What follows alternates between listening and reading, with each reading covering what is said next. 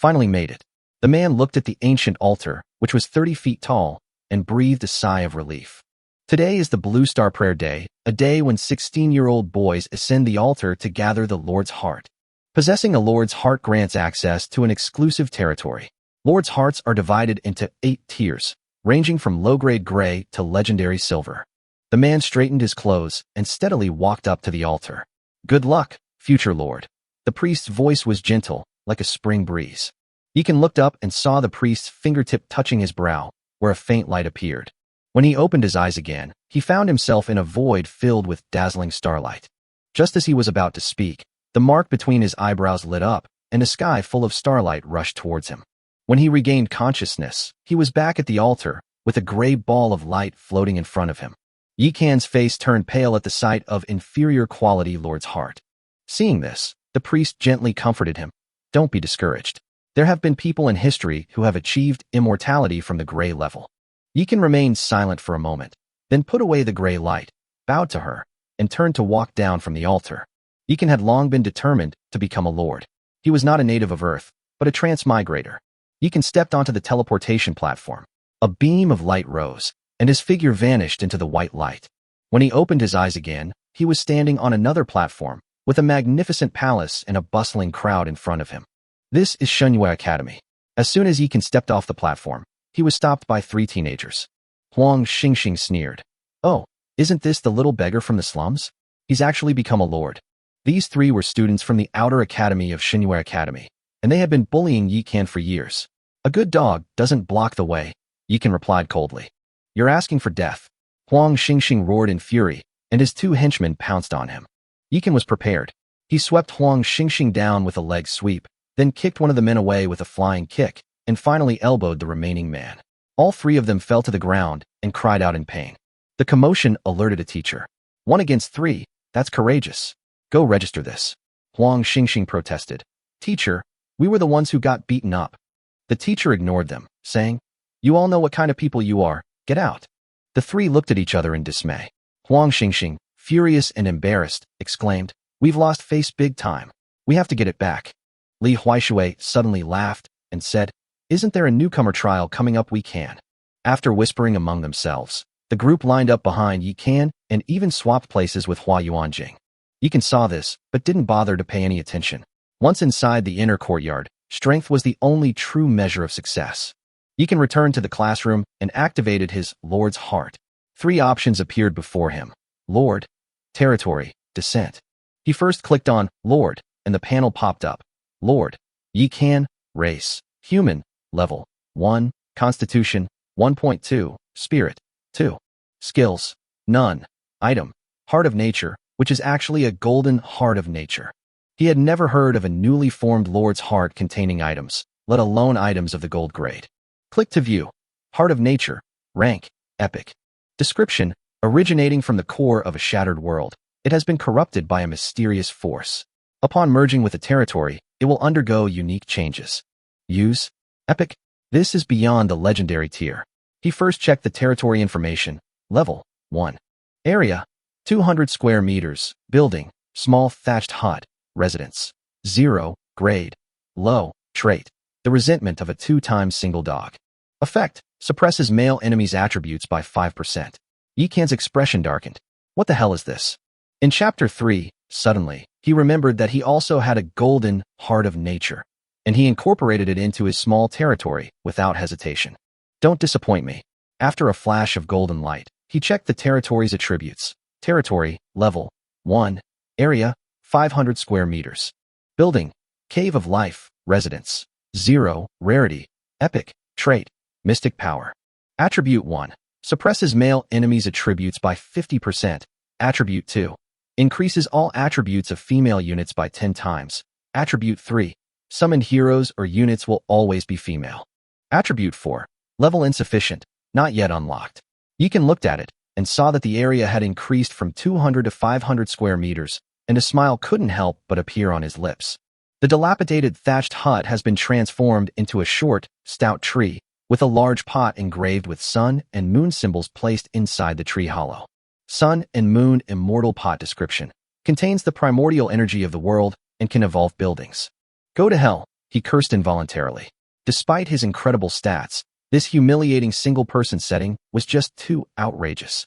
The classroom suddenly fell silent, the air turned icy cold, and large patches of ice crystals appeared on the podium. A spatial portal split open, and a pair of long, beautiful legs stepped out. The students exclaimed in surprise. The ice goddess, Lu Mengli? She was dressed in an ice-blue hanfu, but her cold gaze sent chills down one's spine. My name is Lu Mengli, and I am your trial instructor. Congratulations on becoming a true lord. The trials to come will determine your future path. Your first entry into the endless void will be protected by the rules, and the enemies will not be too strong. Each new player can bring a maximum of 2 buildings. Other items such as food and skill books are not limited, but the stronger the equipment, the stronger the monsters will be. Therefore, wise people will follow the Academy's advice and bring only 2 buildings and sufficient food. The trial will begin in 1 hour and last for 10 days. As soon as Lu Mengli finished speaking, she sat down cross-legged and entered a meditative state. The students immediately rushed out of the classroom to prepare supplies. Yikan silently touched the few source crystals he had left in his pocket and headed to the trading market. He couldn't afford to buy buildings, so he could only choose the cheapest food and water. Just survive the first few waves of monsters and wait for supplies to drop. He was the first to return to the classroom.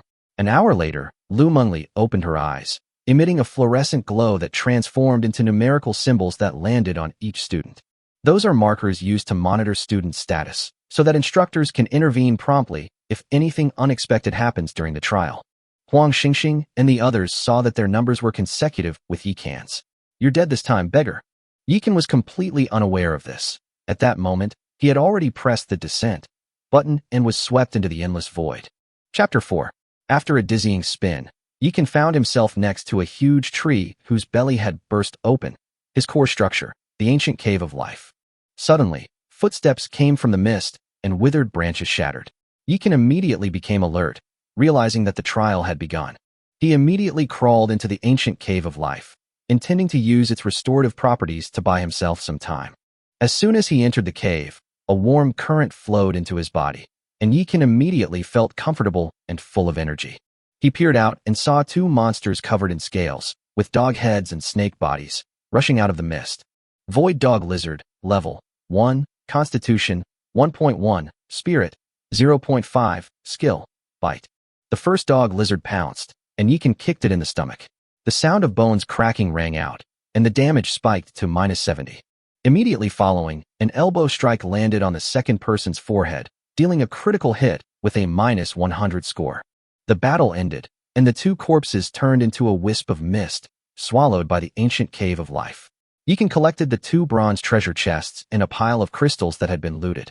Crystals are divided into 2 categories. Source crystals are the universal currency and an important resource for building upgrades. Boundary stones are used exclusively for upgrading core buildings. They are irreplaceable and can only be obtained by the Lord himself. He excitedly opened the treasure chest. Ding. Obtained 30 source crystals, hero altar. Ding.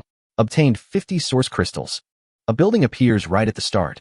Yikan's eyes lit up as he deployed the altar. The altar transformed into a simple, ancient building, 3 meters square. Hero altar level 1, cost 10 source crystals / use, affected by luck. Function, connects to dimensions, summons heroes. Just as he was about to summon, a prompt sounded, evolve. Yikan replied, evolve. A stream of air flew out from the sun and moon immortal pod and landed on the altar. The building transformed into a hexagonal pool, surrounded by vines. Celestial Demon Nirvana Pool, level 1, grade, legendary, cost 100 source crystals / time. Function, connects with all realms, summoning souls with the potential of celestial demons to undergo rebirth. A legendary building. Given the rare opportunity, he gritted his teeth and threw all his resources into it, officially initiating the summoning. Chapter 5. After the Nirvana pool absorbed the source crystal, it lit up with a pink light, and a woman's voice echoed from within the pool. As the light flashed and the water rippled, a stunningly beautiful woman slowly emerged from the pool. Her beauty was breathtaking, and she seemed to possess boundless charm. This woman was none other than Succubi, the 9-tailed fox spirit who brought about the demise of the Shang dynasty. Young master, Succubi looked at Yikan, then suddenly realized that she was not wearing anything, and hurriedly shrank back into the Nirvana pool in fright. Yikan was taken aback, his face immediately turning red. Fortunately, he pulled out a set of clothes and placed them by the pool, saying, "I found you some clothes. Put them on first." After putting on her clothes, Sudaji walked up to Yikan. Although it was just simple coarse cloth, she could still captivate everyone no matter what she wore. "Thank you, Lord," she said calmly, gradually getting used to her new identity. Yikan checked her attributes and was astonished by her power. Her talent and charm far exceeded his expectations. With your talent, just your original attributes plus the territory's advantage, you could take on 5 of me with one hand, Yikan exclaimed. "My lord has given me a chance to be reborn. How could Daji dare not respect you?" Sudaji said with a light laugh, a laugh that was even more captivating. Yikan felt a little awkward. You should just call me young master." "All right, young master. How about you show me around the territory?" Sudaji offered. "Okay." Yikan breathed a sigh of relief. "I'm a student at the Blue Star Divine Moon Academy. My territory currently only includes the Nirvana Pool and the Ancient Cave of Life." The two walked together toward the Cave of Life, when Sudaji suddenly grabbed Yikan's hand. Yikan was taken aback for a moment, then took her small hand and slowed his pace.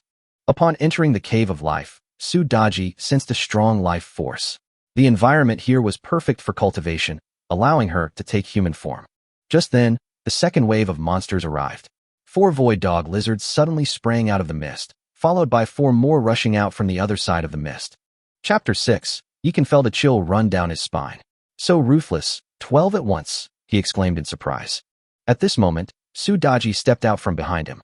"Young master, don't worry, Daji is here." Her pink eyes flashed, and the 4 void dog lizards suddenly began tearing at each other.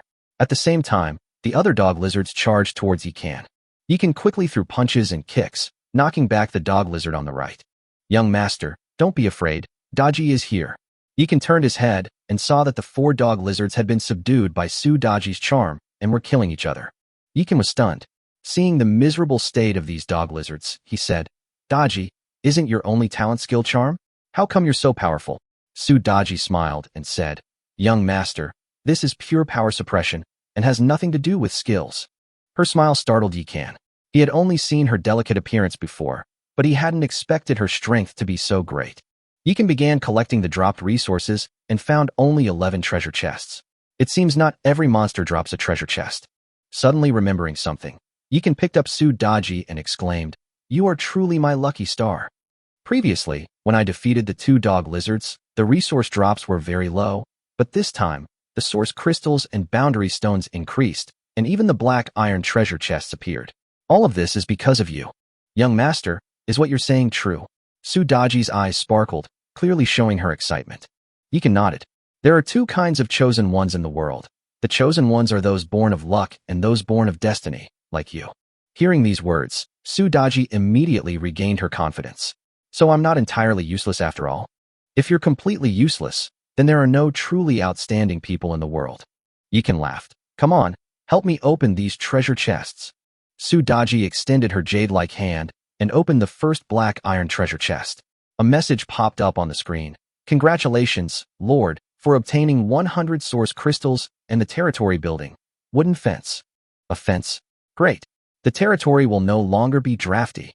Yikan rubbed his hands together happily. Next, Sudaji continued to open other treasure chests. "Ding. Congratulations, Lord, you have obtained 30 boundary stones." "Ding. Congratulations, Lord, you have obtained 100 source crystals and the territory building toilet." "Ding.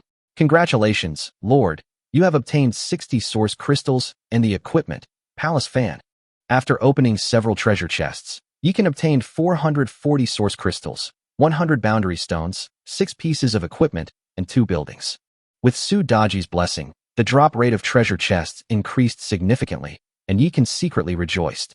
"With you here, things are definitely different." At that moment, he casually tossed the wooden fence out, and the fence instantly expanded, enclosing the entire territory. Immediately afterwards, the system notification sounded again. "The Sun and Moon Immortal Pod has detected an upgradable building, wooden fence. Evolve it." Chapter 7. Yes. The wooden fence was transformed in the blink of an eye into rows of thick wooden stakes. Lush green thorns sprouted from the stakes.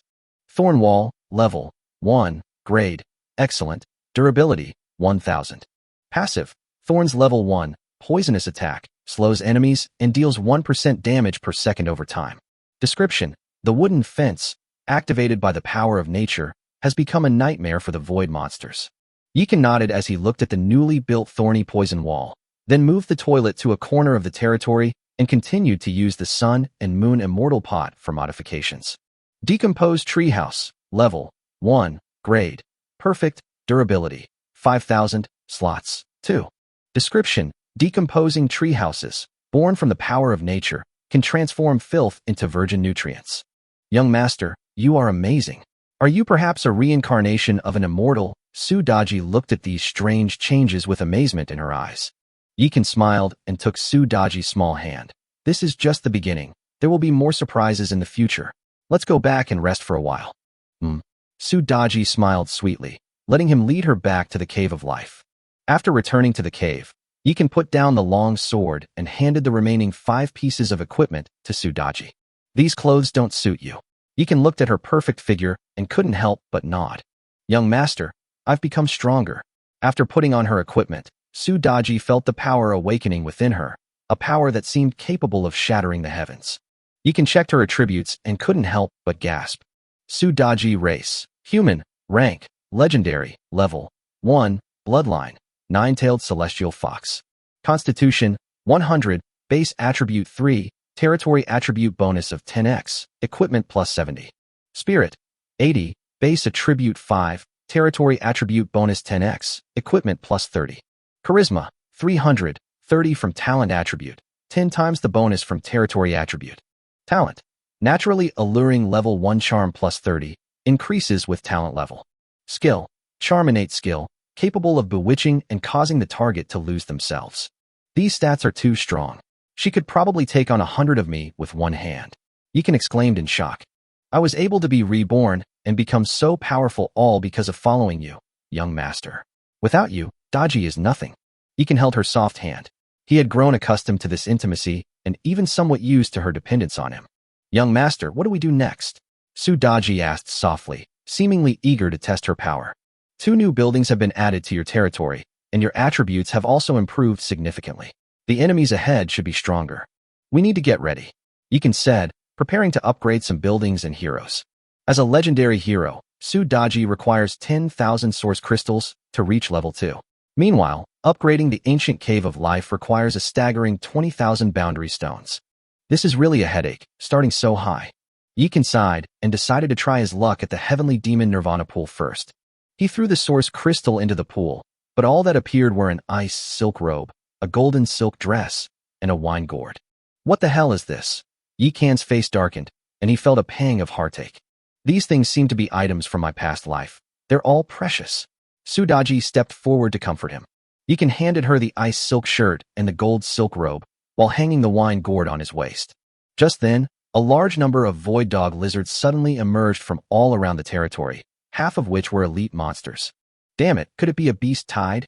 Yikan's expression changed drastically, and he gripped his weapon tightly in tension. He had anticipated that the third wave of monsters would be stronger, but he hadn't expected them to be so massive. In Chapter 8, the Void Dog Lizard Elite appeared before Yikan, and its powerful aura made him feel a sense of pressure. They've deployed elite monsters, level 2 ones at that. They really think highly of me. Yikan drew his longsword, preparing to charge towards the thorny poison wall, but was stopped by Sudaji. Young master, leave it to Daji. Sudaji's tone was calm and confident. She was not afraid of these powerful monsters. Yikan knew how powerful Sudaji was, but he still cautiously said, Daji, I know you can easily crush them. But the monsters are closing in from 4 directions. You can't worry about that now. I'll hold the north gate. You can handle the other 3. He patted her hand and rushed out without waiting for her reply. By then, the void lizards had reached the poison wall, frantically tearing at and ramming against the thorny wall. Each impact causes red numbers to appear, representing poison damage that reduces their health by 1% per second. They are ultimately uncivilized savages. Yikan sneered, taking advantage of the gap to stab several dog lizards in the abdomen with his knife. At the same time, Sudaji jumped over the wall and used her charm spell. Even elite monsters of higher level could not withstand her attack. Daji, hurry to the east gate. Yikan suddenly shouted. The east gate was unguarded, and the monster had already torn apart the nearby thorny poison wall. Here they come. Sudaji stomped her foot on the ground, transforming into a red blur as she charged towards the east gate, instantly sending a group of monsters flying. However, when Yikan looked up, he saw a 3-meter-tall void dog lizard appear at the north gate, holding a huge spiked club. With a single blow, the thorny, poisonous wall collapsed instantly. They pounced on Succubi like madmen, trying to hold her back and create an opportunity for the Dog King. Void Dog King. Yikan hurriedly turned and fled towards the ancient cave of life. With his 1.2 physique, it was impossible for him to fight this boss head-on. Woof! The Dog King barked wildly and pounced on Yikan. Yikan pushed with his sword, but was instantly knocked away, his body crashing into the ancient cave of life like a cannonball. Young master. Succubi felt a sharp pain in her heart when she saw Yikan being knocked away, almost unbearable. She roared, her emotions exploding instantly. Red light flashed around her body, and a white fox tail suddenly sprouted from her back. It's actually the awakening of the heavenly fox bloodline. Her body swelled up, and her power became violent. She swung her fox tail, instantly knocking away the elite monsters that were attacking her, and then rushed towards the cave of life. Feeling threatened, the Dog King turned around and swung his club, but Succubi did not dodge at all and caught the spiked club with her bare hands. She used her strength to flatten the spikes of the spiked club, and then, with a flick of her foxtail, she pulled the Dog King off the ground. She leaped up, grabbed the Dog King's tail, and slammed it violently to the ground, shaking the entire territory. The Dog King's scales were smashed, his flesh mangled, and he finally died. Yikan clutched his chest as he walked out of the cave of life. Seeing the Dog King, who had been smashed into a meat pie, he couldn't help but twitch his lips. Young master. Succubi felt relieved to see that Yikan was safe and sound, and immediately reverted to her gentle and delicate self. She rushed to Yikan and hugged him tightly. I'm fine. Yikan gently patted her shoulder, comforting her. Chapter 10. Come, sit down and rest for a while. Yikan felt a surge of warmth in his heart when he saw Succubi's delicate and charming appearance, and couldn't help but pull her into his arms. But young master, we still have so many treasure chests to retrieve. Succubi had already taken on the role of the little steward of the territory.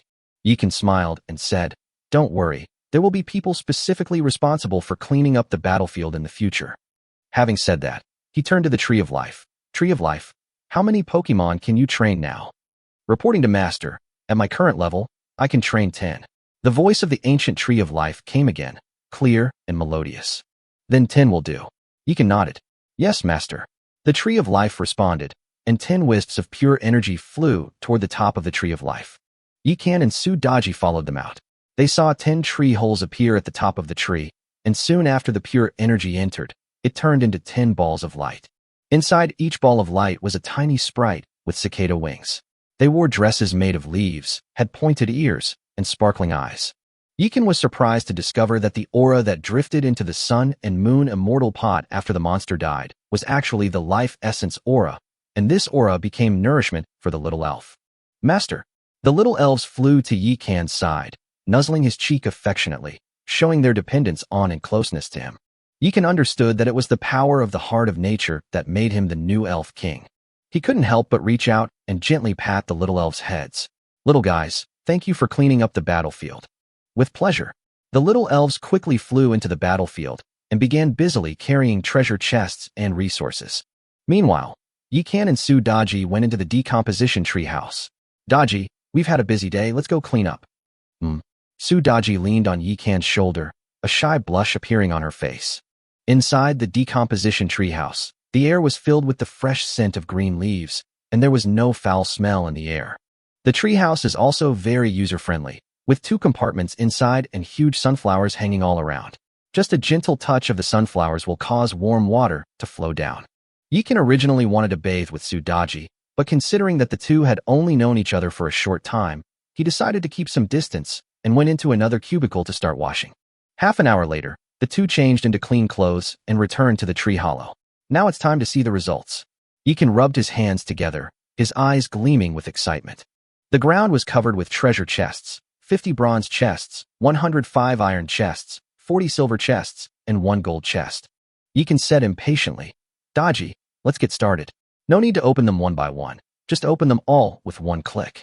Young master, how do I activate it with 1 click? Succubi asked, somewhat confused. Yikan then realized that 1-click activation was a privilege reserved for lords. He grabbed Succubi's hand, trying to share his view with her. Did you see that?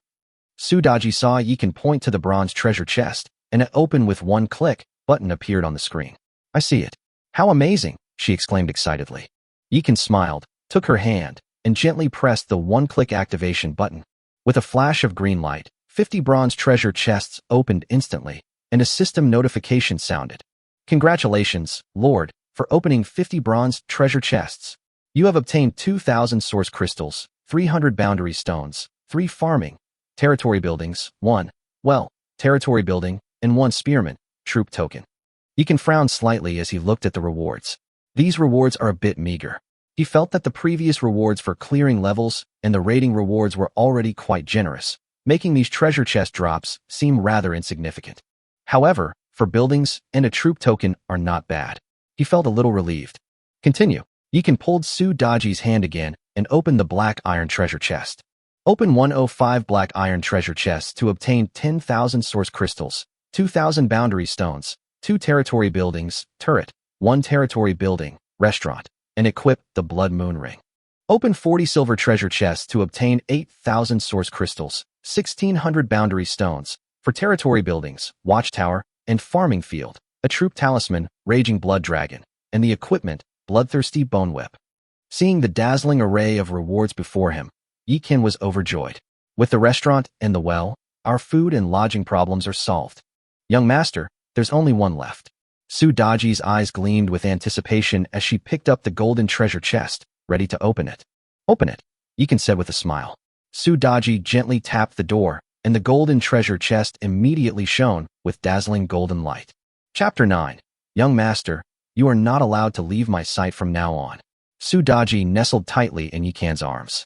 No, it's nothing. It was a special situation just now. Yikan looked into her tender eyes and couldn't help but kiss her forehead.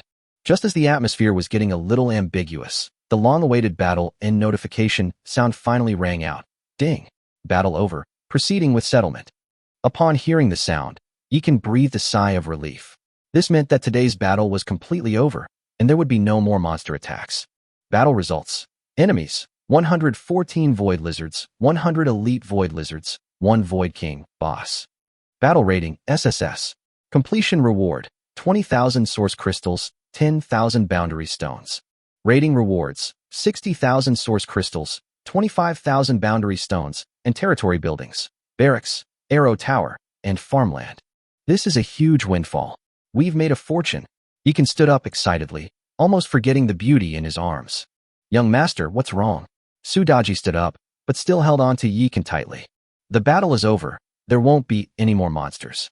Let's go collect the spoils. Yikan endured the pain and walked towards the Dog King's corpse.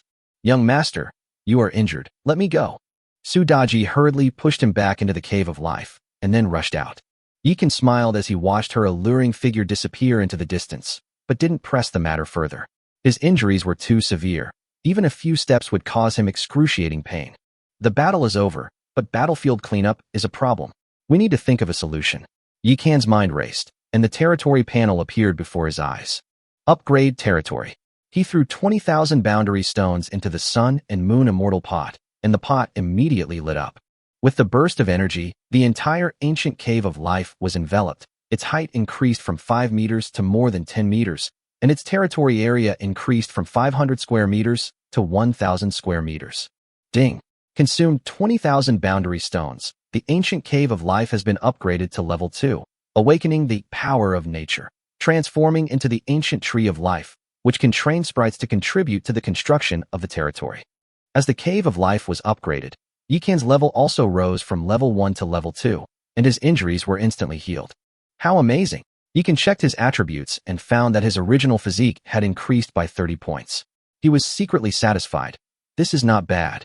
As he looked at the ever-growing treehouse, he couldn't help but laugh and say, with such a large space, could we divide it into a living room and a storage room? As a result, the treehouse seemed to understand his thoughts and began to change. The treehouse was divided into 3 parts: a living room, a bedroom, and a storage room. In the center of the living room is a round table, surrounded by wooden benches and rattan sofas. The bedroom has a small bed, a table and chairs, and a dressing table. The storeroom has shelving integrated into the wall and a ladder. It's so convenient that it can be modified directly according to my ideas, which is much easier than me telling you. Yeekan exclaimed sincerely.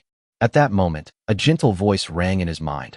Master, I have developed spiritual consciousness. The size of the treehouse can be adjusted at will, and I can train elves through the power of nature to contribute to the construction of the territory. Yeekan felt a sense of peace and warmth, and his heart was filled with excitement, as if he had established some kind of connection with the ancient tree of life. I'll have a tree mom now, Yeekan thought to himself with a self-deprecating smile. He then opened the territory information. Territory. Level 2. Area, 1,000 square meters. Buildings owned. Ancient Tree of Life. Residence, 1. Grade, Epic. Territory characteristics. Mystic power. Legend has it that ancient people learned the art of mysticism from immortals, eventually ascending to immortality by seducing women. The Lord's resentment from being a single man for 2 lifetimes, amplified by this mysterious power, has created an exceptional trait. Mysterious Attribute 1. The resentment of being single for 2 lifetimes, suppressing the attributes of male enemies by 50%. Mysterious Attribute 2. The resentment of being single for 2 lifetimes increases all attributes of women in the territory to 10 times their original value. Mysterious Attribute 3. The resentment of being single for 2 lifetimes makes the chance of summoning heroes and troops in the territory to obtain beauties 100%. Mystic Attribute 4. Insufficient level. The power of nature. After the collapse of the elf world, the power of the core world and the seed of the ancient tree of life revived, awakening the power of nature. Natural Attribute 1. Can train Pokemon to contribute to the construction of the territory. Natural Attribute 2. Level insufficient. Holy crap, this is awesome. Yeekan exclaimed excitedly as he saw the changes in his territory, thinking to himself, isn't this the Elf King? I can have as many of those elven female soldiers as I want. At this moment, Succubi rode in on a demonic wind, placing a large pile of source crystals, boundary stones, and treasure chests on the ground. Seeing the ancient cave of life completely renewed, she was shocked, then remembered Yeekan's ability to revive her, and felt that everything made perfect sense.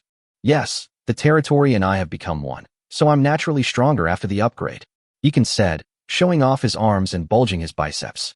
Succubi covered her mouth and giggled. Seeing his action, she couldn't help but chuckle. Young master, you're getting cuter and cuter. Chapter 11. A Big Gain. From Slingshot to Cannon. Open the golden treasure chest to obtain 10,000 source crystals, and equip the Spirit Mace, Deep Sea Star, and the skill book, Savage Charge. Holy crap, a legendary item dropped. Yeekan picked up the Deep Sea Star in surprise. Deep Sea Star. Location, Pendant. Grade, Flawless, Yellow. Attributes, Constitution plus 30, Spirit plus 100, Charisma plus 10. Skills, Water Repellent. Allows land creatures to walk on water as if on flat ground. Recovery, slowly restores health and mana. Description, a psychedelic gem from the depths of the Void Sea, later refined into a pendant by a powerful being, and ultimately obtained by the Void Dog King. So it was this Deep Sea Star that enhanced the Dog King's intelligence. Yeekan hung the Deep Sea Star around Succubi's neck. Daji, this suits you. Wear it. Thank you, young master. Succubi looked at the Deep Sea Star and immediately fell in love with it, and did not refuse it. Although the Blood Fiend Bone Whip and Blood Moon Ring are not as good as the Deep Sea Star, they are still excellent purple-grade equipment, which is not bad. Yeekan handed the Bone Whip and Ring, which were glowing red, to Succubi. These items reminded him of Jingjing from A Chinese Odyssey, because she also used a bone whip. Young master, if you give me all the good stuff, what will you do with it? Succubi looked at Yeekan with gratitude in her eyes. I still have this. Yeekan shouldered the spiked club and struck a majestic pose. Although the spiked club is a rare blue-tier item, it possesses the Precision Strike skill, making its attacks on monsters incredibly accurate. Combined with 20 points of Constitution, it's more than enough for Yeekan to use. I will protect you from now on, and I will not let what happened today happen again. Succubi wrapped the bloodthirsty bone whip around her waist, preparing for battle. Next, it's time to renovate the territory. Yeekan knew that if the last wave of monsters today was so powerful, tomorrow's monster tide would definitely be even more terrifying. He had to quickly strengthen his territory. Although the stronger the territory, the stronger the monsters will be, there's no way around it. He has to be prepared. First, he spent 5,000 source crystals to expand the Thorn Poison Wall to a size of 2,540. Then, use 1,000 source crystals to upgrade it to level 2, increasing its durability to 2,000 and its damage per second to 2%. Next, he placed arrow towers and 2 cannon towers at the 3 gates in the southwest and east. Ding!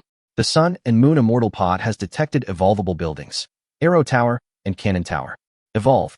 After Yikan confirmed it, the arrow towers and cannon towers were entwined with vines and transformed into brand new buildings. The Entangled Tower. Level 1. Grade, excellent. Durability, 1000. Skills, ground spikes, entangle. Description, can release ground spikes to attack enemies and entangle them with vines, causing poison damage and paralyzing monsters. Hellfire Turret. Level 1. Grade, flawless. Durability, 2000. Skill, Hellfire Cannon. Artillery Shell Inventory, 100/100, can be replenished with source crystals. Description, it can fire huge shells, which turn into hellfire when they explode, with a temperature high enough to melt iron and stone. 666. With these 3 towers, plus the Thorn Poison Wall, we won't be so passive anymore. Yikan waved excitedly, then upgraded the 3 defensive towers to level 2. Then, he placed the restaurant.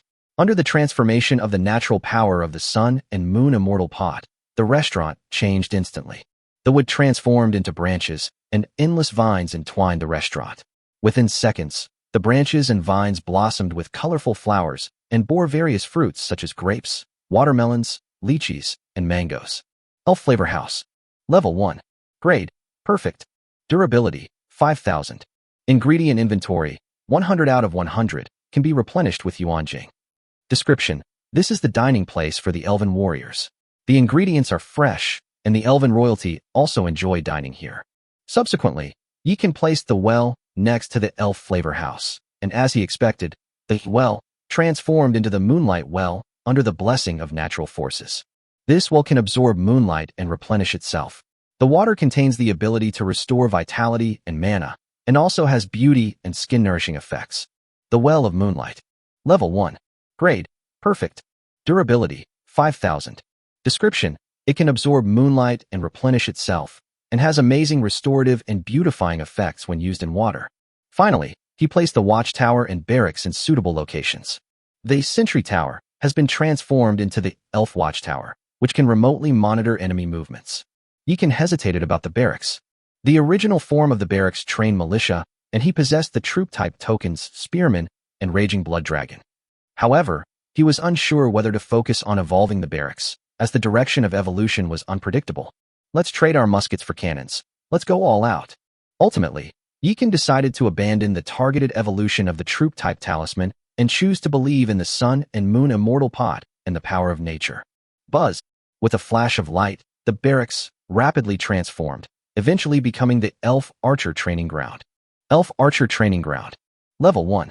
Grade, rare. Durability, 500. Population, 20. Description, the starting point for elven warriors, where elven archers can be trained to fight for the territory. Yikan breathed a sigh of relief. Although this was different from the night elf race he had loved in his previous life, they were roughly the same. Without hesitation, he upgraded the training ground to level 2 and then chose to start training. Buzz, buzz, buzz. The training ground gates opened, and 20 tall, snow-white-haired elven archers emerged. They carried longbows and short swords at their waists, their heroic bearing making Yikan's heart race. Greetings, your majesty. The elven archers spoke in unison, knelt on one knee, and bowed deeply with reverence in their eyes. Yikan felt a surge of excitement and exclaimed, "They're way cooler than those short archers of the night elves." Chapter 12 Get Up. Yikan looked at the large group of beautiful elves before him and couldn't help but feel a surge of pride. Although he might only dare to fantasize about these elven soldiers in his dreams, seeing them standing in perfect unison before him was incredibly satisfying. "Thank you, your majesty," the elven archers replied in unison, their postures perfectly elegant and pleasing to the eye. Yikan looked at them and cleared his throat. "My dear elven warriors, today's battle is over, but monsters may attack at any time tomorrow, so we must not let our guard down. Now let's discuss and choose a captain to arrange the patrol work. If you're hungry, go to the food stall for a meal. Now you may leave." He waved his hand and gave the order with an imposing air. "Yes, sir." The elven archers acted swiftly and immediately gathered together to discuss the selection of a captain. Yikan, meanwhile, pulled Succubi along, preparing to go to Elf Flavor House for a meal. He was starving after a long day. "These elven soldiers are all so beautiful. Young master is truly blessed." Succubi took Yikan's arm, her tone calm, but she could not hide the jealousy in her heart. Daji, no matter how many beauties our territory has in the future, your place in my heart will never be shaken. Yikan said, pulling her waist even tighter. Although there are countless beauties among the elves, there is only one Daji, with her innate allure. Yes, Daji will always stay with you, young master. Daji lowered her head, a satisfied smile on her face, and leaned against Yikan. Yikan secretly gloated. This is the life a lord should live. Shinhua Academy, Yikan's class. Lu Mengli sat cross-legged on the futon, then suddenly opened her eyes. A screen of light appeared before her, connecting her to the academy's intranet. The first day of trials for the new students has ended. The trial data is now being released. 2 people at SSS-Level, 7 people at SS-Level, and 31 people at S-Level. As soon as the data was released, the intranet fell silent for a moment. 2 SSS-Level students? My God, did our academy step in dog poop this year? A teacher exclaimed. What's going on? Last year our college didn't even have a single SSS-Level student, and this year 2 have suddenly appeared. Another teacher also expressed shock. Let's see which class's prodigy it is. If it's from our class, I'll give him a flawless building. After a long period of silence, discussions suddenly erupted on the intranet. Shinhua Academy wasn't top tier, but it was certainly not bad either. The sudden emergence of 2 super geniuses this year had the teachers extremely excited. However, based on the data from the first day, whether someone is a true genius will depend on the final rating. A cold voice broke the teacher's excitement. It was Lu Mengli's voice. Elder Lu is right. Although the teachers knew she was right, they still felt a little disappointed. Finally, at the teacher's insistence, the 3 elders activated the Divine Moon Academy's divine artifact in an attempt to obtain detailed information about the 2 geniuses. However, due to the limitations of the Void rules, they could only see the area where the 2 were located and could not obtain any further information. It's definitely from our class, Li Jiqing. She possesses the flawless heart of a lord. I've known her for a long time, a teacher said confidently. Another genius is actually in Elder Lu's class. That's amazing, another teacher exclaimed. At this moment, Lu Mengli shut down the campus network, a profound look flashing in her eyes. Talented people emerge in every generation, each leading the way for hundreds of years. SSS-level geniuses certainly have great potential, but they still need time to grow. The ultimate achievement of a lord still depends on the path they take in the future. She had seen too many geniuses, knowing that some were initially powerful, but ultimately ruined their future due to arrogance. Others, though starting from humble beginnings, eventually reached the pinnacle through hard work and opportunity. Yikan was naturally unaware of these events at the academy. At this moment, he and Daji were standing awkwardly in the bedroom of the ancient tree of life, looking at the fact that there was only one bed. Daji, how about I sleep on the floor and you sleep on the bed? Yikan said somewhat embarrassedly, taking out the bedding he had prepared. Embarrassingly, he only prepared one quilt. Young master, you are the lord and Daji's master. How can you sleep on the floor? The bed is so big, why don't we sleep together? Daji's face flushed, with a hint of shyness and allure. Yikan's heart raced, a surge of emotion coursing through him. Then let's sleep together, he said, immediately freezing in shock. How could he have said something like that? But looking into Daji's eyes, he dared not refuse. In the end, Yikan decided to give in to his impulse, and the 2 of them took off their outer clothes and lay down side by side. Daji's body emitted a faint fragrance, while the ancient tree of life released a refreshing aura. All of this gradually relaxed Yikan, and his mental fatigue dissipated. Before he knew it, Yikan had fallen into a deep sleep. When the opportunity presented itself, he slept worse than a beast. Daji, however, did not sleep. She propped herself up on one side and quietly watched Yikan's breathing gradually become even, a look of unprecedented satisfaction on her face. People say that the human heart is hard to fathom, and that those who are not of our kind will surely have different hearts. But you, sir, are completely unguarded with me. Is it that the world is deceiving me, or that you, sir, are truly kind to me? She smiled slightly, her eyes filled with tenderness. Finally, she gently kissed Yikan's lips, then obediently snuggled into his arms. The next day, Yikan was awakened by a loud roar. He sat up abruptly and found that Daji was already gone. Daji. He hurriedly put on his clothes, grabbed his spiked club, and rushed out. Smoke billowed all around as the chubby boys brandished various weapons, frantically charging at the thorny poison wall. Daji stood at the north gate, easily blowing the monster away with her demonic wind, and then quickly came to Yikan's side. Young master, you're up. Have you had breakfast? I got up in a hurry and didn't look carefully. What's going on here? Yeekin looked at the treasure chests all over the ground, feeling a little confused. Chapter 13, Second Hero, Heavenly Maiden Ba? The monsters arrived early this morning. This is the second wave. Since spending the night with Yeekin last night, Sudaji seems to have relaxed a lot and is no longer as reserved as before. I can't believe I slept so soundly, Yeekin said somewhat embarrassedly. Young master is too tired. These little monsters are harmless. Just leave them to Daji and the elf warriors. Please enjoy your meal. Sudaji gave Yeekin a sweet smile, then rushed towards the north gate. Clap, clap, clap. The blood fiend bone whip in her hand was like a long, blood-red serpent. Any monster that touched it would die instantly. Upon seeing these monsters, Yeekin discovered that most of them were level 2 goblins and level 3 goblins, along with some level 4 elite monsters, goblin warriors wielding meteor hammers, and archers. Beauty is indeed a double-edged sword. I completely forgot to upgrade the elven archers yesterday. Feeling somewhat guilty, Yeekin immediately brought up the elf archers panel and spent 1,000 source crystals to upgrade them to level 2. Elf archer. Level 2. Grade, rare. Physical condition, 15. Spirit, 20. Skill, precision shot, penetrating arrow. Introduction. Ordinary soldiers of the elven race are the main force of the race, and their basic quality is that they are accurate in shooting. Not bad. Each of them could slap me down before I even leveled up. Yeekin nodded in satisfaction. At the same time, the elven archers standing behind the thorny poison wall suddenly burst forth with powerful energy, their bodies instantly brimming with power. Whoosh, whoosh, whoosh. 20 elven archers unleashed a barrage of arrows. Yeekin knew that he no longer needed to worry about this, so he turned and walked towards the heavenly demon Nirvana pool. Now that he has enough source crystals, it's time to summon a second hero. What will the second one be? I'm really looking forward to it. Yeekin arrived at the edge of the Nirvana pool, looking at the 8 empty stone platforms, lost in thought. Will the Nirvana pool still be effective when all 9 small stone platforms are filled with people? He shook his head, casting aside these distracting thoughts, and began the summoning. Congratulations, Lord, on acquiring a pair of leather shoes. Congratulations, Lord, on obtaining 1 Polygonum multiflorum plant. Congratulations, Lord, on obtaining the purple ribbon immortal robe. Suddenly, the Nirvana pool flashed with purple light, and a purple robe appeared in front of Yeekin.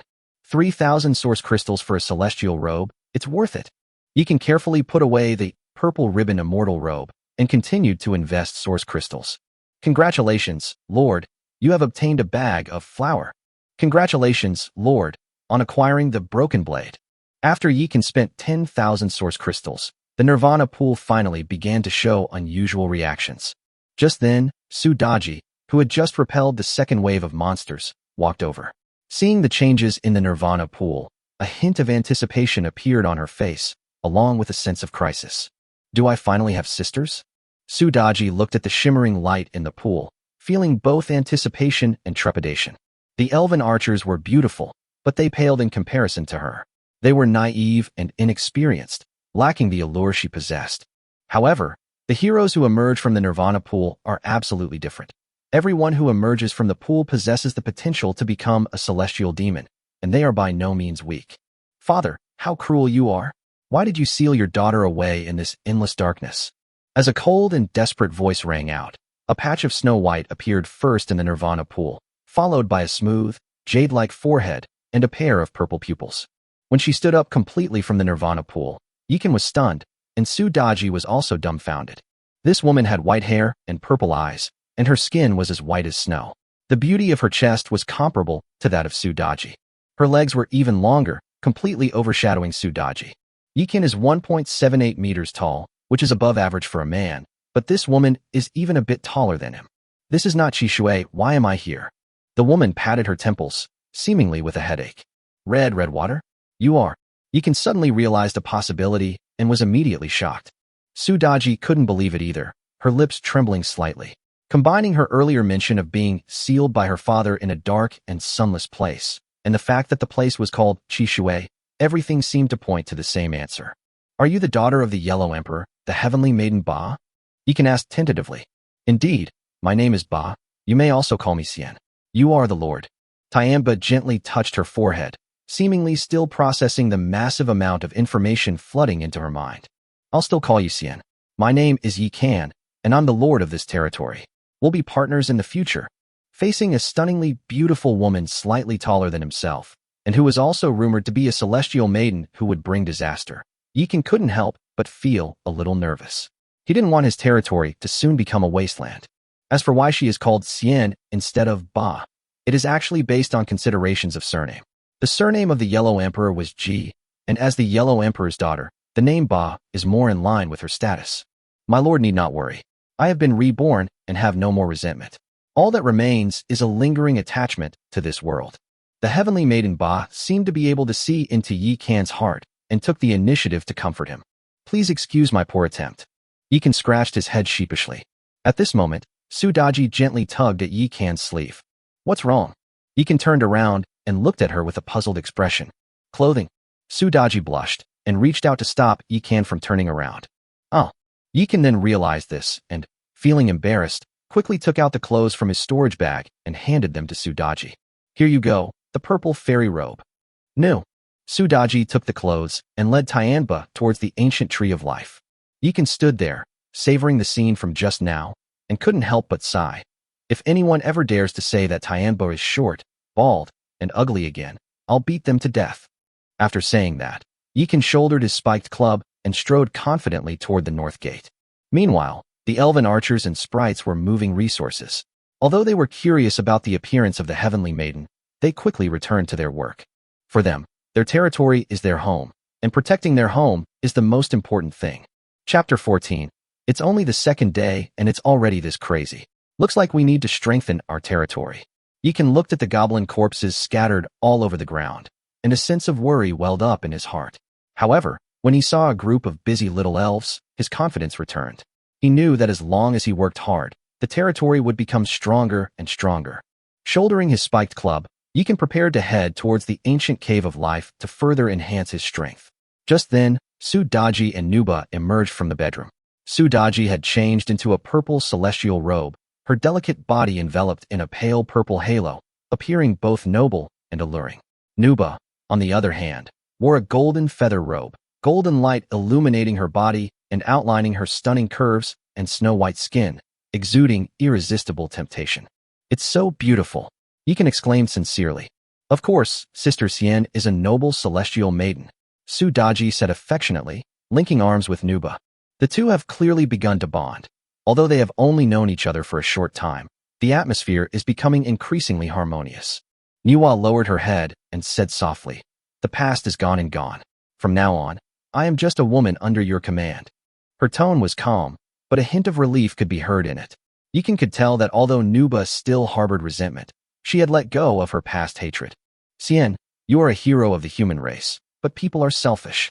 No matter how much you have given for them, they will forget you when you infringe on their interests. Yikan's voice was deep and full of understanding.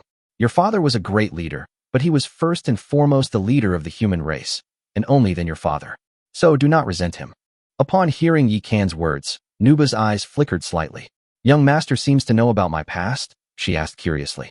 Yikan didn't hide anything and said directly, I come from the same world as you, but I am from a later era, while you were resurrected through the heavenly demon Nirvana pool.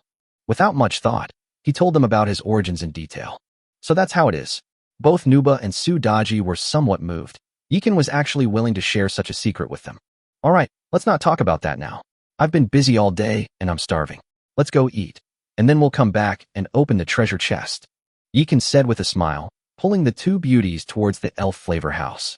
Nuwa was slightly taken aback by Yikan's directness, but quickly smiled. This lord's temperament was similar to that of people in her previous life, direct and unpretentious. Upon entering the food stall, the elven archers split into two teams, one to keep watch and the other to eat. After all, they had just been through a battle and hadn't had breakfast yet. Young master, Sister Xian has just arrived, so you must perform well. Sudaji looked at Yikan expectantly. Ever since she tasted Yikan's cooking last time, she has been unable to eat any other food. Don't worry. Yikan patted his chest confidently. The ingredients at the elf flavor house are all fresh and can be replenished with source crystals, so there's no need to worry about running out of materials. Moreover, the food preparation is very efficient. Once the ingredient ratios and cooking time are set, the food can be made quickly. Soon after, Yikan prepared 10 servings of steamed buns, spring rolls, millet porridge, and soy milk. Nuba and Sudaji took a bite, and their faces lit up with joy. This is absolutely delicious. They smiled happily, their eyes narrowing. At this moment, you can notice that the elven archers in the distance were staring at them, their eyes fixed on the food. When they saw him looking over, they immediately lowered their heads. Soldiers, come and eat with us. Everyone gets a share. Yekin called out. My lord, we are just ordinary elven soldiers. Is this really all right? The elven archers hesitated, and their captain stood up. Elven hierarchy is not strong. Anyone with sufficient strength can transcend social classes. However, as ordinary elven archers, they dared not even dream of dining with their lord, let alone enjoying food prepared by him personally. In our territory, there are no such concerns. Yekin said generously. He then used 2 more of his inventory to prepare food for 20 people. As the territory expands, the food problem must be solved. It seems it's time to consider food-proficient units. Yekin muttered to himself. Young master, can we get food-skilled troops from treasure chests? Sudaji asked curiously. Let's see how lucky we are. If we really can't get one, we'll just buy one. Good food and beautiful women are both things we shouldn't miss. Yekin replied with a smile, taking a sip of soy milk. Nuba glanced at him thoughtfully, then said nothing more. After a hearty meal, Yekin led the 2 beautiful women to the storeroom of the ancient cave of life. Daji, come here. Yekin beckoned, and Sudaji obediently walked to his side. The 2 put their hands together and opened the treasure chest. Ding! Congratulations, Lord! You have obtained 18,000 source crystals, 10,000 boundary stones, the territory building, farming, the territory building, arrow tower, the territory building, elemental tower, 2, and the equipment, frost bracers. The system notification sounded, and Yekin gained a large amount of resources and some new buildings this time. He evolved the arrow tower into the entangling tower and placed it at the south gate, pairing it with the hellfire cannon tower. The 2 elemental towers were evolved into the frost tower and the lightning chain tower, respectively. He placed these defensive towers at the east and west gates to ensure that defenses in all 4 directions were strengthened. After completing these tasks, Yekin turned his attention to Nuba. Tianba. Race, human. Rank, legendary. Level 1. Constitution, 40. Base attribute 4. Territory attribute bonus of 10x. Spirit, 60. Base attribute 6. Territory attribute bonus of 10x. Bloodline, true young body. Talent, controlling skyfire. Skill 1. Heavenly punishment flame. Manipulate heavenly fire to burn the opponent. Skill 2. Soul control. Allows you to control the souls of the dead to fight for you, and its power increases as your hero level increases. Yekin looked at Nuba and decided to spend 10,000 source crystals to raise her level to 2, and then equip her with the newly acquired green and blue gear. Tianba. Race, human. Rank, legendary. Level 2. Constitution, 339. Base attribute 24. Territory attribute bonus of 10x. Equipment, plus 99. Spirit, 376. Base attribute 26. Territory attribute bonus of 10x. Equipment, plus 116. Bloodline, true young body. Talent, controlling skyfire. Skill 1. Heavenly punishment flame. Manipulate heavenly fire to burn the opponent. Skill 2. Soul control. Allows you to control the souls of the dead to fight for you, and its power increases as your hero level increases. Thank you, young master. Nuba looked at Yekin gratefully. Just then, the ground suddenly shook, and the long-awaited 3rd wave of monsters finally arrived. Chapter 15, Goblin General? When Yekin saw the goblin group appearing in the mist, he raised an eyebrow. At the center of each team was a chariot, upon which stood a strong goblin clad in heavy armor covered with gleaming spikes. Goblin General, Quasi-Boss. Grade. Constitution. Spirit. Skills. Commander, Human Bomber. Description. A powerful figure in the Goblin Kingdom, capable of commanding large armies to fight for him, and at crucial moments using his armor to transform into a human bomb tank, breaking through enemy city gates. I can't see its attributes, but it must be at least a level 6 monster. Yekin's heart skipped a beat, realizing that he couldn't view the attributes because these monsters were more than 3 levels higher than him. I need to learn the true sight skill when I have time, otherwise I'll be too passive. He stood atop the elf watchtower, accompanied by 2 beautiful women, but did not rush into action. With the goblin general's roar, the goblin army began to advance rapidly, charging towards their territory. These little green dwarfs are really ugly. The heavenly maiden looked at the little goblins, making no attempt to hide her disdain. This world is completely different from the primordial world of our human race's 9 provinces. It's a space of another dimension. This is the origin of all realms and the burial ground for all living beings. Nothing here can be explained by common sense. Yikan explained, and was about to jump down from the elf watchtower when he found that Nuba's jade hand was on his shoulder. Under her powerful aura, Yikan instantly felt like a powerless scholar, unable to move at all. As a lord, how can I risk my life? Nuba said calmly, then suddenly flicked her finger and her lips moved slightly. The next moment, a huge fireball appeared in the sky and crashed directly towards the north gate of the territory. Boom! With a deafening roar, the area outside the north gate was instantly engulfed in flames, and the vanguard of the goblin army was burned to ashes in an instant. Sister Xian is mighty. Upon seeing this, Yikan couldn't help but give Nuba a thumbs up. You flatter me, sir. When Nuba saw Yikan address her as sister, she was slightly surprised, but quickly smiled knowingly. Yikan's unintentional reaction made her feel that she was no longer a subordinate, but a member of the team, which warmed her heart. Family? I haven't felt this way in so long. When Nuba thought back to the days when she was imprisoned in Chishui, the people avoided her like the plague, her clansmen kept their distance from her, and even her father was busy with politics and rarely came to see her. Sister Xian, don't worry, we'll always be together. Yikan sensed her emotions and immediately took her hand in his. Me too. Sudaji also took Nuba's other hand and said gently, Nuwa nodded and closed her eyes. The next moment, a purple light appeared in her field of vision, and with her will, a powerful soul force surged forth. On the battlefield outside the north gate, the purple ghosts of the goblins suddenly coalesced and rushed straight towards the goblin army. This bizarre scene stunned the charging goblin army, and then the two sides began a fierce battle. Is this the soul control technique? It's amazing. Yikan's eyes gleamed when he saw this. With Nuba, we can practically have an army of 100,000. Unfortunately, I am currently unable to unleash the full power of the soul control technique. Nuwa shook her head and looked at Yikan.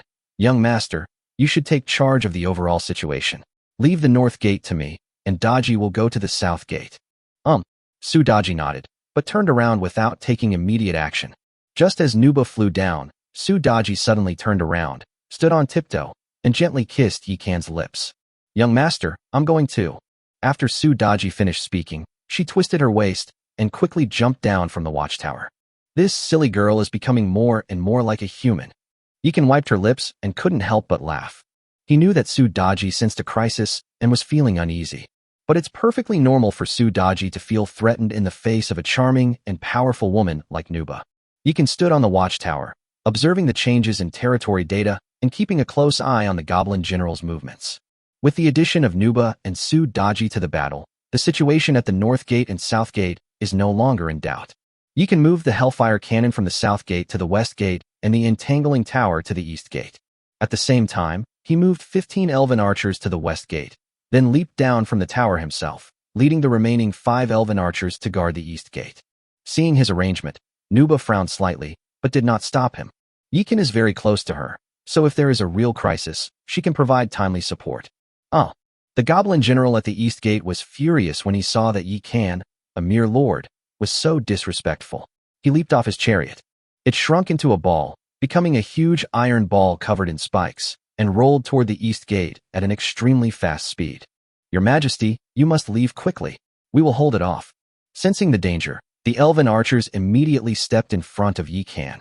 Don't be silly. A broken city gate can be repaired, but once people are dead, there's nothing left. Follow me and step back. Yikan led the elven archers back 10 steps, then commanded the Frost Tower to release frost to slow down the goblin general. He then controlled the Hellfire turret to launch a precision strike. Boom, boom, boom. The goblin general possessed an extremely strong physique and defense, but it finally broke through the defenses under the combined attack of the Frost Tower and the Hellfire Tower. When it crashed into the thorny poison wall, it only left a crack, but failed to break through the defense. Instead, it was entangled in thorny vines and covered in blood blisters. The goblin general was furious and let out a deafening roar. It tore its own armor apart, and with a frenzied tug, it ripped open the cracked wall of thorny poison.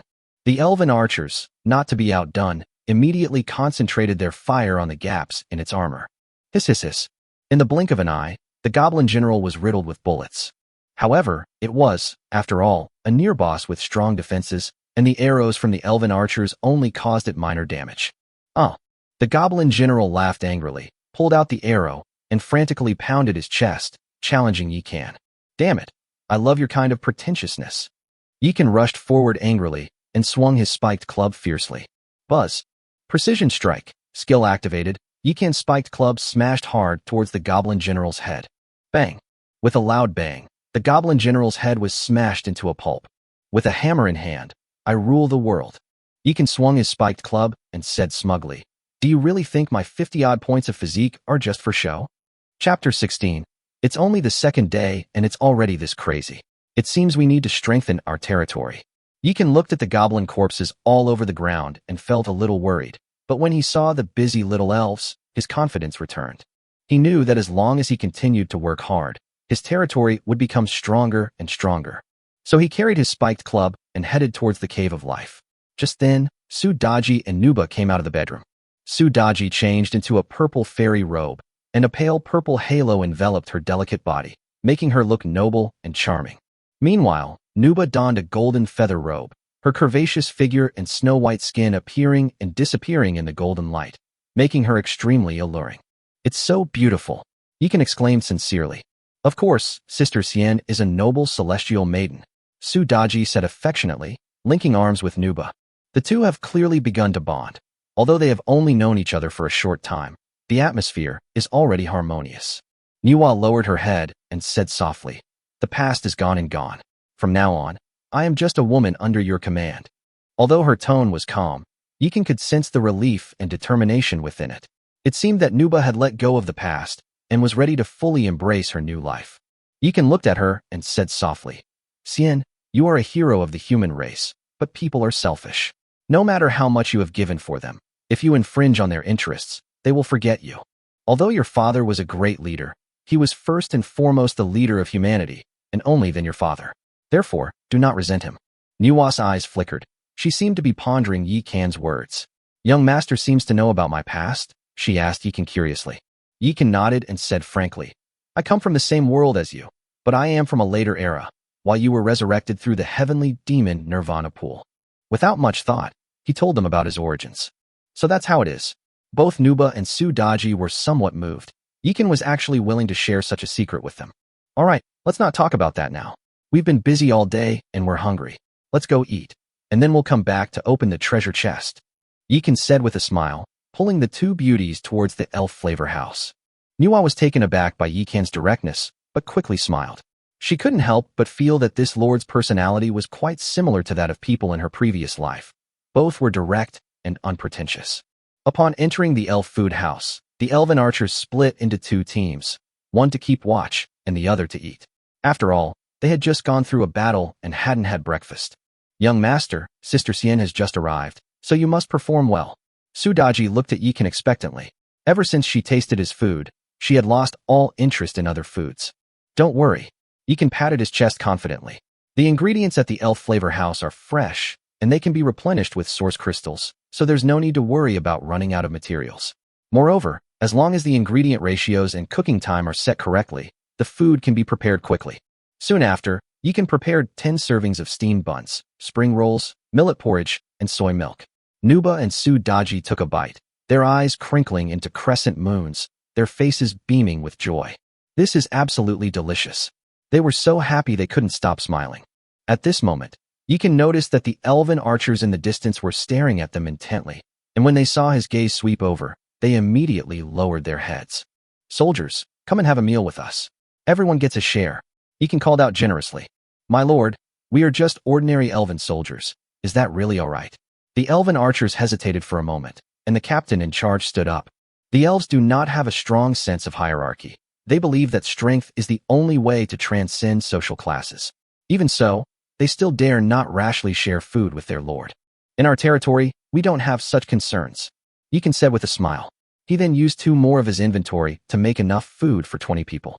As the territory expands, the food problem must be solved. It seems it's time to consider food-proficient units, Yikan said in a low voice. Young master, can we get food-skilled troops from treasure chests? Sudaji asked curiously. Let's see how lucky we are. If we really can't get one, we'll just buy one. Good food, like beautiful women, is something we shouldn't miss. Yikan replied with a smile, taking a sip of soy milk. Nuba glanced at him thoughtfully, then said nothing more. After the meal, Yikan led the two beauties to the storeroom of the ancient cave of life. Daji, come here. Yikan beckoned, and Su Daji immediately walked to his side, gently placed her hands together, and began to open the treasure chest with one click. Ding! Congratulations, Lord! You have obtained 18,000 source crystals, 10,000 boundary stones, 2 territory buildings, farming field, arrow tower, and elemental tower, and the equipment frost bracers. The system notification sounded, and Yikan's harvest was quite generous. He evolved the arrow tower into the entangling tower and placed it at the south gate, along with the hellfire cannon tower. The elemental towers were evolved into the frost tower and the lightning chain tower, and placed at the east and west gates to ensure a strong defense. After completing these tasks, Yikan turned his gaze to Nuba. Tianba. Race, human. Rank, legendary. Level 1. Constitution, 40. Base attribute 4. Territory attribute bonus of 10x. Spirit, 60. Base attribute 6. Territory attribute bonus of 10x. Bloodline, true young body. Talent, controlling skyfire. Skill 1. Heavenly punishment flame. Manipulate heavenly fire to burn the opponent. Skill 2. Soul control, allows you to control the souls of the dead to fight for you, and its power increases as your hero level increases. Yikan decided to spend 10,000 source crystals to upgrade her level to 2 and equip her with the newly acquired green and blue gear. Tianba. Race, human. Rank, legendary. Level 2. Constitution, 339. Base attribute 24. Territory attribute bonus of 10x. Equipment, plus 99. Spirit, 376. Base attribute 26. Territory attribute bonus of 10x. Equipment, plus 116. Bloodline, true young body. Talent, controlling skyfire. Skill 1. Heavenly punishment flame. Manipulate heavenly fire to burn the opponent. Skill 2. Soul control, allows you to control the souls of the dead to fight for you, and its power increases as your hero level increases. Thank you, young master. Nuba looked at Yikan gratefully. Just then, the ground suddenly shook, and the long-awaited third wave of monsters finally arrived. Chapter 17. The Mysterious Wandering Merchant. Shinhua Academy. The moment the man in black appeared outside Yikan's territory, a red alert suddenly sounded on the campus network. Alert. A cosmic level aura has been detected in Trial Zone 3. Alert. A cosmic level aura has been detected in Trial Zone 3. 3 lines of red text appeared simultaneously on the intranet, startling Lu Mingli so much that she suddenly opened her eyes. Because Trial Zone number 3 is the area where the class she is in charge of is located. This area is protected by the Academy's divine artifacts, and we have checked it repeatedly. How could there possibly be a cosmic level being here? This caused quite a stir, not only among the Academy's teachers, but also among the 3 elders. On Earth, in addition to the rank system, there is another authoritative hierarchy among lords. Those below level 10 are considered novice lords. Levels 10 to 19 are planetary level lords. Levels 20 to 29 are stellar level lords. Levels 30 to 39 are domain lord level lords. Following this logic, after domain lord comes world lord, then universe lord, and above that is immortal. As for something even higher, that's the realm of immortals and gods. Even the 3 elders, who are as powerful as they are only realm lords. The only cosmic level academy member is the dean, but the dean is not currently at the academy. Warning. The cosmic level life form has retreated. Warning. The cosmic level life form has retreated. Just as the 3 elders were considering whether to immediately notify the dean, an alarm suddenly sounded on the internal network. What's going on? He didn't attack the students, so is he not a void monster? Everyone was dumbfounded. Elder Lu, this matter is a bit strange. You should contact the dean yourself. After careful consideration, the Grand Elder still posed the question to Lu Mingli. After all, Lu Mingli is in charge of the area where cosmic level beings appear, and she and the dean are father and daughter, so communication is easier for them. Good. Lu Mingli did not refuse, because she had thought of many things. If that cosmic level being isn't a monster, then it must be one of those strange, neutral forces in the endless void. There are still 8 days left in the trial. Just because that cosmic level being isn't making a move now doesn't mean it won't make a move in the future.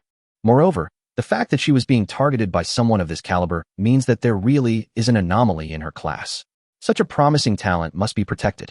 Guided by the Academy's magical artifact, Lu Mingli quickly contacted her father and soon received an answer. The dean has instructed that this matter be classified as a Class S secret of the college, and all faculty members are prohibited from discussing or disseminating it. After announcing the results, Lu Mengli sent 4 words to the elders group: wandering merchant of myriad realms.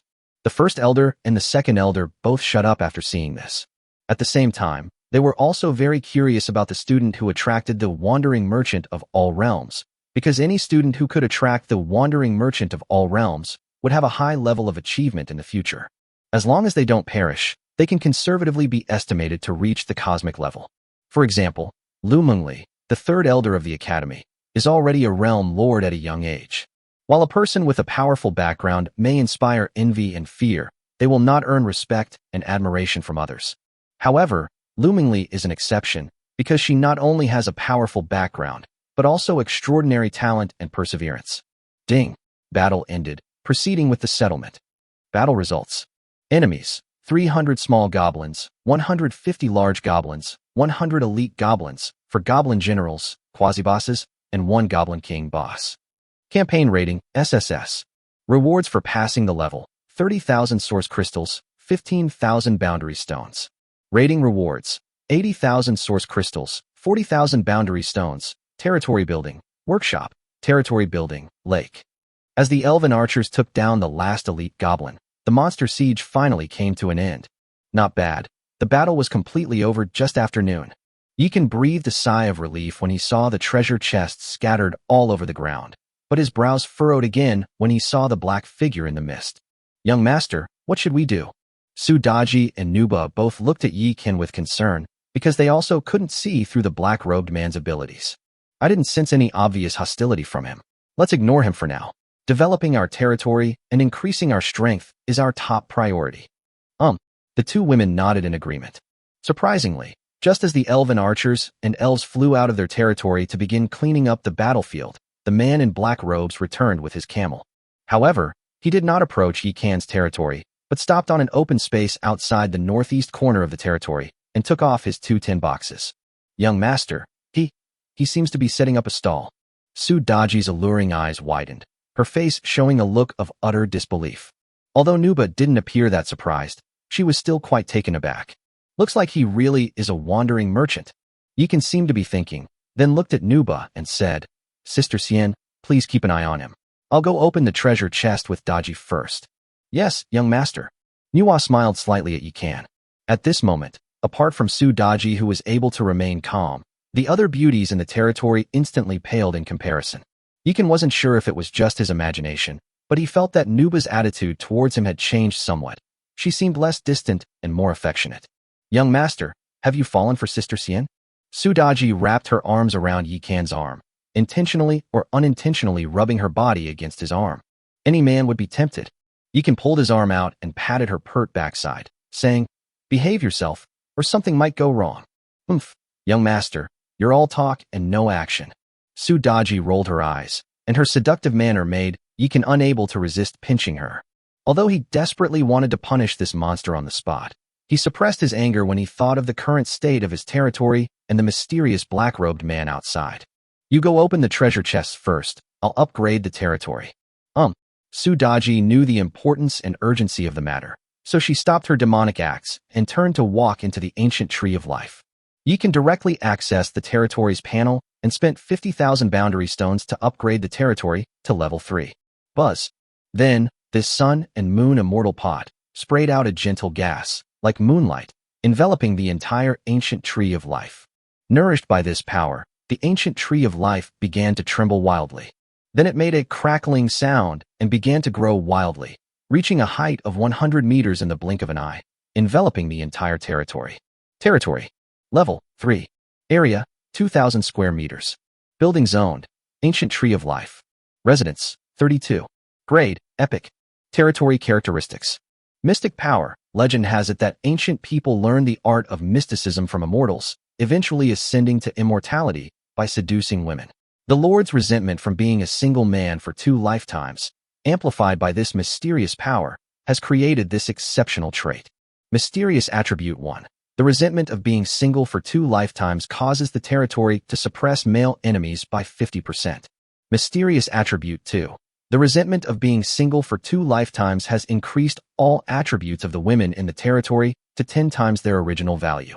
Mysterious attribute 3. The resentment of being single for 2 lifetimes makes the chance of summoning heroes and troops in the territory to obtain beauties 100%. Mystic Attribute 4. Insufficient Level. The Power of Nature. After the collapse of the elf world, a world core was left behind, which contained the last power of the elf world and the seed of the ancient tree of life. After being watered by the Lord, the ancient tree of life revived, and the power of nature awakened.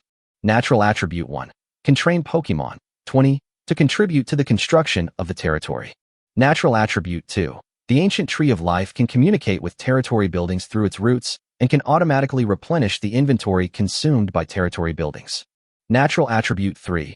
Within the area covered by the ancient tree of life, the inhabitants of the territory are protected by the power of nature, and their injuries will slowly heal. The closer they are to the ancient tree, the stronger the healing power. Natural Attribute 4.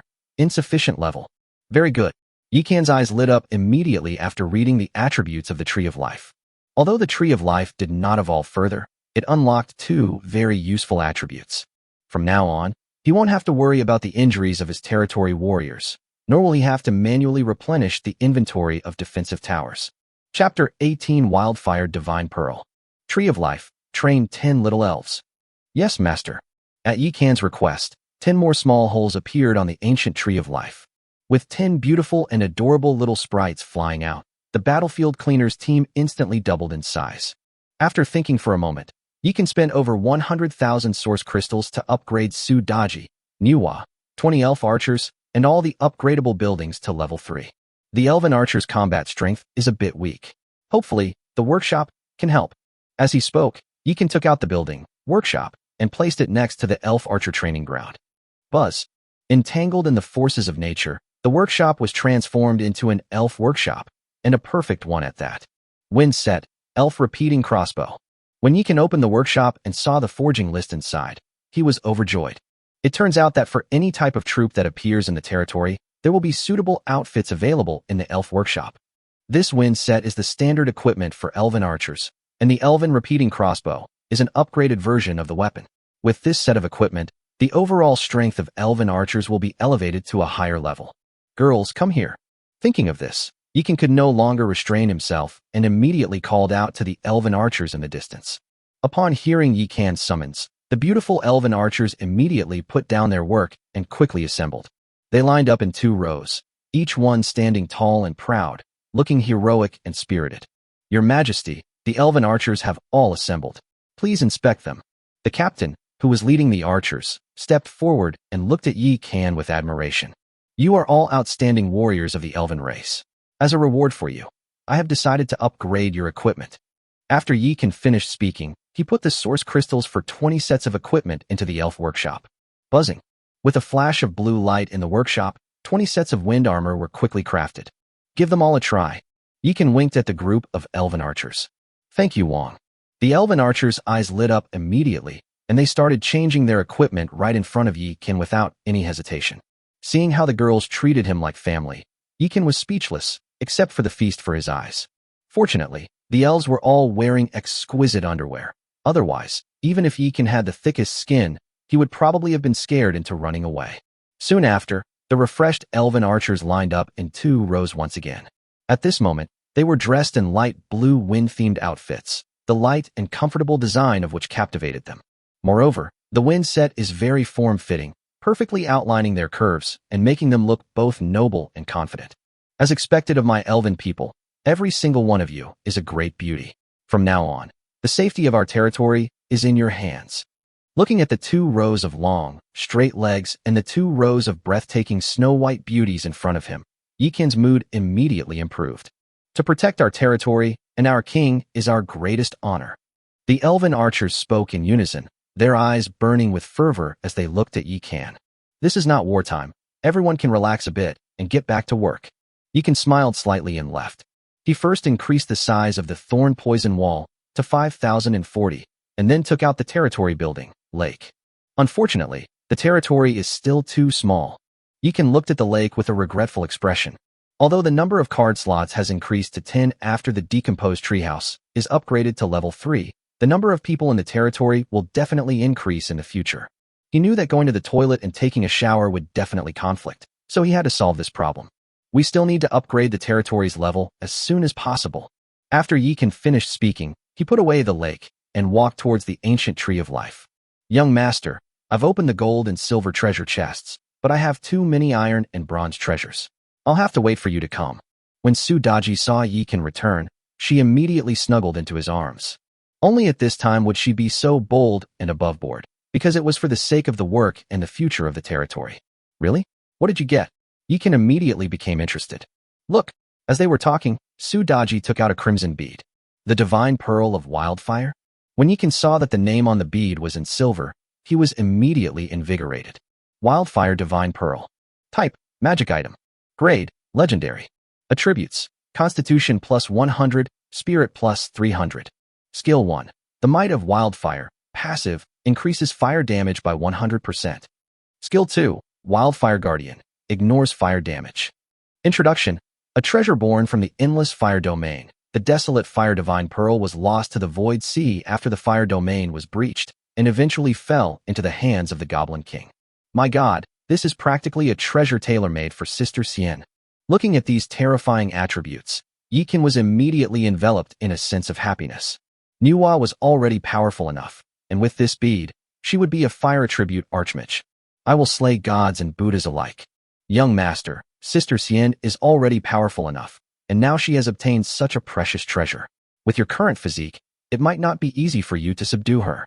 Sudaji hugged Yikan's waist, laughing so hard she was shaking. That is indeed a problem, but it seems you can easily overpower me now. Does that mean I can't defeat you either? Yikan gently stroked her high, straight nose and asked. That's not the same at all. Although Daji has not consummated her marriage with you, she shared a bed with you last night, and is already yours. As Sudaji spoke, her pretty face immediately turned red again. You're such a pesky little devil. Yikan dared not continue arguing with this vixen, and instead grabbed her jade hand and pointed it toward the mountain of treasure chests in front of them. Because if he kept flirting like that, he wouldn't be able to control himself. Chapter 19 Elf Hunter, respectfully yours. Buzz. With the combined efforts of Yikan and Sudaji, the mountain of treasure chests in front of them opened one after another. Congratulations, Lord, on obtaining 166 source crystals. Congratulations, Lord, on obtaining 48 boundary stones. In the end, Yikan obtained a total of 60,000 source crystals and 30,000 boundary stones. In addition, there are 4 farming, 3 arrow towers, 2 elemental towers, 1 barracks, and the troop type token, Elf Hunter. Yikan did not hesitate and placed the defensive tower directly. Buzz, buzz, buzz. This time, the 3 arrow towers actually evolved into 3 vine-like plants called poisonous thorns. Each plant has 9 enormous vines, like a 9-headed serpent. Although they looked like plants, Yikan knew that they were actually a defensive tower. However, unlike the entangled tower, this thing is not a support type, but a primary attack type. So he placed all 3 poisonous thorns at the south gate. Unsurprisingly, the 2 elemental towers also underwent a mysterious transformation, evolving into fire cannon towers, which Yikan placed on either side of the north gate. He estimated that this change was due to the ancient tree of life upgrading. Perhaps my territory is too tainted by the aura of elves, because they actually gave me a elven hunter troop type token. To Yikan's delight, the elf hunter was actually purple, just like the raging blood dragon, both being of excellent quality. He was still debating whether to summon the raging blood dragon when building the second barracks. Now it's all good, no need to worry about it anymore. Given the choice, he would definitely choose to summon a humanoid form. After all, he has the resentment of being a single dog for 2 lifetimes to his advantage, so whether he summons heroes or soldiers, they are all great beauties. Buzz. Thus, enveloped by the celestial light emitted from the sun and moon immortal pod, the building, barracks, and the troop type, elf hunter, merged together. Then it turned into a tree with a huge human face.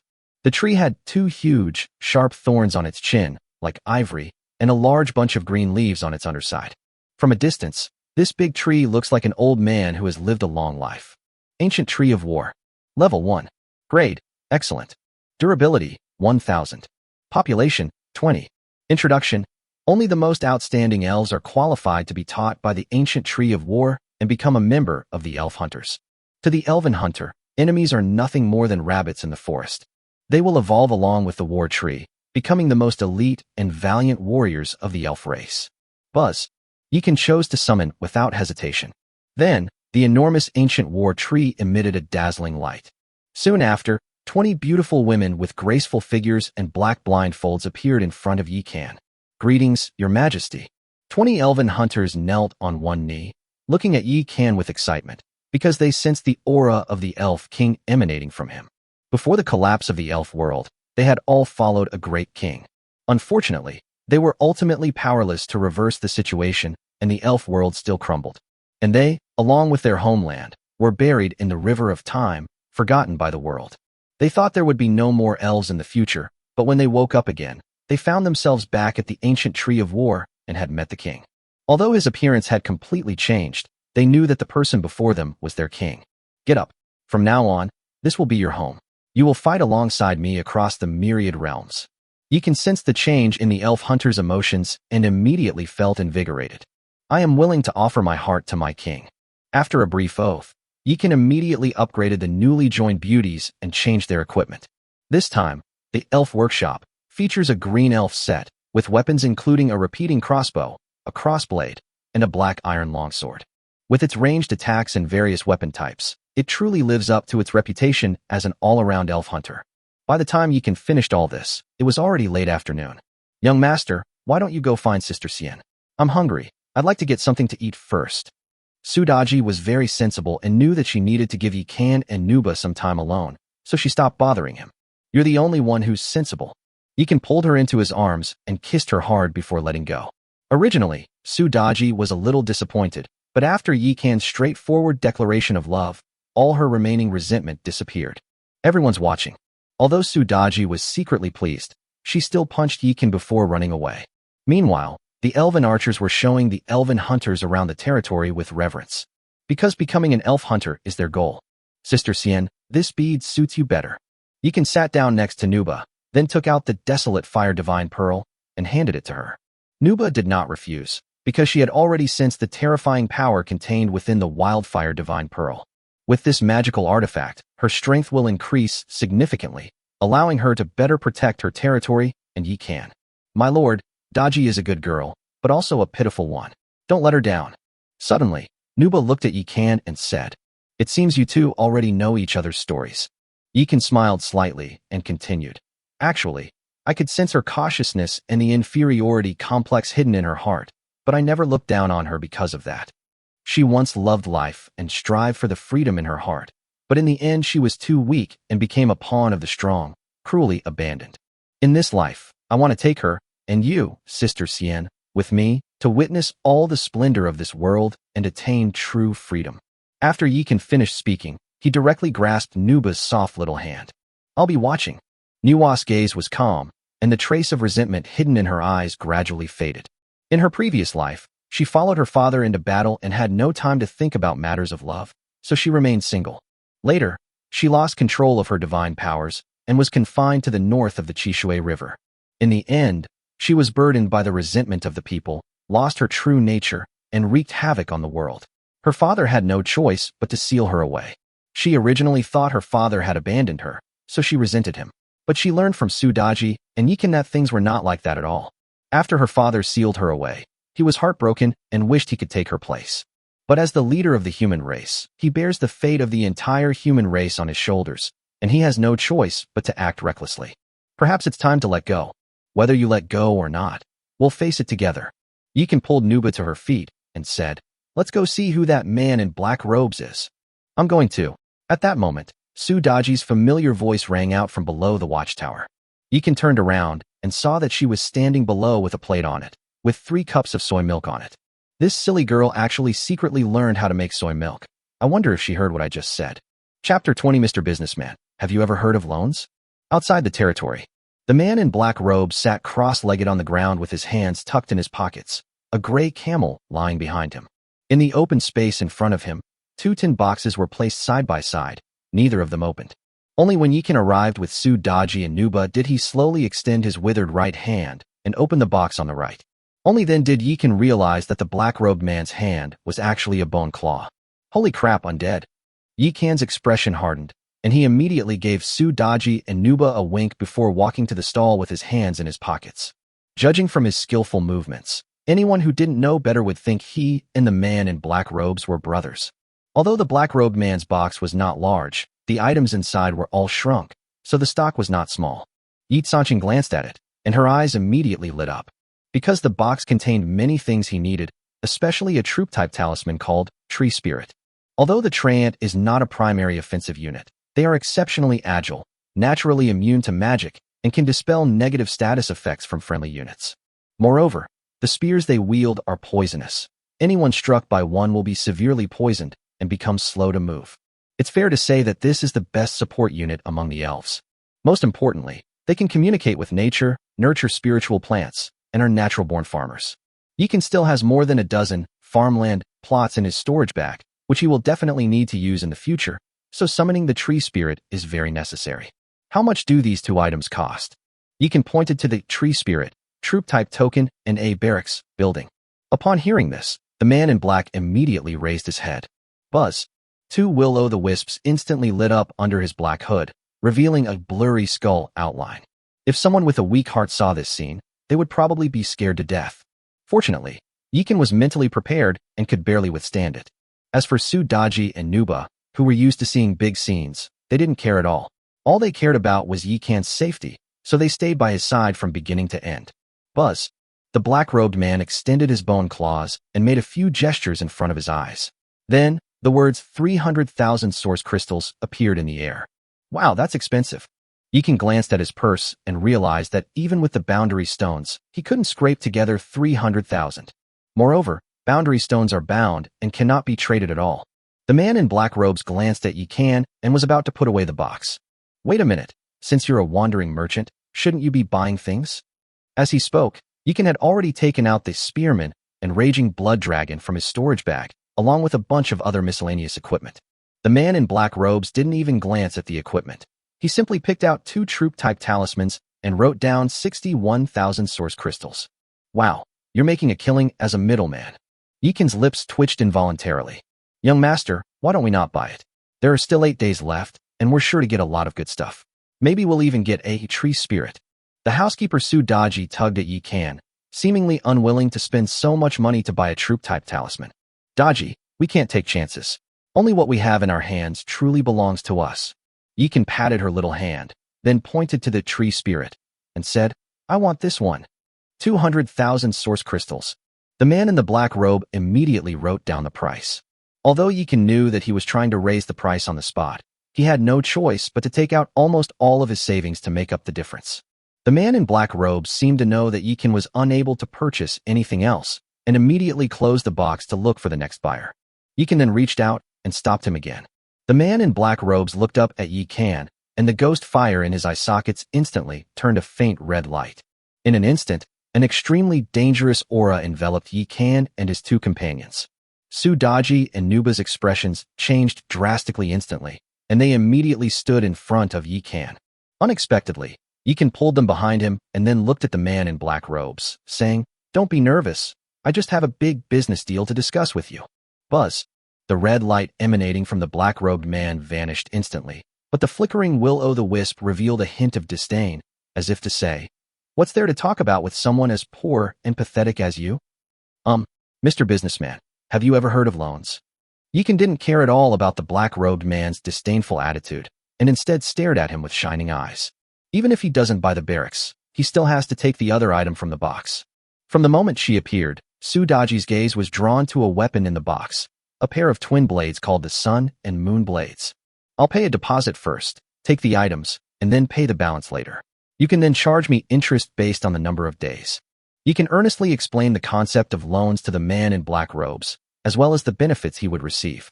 If he waits here for 8 days, he will not only be able to close a big deal, but he will also receive a considerable amount of interest. For him, there was no loss at all. At first, the man in black robes was a little confused, but as Yekan explained, his will-o'-the-wisp grew brighter and brighter. After much deliberation, he seemed to agree with Yekan and nodded seriously. Very good. After Yekan finished speaking, he immediately pointed to the Sun and Moon Blade in the box and said, I want this one. The black-robed man flashed a ghostly flame, revealing a joyful expression, and handed the Sun and Moon Blade to Yekan, then wrote down the words 1 million source crystals. Holy crap, This is robbery. Yikan felt his kidneys tremble, but he gritted his teeth and took it, then handed it to Sudaji. Young master, this is too expensive. Although Sudaji wanted it very much, she was also very worried. She was well aware of the territory situation. 1,000,000 source crystals was no small sum. A treasure is priceless. I know you used twin swords in your past life, and these swords contain the power of the yin and yang, making them rare divine weapons. Take them. Without saying a word, Yikan shoved the weapon into Sudaji's hand. Seeing this, Sudaji didn't say anything more, but she secretly vowed to kill more enemies and help her young master pay off his debts as soon as possible. Mr. Wandering Merchant, then I'll trouble you to stay here for a few days. Yikan waved to the man in black robes, then led Sudaji and Nuba towards the territory. The man in black robes didn't mind. After putting away the box, he led the camel into the mist, because he knew that Yikan would definitely stay here for 8 days. Moreover, even if Yikan ran away beforehand, he could still catch up to Blue Star. Even the powerful figures on Blue Star wouldn't dare to break ties with the wandering merchants of myriad realms. Chapter 21 Daji's Confession. Thunderclaps rise in the treehouse. Young master, thank you. Sudaji stroked the twin blades of the sun and moon, her eyes filled with tears of emotion. Although she was a 1,000-year-old fox spirit in her previous life, she was actually just a lowly demon with weak magic power and didn't even have a single decent magic weapon. Otherwise, she and her sisters would not have needed to use seductive tricks to bewitch the king, and they would not have ended up being beheaded. There's no need for thanks between us. Yikan smiled slightly and pointed at the sun and moon blades, instantly revealing the attributes of these divine weapons. Sun and moon blade. Part, weapon. Grade, legendary. Attributes, Constitution plus 200, Spirit plus 200. Skill 1, Yin Power, passive, increases damage dealt to male enemies by 100%. Skill 2, Power of the Sun, passive, increases damage against female enemies by 100%. Description, forged from Taiyin Divine Iron and Taiyang Divine Iron, drawing upon the power of Taiyin and Taiyang. This dual-blade weapon is so powerful that even gods and immortals cannot withstand it. Little sister Daji, now even I, your older sister, am no match for you. When Nuba saw the attributes of the sun and moon blade, her eyes lit up. This is truly a deadly weapon. It appeals to both men and women. Sister, you're joking. Your strength comes from within, while mine relies on external things. Sudaji was very clear about herself. Compared to Nuba, her foundation was indeed somewhat shallow. These are not problems. As long as we keep working hard, we will have bread and milk. He can put his arm around the two women's slender waists, and they walked into the territory together. The skin around Nuwa's waist tightened instantly, as if she were a little unaccustomed to it. But when she saw Yikan's sunny smile, her tense body relaxed. With the addition of 10 sprites and 20 sprite hunters, the territory became noticeably more lively. We've been busy all day, and we're all starving. Let's eat first. Yikan's suggestion was immediately approved by the two beauties. In their past lives, one of them was a celestial maiden and the other a 1,000-year-old fox demon. They lived a life of eating the clouds and drinking the dew, and had little desire for worldly food. Now that they have been reborn and everything is starting anew, they naturally need to eat. Moreover, after eating Yikan's cooking, they became complete freeloaders. They couldn't enjoy any food that wasn't cooked by Yikan. Let's have coconut chicken hot pot today. I don't know what kind of structure the elf flavor house is, but it can even grow coconuts.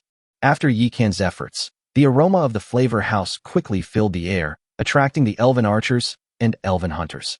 Even the little elves hiding in the Tree of Life flew over to join the fun. Fortunately, Yikan had made preparations in advance, preparing 6 pots, 4 of which were extra-large pots for the elf archer and elf hunter. One of the 2 smaller ones was for their own consumption, and the other was prepared for the elves. Master, we get a share too. When the elves have nothing to do, they wander around their territory and especially like to perch on top of the elf-themed house to eat fresh fruit, rarely going inside. The main reason is that the hot pot Yikan made today brought out the aroma of coconut, successfully stimulating the little elf's appetite. Of course, everyone gets a share. Don't be shy, eat as much as you want, and we'll add more if you're still hungry. Thank you, Master. Thank you, Your Majesty. The elven warriors and elves' eyes lit up, and they began to devour the food. 2 adorable little elves even came over to Yikan and his group, flying up every now and then to serve Yikan food, making the elf warriors in the distance extremely envious. While Yikan was partying with the beauties, 3 novice lords from the same area left their territory and successfully met up. Every night after the monster siege ends, a period of inactivity occurs in the outer areas. If the territories are adjacent and each has something that can guide the other, novice lords can meet outside. At this moment, Huang Xingxing, leading a team of 20 men wielding broadswords, wore an arrogant expression. Meanwhile, his underlings, Slokin and Li Huaishui, also managed to get through the second day and trained a squad of light infantry and archers. The three of them together make up a total of 60 people. Boss, tell me, how do we do it? Both Shi Laojin and Li Huaishui looked at Huang Xingxing. They all knew that the only way to kill Yi Qin was to do it between nightfall and dawn, and as soon as possible. As the trial progresses, even during periods when monsters are not present, it may not necessarily be safe outside. The locations of the trial areas are usually arranged according to the students' registration numbers. That kid should be nearby. Let's scout it out today, and then take action tomorrow. Huang Xingxing was fully armed, his eyes filled with ferocity. He despised those who refused to accept their fate, especially the lowly poor, let alone a little beggar who dared to try to be his equal. Therefore, he must die? Yi Qin was naturally unaware that he had been targeted by 3 petty scoundrels. Having eaten and drunk his fill, he stood atop the elf watchtower, looking down at the empire he had conquered and planning his future. Hopefully the barracks can be set up tomorrow, so the training of the tree spirits can be put on the agenda. Although Yi Qin has already decided on his path to becoming a warlord, he will not give up the road of farming. After all, he inherited the legacy of the elf world and is the new elf king, capable of training powerful units like elf trance. If he remembered correctly, the building for training tree spirits should be the ancient tree of knowledge. These living structures are exclusive to the elven race. In other words, even if someone obtains the elf hunter and elf treant troop tokens, they still cannot train these 2 types of warriors. Unless their territory also possesses the origin of the elf world and has nurtured the ancient tree of life. Because the ancient tree of life is the foundation of the elven race, without the ancient tree of life as the mother tree, the elven race is like water without roots, and everything else is just empty talk. The second day of the battle was already so massive. Tomorrow's battle will likely be even more difficult. I need to get some rest. After Yi Qin finished speaking, he jumped down. When he returned to the ancient treehouse after bathing and changing, he found Su Daji and Nuba, who had already finished bathing, whispering to each other. When the 2 women saw him return, their pretty faces flushed slightly, and then Nuba went out. Sister Xian, where are you going? Yi Qin scratched his head, somewhat confused. I'm sleeping in the living room tonight. Nuwa smiled slightly at Yi Qin and then closed the door. Young master, do you perhaps intend to have women on both sides? Su Daji threw herself into Yi Qin's arms, gazing at him expectantly, and then obediently began to undress him. Daji you. Yi Qin seemed to understand something, and his heart started pounding wildly. Young master is a lord with great potential. In the future, he will definitely have more and more powerful and beautiful sisters like Sister Xian by his side. Whether in her past life or this one, Daji is just a minor demon. Her only asset is herself. I hope you won't find it offensive, young master, Before Su Daji could finish speaking, Yi Qin pulled her into his arms and silenced her with a kiss. That night, the treehouse was filled with the warmth of spring. Then thunder roared, and waves crashed against the shore, churning up thousands of piles of snow. Fortunately, Yi Qin was a lord and could use his lordly power to isolate the treehouse. Otherwise, the huge commotion would have shaken the entire territory. Chapter 22 Young Master, Yi leaving with his legs against the wall. The next day, Yi Qin was still dreaming when she felt a soft, boneless little hand stroking her, and she couldn't help but open her eyes. Young master, it's time to get up and have breakfast. Su Daji lay down next to Yi Qin and gently breathed into his ear. When did you get up? Yi Qin looked at Su Daji, who was dressed neatly and gazing at him with affection, and felt a sense of bewilderment. They fought fiercely until dawn last night, but in the end, he couldn't hold on any longer and collapsed first. It was only then that he realized how could someone with a constitution of only 70-something possibly be a match for Su Daji, the 6th son with a constitution of over 600. Their physical abilities are simply not in the same league. They've been up for a while now. Young master, your health is still too weak. You need to eat more nourishing foods. Su Daji kissed Yi Qin on the cheek before pulling him up. I haven't washed up yet. Yi Qin couldn't help but touch his waist, then slapped Su Daji's buttocks and said, Damn it, I'll get my revenge. Hee, they're waiting for you to come and take revenge, young master. While helping Yi Qin get dressed, Su Daji giggled and playfully groped him. At this moment, Su Daji was even more radiant and charming than yesterday, clearly due to the nourishment she had received. How's the situation today? Have any monsters attacked the city? Yikan pulled her into his arms and lowered his head to press his forehead against hers. Sudaji felt the masculine aura emanating from him, and her heart raced. She couldn't help but wrap her arms around his waist. However, when she thought of Yikan's constitution, she immediately restrained herself a little. Young master, today seems a bit strange. Not only are there no monsters attacking the city, but the area around the territory seems even calmer than the past 2 days. After calming herself down, Sudaji immediately showed a puzzled expression. Calm? That means it's coming soon. Yikan kissed her before rushing out of the treehouse. He walked too fast, lost his breath, and his legs went weak, almost causing him to kneel down. Fortunately, he managed to grab the wooden wall in time, thus avoiding an embarrassing situation. Seeing this, Sudaji couldn't help but cover her mouth and chuckle, then carried the breakfast and followed her out. After quickly washing up, Yikan took the spring roll that Sudaji handed him, stuffed it into his mouth, and then climbed the elf watchtower. Sudaji then followed after him, carrying soy milk and millet porridge, just like a wife worried about her husband going hungry. Don't worry, I'm keeping an eye on things. Manhwa turned around and smiled slightly at Yikan, her eyes filled with a hint of mockery. But when she felt the heat in Yikan's gaze, her face immediately flushed red. After realizing what had happened, Yikan couldn't help but curse herself inwardly as a scumbag. Just now, he couldn't help but recall what happened last night, and then, as if possessed, he compared Nuba's figure with Sudaji's. But who is Nuba? How could she not see through his little scheme? So the scene became awkward. Buzz. Fortunately, the long-awaited storm finally arrived, and tall figures suddenly emerged from the fog around the territory. Those were 4 minotaur-like monsters with heads and bodies, wielding heavy hammers, elite minotaurs. These giants are all over 4 meters tall, and they look like powerful creatures that excel at breaching city walls. Moo! The elite bull monster roared to the sky, spewing out 2 streams of white vapor from its huge nostrils, and charged wildly toward its territory. Boom, boom, boom. The heavy hooves pounded the ground with a deafening sound. At the same time, countless smaller bulls suddenly emerged from the mist, wielding spears and charging toward their territory like a tidal wave. If no one stops them, these thick-skinned guys could probably tear down the thorny poison wall in just a few breaths. Fortunately, Yikan's territory is no longer what it used to be. There are now 11 defensive towers and 40 brave and skilled elven warriors. With 2 beautiful women who are clearly mages but are armed like tanks, Yikan could easily lie down and live off his wife. Young master, we can handle these reckless fellows. You stay here and enjoy your meal. Sure enough, before Yikan could speak, Sudaji handed over the breakfast and then transformed into a streak of purple light, rushing towards the east gate. In her view, Yikan had been completely drained by his endless demands last night. Sending him to the battlefield at this time would be tantamount to sending him to his death. Moo! The bull-like monster was enraged when it saw that Sudaji, such a weak female human, dared to provoke it directly. It swung its hammer, which was even larger than Sudaji's body, and smashed it down on Sudaji's face. Whoosh! Sudaji smiled coldly, suddenly drew her moon blade, and casually slashed out a dazzling ribbon of moonlight. Moo! The bull-like monster, however, showed a disdainful expression. In its eyes, Sudaji's weak attack wasn't even worthy of tickling it.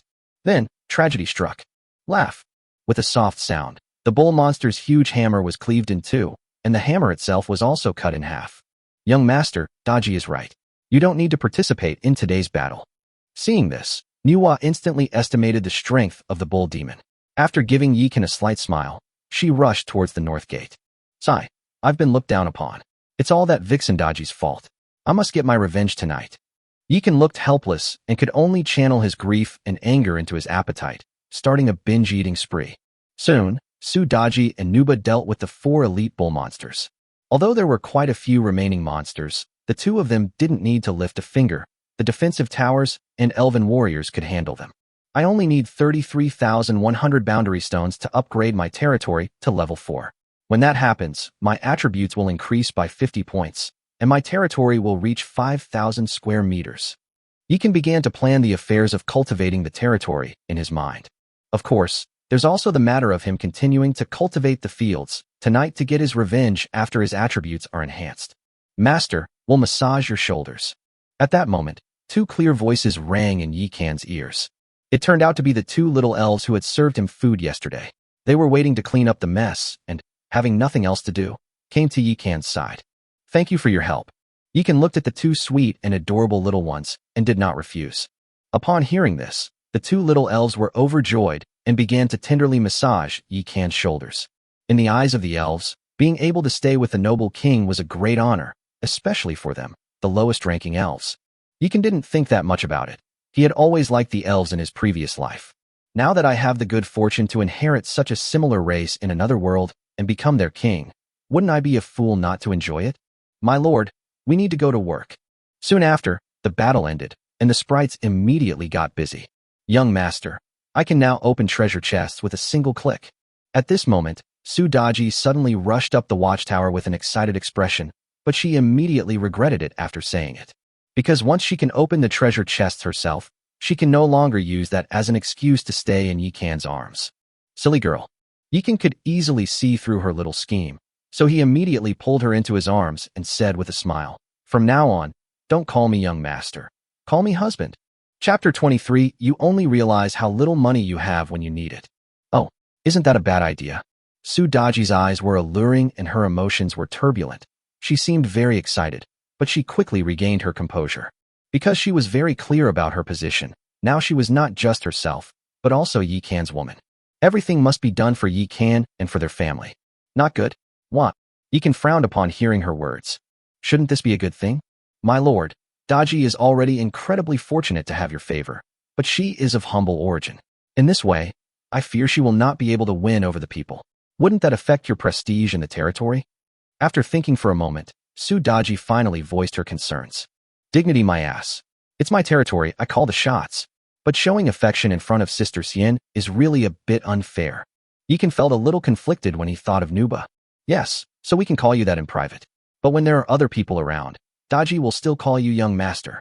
Sudaji, as expected of Yikan's sweet little darling, immediately snuggled into Yikan's arms and said coquettishly, Husband, what do you say? I'll do as my wife says. Just as Yikan was about to have a romantic moment with Sudaji, the mist surrounding the territory began to ripple once more. Then, four enormous bull monsters, each over 6 meters tall and wielding spiked clubs as tall as themselves, emerged from within. The savage bull giant, quasi-boss. Grade. Constitution. Spirit. Skills, savage charge, might of a giant bull. Introduction. The mighty bulls are the strongest of the tribe. They have abandoned the evolution of their brains and instead channeled all their nutrients into their muscles, making them the most ferocious siege machines. Moo. Just then, the bull giant let out a huge roar, white steam billowing from its large nostrils, as if it were the reincarnation of the bull demon king. Boom. With a loud bang, the 4 bull giants transformed into a whirlwind and charged towards the 4 city gates. With this kind of momentum, let alone the delicate and tender elven warriors, even the thorny poison wall wouldn't be able to withstand a single blow. My lord, the elven warriors can't hold out. I'm going. Sudaji tiptoed and touched Yikan's lips, then rode the demonic wind and landed outside the east gate. Meanwhile, on the other side, Nuba had already rushed out of her territory and intercepted a bull giant halfway through her journey. Buzz. With a flick of her jade fingers, the heavenly punishment flame transformed into fiery ropes, binding the limbs of the bull giant. The Minotaur truly lives up to its reputation as a siege tank. With its level advantage, it managed to break half of the powerful spells cast by the female demon with its brute force. Fortunately, the powerful attributes of the female demon made up for the lack of level, and she was eventually able to stop it. Under the terrifying flames of divine punishment, the brute bull giant, possessing only brute strength, could not escape the fate of being roasted into beef jerky. On the other hand, Sudaji's approach was much simpler and more direct. She blew out a gust of demonic wind, slowing down the bull giant, and then unleashed her twin blades, the sun and moon blades, in a cross-shaped lightning slash. Swish, swish. The giant bull's massive body was instantly split into 4. Sudaji didn't even glance at its corpse, and immediately moved on to another city gate. Because Yikan had equipped her with all the good gear he had acquired in the early stages, she was now practically equivalent to 2 female demons. This is the real reason why Yikan had to lean against the wall to get out. You could say that he brought this fate upon himself. It's his own fault for giving all the good stuff to Sudaji and keeping only the worst spiked club for himself. Since there was no strong resistance at the southwest gate, the 2 bull giants had already broken through the thorny poison wall and were now pushing against the defensive towers. The situation went relatively smoothly at the west gate. Because of its thick skin and toughness, even with the simultaneous attacks of the Entangling Tower, Lightning Chain Tower, and Hellfire Cannon Tower, it was still unable to be destroyed in the first place. Instead, it managed to destroy half of the Entangling Tower. It wasn't until the arrival of Nuba that the Entwined Tower, which was on the verge of collapse, was saved. The South Gate, however, is in a tragic situation as it faces 3 highly poisonous thorns. It didn't even have time to smash through the thorny poison wall before it was entangled by the venomous vines. Moreover, these vines are not just for wrapping around. They have suckers on their bodies and can also transform into sharp spikes that pierce into the bodies of the bull giants, absorbing their life essence to replenish their own losses.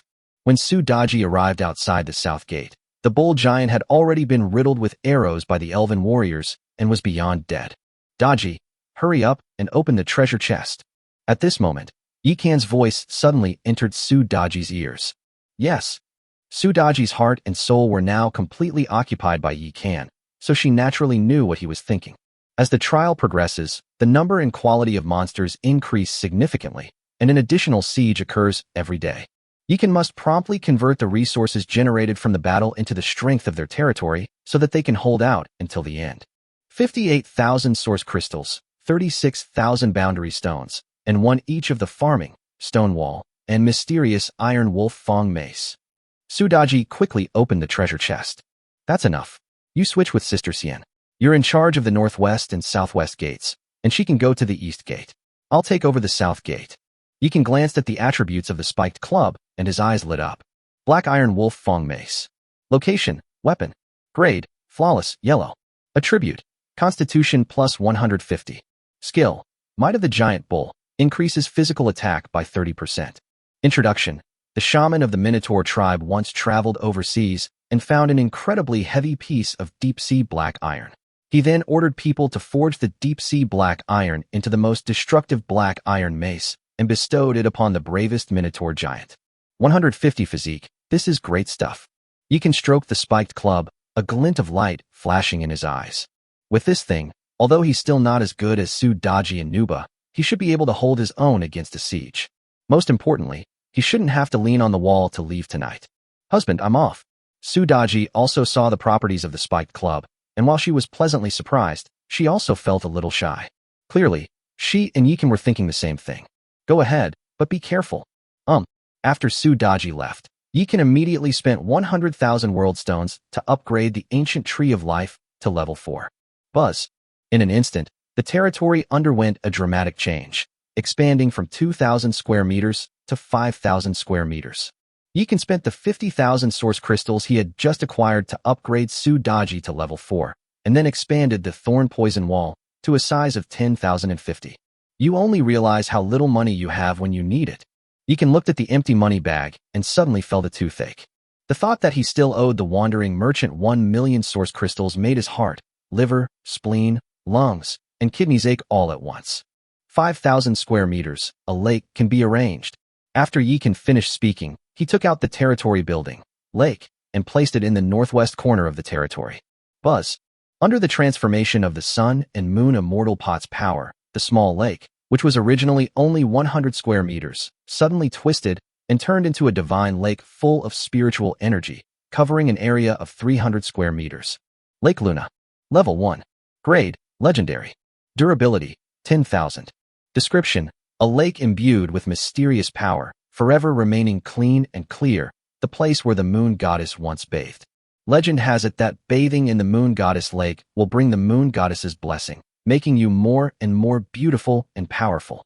Well, it'll be hard to avoid watching girls showering from now on.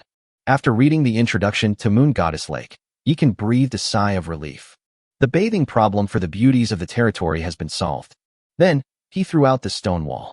Under the influence of the sun and moon immortal pot, the stone wall expanded into 2 layers, forming a city wall with a runway and stairs inside the thorn poison wall. In this way, the elven warriors can stand on the runway to defend against enemies and also provide timely support to the 4 gates. Most importantly, they no longer have to hide in their territory and launch attacks in a cramped manner, but can now carry out precise strikes against the monsters. We've traded our muskets for cannons. Now we can finally take on the remaining 3 waves of monsters. Yikan leveled up and switched to the Xian Iron Wolf Fong Mace, causing his physique to surge by 200, which greatly boosted his confidence. Sure enough, the third wave of monsters arrived as expected. This time, the Minotaur tribe learned their lesson and didn't send mindless bulls to their deaths. Instead, they sent shamans to lead a team to launch ranged attacks on their territory. Unfortunately, Yikan's troops were best at ranged attacks, and with his attributes greatly enhanced, he was not afraid of the shaman's fireball and lightning chain at all, and went straight out of the city to fight. By noon, the third wave of monsters was completely wiped out. In the afternoon, the fourth wave arrived, led by 4 Minotaur chieftains/bosses. This time, they seemed to have resigned themselves to their fate. The siege is devoid of any technical skill. They simply use ladders and sheer numbers to launch an attack. This war of attrition is what Yikan is most worried about right now, because he has run out of source crystals and cannot replenish the defensive tower's inventory. Fortunately, the 3 of them were strong enough that they fought and collected and opened treasure chests at the same time, which barely kept the territory running. It was at this time that Nuba realized her shortcomings. Because she's the only one who can't open treasure chests with one click. Young master, why can Daji open treasure chests with a single click, but I can't? After the third wave of monsters ended, Nuba finally couldn't resist and came to Yikan's side. This? Yikan scratched his head, unsure how to answer her for a moment. Because Sudaji suddenly leaned close to Nuba's ear and whispered something. Oh. After hearing this, Nuba's face flushed red. She had considered many possibilities, but she never imagined that Yikan would grant Sudaji this ability in this way. At this moment, even she, who was usually calm and composed, wished she could disappear into a crack in the ground. Because in this matter, whether in her past life or this one, she is a novice. Just as the 3 were lost in their own thoughts, a golden light suddenly flashed through the mist outside the territory. As the Lord, Yikan's perception within his territory far surpasses that of others. He immediately sensed that something was wrong. Boom. Just then, the north gate suddenly exploded open. Whoosh. A golden ray of light, like a burning miniature sun, hurtled fiercely towards him. Chapter 24 The Money-Giving Boy, the Golden Little Divine Ox. What the hell? Yikan's expression changed drastically, and without thinking, he hurled the black iron wolf-tooth club. When, with a deafening explosion, Yikan was actually knocked back dozens of meters by the golden light. Young master. After Sudaji and Nuba realized what was happening, they were utterly horrified. They were too careless, getting distracted at such a crucial moment. If the young master is injured as a result, they will be held accountable. Hateful. The demon instantly went berserk, twisting the heavenly fire into a giant snake as thick as a water bucket, which it lunged at the golden light. Sudaji's hair flew wildly as she was lifted into the air by the demonic wind, her twin blades, the sun and the moon, unsheathed simultaneously. Clank. 2 blades of light descended from the sky, like the Milky Way falling from the heavens, slashing down at the golden light in a cross pattern. It was only at this moment that Yikan saw clearly what the thing that had attacked him was. It was a calf that was over a meter tall, its body shimmering with golden light, as if it were cast from the purest gold. Golden Little Divine Bull. Grade. Constitution. Spirit. Skills. Savage Charge. Might of the Giant Bull. Blessing of the Divine Bull. Bull Fist. Introduction. The Golden Divine Bull Calf is the embodiment of the Minotaur tribe's faith. After countless years of worship by the Minotaur tribe, it has condensed into a physical form and possesses magical power. It is a divine bull that knows kung fu. Moo. The golden little divine ox turned around and roared at the giant fire serpent, emitting waves of sound in an attempt to blow the giant fire serpent away. However, Nuwa was also a woman who refused to admit defeat. She frantically activated the wildfire divine pearl to keep the heavenly fire serpent from collapsing. While the golden little divine bull was restrained by the heavenly fire serpent, Sudaji's cross lightning slash arrived. Screech. Screech. In an instant, golden blood splattered out. Although the golden little divine bull's defense far surpasses that of the bull tribe leader, and its level also far exceeds that of Sudaji. But it was no match for Sudaji's absolute power and was directly cut to pieces. The golden little divine bull truly lived up to its name as a golden monster. The physical wounds not only failed to subdue it, but instead ignited its fighting spirit. Moo. It roared and stood upright, mimicking a human stance as if it were a boxer. This guy knows kung fu, so be careful. Yikan immediately shared the information about the golden little divine ox with Sudaji and Nuba, so that they could be mentally prepared. Young master, This guy's rank doesn't seem to be lower than ours. Why don't you go stand aside and keep watch for us? Daji, worried that Yikan would get hurt, immediately stood in front of her to shield her. Daji, I now have a physique of nearly 300, and whether it's hand-to-hand combat or weapon fighting, I might not lose to him. Yikan smiled slightly, then flashed out and charged forward, brandishing his black iron wolf-tooth club. His 6 years of wilderness survival training were not for nothing. Now that he possesses powerful attributes and a divine weapon, why would he fear a mere calf, even if it is of high grade? Tada! Yikan brandished his black iron mace and unleashed a set of bull-beating techniques on the golden little divine bull. The golden little divine ox's ox fist was no joke either. It dodged left and right, throwing hooks, flying kicks, and sweeping kicks with impressive skill. However, Yikan wasn't fighting it. He was killing monsters to get equipment, so he wouldn't talk about martial ethics at all. Moreover, the two beauties, Nuba and Daji, who had been angered, would not sit idly by and watch Yikan fight the little divine ox alone. Buzz! Nuba merged the wildfire divine pearl into the heavenly fire giant serpent, and then used the fire serpent as a whip to frantically lash the golden little divine ox. Daji frantically activated the yin and yang power within the sun and moon blade, directly using the golden little divine ox as a target. Humans, you have no sense of martial ethics. In his frantic state, the little golden bull was forced to speak human language. It seemed different from other single-minded monsters. After realizing it was no match for its opponent, it actually tried to leave its territory and flee. Since we're already here, let's stay forever. This is Yikan's first encounter with a golden monster. How could he let it escape? When? He gathered all his strength and struck the golden bull with his club, sending it flying. Then he manually took control of all the defensive towers and summoned all the elven warriors. You don't need to get close, just stand on the city wall. If it dares to retreat, use crossbows and crossblades to drive it back to its territory. I will control the defensive towers to cover you. Yes, your majesty. Although the elven warriors were not afraid of death, they did not want to affect Yikan's grand plan, so they all stared intently at the battle. The ancient tree of life swayed its branches, releasing an even richer life force to support Yikan and his companions. Tada! Snap, snap, snap. Hiss, hiss, hiss. Thus, a strange scene unfolded in the territory. 2 women and a man besieged a golden calf. When the golden calf tries to break out of its territory, the elf warriors will relentlessly attack, working with the defensive towers to drive it back into its territory. Even with its high level and powerful attributes, the golden little divine bull couldn't withstand this kind of attrition war. It gets more and more tired as it fights, but these guys get more and more excited as they fight. Now it regrets it. It shouldn't have entered this human territory so easily. It's too eerie here. It discovered as soon as it entered that half of its power had been sealed. Moreover, these 3 people are clearly strange, possessing power beyond their level. Even though its giant bull strength increased its combat power by 30%, it still couldn't match them. Everything in this territory seems to be aimed at it. Moo, what exactly are you? Finally, the golden bull broke down. So many of you are bullying a cute little cow like me. You have no sportsmanship and you are not human. This pitiful appearance would have softened the hearts of Nuba and Daji under normal circumstances. However, it was of no use now, because it had touched the sore spot of these 2 women. It dared to attack their man. This is a capital offense. Boom. Finally, the heavenly fire exploded, and the cross-shaped lightning slash descended once more. Yikan originally wanted to show off with a move like Great Rock spreads its wings and Flying Dragon soars in the sky, but the poor little divine ox had already been eliminated, and 5 golden treasure chests had been dropped.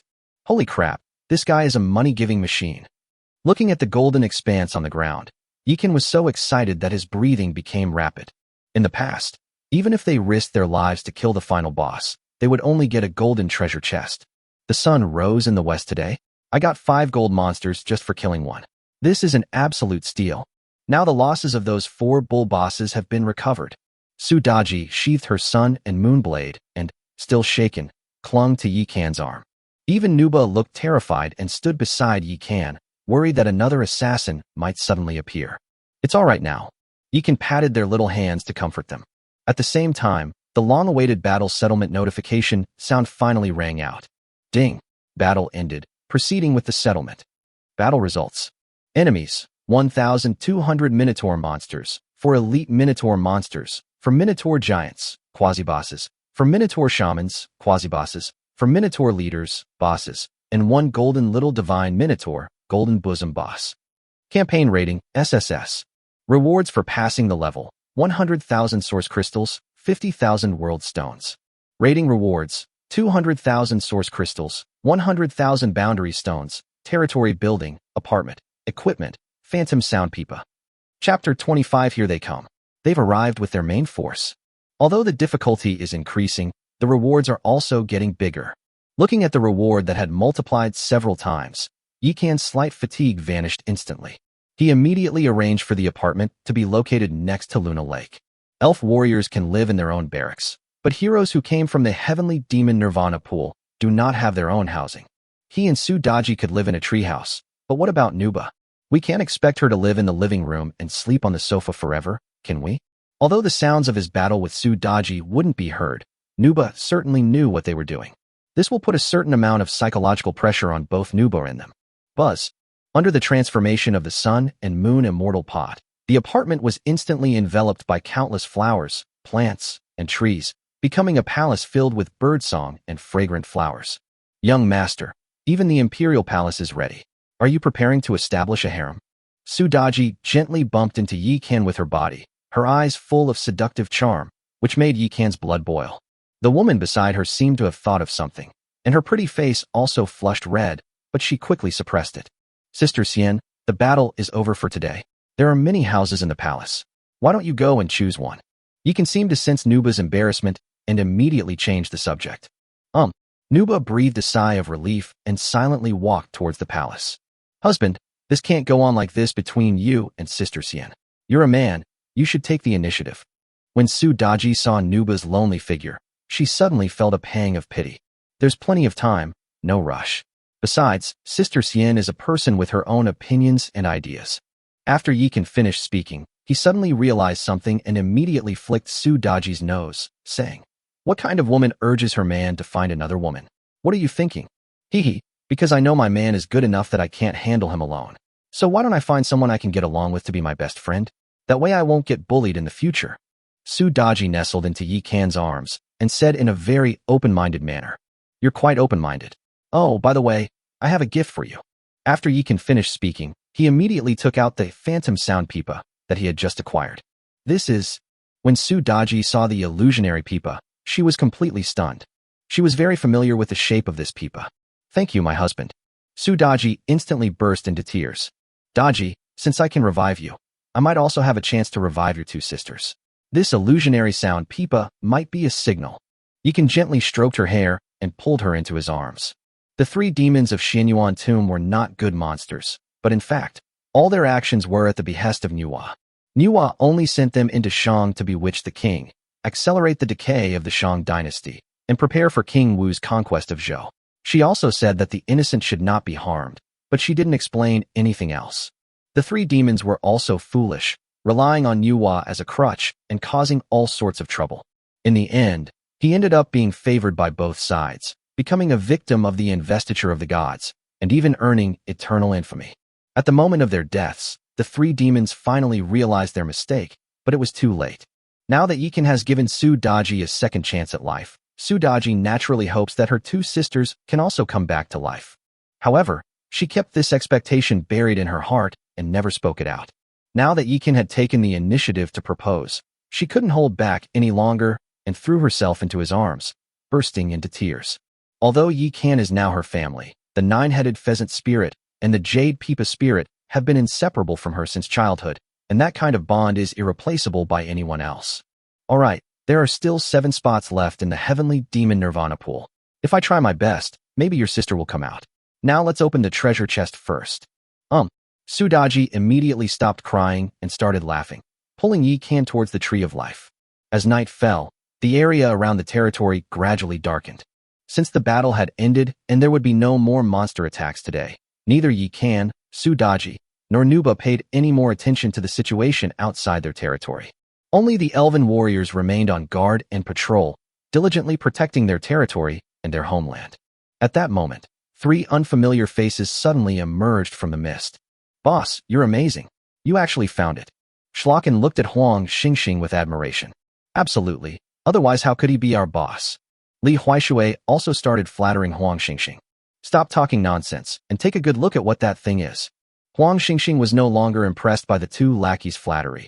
They said the same few phrases all the time, and he was tired of hearing them. Boss, those seem to be 3 plants. Could that kid be a farming lord? Slokin scratched his head, looking puzzled. That kid is a poor wretch.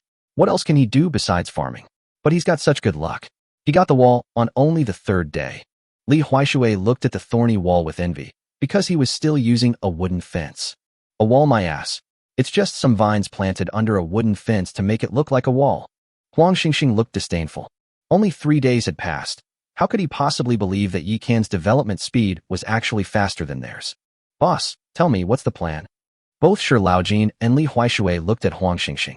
Now that the battle is over, he certainly wouldn't have imagined that someone would attack his territory at this time. So, Slokin's light infantry will be in front, my cleavers in the middle, and your archers will follow behind. If anything goes wrong, fire arrows to cover us. Huang Xingxing thought for a moment, and then said.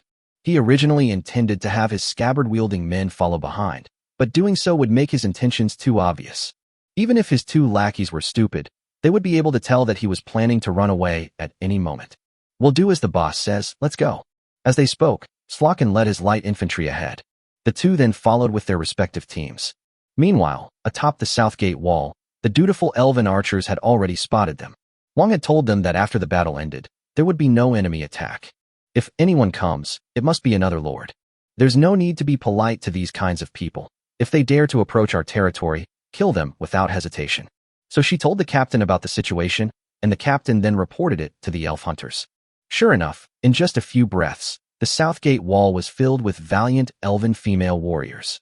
Captain Cardan, should we inform the king? The elven archer Luna looked at the elven hunter Catan, awaiting her decision. These mere ordinary soldiers are no match for your majesty. Let them come over, and when they reach the walls, annihilate them all. Cardan waved her hand, exuding an aura of dominance. Yes. The elven warriors were immediately invigorated, raising their crossbows and preparing for battle. Chapter 26. The Lady of the Lord is furious. 6 golden treasure chests. Inside the Tree of Life, Su Daji looked at the dazzling array of treasure chests before her, and her eyes immediately lit up with excitement. My wife, your irresistible charm is truly my greatest weapon. Yikan held Su Daji's slender waist, his face full of happiness. The only one among the 4 bull leaders to drop a golden treasure chest was killed by Su Daji. Absolutely. Su Daji raised her small face, as proud as a little swan. All right, open the box. After Yikan kissed her, she finally clicked on the yellow-level treasure chest with satisfaction. Congratulations, Lord, for obtaining 1,000 source crystals and equipping the celestial crystal earring. Congratulations, Lord, for obtaining 300 boundary stones and equipping the soaring cloud boots. Congratulations, Lord, on obtaining 1,000 source crystals and a troop-type token, heavy cavalry. Congratulations, Lord, on obtaining 300 boundary stones and the territory building, Tower of Judgment. Congratulations, Lord, for obtaining 1,000 source crystals and equipping the Thunderfire Spear. Congratulations, Lord, for obtaining 300 boundary stones. 6 golden treasure chests yielded 5 items. My lord, these are all legendary level equipment. Su Daji looked at the 3 pieces of equipment shimmering with silver light in front of her, and seemed even happier than Yikan. The heavenly crystal earrings are for you, and the cloud-soaring boots and Thunderfire Spear are for Sister Cien. Yikan glanced at it once, then picked up the most beautiful pair of earrings and put them on Su Daji. My husband is so good. This time, Su Daji did not choose to hide it, but instead revealed the appearance of the heavenly crystal earrings. This piece of jewelry is not only powerful, but also very beautiful. Tianjing earrings. Location, earrings. Grade, legendary, silver. Attributes, Constitution plus 100, Spirit plus 300, Charisma plus 10. Skill, Celestial Crystal Protection. When the master faces a fatal threat, the power of the celestial crystal will activate instantly to protect the master. Having this treasure is equivalent to having an extra life. Cooldown time, 3 days. Description, this jewelry was created by a powerful being who, in order to protect his beloved, used his own life essence as a guide and condensed the power of heaven and earth to forge it. My husband, I can't accept these earrings. Once Su Daji understood the properties of the earring, she immediately took it off. What's wrong? Aren't these earrings pretty enough? Seeing her serious expression, Yikan couldn't help but feel puzzled. My lord, I am but a hero. Even if I die, you can resurrect me in Valhalla. But you are a lord. Once you die, you cannot be brought back to life. Sudaji put the earring back into Yikan's hand, her face resolute. Yikan has been attacked by two bosses, once by the Void Dog King and once by the Golden Little Divine Bull. He is the soul of the territory, and his life is the most important thing. He should have kept this life-saving skill for himself. Fool, that would only work if we had the Hall of Heroes. Ignoring her protests, Yikan put the earring back on her and said, until we obtain the Hall of Heroes, the heavenly crystal earring is yours. You can't say no. Oh.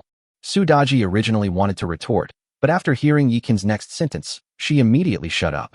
After spending these past few days together, she has come to understand Yikan's personality. Once he's made a decision, it's absolutely unchangeable. Unless you can convince him, but you use his safety as an excuse, he will absolutely not listen to you. Next, Sudaji opened all the remaining silver, iron, and bronze treasure chests, which yielded a pile of crystals and items.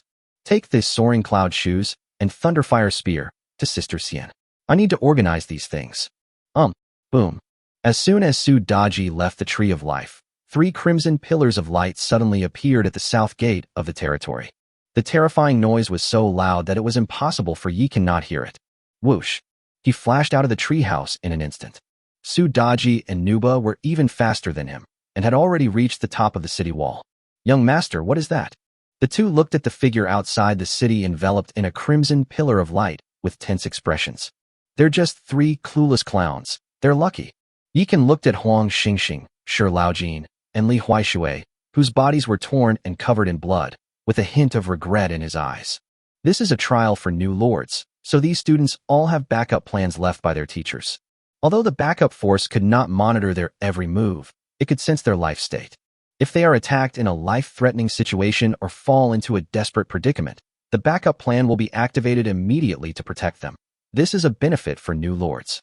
However, once that backup plan is activated, it also means that the newcomer's trial has failed, and they will be forcibly taken back to the classroom. An enemy? Sudaji raised her eyebrows when she saw Yikan's expression.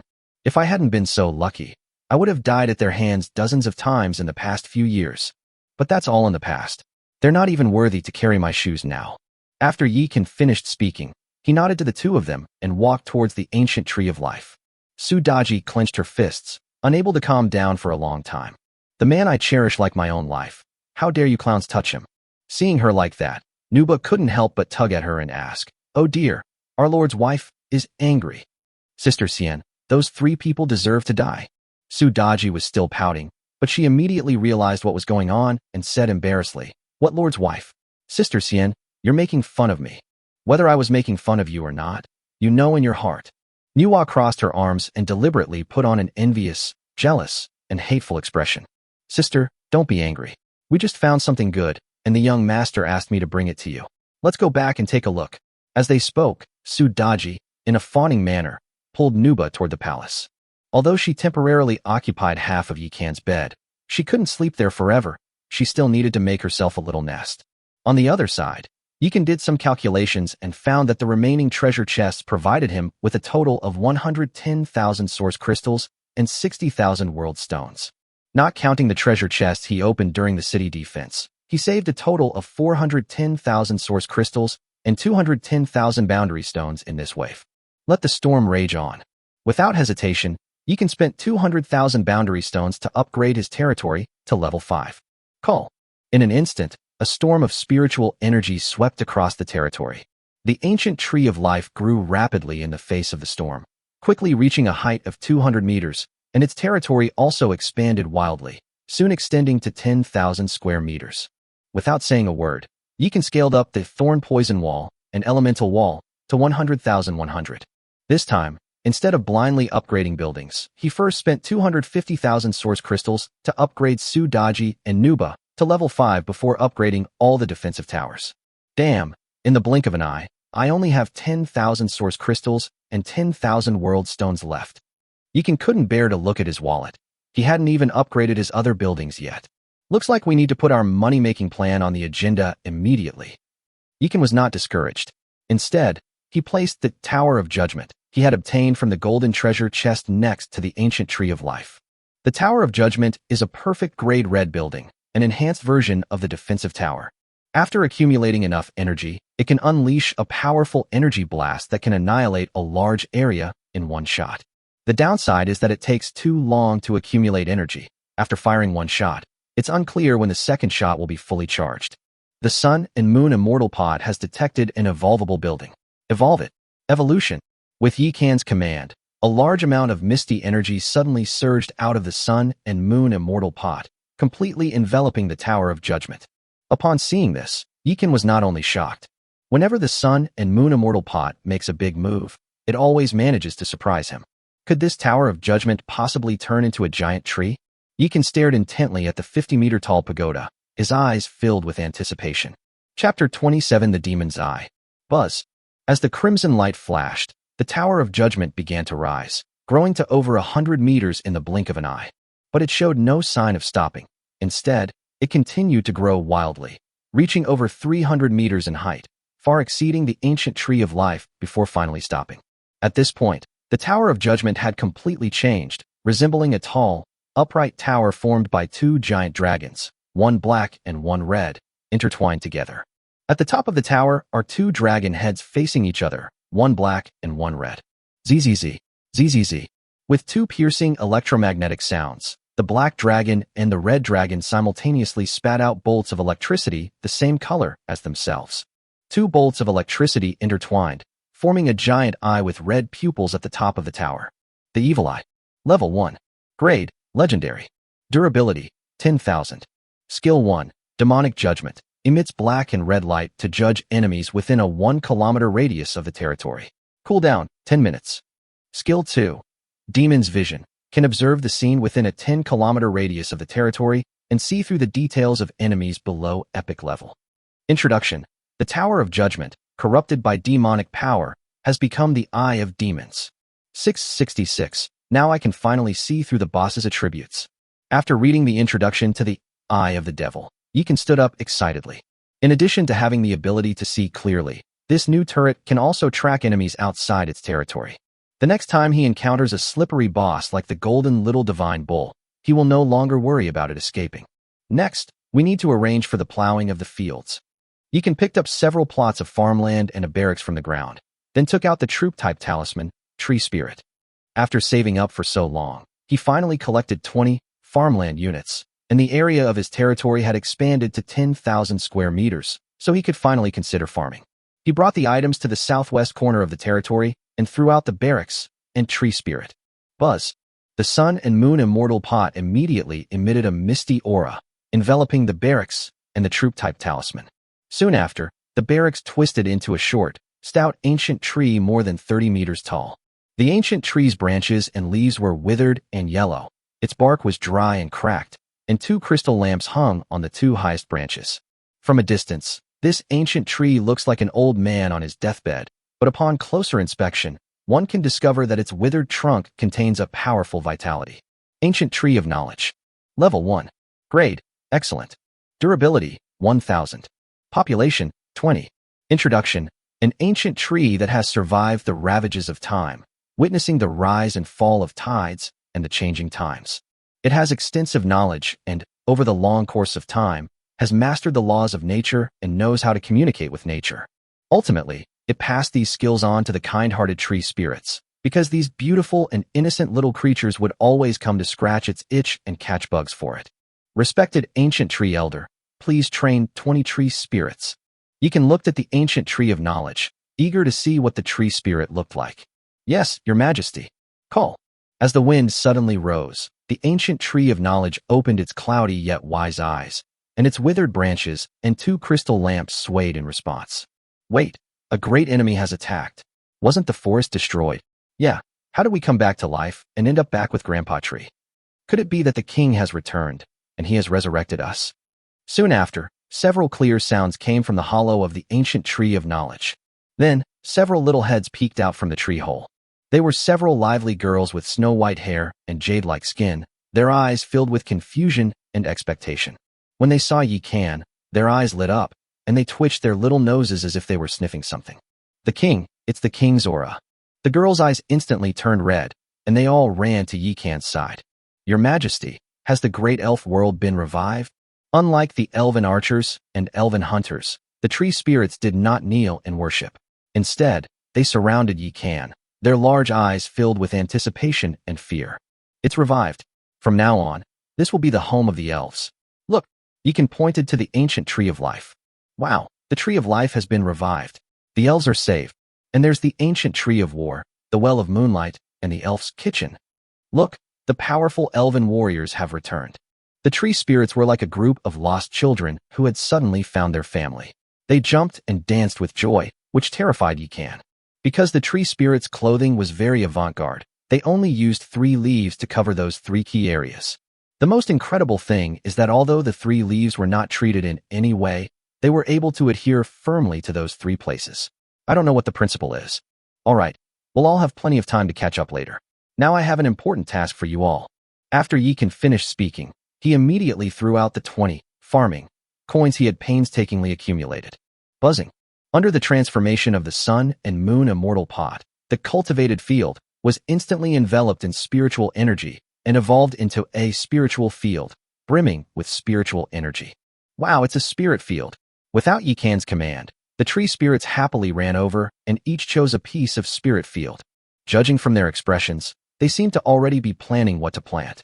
Tree spirit sisters, I have some seeds here, but I don't know which ones to plant. You are the experts in this area, so I'll leave these seeds to you. After Yi Kan finished speaking, he handed over the bags of seeds he had obtained from opening treasure chests during this period to them. It's spirit rice, and also millet and spirit beans. That's wonderful.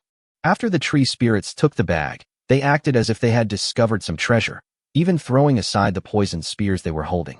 Yi Kan knew that he no longer needed to worry about what happened next. So he headed to the elf archer training grounds. King. When Luna saw Yi Kan, she immediately knelt down on one knee, her eyes filled with fervor and adoration. Get up. The tree spirits have just been resurrected and are not yet familiar with their territory. You will lead them to familiarize themselves with it. Yi Kan smiled slightly and helped her up. Luna obeys. Luna grabbed Yi Kan's hand. This girl actually took the opportunity to grope him, and he couldn't find fault with it. I wonder if she learned it from that vixen Sudaji. Go. Yi Kan waved his hand and walked towards Moon Goddess Lake. He had been busy all day and hadn't had a chance to experience Moon Lake yet. Now was the perfect time. As soon as he arrived at the lake, he almost had a nosebleed. It turns out that Moon Goddess Lake already had people there, and more than a dozen stunningly beautiful women who had been stripped bare like lambs. The mist rising from Moon Goddess Lake creates a hazy, dreamlike atmosphere, making the place seem like a fairyland. Upon seeing Yi Kan arrive, the elven warriors all stood up reflexively. That scene. Chapter 28 Husband, who is Chow Chow? This is not wartime, so please relax and don't worry too much about me. Yi Kan's face flushed slightly, so he immediately waved his hand and jumped into Moon Goddess Lake. He dared not take off his clothes by the lake, because there were more than a dozen pairs of big, watery eyes staring at him from the water. Your Majesty, let Cardan attend to your bath. At that moment, the captain of the elf hunters swam over. All right, Yi Kan glanced around, but did not refuse. So, Cardan swam up behind Yi Kan and began to rub and massage his back.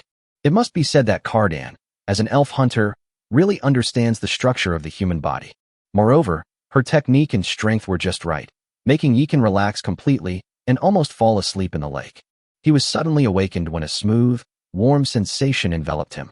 Unbeknownst to him, Cardan had already appeared in front of him and pressed himself against him. Cardan, you. Yi Kan felt a surge of excitement and looked at Cardan in disbelief. To receive the king's favor is our honor, and Cardan is willing to do anything for the king. Cardan's eyes were moist as she looked at Yi Kan with great anticipation. Although there was mist, the lake water was so clear that, and since Cardan was right next to Yi Kan, he naturally felt the changes in his body. Cardan, we'll talk about that later. Yi Kan felt a bit thirsty. The elven race is known for its beautiful women, and with the added advantage of their territory, any one of these elven warriors is a stunning beauty. It's just that Sudaji and Nuba, beings who transcended mortals, made them seem less outstanding. It's impossible to say that Yi Kan had no feelings for them. Although he had already had intimate relations with Sudaji, he still found it difficult to accept another girl immediately. Your Majesty, Cardan is ready. Summon him whenever your Majesty needs him. Cardan was no ordinary person to become the captain of the elf hunters. She could tell that Yi Kan wasn't disgusted by her. He was just a little shy and hadn't fully opened up yet. However, Neither Yi Kan nor Kadin knew that their interaction had been observed by two people sitting atop the palace. Yi Kan arranged for the palace to be located next to Moon Goddess Lake, precisely for the convenience of the female members of the household to bathe, but this inadvertently made things convenient for them. Sister Xian, if you don't take action soon, even Kadin will beat you to it. Su Daji bumped into the woman next to her. From the moment the young master resurrected us, we were already marked with his mark, and it was only a matter of time before we were together. However, acceptance takes time. You can tell from his attitude towards Cardin that he is not the kind of person who is impatient for sex. He has just become a lord, and many things are still changing, and he is adapting too. Since you have crossed the line with him, then guide him well, and help him adapt to his identity and our presence as soon as possible. The trials are just minor skirmishes. The real crisis is yet to come. As heroes, we cannot only indulge in pleasure, we must also plan ahead. Because we are bound to this territory, this is our home. At first, Su Daji listened with a smile, but later her expression became serious. Sister, you truly are a celestial maiden. You see further than Daji does. Daji understands. Su Daji held Nuba's hand tightly and did not try to persuade her any further. Even after leaving Moon Goddess Lake, Yi Kan's heart was still pounding. He did not return to the treehouse immediately, but instead headed towards the Spirit Field district in the southwest of the territory. At this moment, the lovely tree spirits were still working in the fields. Some of them were sowing seeds, while others stood by the spirit field, leaning on their poisonous spears, seemingly chanting something. As they sang their beautiful songs, Yi Kan was surprised to find that the seeds in the spirit field were growing at a speed visible to the naked eye. Seeing this, Yi Kan couldn't help but check their attributes. Tree Spirit. Level 1. Grade, Flawless. Constitution, 20. Base Attribute 2. Territory Attribute Bonus of 10x. Spirit, 45, Base Attribute 4.5, Territory Attribute Bonus of 10 times. Skills, Spell Immunity, Dispel, Poison Sting, Nature's Force. Introduction. The adorable tree spirits are the darlings of nature. They can communicate with plants, animals, and even the land. The spiritual plants they catalyze can yield 10 times more harvest, and there is a very high chance of growing special products that are far more valuable than the original species. Although its combat power is lacking, its support abilities are truly heaven-defying. Yi Kan couldn't recognize him inside. King. When the tree spirits saw Yi Kan, they immediately smiled sweetly and skipped over, completely unaware of how alluring their attire was. When you have free time, you can go swimming in Moon Goddess Lake. Yi Kan rubbed the head of the leading tree demon with a look of doting affection. With the help of these beautiful girls, the territory gained a huge amount of income. Your Majesty, we are favored by the power of nature, naturally free from dirt and grime, very clean. If you don't believe me, smell us. As they were talking, the adorable tree spirit hugged Yi Kan's arm and leaned her whole body close to him. At that moment, Yi Kan also smelled a faint, pleasant fragrance. What are you thinking? Moon Goddess Lake is where the Moon Goddess once bathed. There, you will have the opportunity to receive the Moon Goddess's blessing, and your strength will grow stronger and stronger. Actually, Yi Kan did not want to use source crystals to upgrade their levels. It's just that he was too poor right now. The buildings and troops in his territory all need to be upgraded, and he has also taken on a huge loan. Really? I'll go right now. I'm going to. Although the tree spirits have voluptuous figures, their personalities are like those of innocent and carefree little girls, and they are happy all the time. Of course, all of this is based on the premise that no one destroys their homes. Once their homes and companions are threatened, they transform into fierce warriors, hurling their poisoned spears at you without hesitation. When Yi Kan returned to the treehouse, Su Daji, fresh from a bath, was already waiting there. My husband. As soon as she saw Yi Kan, her soft, boneless body collapsed into his arms. Yi Kan is now at level 5. As an epic level lord, his original physique has reached a terrifying 181.2. With the addition of the Xian Tai Wolftooth mace and the low-level equipment, he had stuffed himself full. His total quality had now reached over 400. You devil! Tonight, I will avenge my humiliation. After the protection of Nuba was removed from the neighboring house, the two of them became much more relaxed. That night, thunder rumbled continuously in the treehouse, and Su Daji's seductive moans, which could bring ruin to all living beings, echoed throughout the treehouse until dawn. My husband was truly amazing tonight.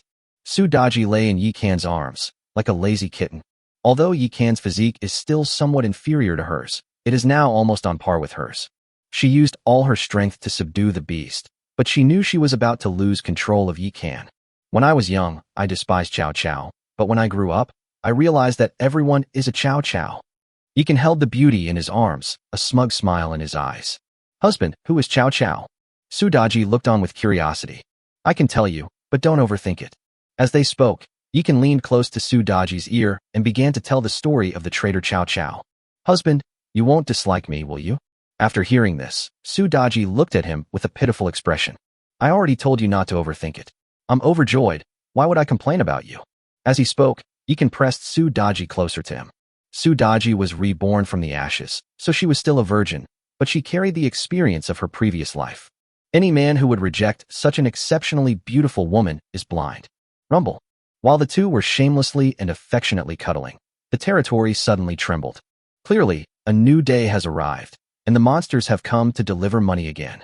Chapter 29. What rest? Only incompetent people rest. Xinhui Academy. Buzz. Buzz. Buzz. 3 beams of light flashed, and Huang Xingxing, Shi Laojin, and Li Huaishui suddenly fell out of the void and landed on the ground. What's going on with the 3 of you? Lu Mengli swept her phoenix eyes around, her icy gaze landing on the 3 of them. Teacher, it was Yikan. He broke the academy rules and attacked us illegally. Otherwise, we wouldn't have been eliminated. Huang Xingxing was so angry when she recalled her terrible experience that her face contorted with rage. He originally intended to use the rules to kill Yikan during the trial, but unexpectedly, he lost more than he gained. They didn't even catch a glimpse of Yikan before being riddled with arrows by the female soldiers on the city wall. If it weren't for the symbols that Lu Mengli had left on them beforehand, the 3 of them would have been dead long ago. Oh, you mean Yikan split his forces into 3 groups, found all 3 of your territories at the same time, and then attacked them simultaneously, and the 3 of you couldn't even defeat a third of his forces? Lu Mengli asked in a cold voice. She doesn't dislike those who dare to challenge the rules, but she despises those who are incompetent yet treat others like fools. Teacher, no. Huang Xingxing was dumbfounded. He originally intended to turn the tables and slander Yikan, but who knew that this teacher was so hard to fool? Teacher, it's not our fault. Yikan was too strange. He planted 3 moving vines in his territory, and they wiped out 20 of my light infantrymen in one fell swoop. When Slokin saw his boss stammering, he immediately stood up to defend him. Then the whole classroom erupted in chaos. What a disgrace. 3 people went to pick a fight with 1 person and ended up getting wiped out. Exactly. It's one thing to go and get killed, but to turn around and accuse others of attacking you is just shameless. I know you can. He's a little beggar from the slums, and he embodies the inferior heart of a lord. He usually can't even afford to eat, let alone build anything. For this trial, he only bought the cheapest food and water. Holy crap, someone like that actually killed Huang Xingxing and the other 2 in a flash. Unbelievable. These people were eliminated before Huang Xingxing and his group came out. They were initially feeling down, but after seeing the miserable state of Huang Xingxing and the other 2, their mood immediately improved. Human happiness is actually derived from comparison. The rules of the Void Sea are different from those of Earth. The time ratio between the 2 places is 10 to 1. In other words, 10 days in the endless void is equivalent to only 1 day in reality. Huang Xingxing and his group stayed inside for 3 days, but in reality, it wasn't even half a day. These people basically just went in for a stroll and came out. Quiet. After listening to everyone's discussion, Lu Mengli's cold eyes suddenly flashed, and the temperature in the classroom instantly dropped to freezing point. The students immediately fell silent. Huang Xingxing and the other 2 sat down obediently, no longer displaying their previous arrogance. Because they finally remembered Lu Mengli's identity, the 3rd elder of the inner court. This person is not just the most beautiful girl in the academy. She is also someone who hates evil and is the kind who kills without caring about the consequences. There was a family in Shenyue City who framed her student, and she actually went to their door and wiped out the entire family. In the end, the matter was left unresolved. Since then, every parent has been doing everything they can to get their child into her class. However, the academy assigns teachers by drawing lots. Until the very last moment, no one knows which class Lu Mengli will teach. Everything depends on luck. When Huang Xingxing and the other 2 children's parents learned that their sons had been admitted to Lu Mengli's class, they were all overjoyed and thanked their lucky stars. If they knew about this, they would probably be extremely uneasy. However, Lu Mengli didn't think too much about it and continued to look at the academy's intranet. The trial has now entered its 4th day, and it's unbelievable that those 2 SSS-level students are still able to maintain their grades. As an elder, She must pay close attention to prevent unnecessary problems from arising. Yi Kan, with his inferior lordly mindset, survived for 3 days and even managed to kill 3 foolish landlord's sons, clearly having encountered a fortuitous event. Could it be him, the SSS-level student in my class? Lumingli immediately became suspicious. But when he thought of Yi Kan's Lord's Heart grade, he immediately shook his head. Even with extraordinary encounters, the rank of Lord's Heart cannot be changed. On the other side, in the trial grounds. Roar! Roar! Outside Yi Kan's territory, the roars of beasts continued. Countless robust black bears surged in from all directions like a tidal wave.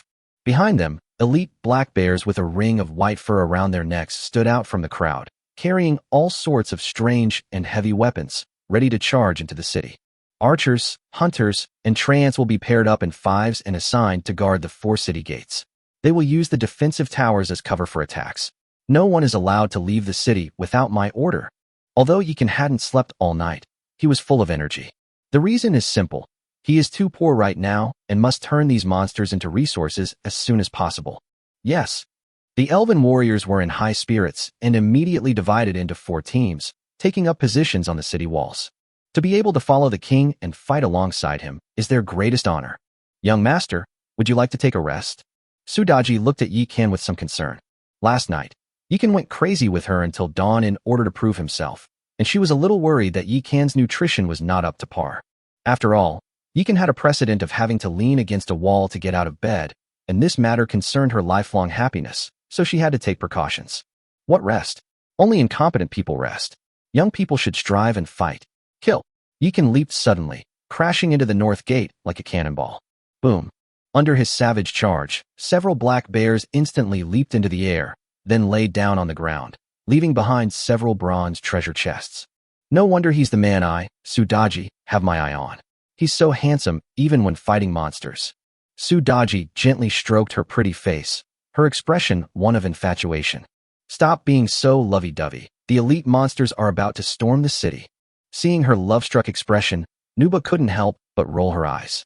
Then, she took a step and instantly arrived at the east gate. Since obtaining the legendary cloud boots, her speed has doubled. Although it is impossible to walk on air without using magic, it is possible to stay in the air for a short time. Buzz. With a wave of her hand, another legendary piece of equipment appeared in her hand. Thunderfire Spear, a terrifying weapon that can double fire damage. Roar. As Nuba thrust out her spear, a roaring fire dragon burst forth, instantly engulfing the black bear monsters in a line. It seems Sister Xian is interested. I can't let her outdo me. Sudaji drew her sun and moon blades and, propelled by the demonic wind, charged toward Shiman.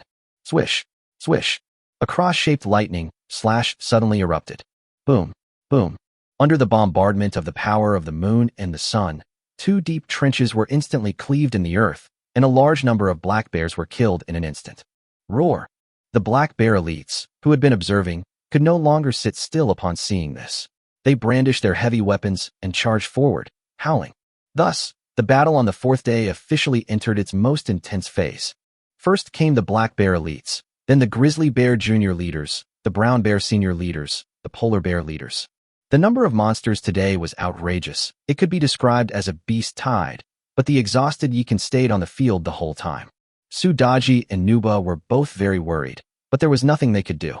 Because they all knew that Yi Kan must have tasted the sweetness of the golden monster and wanted to use himself as bait to catch fish. Chapter 30 Sister Xian, I don't want to work hard anymore. Damn it, there's no golden monster. Yi Kan, holding a black iron mace, sat imposingly on the elf watchtower, his face filled with resentment. Today is the 4th day, and 6 waves of siege monsters have indeed come, but the last 2 waves were led by red bear kings, 1 male and 1 female. Clearly, they were a pair of bears with a deep bond, so they chose to die for each other, contributing to the development of Yi Kan's territory. Ding! Battle ended, proceeding with the settlement. Finally, today's settlement has arrived. Battle results. Enemies, 2,000 black bear monsters, 400 elite black bears.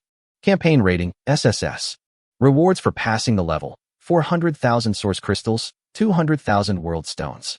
Rating rewards, 800,000 source crystals, 400,000 boundary stones, territory building, elemental tower, troop rune, dark wizard, equipment, death scythe.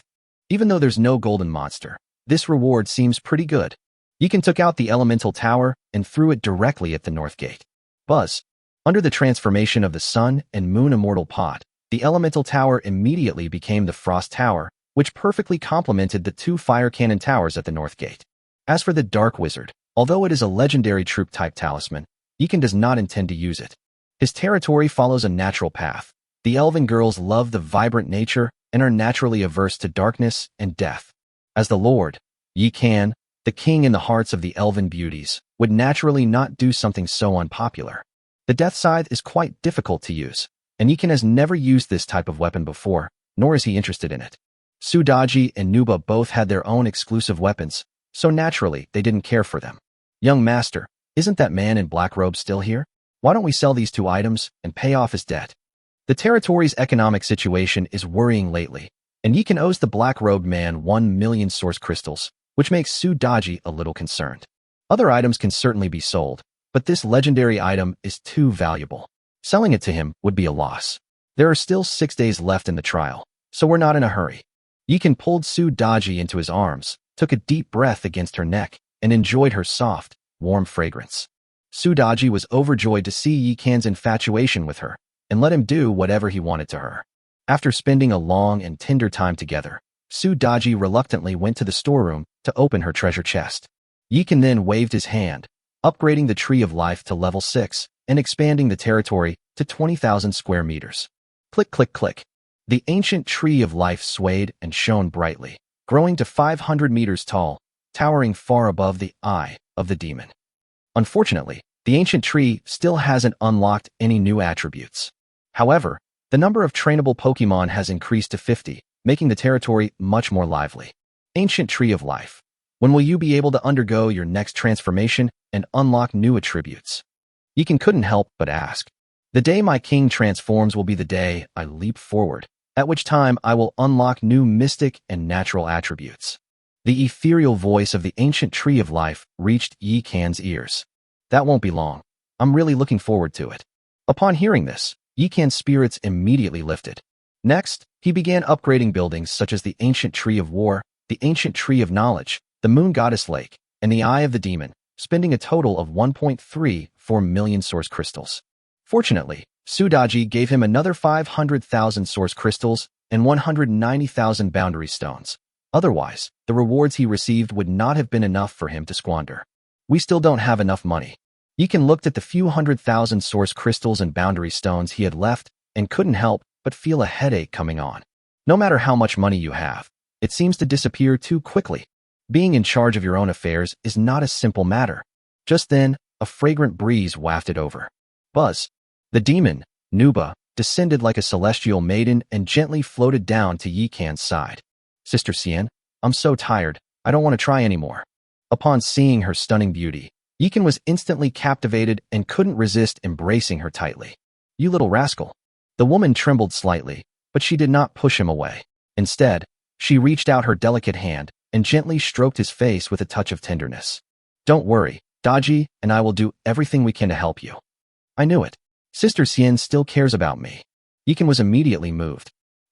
Did you always think I didn't care about you? Upon hearing this, Nuba raised her eyebrows, seemingly about to get angry.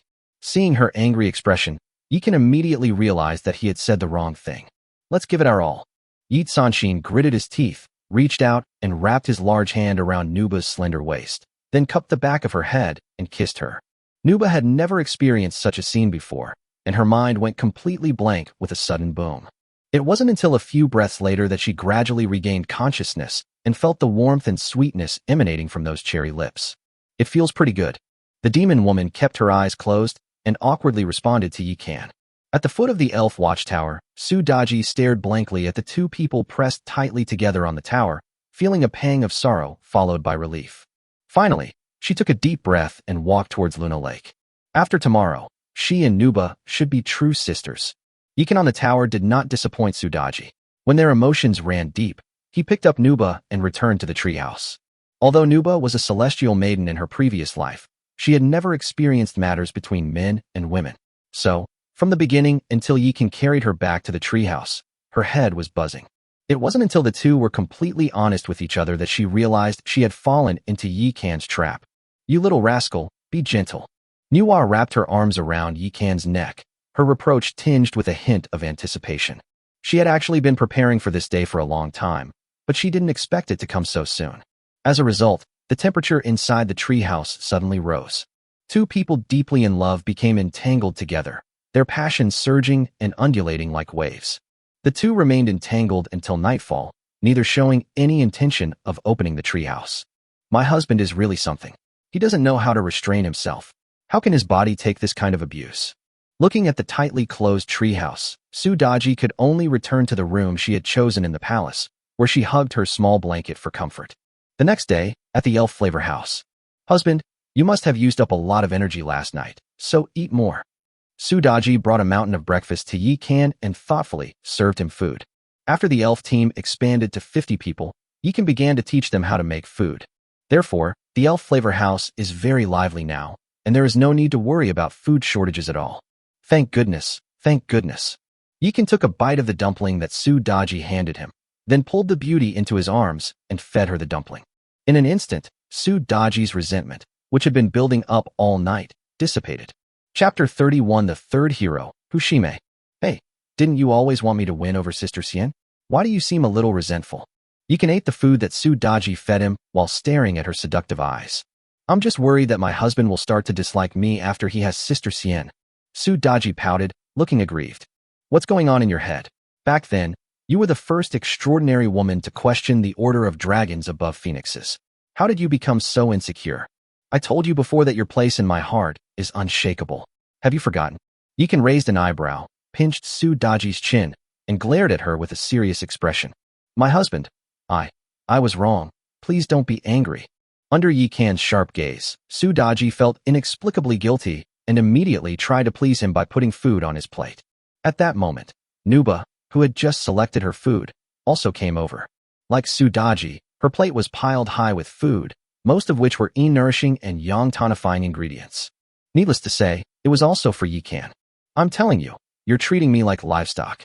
When Yikan saw Nuba, his sharp gaze immediately softened. Sudaji breathed a sigh of relief.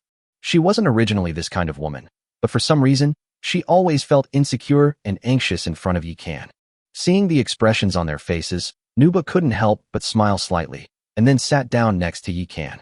Young master, no matter how smart or strong a woman is, when she truly falls in love with someone, she may do some ridiculous or irrational things. In the young master's words, our little sister Daji has a love-struck mind. Nuba picked up a mulberry and stuffed it into Yikan's mouth, then looked at Sudaji with a mocking expression. It's my fault. Yesterday's events were sudden, and I didn't explain things to you beforehand, which made me feel neglected. Yikan pulled Sudaji into his arms and held her tightly. Young master, it's not your fault. She was just being petty. She'll learn more from Sister Sien in the future. Sudaji nestled in Yikan's arms, speaking softly and obediently like a kitten, completely forgetting her previous unpleasantness. It's good that you understand. Don't get angry anymore. Yikan pulled Nuba into his arms, enjoying the bliss of having two women. Just then, two adorable little elves suddenly flew over. Master, we've learned how to make garlic roasted oysters and mutton soup yesterday. Would you like to try some? The little elf blinked its big eyes and looked at Yikan with an innocent expression. Puff. Yikan suddenly spat out the soy milk in his mouth and looked at the two little elves in disbelief. This? Who taught you this? Our master taught us that. Grilled oysters smell amazing. Look, the sisters are almost fighting over them. The little elf pointed to a spot not far away. Sure enough, the elven beauties were gathered around the table, making a ruckus and scrambling for food. Of course, all of this was just for fun. On weekdays, they are either on guard duty, patrolling, or training. Showering and meals are their rare moments of leisure. The elves were originally vegetarians. In the elven world, they only ate vegetables. Ever since Yikan took them to eat meat, it was like opening a door to a new world for them, and then they couldn't stop. That's good. You need to eat more to have energy. Yikan nodded awkwardly. He had indeed taught the elves how to make various foods, but whether intentionally or unintentionally, they chose mostly nourishing foods today. Strange, could it be that little vixen Daji instigated this? Yikan lowered his head and looked at the guilty beauty clinging to him. Wah wah. Just then, a long horn sounded from outside the territory. Boom. Upon hearing the sound, the elven warriors immediately stopped their playful fighting, grabbed the food from their plates, and rushed out of the elven-themed restaurant. Young master, please enjoy your meal and leave everything to us. Su Daji instantly scurried out of Yi Kan's arms, her alluring eyes filled with fighting spirit. The call to war has come at just the right time. Su Daji sighed inwardly. Sister Daji is right. Young master, just appear before the last wave of monsters arrives. The demon woman stopped feeding the animals and summoned her Thunderfire spear. Go ahead, but be careful. Yikan nodded. Today is the 5th day of the trial, and there should be 7 waves of attacking monsters. Because he doesn't have enough source crystals, he hasn't upgraded his heroes or his troops recently. However, because he spent a lot of source crystals to upgrade Moon God Lake, the chances of everyone triggering Moon God's blessing increased significantly. It seems that everyone in the territory, except for him, the Lord, has triggered the Moon Goddess's blessing. Especially Su Daji, perhaps because of her high charm, actually triggered it several times. If her level weren't limited by the territory's level, she would probably have already reached level 10. Moon Lake is such a wonderful place. It's a pity it can only raise the levels of heroes and warriors. If only it could raise their ranks too. He can look towards Moon Goddess Lake, his eyes filled with longing. After enjoying the breakfast carefully selected by the 2 beauties, Yikan headed towards the heavenly demon Nirvana pool. He hasn't summoned any heroes in a long time. Hopefully, his luck will be better today. Heavenly spirits, earthly spirits, can't you send a beautiful heroine instead? Yikan chanted incantations over the heavenly demon Nirvana pool, then threw 1,000 origin crystals into the pool at a time. Congratulations, Lord, on obtaining a wooden stick. Congratulations, Lord, on obtaining a bag of millet. Congratulations, Lord, on acquiring a belly band. Yikan performed 100 consecutive 10 pulls, spending 100,000 source crystals. The results were all strange and useless items. No treasures like the purple ribbon immortal robe or the golden cloud feather robe appeared. I refuse to believe it.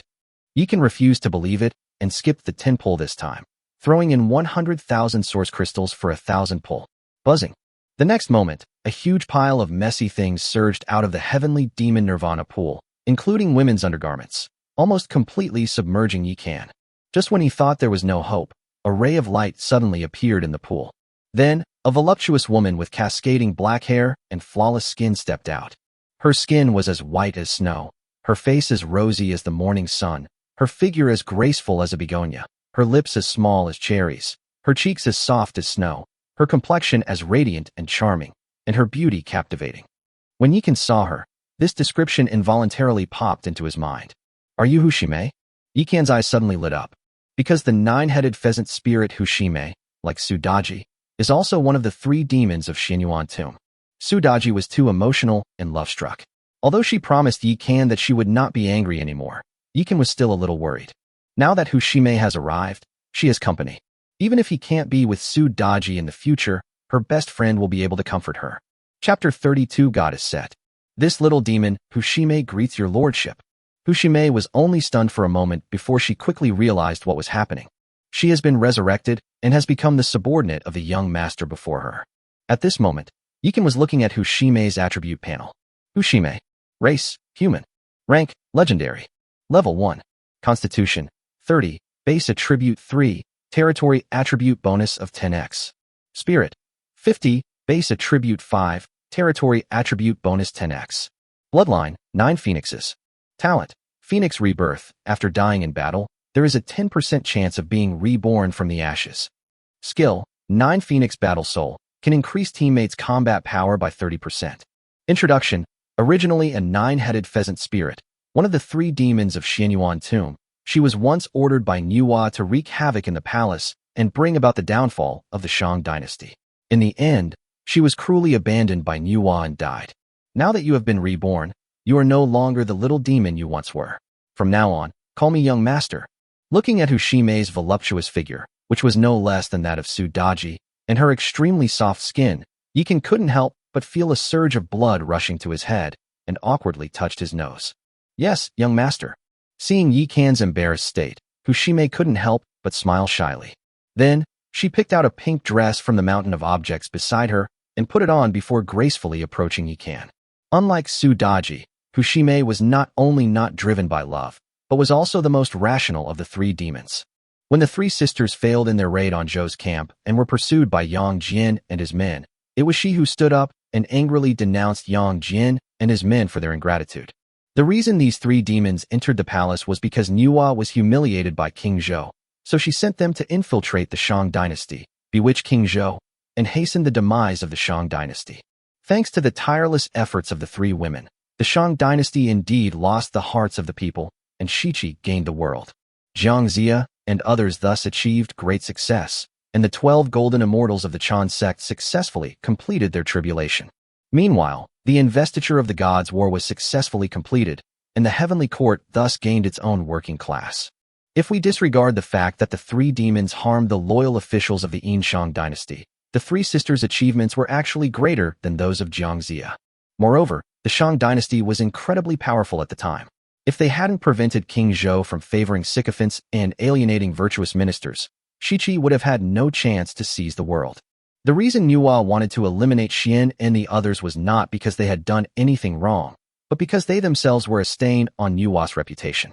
If people knew that Nuwa had sent three demons to bewitch the human emperor and wreak havoc on the human race in order to seek revenge, her reputation as the mother of the earth would be ruined. We don't have any suitable equipment for you right now, so you'll have to use this death scythe for now. As he spoke, Yikan took out the last legendary piece of equipment he had treasured. Wow, what an imposing weapon. Hushime's eyes lit up the moment she saw the Grim Reaper's scythe. In their past lives, the sisters were demons, but they were extremely poor and didn't even have a single decent treasure. Otherwise, the sisters wouldn't have ridden peach blossom horses and carried ordinary weapons to raid the Zhou camp. If you like it, use it for now. Yikan handed her the death scythe, then spent 30,000 source crystals to upgrade her to level 3. Thank you, young master. Hushime stroked the Grim Reaper's scythe, clearly enamored with it. Go check out the east gate of the territory. There's someone there who's been missing you terribly. She'll be so happy to see you. Yikan said mysteriously. Who is it? Upon hearing this, Hushime immediately became puzzled. Besides her two sisters, who else in this world would care about her? Go and see for yourself. After Yikan finished speaking, he walked towards the nearby elf workshop on his own. He hadn't had a chance to study the elf workshop properly since the last upgrade, and the current elf trance still had 3 leaves attached to them. Although it's pleasing to the eye, Yikan worries that if she looks at it too much, she won't get enough nutrition. Although the Trant is only a support unit, it can still be dangerous if enemies get close by. We need to get them a set of equipment as soon as possible. Buzz. Yikan opened the elf workshop, and his eyes lit up immediately. Sure enough, the level 6 elf workshop had a new set of equipment. In addition to the extra Trant armor set and the little elf cicada wing set, there is also a sparkly body-fitting set. Goddess set. Superior Purple, a universal type, adds an extra 10% to attributes and can be used by all elf warriors. When Yikan saw the instructions, he didn't think twice and spent all the source crystals he had. But unfortunately, he only managed to forge 13 sets. Left with no other choice, he could only head towards the east gate and urge her to open the treasure chest as soon as possible. Today, the monsters attacking the city are no longer animals, but tattered zombies and skeletons with will-o'-the-wisps burning in their eye sockets. How can a skeleton blow a horn? Yikan looked at the endless stream of monsters crashing into the city gate and couldn't help but feel puzzled. At this point, the attacking monsters had reached their second wave, with elite monsters making up the majority of them. However, with level 6 defensive towers and 3 heroes guarding the pass, they were easily stopped. In particular, Hushime's addition directly boosted the team's combat power by 30%, making Sudaji, Nuba, and the elf warriors much more formidable. My husband. When Sudaji saw Yikan, she immediately killed the elite skeleton in front of her with 2 sword strikes, and then plunged into Yikan's arms. Her shy demeanor left Hushime, who was wielding a large scythe and slaughtering madly, speechless with astonishment. When did my sister become so petite and dependent? Is this still the same fox spirit who bewitched all beings and made even gods bow down? Thank you. Sudaji wept with joy, never expecting that she would actually have the chance to reunite with her sisters. This is nothing.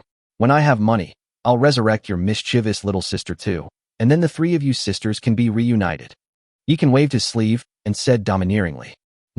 Sudaji nodded repeatedly. In the past, she wouldn't have dared to have such high hopes. But now that Hushime has been resurrected, what is impossible? Right? Business is more important. Let's open the treasure chest quickly. I need to save up money to upgrade the equipment for the elven girls. After Yikan finished speaking, he immediately gestured to the little elves who were waiting in the distance. They're here. The little elves, who spent their days traversing the battlefield, had long since developed a tacit understanding. They immediately seized the opportunity during a lull in the heroes and warriors battle to snatch all the treasure chests. Buzzing. Then, under Sudaji's skillful hands, the territory suddenly shone brightly, and Yikan also gained a large number of source crystals and boundary stones.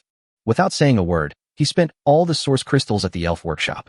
The set consists of 14 pieces, including a helmet, armor, leg guards, boots, bracers, gloves, belt, necklace, rings, amulet, and weapon. The ring, amulet, and weapon are all in pairs. Each piece costs 2,000 source crystals, so a set would cost 28,000. Yikan personally took to the battlefield to fight the enemy, working tirelessly until the afternoon. After defeating the 6th wave of monsters, he finally managed to collect 60 sets of goddess sets for the elven warriors. Although they are the same set, the dryad's weapon is still different from that of the archer and hunter. They wore short blades at their waists, but carried gleaming silver spears in their hands.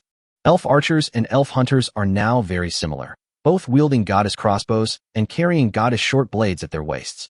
As time went by, the elven archers grew a lot and slowly transformed into elven hunters, because that was their original goal. In addition, the Elf Hunter Training Ground is a preparatory camp for elf hunters and is a building that cannot be upgraded. Yikan plans to dismantle the Elf Hunter Training Camp and let them live in the war tree once the war tree has grown a bit more. As for future troop types, he plans to use troop type tokens for targeted summoning to avoid waste. Young Master, will the Golden Monster come today? After the great battle, the four gathered at the Elf Watchtower. Manhwa and Sudaji, one on each side, leaned against Yikan. Hushime, on the other hand, seemed a little lost and stood quietly to one side. It's been 2 days, let's hope it comes. Yikan looked at the distant mist, his heart filled with anticipation. Whatever comes, make sure it never returns. The demon BA clung tightly to Yikan's arm, warily looking around. She has the cloud-soaring shoes, which make her incredibly fast. If any danger arises, she will pull Yikan away immediately. At this moment, Sudaji also noticed Hushime's unease. Little sister, sit here. Sudaji reached out and pulled Hushime down to sit, while she herself snuggled into Yikan's arms like a kitten. Hushime was pulled so hard that she swayed and fell directly onto Yikan. Whoosh! Her cheeks flushed instantly. Elder sister. She immediately sat up straight, looked at Sudaji with a reproachful expression, and then glanced at Yikan. After being reborn as a human, she didn't know what was wrong with her. Not only did she feel shy, but she also blushed. Most incredibly, she actually developed a slight attachment to this man she had just met, and even if she did nothing, she liked to be close to him. Buzz. While Hushime was lost in thought, the mist outside the territory finally changed, and a ray of golden light shone through. Upon seeing this, Yikan's expression changed drastically, and he abruptly stood up. Chapter 33 The Golden Skull Attacks. Has it finally arrived? Seeing this, Sudaji and the other 2 women also stood up. At the same time, a small golden skeleton with a hunched back, holding a golden staff, emerged from the mist. Its movements are extremely slow, making it look like a decrepit old man. Big sister, is this really the legendary, incredibly powerful golden monster? When Hushime saw the slow, comical movements of the little golden skull, her cherry lips twitched involuntarily. Second sister, don't be fooled by appearances. None of these guys are simpletons. Sudaji drew her sun and moonblade, as if facing a formidable enemy. Nuba also grabbed the Thunderfire spear, staring intently at the golden skeleton's every move. Seeing the 2 of them looking so serious, Hushime immediately tensed up and couldn't help but tighten her grip on the Grim Reaper's scythe. Just then, the mist behind the little skeleton churned up again. No way could there be 2? Even Nuba is starting to worry. If it were just a golden monster, she would still be confident in protecting Yikan. If there are 2 of them, and they really start fighting, she won't have time to be distracted. After all, today is the 5th day of the trial, and this golden monster is definitely much stronger than the golden little divine bull from before. To their surprise, it wasn't the golden monster that emerged from the mist this time, but the black-robed man leading a camel. Strange, it's not even the last day of the trial yet. Why is he here again? Is he afraid I won't pay him back? Yikan looked at the man in black robes, somewhat puzzled. The man in black robes ignored him and instead led his camel to the spot where he had set up his stall, then quietly stared at the small golden skull. Whoosh! Just then, the little golden skull took a step and vanished instantly. Buzz! When it reappeared, it had already arrived at the foot of the elf watchtower. Spatial magic, instant teleportation? Yikan's pupils suddenly contracted. Seeing this, Nuba didn't say a word, grabbed Yikan and flew away from the elf watchtower. Sudaji and Hushime, having already reached an understanding, retreated together in another direction, gripping their weapons tightly, ready to strike at any moment. Boom. The next moment, the elf watchtower's durability was reduced to 0, and it collapsed, turning into a pile of debris. Yikan also saw through the Golden Skull's true nature with his demon eye. Golden Skull. Race, Oni. Gender, male. The resentment of being single for 2 lifetimes causes the territory to suppress male enemies by 50%. Grade, Legendary. Level, 10. Physical fitness, 400. Spirit, 500. Talent, Spatial power. Skills, Spatial teleportation, Spatial lockdown, Ethereal blade, Spatial storm, Necromantic aura. Introduction. The little skeleton who once fell into the spatial turbulence turned out to be a blessing in disguise, gaining the favor of the spatial laws and becoming a legendary monster. He is a holy son of the ghost race with great potential. Damn it, a little skeleton that can use spatial magic? Luckily, the territory suppressed half of his attributes. Otherwise, we would have been doomed. Yikan cursed as he looked at the Golden Skull's attributes, which had turned red. At the same time, he instantly distanced himself from Nuba and then shared the Golden Little Skull's interface with them. Elven girls, guard the walls, close the gates, and beat the dogs. Yes, sir. The 60 elven warriors raised their weapons in unison, their eyes fixed on the little golden skeleton. 9 Phoenix Battle Soul. A faint light suddenly appeared between Hushime's brows, as if a third eye had opened. Boom. The next moment, a powerful shockwave emanated from her and swept across the territory in all directions. Those who were hit by this shockwave instantly felt their fighting spirit soar, and their combat power increased by 30%. The Ghost Clan belongs to Een and is most afraid of the extreme yang energy. They use the flames of heavenly punishment and the Sunblade to fight against them. As soon as Yikan finished speaking, he felt the space around him tremble. When he tried to leave, he found that a mysterious force was blocking him, as if he were locked in a small cubicle. At the same time, the little golden skull took a step forward and instantly appeared in front of him, then extended a bone finger. Yikan could clearly feel that the bone finger was surrounded by a deathly aura. If that deathly aura were to erode one's soul, something terrible would surely happen. Whoosh. At this critical moment, a wave of heat hit us. The Sunblade in Sudaji's hand shone with white light, the power of the sun boiling, and she slashed fiercely at the golden skeleton. At the same time, Nuba imbued the Thunderfire spear with the flames of heavenly punishment, and like wielding a fire dragon, she stabbed it fiercely at the head of the little golden skull. Sensing danger, the little skeleton suddenly spun its golden staff. Rumble. The space in front of it instantly transformed into a terrifying vortex, with countless ethereal blades sweeping wildly in all directions. This move not only blocked the attacks from Sudaji and Nuba, but also pushed itself away. With the attacks from Sudaji and Nuba, the spatial blockade that had trapped Yikan was instantly broken. Seizing the opportunity, Yikan suddenly took a step forward, leaped high into the air, and unleashed a savage charge, quickly crashing into the golden skeleton. All of this happened in the blink of an eye. The little skeleton was pushed away by the spatial storm it had created, and before it could even stand up, Yikan had already crashed into it. Bang! With a loud bang, the little skeleton was instantly sent flying. Whoosh, whoosh, whoosh. The elven warriors had been waiting for this opportunity, and they immediately unleashed their goddess crossbows and goddess spears at the little skeleton with reckless abandon. Given the golden skull's attributes, the goddess crossbow's attacks were nothing more than a tickle to it. But the goddess spear is different. After all, the elven tree spirits possess spell immunity, dispel, poison sting, and the power of nature. The poisonous stinger has the effect of paralyzing opponents and slowing them down. The golden skeleton never expected that it, so powerful, would be ambushed by a few ants. Filled with righteous indignation, it wanted to take its anger out on the tree spirits first. However, at that moment, several fire dragons suddenly descended from the sky, transforming into a cage that enveloped it. Without saying a word, the golden skeleton used spatial teleportation to dodge Nuwa's heavenly punishment flames.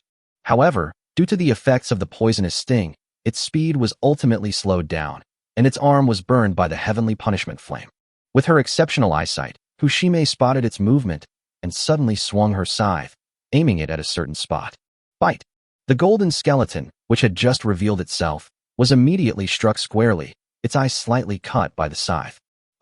To everyone's astonishment, the little golden skeleton actually let out a scream under the attack of the Grim Reaper's scythe. This guy's spell seemed to have a cooldown period, so you can't use the same spell consecutively, and the death scythe can damage its soul. Nuba saw it clearly and immediately spoke loudly. I and Daji sealed off the enemy, while Shimei reaped the rewards. Without saying a word, Nuba rebuilt the heavenly fire cage. Yes, Daji and Shimei were not angry at Nuba's unauthorized arrangements. On the contrary, they were excited, because both of them acknowledged the position of the eldest sister, Nuba. After all, the sisters had once occupied someone else's father's grave, and they already felt guilty.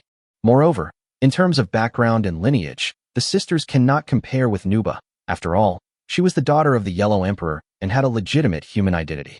Fortunately, neither Yikin nor Nuba looked down on them because of these things. On the contrary, they took good care of them. Buzz. When Nuba, Daji, and Shimei joined forces to besiege the Golden Little Skull, something unexpected happened. The black-robed man, who had been observing, actually headed towards the territory. Chapter 34. The ancients were right. What the hell? Yikin immediately left the battlefield and arrived at the north gate. Sir Businessman, is there something you need? He looked at the wandering merchant shrouded in a black robe, his eyes filled with wariness. The wandering merchant remained silent, his eyes flashing with soul fire as he quietly watched the little golden skeleton being attacked by 3 beautiful women. Yikin glanced back and immediately understood. This wandering merchant had a skeletal body, and his eye sockets flickered with ghostly fire, clearly indicating that he also belonged to the ghost race. However, it doesn't seem to have targeted Yikin. Even when it shows hostility, it's only when it thinks Yikin is going to harm it. In other words, their ethnic group is neutral. That little golden skull was clearly a special creature. It might be of great use to this wandering merchant. It's just that its neutral status prevents it from doing anything out of line. After Yikin figured it out, he immediately looked at it and said, "How about I sell you the body after I kill him?"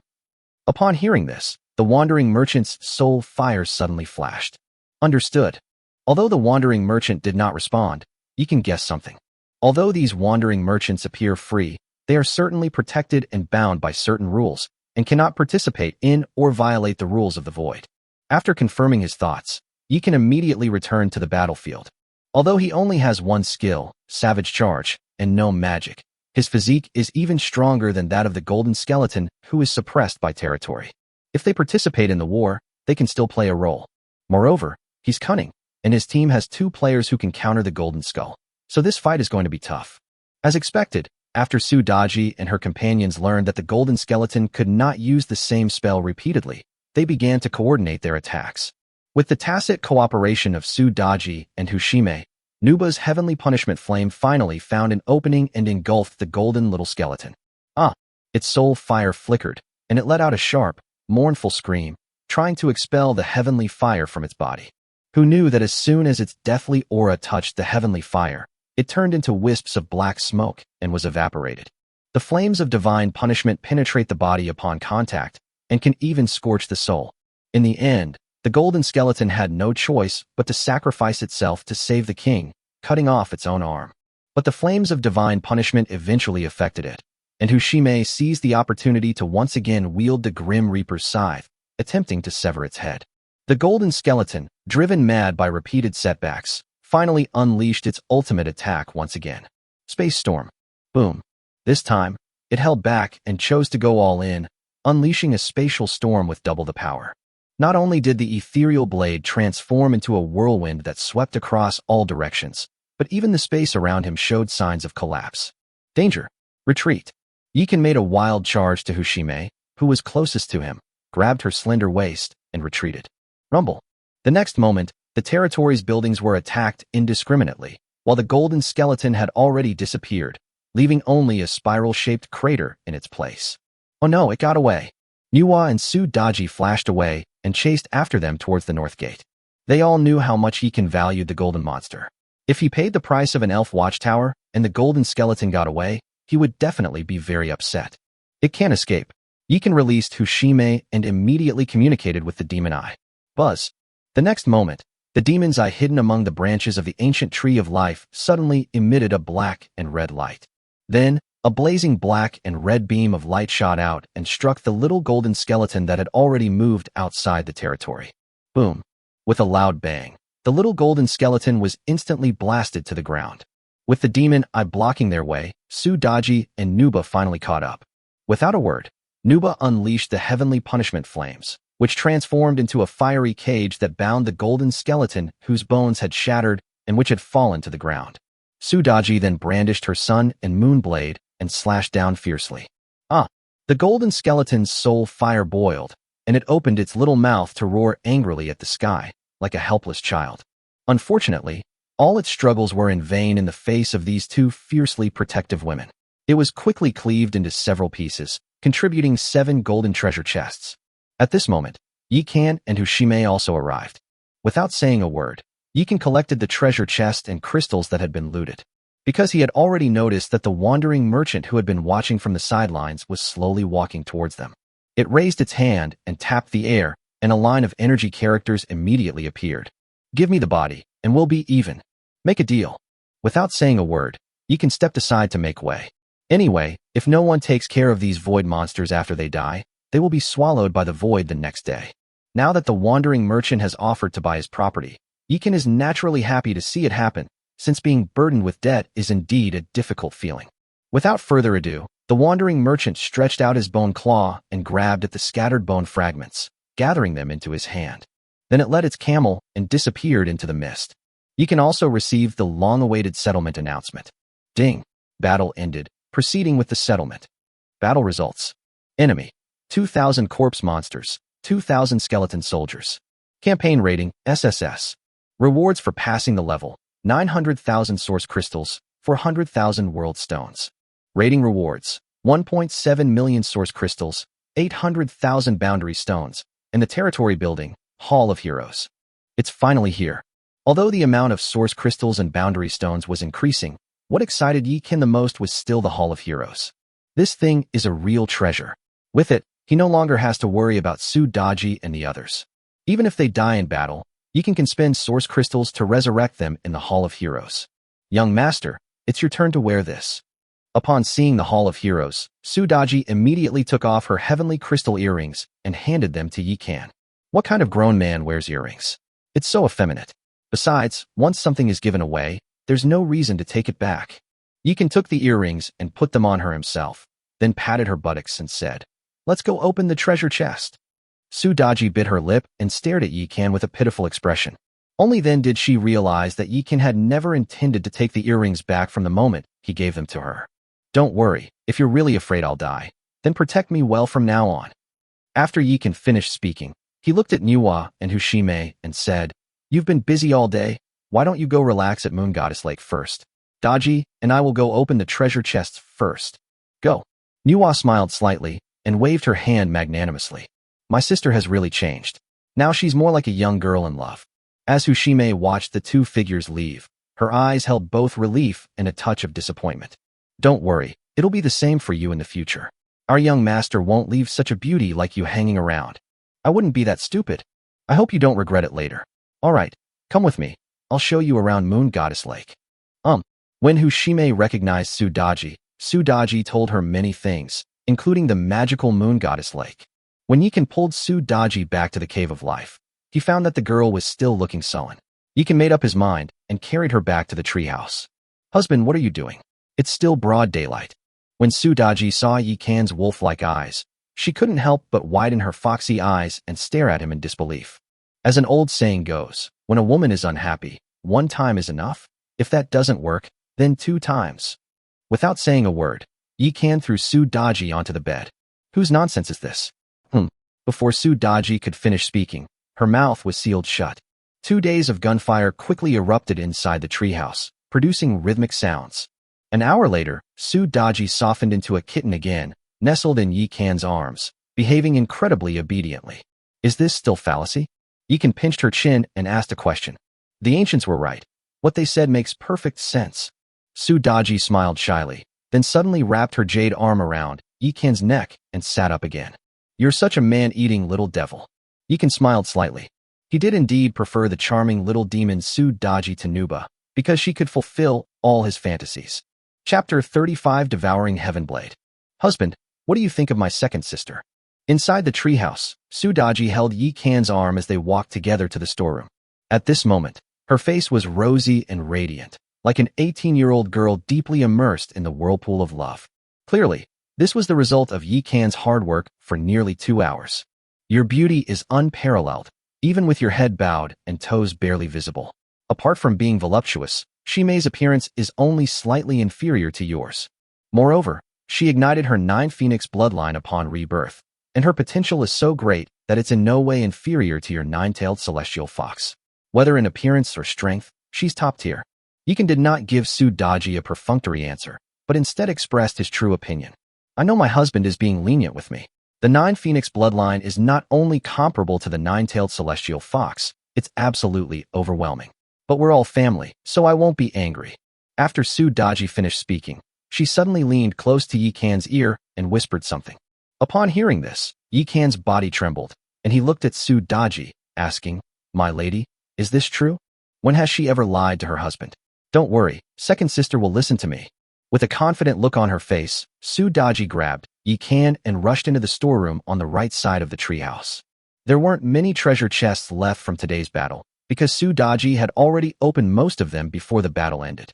Moreover, Yikan used most of the source crystals to forge the goddess set, so the two of them finished their business after staying in the warehouse for a while.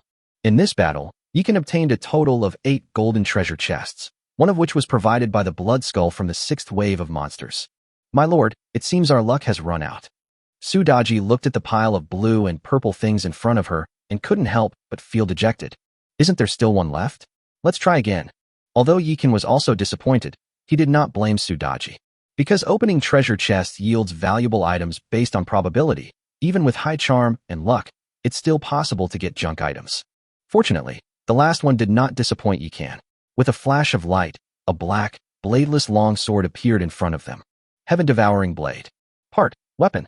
Grade, legendary, silver. Attributes, constitution plus 500, spirit plus 500. Skill 1. Devour weapons, can absorb the essence of weapons and ores to grow. Skill 2. Soul devouring, can devour the souls of others to enhance the master's attributes. Introduction. It was once a dark magic stone born from heaven and earth. Later, it fell into the depths of the endless fire domain and was refined by the heavenly flame for countless years. Finally, it absorbed the heavenly flame and transformed into a devouring blade. Holy crap, I'm rich now, huh? Yikan was already overjoyed to see that it was a long black sword. Among all the weapons, the sword, with its sweeping and domineering style, was his favorite. When he saw the skills and description of the devouring blade, he was so excited that he lifted Su Daji up and kissed her several times. "Husband, what's wrong?" Seeing Yikan so happy, Su Daji also became happy. With this treasure sword, even if we don't get any blue or purple equipment from the other treasure chests, we'll still be rich. Overjoyed, Yikan put away his precious sword and carried Su Daji towards Wanhua Lake. The battle outside had just ended, and they engaged in a second, even more intense one inside the treehouse, leaving them all slippery. If he doesn't wash himself soon, he won't be able to stand it anymore. Look at these two, doing this in broad daylight. Aren't they afraid of attracting jealousy? Nuba sat on the roof of the palace, munching on sunflower seeds roasted by the elves, while watching the two adulterers frolicking in the lake with a hint of annoyance. Hee, is Sister Xian jealous? Then I'll go find Big Sister and ask her to sleep with me tonight, so Sister Xian can teach young master a lesson. Upon seeing this, Fushime immediately teased her. "Get lost. Tomorrow I'll have the young master take you down, you slut, and see if you dare laugh at me again." With a flick of her wrist, Nuba threw sunflower seed shells all over Fushime. Master has indeed gone a bit too far. Even if you dote on Sister Daji, you can't neglect Sister Xian. The little elf holding melon seeds saw Nuba's reproachful look and immediately winked at her companion. The two seemed to be on the same wavelength. Her friend understood her meaning with just a glance and flew away in a flash. "Xiaoyu, where did Xiaofei go?" When Nuba saw the other little sprite fly away, her eyelids twitched involuntarily. Her intuition told her that something bad was about to happen. Nothing happened. Master dotes on Sister Daji, which angered Sister Xian. I asked Xiaofei to remind him. Xiaoyu said with a serious expression. "What?" Startled, Nuba abruptly stood up, instantly losing her domineering aura and replaced by a look of shame and indignation. Fushime sat hunched over to one side, clutching her stomach and trying not to laugh, looking quite pained. "What's wrong?" Xiaoyu blinked her big eyes, looking at the two older sisters in front of her with confusion, wondering what had suddenly happened to them. Meanwhile, Xiao Fei hovered in front of Yi Kan and Su Daji. She adopted the same sitting posture and expression as Nuba before, and said in a serious tone, "Look at these two, acting like this in broad daylight. Aren't they afraid of attracting jealousy?" "Master, these are the words Sister Xian said. Don't neglect her." After Xiao Fei finished speaking, she obediently handed the melon seeds in her arms to Yi Kan and Su Daji. "Hee, I never expected Sister Xian to have such a girlish side." Su Daji sank into the water, only half of her foxy face showing, blowing out strings of small bubbles and laughing incessantly. "It seems you'll have to make do with the palace tonight." Yikan scratched his head, feeling a little embarrassed. After all, it was broad daylight, and he had just finished fighting. He and Su Daji had spent several hours in the treehouse. Even a fool could guess what they were doing. After Yikan finished bathing, night had already fallen. He didn't rush to favor the beauty, but instead placed the Hall of Heroes not far from the Tree of Life.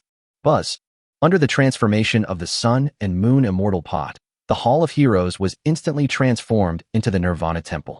In general, heroes and warriors resurrected in the Hall of Heroes will be weakened to some extent. Although the magnitude wasn't huge, the Lord got a headache from it happening so often. The Nirvana Temple is different. Besides being weakened, there is another possibility. That is, warriors and heroes who are reborn from the ashes will have a certain probability of becoming stronger or awakening new abilities. 666. This is the right way to experience Valhalla. Yikan nodded in satisfaction, then threw out 1,000,000 boundary stones to upgrade the ancient Tree of Life to level 7. Buzz. Enveloped in endless life essence, the ancient Tree of Life grew steadily, eventually reaching a height of over 1,000 meters. The territory's area also continued to expand, reaching 50,000 square meters. He then spent over 2 million source crystals to upgrade all the buildings that could be upgraded. Finally, upon checking his balance, he found he only had 40,000 source crystals and 800,000 world stones left. "Damn, I'm broke again." Yikan gave a wry smile. But he wasn't bothered at all. Money won't multiply if you keep it. You need to spend it to strengthen yourself so you can gain more. Life is just this tough. Yikan sighed bitterly, walked into the palace, and pushed open the door to Nuba's room. "Don't listen to Xiaofei's nonsense. I never said anything like that. You should stay with Daji tonight." Nuba hid under the covers and said, pretending to be calm. Yikan ignored her and crawled into the quilt, slipping his hand inside the feather robe and grasping a smooth, slippery mass. "If you don't want to go to the treehouse, that's fine too. We'll build it right here and let Daji and the others hear your screams. You're not only slippery, you're a scoundrel." Seeing that she couldn't win an argument with Yikan, Nuba simply closed her eyes. Then a gust of wind whistled past, and the two quickly arrived inside the treehouse. Amidst the delicate moans of the female demon, the midnight symphony resounded once more within the treehouse. Clearly, this is going to be another sleepless night. Chapter 36. Orcs Invade. The Tragedy of the Elf Beauty. "Shoo, are you sure you can handle this?" Inside the treehouse, Nuba hooked Yikan's chin and looked at him with a mocking expression. "Damn it, you learn pretty fast. I shouldn't have let you see my spiritual nourishment." Yikan looked annoyed. His storage bag contained some cheap novels he had bought from street stalls in Shenyue City, which he originally used to pass the time when he was bored. As a result, she was accidentally discovered by Nuba and Su Daji and was taken away. Yikan didn't stop them, thinking that it would be good for them to learn more about postures. No, knowledge. Little did he know that his unintentional act would open the door to a new world for these two female demons. Compared to the yaoi fans on Earth, these two are simply innocent young girls. What Yikan didn't expect was that even with the devouring heaven blade and a physique of over 1,000, he still couldn't defeat Nuba. He was shocked when he saw it. The attributes of Nuba have also broken through the 1,000 mark and are even slightly higher than his. "Young master, although I am only level 4, the territory provides a 10-fold attribute boost to women. If you want to defeat us sisters, you have a long way to go." Nuwa straddled Yikan, looking at him provocatively. "Sigh, my little Daji is so considerate. Even though her stats are higher than mine, she always gives in to me and fulfills all my unreasonable demands." Looking at the provocative expression on Nuba's face, Yikan couldn't help but compare them in his mind. The next moment, Nuba transformed into a gentle, pliant woman, clinging to him and her tears falling onto his chest. "We're doomed." Yikan instantly snapped out of his daze. When you're with a woman, the worst thing you can do is think about another woman. It seems that the quick-witted older sister had noticed his change in expression just now. "Sister Xian, everyone has things they are good at and things they are not good at. You have been a virgin in both your past and present lives, and that is not your fault. Yikan quickly made amends by pulling Nuba into his arms. Only then did he realize that this usually strong and beautiful woman was already teary-eyed. Snap! Seeing her aggrieved and helpless look, Yikan couldn't help but slap himself. Okay, I know you didn't mean that. I just couldn't control myself. Seeing this, Nuba immediately grabbed his hand with heartache. Sister Xian, you can learn martial arts slowly if you're not good at it, but once your temperament is formed, it's very difficult to change. In this respect, Daji is far inferior to you. Yikan hugged Nuba tightly and praised her from the bottom of his heart. You think you're so good at praising people. Looking into Yikan's sincere eyes, Nuba knew he wasn't lying, and she felt relieved. At this moment, Yikan also realized what had happened and couldn't help but feel a wave of fear. This woman seems to have the ability to read people's minds. Soon, the sixth day arrived. Yikan was shocked to discover that the monsters attacking the territory were twice as strong as those on the fifth day. Under immense pressure, he no longer had the heart to indulge in romantic relationships with Su Daji and the others. When it comes to a dog's life, everything else has to take a back seat. Only by saving the dog's life can one enjoy everything one has in the present moment. Otherwise, it's all just empty talk. The army that arrived that day was also a demon army, with 8 waves of monsters, but no golden monsters. Although the opponents seemed fierce, they were still easily subdued by them. On the 7th day, although the demons still arrived, an aerial force appeared, with countless gargoyles constantly throwing stones at the territory. During the final wave of monsters, a group of powerful frostbone dragons suddenly appeared, nearly freezing the elf hunters to death. Fortunately, Nuba was able to unleash heavenly fire, which saved them. There were no golden monsters that day either. On the 8th day, the demons arrived again, but they were all deformed, as if they were pieced together from the bodies of different races, covered in tumors, and looked extremely disgusting. Yikan and Nuba fought until nightfall before finally defeating the monster. As usual, there were no golden monsters that day, but Yikan no longer hoped they would appear. Everyone was already exhausted from dealing with the monsters. Fortunately, while the difficulty increased, the rewards were also enormous. After 3 days of fighting, Yikan gained a lot of resources and upgraded his territory to level 9. The territory now covers an area of 200,000 square meters, which is equivalent to a small city. Furthermore, the number of defensive towers in the territory has been increased from 12 to 32. As the level increases, the attack power of the defensive tower also increases significantly. In addition, heroes and elven warriors also experienced varying degrees of improvement with the help of the moon goddess Lake. Especially Su Daji, an anomaly, with the blessing of her charm, she received the moon goddess's blessing almost every day, and her level closely followed that of her territory.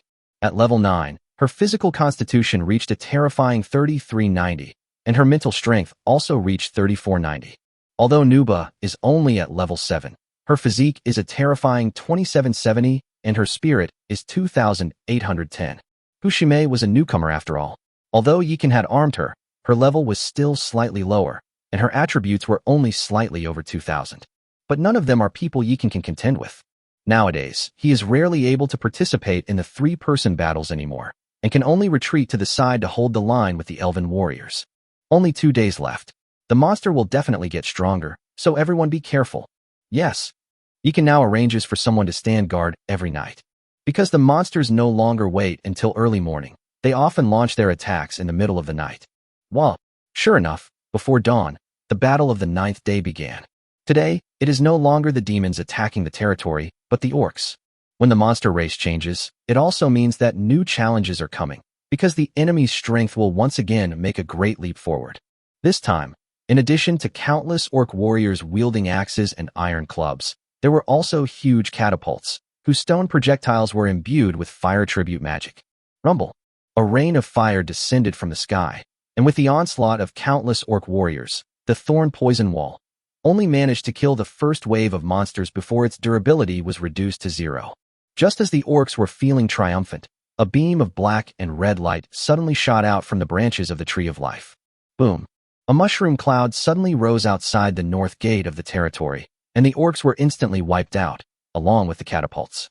You 3, go and dismantle the catapults in the other 3 directions. Yikan said through gritted teeth. Yes. Nuwa, Su Daji, and Hushime all rushed out of the city gate with solemn expressions. However, while they were distracted by dismantling the catapults, a large number of orcs with ranged attacks surged out of the mist once again. Leading the group were 4 shamans dressed in wide robes.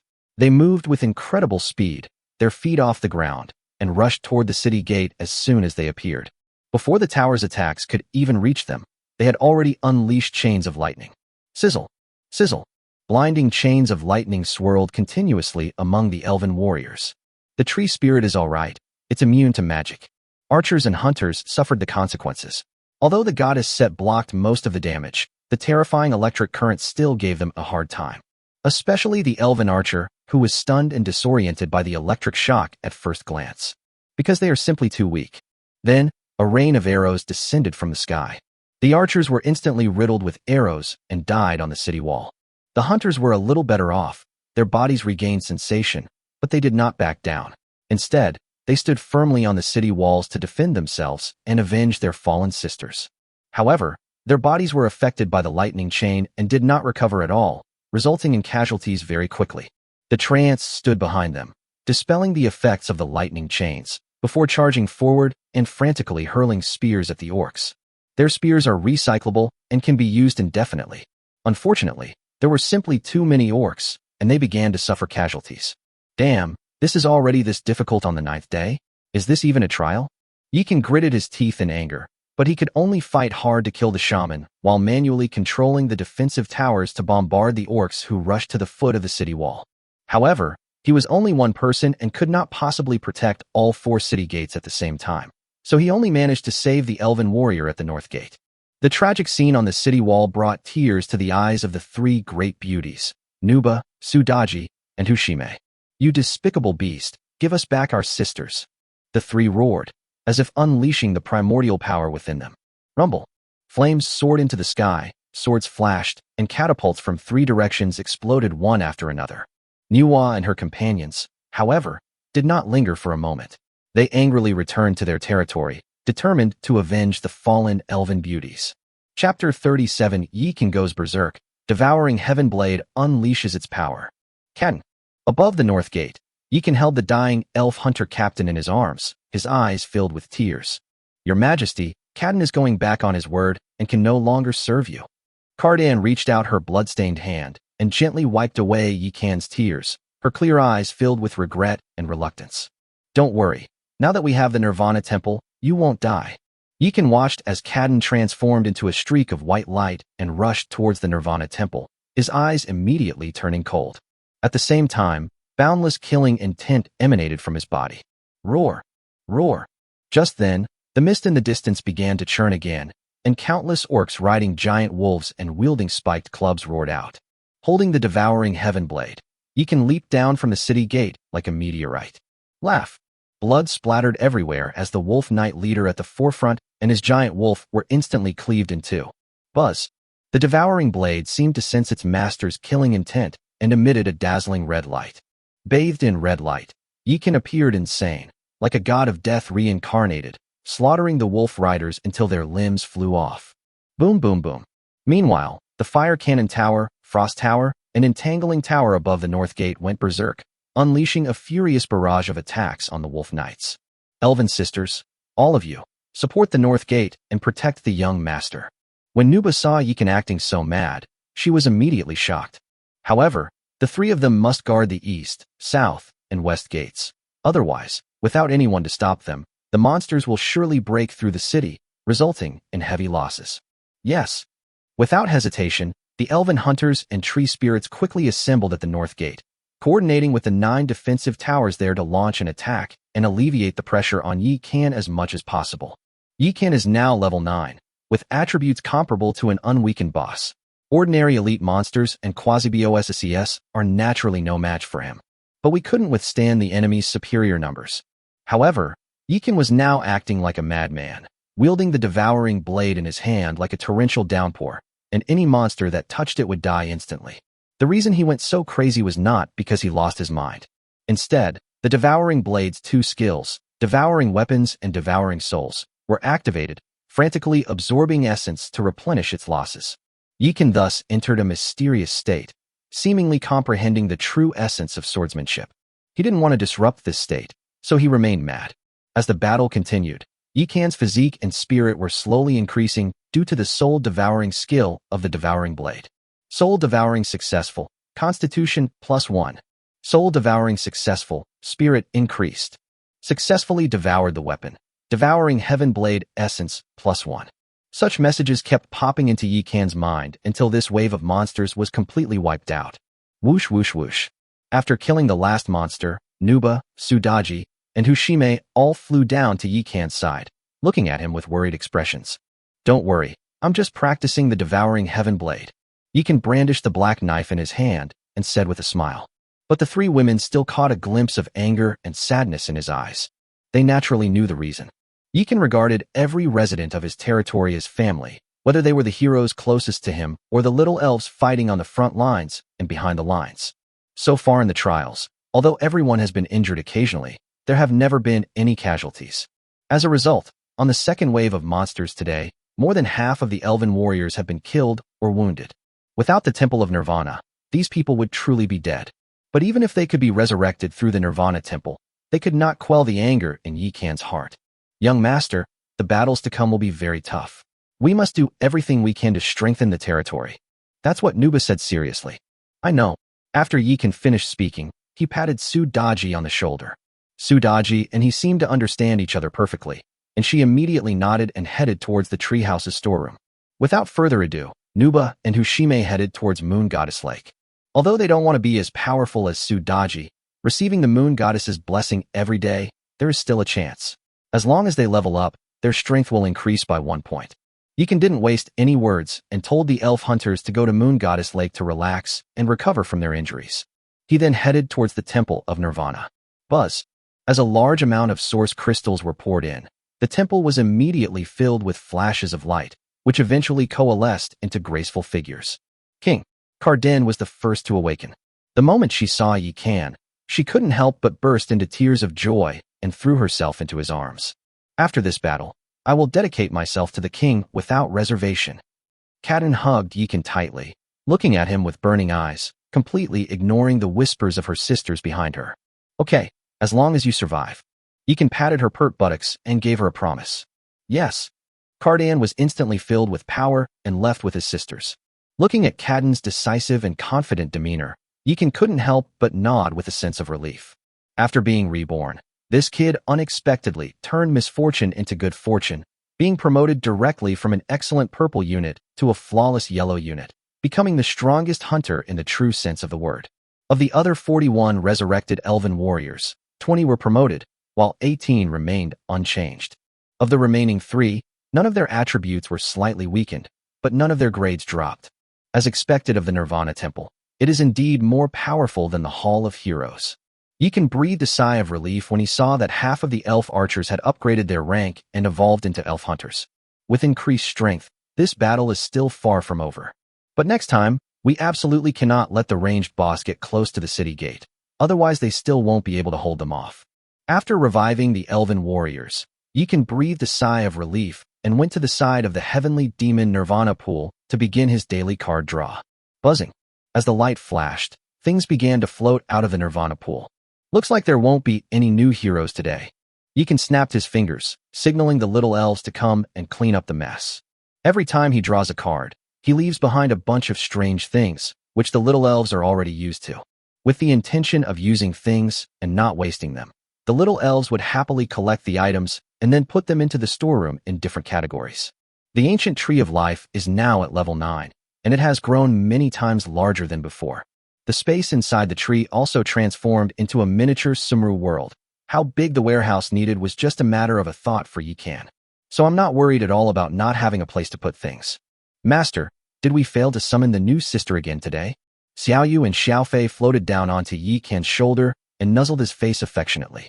These little sprites are different from other sprite warriors. They are not combat-type sprites, but they love to take care of, repair, and collect all sorts of things. Every time Yikan used the heavenly demon Nirvana pool, they would excitedly wait on the side. Now, the number of sprites has reached as many as 80, and they have arranged everything in the territory clearly, saving Yikan a lot of energy. Xiaoyu and Xiaofei are the leaders of the elves and are very close to Yikan. There's nothing I can do. I'm not as lucky as you, Sister Daji. Yikan smiled slightly and was about to leave when the heavenly demon Nirvana pool suddenly began to boil. Chapter 38 Princess Longji. Yikan suddenly turned around and looked at the heavenly demon Nirvana pool in disbelief.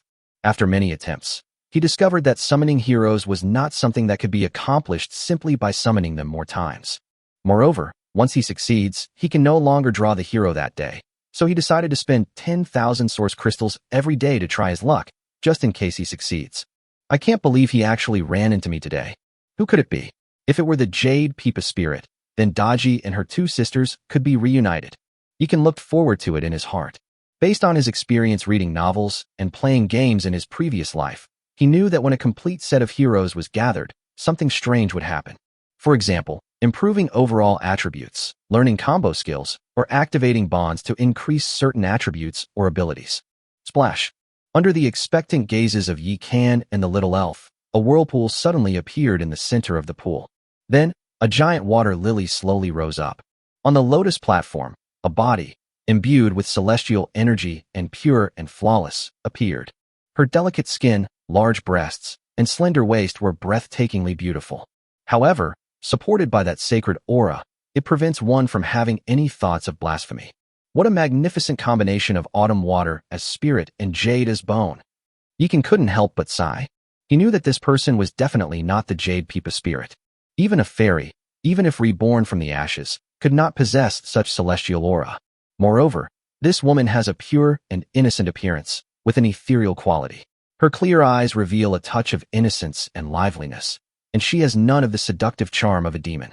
You flatter me, my lord. The holy woman on the lotus platform was stunned for a moment before responding softly. Wow. She took light, graceful steps and stepped out of the nirvana pool. Buzz. At the same time, the mist swirled around her, obscuring her stunning beauty. Yikan remained expressionless and directly opened her attribute panel. Princess Longji. Race, human. Rank, legendary. Level 1. Constitution, 50. Base attribute 5. Territory attribute bonus of 10x. Spirit, 90. Original attribute 9. Territory attribute bonus of 10x. Bloodline, immortal spirit body. Talent, water control and ice freezing. Skill 1. Healing, using the warmth of water to bring the dead back to life and heal the wounded. Skill 2. Water dragon technique. Introduction, originally a fairy maiden from Yaoqi, she was the daughter of the Jade Emperor and the Queen Mother of the West. When the list of deities to be included was being finalized, the Jade Emperor set an example for the future of heaven by sacrificing his own daughter. Princess Longji was thus banished to the Phoenix Mountains' Azure Phoenix Palace to cultivate herself on absurd charges.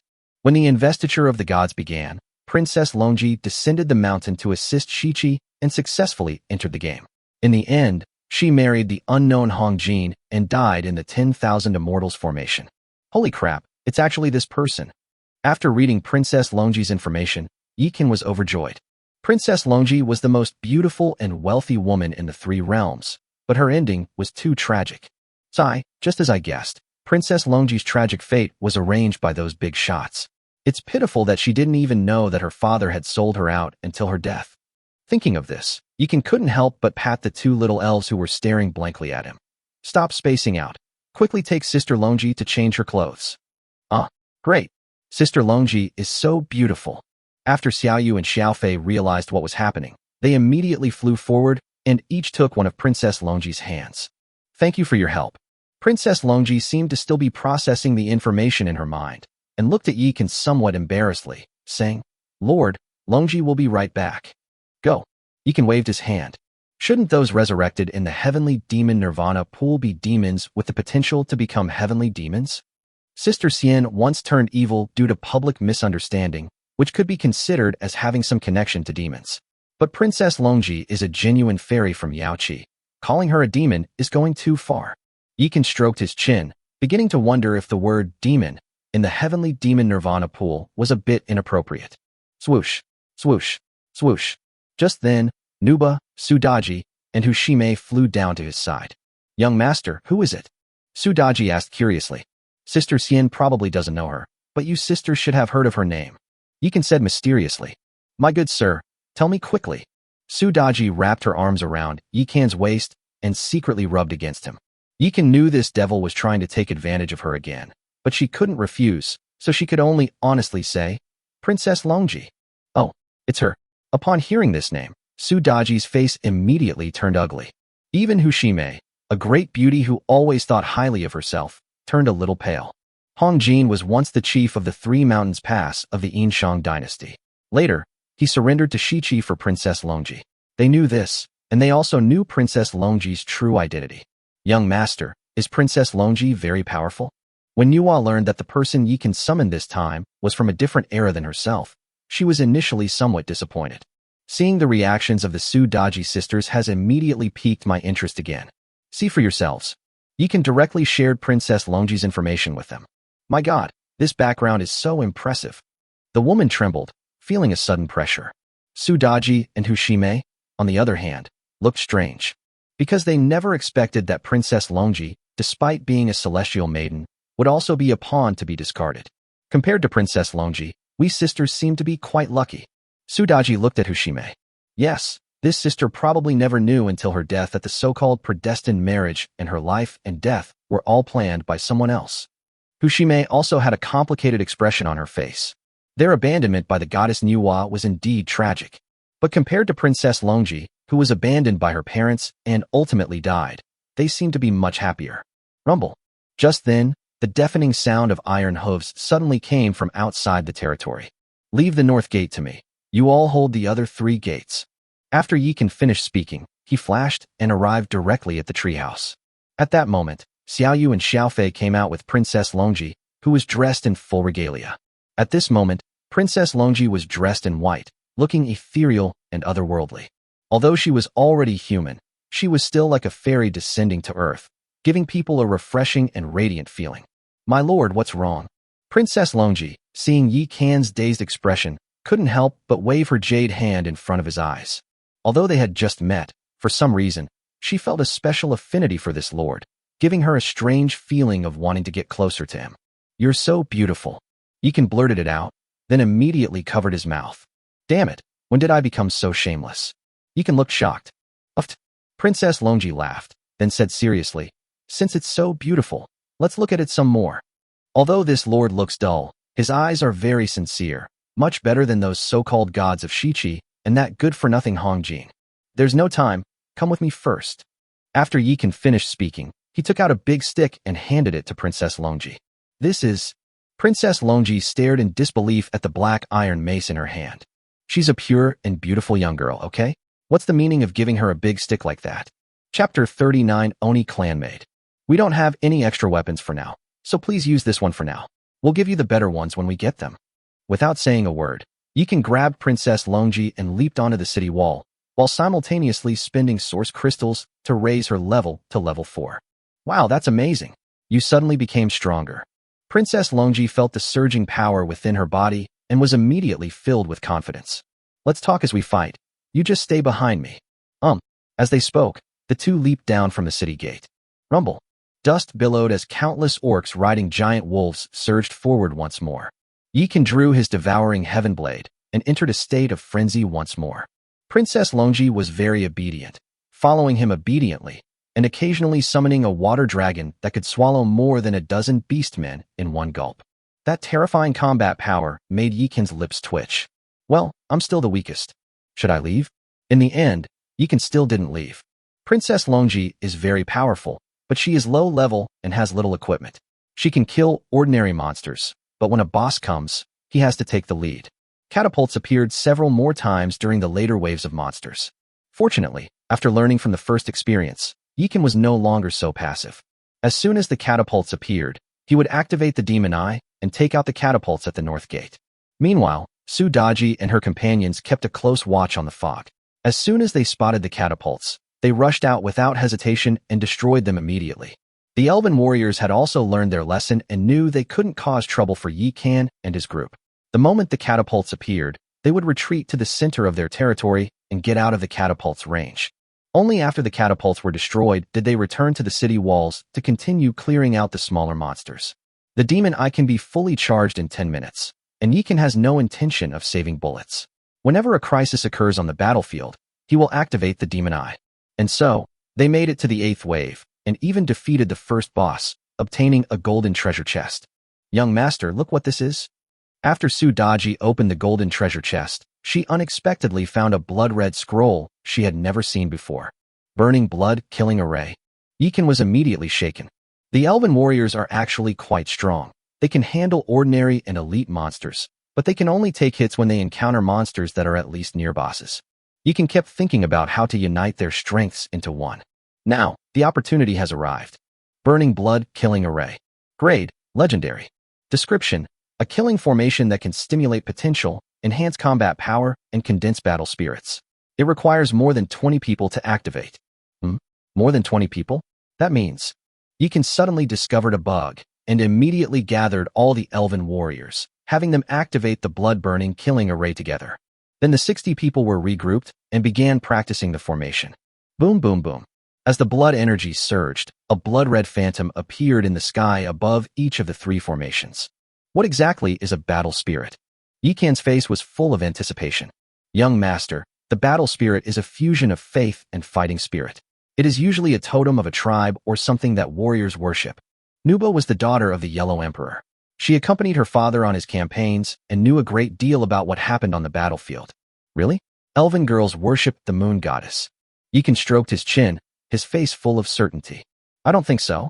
Nuwa and Succubi spoke in unison, then exchanged a glance and smiled knowingly. Why? Yikan frowned slightly at their mysterious behavior. These 2 women are definitely hiding something from him. Young master, you'll understand once you take a good look. The woman didn't say it explicitly, but pointed to the top of the 3 square formations. Buzz, buzz, buzz. With a flash of light, the 3 phantoms solidified simultaneously, and then Yikan was petrified. This is a bit, cough, cough. Yikan scratched his head awkwardly, finally understanding why Nuba and Succubi looked so strange. It turns out that the battle spirits condensed by the beautiful elven women were actually in his likeness. With the king by our side, we will surely win every battle and conquer every city.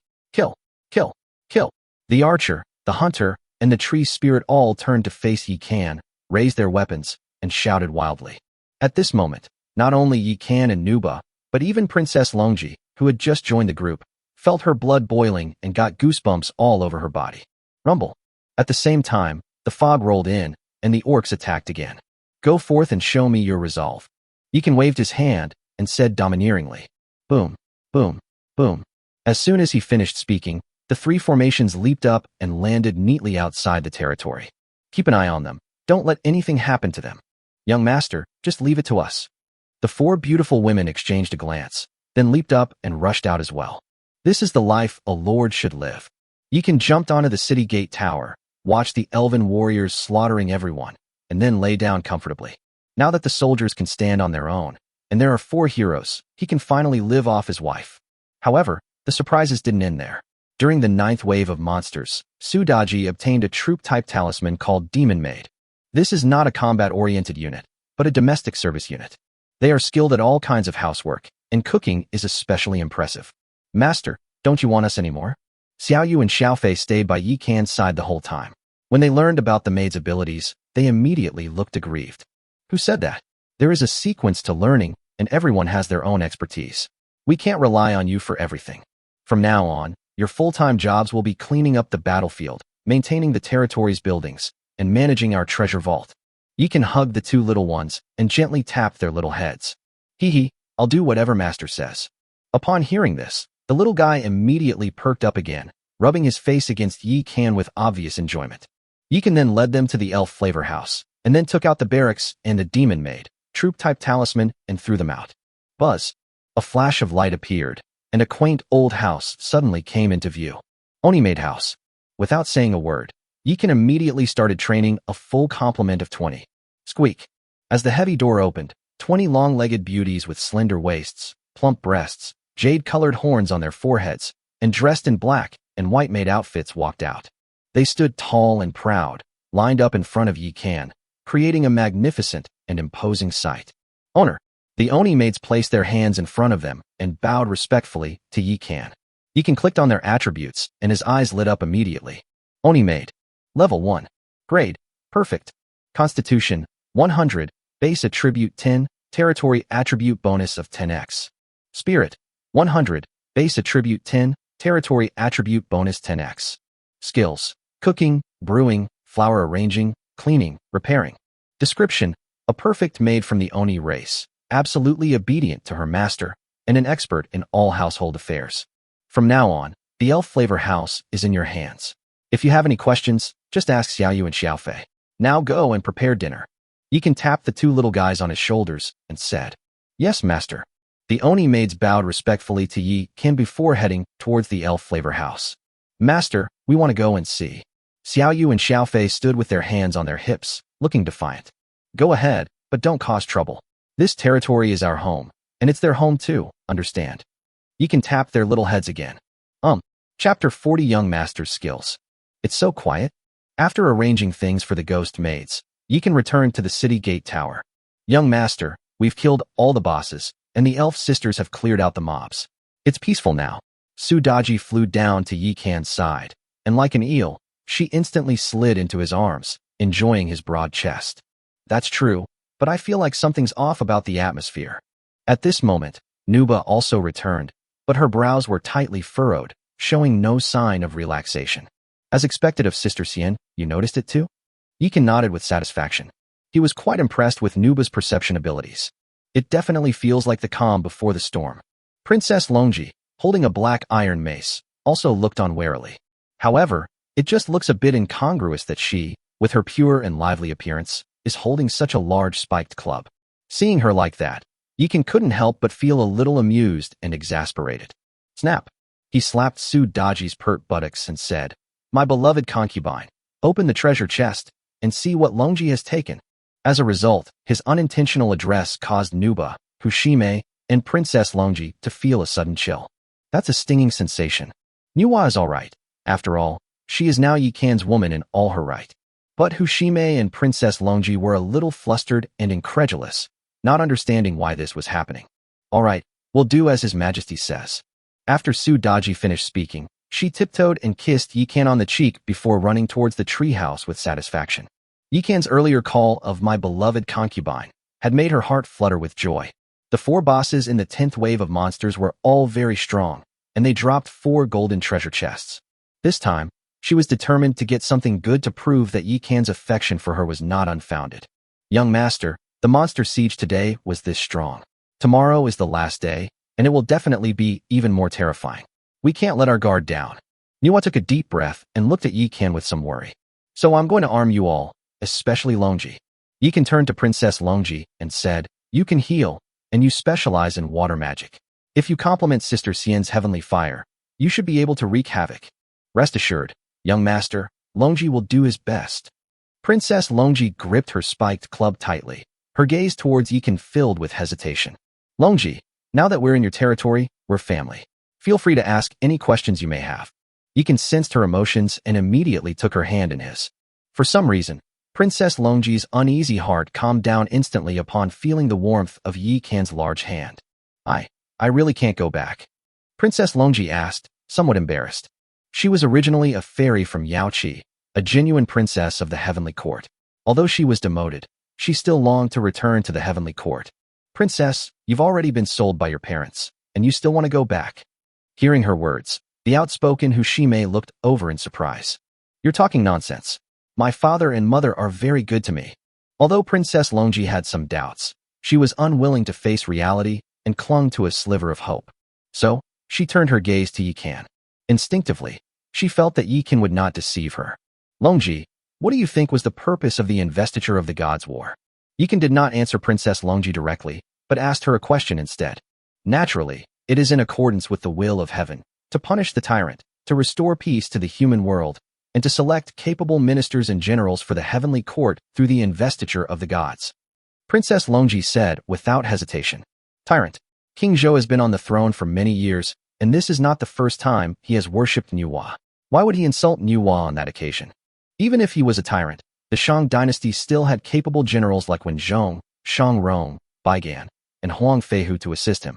Wouldn't it have been better to just replace him with a different ruler? What have the officials done wrong? What have the people done wrong? Why start a war? The 3 realms of heaven, earth, and man are all interconnected. The human emperor is originally the number 99, protected by the heavenly Tao, and sits on equal footing with heaven and earth. But after the investiture of the gods, the supreme ruler was reduced to the number 95, and the dignified human emperor became the son of heaven, forever inferior to others. Isn't that ridiculous? One more thing. Since the original purpose of the investiture of the gods was to select talents for the heavenly court, the list of candidates would definitely have been discussed in advance. Your father is the boss, so he can't just not participate, right? Since the heavenly court is the ultimate beneficiary, it can't just fail to set an example and pay some price, can it? Although Yikan did not say it explicitly, how could Princess Longji, as the strongest second generation in the three realms, not understand the meaning behind his words? It turns out that not only was he a victim, but the entire human race, as well as everyone on the list, were victims. She was puzzled as to why she, a princess of noble status, would be demoted to the Azure Phoenix Palace on Phoenix Mountain simply for saying the wrong thing at the Peach Banquet. Now it seems that all of this was a conspiracy. Princess, and what about your marriage? What kind of preordained marriage is this? You are the daughter of the Jade Emperor, who has such a big face to arrange a marriage for you. At this moment, Fushime couldn't help but step forward as well. They were abandoned by Manhwa and shared a similar plight with Princess Longji, naturally creating a sense of empathy. Young master, Princess Longji's eyes were red and swollen, and tears fell like pearls from a broken string. Seeing her tearful appearance, Yikan couldn't help but sigh and pulled her into his arms. That place is full of deceit and treachery, so it's better not to go back. Besides, you've already been reborn as a human, so you can't go back anyway. From now on, just stay in the territory in peace. Yikan gently patted her back to comfort her. Princess Longji nestled in Yikan's arms, weeping uncontrollably, a sight that evoked pity in me.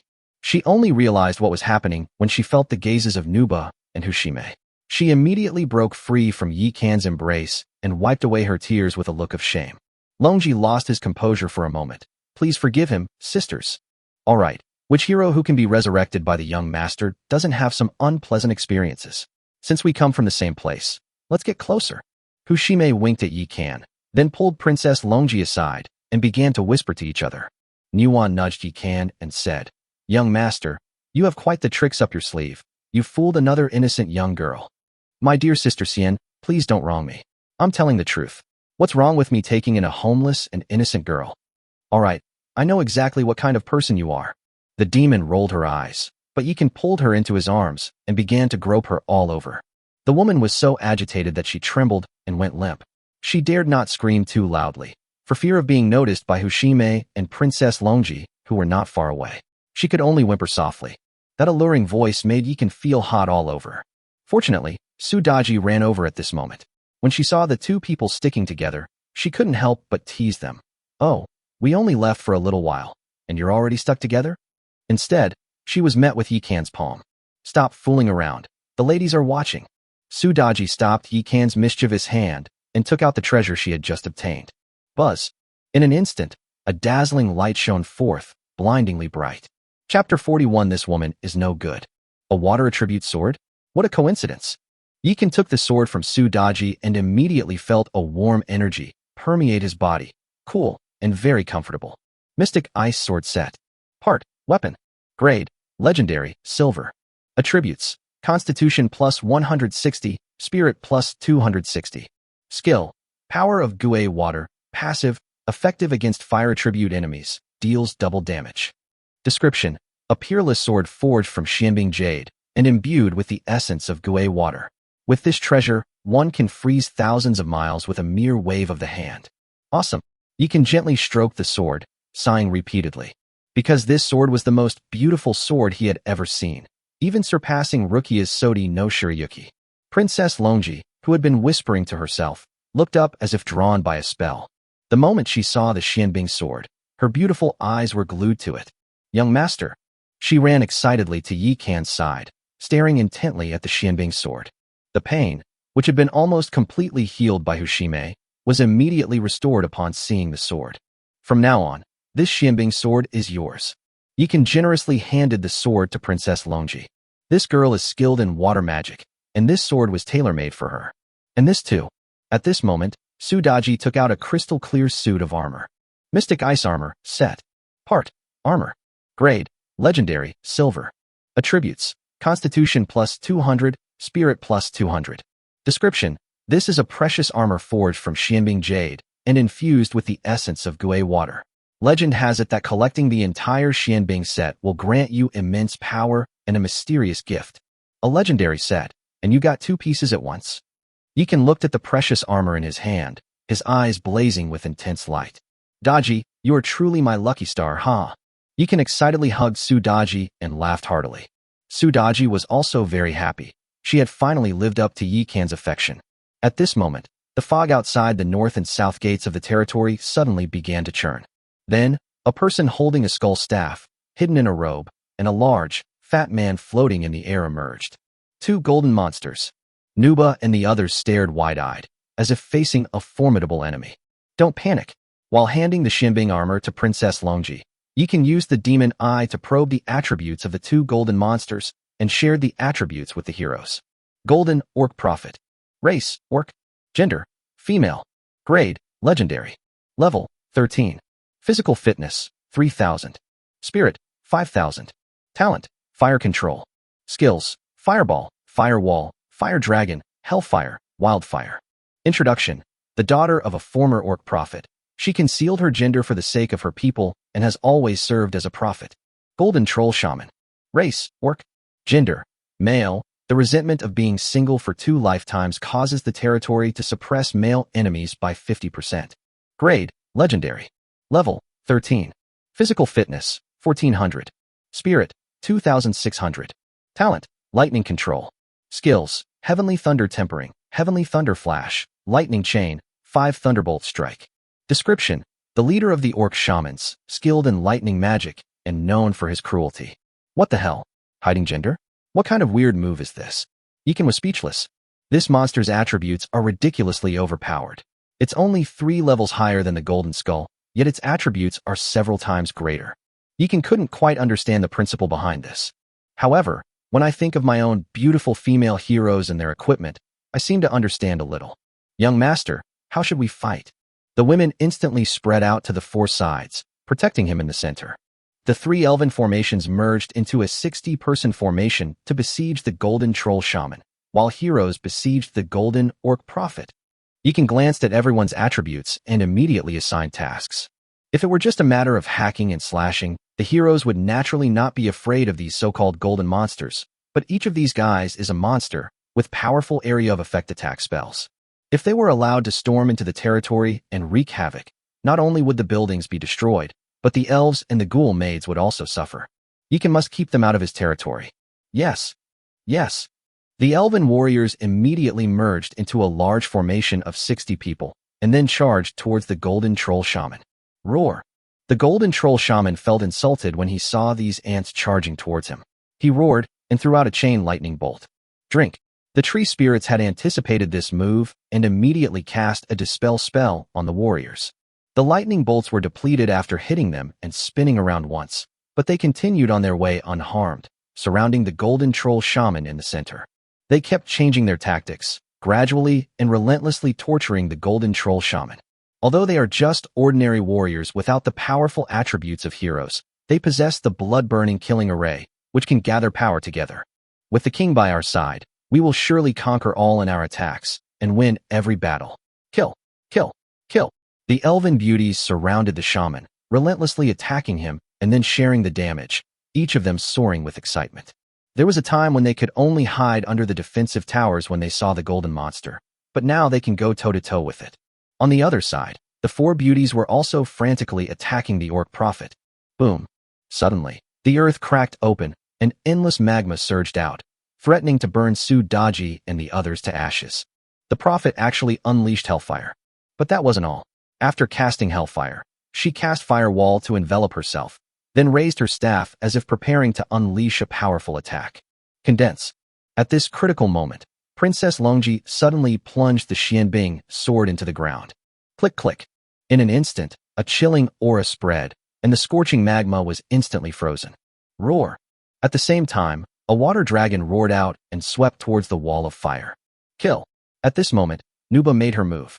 The flames of divine punishment transformed into a fire dragon, which swept towards the Golden Orc Prophet, attempting to trap her inside. However, the Golden Orc Prophet was also skilled in fire control, and he managed to block the heavenly punishment flames with just one hand. However, heavenly fire is not something ordinary people can withstand. The fire shield she released was constantly melting away. She didn't care, because she was just stalling for time so that her ultimate move, Wildfire, could be successfully executed. But Sudaji and Hushime wouldn't just sit idly by. Buzz. Suddenly the sky darkened, and Sudaji, lifted into the air by the demonic wind, drew her sun and moon blade. She wielded the sun blade, using the power of the sun to devour the power of fire.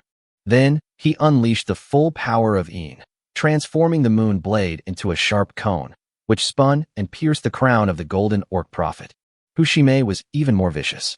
She channeled all her magical power into the death scythe, then did a backflip and swung the scythe fiercely towards the crotch of the golden orc prophet. The horrific scene made Yikan feel a sharp pain in his groin. Hiss! That woman is no good. Yikan gasped and instinctively covered his groin. Master, dinner is ready, and we can eat it any time. At this moment, a plump Oni maid came up behind Yikan, gently placed her hands on his shoulders, and tenderly massaged them.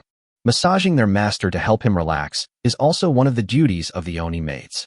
Chapter 42, A New Attribute That Makes Your Back Hurt. Damn humans. The orc prophet's firewall was torn apart by Princess Longji and the water and fire dragons of Manhwa, and his ultimate move was suppressed by Sudaji's sunblade, causing him to become extremely angry. However, at that moment, the Moonblade and the Grim Reaper's scythe roared in. Although the orc prophet was wearing armor and robes, how could he possibly withstand the combined attack of Sudaji and Hushime? They wielded legendary weapons, and apart from their level and attributes being inferior to the orc prophet, they were in no way inferior to her. The orc prophet was instantly impaled in the head and groin, letting out a shrill scream. Even Yikan found it hard to bear watching the gruesome scene. Orcs will never be slaves. Before her death, this powerful orc female prophet roared out the slogan she had fought for her entire life. We admire your courage, but we have different positions. Rest in peace. The demon woman performed a flourish with her spear, then sighed helplessly. As the war escalated, the opponents they encountered became increasingly powerful, and they were no longer just monsters whose intelligence had been corrupted by malevolent energy. Boom. On the other side, the 60 elven warriors achieved their goal, killing the first golden monster of their lives. Without realizing it, the elven girls have grown up. Yikan stood up, a look of satisfaction on his face. Ding. Battle ended, proceeding with the settlement. The sound of settlement suddenly rang out, announcing the end of the 9th day of the battle. Whoosh whoosh whoosh. Manhwa, Sudaji, Hushime, and Princess Longji all flew down to Yikan's side at the same time, their eyes filled with excitement. Thanks for your hard work. Yikan embraced Sudaji and Nuba on the left and right sides, respectively. Hushime looked at her two older sisters with envy, lost in thought. Princess Longji let out a deep breath and revealed a long-lost, sweet smile. Although this territory was small, there was no deceit or insincerity, which made her feel very relaxed. As for this mysterious lord, she was mostly curious. Yikan was surrounded by women on either side of her, and far from being disgusted, she was actually a little envious of Sudaji and Nuba. This strange idea struck her as incredibly unbelievable. Well done, warriors. Tonight's dinner features the debut of the Oni maids. Everyone, go take a bath and change, relax a bit, and then we'll eat together. Yikan looked at the rows of spirited and heroic elven beauties below the wall, his eyes filled with admiration and satisfaction. Yes. Upon hearing this, the elven warriors' eyes lit up, and they charged toward Moon Goddess Lake in unison. They all knew that the fall of the gold-level monster meant that today's war was over and there would be no more enemies. Moreover, even if someone were to launch a surprise attack on the territory, the defensive towers could withstand some of the damage. Master, then this servant will go and prepare. The sexy maid who massaged Yikan's shoulders was very touched. After bowing slightly, she walked towards the elf flavor house. We went too. The demon woman winked at Yikan, then grabbed Hushime and Princess Longji and ran off. My lord, I'm going to open the treasure chest. We'll go to Moon Goddess Lake together later. Seeing that her sisters had all left, Sudaji immediately slipped into Yikan's arms, tiptoed and touched his lips, then blushed and walked towards the Tree of Life. Looking at the beautiful women in his territory, Yikan felt as if he were in a dream. Not long ago, he was a struggling beggar in Shinua City, barely able to make a living. In just a few short days, he had acquired his own territory, heroes, and soldiers. As long as I can make it through tomorrow, I'll have truly established myself in Divine Moon City. Yikan took a deep breath and immediately opened the territory panel. Ancient Tree of Life, prepare for your transformation. Yikan did not hesitate to spend all the boundary stones to upgrade his territory to level 10. Rumble. In an instant, the sky above the territory changed dramatically, and endless spiritual energy from heaven and earth swept in. Meanwhile, the ancient tree of life emitted joyful sounds, its body grew wildly, and its territory expanded continuously, soon reaching 500,000 square meters. About 10 minutes later, the tree of life fell silent. Now it is like a giant mushroom, sheltering the entire territory. The number of tree holes on its body has increased from 80 to 100, which are the places where little elves live. In other words, a level 10 ancient tree of life is already capable of training 100 Pokemon. My king, I have successfully transformed, and the elves of my territory will now undergo baptism. As the voice of the ancient tree of life resounded, endless radiance suddenly descended from it, rushing into the bodies of every elf. Wow, my rank has been upgraded. The elven warriors felt the changes within themselves and were overjoyed, dancing with delight. It's the mother tree. The mother tree has transformed. The charming and adorable tree spirits are most sensitive to the power of nature, and they sensed the source of this power immediately. They looked at the ancient tree of life, then knelt down devoutly, kowtowing in gratitude for the mother tree's kindness. As the territory was upgraded, Yikan also felt a powerful force enveloping him, and his attributes immediately increased significantly. Buzz. He immediately opened the territory panel. Territory. Level 10. Area 500,000 square meters. Buildings owned, Eternal Tree. Residence 184. Grade, Epic. Territory characteristics. Mystic power. Legend has it that ancient people learned the art of mysticism from immortals, eventually ascending to immortality by seducing women. The Lord's resentment from being a single man for 2 lifetimes, amplified by this mysterious power, has created this exceptional trait. Mysterious Attribute 1. The resentment of being single for 2 lifetimes causes the territory to suppress male enemies by 50%. Mysterious Attribute 2. The resentment of being single for 2 lifetimes has increased all attributes of the women in the territory to 10 times their original value. Mysterious Attribute 3. The resentment of being single for 2 lifetimes makes the chance of summoning heroes and troops in the territory to obtain beauties 100%. Mystic Attribute 4. For each additional Taoist companion a lord gains, their own attributes increase by 1%. Mystic Attribute 5. Insufficient level. The power of nature. After the collapse of the elf world, a world core was left behind, which contained the last power of the elf world and the seed of the ancient tree of life. After being watered by the Lord, the ancient tree of life revived, and the power of nature awakened. Natural Attribute 1. Can train Pokemon to contribute to the development of the territory. Quantity, 100. Natural Attribute 2. Every time the ancient tree of life undergoes a major transformation, all ancient trees and elf people will be baptized and promoted to a higher grade. Natural Attribute 3. Insufficient level. It has indeed completed a leap in life, transforming into an even more powerful and eternal ancient tree. Yikan nodded with relief and continued reading. Holy crap, a Taoist partner? To enhance one's attributes. When Yikan saw the newly unlocked Xiansu attribute of his territory, he was immediately shocked and couldn't help but touch his kidneys. I really don't know if this is a good thing or a bad thing.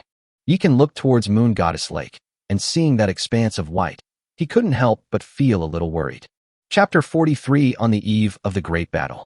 This newly unlocked attribute is absolutely incredible. When Yikan saw the second natural attribute, his worry about the kidneys instantly subsided. Once the Tree of Life undergoes a major transformation, the ancient trees and elven people in the territory will also be upgraded in rank. For example, the Trans were originally just flawless units, but now they have become perfect.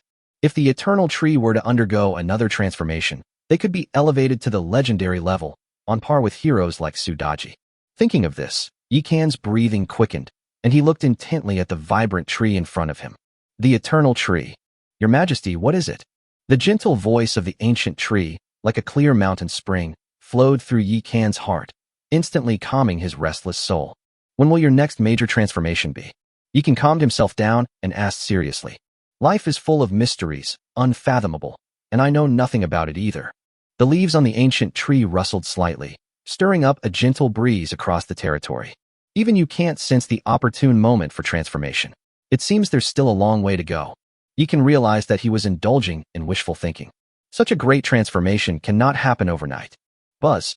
With a wave of his hand, he directly spent 5 million source crystals to upgrade Moon God Lake to level 10. As the trials progress, The monsters attacking the city become stronger and more numerous. The resources that the territory receives will naturally increase accordingly. However, upgrading all the buildings is still a bit of a stretch. Every time Yikan upgrades his territory, he prioritizes upgrading Moon Goddess Lake. The level of Moon Lake directly affects the levels of all heroes and units. Buzz. The Moon Goddess Lake was shimmering with light, and the lake began to expand.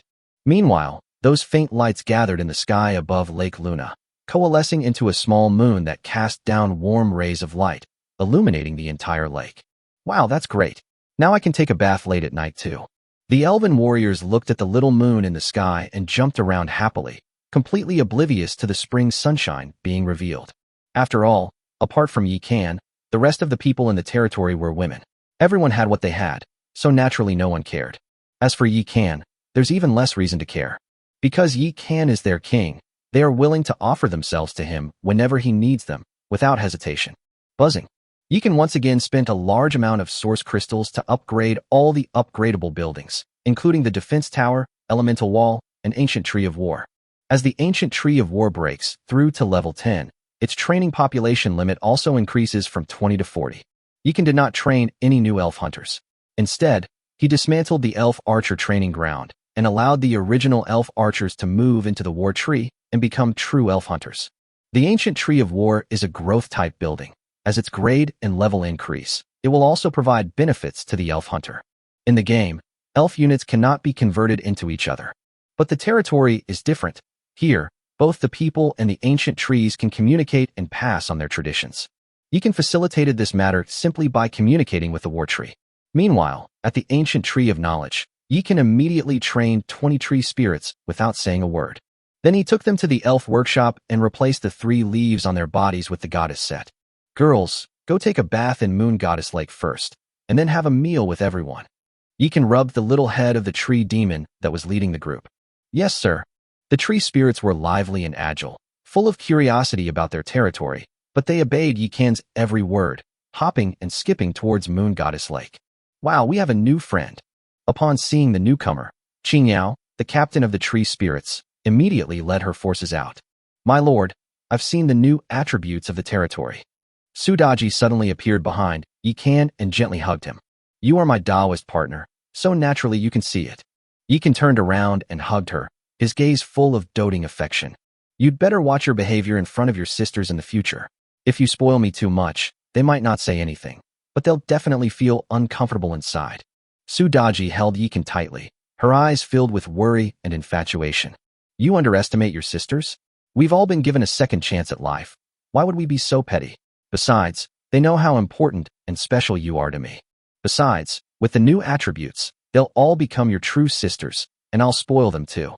Yikan gently stroked Sudaji's high nose bridge, then scooped her up in a princess carry and headed towards Moon Goddess Lake. Husband, how about I talk to Shimei about that matter tonight? I promised Cardan tonight. Let's talk about it again tomorrow after we've finished the trial period. Sudaji recalled the scene of Kaden dying in Yikan's arms and immediately nodded. There's plenty of time in the future, no need to rush. The king has arrived. Upon their arrival, the elven girls became excited and began scooping up lake water to pour over them. Upon seeing this, Xiaoyu and Xiaofei, who were playing in the lake, immediately flew out and brought 2 cups of water. The water from the moonlit well can not only restore one's vital energy and magical power, but also beautify the skin. After each battle, the elven warriors would go for a hearty drink. You 2 little rascals, weren't you supposed to be supervising the food at the flavor house? What are you doing here? Yikan took the cup and then tapped their little heads. Don't even mention it, it's too discouraging. Xiaoyu hung her head. From now on, let's clean up the battlefield and protect our territory. Xiaofei also pouted, looking disheartened. Leave the professional matters to the professionals. Just do what you're good at. Yikan rubbed their little heads, then opened his arms, and the 2 little elves happily began to undress him. Soon after, Yikan lay comfortably in Moon Goddess Lake. The elven warriors wisely swam away, leaving the opportunity to a few powerful heroes. Soon after, the girls, having washed away their fatigue, arrived at the elf flavor house. Meanwhile, the Oni maids dressed in black and white maid outfits sprang into action, serving dishes to Yikan and his companions. When the lid was lifted, Yikan finally understood why Xiaoyu and Xiaofei were so devastated. It turns out that the Oni maids didn't just use ingredients to prepare food. They selected the ingredients and cooked them using primitive cooking methods. Food prepared using scientific proportions may indeed meet nutritional standards, but how can its taste compare to dishes with the smoky flavor imparted by a wok? The aroma of mapo tofu and braised pork belly with preserved mustard greens alone is enough to outshine Xiaoyu and the others. After the trial is over, I'll buy some recipes for you to increase the variety of dishes at our flavor house. After tasting the maid's cooking, Yikan nodded in approval. This tastes even better than the food in the high-end restaurants in Xinhua City. No wonder she's a professional maid. Thank you, master.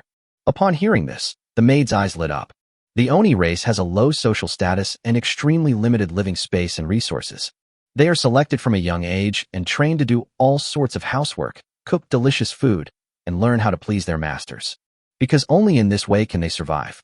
In their eyes, maid outfits are sacred, and without professional skills, a beautiful face and figure, one is simply not qualified to wear this outfit. Buying them recipes shows that he approves of them. Moreover, the recipes can also improve their professional skills, so they are naturally happy. Our territory is different from other places. From now on, this will be your home. No one will bully you anymore. Invite everyone to eat together. Yes. After dinner, the warriors who had not received the moon goddess's blessing all went to Moon Goddess Lake. Because they all knew that tomorrow was the final battle, and they had to be in top condition to fight for their king.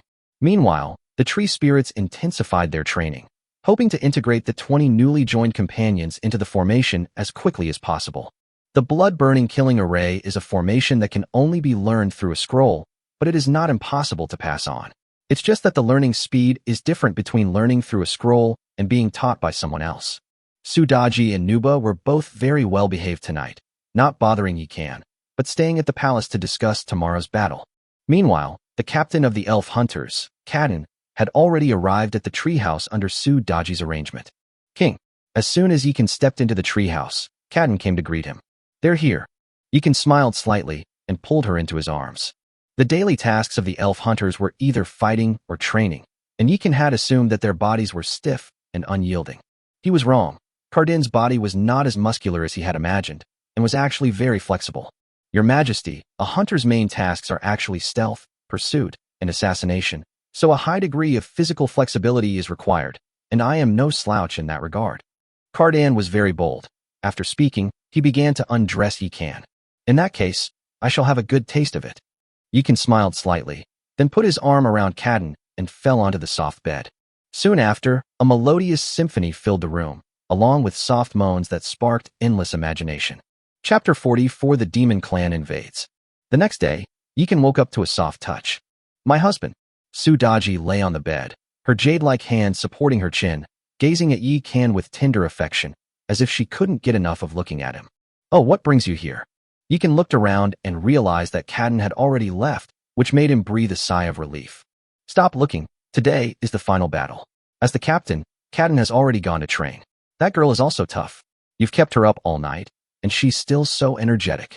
After Sudaji finished speaking, she suddenly climbed onto Yikan's body with a sly grin and asked, How does the hunter captain taste? It's certainly excellent, but compared to our great enchantress Su, it's still quite inferior. You're so sweet-talking. Did you drink honey last night? Stop fooling around. What's the situation outside? Yikan pinched Sudaji's nose and pulled her up to sit. It's a bit strange. There's been no movement all morning, but with Sister Xian and the others here, nothing will go wrong. Let's go have breakfast. Sudaji picked up the clothes from the side and began to help Yikan change. Yikan was already used to Sudaji's attentiveness and comfortably enjoyed her service. Since becoming a lord, he has lived a life of luxury, with everything done for him, and the beauties are enjoying it too. Naturally, Yikan wouldn't pretend to refuse them. What is the purpose of striving and struggling in this life? Isn't it all just to make yourself more comfortable? When they stepped out of the treehouse, they found 80 elven warriors sharpening their swords, their fighting spirits soaring. Meanwhile, Nuba, Hushime, and Princess Longji sat cross-legged on the city wall. When they saw Yikan come out, they all turned around and gave him sweet smiles. Those two golden bosses yesterday were very wealthy, contributing a total of 18 golden treasure chests, from which I obtained 2 pieces of the Xianbing set and some other equipment, all of which I gave to Princess Longji. Besides that, there are 2 skill books. I gave Wildfire to Sister Xian and 5 Thunderbolts to second sister without my permission. Will my husband be angry? Sudaji clung to Yikan's arm, looking at him with some concern. She's exactly the kind of woman I love, truly a wonderful wife. Yikan nodded approvingly. The Shinbing set and the blazing wildfire set were obviously suitable for Princess Longji and Nuba's attributes. Hushime currently only has one inspiration skill, 9 Phoenix Battle Soul, which can increase the combat power of teammates by 30%. She has no offensive skills whatsoever. It's truly heartbreaking that a dignified mage can only fight with a large scythe. There are currently no heroes specializing in lightning in the territory, and today is the decisive battle, so it is natural to maximize the hero's combat power. 5 thunderbolts is just right for Hushime. My husband is so good. As soon as the two entered the elf flavor house, the Oni maids sprang into action, preparing various delicacies for Yikan. Needless to say, under Sudaji's instructions, even breakfast was made with nourishing foods, such as yam porridge and wolfberry snacks, leaving Yikan speechless. Fortunately, the Oni maids were not only beautiful, but also incredibly skilled. Otherwise, Yikan would have really given up. Yikan had just finished eating when he heard a familiar voice coming from outside the territory. That smell? Definitely villainous. Has it finally arrived? Yikan flashed out of the elf flavor house in an instant. Sudaji followed closely behind, but she did not forget to take the carefully prepared drinks from the table. What is that? She arrived at the north gate and placed the drink near Yikan's lips, staring in astonishment at the enormous creatures emerging from the mist. Demon General, you're starting with a whole bunch of potential bosses. You really think highly of me. Yikan took the drink and drank it all in one gulp. He had anticipated the intensity of the final day's trial, but he still underestimated the determination of the Void Rules to kill him. Owner. At this moment, Xiaoyu and Xiaofei suddenly flew down onto his shoulder, each holding a steaming cup of beverage with a golden glow in the mist. What's wrong?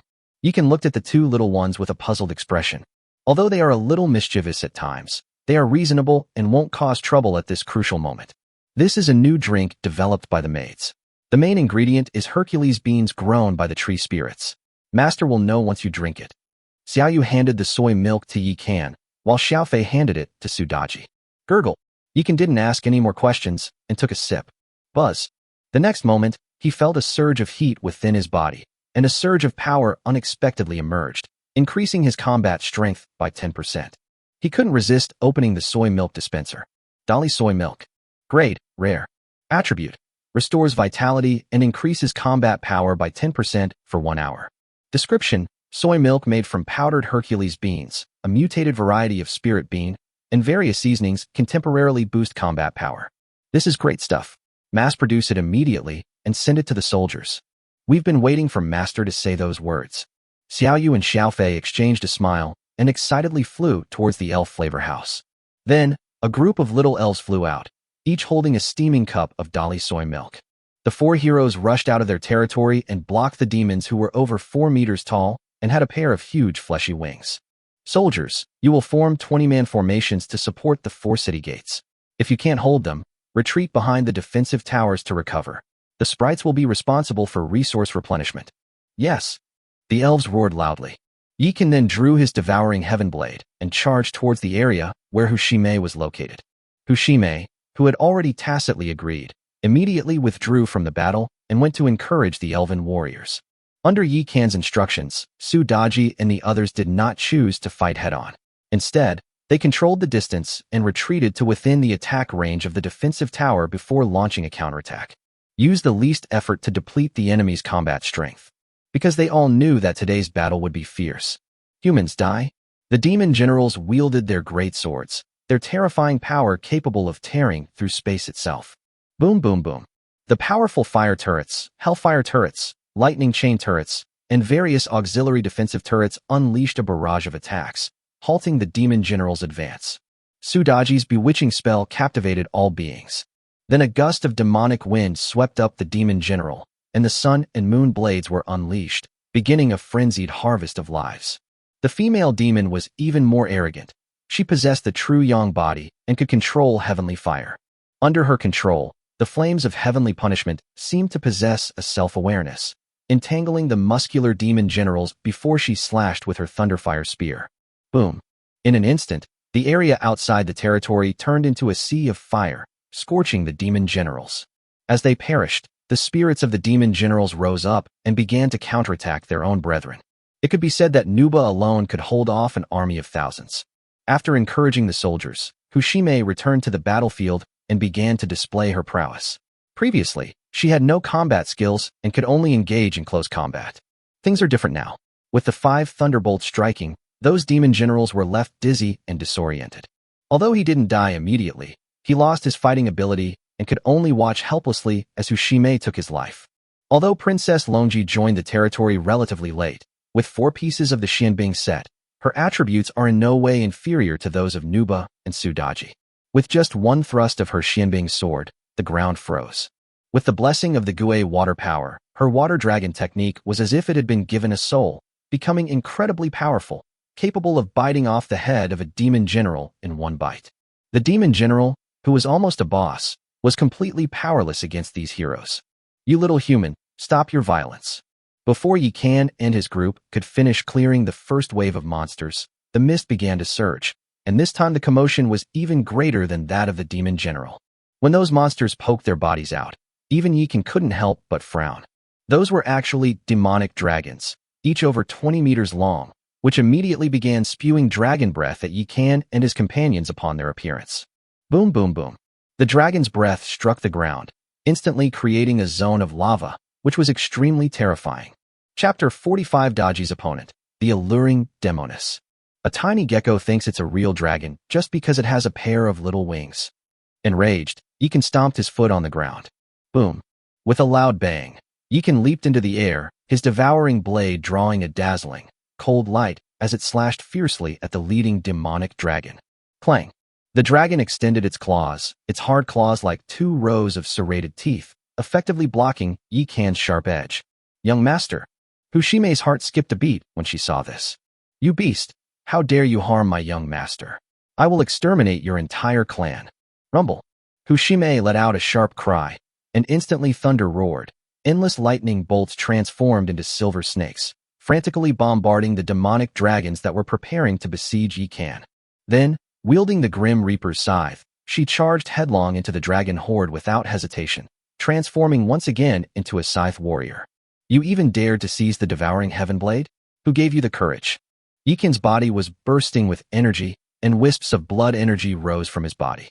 Die! He pressed down suddenly, and the dragon's claws were instantly severed, while the devouring blade slashed down onto the dragon's head. Soul devouring successful, Constitution +10. Soul devouring successful, Spirit +10. Successfully devoured the weapon. Devouring heaven blade essence increased by 10. Several pieces of information suddenly appeared in Yi Kan's mind. TSK. Even the dragon claw can provide essence to the devouring heaven blade. It seems to be a good material for forging weapons. Yi Kan felt his body become stronger, and he immediately perked up, rushing back into the demon dragon horde. Although Fushime is powerful, many ants will devour an elephant. It is unwise for such a delicate and beautiful woman as her to venture deep into the dragon horde. Swish, swish, swish. Yi Sanfei landed on the back of a demonic dragon and began to use it as a mount to frantically kill the dragon. Your Majesty, we are here to help you. At this moment, the tree demon killing formation, having finished slaying the demon general, was free to act. They were united by the blood-stained killing array, no longer attacking individually, but as a group of 20. As they finished charging up and threw their spears, the phantoms of battle spirits above their heads also attacked simultaneously.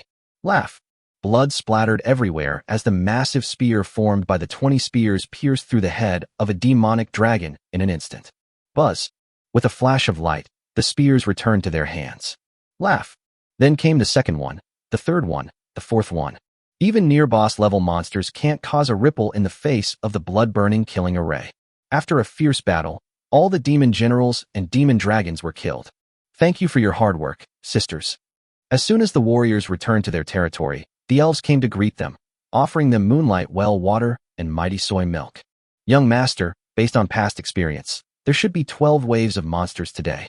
The first 2 waves are almost bosses, and the ones after that are probably. Nuba looked at the distant mist with a solemn expression. When soldiers come, we'll block them. When water comes, we'll dam it. If the next wave is another near boss, we'll leave it to the warriors, and you guys will assist in the attack.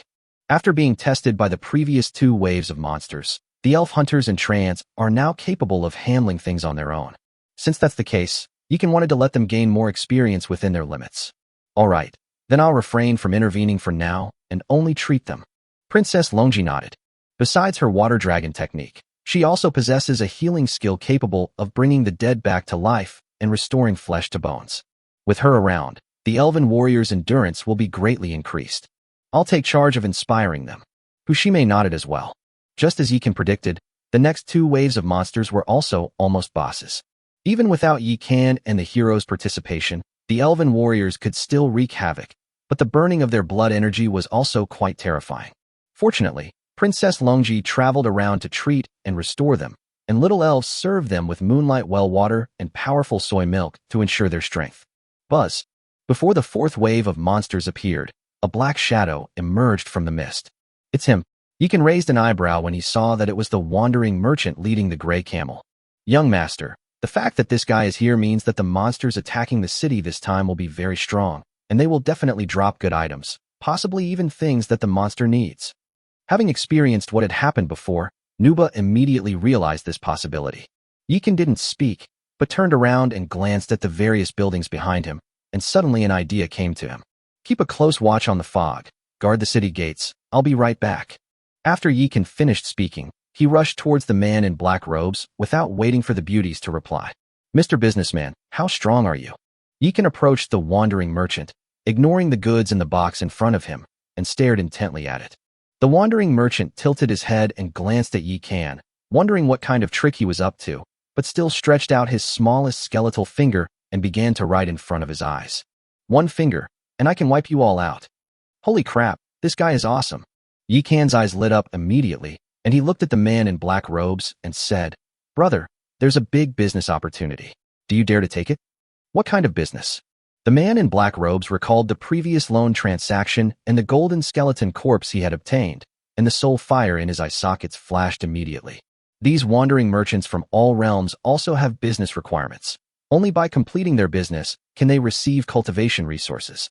Although the golden skull corpse Yikan gave it last time was shattered, it was of great benefit to its cultivation, equivalent to the earnings from completing a business cycle. Its value far exceeds the 1 million source crystals Yikan borrowed from it, but it's impossible for it to tell Yikan about this. But it didn't know that the golden skull corpse was actually worthless to Yikan. Brother businessman, have you ever heard of insurance? Yikan's eyes darted around, and he immediately had an idea. What is insurance?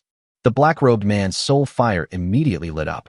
The loan business had already given him a taste of success, and now that insurance had appeared, it must be something good as well. The insurance works like this. You don't need to spend any money, and I'll even give you a large premium, and then Yikan began to explain the concept of insurance to it, and then explained what he wanted to insure. After some haggling and weighing the pros and cons, the man in black robes felt that the business was worthwhile, so he drafted a contract and accepted Yikan's insurance application. After they finished their work, the fifth wave of monsters finally arrived. As Yikan expected, after such a long interval, the one who arrived was no longer a potential boss, but a real boss. And there were 8 of them at once. Seductive Demoness. Level, 15. Grade, Perfect. Physical Fitness, 3,000. Spirit, 3,500. Skills, Charm, Mind Arrow, Chaotic Poison Smoke. Introduction, a succubus lord, graceful and alluring, captivating all who bewitch her, causing men to lose themselves in her beauty and then die in bliss. Daji, you've met your match. Yikan looked at Su Daji's stunningly beautiful face with a mocking expression. They're so ugly, yet they still manage to charm everyone. Look at how capable they are. Su Daji looked at Yikan with disdain and said, You are not allowed to fight. Leave these ugly monsters to us sisters. Yes, yes, yes. Nuwa, Fushime, and Princess Longji nodded vigorously like chickens pecking at rice, completely agreeing with Su Daji's opinion. The elven warriors were also filled with righteous indignation, their eyes brimming with hatred. Shameless monster, how dare you use such despicable means to tempt our king? You're all dead. It's no wonder the beauties reacted so strongly. Those 8 alluring enchantresses were simply too seductive. Their skin was as white as snow, and they had curvaceous figures that were in no way inferior to those of heroes like Nuba and Su Daji. What's even more alarming is that they weren't wearing tops. Below, only a small piece of cloth covers the sensitive area, but it cannot block out the entire view. The alluring scenery that is faintly visible inspires endless imagination. Hey bro, come play.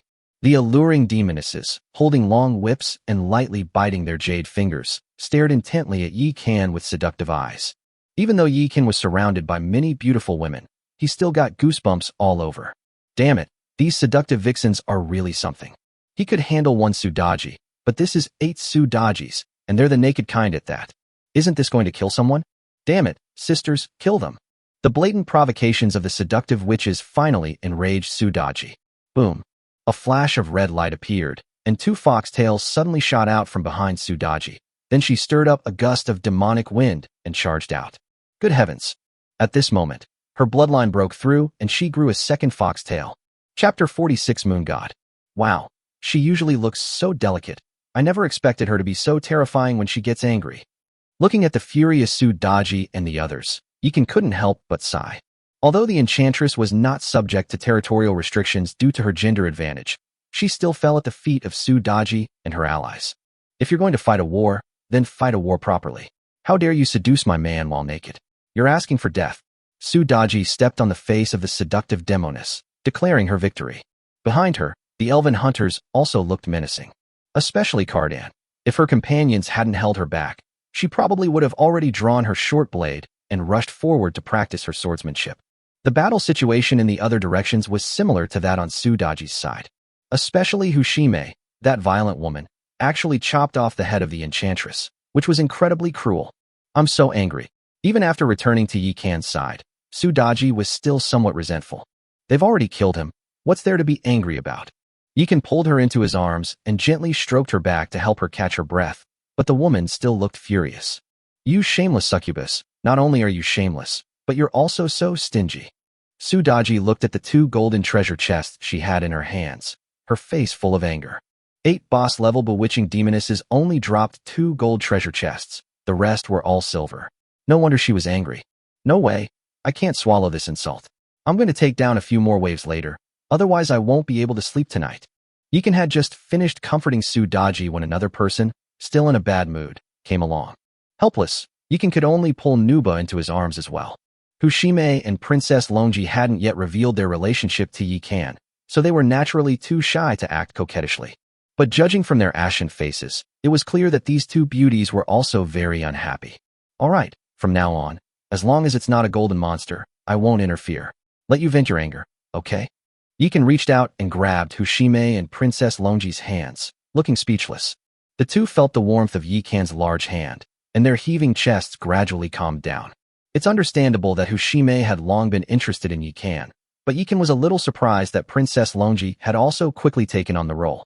It seems this girl has accepted reality, gradually integrated into the territory, and is treating this place as her home. Huh? What's this? After opening the 2 golden treasure chests, Sudaji obtained a troop-type token called Bloodthirsty Butcher. In addition, there was a palm-sized sphere that emitted a faint, ethereal glow, as gentle as moonlight. Isn't this just a miniature moon? Nuba looked at the hazy patterns on the sphere and said strangely, it really is true. The women gathered around, all looking on with curiosity. At that moment, the fog outside began to churn again. Then, 8 enormous creatures stepped out. They were tall and had 2 giant horns over a meter long on their heads, making them look very imposing. Give me the stuff, and you can go vent your anger. Yikan saw that the approaching creature was a male demon, so he didn't bother with it. With its territorial suppression ability, it doesn't need to take action unless the monster is a gold monster. All right, the women were furious and, without saying a word, leaped off the city wall and charged at the group of venting their anger, who were over 5 meters tall. Yikan gently stroked the sphere and opened its attribute panel. Tying Stone. Grade, Legendary. Introduction, a wonder of the world, it was once a stubborn rock in the Moon Goddess realm. Only after being touched by the aura of the Moon Goddess was it transformed into the Moon Stone, which seems to record some secrets. From the Moon Goddess's realm? Isn't that the Moon Goddess's territory? After reading the introduction to the Tying Stone, Yikan was so excited that his hands trembled. This is neither Earth nor Azeroth. The Moon Goddess is actually the Lord of the Moon Realm, and all the moons in the world are her palaces. I never expected that the treasure chest dropped by the demon boss would contain a world wonder that had fallen from the Tying Immortal Realm. Yikan gently stroked the mottled symbols on the Tying Stone, trying to explore the secrets hidden on it, but the next moment he found himself in an unfamiliar environment. Before him sat a stunningly beautiful woman, her eyes closed and her bones made of jade, on a cold jade bed. She was enveloped in a faint halo, making her look quite mysterious. Buzz. As if sensing Yi Can's arrival, she suddenly opened her eyes. Not only does it carry my karma, but it also obtained the Tying Stone. Interesting. The stunningly beautiful woman smiled slightly. At that moment, the world seemed to be reborn, and crystal flowers bloomed on the surrounding rocks and ground. Before Yi Can could react, the stunning beauty suddenly raised her jade-like hand and pointed a finger at his brow. Buzz. He felt a sudden dizziness, and when he came to his senses, he was back on the city wall. The Tying Stone in his hand rose into the air and flew towards Moon God Lake, merging into the small moon above the lake. Chapter 47, Yi Can's Rise to Power. Holy crap, what's going on? Yi Can looked completely bewildered. Buzz. Just then, a profound passage of scripture suddenly flooded into his mind. He was greatly impressed after just a cursory glance, and immediately straightened his back and began to observe it intently. As he entered a meditative state, the bright moon above Lake Luna suddenly emitted wisps of warm energy that connected to him. In the hazy light, he seemed to see that stunning beauty again on the bright moon. My husband seems a bit off. Succubi suddenly plunged her scalpel into the forehead of the boss in front of her, then looked towards the city wall with some concern. Although she was constantly fighting, she was always thinking about Yi Can and would look back at him from time to time. When she saw the changing moon over Moon Goddess Lake and Yi Can sitting motionless, a hint of worry flashed through her mind. In fact, Nuba and the others had also noticed this situation. Then, the beauties erupted again, quickly taking down the 8 bosses of the 6th wave of monsters, and then rapidly gathered around Yi Can. At this moment, Yi Can entered a mysterious state and arrived in a strange space. There was nothing in the space above or below, yet endless starlight shone through. Isn't this the mysterious space I entered when I was gathering the Lord's heart? Upon seeing this familiar scene, Yi Can suddenly had a flash of realization. Buzz. The next moment, endless starlight condensed and slowly evolved into a bright moon, hanging in the center of the mysterious space. At this moment, Yi Can felt a tremendous change taking place within his body. Congratulations, Lord, on condensing your energy core and shedding your novice Lord status to become a planetary Lord. Congratulations, Lord, on unlocking the Hero Template feature. As the pleasant notification sound rang out, Yi Can suddenly opened his eyes and revealed an excited smile. Young master, are you alright? The 4 beauties surrounded Yi Can, their big eyes blinking as they looked at him, their pupils filled with worry. It's okay, I'm perfectly fine. Yi Can opened his arms and embraced the 4 beauties, his eyes gleaming with a burning light. Hero templates are the abilities of planetary-level lords. They can directly apply the attributes and skills of territory heroes without affecting the lord's equipment bonuses. In other words, with the hero template feature, even if Yi Can hasn't truly grown up yet, he will always be stronger than the heroes. Don't be fooled by his previous bravado and head-on confrontations with the boss. His stats are actually miles behind those of Succubi and the others. For example, now, as the monsters attacking the city continue to strengthen, he can only fight against near-boss level monsters. If he encounters a real boss, he will most likely be killed. In addition, due to the difference in attributes, he was always completely defeated in bed battles and often had to lean against the wall to leave. Succubi was alright. She was obedient to him and willing to fulfill all his unreasonable demands. The female demon is different. She always comes to torment him. Now that he has a hero template, he can finally regain his former glory and avenge himself. How could he not be excited? To reach the planetary level, a typical novice lord must first reach level 10, then cultivate a suitable technique and condense an energy core. The cultivation techniques suitable for lords are mostly held by various academies. If Yi Can hadn't had a fortuitous encounter, he would have had to go through the trial step by step, just like everyone else, and then return to the academy to be taught by the academy. But now he has received the inheritance of a stunning beauty, achieving the ultimate goal in one step, which is incredibly satisfying. That stunning beauty has fair skin and a delicate figure, and is otherworldly. Her temperament even surpasses that of Princess Longji and Nuba. Could she be the legendary Lord of the Moon Goddess? Yi Can's breathing quickened as he considered this possibility. That was a true big shot, an immortal being, and he actually managed to make contact with him. Young master, why does the moon over Moon Goddess Lake seem rounder and brighter to me? Fushime looked at Moon Goddess Lake with a puzzled expression. At that moment, the beautiful elven women also came over. Your Majesty, our strength seems to have increased. Furthermore, the ancient trees seem to have become even more resilient. Your Majesty, the crops we planted in the spirit field are growing even faster. The elven hunters and elven tree spirits chattered amongst themselves, their eyes gleaming. At this moment, Xiaoyu and Xiaofei also came to join in the fun. Master, the Moonwell's energy is stronger, and it's even bubbling up. Seeing everyone's joyful faces, Yikan immediately reached out to calm them down and said, "This is all normal, because our territory has gained the favor of the Moon Goddess." Moon Goddess, Your Majesty, have you seen the Moon Goddess? The beautiful elves immediately held their breath and stared intently at Yikan. Sudaji and the others exchanged glances and looked at Yikan expectantly, because they remembered Yikan's strange state before.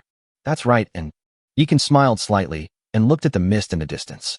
At that moment, the seventh wave of monsters arrived, consisting of giant goat demons dressed in white robes and wielding staffs. Yikan did not hesitate to use the hero template of Manhwa, and then drew the devouring blade and slashed fiercely. Boom! A streak of fire flashed across the sky, transforming into a celestial blade that slashed down fiercely. The lead goat demon reacted quickly, suddenly swinging its staff forward. Buzz! As the golden light flashed, a huge golden shield covered with mysterious patterns appeared instantly. But under Yikan's terrifying flaming heavenly blade, it couldn't even withstand a single breath and shattered instantly. The goat demon's forehead was also cleaved open by the residual force of the heavenly blade. Although he did not die, he was seriously injured. My flames of heavenly punishment. Manhwa stared at Yikan with her mouth agape in disbelief. Sudaji was stunned for a moment. Then her eyes lit up, and she suddenly threw herself into Yikan's arms, excitedly saying, "My husband is so wonderful." At that moment, she completely forgot her private agreement with Yikan and directly called him husband in front of everyone. Chapter 48, Golden Heavenly Demon Guardian. This is nothing. Having finally turned his life around, Yikan naturally wanted to show off in front of his woman. He reached out and gently stroked the devouring heaven blade, then slashed again. Boom! The area outside the north gate was instantly engulfed in flames, blocking the goat demon's advance. A raging fire spreads. At this moment, Nuba was already numb. Next, Yikan showed off Sudaji's demonic wind, Hushime's 5 thunderbolts, and Princess Longi's water dragon technique, leaving the beauties stunned. Tell me honestly what happened. Suddenly, Nuba leaned close to Yikan and whispered in his ear, asking a question. Ahem, I'll tell you after we get through this. Don't run away then. Okay, Yikan pinched Nuba's chin, looking smug. Although Nuba was a little confused, she was not one to back down, and immediately muttered under her breath. Little dog, you think you can beat me? No way. As they spoke, everyone plunged back into the battle. This time, the number of goat demons has doubled, becoming 16. But with Yikan joining the fray, they easily wiped them out. However, when the 8th wave of monsters arrived, Manhwa and Sudaji could no longer laugh. This time, a total of 32 bosses appeared at the same time, 8 in each direction. Even though everyone's skills have improved significantly, they can no longer remain calm and composed this time. Fortunately, due to the stimulation of the bewitching demon, Sudaji's bloodline broke through again. She grew a second foxtail and comprehended a new skill called Wind Sweeps Away Clouds. When the wind picks up, it always manages to repel the boss and keep them out of the territory. Hushime, under the pressure of battle, also activated her 9 Phoenix bloodline and comprehended the 9 Heavens Divine Eye. This is an incredible skill that allows you to see through everything about your opponent and attack their weaknesses. So although this battle was exciting, it was ultimately safe. Young master, something's not right. After the women retreated back to their territory, they immediately surrounded Yikan. The thoughtful little elves came to greet them and promptly provided supplies. The first 4 waves were near bosses, the middle 4 waves were bosses, and this 5th wave might just be a golden monster. They're really going to try and kill us. Yikan raised an eyebrow, glanced outside the city, and then smiled, saying, "But the greater the challenge, the greater the reward. Don't worry, we'll be fine. I believe you, young master." Sudaji and Hushime stood on either side of Yikan behind him, massaging his shoulders with confident expressions. Princess Longi sat sullenly to the side, her eyes filled with self-blame, resentment, and even a hint of grievance. The female demon possesses the heavenly punishment flame, soul control technique, and wildfire, and has always been the strongest in the territory, always able to keep monsters out of the city. Both Sudaji and Hushime activated their bloodlines and comprehended new spells during the battle, which played a significant role. As the beloved daughter of the Jade Emperor and the Queen Mother of the West, a renowned celestial beauty in the 3 realms, She is utterly unremarkable here. If it weren't for the Xianbing set, she wouldn't be able to compare to these sisters at all. If it weren't for the young master's timely intervention, the monsters would have invaded our territory. Just as she was filled with confusion, Yikan came to her side and pulled her into his arms. Young master, you. Yikan's sudden action made Princess Longji feel both shy and a little nervous. After all, her sisters were all around. When she looked up, she found that Su Daji and the others had disappeared. Stop looking, they've all gone to stand guard. Yikan wrapped his arms around Princess Longji's slender waist, bringing the two even closer together. My sisters are so kind. They always take care of my feelings. Princess Longji felt Yikan's strong heartbeat and couldn't help but sigh. She wasn't stupid. She knew that Su Daji and the others were creating an opportunity for her. Because they used to be like you, but now we are a family, including you. Young master, I heard from Sister Daji that becoming your Taoist partner can increase the chances of triggering the moon goddess's blessing. Is that true? Princess Longji turned around and looked at Yikan intently. Longji, there's a prerequisite for becoming Taoist partners, liking and being willing. You're still a bit confused right now, so why don't we take it slow for now? Young master, you like me, don't you? If I didn't like you, why would I hug you? Just kidding. Anyone who isn't blind would love a stunning beauty like Princess Longji, who is both pure and alluring. I don't know what liking is, but when you hold me, I don't feel disgusted. In fact, I feel a little happy. This must be what liking is. Looking at her innocent expression as she pondered earnestly, Yikan couldn't resist and kissed her directly. Princess Longji is completely different from Su Daji's demonic nature, Hushime's allure, and Nuba's domineering and mature aura. She is just a pure and kind little girl. These beautiful female heroes fulfilled all of Yikan's fantasies about women. He is now very grateful that he did not give up 6 years ago, otherwise he would not be living the happy life he has today. Rumble. While Yikan and Princess Longji were deeply in love, the mist outside the territory suddenly began to churn wildly, accompanied by bursts of thunder. It's finally here. Yikan suddenly stood up, and Princess Longji immediately drew her Xianbing sword. Boom, boom, boom, boom. For golden beams burst forth from the mist, hurtling towards the 4 gates in the east, west, south, and north. Thud, thud, thud, thud. With 4 loud bangs, the 4 defensive towers were smashed to pieces, and the 4 golden lights revealed themselves. Golden Demon Guardian. Race, demon. Gender, female. Grade, legendary. Level, 15. Physical fitness, 7,000. Spirit, 5,000. Skills, Black Light Demon Shield, Dark Demon Cloud, Demonic Arrow, Blood Escape, Formless Demon Claw.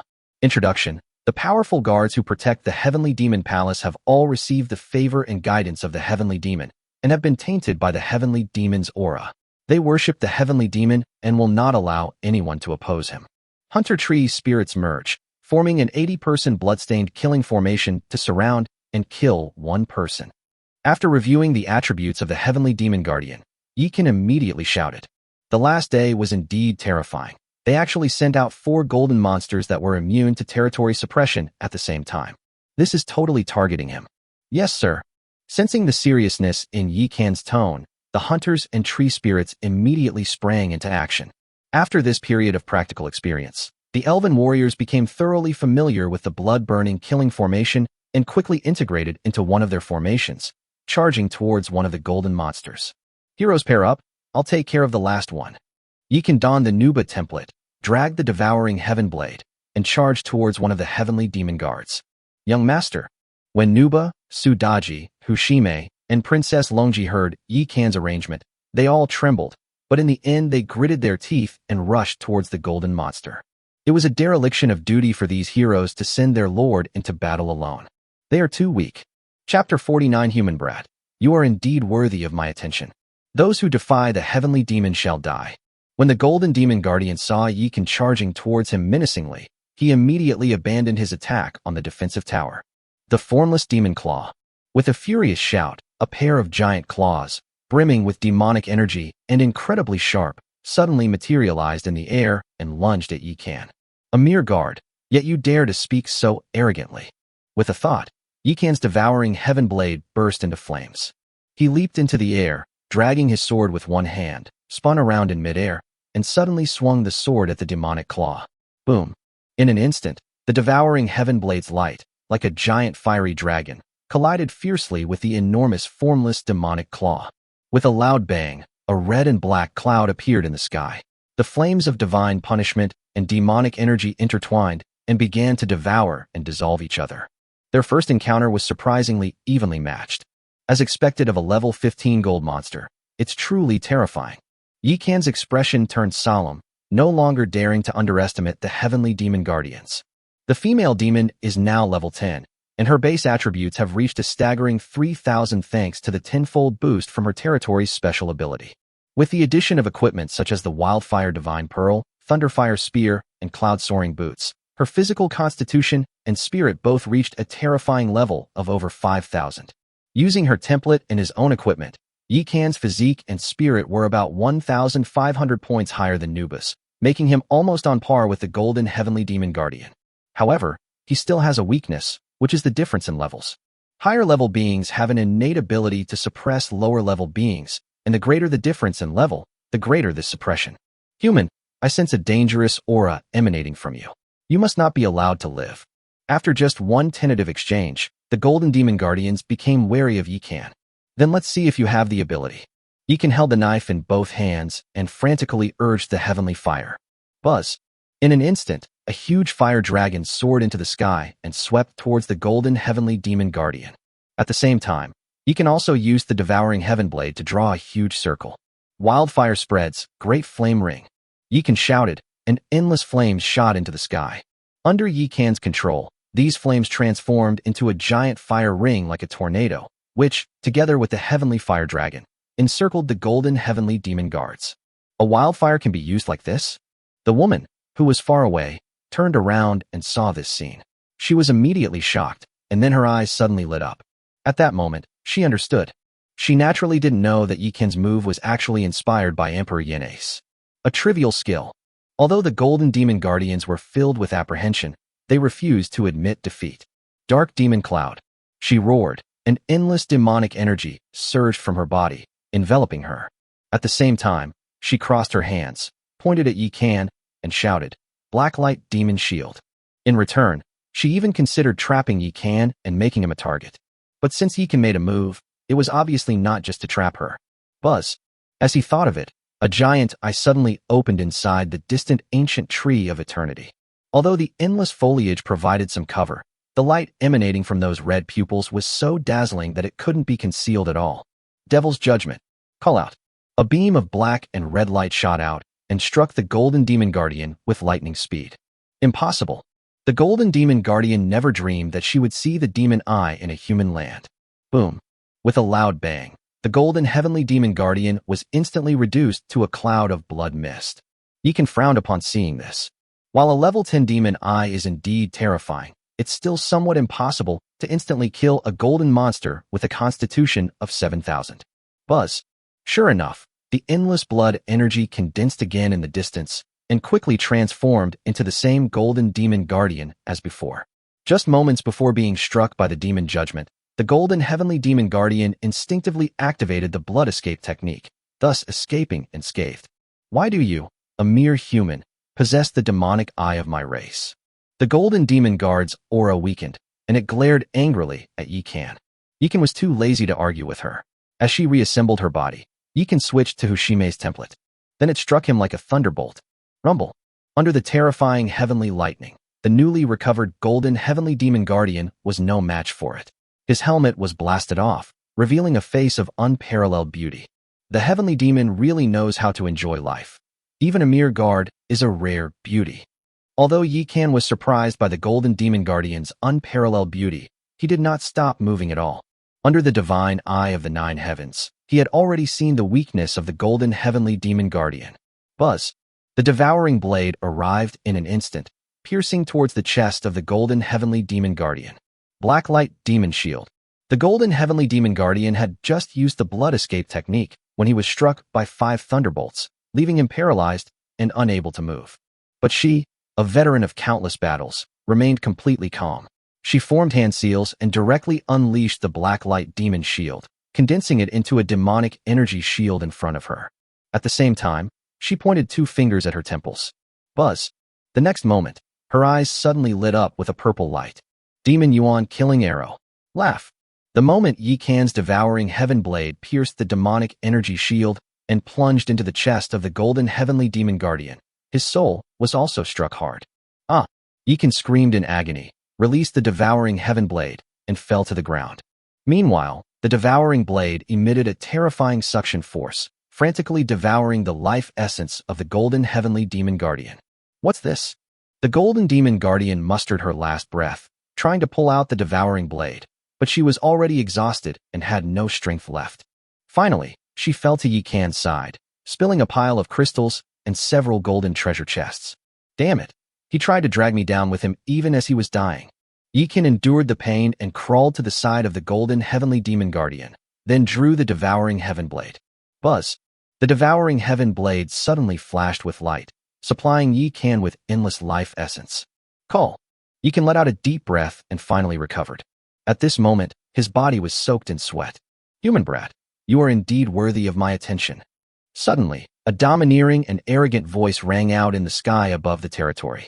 Yi Kan looked up and saw a palm the size of the moon goddess lake descending from the sky and slapping down on him. Chapter 50. With the king by our side, victory is assured, and conquest is assured. Damn it, a big one actually showed up. Feeling the terrifying pressure of that giant hand, Yi Kan rushed towards the nearest moon goddess lake without thinking. On the last day of the trial, he had long expected a big surprise, but he hadn't anticipated it would be this big. Whoosh! The moment he rushed into Luna Lake, the giant hand pressed down as well. Damn it, if you don't do something soon, I'm doomed. Yi Kan roared in his heart. Perhaps heeded his summons, for a dark figure appeared instantly outside the city. Buzz!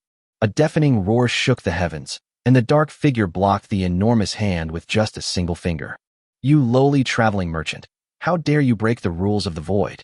A phantom figure suddenly appeared outside the territory. He was shrouded in demonic energy, hazy and indistinct, his face obscured. The man in black robes didn't speak, but simply stretched out his hand and wrote a sentence in the air.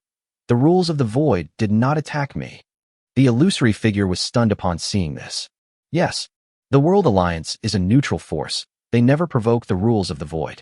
This lowly traveling merchant, with his low status within the Myriad Realms Merchant Alliance, had even less right or courage to break the rules. But what's going on here? Who are you? Yi Kan suddenly popped his head out of Moon Goddess Lake, interrupting the illusory figure's train of thought. The longer this bastard doesn't figure it out, the better it will be for him. Even if he can't win, as long as he can endure 10 days, he can successfully pass the trial period. Human, why don't you tell me first how you managed to ensure that the wandering merchant of the Myriad Realms doesn't violate the rules of the void, while still protecting yourself? The illusory figure not only didn't answer Yi Kan, but also tried to trick him into saying something. Guess. Yi Kan smiled coldly, switched to the Succubi template, and then took out the golden treasure chests he had just obtained from under the lake. Succubi activated the nine-tailed celestial fox bloodline last time, and today she achieved a breakthrough in her bloodline, which also upgraded her innate allure. Her original charisma is currently 40 points, and with the boost from her territory traits and equipment, it has now reached a staggering 420. Yi Kan used her template and enjoyed the benefits of her charm in the same way. Buzzing. With a flash of light, several items appeared in Yi Kan's hands. The Vermilion Bird set. Yi Kan grabbed a fiery red suit of armor and was overjoyed. He didn't expect that shortly after obtaining the Xianbing set, a second set would appear, and it was even a fire attribute set suitable for Nuba. What is this? His attention was quickly drawn to a scroll. He opened it, and his spirits lifted. He roared, "Everyone, abandon the battle and return to Moon Goddess Lake." At that moment, the bloodstained killing formation formed by the elven warriors wore down their opponent. Although their strength was weak, the killing formation of 80 people, with the terrifying assistance of the elven tree spirits, was simply unstoppable. Hateful. Manhwa and her companions looked unwilling. If they had just a little more time, they would definitely have been able to kill their opponent. However, they didn't dwell on it for long, because in their hearts, nothing was more important than Yi Kan. The illusory figure, seeing Succubi and her companions' actions, initially intended to launch a sneak attack, but after glancing at the black-robed figure below, it withdrew its hand. Yi Kan was also quite nervous. The rules for traveling merchants across worlds stipulate that they cannot be hired to protect lords. Even though Yi Kan tried to instill the concept of insurance in the man in black robes, he couldn't convince him. Ultimately, Yi Kan settled for second best and insured several important buildings in the territory. After weighing the pros and cons, The man in the black robe decided it was feasible. Because this was just a transaction, it didn't involve any protection services, and it was the customer who brought it up. The fact that it was able to successfully generate the contract indicates that the transaction did not violate the rules of the void. However, the illusory figure was unaware of the deal between Yi Kan and it, and thought that the black-robed man was protecting Yi Kan, which is why it missed the best opportunity. Young master, what's going on?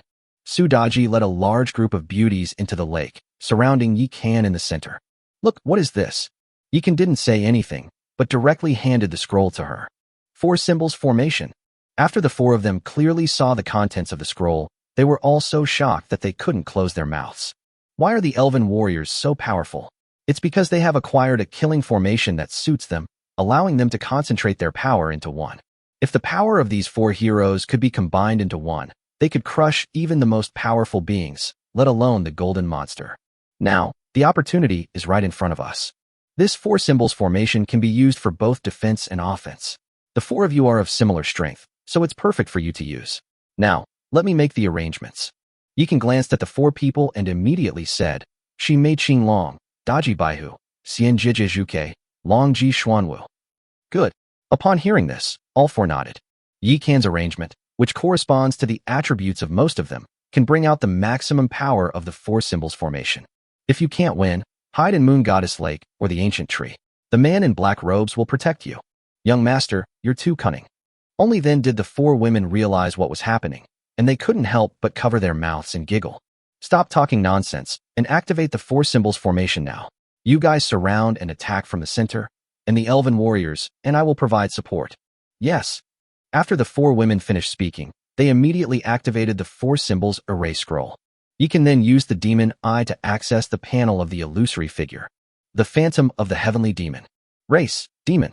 Gender, male. The resentment of being single for 2 lifetimes causes the territory to suppress male enemies by 50%. Grade, epic. Level, 15. Physical fitness, 10,000. Spirit, 8,000.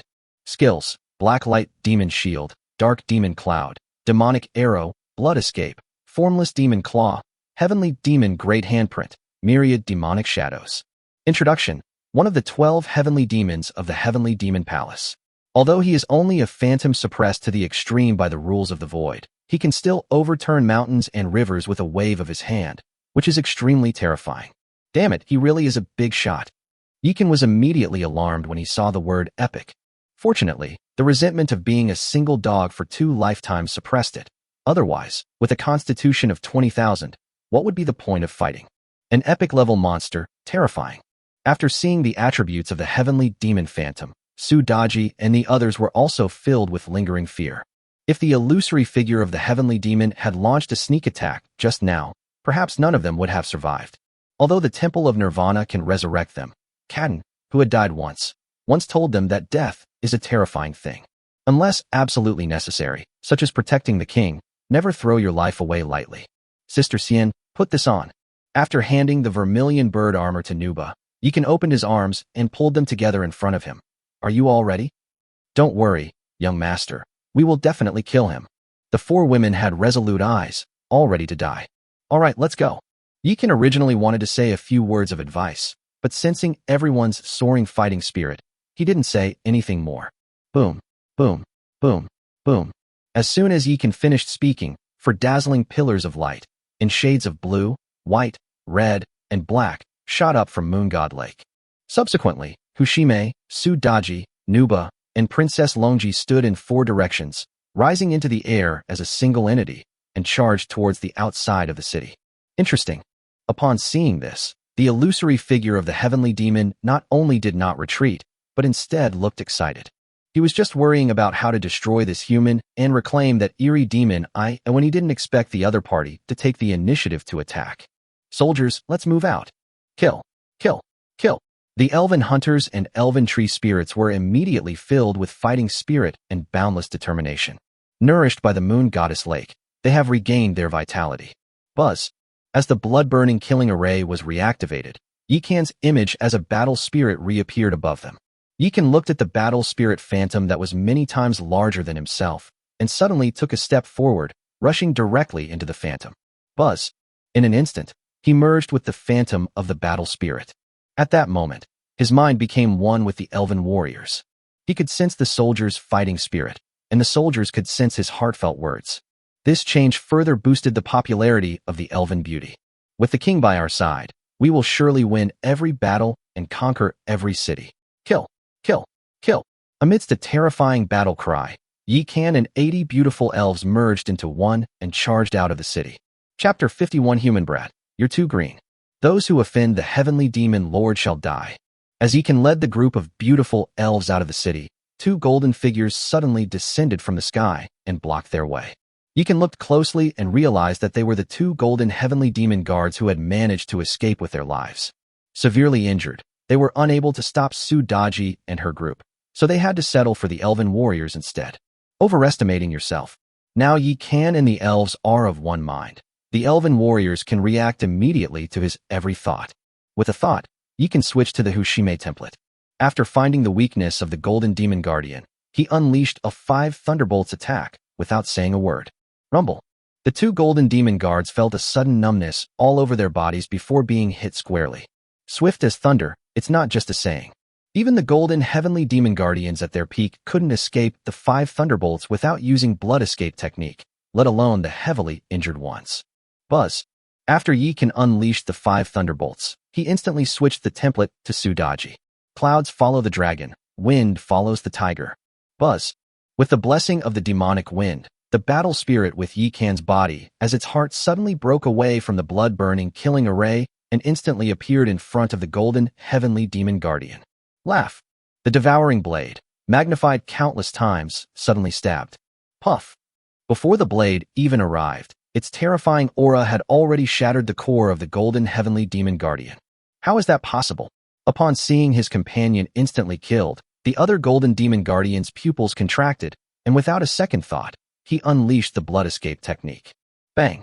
With a loud bang, a cloud of blood mist was left behind at the scene. Yi Kan had anticipated that she would do this. After killing the first golden demon guardian, he communicated with the demon eye to capture the blood escape trajectory of the other person. Laugh. While another golden demon guardian was condensing his physical body, Yi Kan waited beside her and plunged a knife into her heart. If it were the golden heavenly demon guardian at its peak, Yi Kan wouldn't have been able to succeed so easily. Unfortunately, these two had been worn down by Nuba and Succubi and couldn't recover in a short time. With the added advantage of being struck first by lightning, it would be difficult for them to survive. Your Majesty, even with the addition of this heavenly demon phantom, it's only the 10th wave of monsters. As Kaden watched the other battlefield gradually turn towards the interior of his territory, he couldn't help but feel worried. What's meant to happen will happen. There's no use worrying. Just do your best. And besides, our territory isn't weak. Yi Kan led the elves back to their territory, staring intently at Succubi and her companions, who were colliding wildly like 5 beams of light. Boom, boom, boom. The 4 beauties, when assembled into a battle formation, proved to be extraordinary. Although the 4 symbols formation does not combine the attributes of the 4 individuals, it can unite their powers to defend against enemies together. Sushime's 9 heavens divine eye can see through the opponent's weaknesses, while Succubi's whirlwind and demonic wind can block enemies and support teammates. Both Nuba and Princess Longi have equipment that enhances their own attributes, and their heavenly punishment flame, wildfire, and water dragon technique are directly transformed into devastating attacks. For a time, the 5 were locked in a fierce and evenly matched battle. If it were an ordinary opponent, even with incredible attributes, they would definitely be overwhelmed and confused under the combined attack of Succubi and her 3 companions. But the heavenly demon is no ordinary demon. Even if he is weakened to the extreme, it is still a devastating blow to Succubi and her companions. Because he has an unparalleled understanding of magic and an incredibly rich combat experience. This guy, a direct confrontation won't work. We have to find a way to give him a good blast. Yi Kan did not act rashly, but instead waited quietly for an opportunity, like a hungry wolf. The heavenly demon is still within the surveillance range of the demon eye. Even without switching to the Succubi template, he can still see everything about the heavenly demon. I never expected that someone like you would appear among the novice human lords. The heavenly demon seemed to sense something and couldn't help but glance at Yi Kan. Buzz. Suddenly, endless demonic energy surged from his body, instantly forming a churning cloud of demonic energy that obscured everyone's view. Then, a giant demonic claw suddenly appeared and tore through the four symbols formation's defenses. Even though Hushime saw through Tianma's actions, she still couldn't stop him. Young master. Upon seeing the heavenly demon's movements, the four women were terrified and rushed frantically towards Yikan. Yikan had been keeping a close eye on the heavenly demon's actions, and with 80 beautiful elves as his backup, he was unlikely to be captured easily. Moreover, Yikan himself is an epic-level lord, and his attributes are not low. However, as a lord, Yikan would not risk his life without having gathered enough information. Buzz. With a buzzing sound, a black and red light suddenly shot out from the center of the territory. Its speed was even faster than being struck by lightning. The heavenly demon could have used the blood escape technique to evade, but as one of the 12 heavenly demons, he also had his own pride. If he were forced to use blood escape technique to escape by a mere novice lord, he, the 12 heavenly demons, would have utterly lost face. Myriad manifestations of the demonic shadow. The moment the black and red lights struck him at high speed, his body suddenly exploded, turning into countless afterimages. What powerful magic! Yikan used the demon eye to investigate and discovered that the auras of these phantoms were exactly the same, making it impossible to distinguish which one was the real body. Under the bombardment of the demonic judgment, 7 or 8 phantoms were instantly vaporized. Buzz. However, before Yikan and the others could attack, the demonic shadows instantly coalesced and transformed back into the original heavenly demon. His aura was hardly weakened. Human brat, you're indeed cunning, huh? After this probing attack, the illusory demon seemed to have discovered something and immediately flashed towards Yikan's territory. Heavenly demon great handprint. With a loud shout, an even larger hand materialized once more and slammed towards the north gate of the territory. Grasp. Upon seeing this, Yikan's eyes widened in fury. Buzz. He immediately drew upon the aura of the 80 beautiful elves and unleashed a blazing fire blade. Sudaji and the others arrived at this time, and the 4 of them worked together to unleash the 4 symbol seal. Roar! Roar! The phantom images of the 4 guardian beasts, azure dragon, white tiger, vermilion bird, and black tortoise, appeared instantly, roaring as they crashed into the colossal, sky-covering handprint. Boom! Yikan's heavenly fire blade, formed by gathering 80 elves, was indeed powerful, directly splitting the heavenly demon handprint in two. At this moment, the seal of the 4 symbols arrived as promised, but it only blocked one half of the severed hand, while the other half struck the city wall of the north gate of the territory. Rumble. Flames flew everywhere, the city wall collapsed instantly, and 7 of the 9 defensive towers were destroyed. Just as I thought, huh? Upon seeing this, the illusory figure of the heavenly demon burst into maniacal laughter. He flashed away, abandoning Yikan, and rushed towards the territory. He had already seen through the agreement between Yikan and the man in black robes, but instead of attacking the core buildings of the territory, he destroyed the defensive towers. The attacks from these defensive towers were like an itch to him, but the negative status effects from the support towers were incredibly annoying. Boom, boom, boom. In the blink of an eye, he destroyed more than a dozen defensive towers. Oh shit. Seeing his hard work being destroyed, Yikan was furious. He roared and charged out of the bloodstained killing array with his sword. Your Majesty, you mustn't. The elven warriors were terrified and panicked when they saw Yikan acting alone. Young master, calm down. Sudaji and her companions were terrified when they saw this. Charge. Protect the young master. They frantically activated the 4 symbols formation, creating 4 illusory figures: azure dragon, white tiger, vermilion bird, and black tortoise, which pounced on the heavenly demon like madmen. Human brat, you're too green. Seeing Yikan lose his mind in anger, the phantom of the heavenly demon revealed a smug smile. If Yikan had remained hidden in the building protected by the man in black robes, he really wouldn't have been able to do anything to Yikan. Now, Yikan has not only abandoned the black-robed man's protection, but has also voluntarily broken away from the burning blood-killing array. Once he's dead, this territory will be no threat. However, he did not notice that Yikan had somehow acquired a warm glow. In the distance, above Lake Luna, the moon appeared much brighter than before. Inside the moon, a hazy, illusory image appeared. Chapter 52 Ruthless and Silent. Die ha ha ha. The demonic phantom laughed wildly and immediately launched an enhanced version of the formless demon claw at Yikan. He abandoned Yikan and instead attacked the territory in order to provoke Yikan and lure him out to kill him. Damn you! Yikan's eyes were bloodshot as he moved forward quickly, mimicking the image of Sudaji. Just as he was about to collide with the claws of the formless demon, he suddenly switched into Princess Longji. Buzz. A warm yet cool light instantly enveloped his entire body, and his angry gaze turned cold. Cold moon and frosty frost. Yikan raised the devouring heaven blade and pointed it at the enhanced version of the formless demon claw, unleashing a spell from the Tine True Scripture. Click, click, click. A crisp, rapidly freezing sound rang out, and the ferocious demonic claw was instantly frozen solid before exploding into energy fragments that dissipated into the air. Pure energy? The phantom of the heavenly demon sensed the dangerous aura emanating from Yikan and immediately felt a chill run down its spine. As we all know, only the lineage of the moon goddess can wield the pure power of the moon goddess. Could this kid be related to the moon goddess? But he's just a lord who hasn't even left the starting village yet.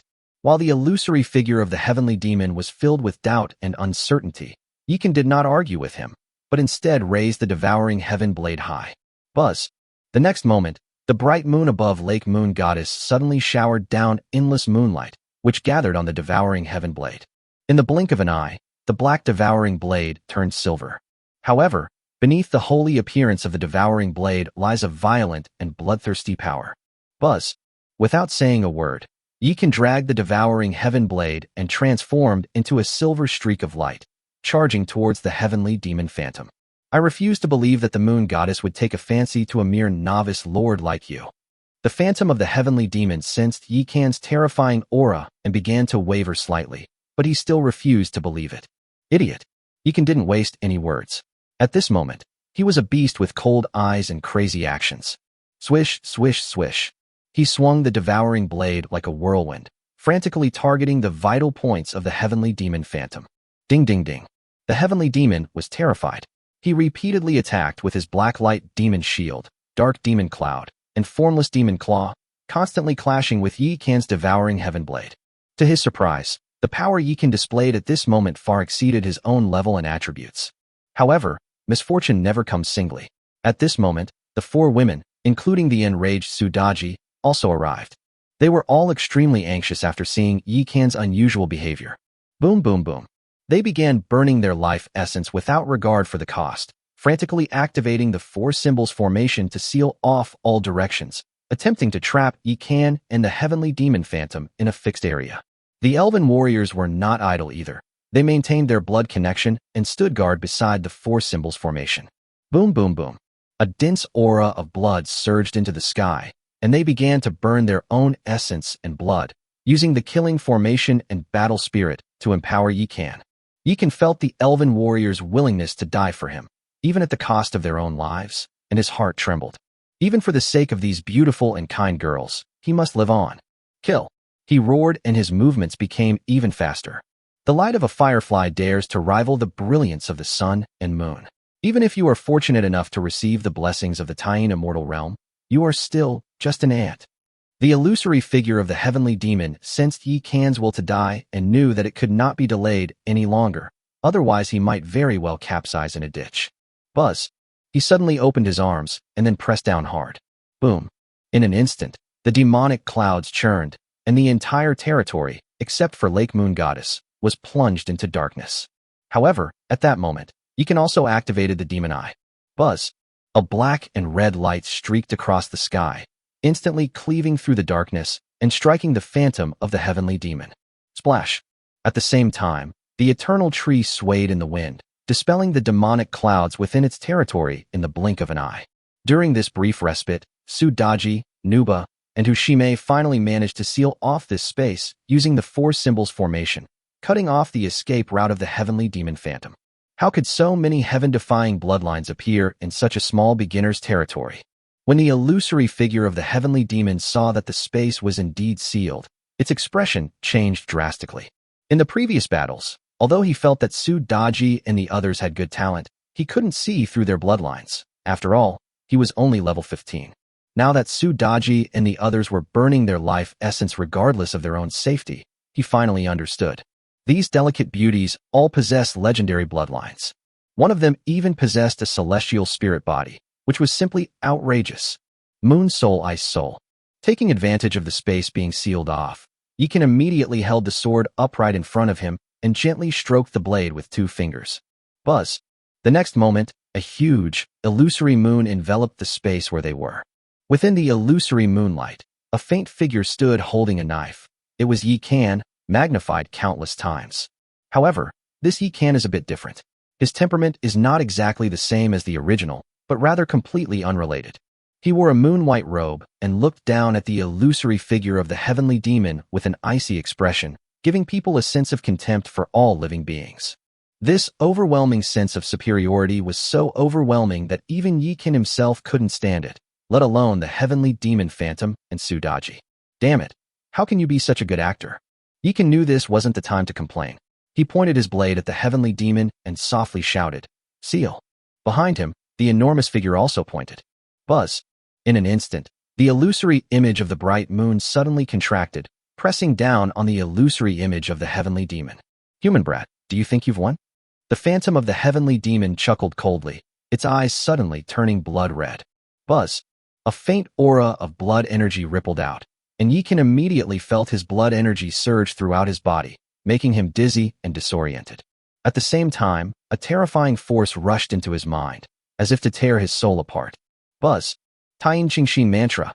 At the critical moment, Yi Kan drew upon the moonlight and used a spell from the Taiyin True Scripture to instantly suppress the heart gate and dispel the demonic energy arrows unleashed by the illusory figure of the heavenly demon amidst the chaos. How is this possible? As the illusory figure of the heavenly demon fell into self-doubt, Yi Kan suddenly raised the devouring heaven blade high. The moon sets in the ninth heaven. With his roar, the entire territory was plunged into darkness, and even the bright moon above Lake Moon lost its light. "If you want to kill me, then we'll die together." Knowing that the situation was hopeless, the phantom of the heavenly demon no longer held back and directly used a forbidden technique. Blood explosion. Suddenly, the space surged, and his entire body shrank into a ball, transforming into a giant blood sphere. At that moment, Yi Kan's final blow landed. "Young master." When Sudaji and her companions saw this, they were terrified. Without thinking, they instinctively lunged at Yi Kan. The elven warriors also reacted, activating their battle spirits to envelop Yi Kan and the others. Rumble. With a deafening roar, a massive mushroom cloud appeared over the territory. Under that terrifying energy impact, apart from the important buildings that Yi Kan had ensured, everything else disintegrated and turned to ashes. The 80 elven warriors standing on the outer circle were also pushed away by the terrifying energy impact, and many of them even turned into blood mist in the first instant. Chapter 53 Ancient Witch Tree, Elf Witch. Ding. Battle ended, proceeding with the settlement. As the settlement notification sounded, Yi Kan's consciousness was finally pulled back. It's finally over. Yi Kan exhaled a breath of stale air. If the heavenly demon phantom is not the strongest boss, then he has no choice but to withdraw from the trial. Fortunately, the rules of the void did not completely eliminate him, leaving him a way out. Instead of checking his trial results immediately, he helped up Sudaji and Princess Longji, who had collapsed in front of him. "My lord, my elder sister Xian and my second sister are dead." Sudaji collapsed into Yi Kan's arms, tears streaming down her face, crying as if her heart was breaking. Princess Longji was also in tears, her eyes filled with self-blame. When the demonic phantom self-destructed, she should have been the first to be hit, but at that critical moment, Nuba pulled her behind her. "Don't worry, the Nirvana Temple is still there. I'll go revive them right away. You all recover first." After Yi Kan finished speaking, he put his arms around them, one in each arm, and walked towards Moon Goddess Lake. At this moment, the elves and the demon maids also came out of the treehouse. Without Yi Kan giving any instructions, they rushed towards the elven warriors in the distance and swiftly carried them into Moon Goddess Lake. Then they were given water from the moonlit well and various pre-prepared beneficial foods to heal their wounds. They were non-combatants, and Yi Kan had made various arrangements for them before the battle began. After recovering slightly, Princess Longji also began to use her healing skills to heal everyone's injuries. At this moment, the black-robed man who had been guarding the territory also came out. "Thank you, sir." Yi Kan clasped his hands in a fist salute to the man in black robes. The man in black robes nodded, then vanished from the territory in a flash. However, it did not leave immediately, but returned to its stall and sat down cross-legged, as if waiting for something. Yi Kan didn't care and walked directly towards the Nirvana Temple. Due to limited funds, he did not insure all the buildings. Aside from the ancient tree with life, the only buildings he insured were Moon God Lake, Nirvana Temple, Heavenly Demon Nirvana Pool, Demon's Eye, and Moonlight Well. In this final battle, the palace, the elven workshop, the elven-themed shop, and the demon maid's quarters were all destroyed. The spirit fields and defensive towers are all gone, not to mention the elemental walls. Although we won, it was a Pyrrhic victory. Yikan sighed helplessly and walked into the Nirvana Temple. Reviving heroes and troops doesn't require many source crystals. It only takes a few tens of thousands of source crystals. However, Yikan dared not delay, because Carden had once told him that there was great terror between life and death. The deceased will be trapped in an endless cycle of illusion, experiencing the things they fear most deep in their hearts. Staying there for too long will lead to a mental breakdown. By then, even the Temple of Nirvana will be unable to revive them. Buzzing. As the light flashed, graceful figures appeared on the stone platform of the Nirvana Temple. When Nuba and Hushime woke up, they were still a little confused until they saw Yikan's familiar face, and then they came to their senses. Young master. The two of them rushed into Yikan's arms without a care in the world, holding him tightly and refusing to let go. In the illusory realm of infinity, they witnessed Yikan die tragically at the hands of the demonic phantom in an attempt to save them, a scene they still cannot forget. It's all right now. Yikan also held the two of them tightly, inhaling the fragrance of their hair, feeling extremely satisfied. Fortunately, he had the foresight to buy insurance for the Nirvana Temple. Otherwise, he might have lost these two beauties forever. The resurrected elven warriors were also moved to tears upon seeing this, but they did not go forward to disturb their king.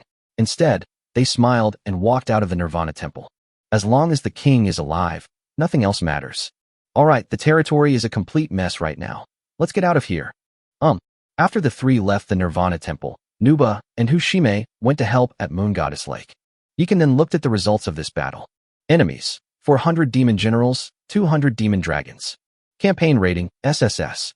Rewards for passing the level: 15 million source crystals, 7.5 million boundary stones. Rating rewards: 45 million source crystals, 20 million boundary stones. Territory building: Mysterious Tavern. Territory building: Magic Academy. The territory has been destroyed like this, and it can still be ranked SSS? Yikan was taken aback when he saw the rating. However, when he thought of the power of that demonic phantom, he felt relieved. As a level 10 new lord, he actually encountered a super boss that surpassed even the gold monster. It was already difficult enough for him to survive. Now that he has not only saved his life and territory, but also killed the phantom of the heavenly demon, it would be abnormal if his rating was not high. Two special buildings. When Yikan saw the Mysterious Tavern and the Magic Academy, his eyes lit up instantly. The Mysterious Tavern is a place that can open dimensional gates and attract heroes from all walks of life. As for the rank of the heroes that appear in the tavern, it depends first on the Lord's luck, and then on the rank of the wine the tavern uses to entertain the heroes. As for the Magic Academy, it's a building that trains magicians. I wonder what these two special buildings will become after they've been transformed by the Sun and Moon Immortal Pot. Yikan glanced at the empty territory and immediately abandoned the Magic Academy. Rumble.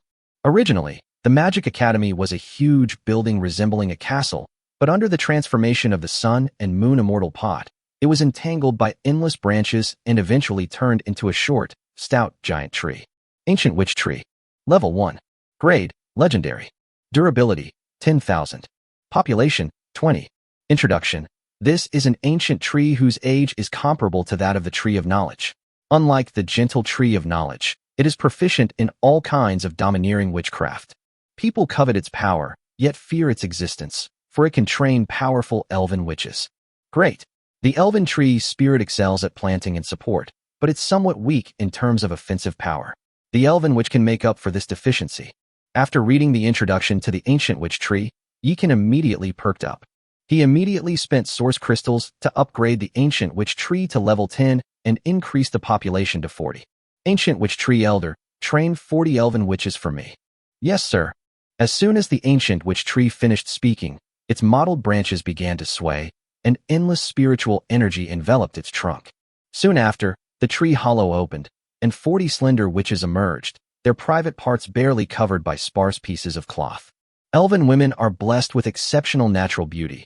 Each one is a stunning beauty with long legs, a slender waist, and amazing curves.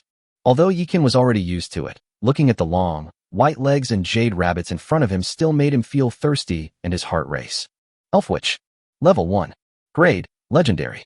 Constitution: 20. Base Attribute 2. Territory Attribute bonus of 10x. Spirit: 55. Base Attribute 5.5, territory attribute bonus of 10 times. Skills, refreshing and invigorating. 5 tigers chasing the wind, mighty mountain and river, blood goo poison, corpse goo poison. Introduction. The elven witches, carefully taught by the ancient witch tree, are proficient in all kinds of witchcraft. However, each of them has their own strengths, and to make full use of their power, it is necessary to play to their strengths and avoid their weaknesses. Yeekan glanced around casually and found that the witches were indeed a bit different.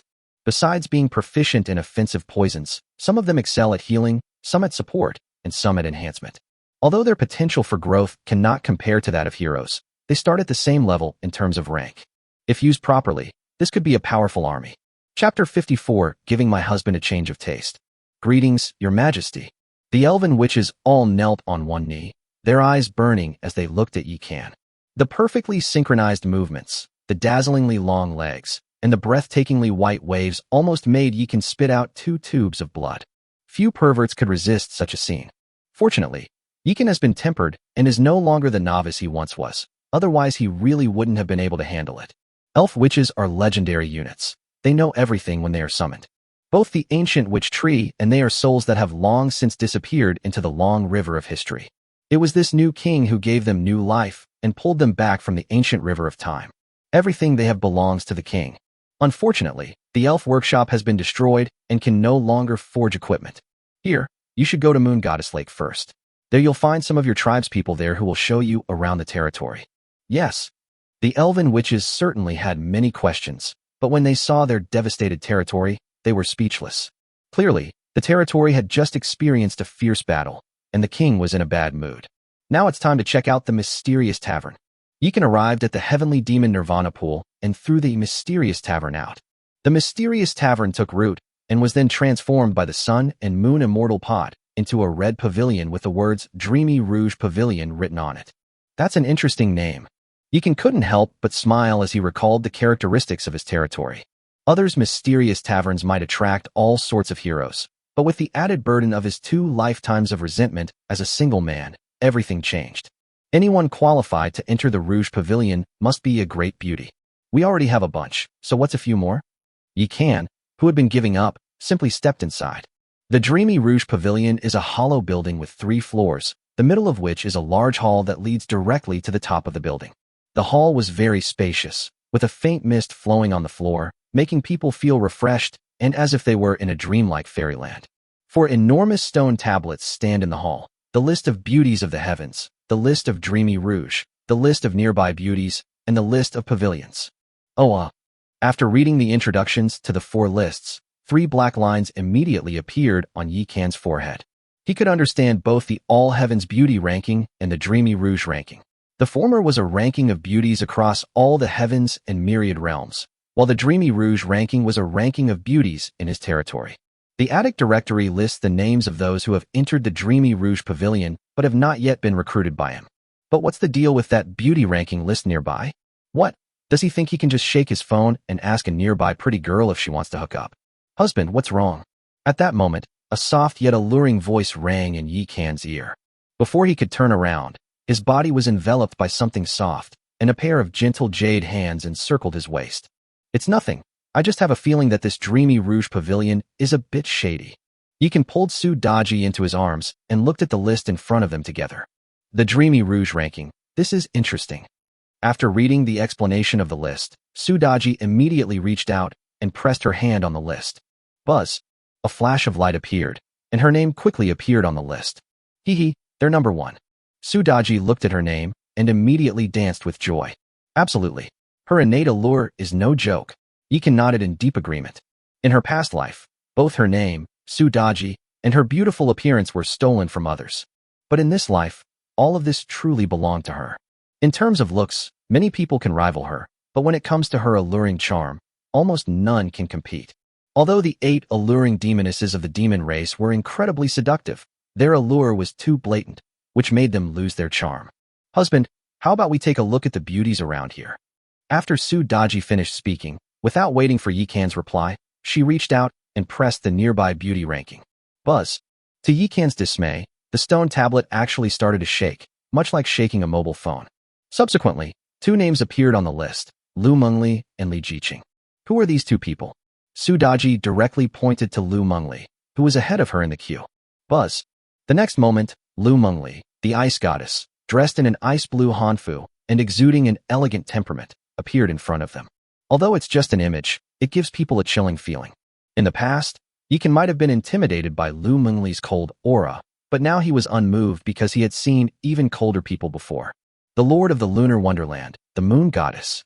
My lord, our territory is full of passionate sisters, while this young lady has a cool and aloof demeanor. She's perfect for cooling you down.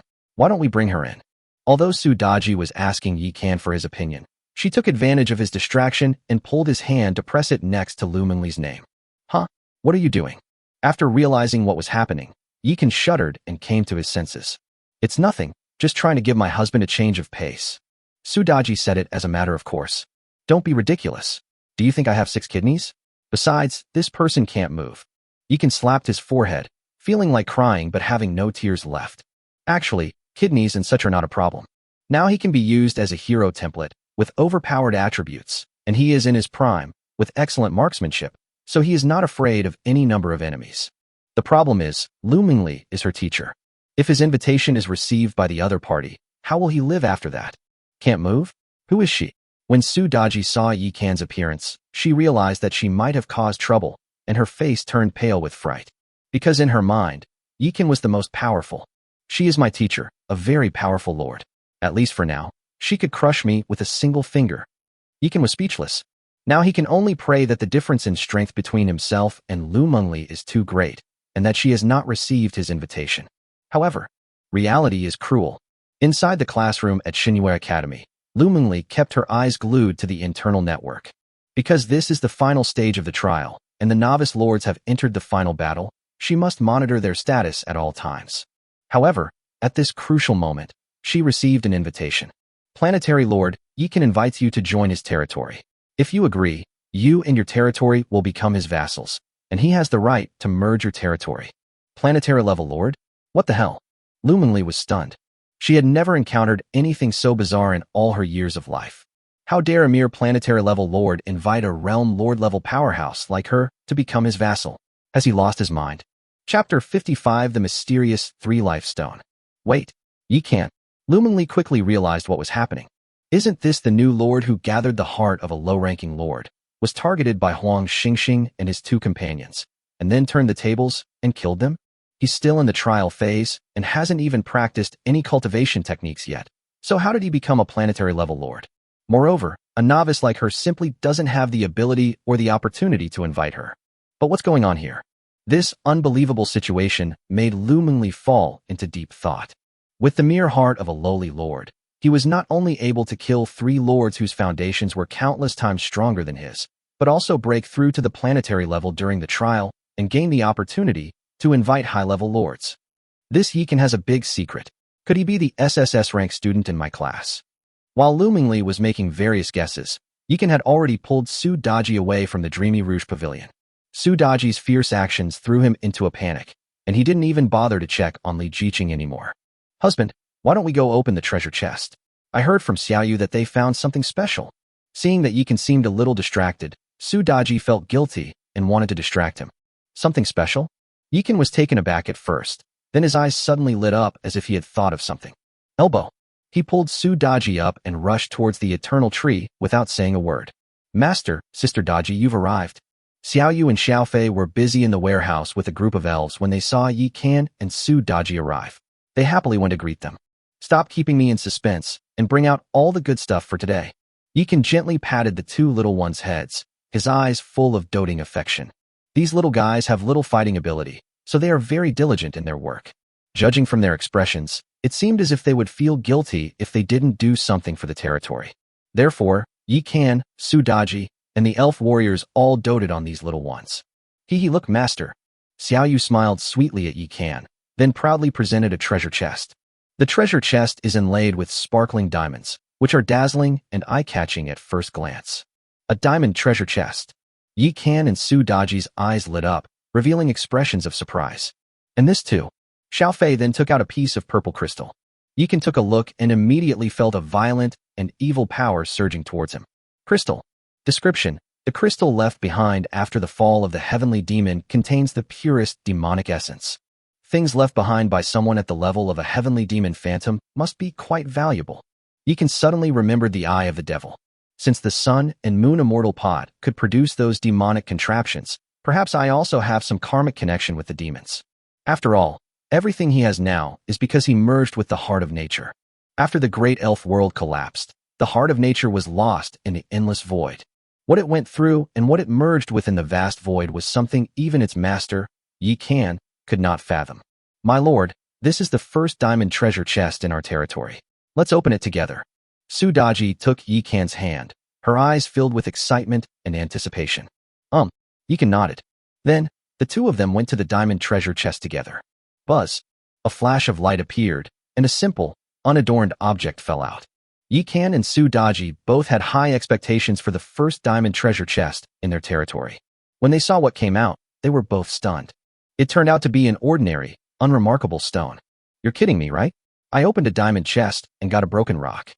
Sudaji looked at her jade-like hands with disgust on her face, as if blaming her for smelling so bad today and wasting the diamond treasure chest she had finally obtained. However, Yikan's expression immediately became serious after he opened the stone's properties. The three-live stone. Introduction. It originated from the beginning of the world, formed from the sand counted by Manhwa, and later received the essence of the sun and moon, gradually becoming spiritual. On the day the stubborn stone gained sentience, two divine patterns suddenly appeared, with the intention of devouring the three realms of heaven, earth, and man. Later, it was sealed by Manhwa and given the immortal technique, the three lives technique.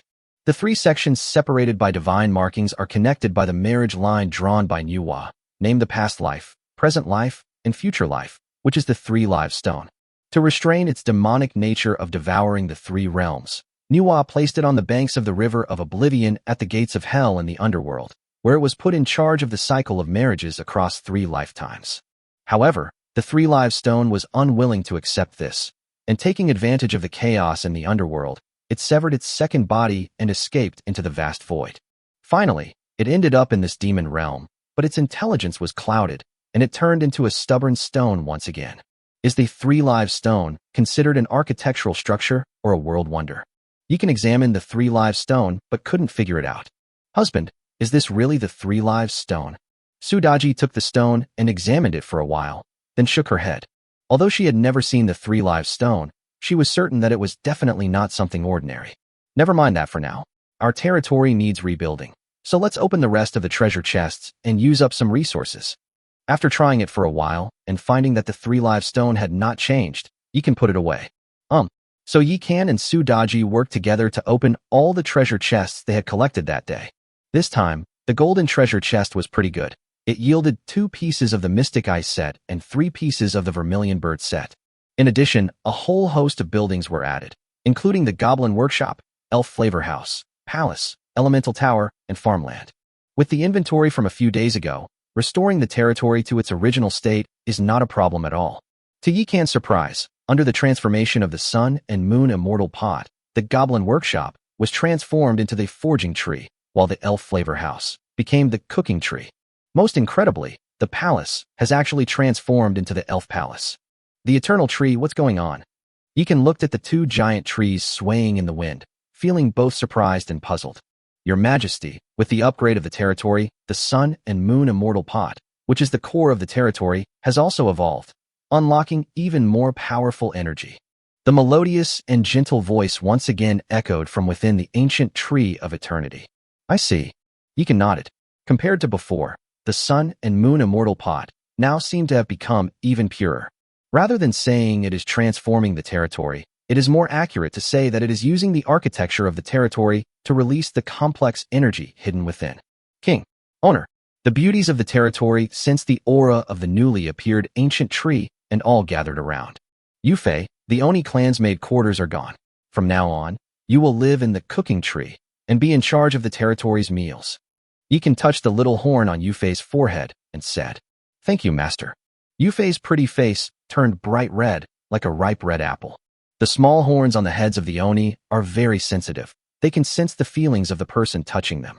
Yikan had just praised her in his heart and even had a shy thought.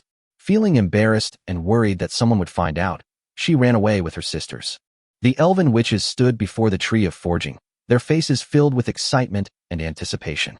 Although they didn't mind showing their perfect figures to Yi Kan, they felt a little unbalanced after seeing that the other members of their tribe had beautiful equipment. Don't worry, the forging tree is much better than the elf workshop. It will definitely have equipment suitable for you. After Yi Kan finished speaking, he opened the panel of the forging tree and saw the witch's exclusive equipment, the elf rope. Without the slightest hesitation, he commissioned the production of 40 sets in one go. After solving the girl's equipment problem, he spent 40 farming coins he had accumulated to satisfy the needs of the tree spirits. Finally, there's the defense of the territory. To Yi Kan's astonishment, the defensive towers after the sun and moon immortal pot's transformation had all turned into guardian trees. These trees are no different from ordinary trees on ordinary days, but whenever an enemy attacks, they will transform into mobile tree people and launch a devastating attack on the enemy. This is the right way to experience the elven race. Yi Kan looked at the territory surrounded by the guardian tree and breathed a sigh of relief. Young master. At this moment, the 4 female heroes gathered around, their eyes fixed intently on Yi Kan. We can definitely set off now. Yi Kan nodded. After the trial ends, the Lord will not be expelled, as long as he leaves before the next day. Yi Kan had been worried about changes in the territory, so he had been making various arrangements. Now that he has no worries about the future, he naturally wants to go out and explore. What if you accidentally receive a heaven-defying opportunity and ascend directly to the heavens? Chapter 56. A beautiful woman is spying, and the 3 live stone is flying. Anyone who dares to approach our territory, no matter who they are, will be annihilated on sight. Yi Kan glanced at the elf captains in front of him, his face serious. Your Majesty, rest assured, the city stands as long as we are. Cardan and the others knelt on one knee and spoke with resounding conviction. I believe in you. Yi Kan smiled slightly, waved his hand, and led the 4 beautiful heroines out of the territory. Buzz. As the mist swelled, they found themselves in an unfamiliar place. Outside the territory, on the open ground, the man in black robes, seeing Yi Kan leave, also packed up his box and led his camel away. Young master, that merchant has helped us so much. Why don't you pay him any attention? Princess Longji looked at Yi Kan with a puzzled expression. Longji, these itinerant merchants don't have the complex emotions of humans. They only care about profit. They attacked me before because they reached an agreement with me, not because of any friendship. You must remember, this world is very realistic and cruel. Never be soft-hearted in front of outsiders, or one day you won't even know how you died. Yi Kan looked into her large, watery eyes, his expression more serious than ever before. I see. Princess Longji is innocent and kind, but she is not stupid. Having lived a second life, she has seen many things clearly, but she still needs some time to adapt and adjust. Young master, someone's here. At this moment, Nuba suddenly opened a blood-red umbrella. This is one of the vermilion bird sets that Yi Kan and Su Daji obtained before, the vermilion bird umbrella. Nuwa possesses a true yang body, and the vermilion bird's equipment is fire attribute, which suits her physique and talent, so she naturally snatched them all. Currently, she has the highest attributes among the 4 heroes. After all, in addition to the 4 pieces of the vermilion bird set, she also has 2 legendary pieces of equipment, the Wildfire Divine Pearl and the Cloud Soaring Boots. As for the out-of-favor Thunderfire Spear, she naturally gave it to Yi Kan. She preferred the pretty umbrella to the spear. I won't offend others unless they offend me. Ignore them and keep moving forward.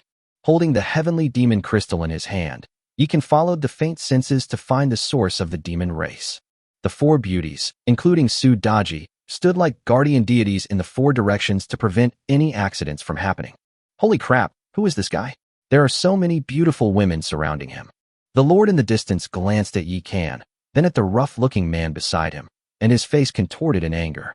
He was very lucky, summoning 2 powerful heroes at the start of the game. It was thanks to the protection of these 2 heroes that he was able to hold on until the end of the trial. But without comparison, there is no harm. In front of beauties like Su Daji, the heroes beside him suddenly become less appealing. My lord, whether heroes or soldiers, they can all betray us. As long as we kill that lord, his men will become rootless duckweed. That's right. If they don't want to be corrupted by the void chi and turn into walking corpses, they have no choice but to accept our recruitment. The 2 bearded men's eyes lit up when they saw Su Daji and her companions. Heroes are not emotionless machines. They also have emotions and desires, and are just as susceptible to the temptation of beauty. TSK, What are we waiting for? Let's take down that pretty boy. Young people are full of vigor and act without considering the consequences. The Lord clearly lacked self-control and was indecisive. He was easily swayed by the two bearded men in just a few words. Walk. The two bearded men exchanged a glance, then immediately drew their weapons and crept towards Yi Kan and his companions. Young master. Fushime raised an eyebrow and immediately pulled out her 40-meter-long Grim Reaper's scythe. This girl possesses the bloodline of the 9 phoenixes and the 9 heavens' divine eye skill, making her the most perceptive person in the team. She immediately discerned the actions of the novice lord. When Yi Kan was exploring the neutral zone, she was using her template, so she naturally sensed the hostility of those people. Slay those 2 bearded men. If they still don't know when to back down, kill them all. Yi Kan carefully sensed the heavenly demon crystal in his hand and said without looking up, "Yes." Fushime was overjoyed and immediately brandished her scythe, charging towards the 2 bearded men. She moved with lightning speed and her actions were swift and decisive. Hiss. The 2 bearded men didn't even catch a glimpse of her before she sliced them in 2 at the waist. But Fushime was still not satisfied, so she directly activated her magic power and pointed forward. Rumble. A flash of lightning and a clap of thunder were seen, and the novice lord and his men instantly fell to the ground, their hair standing on end and their clothes torn. Although he wasn't dead, he was practically dead. Second sister, didn't the young master say he would only kill heroes? Why did you go so far? Although Sudaji verbally blamed Fushime, her eyes were full of approval. Anyone who dares to lay a finger on those sisters is practically asking for trouble. These guys are dishonest. I wanted to teach them a lesson, but I didn't expect them to be so weak. It's so disappointing. Fushime put away her large scythe and looked at Yi Kan with seductive eyes, saying, "Young master, you won't blame me, will you?" So teasy. Yi Kan pinched her delicate, jade-like chin, smiled slightly, and walked to the right front. Upon seeing this, the 4 women excitedly followed. After they left, another group of people emerged from the mist in the distance, led by a young man dressed in white hanfu.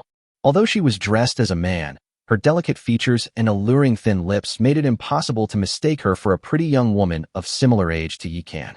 Sister Lord, that woman was able to instantly kill 2 opponents in a one-on-one situation, and she also has area of effect spells. She's no weaker than us. A petite girl emerged from beside the pretty young woman, her figure delicate and serene, her movements graceful and graceful. If he can saw her face, he would definitely exclaim, "Holy crap," because he knew this person very well. Sister, should we follow them? At this moment, another fair-skinned, plump girl also came out. Forget it.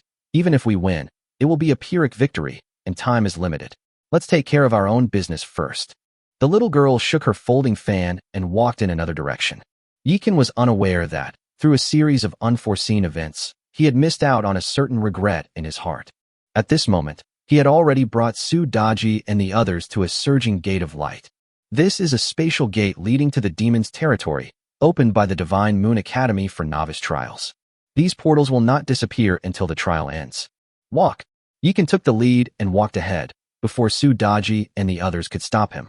To their surprise, the area behind the portal was completely calm, without a single monster in sight. Just then, something amazing happened. Buzz.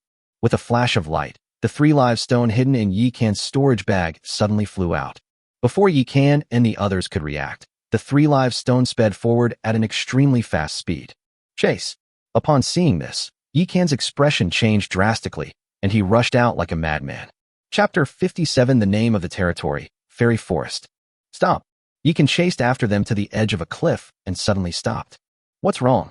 Sudaji almost bumped into Yi Kan, so she simply hugged his waist and slid into his arms like an eel, making Nuba and the others roll their eyes.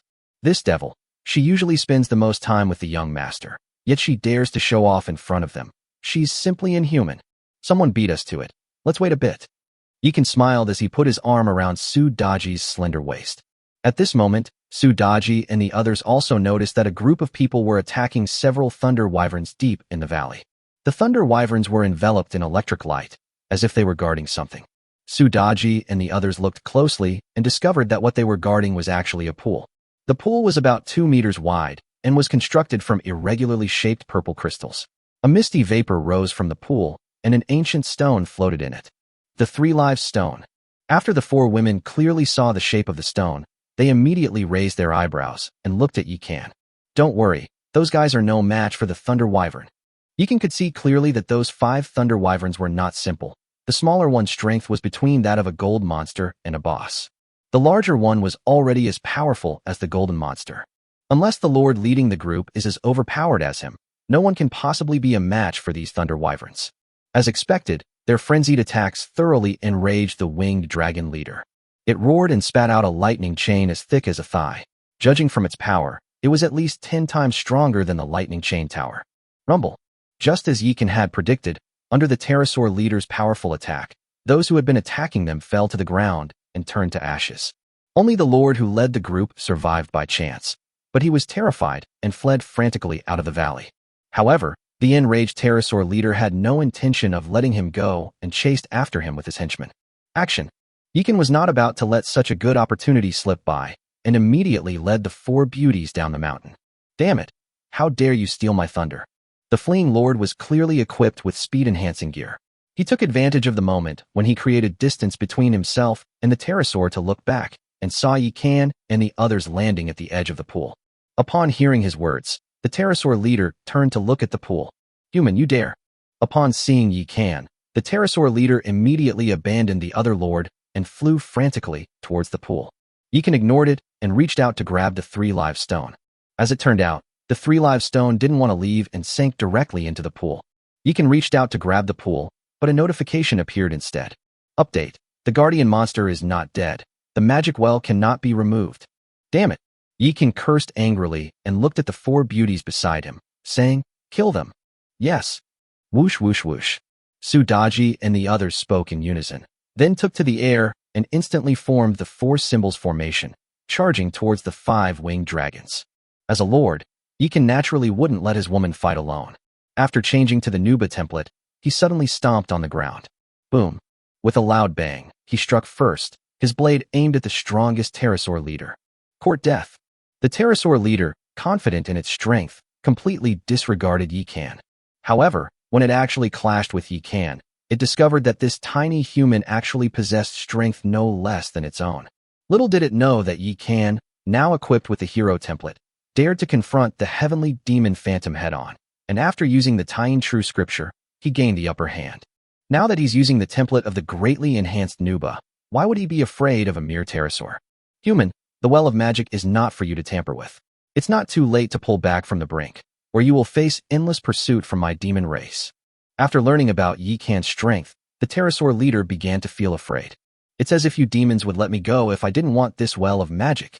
Yikan smiled coldly, switched to the Princess Longji template, and then used the Cold Moon Frost from the Tying True Scripture. Click, click, click. With a crisp, freezing sound, the pterosaur leader was instantly frozen into an ice dragon. Before it could unleash its lightning and break free, Yikan used the moon falls from the 9 heavens, moved to sever its head. While Yikan was killing the pterosaur leader and getting a bunch of golden treasure chests, Sudaji and the others had also taken care of the smaller pterosaurs. The lord who had been watching from afar, waiting for an opportunity to take advantage of Yikan's misfortune, was instantly terrified when he saw Yikan's terrifying combat power. I'll let you off this time, out of consideration for our shared Shinue Academy. Now get lost. Thank you so much, sir, for sparing my life. The lord was immediately filled with gratitude and ran away as fast as he could. Young master, what should we do with this pool? Nuba and the others gathered around, looking curiously at the magic well before them. They could clearly feel their magical power recovering simply by standing by the pool. The guardian beast is dead. We should be able to take it. After Yikan finished speaking, he reached out and touched the well of magic again. Buzz. A flash of purple light appeared, and the well of magic instantly shrank to a model, falling into his palm. The well of magic. Grade, legendary. Description. A magical well that can restore magical power and nurture wondrous creatures is a treasure coveted by all races in the heavens.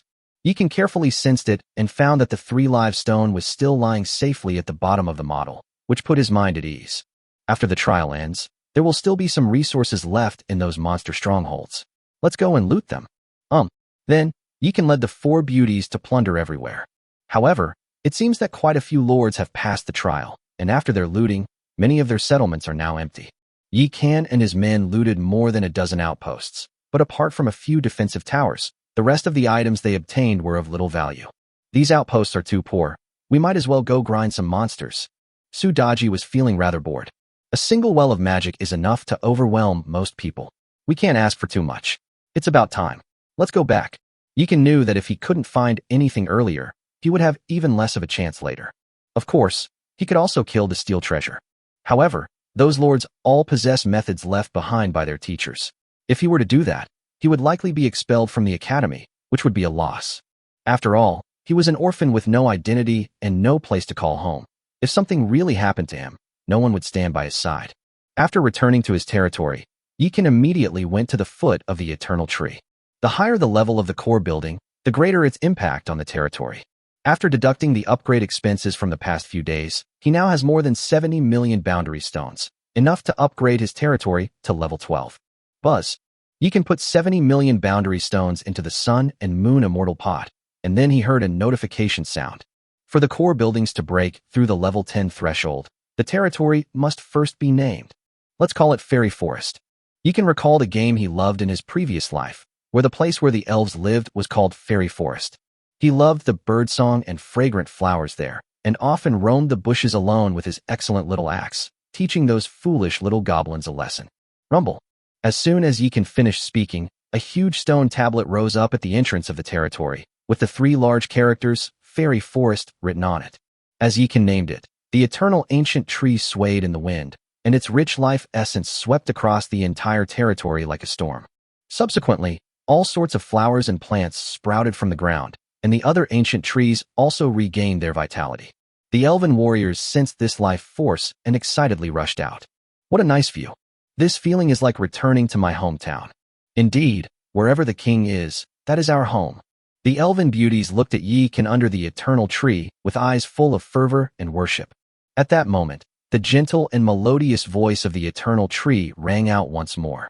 My king, I sense the aura of a magic well on you. Placing it in your territory should bring a pleasant surprise. Chapter 58 The Well of Eternity and the Tree of 3 Lifetimes. Surprise?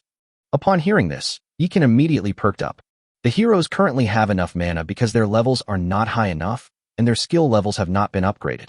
Once their levels and skills improve, the mana they need to consume will increase, and that's when the value of the Well of Magic will become apparent. Where should we place it? Yikan surveyed the territory and began to ponder. Young master, what's wrong? After Nuba and the others returned, they were a little worried, so they went to patrol around the territory.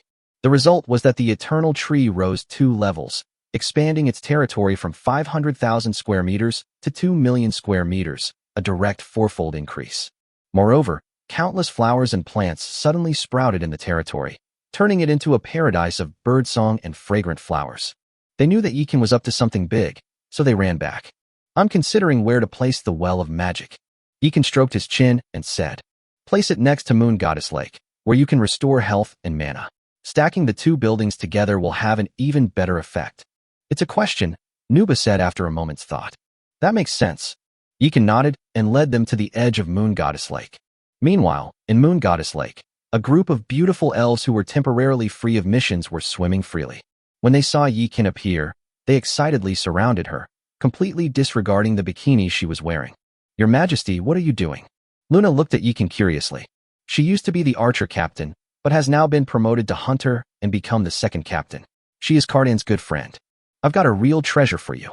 After Yikan finished speaking, he threw the Well of Magic out. Buzz.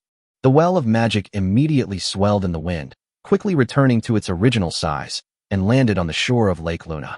Ding. The Sun and Moon Immortal Pod has detected an evolvable building, the Well of Magic. Evolve it. The melodious notification sound from the Sun and Moon Immortal Pot rang out just in time, and Yikan naturally chose to evolve without hesitation. Buzz.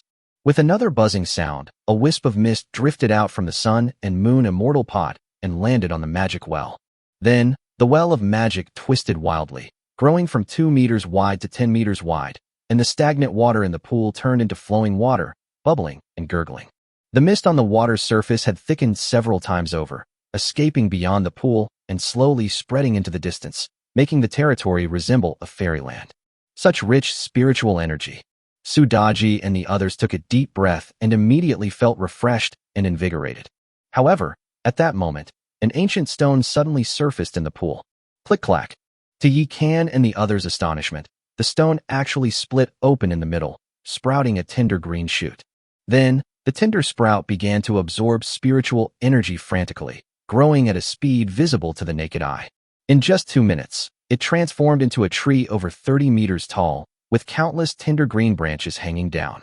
One branch droops into the moon goddess lake, while the other droops towards the spirit fields of the tree spirits.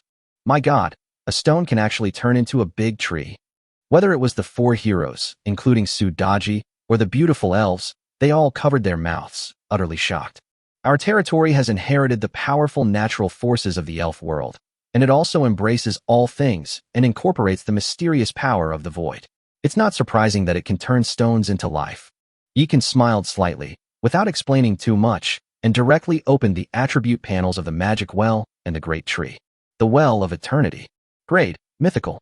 Description, a source of natural energy, capable of drawing energy from the endless void to replenish itself. While providing energy to the territory, it slowly transforms the territory's cultivation environment. Living beings can sit cross-legged by the well to accelerate the recovery of their life and magic power. Drinking the well water directly can also quickly replenish their energy, but they cannot exceed their body's capacity, otherwise they will suffer a backlash. The Tree of Predestined Marriage, 3 lifetimes of marriage. Grade, mythical. Introduction, the 3 live stone, whose spiritual consciousness had dissipated, was reborn under the transformation of the natural forces of the territory, and transformed into the 3 lives marriage tree.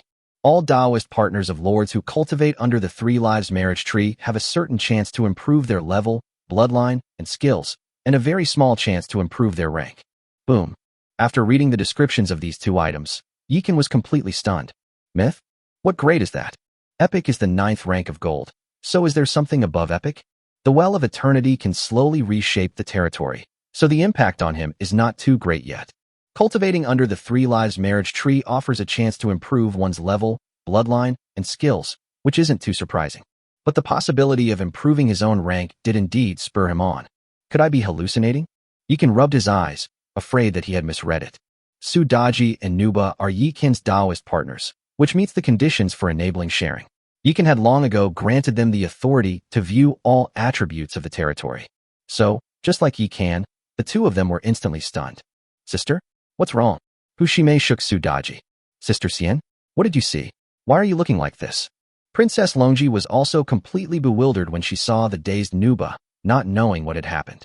Even heroes need to band together. Succubi and Hushime are sisters, while Nuba and Princess Longji, both lonely, naturally came together. Gurgle, take a look for yourselves. At this moment, Yekin finally realized what was happening and directly shared the attribute panels of the Well of Eternity and the Tree of 3 Lifetimes with the 2 of them. After reading it, Hushime and Princess Longji stared wide-eyed in disbelief. Then her beautiful eyes turned red, and her face was filled with sorrow. Finally, the 2 of them tacitly came to Yekin's side and hugged his arms on either side. Shime, Longji, what are you 2 doing? Yekin was a little confused when he saw the hurt and anger in their eyes. Succubi and Nuba frowned slightly at their 2 younger sisters' unusual behavior, but quickly understood what was happening. They covered their mouths in disbelief. They both wanted to say something, but the words just wouldn't come out. Seeing the guilty looks on Succubi and Nuba's faces, Yekin was immediately shocked. He then looked at Hushime and Princess Longji in astonishment and said, Ahem, well, young master, there are still 3 hours until dawn. Hushime seemed to know what Yekin wanted to say, and immediately took the initiative. Longji, you've always been so well-behaved and considerate. Young master, my stance on this matter is the same as Sister Shime's. There's no room for discussion. These words, coming from the gentle and innocent Princess Longji, instantly stunned Yekin. 3 hours is a bit short. There's plenty of time. How about we come back tomorrow? Yekin's lips twitched. It was just a perk of being a Taoist partner, yet it turned the innocent and kind Princess Longji into this state. Is it really necessary? Yekin fell into self-doubt. Little did he know that after the life-or-death battle with the phantom of the heavenly demon, Hushime and Princess Longji had long wanted to give themselves to him, but they just hadn't had the chance. The appearance of the 3 lives marriage tree is a perfect opportunity, one that even Nuba and Succubi cannot find fault with. If they don't seize this opportunity, they'll be fools. No discussion. As they were talking, Hushime and Princess Longji helped Yekin away. The moment they turned around, they both smiled knowingly, and then their faces flushed red. Princess Longji, in particular, blushed as red as a blooming peony. Fortunately, she was close to Yekin, so no one else saw her, or she would have been mortified. These two girls, in broad daylight, under the clear sky, dare to snatch someone right in front of us. How arrogant. The demon woman stood with her hands on her hips, her mouth twitching. Sudaji covered her mouth, secretly laughing. Only the group of beautiful elven women were petrified on the spot, unable to believe what they were seeing. Good heavens, you can actually do that? Chapter 59 The Hall of Epics. It's almost time. Yikan stretched and walked out of the treehouse. 2 hours of intense, fiery battle did not tire him out. On the contrary, it made him even more energetic. Fushime and Princess Longi, however, were already exhausted and had fallen into a deep sleep. Young master, please come back soon. We're waiting for you. When Sudaji saw Yikan, she immediately went up to him and hugged his arm tightly, wishing she could stick herself to him. Fool, I've always been here. I'm just temporarily away from the territory. Yikan pulled her into his arms and kissed her forehead affectionately. Young master, today I tested the combined effect of the 3 Lives marriage tree and the moon goddess lake with Sister Daji, and it was truly extraordinary. At this moment, Nuba also came over. However, unlike the demure and submissive Sudaji, her expression was quite serious. Then what? Yikan understood Nuba. When this older sister got serious, she was always talking about important matters. While we were cultivating, the elven sisters also came to join in the fun, but only Kadin felt the mysterious power of the 3 Lives marriage tree. And then everyone understood. Although Nuba didn't say it explicitly, Yikan already understood what she meant. At this moment, the beautiful elven women seemed to know that their king was about to leave, and they all gathered around. King. The elven beauty's eyes sparkled as they looked at Yikan with reluctance. Yikan felt the heat in their eyes and couldn't help but touch his kidneys, feeling a strange pain. Looks like I'm in for a busy day ahead. Yikan felt a little helpless. You beast, don't pretend to be innocent after getting the benefit. Seeing Yikan's complex expression of pain and pleasure, Nuwa and Sudaji couldn't help but pinch his waist. The difference is that Nuba truly goes all out.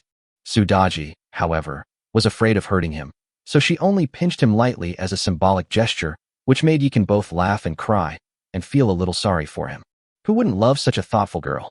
Let's go. Yikan reached out and patted the two women's pert buttocks, and with a thought, he immediately left their territory. Buzz, buzz. With his return and that of the other students, 2 long, dark rainbows suddenly appeared in the sky above Shunyue Academy. A rainbow stretched across the night sky, illuminating Shunyue City like a mythical city, incomparably magnificent. What is that? Could it be that the legendary palace is about to reappear? That's right, that was a sign before the legendary temple appeared. The last time such a phenomenon occurred was when the goddess of ice became a lord. I never thought I would see it again in my lifetime. No, back then the rainbow was only silver, but now it shines with gold, and silver has become just an accessory. Nonsense. The Lord's heart is only grade 8 silver. Do you think there are higher grades above grade 8? At this moment, the entire Divine Moon City was in an uproar. Even the Academy's elders, teachers, and students couldn't help but rush out of the classroom to look up at the strange phenomenon in the sky. Sure enough, after the light flashed, the phantom of a tall tower appeared deep in the sky. Yikan was enveloped in golden light and appeared directly in front of a magnificent golden hall with the 4 ancient characters Hall of Epics written on it. Legend has it that when the goddess of ice became the ruler, she caused the appearance of a silver rainbow in the Hall of Legends. My Hall of Epics should be even better. Yikan muttered to himself as he entered the Hall of Epics. Buzz. When he arrived at the center of the epic hall, a golden light suddenly descended from the sky and enveloped him. His name also appeared on the list in the Hall of Epics. Epic number 17, Yikan. Then, a golden package fell from the sky and landed in Yikan's hands. I didn't expect there to be a big bonus package. This is a steal. Yikan smiled slightly and put the gift package away. Buzz. Then, a flash of golden light swept him away. When he reappeared, he was already back in the classroom at Shunyue Academy. Buzzing. Dozens of people returned with him. Only after all the students had returned did Lu Mengli stand up from the prayer mat. In order to create a fair competitive environment, the Academy has decided to redivide students into classes based on their trial scores. Now I will distribute network base stations to everyone. After receiving the base station, everyone can place it in their designated area to connect to the network and log in to the campus network. You only need to upload the trial's battle rating data. You don't need to provide detailed information about the monsters and rewards. After Lu Mengli finished speaking, she waved her hand. Hundreds of pagoda-shaped architectural models flew out and landed in the hands of each student. Without saying a word, Yikan placed the network base station next to the Eternal Tree. To his surprise, the Sun and Moon Immortal Pod could even modify network base stations, directly transforming the Dragon Kingdom network into the All Heavens network. All the heavens. What does that mean? Does it mean I can even connect to networks outside of Earth? Yikan looked at his territory through God's eye view and couldn't help but exclaim 666 in his heart. But now is not the time to do these things. Yikan quickly logged onto the campus network, registered a personal account, and then uploaded the rating data. He originally intended to conceal the data for the time being, since the nail that sticks out gets hammered down. He's a powerless and insignificant person, yet he's achieved such outrageous results. If he were to be targeted by someone with ulterior motives, he might be finished. What he didn't expect was that the Academy would pull this stunt, making it impossible for him to fake it. Now he can only hope that he's incredibly lucky and won't be assigned to an unscrupulous teacher. Alright, let's start assigning classes now. Everyone, find your classroom according to your assigned student number. As soon as Lu Mengli finished speaking, a screen of light appeared in front of her. She pointed. Buzz. The next moment, a screen of light appeared in front of all the students, displaying each student's class and teacher. To Yikan's relief, his class and teacher remained the same. It was still Class 3, and his teacher was Lu Mengli. Sigh, I never thought we'd have to part ways. The students received their student ID numbers and began to get started, including Huang Xingxing, Shi Laojin, and Li Huaishui behind Yikan. Little beggar, this isn't over between us. Huang Xingxing glared fiercely at Yikan, while Shi Laojin and Li Huaishui were somewhat intimidated and dared not meet Yikan's gaze. Idiot. Yikan's lips moved slightly, and he casually uttered 2 words. You. Huang Xingxing was so angry she felt like her lungs were about to explode. But feeling the 2 cold gazes from the podium, he could only leave the classroom dejectedly. No matter how powerful his family is, they wouldn't dare to provoke this famous ice goddess. Otherwise, even his father couldn't protect him. What happened? Yikan turned around and saw that Lu Mengli was staring at him, which made him feel guilty. Because he remembered what happened in the Dreamy Rouge Pavilion. Could she have actually received my invitation? Yikan felt a little uneasy. Chapter 60, A Summoning from the Goddess of Ice. The college spent 10 minutes dividing the students into 20 classes. Only a little over 300 people successfully passed the trial and were divided into 3 classes, each led by one of the 3 elders. People like Yikan, who were already in Lu Mengli's class, naturally stayed on. Moreover, even if other teachers or elders had designs on Yikan, an SSS-level student, they wouldn't dare to compete with Lu Mengli for him. You've all been busy in the trial area for 10 days. You must be exhausted. Go back and rest today. We'll officially start class tomorrow, and I'll teach you the techniques. Get out of class dismissed. With a wave of her hand, Lu Mengli caused the students' tense bodies to relax instantly, and they rushed out of the classroom in a frenzy. Yikan mingled in the crowd, wanting to get back to his doghouse as soon as possible, but felt as if his body was bound by something. Then, a pleasant voice rang in his ear. Yikan, come to my office. Holy crap, we're doomed. Yikan felt a chill run through his body, because it was Lu Mengli's voice. However, he quickly calmed down. Lu Mengli seeking him out was not necessarily because she received an invitation from Sudaji, who was causing trouble. Perhaps it was because his SSS-level score was too outrageous that Lu Mengli wanted to ask him about it. With this thought in mind, Yikan followed the pull of that subtle force and arrived at an ancient palace. Come in. Before Yikan could even knock on the door, he heard Lu Mengli's cold, yet very pleasant voice. At the same time, the heavy door in front of him automatically shrank into the wall. Student Yikan greets Teacher Lu. Yikan walked into the office and gave Lu Mengli a fist and palm salute. The Dragon Kingdom is different from the world he lived in his previous life. It has not been westernized and still retains the traditional etiquette of the Dragon Kingdom.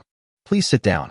Lu Mengli pointed to the futon in front of a low table, then sat down cross-legged and began to slowly brew tea. Although high tables and chairs have been common in the general public for many years, Xinyue Academy still retains many ancient things, using futons and low tables. Thank you, Teacher Lu. Yikan calmed himself down and slowly sat down. Although Lu Mengli was stunningly beautiful, and her figure was in no way inferior to that of other beautiful heroines like Sudaji. But after 10 days of lavish nightlife, Yikan had developed an extraordinary resistance to beauty. Although Lu Mengli's long legs and breasts were incredibly alluring, Yikan maintained a normal heart rate and showed no signs of nervousness. His calm reaction surprised Lu Mengli. For a vigorous 16-year-old boy to remain calm in front of such a beauty, this boy is indeed extraordinary. Since there are no outsiders here, I'll be frank. Have you entered the Hall of Legends? Lu Mingli looked directly into Yi Kan's eyes. Legendary Hall. There isn't one. Yi Kan scratched his head, looking puzzled. He entered the Epic Hall, so how come a legendary hall suddenly appeared? However, he quickly realized that there must have been other outstanding individuals among today's students who had successfully entered the Hall of Legends. Really not. Lu Mingli frowned slightly, and a hint of disappointment seemed to appear in her eyes. I'm sorry to disappoint the teacher, there really isn't one. Yi Kan shook his head firmly. He had always intended to conceal his strength, and now that he had this opportunity to step back, he naturally wouldn't be foolish enough to reveal his true abilities. What a pity. I thought Xinhua Academy would produce 2 students who could enter the Hall of Legends today. Lu Mingli shook her head regretfully, pondered for a moment, and then said, I have a general understanding of your situation. This is the housing I applied for you. As she spoke, Lu Mingli took out a piece of purple crystal and placed it on the coffee table. It was the key to the apartment. Teacher, this. Although Yi Kan also wanted to have his own house, he hesitated when he thought of a certain possibility. This is a perk for SSS-level students. The house is in Redleaf Forest, and nothing has been done to it. The ownership of the house has already been transferred to your name, so you can move in without worry. Thank you, Teacher Lu. Yi Kan then took the key. Having lived 2 lives, he is very clear about the tricks of capital, and he has no desire to become a pawn in the hands of capital. However, Lu Mingli seems to be a proud and arrogant person, and she would probably disdain doing such a thing. All right, you can go back now. Lu Mingli waved her hand. Yes. Yi Kan didn't linger any longer and ran towards the slum where he lived after leaving the academy. Although he already has a big house, there are still things he can't let go of in the doghouse. In the office, Lu Mingli gently tapped with her jade-like finger. Buzz. Suddenly, a screen of light appeared before her eyes. She reached out and swiped her hand across the light screen a few times, and a projection of a tall, thin, middle-aged man immediately appeared before her eyes. It was none other than the dean of Xinhua Academy, her father, Lu Changfeng. Haha. My darling daughters, you've really made your old man proud today. Before Lu Mingli could report the situation, Lu Changfeng burst into laughter, leaving Lu Mingli completely bewildered. Dad, you knew all along? It's a pity that the student who entered the legendary sequence wasn't in my class. Lu Mingli felt a little discouraged when she thought of Li Jiqing. In front of her father, she unusually abandoned her aloof demeanor and became a daughter. Just a legendary student, nothing special. Lu Changfeng waved his hand, appearing completely nonchalant. Dad, are you running a fever? The rumored students aren't anything special, are they? Lu Mingli rolled her eyes. All right, I'll tell you about this when I get back. Just focus on teaching your students. After Lu Changfeng finished speaking, he turned off the projector. Old man, what's going on? Is there some hidden story behind what happened today? Lu Mingli knew her father very well. Anything that could make him this happy must be extraordinary. At this moment, she couldn't help but think of the strange phenomenon that happened earlier today, and Yi Kan's invitation to her. Could there really be something about today's strange phenomenon that I don't know about? And Yi Kan's invitation to me wasn't a coincidence either, but judging from his expression, he doesn't seem to know anything about it. Lu Mingli was completely baffled, because no young man had ever been able to remain calm in front of him. But he quickly realized what was happening. Doesn't this just prove that Yi Kan is different from others? While Lu Mingli was making various guesses, Yi Kan had already returned to his slum. Unfortunately, some people were even faster than him, namely his nemesis Huang Xingxing, Shi Laojin, and Li Huaishui. In addition, there was a young man in his 20s. His muscles bulged all over his body, making him look like a battle lord. Hey, the little beggar is finally back. When Huang Xingxing saw Yi Kan, he immediately revealed a sinister smile. He would never forget that it was this guy who wiped out all his troops and forced him out of the game. Because of this incident, he was unable to remain in Lu Mingli's class, greatly disappointing his parents and potentially affecting his future inheritance rights. You did all of this. Yi Kan looked at the small house that had been completely destroyed and clenched his fists. When he saw a small, broken clay figure in the corner, his eyes instantly turned red. Although it was just an ordinary clay figure, it was the only ray of light to shine into his heart since he transmigrated to this other world. I did it, so what? Huang Xingxing sensed Yi Kan's anger and immediately became excited. Due to the overwhelming nature of the world's rules, lower-ranking lords cannot summon heroes and troops from their territories to help in the real world. They can only use hero templates and equipment. This is also why Huang Xingxing is so confident, because he has invited a planetary-level lord today. Even though Yi Kan is already level 10, he has no cultivation techniques and cannot use the hero template, so he is no match for a planetary-level lord. Chapter 61, A Villain's Revenge Lasts from Morning Till Night. Stop talking nonsense, do it. That planetary lord was clearly an impatient person with immense self-confidence. Buzz. A flash of dark light appeared, and his body was suddenly covered in black. A long, sharp horn grew from his head, making him look like a beetle. Whoosh. A pair of black wings appeared behind him, and he flashed towards Yikan. At the moment he made his move, Huang Xingxing also threw out a white crystal. It's a treasure called a domain-suppressing stone, which can seal off an area. Not only can it prevent outsiders from spying on the scene inside the sealed area, but it can also suppress this area and prevent the lord from escaping back to his territory. In peace mode, lords can return to their own territory at any time. However, once you enter combat, you must wait 10 seconds after exiting combat before you can perform this operation.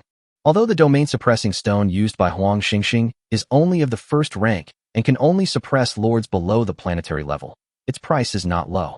In order to deal with Yikan, he not only invited experts but also spent a domain-suppressing stone, which shows how much effort he put into it. But what he didn't know was that Yikan was already a planetary-level lord, and this domain-suppressing stone couldn't restrain him at all. Seeing how decisive the man was, Yikan naturally wouldn't indulge him. Whoosh. Without hesitation, he switched to the Nuba template and charged at the man without even taking out his weapon. He had already seen through the man's true nature through Hushime's divine eyes. A planetary-level lord, level 19, who has a 7-level advantage over him. Since a lord's rank is linked to his territory, Yikan can only see his level and attributes, but not his rank. To avoid attracting attention, Yikan did not use the legendary weapon Devouring Heaven Blade, but he did not hold back at all in this savage charge move. Bang! With a loud bang, the man was sent flying like a cannonball by Yikan's elbow strike. Puff! The man's chest caved in, blood gushed out, and he flew more than 80 meters before collapsing to the ground. Having lived at the bottom of society for 6 years, Yikan understood one principle. Once you've chosen to take action, you absolutely cannot give the other party a chance to turn the tables. He didn't linger, nor did he make any pretentious or sarcastic remarks. Instead, he rushed out quickly, directly activating the heavenly punishment flame, and stomped his foot towards the man's chest. Brother, please forgive me. Click. However, Yikan didn't give him a chance to beg for mercy and directly crushed his chest with one foot. At the same time, endless heavenly fire spread out, enveloping his entire body. Then, Yikan stepped on the heavenly fire and walked towards Huang Xingxing and the other two. Instantly killing a level 19 lord? How is that possible? He is a demon, a devil. Don't come any closer. Yikan's terrifying appearance, as he walked alone amidst the flames, instantly scared Huang Xingxing, Shi Laojin, and Li Huaishui so much that they wet themselves. They shouted as they frantically fled out of the slums. Their disheveled and terrified appearance made it seem as if they wished their mother could give them more legs. A gentleman takes revenge even after 10 years, but a petty person takes revenge from morning till night. This karmic debt of the past 6 years should come to an end. Yikan suddenly took a step forward, shooting into the sky like a giant fireball, and then suddenly reached out and slashed. Wildfire spreads, great flame ring. Boom. The ground instantly turned into a sea of fire, which then swirled into a giant ring of fire, enveloping Huang Xingxing and his two companions.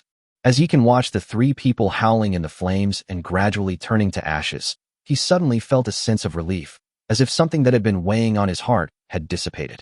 Over the past 6 years, Huang Xingxing and his 2 companions have plotted against him countless times, such as cutting the rope while he was picking herbs on the cliff, causing him to fall off the cliff. For example, while he was searching for the cubs in the cave, they could throw a hornet's nest into the cave and then seal the entrance. For example, poisoning his food, etc. If he hadn't had the experience of living 2 lives and been tough enough, he probably would have died dozens of times over. Even so, he almost died once. Fortunately, he met a kind little girl who pulled him back from the brink of death. Later, the 2 of them relied on each other for almost a year. Unfortunately, the little girl later disappeared, and the little clay figure that was smashed by the yellow star was the only memento she left him. Call. Yikan returned to the house, put away the broken clay figure, and then sent a private message to Lu Mengli through the campus network.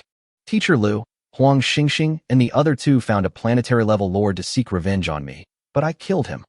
Just when Yikan thought he would have to wait a long time for a reply, Lu Mengli sent him a message.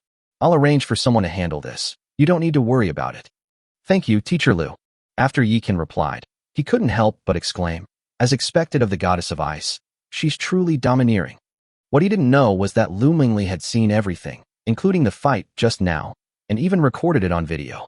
Level 12 countered level 19, and the opponent even used a defensive King Kong beetle template.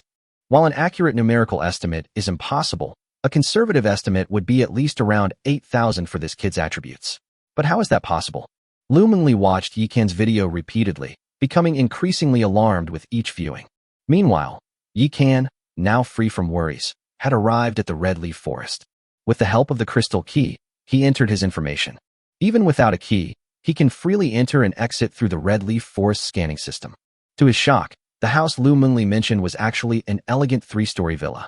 Moreover, the yard is quite large, and it even has a swimming pool and a garden. The lives of the rich are so simple and unpretentious. I never thought I would own a villa in Shenhua City one day. However, for lords, their actual dwelling place is no longer that important, because they spend most of their time in their territory. The territory resides in the heart of the lord, but after a novice lord first descends into the endless void, the territory will be stored in the void. After the trial ends, the academy elders will control the artifact to transform the trial area into a safe zone, and make the time in the safe zone equal to that in reality. Students who participate in the same trial will become neighbors. Students can still visit each other if the lord does not choose to descend into an area outside the safe zone. This is the benefit of joining the academy. A lord without a powerful backer is likely to end up in a dangerous area on his first descent into the endless void, making it difficult for him to survive. Moreover, the area where the territory is located will not become a safe zone after that, because there will be no protection from the divine artifact. For fallen lords like Huang Xingxing, Shalayan, and Li Huaishui, their territories will be preserved for one day.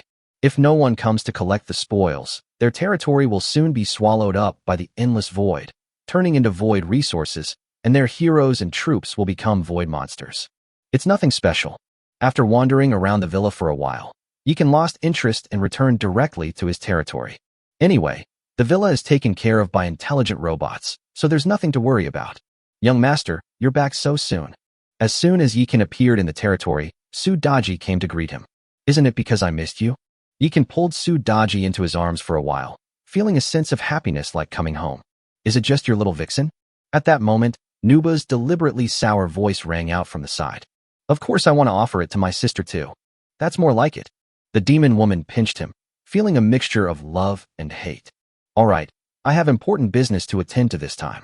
Yi Can put his arms around the two beauties on either side and said, do you still remember those 3 good-for-nothings who attacked our territory last time? Of course I remember.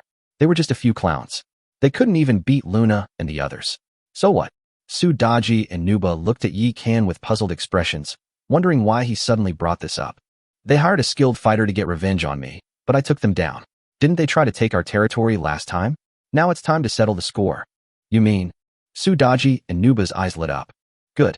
You two each lead a team, and we'll split into 3 groups to plunder their territory. Yi Can waved his hand, exuding an aura of dominance. Chapter 62, A Lindayu Fell from the Sky. Yes, sir. Upon hearing this, Su Daji and Nuba immediately perked up and straightened their bodies with great seriousness. The sight of the surging mountains made Yi Can's mouth go dry. At this moment, Hushime and Princess Longji, who had rested enough, also came out. Having tasted the forbidden fruit for the first time, their skin became moist and smooth, as if they had eaten a divine fruit, which made Yi Can's heart flutter. Young master, you've returned so quickly, what happened? Hushime and Princess Longji came to Yi Can's side, their gazes gentle and tender. Her shy and bashful appearance was just like that of a newlywed bride. It's nothing serious. You two have overexerted yourselves, so stay here and take care of the territory to recover slowly. I'll go out with Daji and Sister Xian to collect some debts, and then come right back. Yi Can pulled the 2 of them into his arms and kissed them hard before letting go. This time, Yi Can did not overestimate himself. Instead, he took 40 hunters and 40 witches with him. Before the trial began, Huang Xingxing and his group deliberately approached him, intending to ambush him during the trial. Yi Can deduced that their territory was probably not far from his own. Daji, Sister Xian, let's split into 3 groups. Whether we find their territory or not, we'll meet here in half an hour. In the end, Yi Can only selected 10 hunters and witches to protect himself, leaving the rest to Nuba and Su Daji. With his current strength, he will not be in danger unless he attacks the territory of a legendary or higher level lord. Among this batch of novice lords, there is only one who can pose a threat to him. He's the same person Lu Mingli once mentioned, the formidable figure who entered the Hall of Legends. Yi Qian couldn't believe he was so lucky to encounter a legendary player on his first time going out to collect debts. As expected, Huang Xingxing and the other two's territories were all nearby. Although Yi Qian and his group went to the wrong place several times, they eventually found it. During this time, they entered several territories by mistake, which aroused the dissatisfaction of some lords. But after sensing their power, the other side all retreated into their territory and dared not provoke them. To the relief of the lords, Yi Qian seemed to be searching for something and did not intend to attack them. In fact, they were completely overthinking it. They were all students from the same university and had no deep-seated hatred for each other. Why would Yi Qian bother to attack them? Young master, this territory is far too rudimentary. There's no profit to be made here. Su Daji looked at Huang Xingxing's meager territory with undisguised disdain. He attacked us before he had even developed his territory. It's no wonder he didn't get anything good. But even if it's trash, it's still territory. We'll find out if there's anything to gain by trying. After Yi Qian finished speaking, he immediately pointed to the core building in front of him, which was a simple stone house. Unclaimed land detected. Shall we demolish it? Tear down. Boom. At Yi Qian's command, Huang Xingxing's territory collapsed instantly, leaving behind a small pile of crystals and a military camp. In addition, there was a faint blue energy body, the heart of a rare lord. Yi Qian's eyes lit up when he saw the ball of energy. Without a master, a lord's heart will soon return to the void if no one devours it. This yellow star is really lucky. It actually condensed a rare 4th-grade lord's heart. If it had been developed properly, it might have been able to take off. What a pity. Yi Qian shook his head, put the things away, and waved his hand, saying, "Let's go, next one." Then, they dismantled Slocken's territory. This is the last one. I need to finish quickly so I can go back to sleep. I have class tomorrow. Yi Qian roused himself and prepared to head to the next location. My dear young master, are you sure you can sleep peacefully? The demon glanced at Yi Qian, her alluring appearance making Yi Qian want to take her right there and then. Your Majesty, I'm feeling a little uneasy. Could something bad have happened? Just then, Luna, who was following behind Yi Qian, suddenly spoke. How so? Yi Qian looked at Luna with a puzzled expression. The rules governing this world are different from those on Earth. Since Luna has this feeling, it must not be unfounded. I train with Sister Cadden on the blood-burning killing formation every day. If we're not too far apart, we can sense each other. Daji, speed up. Upon hearing this, Yi Qian raised an eyebrow and looked at Su Daji. Su Daji understood and immediately stirred up a demonic wind. Call. Enveloped by the whirlwind, the team instantly became as light as swallows, their speed increasing several times over.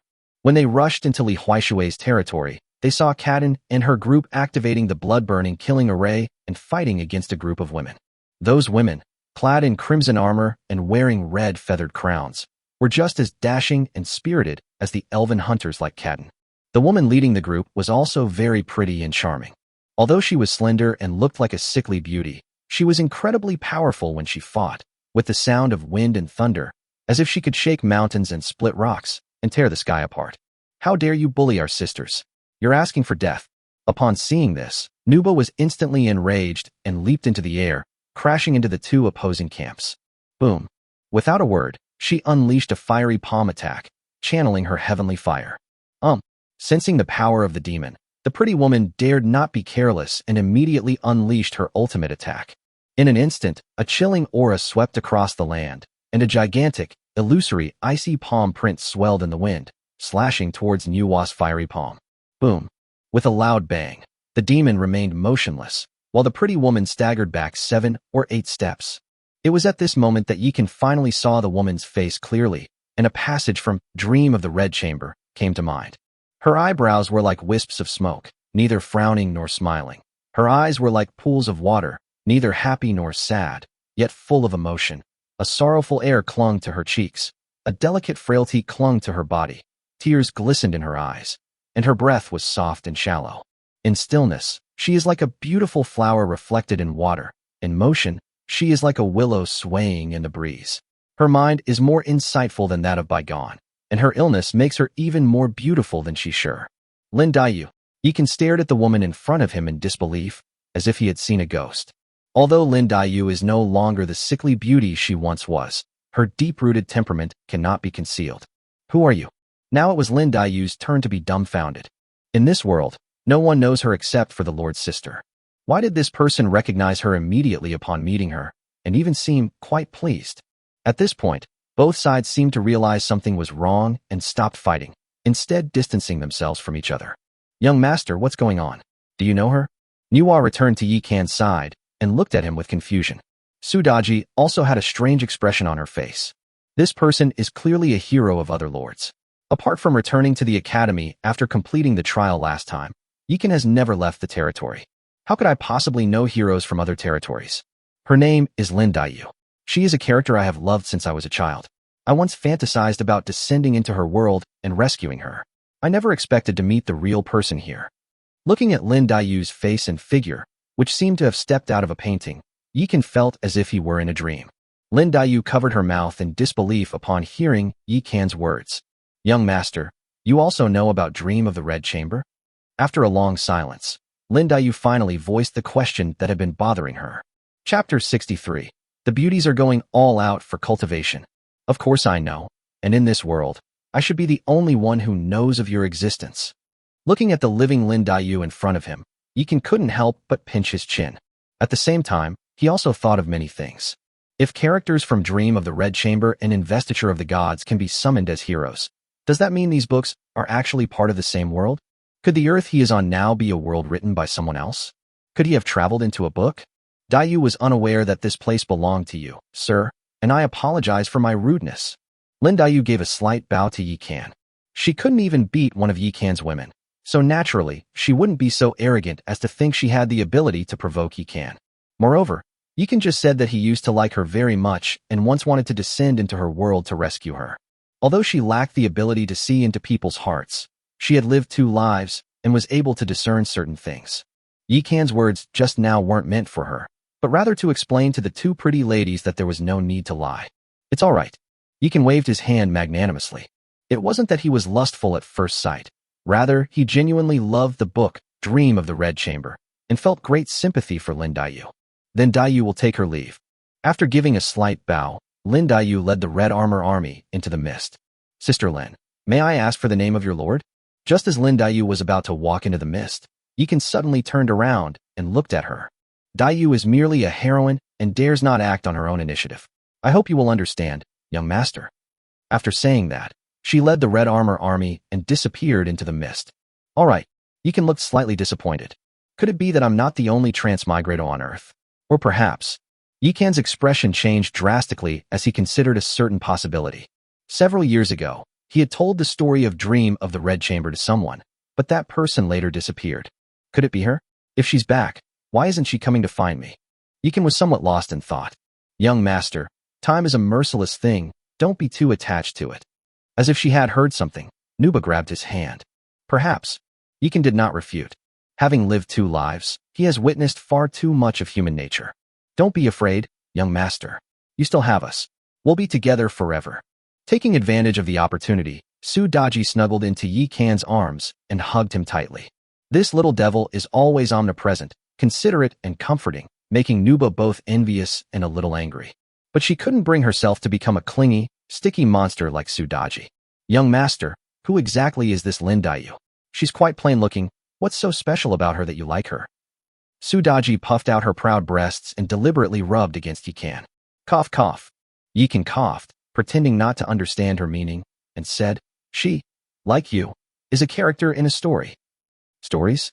But we are real people. Sudaji and Nuba were both a little confused, not knowing what Yi Kan meant. Hey, don't worry about the details. Just think of her as someone from a later era, who comes from the same world as us. Yi Kan knew that explaining it would be a never-ending process. So they ended the conversation abruptly and headed towards Li Huaishui's territory. Rumble. With a deafening roar, the territory vanished instantly. Yi Kan also obtained a lord's heart, but unfortunately, it was only a fine green one, which was a level lower than the yellow star one. After returning to his territory, Yi Kan threw the 3 lords' hearts into the sun and moon immortal pot. Buzz. A flash of light appeared, and the eternal tree began to sway. Although its level and grade had not improved, Yi Kan could clearly feel that it had become stronger. Moreover, the sun and moon immortal pot has undergone some subtle changes, with some delicate patterns appearing on it. So he directly opened the territory panel. Territory. Level 12. Area 2 square kilometers. Buildings owned, Eternal Tree. Residents, 244. Rarity, Epic, 4/10,000. Territory characteristics. Mystic power. Legend has it that ancient people learned the art of mysticism from immortals, eventually ascending to immortality by seducing women. The Lord's resentment from being a single man for 2 lifetimes, amplified by this mysterious power, has created this exceptional trait. Mysterious attribute 1. The resentment of being single for 2 lifetimes causes the territory to suppress male enemies by 50%. Mysterious attribute 2. The resentment of being single for 2 lifetimes has increased all attributes of the women in the territory to 10 times their original value. Mysterious attribute 3. The resentment of being single for 2 lifetimes makes the chance of summoning heroes and troops in the territory to obtain beauties 100%. Mystic attribute 4. For each additional Taoist companion a lord gains, their own attributes increase by 1%. Mystic attribute 5. Insufficient level. The power of nature. After the collapse of the elf world, a world core was left behind, which contained the last power of the elf world and the seed of the ancient tree of life. After being watered by the Lord, the ancient tree of life revived, and the power of nature awakened. Natural attribute 1. Can train Pokemon to contribute to the construction of the territory. Natural attribute 2. Every time the ancient tree of life undergoes a major transformation, all ancient trees and elf people will be baptized and promoted to a higher grade. Natural attribute 3. Insufficient level. I see, devouring the hearts of other lords can upgrade the grade of a territory. You can suddenly realize. One can't help but think of a possibility. If it devours the lord's hearts of everyone in the trial zone, will it directly advance to a higher rank? However, he only thought about it.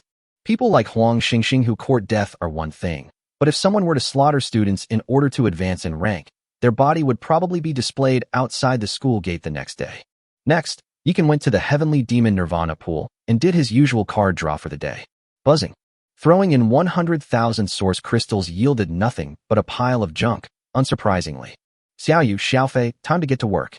Yikan greeted the leader of the little elves and then walked into the dreamy Rouge Pavilion next door. By this time, the Rouge Pavilion was already filled with beautiful women.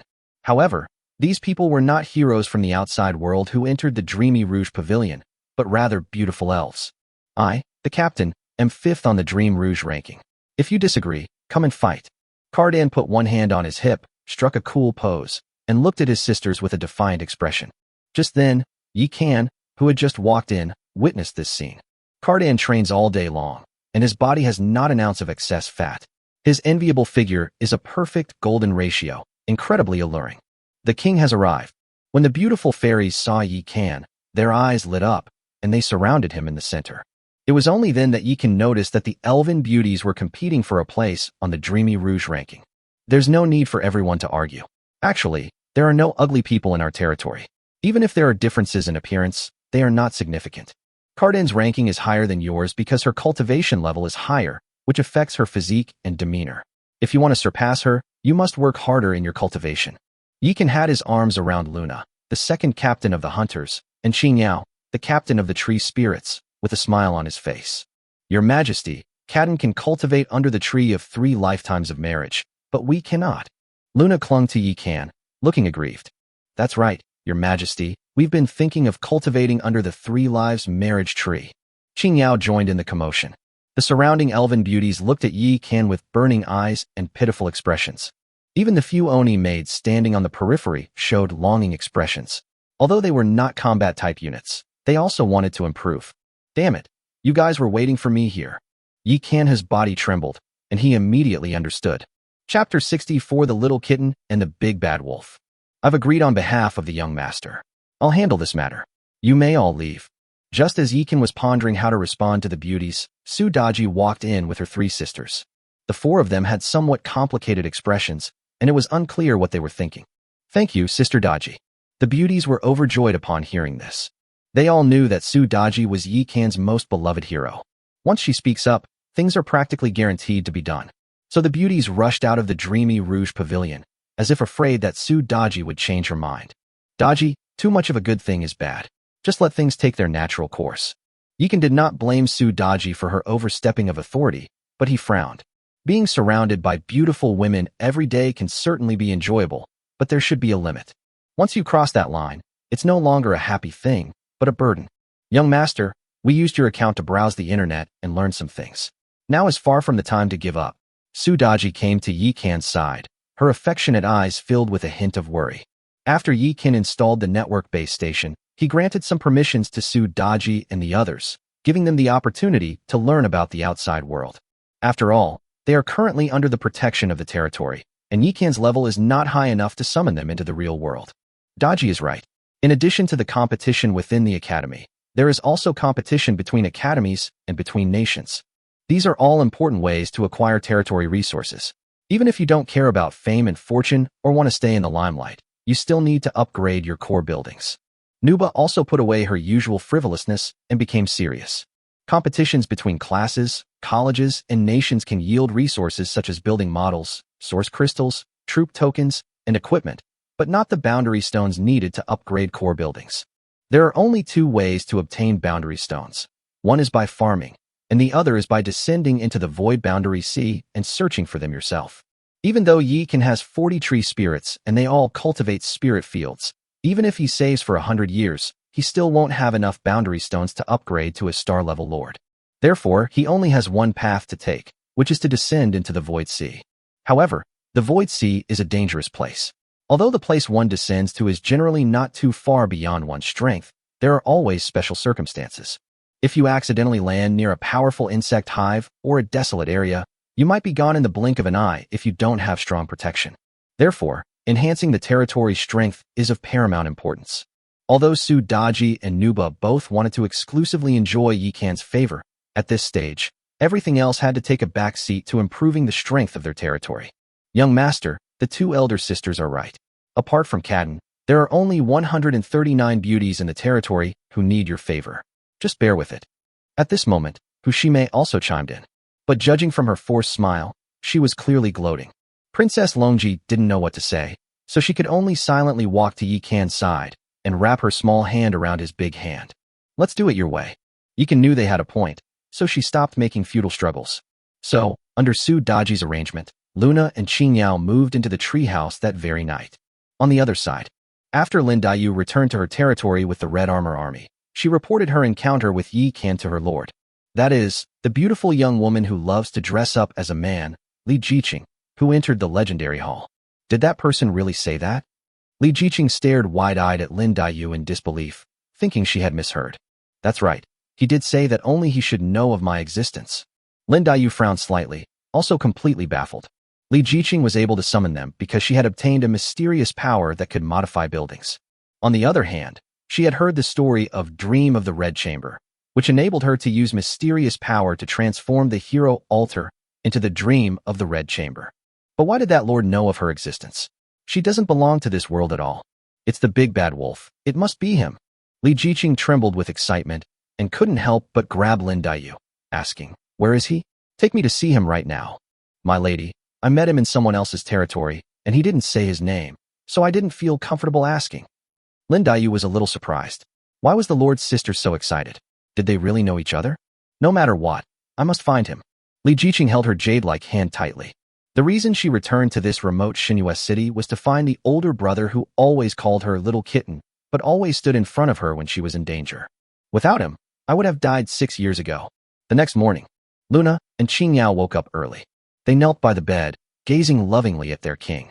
Although they also wanted to stay a little longer and serve the king, they had their own duties and dared not slack off in the slightest. Just then, Sudaji walked in. "Sister Daji." The two immediately bowed to Sudaji. Although Yikan did not give Sudaji a formal title, it did not affect Sudaji's status in the territory. "Go about your business. Leave this to me." "Yes." After Luna and Qingyao left, Sudaji jumped onto the bed and snuggled into Yikan's quilt. "My dear husband, are you all right?" Sudaji extended her fluffy foxtail and quickly woke Yikan up. "Little vixen, you've been learning from Sister Xian, haven't you? I'll show you whether it works or not." As he spoke, Yikan pinned the charming little vixen beneath him. Another hour passed before Yikan realized it was almost time and stood up. Knowing that he was going to class, Sudaji immediately got up to help him change his clothes, and then pulled the wind chimes outside the window. Buzz. Upon receiving the signal, the little sprite immediately flapped its wings and flew towards the cooking tree. When Yikan and his group arrived at the cooking tree, The thoughtful Oni maid had already served them an exquisite and delicious meal. The territory of today no longer uses those soulless foods prepared according to formulas. Instead, they provide raw materials to the cooking tree for cooking, while the Oni maids focus on housework and recipe research, without any loss or damage to nutrients, and while retaining the fresh aroma of the ingredients. The culinary tree truly lives up to its name. Yikan ate her exquisite breakfast and exclaimed in admiration, "The king's praise is my highest honor." At that moment, a soft and pleasant sound echoed in the space inside the tree. This cooking tree is actually a mother tree. It is indeed delicious, but most of the dishes on the cooking tree are vegetarian, and the rest are basically made with insects. There is too little meat. Sudaji couldn't help but complain. That's easy. There are countless recipes online. I'll unlock access for you and Sister Sien, so you can browse the internet and buy whatever you need. As he spoke, Yikan pointed, and a screen of light appeared in front of him. Seeing this, the Oni maids all curiously gathered around. Above them, a pair of luminous eyes appeared. It was the cooking tree spying on them. There's an online store, auctions, and private trading platforms here. You can find everything from daily necessities to strategic materials. It's up to you to decide. You can also clear out the clutter in the warehouse and sell some unwanted items, but any transactions involving valuables must be approved by me. There were reasons why Yikan chose Sudaji and Nuba.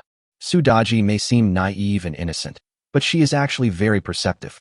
She just doesn't want to think too much because she is by his side.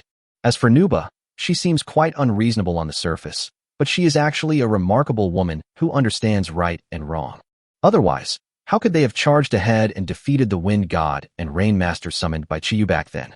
I'm leaving this place to you guys. I'm going to class. Yikan tidied Sudaji's hair, and then left the territory amidst the admiring and adoring gazes of the maids. Today is the first lesson from the Ice Goddess, so we can't be late. Chapter 65 Jiang Daily, Enli Xiaoyu. I haven't felt this way in a long time. After leaving the Red Leaf Forest, Yikan headed towards the Divine Moon Academy as the sun rose.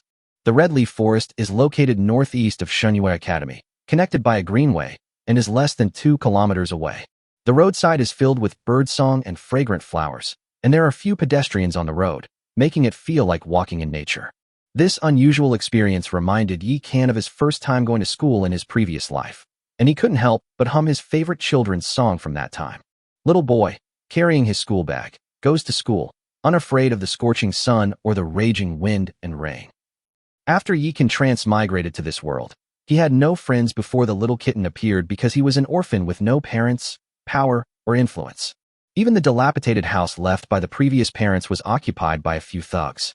It wasn't until he was 14 that Yikan, with his fearless and ruthless spirit, drove away those thugs and reclaimed the dilapidated house that was leaking everywhere. Looking back on those 6 years, he feels as if it were a lifetime ago. But what he didn't know was that from the moment he left the villa, his every move had been observed by someone with ulterior motives. From the moment she received the invitation out of the blue, loomingly noticed Yikan. Lu Chongfeng's meaningful words made her focus her attention on Yikan. The scene of Yikan, a boy who was almost 17 years old, jumping around and singing nursery rhymes should have been quite funny. But loomingly just couldn't bring herself to smile. Because after she got home last night, she retrieved all of Yikan's information. The initial grade of the Lord's Heart is related to bloodline and fortune, while the adventures triggered upon first arrival are related to personal experience and temperament. This guy was able to turn the tide with a low-ranking Lord's Heart. He must have had some incredible stroke of luck. Inside the heavenly palace on the cloud top, Lu Mengli, dressed in a light gauze, lay languidly on a tiger-skin sofa. She looked at Yikan in the light screen, her heart filled with questions. That old man is really annoying. He could have just told me directly. Why did he have to keep me in suspense? After Lu Mengli finished speaking, she went into the bedroom. Soon after, having changed her clothes, she gently touched her hand. Click! The space in front of her suddenly cracked open, transforming into a portal of light. Without hesitation, she stepped through the portal and emerged into the office of the Divine Moon Academy. Brother, what's your name? I am Jiang Daily. Dao as in reason and Li as in courtesy. As soon as Yikan sat down in the classroom, a chubby boy with curly hair came over to her. For some reason, when Yikan saw him sitting on the futon, she couldn't help but think of a panda cub sitting on the ground looking pitiful. Their physiques are not just similar, they are practically identical. Yikan clasped his hands in a fist salute to him. So, are you planning to be a farming lord or a warlord? Jiang Daily was a very outgoing person, and as soon as someone came to his side, he started talking nonstop. We're in the class led by the goddess of ice. How could we possibly be farming? Yikan looked at the chubby boy in disbelief. Those who were able to stay in Class 3 had at least successfully passed the trials. In Yikan's view, how could someone with such strength be content to be a farming lord? After all, the chances of a farming lord rising to prominence are incredibly low, perhaps 1 in 10,000. Why not? Fighting and killing are too dangerous. I choose to farm. Otherwise, who will inherit my father's billions? Jiang Daily patted his chest, looking completely at ease. Awesome. Yikan gave him a thumbs up. So he's a second-generation rich kid. No wonder he's gotten so fat. You flatter me. I'm the only son my father has, and he's afraid I'll die. Besides, I have a territory trait that doubles the yield of crops, so it would be a waste not to farm. It was only then that Yikan realized that this kid had come to Versailles. TCH. Coward, I really don't know how you passed the trial. At that moment, a disdainful voice came from the side. Yikan turned around and saw a young girl holding a teddy bear, wearing Lolita fashion and with pigtails. Although she is the same age as them, she looks like a 13 or 14-year-old little girl. Liuzi, don't go too far. Would you believe me if I told you that I got a rare item that weakened monsters' attributes by 90% right from the start for a full 10 days? The chubby boy stood with his hands on his hips and his nostrils pointing upwards. I knew it. With your pathetic appearance, how could you possibly pass the trial? Turns out you just got lucky. The young woman's lips turned down, making no attempt to hide the disdain in her eyes.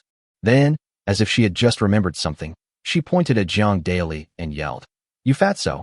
Who are you calling a pomelo? My name is Li Xiaoyu. After Li Xiaoyu finished speaking, she suddenly threw the teddy bear out of her arms and hit the little fat boy on the forehead. TCH, a good man doesn't argue with a woman. Jiang Daily touched his forehead, not caring at all. The teddy bear was incredibly soft. It didn't hurt when it hit you, and it even felt a little comfortable. Hey Liuzi, don't judge me. With your delicate skin and plain appearance, how did you pass the trial? Jiang Daily was someone who couldn't stand being alone, and since he seemed to be quite familiar with Li Xiaoyu, he quickly and shamelessly started chatting with her again. My territory is strong against the Zerg, but the ones attacking my territory are all Zerg. Li Xiaoyu held her chin high, looking like she was the most important person in the world. TCH, turns out you're just like me. I thought you were something special. Jiang Daily pursed his lips. Are you looking for death? Yikan's lips twitched involuntarily as he watched the two despicable individuals fighting. Damn it, what kind of Ohuang is this? Am I the only one who fought my way to the top? But he seemed to have forgotten his abnormal Shen Su power and the power of nature. If the boys in the classroom knew that his territory was full of beautiful girls, they would probably beat him to death. Whether they can win or not is another matter. Click. As everyone whispered among themselves, the temperature in the classroom suddenly dropped, and a portal appeared on the podium. Suddenly, the scene became so quiet you could hear a pin drop. Lu Mingli wore her usual ice blue outfit, and her stunning beauty and snow-white long legs were equally alluring, but none of the students in the class dared to harbor any impure thoughts. Because yesterday they had already been subjected to hours of verbal abuse from their parents. At Xinyue Academy, you can offend anyone, but you absolutely cannot provoke the third elder, or we will sever our father-son relationship. Remembering the excited yet apprehensive expressions on their parents' faces when they learned that their teacher was Lu Mingli, no one dared to joke about what they had said. Of course, there is one exception. Yikan's understanding of Lu Mingli was limited to the information on the campus website. So he was the one in the classroom who felt the least pressure, and he just stared straight at Lu Mingli. Of course, he wouldn't have any strange thoughts. After all, any one of his 4 favorite concubines was no less capable than Lu Mingli. Chapter 66. It's all over. The moon goddess becomes the ice goddess. Classmates, from today onwards, you are all students of my class 3, so I have to say some things beforehand. Lu Mingli scanned the classroom and stated her request. I allow you to compete, but you are not allowed to seek revenge in private, and you are even more prohibited from attacking your classmates' territory in the safe zone. If there are truly unsolvable conflicts, we can enter the virtual battlefield to fight. If we're really tired of living, there's also the life and death arena in Divine Moon City. Did you all understand? Lu Mingli's cold and sharp gaze was like 2 daggers, piercing into the eyes of all the students present. I understand. Everyone trembled and shouted in unison. Very well, now I ask you, what are the basic qualities we, as lords exploring the mysteries of the void, must possess? Lu Mingli abruptly changed the subject and suddenly asked a strange question. Fearless and unstoppable. After a long silence, a bold student finally stood up. Anything else? Clearly, Lu Mengli was not satisfied with this answer. Sound judgment and the ability to adapt to changing circumstances. Absolute control over the territory. Excellent physical and mental qualities. After someone took the lead, the atmosphere at the scene immediately became lively, and the answers given were varied and diverse. However, after hearing their answers, Lu Mengli shook her head slightly. They're all newbies after all. Another person who reacted in the same way as her was Yi Kan, who had remained silent the whole time. Yi Kan, you're shaking your head, so you obviously have a different opinion. What do you think it is? Lu Mengli looked at Yi Kan, and the coldness in her eyes instantly dissipated. At that moment, the students felt as if the whole sky had brightened, and they felt as if they were bathed in a spring breeze. Cherish your life, Yi Kan said calmly. As a member of the lower class in Shinhua City, Yi Kan has 6 years of experience in wilderness survival. He was very clear that whatever you wanted to do, the prerequisite was to stay alive. Only when you've saved your life can you talk about anything else. That's right. Lu Mengli nodded approvingly, then looked at everyone. The Void Sea is the origin of all heavens and the burial ground of all souls. This is no exaggeration. Although there is a high probability that when they arrive, they will appear in a broken realm with a strength comparable to their own, they may also fall into a dangerous place far beyond their own strength. For example, near an insect hive, in a void vortex, or when encountering a lord from another world. In this situation, your first priority is to save your own lives. Only then will you be qualified to explore the void and imagine the future. Although our class is a top class, I won't force you all to develop in the direction of warlords. As soon as Lu Mengli finished speaking, the students were all stunned. Most of them, like Yi Kan, thought that Lu Mengli would ask them to develop in the direction of warlords. After all, they were taught by the powerful third elder of the academy. If they were to become a farming lord, it would be a disgrace. Teacher, isn't it said that it's very difficult for a farming lord to rise to prominence, and that only 1 in 10,000 people can become a stellar-level lord? At this moment, the bold Li Xiaoyu couldn't help but step forward. Do you know why a relatively high percentage of powerful individuals emerge from warlords? Lu Mengli glanced at Li Xiaoyu, then surveyed the entire room and said, because most of the warlords are dead, and those who can return alive from the Void Sea, which one of them doesn't have some skills? This? Li Xiaoyu was stunned. Everyone else was stunned. Actually, this is a very simple truth, but they have never thought about it in detail. Of course, I'm telling you this not to persuade you to give up becoming warlords, but to make you recognize reality and make the choice that best suits you. Alright, you can think about these questions later. Now I'll summon the Phantom of the Divine Artifact to help you break free from your shackles and reach the planetary level. After Lu Mengli finished speaking, she suddenly made a hand seal with both hands. Buzz. The next moment, a projection of a scroll appeared in the classroom. Wow, is this the foundation of our Divine Moon Academy, the bright moon over the vast sea painting? All the students craned their necks, trying to get a better look. That's right. The Dragon Kingdom has 36 academies, each in charge of one of the 36 heavenly divine artifacts, and my Divine Moon Academy is in charge of the Azure Sea Bright Moon Map. Hidden inside is a cultivation technique called the Moon Rises Over the Sea, which has the effect of purifying the mind and dispelling evil. It can help you maintain a clear mind in dire situations, increasing your chances of survival. After Lu Mengli finished speaking, the bright moon over the vast sea painting immediately opened. Splash! In an instant, the classroom vanished, and everyone found themselves on the ocean. This sudden change caught the students off guard. Some people with thalassophobia were so frightened that their legs went weak, they collapsed to the ground trembling, and they didn't even dare to open their eyes. Just then, a bright moon suddenly rose from the sea and hung behind Lu Mengli. Buzz! In an instant, the gentle moonlight fell. The students immediately felt relaxed and clear-headed, letting go of all their worries. Even students with thalassophobia opened their eyes, calmed their minds, and instantly overcame their psychological problems. Is this the moon rises over the sea? How amazing! Everyone enjoyed the gentle caress of the moonlight, and all showed happy and peaceful smiles.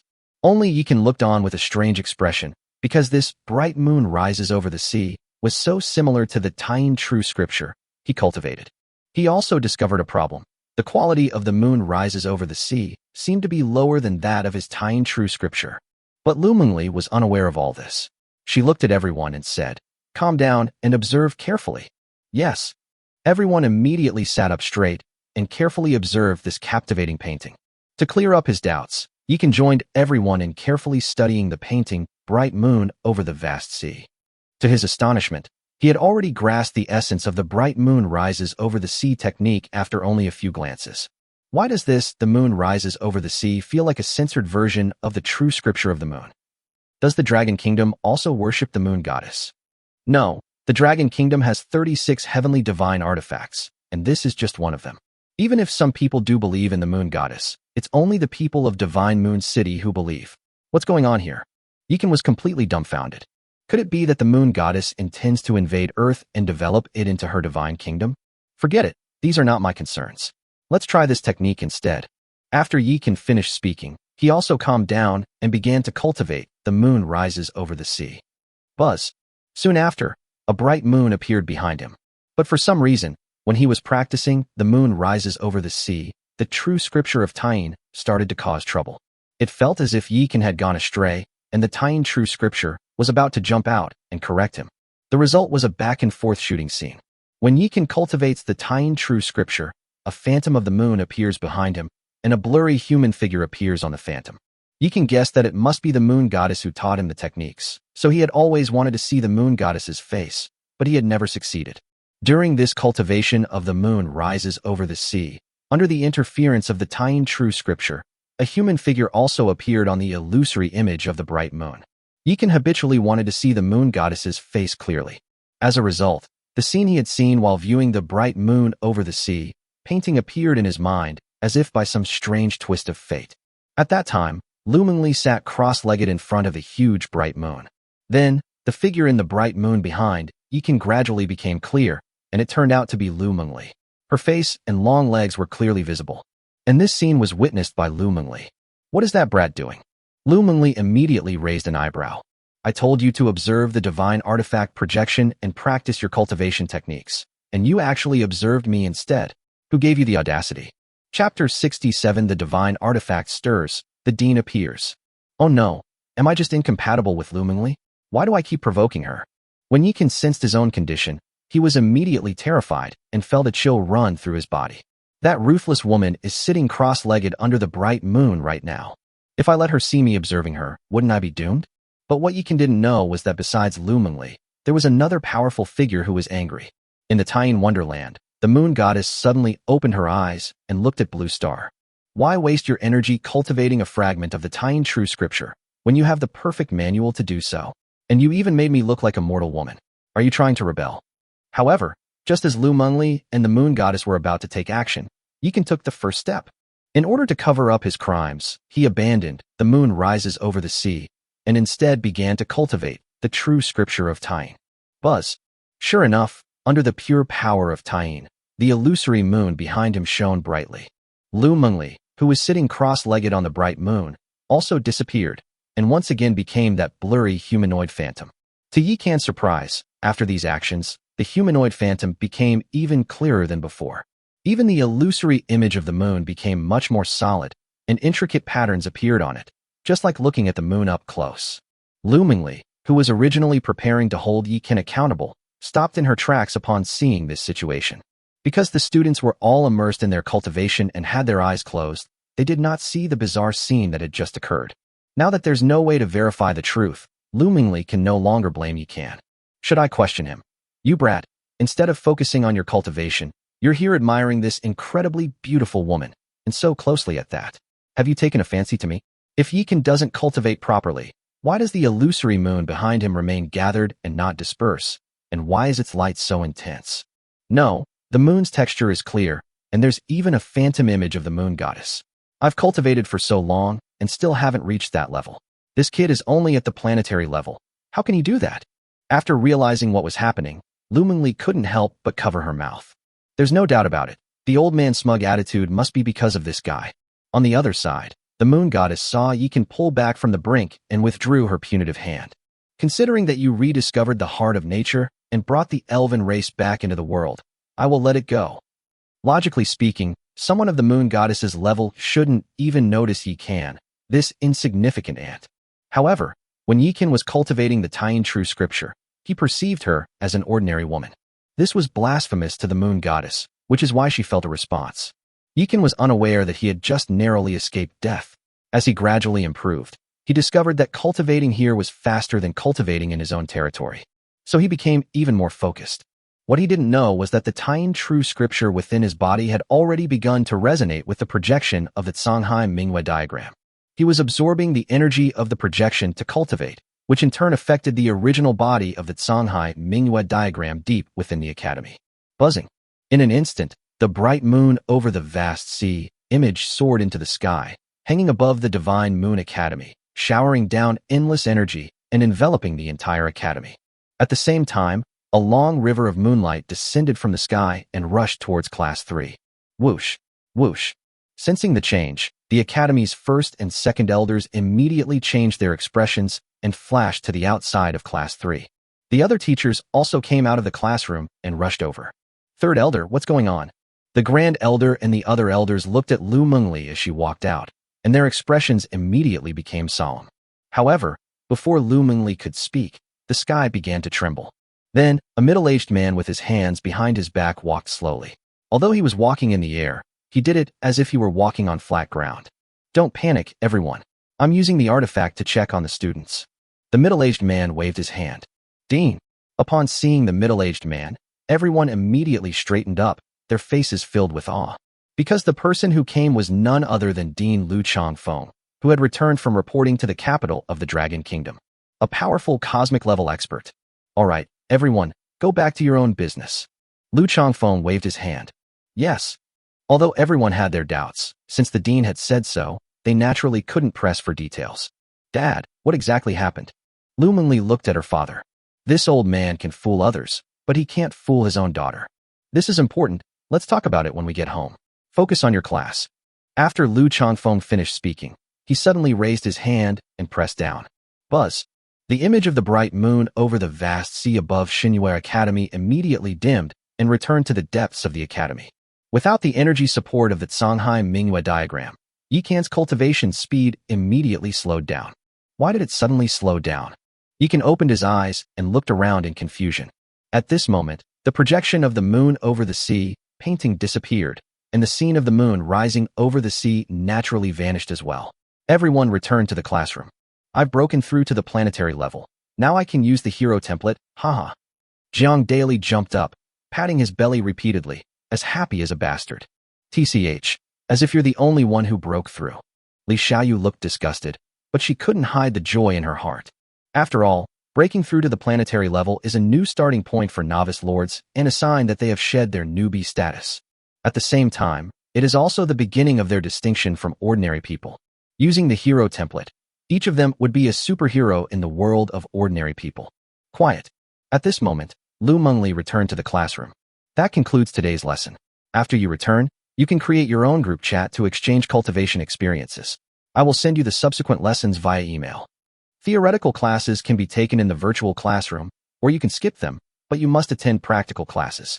Only after passing the practical assessment can you descend into the void. After Lu Mengli finished speaking, she opened her spatial dimension and left. The power of space is so convenient. I wish I could be as powerful as the goddess of ice. Li Xiaoyu looked at the vanished portal with envy and longing. Come on, our teacher is a world lord level expert, at least level 40, 3 levels higher than us. Stop dreaming. Jiang Daily poured a bucket of cold water on Li Xiaoyu's forehead, and as a result, he got another beating. Actually, it wasn't just Li Xiaoyu who was envious. Yikan was also envious. Putting everything else aside, using spatial power to travel can at least save a lot of time. Brother Yikan, don't go yet. Let's add each other as friends. You can trade any strange or unusual seeds to me in the future.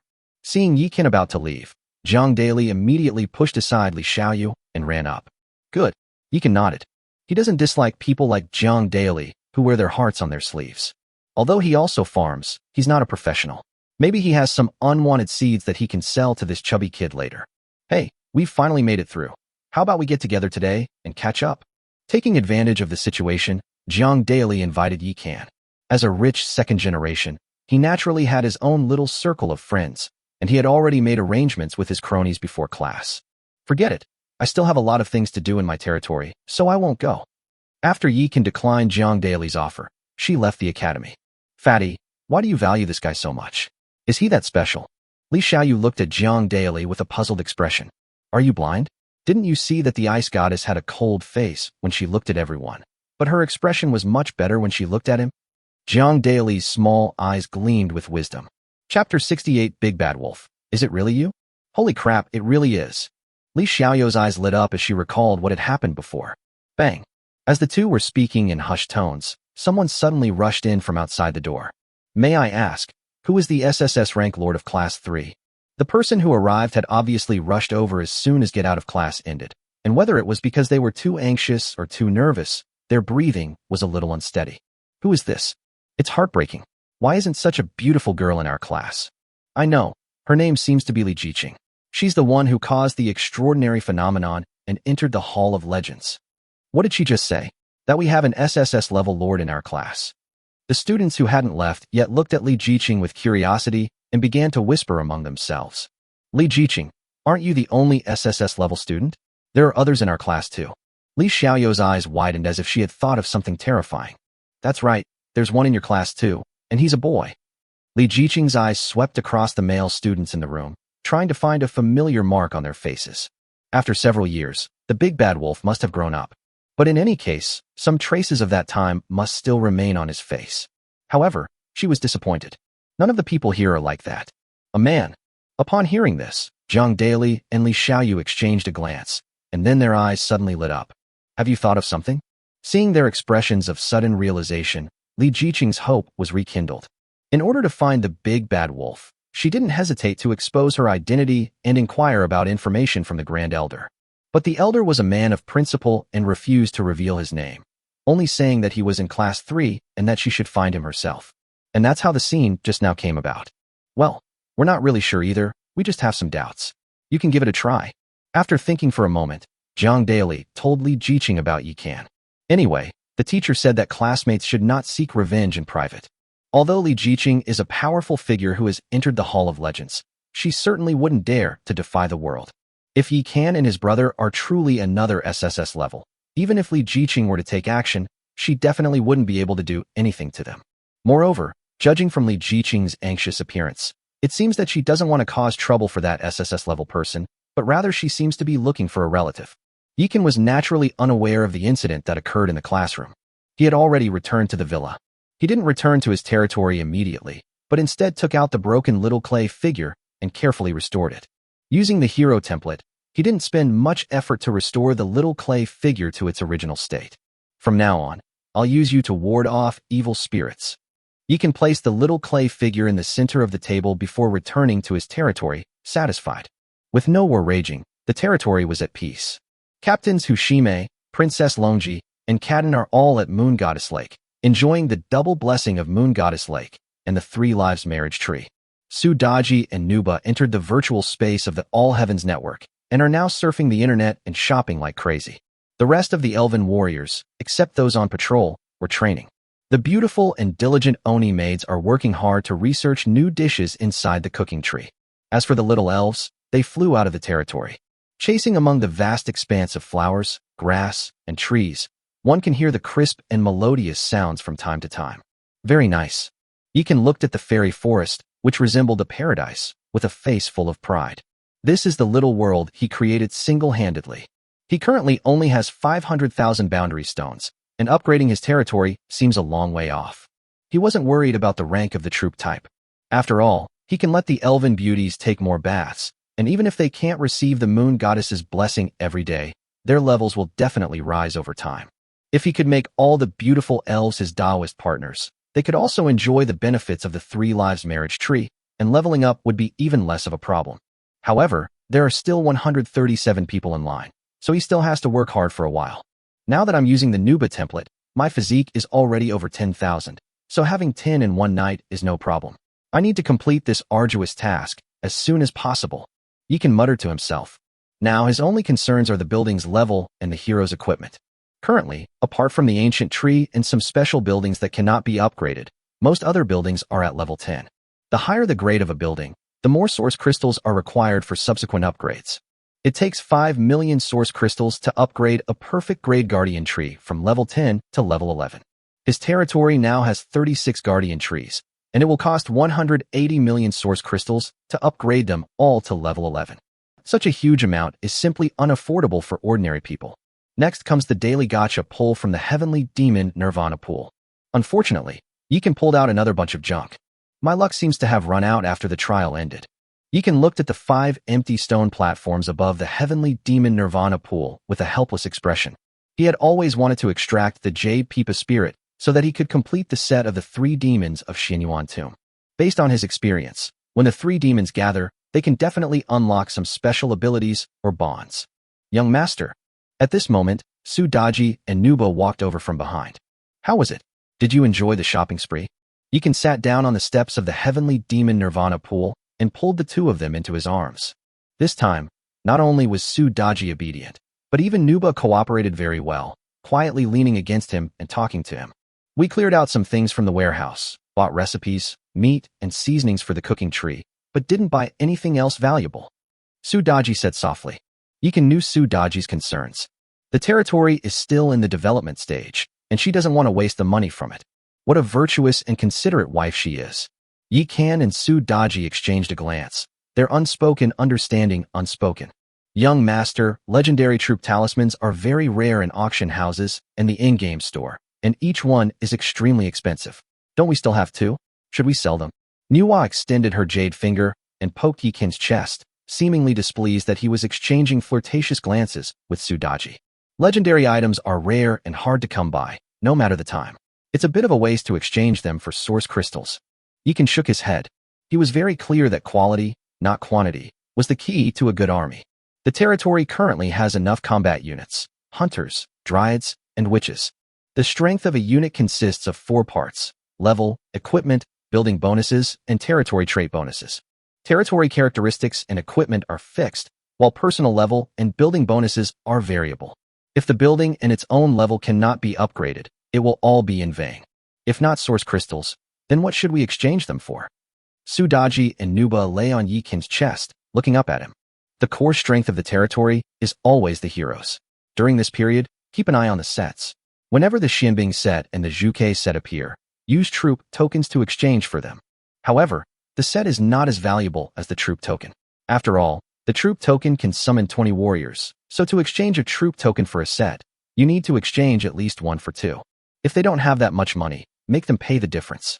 We absolutely can't let ourselves be taken advantage of. Yikan tightened his grip on the 2 of them and said, "We'll do as you say, young master." Ding dong. Just as Yikan was about to take the 2 back to the treehouse for a deeper conversation, a sudden fluctuation occurred in his mind. Yikan pointed, and a screen of light appeared in front of him. Li Jiqing's private message. Yikan frowned upon seeing the name. Isn't that the girl who appeared on the local beauty ranking? Sudaji exclaimed in surprise. It's her? Why is she contacting me? Does she also own a building like the Dreamy Rouge Pavilion? Yikan looked completely bewildered and reached out to open the private message. Upon seeing the contents of the private message, he suddenly stood up, his face filled with disbelief. Because it says on it, "Big Bad Wolf, is that really you?" Chapter 69. Rich Woman, Li Jiqing. The Big Bad Wolf. Sudaji and Nuba both looked at Yikan with strange expressions upon seeing this news. What kind of address is that? It feels a bit insulting. Yikan stared at the contents of the private message for a good 10 seconds before she could calm herself down. Little kitten. He extended his trembling fingers and replied to the message. Where are you? I'm coming to find you right now. Red Leaf Forest number 28. After Yikan replied to the message, the other party did not respond. He knew that Li Jiqing should be on her way, but was she really the little kitten from back then? Young master, since the person hasn't arrived yet, why don't you tell us about them? Sudaji couldn't suppress her gossipy nature any longer and began to use her charm. Hushime and Princess Longji, who were under the 3 Lives marriage tree, seemed to sense something and stopped their cultivation to come to Yikan's side. If it really is her, you'll definitely meet her in the future, so let me tell you about her. Yikan smiled slightly and began to talk about what happened 5 years ago. It was a sunny afternoon when he was gathering herbs on a cliff. Huang Xingxing and his 2 companions, who had been following him, cut his rope, causing him to fall into the abyss. Although he was not killed by the fall because of the cushioning effect of the vines, he was seriously injured as a result. Given his injuries at the time, let alone crawling out of the abyss, it would have been a pipe dream for him to even survive. Just when he was in despair and thought his life was about to end abruptly, another person fell off the cliff. She was a girl about his age. Perhaps because she was relatively light and there were many vines around, the girl didn't fall. Instead, it was tightly wrapped by vines and even hung in midair. Coincidentally, she was hanging more than 10 meters away from Yikan, only a foot above the ground.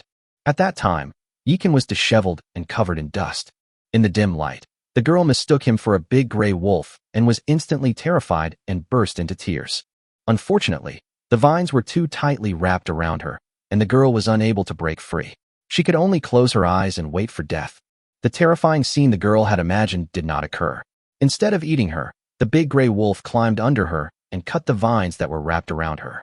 "It's all right, little kitten." It wasn't until Yi Kan's voice rang out that she realized the big bad wolf she had seen was actually a person. Encountering a fellow human at the bottom of this dark and terrifying cliff, she immediately took Yi Kan as her support. Later, under Yi Kan's guidance, the girl helped him find herbs and bandage his wound. In the days that followed, Yi Kan instructed her on how to find food to fill her stomach. And so, the two survived at the foot of the cliff. Perhaps both of them had some unspoken reasons, and they tacitly refrained from asking each other's names, addressing each other only by their first impressions. Yi Kan's understanding of this world and his knowledge of the Lord were basically what the girl told him during that period. "I see. It seems we should thank Li Jiqing properly." After listening to Yi Kan's story, the four women, including Su Daji, looked at him with pity. Life is tough at first, but sweet later. The past is the past. Let's look to the future. Yi Kan played with Su Daji's flowing hair, feeling utterly at peace. "After we left the abyss, we lived together for more than half a year, and then she disappeared. I thought something had happened to her, so I searched for her frantically for a while. I even got into a fight with Huang Xingxing and the others because of it, but I still couldn't find her. At that time, I even thought she was dead, so I worked even harder to hone my skills, thinking that once I became a lord, I would definitely find out where she was. If she was truly murdered, I would definitely avenge her. I never expected that she would return after I became a lord." Buzz. As soon as Yi Kan finished speaking, the crystal key in the storage bag lit up. That was a message from the Red Leaf Forest system, indicating that a visitor had arrived. "Young master, hurry up and go, don't keep people waiting." Upon seeing this, Su Daji immediately urged, "Yeah, there are already over 100, so we don't care about one more." The demon was very righteous, but she secretly reached out and pinched Yi Kan hard under his body. Yi Kan, naturally, wouldn't let himself be taken advantage of, so he reached out and grabbed her hard before finally leaving her territory. "Damn it, I'll make you regret this tonight." The demon bit her lip, her face fierce, but the next moment, 3 groping hands reached out from behind her. "You bunch of sluts, are you rebelling? Huh?" On the other side. Shortly after Yi Kan unlocked the door, a beautiful figure arrived at the door of Villa number 28. The moment Li Jiqing saw him, she burst into tears, like a lost child who had suddenly seen a relative, and threw herself into his arms and cried bitterly. Their reunion was devoid of the melodramatic twists and turns of romance dramas, and the mindless entanglements and misunderstandings typical of new media novels. The two embraced tightly, everything understood without words. "I'm sorry, Big Bad Wolf. I should have recognized you sooner." After a long while, until her tears had soaked Yi Kan's clothes, Li Jiqing slowly raised her head, her large, watery eyes gazing intently at Yi Kan. "Recognize me? When did we meet before?" Yi Kan felt Li Jiqing's precocious figure and wanted to pull the girl out of his arms. However, Li Jiqing remained stubborn and clung to him tightly, refusing to let go. "When the trial ended, you took several beautiful heroines out to search for treasure, while I hid in the mist nearby. At that time, I only saw your profile and didn't expect to run into you so easily, so I didn't think much of it. I never imagined we'd miss each other like that." After Li Jiqing finished speaking, she leaned on Yi Kan and cried again, her heart filled with lingering fear and relief. They've all grown up, yet they still cry so much. Just like back then, Yi Kan pinched her nose and pulled her out of his arms. "I'm happy." After she finished speaking, the girl tried to snuggle into his arms again. Yi Kan didn't indulge her. Instead, he pressed her head down and asked, "Tell me honestly, why did you suddenly abandon me and run away back then?" "When my family found me, the steward said that if I looked for you again, it might harm you. If I wanted to reunite with you, I had to wait until I turned 16 and became a lord." "So, you're a rich woman then?" "I guess so." Li Jiqing nodded. "It's true what they say, different people have different fates." Yi Kan couldn't help but sigh. Reincarnation and time travel are indeed technical skills. It's a pity that he didn't have that kind of luck. Fortunately, God opened his eyes and granted him the heart of nature. Otherwise, he would still be that powerless, unconnected nobody struggling at the bottom of society. What our parents left behind can only be an aid at best. In this world, We still have to become strong ourselves. Besides, what's mine is yours, isn't it? Li Jiqing held Yi Can's hand, looking completely at ease. Although the two had not seen each other for several years, their appearances had changed dramatically. But in Li Jiqing's heart, Yi Can is still the same big bad wolf from back then, unchanged. Chapter 70, The Heaven-Defying Eternal Ring. Tell me, what's the deal with your Lin Daiyu? Yi Can pressed Li Jiqing down onto the sofa, telling her to sit properly. But the girl pushed him down, snuggled into his arms, and lay down comfortably before she was willing to talk properly. What I condensed was the flawless heart of a lord, but when I entered the territory, I obtained a world wonder called the Heart of Creation. After I used the Heart of Creation, my territory became legendary, and I even gained a territory trait called the Kingdom of Women. Li Jiqing blinked, a smug look on her face.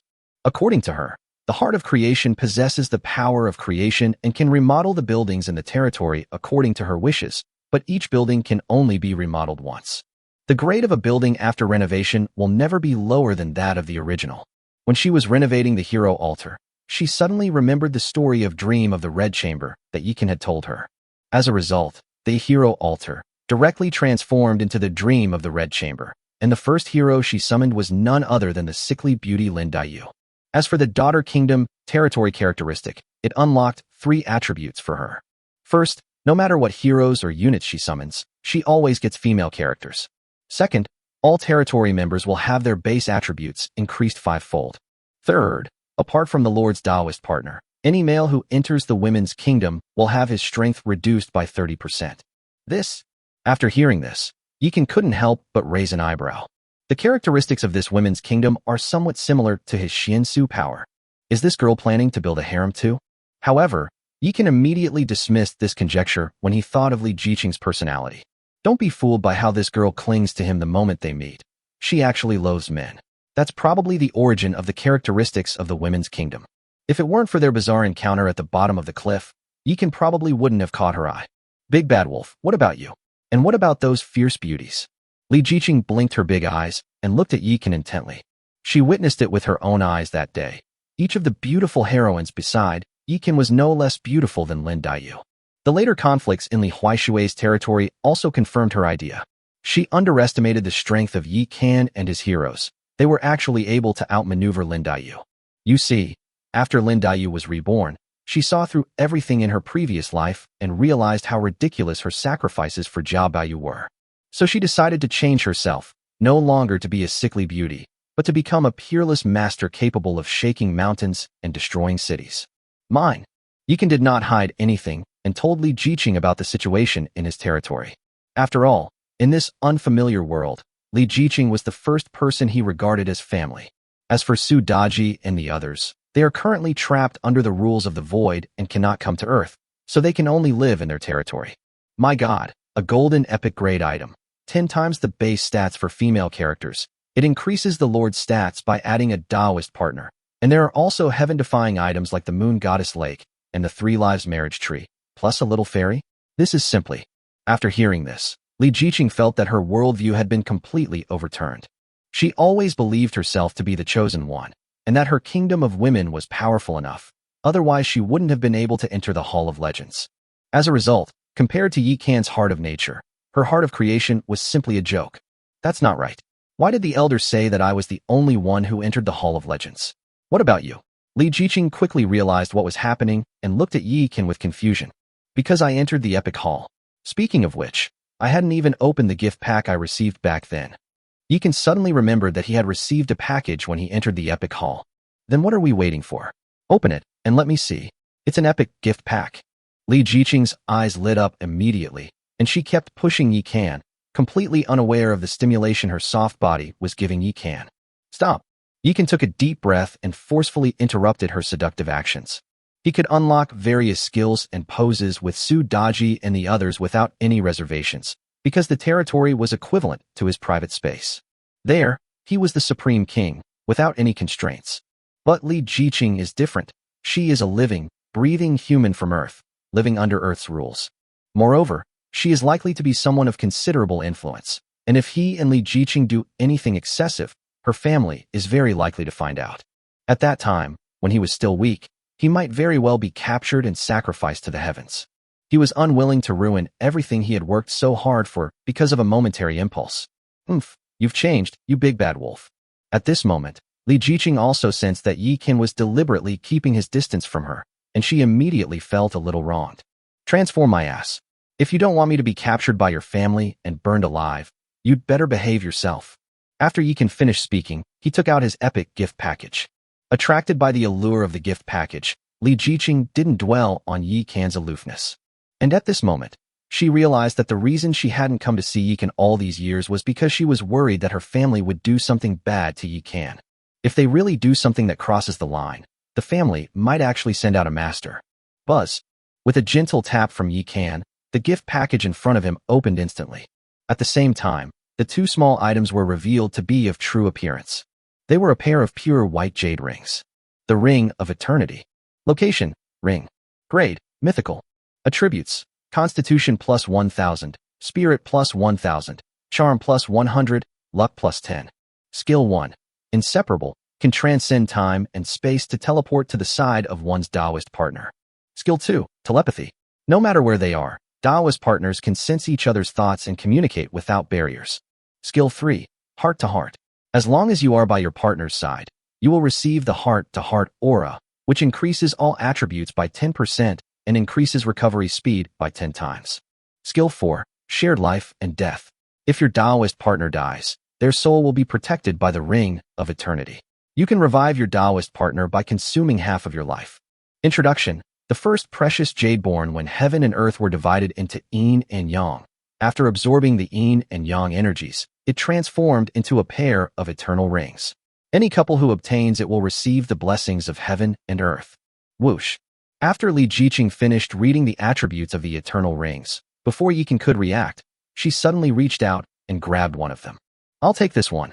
Her face flushed red, her hands gripped the ring tightly, and her gaze towards Yi Qian held a hint of nervousness and fear. She was afraid Yi Qian would take the ring back. You idiot.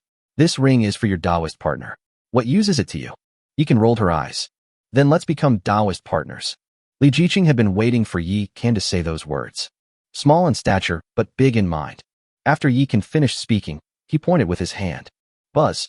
A screen of light suddenly appeared before his eyes. It was a map of the safe zone they were in. After the trial ended, the school sent them a map of the area where their class was located. I'm in Zone E, Room 9527. Where are you? Yi Qian looked at Li Jiqing, who looked guilty. Sector E6239. Li Jiqing, like a frightened kitten, hid her hands behind her back, her gaze towards Yi Qian still cautious. Only after confirming that Yi Qian really wouldn't try to take her ring did she reveal her pearly white teeth. Chapter 71. The Little Kitten's Determination. It really is the same little tabby cat from back then. Only now it's turned into a big white tiger. Yi Qian pinched Li Jiqing's cheek and watched her hit him, as if time had turned back 5 years. All right, you can go back now. I'll visit your territory when I have time. After Yi Qian released Li Jiqing, he began to tell her to leave.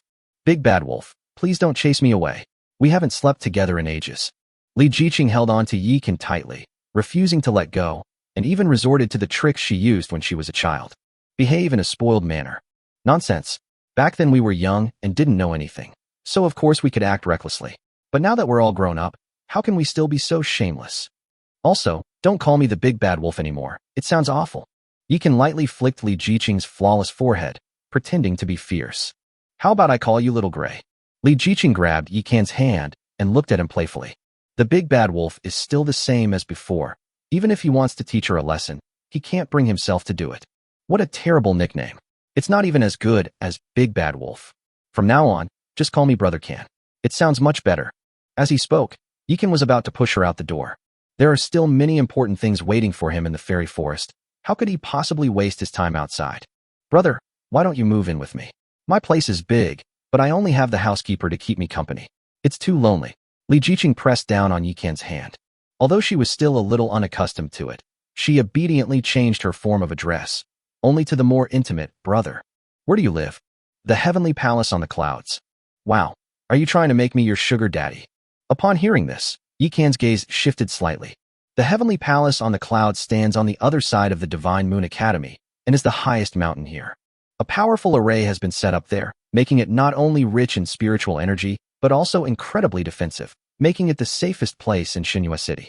Those qualified to live there are local dignitaries and bigwigs from other places. Without connections and influence, no matter how rich you are, there is no place for you in the heavenly palace. That girl Li Jiqing is something else. She actually bought a big villa there, which shows how powerful her background is. Didn't you say I'm a rich woman? What's wrong with me keeping you as a sugar daddy? Li Jiqing held her head high and tried her best to act like a wealthy woman. Forget it. You're a legendary lord. You should understand how many resources are needed to upgrade buildings. Yi Kan shook his head. He knew his own situation. Li Jiqing may still be able to afford him now, but as his level continues to rise, the resources he needs will become an astronomical figure. By then, even if Li Jiqing's family were wealthy, they wouldn't be able to withstand his extravagance. Therefore, his ultimate destiny lies in the Void Sea. Shaoqing, the Ring of Eternity, is my personal item. It only works if I personally put it on the other person. It's useless for you to have it. Moreover, you should understand what this ring represents. If you give it up now, I won't care how many partners you find in the future. But if you accept the ring, you will only have me as your man in the future. And you have seen the characteristics of my territory and the special buildings. It is impossible for me to have only one woman. This is very unfair to you. Although Li Jiqing is still a bit green, her extraordinary development has already made her a rare beauty. In Shenhua City, only the ice goddess Lu Mengli can outshine her. But to say that Yi Kan was particularly lusting after her body would be utter nonsense. Because they were only 11 years old when they met, they didn't understand the feelings between men and women at all, and they only regarded each other as family members they could rely on. Of course, now that Li Jiqing has grown up, he won't object if she wants to take things further with him. After all, they hadn't seen each other for several years. Moreover, if Yi Kan were to find a Taoist partner on Blue Star, he would hope that person would be Li Jiqing.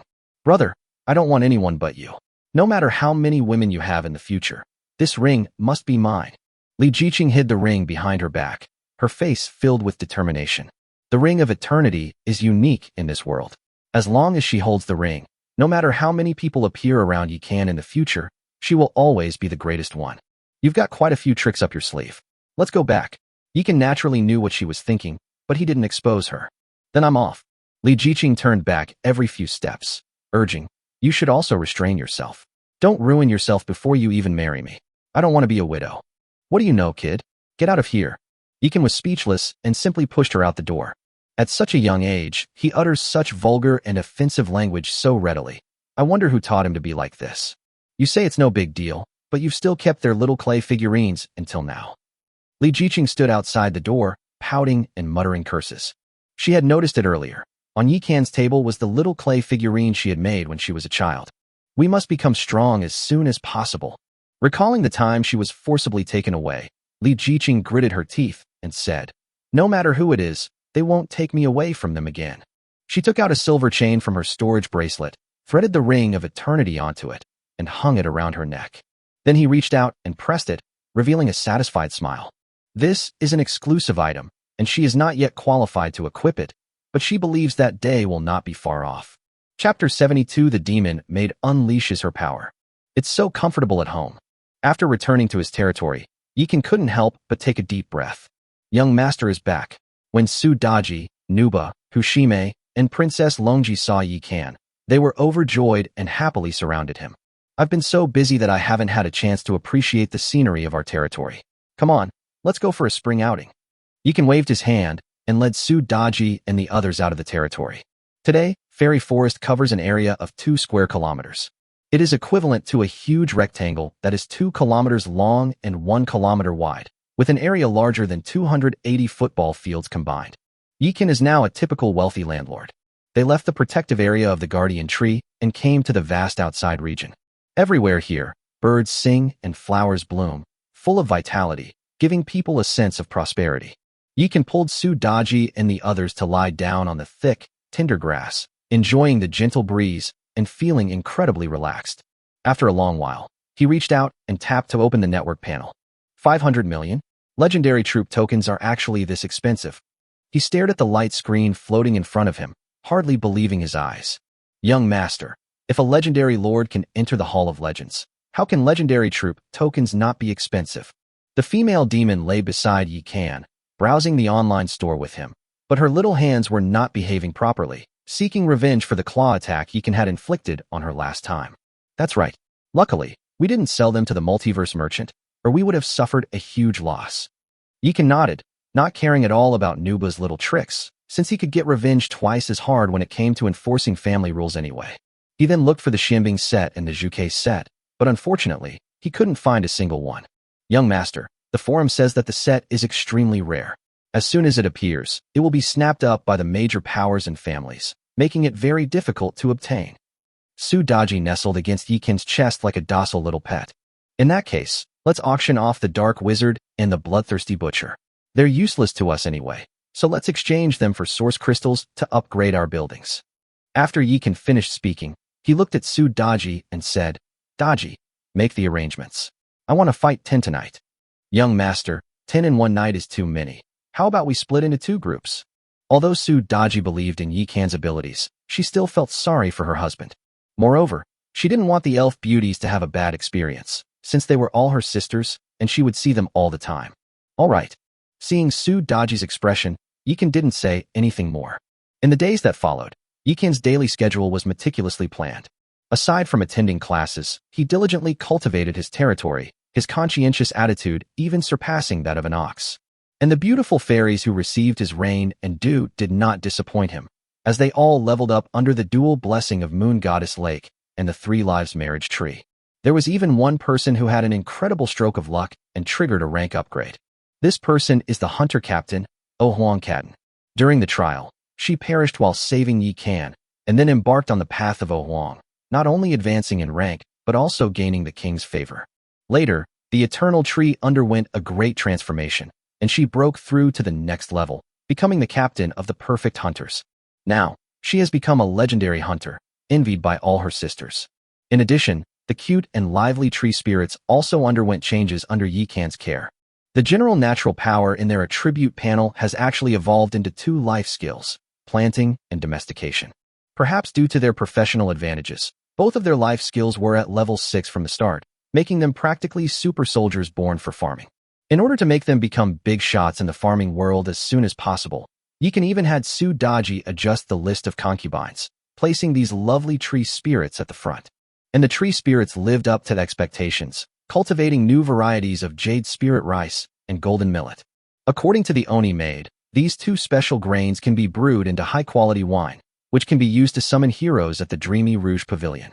Yikan naturally gave his full support to this. Time flies, and a month has passed in no time. During this time, Yikan learned a lot from Lu Mengli. As is well known, the levels of heroes, units, and buildings in a territory are all limited by the core buildings. Yikan had always believed that a lord's level was also limited by the core buildings. Only today did he understand that although the lord and the territory were ranked in sync, they did not restrict each other. In other words, whether it's a lord's upgrade or a core building upgrade, the upgrade will be synchronized to the other party. I knew it. Since core buildings can only be upgraded with boundary stones, what's the point of lords learning any techniques? Turns out they have this wonderful use. After listening to Lu Mengli's explanation, Yikan suddenly understood. At the same time, they also understood why Lu Mengli and the others were able to raise their levels so high. It turned out that it was related to their own cultivation. Students, after a month of systematic learning, I believe you all have a full understanding of the Lord. Tomorrow is the mock exam for novice lords. Your chances of venturing into the void depend on this. I hope you will give it your all and prove yourselves. After Lu Mengli finished speaking, she glared fiercely at Yikan. It's just that I used civilian units in the simulation yesterday. Why are you holding such a grudge? Yikan felt Lu Mengli's warning and couldn't help but twitch his lips. Brother Yi, yesterday's mock battle was meant to assess our strength, but you went and had the maid join the fight with a spatula. How could the teacher not be angry? At this moment, the chubby boy Jiang Daily came over. Using civilian soldiers is one thing, but you actually won 10 out of 10 battles? Are you trying to tell the teacher that everyone in our class is useless? Li Xiaoyu also had a gloating look on her face. After half a month of hard work by Yikan, all the beauties in Fairy Forest became his Taoist partners and gained the qualification to cultivate under the 3 Lives marriage tree. Although the Oni human maids were a life-sustaining unit, Yikan did not neglect them. These beautiful maids are perfect level units. Although their base stats are only 10 points, their stats increase by multiples of 4 with each level they gain. The base score is 10 points, and level 2 adds 4 points, making a total of 14 points. Level 3 adds 8 points, which is 22 points. Level 4 adds 12 points, which is 34 points. When the Oni maid reaches level 10, Her base stats have already reached 190. With the territory's tenfold blessing, that's 1900. With the addition of some junk equipment, their stats have reached a terrifying 2000 or more. At this point, without the tenfold boost, a combat-type unit of the same level would only have a few hundred attributes. Yikan didn't want to bully people too much, so he had the weakest Oni maid in the territory bring their spatulas to the battle. To his surprise, these beautiful maids, who were usually gentle and obedient to him, turned out to be unusually fierce. Although they lacked combat skills, each of them possessed unparalleled beauty, with slender waists, voluptuous figures, and long legs. Just by standing there so gracefully, the male soldier opposite her was already in a state of turmoil. Needless to say, it was a one-sided battle. They fought with increasing ferocity, completely forgetting that they were not actually combat-oriented soldiers. It wasn't until the 11th battle, when the maids encountered female soldiers, that they were defeated. Yikan was already very satisfied with this result. What he didn't know was that yesterday's simulated battle was actually organized by Lu Mingli specifically for him, with the aim of testing his abilities through the simulated battle. This guy, on the other hand, actually brought out a bunch of civilian soldiers to make up the numbers, which directly ruined her plan. That brat, he actually tried to fool me with a civilian soldier class. How despicable. After returning to her office, Lu Mingli sprawled out on the sofa. Then, with a thought, the drink on the table transformed into a silky stream of water, slowly entering her mouth. If outsiders saw this behavior, they would be utterly astonished. Is this still their aloof, icy goddess? Yikan is a very good young man. I think if you want to know anything, you can just ask him. Lu Changfeng sat in front of the coffee table, swiping the light screen in front of him while shaking his head and speaking. Then why don't you go ask? Lu Mingli said angrily. I don't want to know. Lu Changfeng shrugged and smiled without saying a word. His daughter finally has her moments of losing her composure, which is a good thing. Chapter 73, even a cosmic level being couldn't help. I want to see just how strong this guy who starts at the epic level really is. Lu Mingli bit her lip lightly, a hint of resentment in her eyes. When Yikan accidentally extended an invitation to her, she scoffed at this weakling at the planetary level. Later, after learning that he was another student with an SSS-level score, my opinion changed slightly, but I didn't pay much attention to it. It wasn't until her father said those ambiguous things that she started to pay attention to Yikan. When Lu Changfeng returned, he told her that Yikan was the first student in the history of Shenhua Academy to enter the Epic Hall. He is also one of the most promising students among the 36 academies of the Dragon Kingdom this year. Although she wasn't a jealous person, she couldn't help feeling a little resentful. After all, she was the only person to enter the Hall of Legends in the past 10 years or so before Shenhua Academy. She had always thought that the legendary level was the pinnacle of a lord. Now that someone has emerged who is above her, she is naturally a little resentful. Even if that person was her student. To forge a lord's heart, one must rely on bloodline and use fragments of rules as a guide. Yikan forged a low-grade lord's heart, which shows that he is indeed from humble origins. The fact that a low-grade lord's heart could jump from rank 1 to rank 9 during the trial indicates that he had a fortuitous encounter during the trial, and not just any ordinary one. The reason why the wandering merchant from all realms suddenly appeared in his area is probably due to this. After all, those guys have the most sensitive sense of smell. What can fundamentally change the grade of a lord's heart are usually extraordinary world artifacts, which exist when the lord's heart is formed. There are many elements that can lead to the emergence of such a rare and wondrous being, including soul strength, comprehension, character, willpower, experience, and luck. Which one do you think Yikan is? Lu Changfeng turned off the internal network screen and looked at his daughter with great interest. His experience was tragic, but there are many tragic people in the world.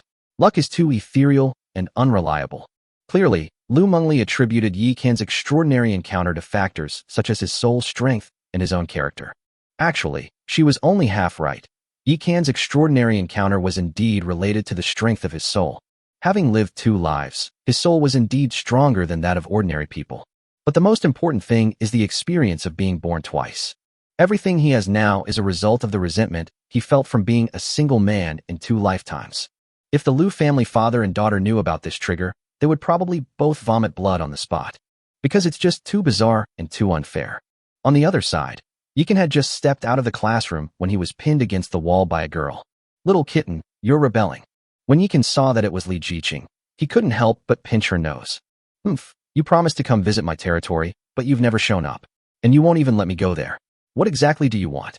Li Jiqing stared fiercely at Yikan, looking aggrieved. There's so much to do with the territory, and the mock exam is tomorrow, so I naturally need to make the most of my time to develop it. You can set it as a matter of course. He was telling the truth. After all, indulging in the beauty of the territory was for the development of the territory. This isn't the place to talk. Let's discuss this in our territory later. Should we go to your place or mine? Li Jiqing held Yi Kan's hand tightly, her eyes filled with urgency and seriousness. Something happened? Yi Kan frowned, and a sharp glint flashed in his eyes. There was a slight mishap. Li Jiqing lowered her head, her big eyes slightly red. When Yi Kan saw her like that, he felt as if his heart had been stabbed, and he felt a sharp pain. Come with me. He didn't ask any more questions. Instead, he adopted the template of Su Daji, grabbed Li Jiqing, and rushed towards the red leaf forest at lightning speed. Looking at Yi Kan running ahead, Li Jiqing couldn't help but think of her childhood.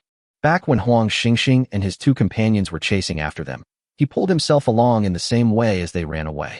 I never imagined they would grow up so quickly. But he remains the same as before. Whenever someone is bullied, no matter the reason, he will unconditionally stand by their side. Soon, the two returned to the Red Leaf Forest Villa. You go back to your territory first. I'll come find you right away. Li Jiqing nodded. Yi Kan watched her disappear before his eyes before returning to his territory. Young master, what's wrong? Every time Yi Kan returned, Su Daji would run over to greet him, no matter what she was doing. This time, she noticed that Yi Kan's expression was a little off and couldn't help but worry. It's okay. I'm just going to see the kitten. You all stay home and wait for me. Yi Kan pulled Su Daji into his arms, kissed her on the forehead, and then left the territory without looking back. Li Jiqing, like him, was in Zone E. Although the two places are separated by a lot of territory, the territory is shrouded in mist, like a series of small worlds, and the distance from the outside is actually not very far. In just over 10 minutes, Yi Kan found Li Jiqing's territory according to the number. Li Jiqing was already waiting at the door with two stunningly beautiful women. Here I am. When Li Jiqing saw Yi Kan, she immediately smiled and grabbed Yi Kan's hand. You introduced me to these two, so I don't need to introduce them again. Li Jiqing looked at the two beautiful women in front of her and said, Of course I recognize Daiyu and Bao Chai. Yi Kan nodded to the two of them. Greetings, young master Yi. Lin Daiyu and Shui Baochai both gave Yi Kan a deep bow. At this moment, although the two of them looked at Yi Kan with a hint of shyness in their eyes, they were poised and generous, without any pretense of awkwardness. It is truly an honor to meet you two sisters in this world. However, Xiaoqing and I have some matters to discuss, so we can only talk to you two in detail another day. My sister, the Lord, has already told me about the history between you and my sister, so there's no need to be so polite. Lin Daiyu and Shui Baochai exchanged a glance, and both covered their mouths and chuckled softly. Before Yi Kan could say anything more, Li Jiqing had already pulled him away. The core building of her women's kingdom is called Warm Heart Pavilion, a white jade building shrouded in a light mist. Bai Yulo is very delicate and refined, which complements Li Jiqing's temperament perfectly. Without saying a word, Li Jiqing pulled Yi Kan into her boudoir. Tell me, what exactly happened? Yi Kan looked at Li Jiqing sitting on the soft couch, and his expression suddenly became serious. There are family spies in the academy. The housekeeper who has been taking care of me since I returned is also a family member who was sent to monitor me. This month, the family has thoroughly investigated our past. Li Jiqing lowered her head, her face full of self-reproach. Yi Kan didn't blame her. Instead, he sat down next to her, pulled her into his arms, and asked, approximately how many high-end combatants does the Li family have? 1 cosmic level ancestor, 3 realm lords. I don't know about the domain lord level, but there are at least 100 and countless star level beings. At this point, Li Jiqing naturally wouldn't hide it from Yi Kan anymore. Good heavens, this is equivalent to the entire Divine Moon Academy. Yi Kan wasn't unaware that Li Jiqing's family was powerful, but he never imagined they were this powerful. With our combined strength, we can't hold out. It seems we have no choice but to ask the goddess of ice for help. Will she help us? Li Jiqing was a little worried. Don't forget, we're the first and second place this year. Without saying a word, Yi Kan directly opened Lu Mingli's chat window. Teacher Lu, if the Li family of Xanadu attacks me and Li Jiqing, can the academy protect us? Lu Mingli was leisurely sipping her coffee and looking at the chilling comic book when she saw Yi Kan's message, and she immediately spat out her coffee. What trouble have you gotten yourself into this time? Did you kidnap someone's little princess? Lu Mingli replied, barely suppressing her anger. The teacher is so clever, she actually guessed it. Yi Kantian replied shamelessly. That brat. Lu Mingli was so angry that she gritted her teeth, but she couldn't just sit idly by, so she could only look at her father. Tell them that as long as they're inside Divine Moon City, even if a cosmic-level expert from the Li family came, it wouldn't make a difference. Lu Changfeng waved his hand, exuding an aura of dominance. Damn it, my Shenhua Academy has finally produced a promising talent. Anyone who dares to mess with him, I'll fight them. Chapter 74 Li Jiqing, a person with a rebellious spirit. The teacher is awesome. The dean is awesome. He can breathe a sigh of relief after reading Lu Mingli's reply. The dean has spoken, so there shouldn't be any problems for now. Tell me in detail what exactly happened. Yikan brushed Li Jiqing's loose hair aside and looked at her intently. His relationship with Li Jiqing was completely innocent. He didn't believe the Li family was unaware of it. Therefore, there must be more to this story. When the family found out that I had entered the Hall of Legends, they wanted me to leave the Academy's safe zone and enter the family's sanctuary. To maximize my potential as a top-tier player, they even arranged a marriage for me with the chosen one from another family. Li Jiqing hugged Yikan tightly, like a frightened little rabbit. Only now did she realize that in such a big world, the only person she could truly rely on was Yikan. Holy crap, this is so melodramatic. Yikan's lips twitched. He couldn't believe that he was actually experiencing a plot straight out of a melodramatic soap opera.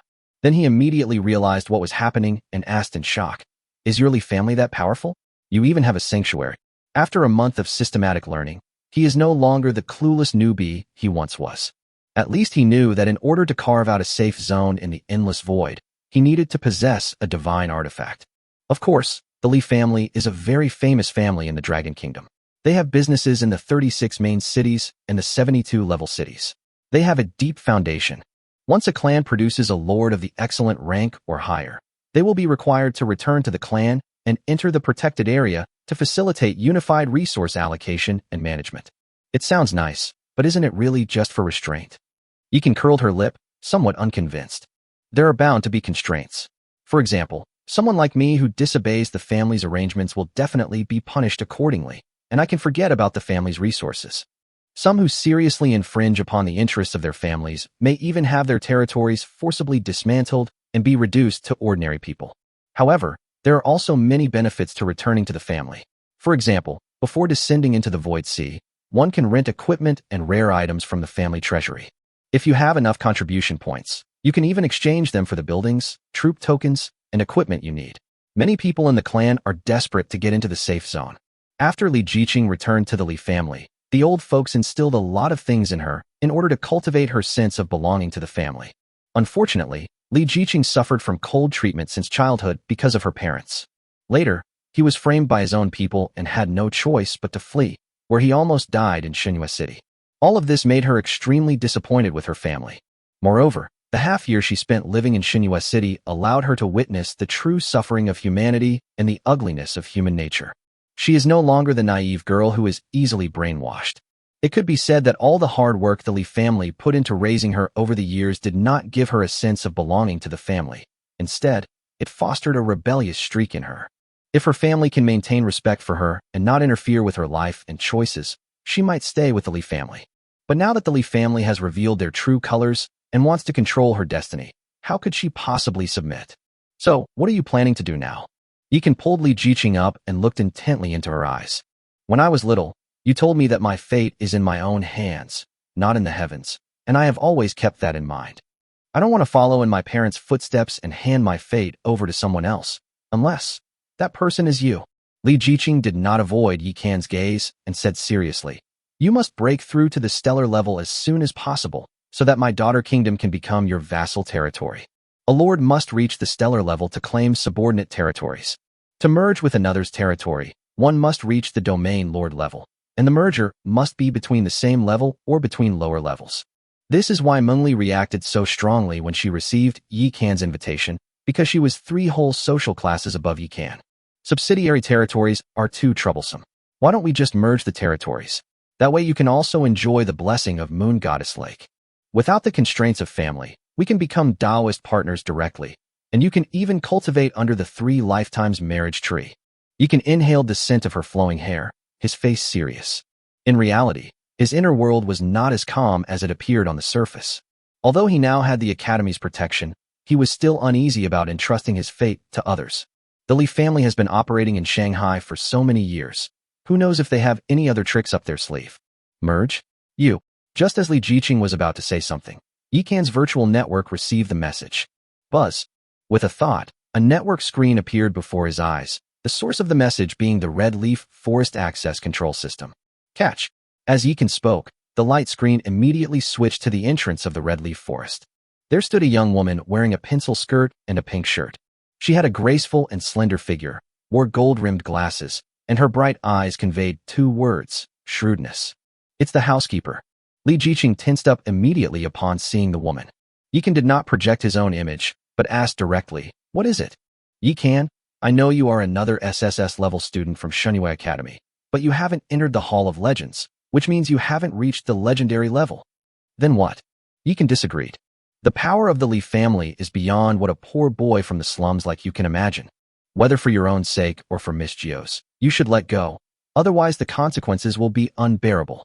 The woman adjusted her gold-rimmed glasses, opened her web screen, and an image of an old man immediately appeared on it. "Kid, you finally turned your life around, so cherish it. Don't dream of instant success. The Li family's ambitions are not something an ant like you can achieve." In the scene, the old man sits upright in a grand chair, looking down at Yi Qin with an air of superiority. "Xiaoqing, who is this stupid old man?" This time, Yi Qin did not block the call, but asked Li Jiqing directly. "I've seen the photo. It looks like my dad's biological father. He's an old man who would even sell his own son. He's lived to the point of being a dog." Li Jiqing peeked out from Yi Qin's arms and said directly. She didn't know that Yi Qin hadn't blocked the call, so she spoke her mind directly. "Old man, so you're really this shameless. In that case, Xiaoqing is even less likely to be handed over to you." Yi Qin said with a smile. "You little beast, you." Just as Li Jiqing's grandfather, whom she had never met, was about to lose his temper, Yi Qin cut off the call. "What the hell? It'll drive you crazy." Only then did Li Jiqing realize that Yi Qin hadn't blocked the call at all. However, instead of being angry, she smiled excitedly. Because she had long wanted to scold that old man to his face, but had no opportunity. "What's this about merging territories you mentioned earlier? Aren't you only at the planetary level? Come with me, you'll see in a moment." Yi Qin didn't explain, and pulled Li Jiqing out of the warm heart cottage. Chapter 75 Leadership of the Harem. Xanadu, the Li family. Hateful. Li Pashan slammed his hand on the table, smashing the teacup into powder. At this moment, he felt as if he had ingested 18 kinds of deadly poisons, and his heart, liver, spleen, lungs, and kidneys ached with anger. That little bastard is just like her father, a complete rebel. "Dad, this isn't the time to talk about this. You should be thinking about how to deal with the elders' questions." At this moment, a middle-aged man sitting below couldn't help but offer a reminder. "I'll stall the elders for a bit, but I'll leave that wild girl to you. You must bring her back no matter what." "I'll try my best." The middle-aged man sighed, a hint of worry in his eyes. "Zongying, this is our last chance. You're the eldest, so don't end up like your useless younger brother." Li Pashan saw the reluctance in his eldest son's eyes, and his expression turned cold. "Dad, I know what to do." Upon hearing this, Li Zongying's expression immediately returned to normal. On the other side, Yi Qin brought Li Jiqing to the fairy forest. "Wow, is this your territory? It's absolutely beautiful." Looking at the lush green fairy forest, which resembled a paradise, Li Jiqing was overjoyed and ran around on the grass like a big child. As the eternal tree was upgraded, the fairy forest also underwent some subtle changes, and some simple creatures began to emerge. Today, fairy forest is filled with birdsong and fragrant flowers. Although it has not yet become a true fairy world, it has already taken shape. "Young master." Hearing the commotion, Su Daji and her 3 companions, who were cultivating within their territory, immediately flew over. "Wow, your territory is full of beautiful women." When Li Jiqing saw Su Daji and Nubo again, she became interested and rushed over excitedly. "This young lady must be the little kitten our young master has been longing for, right?" "Hee, you guys found out too?" "That's right, I am Li Jiqing." While Yi Qin was considering how to introduce the 4 beauties to Li Jiqing, they were already chatting away. On the contrary, he, the Lord, became a mere spectator. Finally, Nubo walked to Yi Qin's side and lay down on the grass with him. "Don't worry, the sisters are all very understanding and know their place. They won't make things difficult for you. It's so good to have met you all." Yi Qin pulled Nubo into his arms, feeling a sense of peace. Although Nuba might occasionally act recklessly, she is never ambiguous when it comes to serious matters, making Yi Qin very worry-free. It must be due to the characteristics of the territory. Yi Qin thought to himself, "What are you doing?" After a while, for delicate and pretty faces suddenly appeared above his head. It turned out that Li Jiqing and Su Daji had finished their conversation and were now holding hands as they surrounded them. Nothing much, just taking you to a nice place. Yikan stood up, pulled Li Jiqing along, and headed towards the territory. Just as they were about to enter the center of the territory, the several large trees in front of them suddenly twisted and turned into several tree men who were over 10 feet tall. They greeted Yi Kan and his group with smiles on their faces. These are the powerful guardians of our fairy forest, the protective trees, and they welcome you. Yi Kan explained to Li Jiqing. Although the guardian trees are combat units and not very intelligent, as members of the fairy forest, they can sense the king's joys and sorrows. They could tell that the king had a very special feeling for this woman. Hello everyone. Thank you for your hard work. Upon hearing this, Li Jiqing immediately smiled sweetly and waved to the guardian trees. Upon entering the heart of the territory, Li Jiqing was once again shocked. The spiritual energy condensed into mist, drifting throughout the territory, making it resemble a fairyland. A clear, bright lake sits in the northwest of the territory, where a group of beautiful young elves are swimming. A tree over 30 meters tall grows in a 10-meter-wide pool by the lake, its slender, emerald green branches hanging down only 2 or 3 meters above the water. Under the shade of the trees, more beautiful women floated in the water, seemingly meditating. Buzz. Suddenly, a hazy light shone from one of the beautiful women, and she leveled up instantly. Is this the moon goddess lake and the three-life marriage tree? How amazing! Li Jiqing looked at the bizarre buildings in Yi Kan's territory, exclaiming in amazement like a curious child. Yi Kan then showed her the ancient trees of knowledge, war, and ancient witchcraft, before finally leading her to the dreamy Rouge Pavilion. Young master, this is... Su Daji seemed to sense something and couldn't help but look at Yi Kan. Yi Kan nodded, then pulled Li Jiqing into the dreamy Rouge Pavilion.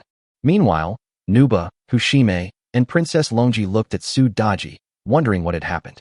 Just as we expected, but some changes have occurred. From now on, this person may not only be our sister, but also half a master. As they spoke, Su Daji followed and stepped into the dreamy Rouge Pavilion. At this moment, Yi Kan had already led Li Jiqing to the 4 huge stone tablets.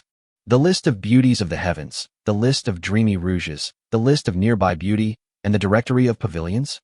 After reading it, Li Jiqing's eyes widened in disbelief as she looked at Yi Kan and said, Brother, are you going to take all the beauties of the heavens into your harem? Do you think it's possible for me, a planetary-level ant? Yi Kan shook his head and reached out to press on the nearby beauty ranking list. Buzz. The next moment, Lu Mengli and Li Jiqing's names reappeared on the list, along with several unfamiliar names. Hee, I actually ranked second. That's pretty good. Li Jiqing was still impressed by Lu Mengli. After all, Lu Mengli has already matured into a sophisticated older sister, while she is only 16 years old and still has room to grow. By the time she's fully established, it's still uncertain who will be number 1. At this moment, Yi Kan reached out and pressed the invitation next to Li Jiqing's name. Then, Li Jiqing received an invitation message. Planetary Lord, Yi Kan invites you to join his territory. If you agree, you and your territory will become his vassals, and he has the right to merge your territory. My God, you actually managed to merge territories. This time, Li Jiqing was truly shocked. She knew that Yi Kan was an epic-level lord, and definitely more powerful than herself. So she wasn't too shocked when she saw all sorts of strange buildings outside. But now Yi Kan can not only attract beauties from all over the world, but also beauties nearby, which is a bit scary. You have to understand that all the special features of his territory are designed for women. So under these circumstances, who could refuse his invitation? No, I must take control of the harem in Fairy Forest. Li Jiqing clenched her fists, suddenly feeling a sense of urgency. So, do you still dare to want that ring of eternity? Yi Kan looked at Li Jiqing. Chapter 76, Merging the Women's Kingdom. What are you talking about? What's in my hands is naturally mine. As she spoke, Li Jiqing took off the eternal ring from her neck and handed it to Yi Kan, then extended her fair and delicate right hand. That's domineering enough. I like it. Yi Kan smiled slightly, took the eternal ring, and slipped it onto the ring finger of Li Jiqing's right hand. Against the backdrop of the surrounding dreamy, ethereal mist, this scene resembled a beautiful painting. This is probably what modern romance is all about. The 4 women, including Su Daji, watched from a distance without disturbing them. Nuwa was right. They all knew their place. They were merely heroes resurrected by Yi Kan through the heavenly demon Nirvana pool, and were subject to the rules of the void. There are some things they can't do yet, but Li Jiqing can, such as having children. Whether it was the 4 heroes or the more than 100 soldiers, they had been shamelessly with Yi Kan for over a month, but none of them had gotten pregnant. I agree to join Fairy Forest. After Li Jiqing put on the Ring of Eternity, she immediately revealed a charming smile. As soon as she made the announcement, Yi Kan also received a notification. Will Li Jiqing, the Lord of the Women's Kingdom, choose to merge with the Fairy Forest or establish a subordinate territory after agreeing to join it? Yi Kan glanced at the prompt, then looked at Li Jiqing and asked, do you want to retain the independence of your territory or merge with mine? You already have all the people, so why keep the territory? Besides, if we don't integrate, how can Lin Mimi and I enjoy the unique features of your territory? Li Jiqing, with her hands behind her back, looked at Yi Kan with a playful expression. I'll listen to you. Yi Kan flicked her nose and directly chose to merge. Rumble. The next moment, Fairy Forest began to tremble. Then it expanded wildly, growing from 2 square kilometers to 3.5 square kilometers in just a few breaths. The architecture of the Women's Kingdom also appeared in Yi Kan's territory. Buzz. As the Warm Heart Cottage collapsed, a beam of white light suddenly rushed into the eternal ancient tree and fell into the Sun and Moon immortal pot. Yi Kan opened the territory panel and found that the territory's grade progress had increased from Epic 4/10,000 to Epic 1004/10,000. I gained 1,000 experience points. If I could fuse with 10 legendary lords, I could take off right from here. Yi Kan looked on with a sigh. You really have a vivid imagination. Besides me, what fool in this world would be willing to give up their legendary territory to be with you? That's true. Wait, weren't the territories merged? How come I'm still the lord? Li Jiqing looked at her panel and exclaimed in surprise. Is that so? Let me see. After Yi Kan finished speaking, he opened the lord's panel. Grand Lord, Yi Kan. Race, human. Level, 12. Physical fitness, 6,150.1. Spirit, 6,152. Charisma, 100. Luck, 10. Cultivation method, tying true scripture. Skill, savage charge. Items, omitted. Introduction, an epic level player, powerful yet unassuming. I'll take on 10 of them. Secondary Lord, Li Jiqing. Race, human. Level, 10. Constitution, 5610. Original attribute 361. Territory attribute bonus of 10x. Equipment, plus 2,000. Spirit, 5820. Original attribute 362. Territory attribute bonus of 10x. Equipment, plus 2,200. Kung Fu, the moon rises over the sea. Skills, plant catalysis, entangling. Items, omitted. Introduction, a legendary player of the highest caliber, agile and passionate, and an extremely difficult opponent. The Great Lord and the Second Lord can actually do this. Yi Kan was overjoyed to see that there were indeed 2 people in the Lord's information. My lord, although I have merged with the essence of her territory, her lordly heart remains in the Sun and Moon immortal pot. This way, she can still use the hero template to assist you in managing your territory. At that moment, a gentle voice came from within the Tree of Eternity. That's wonderful. Thank you, ancient Tree of Eternity, and thank you, Sun and Moon immortal pot. Upon hearing the voice of the eternal tree, Li Jiqing excitedly hugged Yi Kan. Yi Kan's lips twitched, feeling like he had shot himself in the foot. Because Li Jiqing hadn't even used the hero template yet, her attributes were already over 1,000 higher than his. And this was even before Li Jiqing activated the Eternal Ring. If the Ring of Eternity is activated, wouldn't it be a piece of cake to crush him? Why can I only use the templates of Daiyu and the others, but not Daji and the others? At this moment, Li Jiqing finally discovered the problem. Although the territories have been merged, there are still some restrictions. This is probably to ensure the absolute authority of the Great Lord. Yi Kan thought for a moment and then said, it doesn't matter anymore. At least my original attributes have increased tenfold, making me stronger than before. And I can use the Moon Goddess Lake now. But this 3 lives marriage tree. As if she had thought of something, Li Jiqing suddenly felt shy and buried her face in Yi Kan's chest. That's right. If you can use your territory's unique properties, then I can use your power of creation. Thinking of this, Yi Kan looked at the territory panel again and indeed found a new characteristic under the power of Xian Su and the power of nature. The power of creation. The Creator Emperor once left a drop of essence blood in the void. In the end, the essence blood absorbed endless power and evolved into a heart of creation. By integrating the heart of creation into your territory, you can modify all buildings in the territory once. Success will upgrade the building's quality, while failure will not result in a quality reduction. Then what are we waiting for? After Yi Kan finished speaking, He walked directly into the treehouse and placed his hand on the sun and moon immortal pot. Sun and moon immortal pot. Whether we can live a life of luxury from now on depends entirely on you. Buzzing. As if understanding Yi Kan's words, the sun and moon immortal pot immediately emitted wisps of mist that rolled in all directions. The buildings shrouded in mist soon began to shake. The next moment, the ancient tree of knowledge, the ancient tree of war, and the 36 guardian trees were directly upgraded to legendary level. Moreover, other legendary and mythical buildings remained completely untouched. The power of creation comes from you. It seems that the highest grade I can raise for now is legendary. Yi Kan sighed. This new ability still needs to be developed. Subsequently, he used his natural power to transform the buildings brought by Li Jiqing.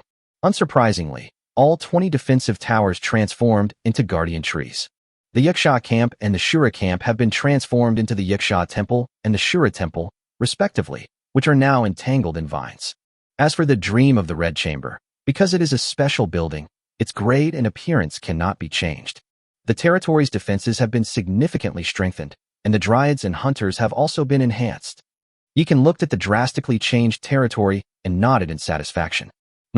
This increases our chances of success in descending into the endless void.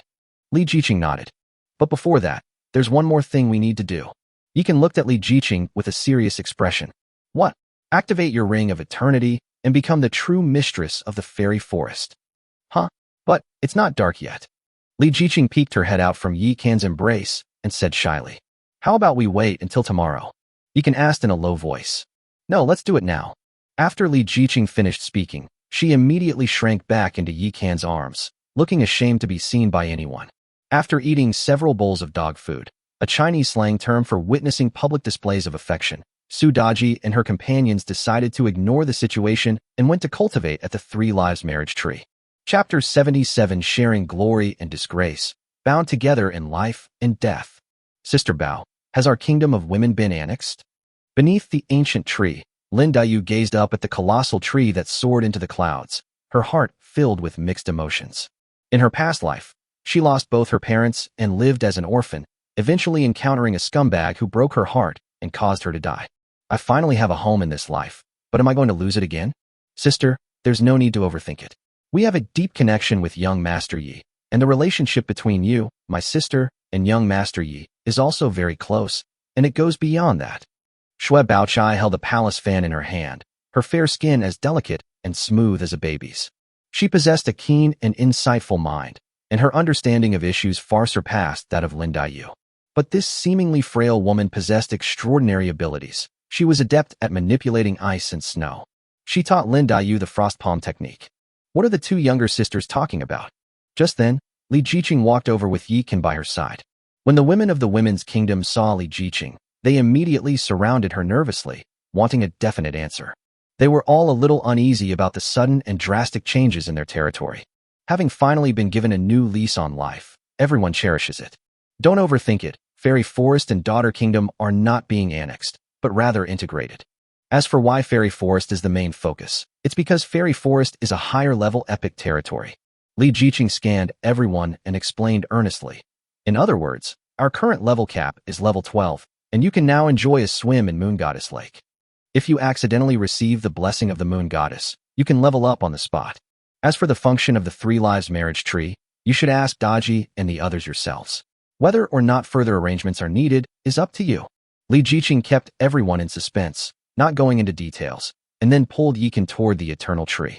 Yi Kan turned to look at the stunningly beautiful Lin Dayu and Shui Baochai, his expression complex. Then, looking at the 80 graceful and incomparably beautiful Yaksha and Shura soldiers behind them, he couldn't help but shudder.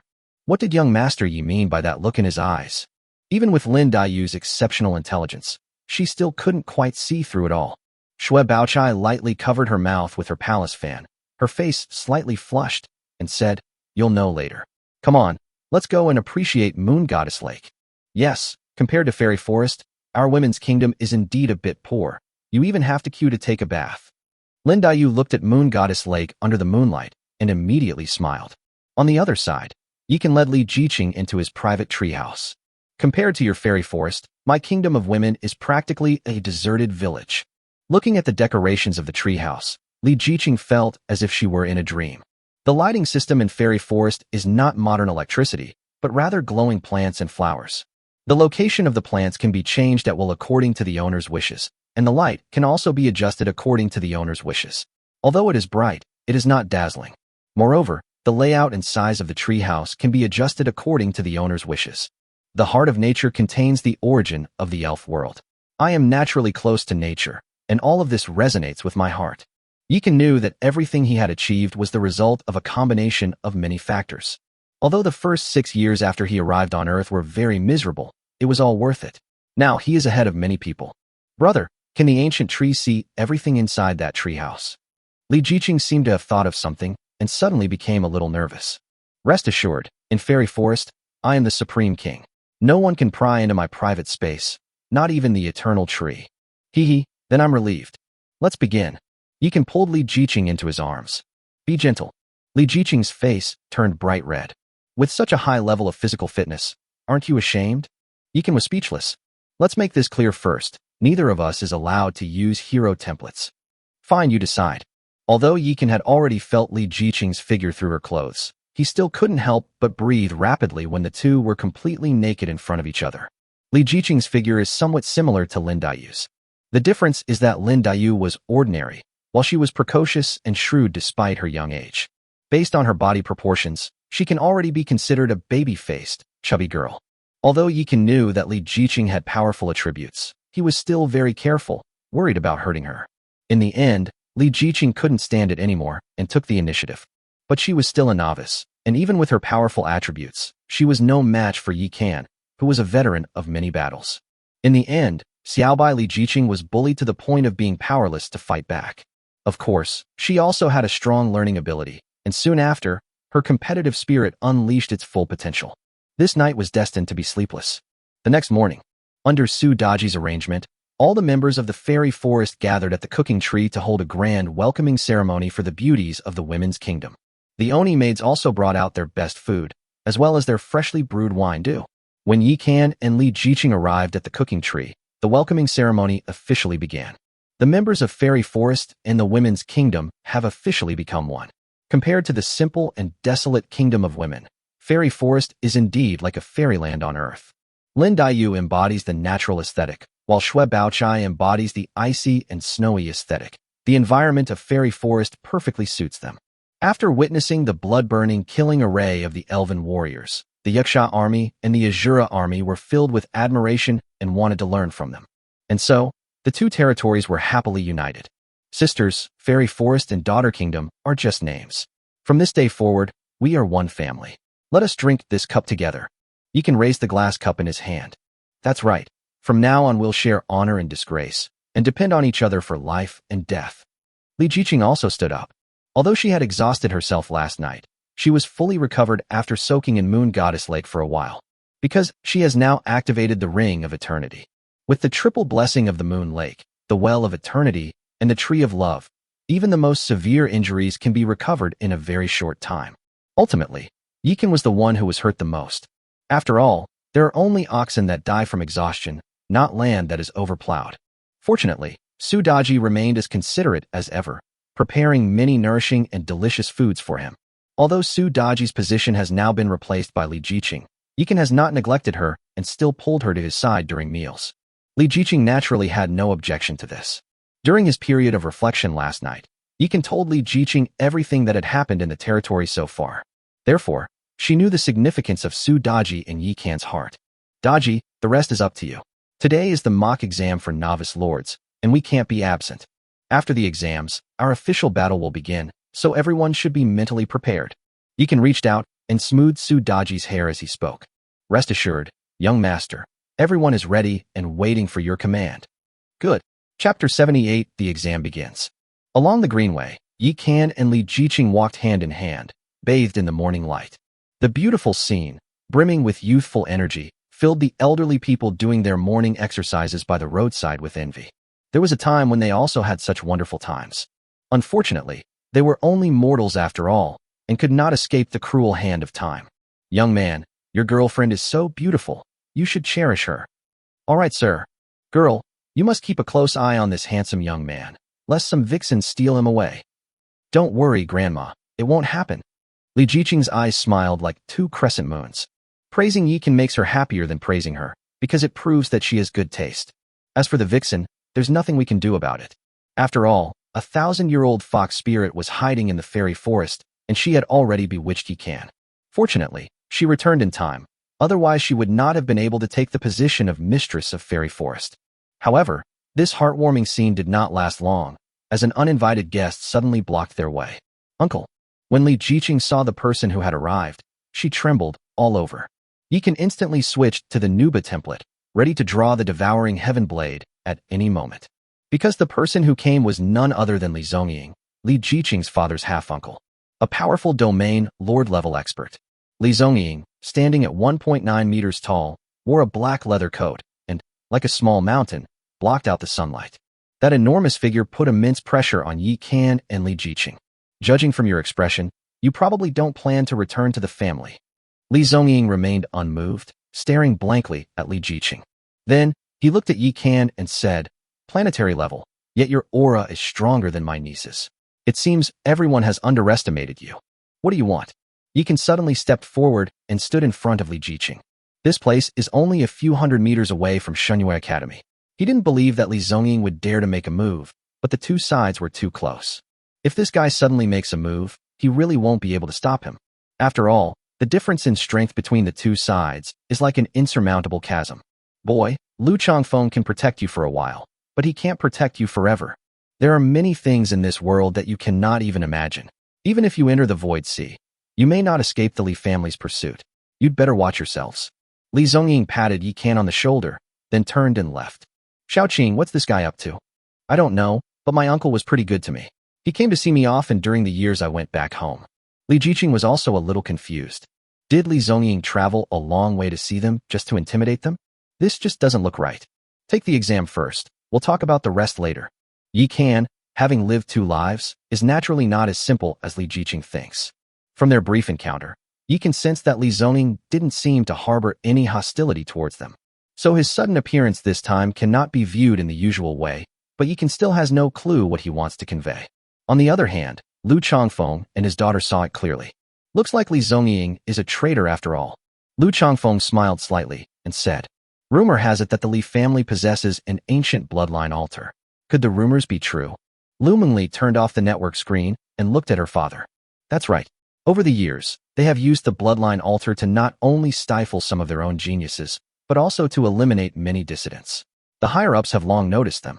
Unfortunately, evidence is hard to obtain for these things, and since descending into the endless void is entirely free, the higher-ups really can't interfere. Looking at Yi Can in the light screen, Lu Changfeng suddenly laughed and said, "This kid might be a breakthrough. Dad, you didn't have this in mind from the beginning, did you?" Suddenly, Lu Mengli had a flash of inspiration and looked at Lu Changfeng in disbelief. The higher-ups do have this idea, and things aren't that simple, but they certainly won't get involved in the short term. As for Yi Can, it's good to make him feel a bit of urgency. Lu Changfeng didn't say much, but Lu Mengli already understood. Yi Can suffered a lot when he was young, and he had never received any favors from the Dragon Kingdom before entering Shunyue Academy. I hope you are not playing with fire and getting burned. Lu Mengli shook her head and said nothing more. Have you heard? The top 3 finishers in this mock exam will be rewarded with legendary items. Legendary item? This is a rare item. Every time it appears, it is snapped up by people from all the major powers. Even if you have money, you can't buy it. I'll give it my all. Even if I can't make it into the top 3, I'll at least get into the top 10 and at least get a perfect item. As soon as Yi Can arrived in the classroom, he heard his classmates talking. So he immediately used the telepathic connection of the Eternal Ring to communicate with Li Jiqing. Xiaoqing, it seems we can't keep a low profile anymore. Yes, it's a legendary item. We absolutely must get our hands on it. To avoid being recognized, you should still use the original forces from the Women's Kingdom. Yi Can thought for a moment and then said, although the Kingdom of Women has now been integrated into Fairy Forest, its coordinates E6239 within the safe zone have not disappeared. Lu Changfeng and Lu Mengli wouldn't specifically activate the artifact to check the students' coordinates, and besides, they couldn't see the situation inside the territory. That's exactly what I meant. Li Jiqing nodded. The two had just finished their call when Lu Mengli arrived at the classroom. Students, this mock exam will be divided into 2 rounds. In the first round, The Academy's magical artifact will create an illusion to make a reasonable assessment of your combat strength. The second round is a virtual battlefield created by the artifact, where the top 500 students are matched up to compete until a champion is determined. Others can choose to spectate. I hereby declare that the mock exam is now on. As she spoke, Lu waved her hand. Buzz. The classroom vanished instantly, and everyone found themselves on a vast ocean, where a bright, clear moon slowly rose. Then, everyone felt a wave of dizziness. When they came to their senses, they found themselves on a vast, open plain. The Lord may choose one squad of soldiers to fight. At that moment, a notification sound appeared in Yikan's mind. Yikan's mind raced. Buzzing. A flash of light appeared behind him, and 40 elven hunters suddenly appeared behind him. Young master. When Kadin and Luna saw Yikan, they were overjoyed. This is a virtual illusion created by a divine artifact. It's telling me to send out troops first, so it'll probably create enemies of similar strength to counter ours. Be careful. Yes. Upon hearing this, the beautiful elves immediately became serious. Awoo. Awoo. Sure enough, a pack of giant wolves suddenly appeared ahead. These giant wolves were covered in silver armor, making it clear that they had incredible defensive capabilities. In front of the wolf pack, a huge humanoid wolf was holding a spiked club and staring coldly at Yikan. Kill. Without any hesitation, Yikan drew his devouring heaven blade and charged towards the giant humanoid wolf. Chapter 79, The Energetic Young Man versus the Seafood Bro. Your Majesty, this is far too weak. Cardan sheathed his short blade, his beautiful eyes filled with excitement. At their feet lay the corpses of 40 giant wolves.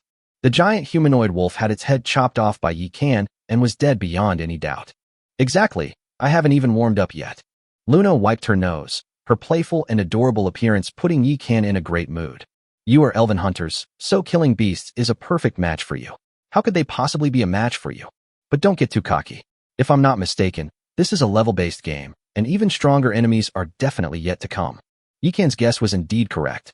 Not long after, they encountered another team. This time, cheetahs, known for their speed, appeared. They were as swift as lightning and finally managed to inflict damage on Kadin and his companions. However, under the blood-burning killing array, these cheetahs were ultimately unable to defy fate and were killed one by one. The third wave is the fiery lion, which can breathe fire. The fourth wave, the thunder tiger, can unleash electric sparks.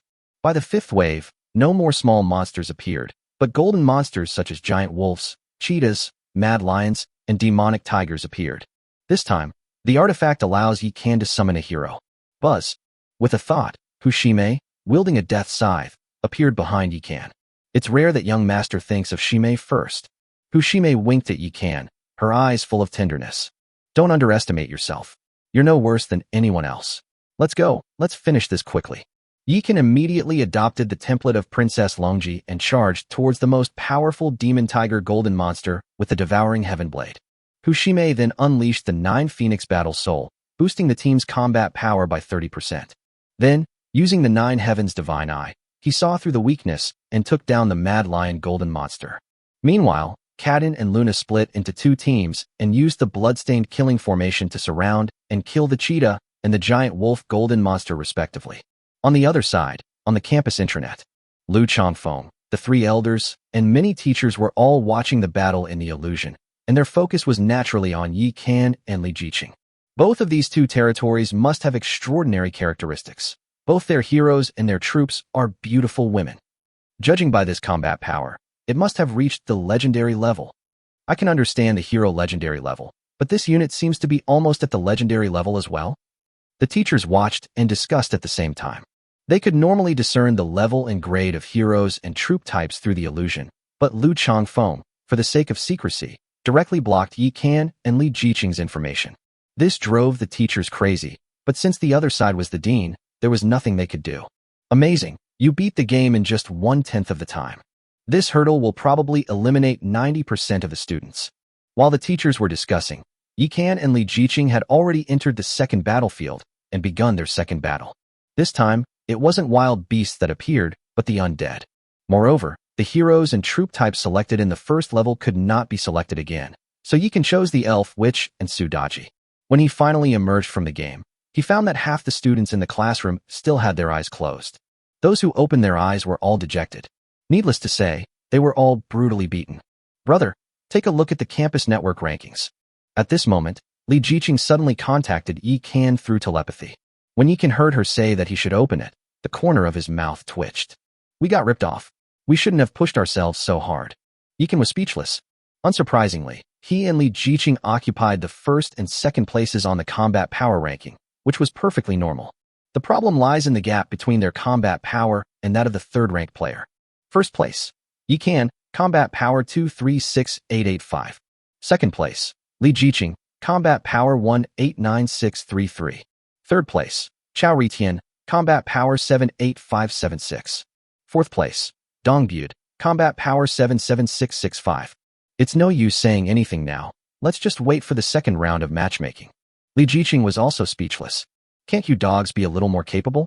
There's a difference of over 100,000 combat power. We can't carry you even if we wanted to. About an hour later, the first round of combat capability assessment finally came to an end. Those with a combat power of less than 10,000 were deemed unsuitable to descend into the endless void, and a full 30% of them were eliminated.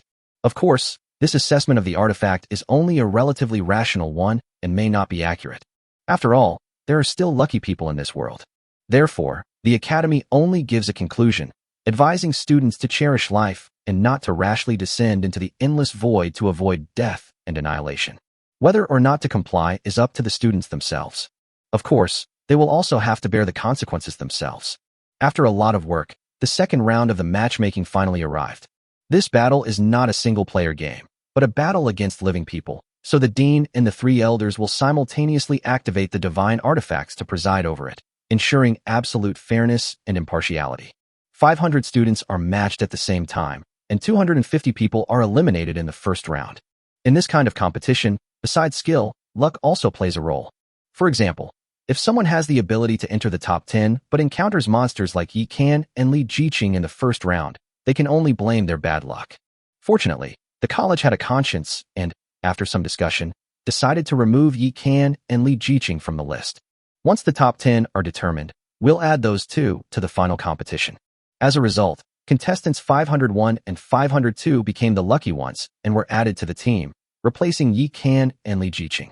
Life is truly as lonely as snow. Yi Kan sat cross-legged on the futon, his face full of emotion. Bro, if you run into me in the top 10 finals, go easy on me. At this moment, the chubby Zhang Daily came over again. Li Xiaoyu immediately retorted. With your looks, you think you can make it into the top 10? Don't get eliminated in the first round. Don't underestimate me. Although I've decided to farm, my lizardmen aren't pushovers either. Zhang Daily waved his fist, which looked like a large steamed bun, at Li Xiaoyu, but it had no persuasive power whatsoever. Yi Kan was too lazy to participate in their flirting and instead watched the battles of the top 500 players through the virtual network. Chao Ritian, that's an interesting name. Yi Kan smiled slightly and directly opened his battlefield screen. My name is Chao Ritian. I came before heaven. You over there, kid, come up here and die. Chao Ritian is a spirited young man with an afro. His arrogant and irritating demeanor made even Yi Kan want to rush into the battlefield and beat him up, not to mention the fat guy covered in seafood on the other side. Damn it, I can't take it anymore. With a swing of his swimming ring around his waist, Biao Gu charged toward Chao Ritian, dragging his dragon-headed cane. Behind him, 40 thugs wearing sunglasses pulled out 3-foot-long machetes and charged noisily toward Chao Ritian's group with the afro. The two heroes' representative designs are similar to theirs, and they also started fighting each other amidst a lot of chatter. Who knew that Chao Ritian, this spirited young man, would suddenly unleash a cloud of powder, like 3 large bags of cement, which even the gangster's sunglasses couldn't block. Then, the background music of the Funeral Love Family started playing, and the young men instantly became energized, rolling around on the ground. They used everything from monkeys stealing peaches and dragons playing with a pearl to the 1,000-year-old killing technique. The scene was just as cringeworthy as it could be. Wow, Earth has energetic young men and seafood guys too. Yi Kan was so shocked he felt like he had traveled back to Earth. Chapter 80 Yin and Yang, 10,000 Leaves and Flying Flowers. Bro, are you watching? That Chao Ritian is insane, haha. Just as Yi Kan was engrossed in watching, Li Jiqing's clear and melodious voice suddenly echoed in his mind. So you're watching these two weirdos too? Yi Kan couldn't help but laugh. Yeah, those two guys are hilarious. They're like street thugs. How did he manage to get over 70,000 combat power? Li Jiqing couldn't help but become curious. You can't judge a book by its cover. The young man's act of spreading cement might be a skill that can confuse or weaken the enemy. Look at those gangsters, they're wielding machetes, but they're completely powerless to fight back. These young men's outrageous outfits might just be a ploy to appear weak. Look, they haven't even brought out their weapons. Yi Kan, currently using Hushime's template, sees things more clearly than Li Jiqing. Whether they're feigning weakness or not, if they encounter us, just kill them. Li Jiqing clenched her fists tightly, exuding an air of dominance. Keep a low profile, keep a low profile. That ranking list is too unreliable, don't take it too seriously. Chao Ritian is good, but not quite at the third best level. Don't forget, besides the two of us, there are some SS and S rank individuals in the trial. Yi Kan had always been skeptical about the power disparity in that ranking. He figured out the trickery when he saw Chao Ritian make his move. The key to this mock exam is not in the first round, because the first round is only a combat capability assessment and does not involve the final ranking and rewards. Therefore, in the first round, many people began to hide their true strength after confirming that they had qualified for the second round. This not only confuses the opponent, but also maintains an air of mystery, allowing them to make a stunning debut in the finals. Damn, these guys are so cunning. At this moment, Li Jiqing also realized what was happening. However, after thinking about it for a while, she understood. There were mock exams every year, and the process had long been figured out by these guys' parents. Both she and Yi Kan joined Xinhua Academy halfway through their studies, and no one had ever told them these details, so they naturally didn't know the inside story. However, Li Jiqing didn't care at all, because she knew that in the face of absolute power, any schemes and tricks were nothing but paper tigers. Soon, after 2 rounds of matching, only 125 people remained. Adding one more person is simple, just match him with the 60 winners again. If you win, you'll naturally take over. If you lose, there's nothing more to say. Next, you can watch several more matches. He could see that many people were still conserving their strength while ensuring their victory. TSK. Judging by this, there are quite a few people who don't respect us. You can watch the battle unfolding on the light screen with anticipation. If they're not convinced, then beat them until they submit. Faced with this situation, Li Jiqing was not worried at all. On the contrary, she was excited. Finally, after half a day of competition, 15 people remained. Brother, they let me participate. You have to cheer me on. At this moment, Li Jiqing's voice rang out again. Go. Don't hold back. Slaughter them all. Leave no one alive. That's exactly what I was thinking. Yi Kan had anticipated this outcome. With Li Jiqing added, the top 8 will be selected from the 16. The 8 eliminated players will then undergo 3 rounds of matching to select the 9th player. With him included, there are exactly 10 people. As the matchmaking began, the leaderboards on the campus network started to change. The current rankings no longer display specific combat power values, because the strength shown by the students in the first round of single-player competition was only a part of their abilities. Yi Kan was no longer at the top of the leaderboard, as he had not yet participated in the second round. First place, Tang Kan. Second place, Xiaohuahua. Third place, Wang Ding. Fourth place, Wu Tianda. Li Jiqing was very lucky. As soon as she joined the top 16, she encountered Tang Kan, who was temporarily at the top of the leaderboard. Wow, what a coincidence. When Yi Kan saw the troops led by Tang Kan, he couldn't help but chuckle, because the soldier holding a staff, shrouded in black mist and enveloped in a black robe, was the dark wizard he had auctioned off. The hero following behind Tang Kan was a pale-faced, sleazy-looking middle-aged man. His attire was similar to that of those dark wizards, but his robes were more sophisticated, and he wasn't wearing a hat. Could this be the legendary evil spirit master? Zhang Daili and Li Xiaoyu saw Yi Kan watching Li Jiqing's match and immediately came over. Both of them are quite capable and have made it into the top 500. Unfortunately, Zhang Daili was eliminated in the first round, while Li Xiaoyu made it into the top 60. She's a terrifyingly cute little girl. Now, in this huge class 3, the only ones who can talk to Yi Kan are these 2 rivals. As for the others, they looked down on Yi Kan from the beginning because of his background. Now that Yi Kan's SSS-level status has been exposed, they can't very well fawn over him. After all, everyone cares about their reputation, and lords all have their own pride. What is an evil spirit master? Yi Kan looked at Zhang Daili with curiosity. Although this guy isn't very strong in combat and aspires to be a farming lord, he has a wealth of theoretical knowledge. A soul master is a profession that can use martial souls and soul rings. As for evil soul masters, they are naturally the evil ones among soul masters. I once saw a guide to evil spirit masters online. These guys use incredibly twisted methods. Some of them like to use living souls to forge soul rings, Others like to use newborn babies to create vengeful demon children. And there's another kind. Jiang Daily glanced at Li Xiaoyu beside him and immediately changed his tune, saying, "Anyway, the methods are varied." Seeing his wary look, Yikan didn't ask any further questions, but instead looked at the light screen. This time, Li Jiqing summoned Lin Daiyu and the Yaksha army dressed in crimson. Being able to enter the Hall of Legends only means you started from a high point, not that you're insurmountable. Today I'll show you the power of darkness, huh? Tang Can, instead of being afraid of Li Jiqing, a top-tier competitor, was excited, feeling that this was a good opportunity to prove himself. So noisy. Li Jiqing raised her hand and grabbed, and a long, emerald-green whip appeared in her hand. Her gentle and pleasant demeanor was exclusively Yikan's. She didn't want to say a single word to anyone else, especially not to a self-righteous and sleazy guy like Tang Can. Dark Demon Cloud. Without further ado, Tang Xin brandished his staff and began to fight. Judging from the heroes and units he summons, he's going for a dark, demonic style. Buzz. Suddenly, a large black cloud appeared out of nowhere in the virtual battlefield. It twisted into a ferocious demon and pounced towards Li Jiqing. However, Li Jiqing remained completely calm in the face of this ferocious monster. Yin and Yang coexist. 10,000 leaves and flowers fly. With a flick of her whip, endless leaves appeared before her. These leaves danced and swirled, forming countless thin snakes that suddenly crashed into the mist, shattering the demonic clouds in the blink of an eye. Meanwhile, Lin Daiyu was taken aback when she saw Li Jiqing's move. When did you, my lord sister, master such a powerful technique? In fact, it wasn't just Lin Daiyu who was stunned. Even Yi Qin was a little numb. Chapter 81 Resurrect, my love. Holy crap, the 10,000 leaves flying flowers technique. Isn't that Xiao Siming's signature move? Yi Qin stared in disbelief, once again experiencing the illusion of traveling back to Earth.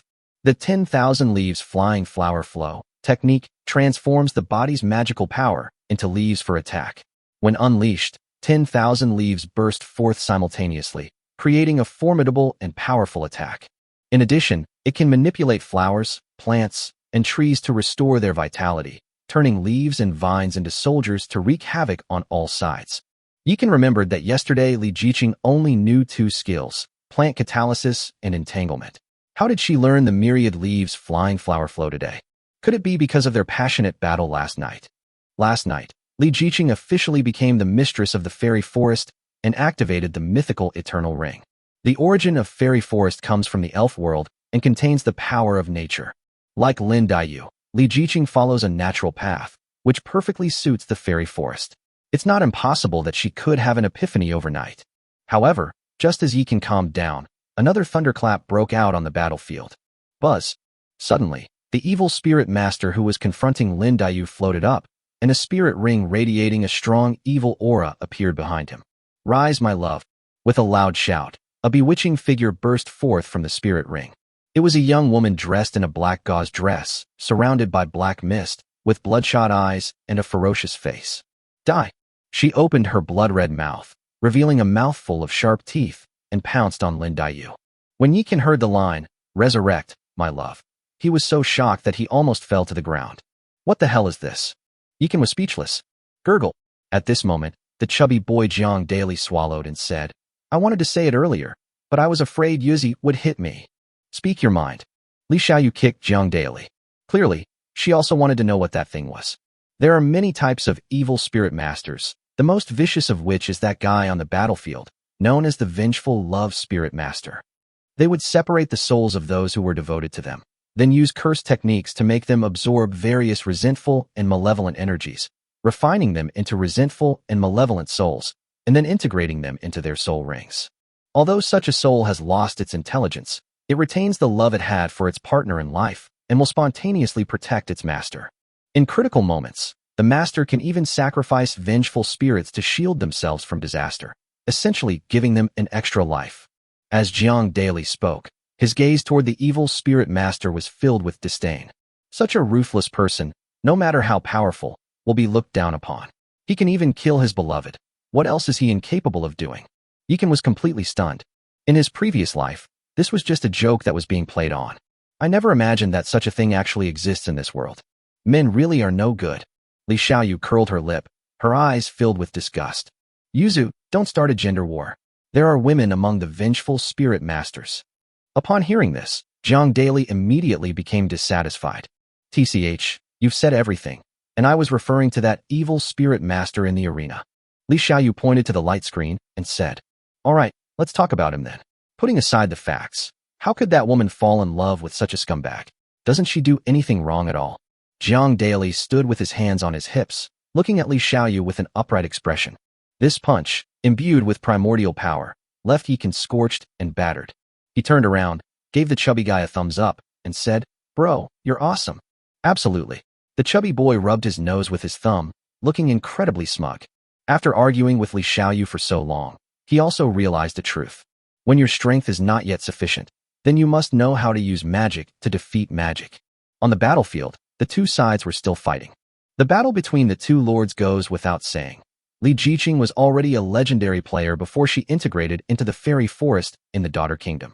After the two territories merged, she became the secondary lord of fairy forest, and her rank naturally rose to epic level. Most importantly, her original attribute bonus of 5 times has now become 10 times.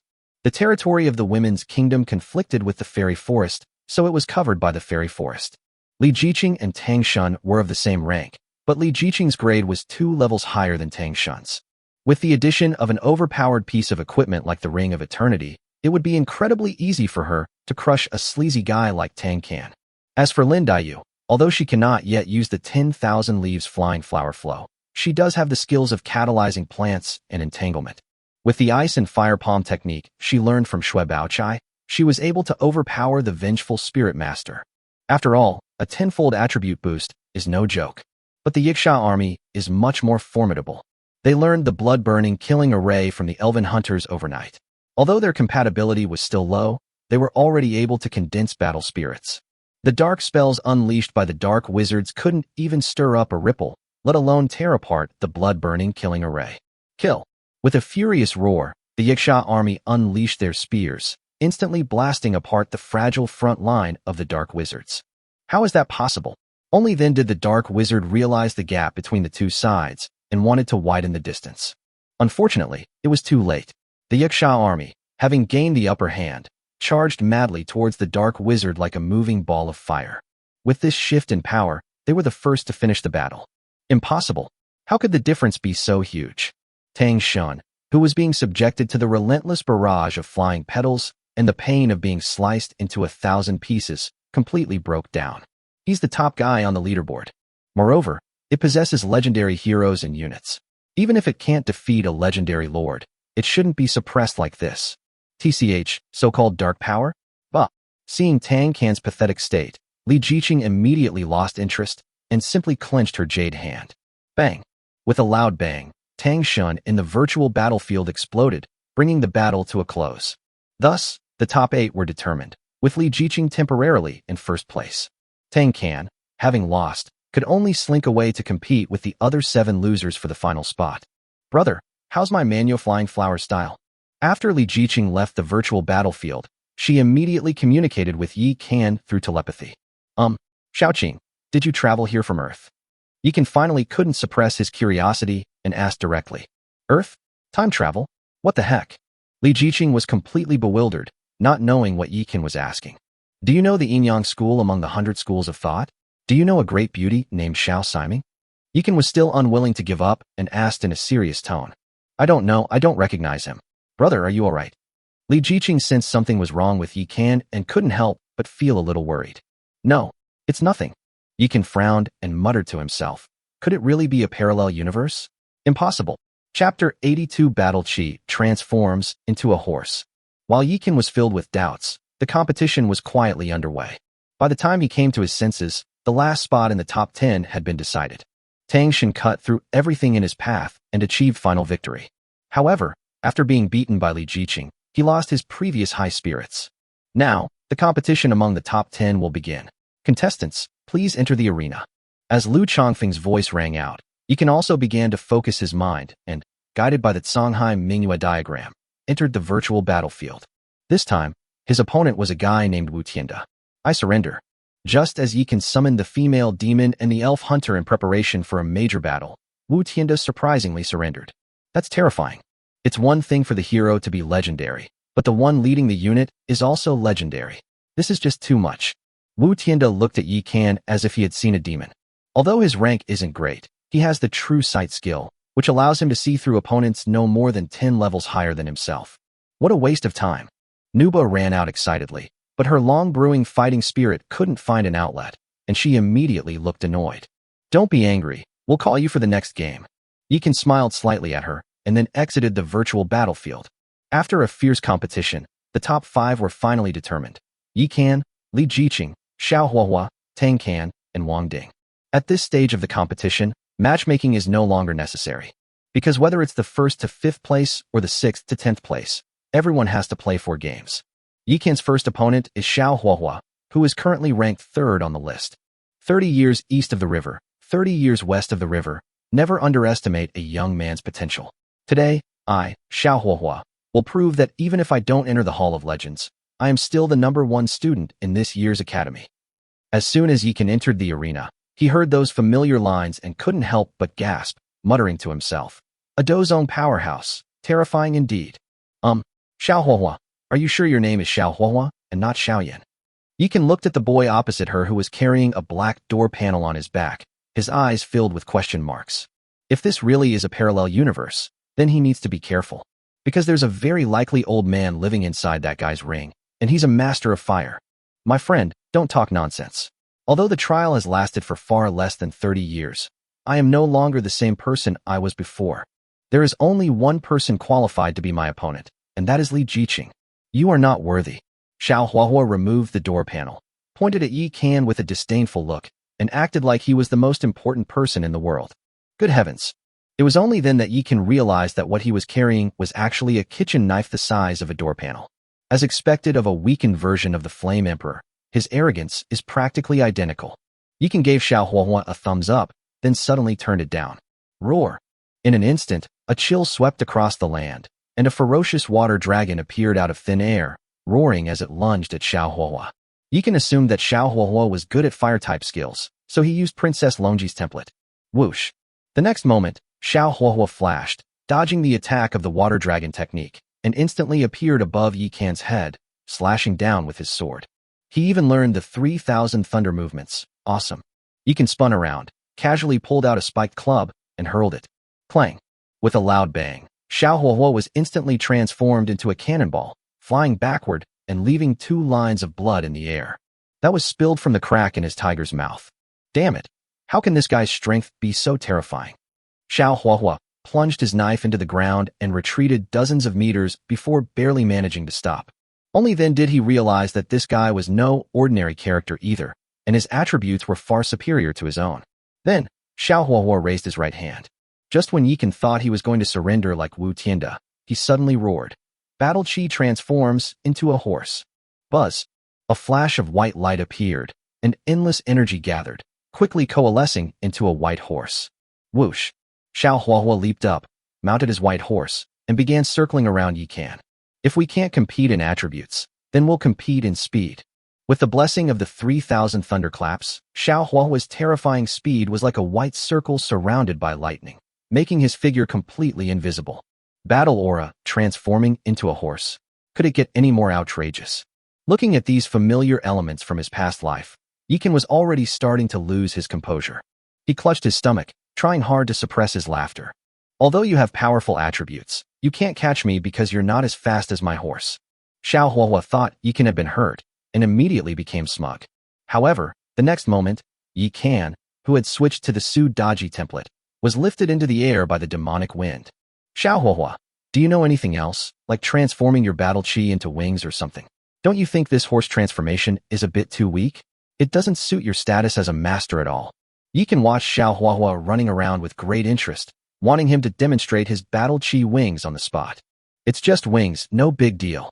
Xiao Huahua seemed oblivious to Yi Kan's teasing, and directly slapped the white horse, roaring, soaring through the heavens. Buzz! The next moment, the white horse's head shone with white light, and its ears began to grow larger and longer rapidly. In just a few breaths, the white horse's ears were stretched into a pair of enormous wings. Holy crap, this is absolutely mind-blowing. Yi Kan's face darkened as he looked at the incredibly ugly white horse. Just as he was about to smash this idiot to death with a stick, someone else was faster than him. Laugh! A blood-red umbrella fell from the sky, piercing Xiao Huahua's neck and pinning him to the horse's head. This kills 2 birds with 1 stone, effectively nailing down the white horse as well. If you're going to fight, then fight. Stop spouting nonsense. Niwa retracted her umbrella, looked at Xiao Huahua and the white horse, who were gradually turning into energy and disappearing with a look of disgust, and then glared at Yi Kan. Only then did Yi Kan realize that Nuba and Kaden had already finished their battle. He was the only one leisurely toying with his opponent. Nuba only took action because she couldn't stand watching anymore. My battle aura wings. Yi Kan looked regretful, then glared at Nuba and said, "You've gone too far. How dare you steal my opponent? Tonight, you'll be punished according to family rules. TCH, you think I'm afraid of you?" The demon Nuba simply adopted a dead pig doesn't fear boiling water attitude. If the occasion hadn't been inappropriate, Yi Kan would have taken her right there and then. Chapter 83, The Most Hidden Person. That guy is really unlucky. After Yi Kan left the battlefield, he immediately turned on the light screen to watch Li Jiqing's battle. To his dismay, the first person Li Jiqing encountered was actually Tang Kan, her defeated foe. Logically speaking, having learned from the previous lesson, Tang Kan should have given up when faced with difficulties. As a result, this guy was too proud to admit his mistake and wanted to get revenge, so he started fighting with Li Jiqing again. However, he was much more careful this time, and finally seized the opportunity to unleash his soul ring, releasing a woman's vengeful spirit. It was only then that Yi Kan realized that Tang Kan was also a vengeful spirit master. That bastard, he wouldn't have actually sacrificed his girlfriend, would he? Jiang Daily and Li Xiaoyu, the 2 sixth brothers, could have easily watched the game using their own webcams, but they both preferred to gravitate towards Yi Kan. They even brought out sunflower seeds and drinks, showing they were very well prepared. Yi Kan simply shook his head, not really caring. Watching a game is all about the atmosphere. It shouldn't be that bad. If I'm not mistaken, the one he turned into a vengeful spirit was probably a heroine from his territory. Yi Kan thought for a moment, and then said, "What a scumbag. Such inhumane behavior. Doesn't the Academy care?" Li Xiaoyu clenched her fists, her eyebrows raised, filled with righteous indignation. That's a matter concerning his own territory. The laws of the Dragon Kingdom don't apply to it, so the Academy can't say anything. At most, it can only condemn him on a moral level. Jiang Daily shook his head. There are countless similar stories on Earth. They just aren't made public. Some territories are even more perverse, using heroes and unit types for research, which is simply inhuman. If this kind of person doesn't die, we all bear the responsibility. Li Xiaoyu gritted her teeth. Don't worry, he'll get what's coming to him. As soon as Yi Kan finished speaking, Tang Kan, who was on the battlefield, began to mutter incantations. The vengeful spirit enveloped in demonic energy suddenly let out a shrill scream. Then, her body began to vaporize, and in the blink of an eye, it merged into the demonic energy, turning into a demonic cloud that swept towards Li Jiqing. A cage of 1,000 flowers. Li Jiqing remained completely calm in the face of the terrifying demonic clouds. She made a hand seal with both hands. Hiss hiss hiss. Endless flying petals gathered and, in the blink of an eye, transformed into an octagonal cage, directly trapping the demonic cloud. No matter how much the demonic cloud struggled, it could not break free of its cage. Impossible. Tang Kan was now in despair. Sacrificing vengeful spirits was his trump card, but it still couldn't do anything to Li Jiqing. Finally, under Li Jiqing's myriad petals of falling flowers, Tang Shen once again met his tragic end in the northwest. Moreover, he died a very tragic death this time, being subjected to the excruciating torture of being slowly sliced apart by countless flying leaves. Good riddance. Li Xiaoyu and Jiang Daily both let out a breath at the same time. Then, in the second match, when Yi Kan and his team saw the list of opponents, they were stunned for a moment, and then they laughed. It turns out that this time it was Yi Kan versus Tang Kan, and Li Jiqing versus Wang Ding. Brother, beat him badly. Humiliate him by any means necessary. Jiang Daily clenched his 2 chubby fists, even more excited than when he was competing himself. If you kill him, you can hug my teddy bear. Li Xiaoyu also looked excited. Forget it, you can keep it for yourself. Yi Kan looked at the poor teddy bear being squeezed against Li Xiaoyu's chest and couldn't help but shake his head. Holding him like that every day, he's probably gotten used to it. Then I'll let you hug me. Yuzu. Upon hearing this, Jiang Daily was immediately terrified, looking at Li Xiaoyu as if she were an alien. I wouldn't dare. How about little fatty takes my place? After Yi Kan finished speaking, he entered the battlefield to the astonishment of Jiang Daily and Li Xiaoyu. Yuzu, you'd better keep your word. Jiang Daily was eager to get started. Get lost. I never agreed to let you take his place. Li Xiaoyou's pretty face turned bright red, and she immediately turned her face away and turned on her network screen. Jiang Daily shamelessly moved closer, wanting to watch with her, but she kicked him away. Women are so hypocritical. Jiang Daily rubbed his nearly 100-pound buttocks, looking utterly resentful. In the virtual battlefield, Tang Qin was glaring at Yi Kan with a ferocious expression. I can't beat Li Jiqing, who has entered the Hall of Legends, but I can't beat you, a little beggar who has turned his life around. With this thought, Tang Qin regained his confidence and released his small circle again, along with wisps of black mist. That domineering, dark style certainly added a lot of presence to him. However, our handsome Yi didn't even glance at him, and simply waved his hand. Buzz. Hushime strode out carrying a large scythe, followed by beautiful witches holding staffs and wearing fitted robes. Young master. Hushime was overjoyed when she was summoned again. The young master still cares about her. Clear out those scum. Yes. Hushime immediately unleashed the 9 Phoenix Battle Soul, boosting everyone's combat power by 30%, and then charged towards the hero under Tang Qin's command, brandishing the Grim Reaper's scythe. The elven witches went even further, instantly activating the blood-burning killing array, followed by a barrage of lightning strikes. Dark-type units are most afraid of lightning spells, and with the elven witches' overpowered attributes, they wiped out Tang Qin's Dark Mage squad in just a few rounds.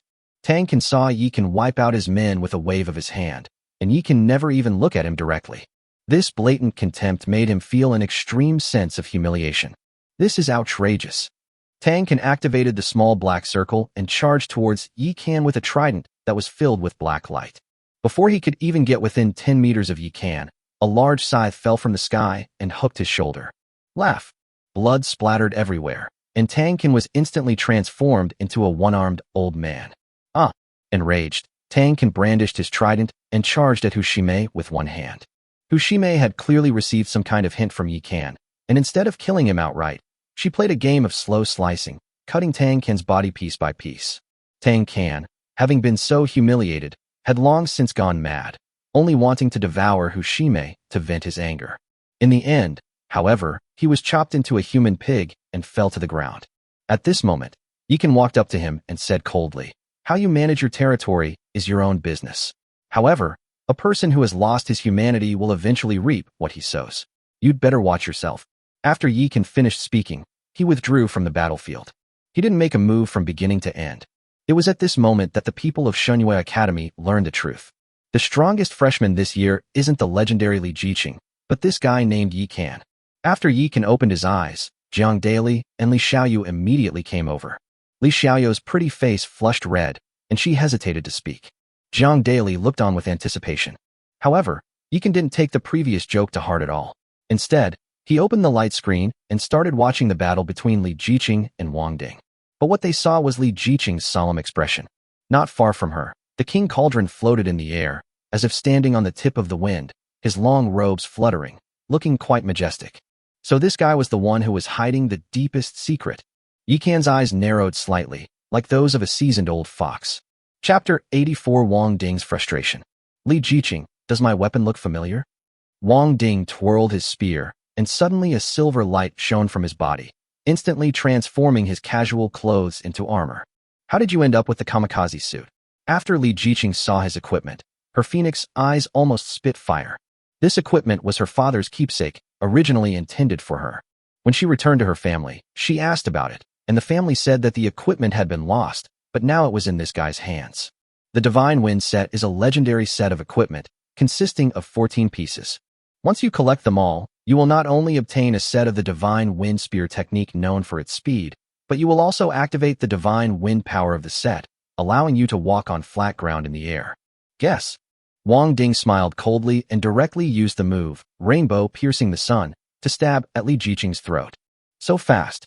Li Jiqing lightly touched the ground with her toes, dodging to the side like a fairy on water. Then they gathered endless leaves into a whip, fighting and retreating simultaneously. If it weren't for the tenfold attribute boost from the fairy forest, and the fact that she had comprehended the myriad leaves flying flower flow with the help of the natural forces last night, she would definitely not have been able to withstand Wang Ding's storm-like attacks. The legendary set already has incredibly powerful stats for each individual piece. Collecting all the parts doesn't just add up the attributes, it also activates some hidden attributes. The Divine Wind Spear technique and the Divine Wind Power are two of them. With the power of the Divine Wind, Wang Ding was like a ferocious silver beast, determined to tear Li Jiqing to shreds. Li Jiqing was not intimidated at all, and like a nimble butterfly, she kept leaping across the battlefield. During the leap, she continuously employed plant catalysis and entanglement. Hiss hiss hiss. Countless vines sprouted wherever her toes touched the ground. These vines, gentle yet powerful, like writhing snakes, frantically coiled around the king's cauldron. When it comes to dealing with brute force, a softer approach is naturally the most effective.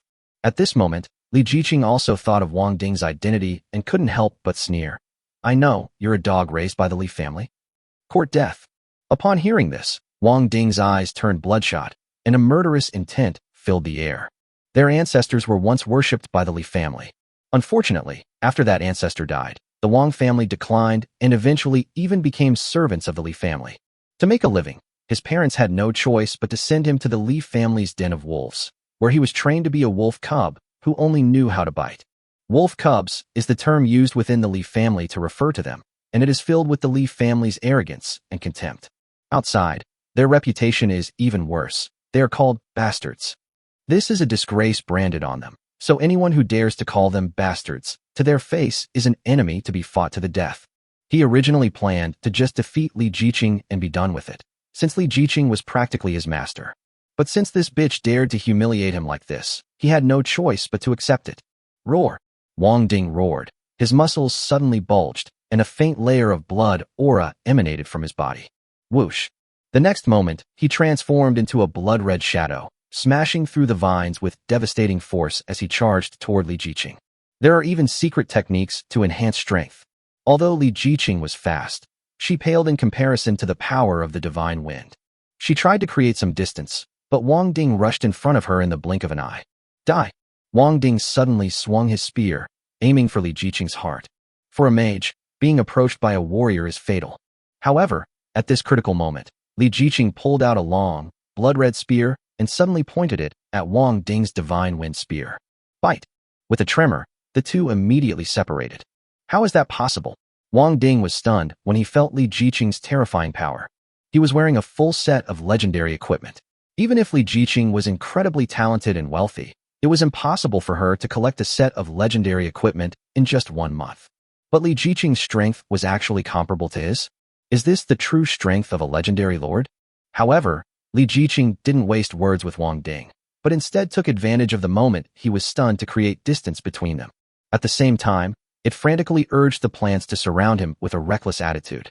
Although her attributes are almost identical to Wang Ding's thanks to the special features of Fairy Forest, she has no melee skills and doesn't know how to use a gun. She would undoubtedly lose if she went to war with this wolf cub. Yin and yang coexist, 10,000 leaves and flowers fly.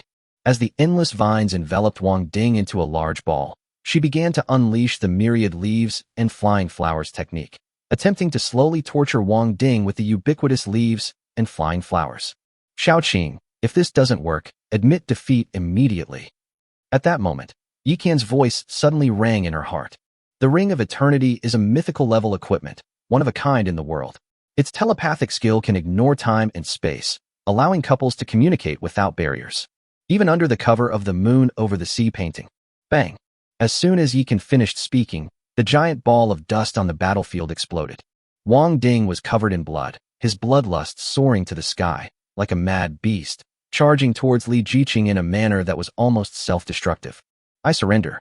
Just as Wang Ding's Divine Wind Spear was about to touch Li Jiqing, she suddenly raised her hand to admit defeat. Her body then turned into a wisp of green smoke and disappeared. Wang Ding was filled with endless anger and hatred, and he was about to kill Li Jiqing to release this anger and hatred. As a result, the person died. Those who haven't experienced this kind of blow simply cannot understand how painful it is. Wang Ding let out a shrill howl and went berserk on the spot. The frustration and anger contained in that shout were no less than being cuckolded 18 times, and having 3 children who weren't even his own, and whom he had raised until they were 20 years old. Even after Wang Ding returned to reality, he was still howling in the classroom and frantically pounding the floor. Upon seeing this, the second elder of the academy immediately pointed a finger and imprisoned him on the prayer mat. Next match is against Yikan. If you still want to fight, calm down. The second elder's icy voice resonated in Wang Ding's heart. Yi Kan and Li Jiqing are both the pride of Xinyue Academy and are people favored by the dean. This guy has good talent and territorial instincts, but unfortunately he's a dog raised by the Li family and can never be a member of the academy. Harmful. The second elder sighed as he thought of this. Both SSS-level students were snatched up by others. He finally found a promising talent, but it turned out to be someone who was going against the academy. That's infuriating. Teacher, I know I was wrong. Under the second elder's domineering aura, Wang Ding finally calmed down. He was ordered to enter Xinyue Academy this time, originally only to monitor Li Jiqing. Last night, however, I received a mission to eliminate Yi Kan and Li Jiqing during the competition, prevent them from obtaining the competition rewards, and thus increase my strength. If he can successfully complete the mission, he can shed his wolf cub identity and enter the Li family's sanctuary. Although I failed to kill Li Jiqing, I at least defeated her. If we can kill Yi Kan this time, the mission will be complete. As for Li Jiqing, as long as she doesn't return to the family, she will be an enemy of the Li family, and there will be plenty of opportunities to kill her in the future. Thinking of this, Wang Ding immediately regained his confidence. Yi Kan, you're going to die? Chapter 85. You're a man. Don't give up. It's a pity this is a virtual battlefield. Otherwise, we could have taken back the kamikaze suit. After listening to Li Jiqing's story, Yi Kan couldn't help but feel a little regretful. Wang Ding must have a secret method to burn his essence blood to enhance his combat power. You need to be careful. He missed the opportunity just now because he was too confident. Otherwise, I wouldn't even have had a chance to admit defeat. Li Jiqing was worried that Yi Kan would underestimate his opponent, so she immediately reminded him. Don't worry, I've seen your fight just now. It's not a big problem. Wang Ding's troops and heroes are all legendary, on par with Li Jiqing's forces, so the outcome of their battle rests entirely on his own shoulders. However, Yi Kan's case is different. He is strong enough in both his military and heroic roles. How's that Xiaohuahua? Li Jiqing's third match was against Xiaohuahua. That guy's a goofball. He has a movement skill that's almost like teleportation.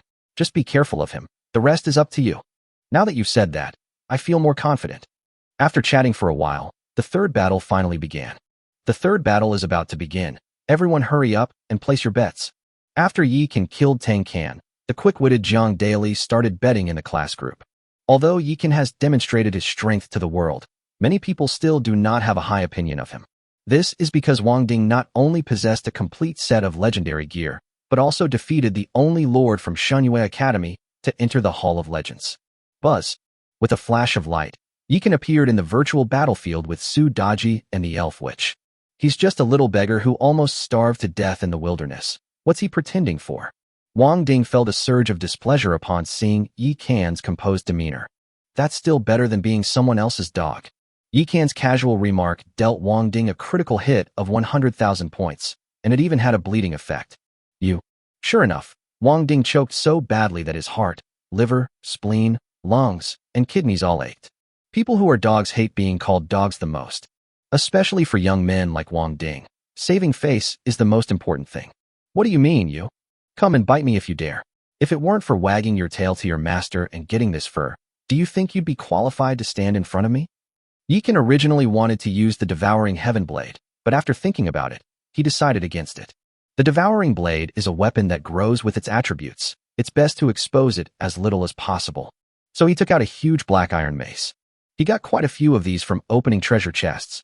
He could easily lose one after a battle. Trying to provoke me? I'll just have to defy your wishes. With a swift stroke of his divine wind spear, Wang Ding soared into the air, descending like a fiery meteor and crashing into Yi Kan. This kid may be arrogant, but he's not stupid.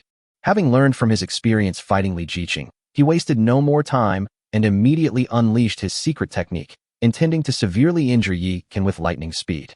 Water Dragon Technique. Yi Kan pointed his spiked club far away, and a water dragon roared and charged towards Wang Ding. Boom. When the cauldron collided with the water dragon, it was utterly destroyed, turning the water dragon into splashes. At this point, Yi Kan had already switched from the Princess Longji template to the Hushime template. After he bestowed the 9 Phoenix Battle Soul upon everyone present, a faint moonlight enveloped his body, and his aura changed accordingly. Cold Moon and Frosty Frost. With a flick of Yi Kan's finger, the water droplets shattered by Wang Ding instantly froze, turning into an icy cage that trapped Wang Ding inside. A trivial skill. As Wang Ding wielded the Divine Wind Spear, shattering the frost cage. Yi Can suddenly raised his spiked club and muttered to himself, "Moon Soul Ice Spirit." Buzz. In an instant, a huge phantom of a bright moon appeared behind Yi Can, and standing in the phantom was a young man dressed in a moon-white robe and holding a huge spiked club. The young man had a cool and aloof demeanor, giving off an air of disdain for the common people. And the young man's face was none other than Yi Can. This bizarre yet sacred scene instantly caused a huge uproar in the academy. Puff. Lu Chongfeng sat in the dean's office, leisurely sipping tea while maintaining the operation of the Songhai Manhwa diagram. Upon seeing this scene, he immediately spat out a mouthful of old tea. "Dad, did you see that?" At this moment, Lu Mingli suddenly contacted Lu Chongfeng. Pure Yin energy. Even if you cultivate the bright moon rising over the sea technique to its extreme, you might not achieve this effect. Lu Chongfeng nodded. "You mean he's not using bright moon rising over the sea right now?" The moon rises over the sea and has existed for countless ages. Yet no one has ever been known to have comprehended magical techniques such as cold moon frost and moon soul ice spirit from it. Then what about him? Lu Mingli looked excited. Because the magical techniques and supernatural abilities that Yi Can was using at this moment were all very compatible with the bright moon rising over the sea. Everyone has their own secrets. You can't force them to. Lu Chongfeng shook his head. "I see. Yi Can, prepare to die." Wang Ding had finally managed to tear apart Yi Can's icy cage and was about to unleash the full power of the blood-burning secret technique to deliver a fatal blow to Yi Can. As a result, Yi Can suddenly pointed his spiked club forward and said, "Seal." Buzz. The moment the humanoid phantom behind him moved in sync with him, a huge phantom of the bright moon suddenly enveloped him. "What's this?" Wang Ding, who was sprinting at high speed, suddenly felt himself sinking into a quagmire, and his speed was slowed down by dozens of times. Then, the illusory moon suddenly shrank to an extreme, trapping him inside. But that wasn't the end of it. The illusory image of the bright moon continued to shrink, and finally disappeared into Wang Ding's body. What happened? Wang Ding suddenly felt that he could no longer control the power within his body and fell directly to the ground. No matter how he tried to urge it, he could not fly up again. The heavenly demon phantom is much stronger than you. It almost couldn't withstand this attack. "Who do you think you are?" Yi Can carried the spiked club to Wang Ding and suddenly smashed it into his forehead. "How dare you bully my wife? Who gave you the guts? Damn it, let me go if you dare. Let's fight 300 rounds. Wang Ding swung his spear at Yi Can, but unfortunately, because his power was sealed, his weak and feeble attack wasn't even enough to tickle Yi Can. Bang bang bang. Yi Can didn't hold back and slammed several blows down, making Wang Ding question his existence. Thus, he fell into a vicious cycle of frustration again, and he recalled the humiliation of being tricked by Li Jiqing. "The more I think about it, the angrier I get. Yi Can, you lowly beggar, if you have the guts, kill me. I'll never submit to you, even if I die." Wang Ding started hurling insults at Yi Can, refusing to admit defeat. Meanwhile, Su Daji used her charm spell to bewitch the muscular male heroes under Wang Ding's command. Finally, he died peacefully under Su Daji's twin blades of the sun and moon. The elven witches went even further. They first used buff skills such as 5 tigers chasing the wind and strengthening mountains and rivers to increase their agility and defense. Then, he used blood goo poison and corpse goo poison to kite Wang Ding's giant sword soldiers. Greatsword soldiers are legendary units, boasting exceptional defense, stamina, and combat prowess. However, compared to the agile elf witches, their speed is simply too slow. And so, they died without ever touching a single hem of the witch's clothes, dying a truly humiliating death. "Girls, come here." Yi Can waved to Su Daji and the witches. "Young master, what's wrong?" Su Daji came to Yi Can's side, and the witches looked at him expectantly. "This guy's a bit defiant, but he's unwilling to surrender. You guys need to think of a way to teach him a lesson." Yi Can pointed to the Wang Ding on the ground. "Your Majesty, I possess a goo worm called flesh-eating bone drying. Once afflicted by this goo, one must endure the excruciating pain of being devoured by evil spirits and remain constantly conscious. My lord, I know a skill called 10,000 Pains Gathering Body. Although it is not fatal, it can make every part of a person's body feel a different kind of pain until death." The witches started chattering away, introducing Yi Can to their torture techniques. The more Yi Can listened, the brighter her eyes became. "Wow, that's amazing. What are we waiting for? Let's use it on him right away." After Yi Can finished speaking, he looked at Wang Ding and said, "You are a man who will never admit defeat until the very end, so don't give up. The whole academy is watching you." Chapter 86. The match is over. Time to arrange for the snake woman. Ah. In the virtual battlefield, Wang Ding lay on the ground, rolling around in agony. Meanwhile, the elven witches wielding staffs formed a circle around him, occasionally throwing out a poison or negative skill at him. Just as he was about to die, he immediately used his healing skill to bring him back to life. That Wang Ding is such a jerk. He should just admit defeat. Why does he have to keep pretending? That's called being so concerned with saving face that you suffer for it. Do you think he doesn't want to admit defeat? It's just that he's already said it. And if he doesn't hold on for a while, he won't be able to get over it himself. What kind of unit are Yi Qian's female mages? They're so beautiful. I wish I had one. Look at their bizarre methods. Are you sure you can handle them? A duel between top-tier players like Yi Qian and Wang Ding is a once-in-a-century event, which is why it attracts so many viewers. Under the control of the artifact, the battle will not end unless the opponent dies or surrenders. So Wang Ding had no choice but to tough it out. At this point, it's no longer a question of whether or not to admit defeat. Although Wang Ding did not reveal his identity, his words in the virtual battlefield had been overheard by those with ulterior motives, who knew that he was a lackey of the Li family. If he admits defeat now, he will be slapping the Li family in the face, and he can forget about ever having a foothold in the Li family again. But he never considered that his current disgraceful behavior was a disgrace to the Li family, allowing Yi Qian to trample on their honor. The bones are quite hard. Enraged by Wang Ding's rudeness, the elven witches unleashed dozens of different poisons at once. Ah! Wang Ding let out a piercing scream, as if he were experiencing the most vicious torture in the world. He felt as if millions of worms were wriggling and tearing inside his body, and he could even feel his body dissolving inch by inch. The pain, which went straight to his soul, caused him to break down completely. I give up. In the end, even the tough guy Wang Ding couldn't withstand it and succumbed to the bewitching spells of the elven witches. He found release at the moment his body dissipated. He swore he would never have to face Yi Qian, that devil, again in his life. He was simply inhuman. Well done. Yi Qian gave the witches a thumbs up and then left the virtual battlefield. In the fourth match, Yi Qian didn't even need to play. Because his opponent was Li Jiqing, and Li Jiqing didn't want to waste her energy and directly admitted defeat. This result was expected by everyone. After all, Li Jiqing couldn't even beat Wang Ding, while Yi Qian could completely crush Wang Ding. Buzz. As the competition ended, the Academy's divine artifact, the Azure Sea and Bright Moon painting, suddenly emitted boundless light, enveloping the entire Academy. In an instant, everyone in the Academy was pulled into a huge virtual plaza. I hereby announce that in this mock exam, Yi Qian is first, Wang Ding is second, and Li Jiqing is third. With a wave of his hand, Lu Changfeng conjured a huge list on the high platform. Next came the awards ceremony. The top 3 prizes are all legendary items. Yi Qian obtained a legendary building called the Regeneration House and 2 legendary pieces of equipment. Li Jiqing, on the other hand, obtained a legendary troop talisman called Demon-Eyed Snake Man. Of course, everything in the virtual space is an illusion, just a formality. The real items will be delivered by their respective teachers. Thankfully, my efforts weren't wasted. On his way home, Yi Qian gently stroked the vermilion bird gloves and the mystic ice belt in his hands, a strange look in his eyes.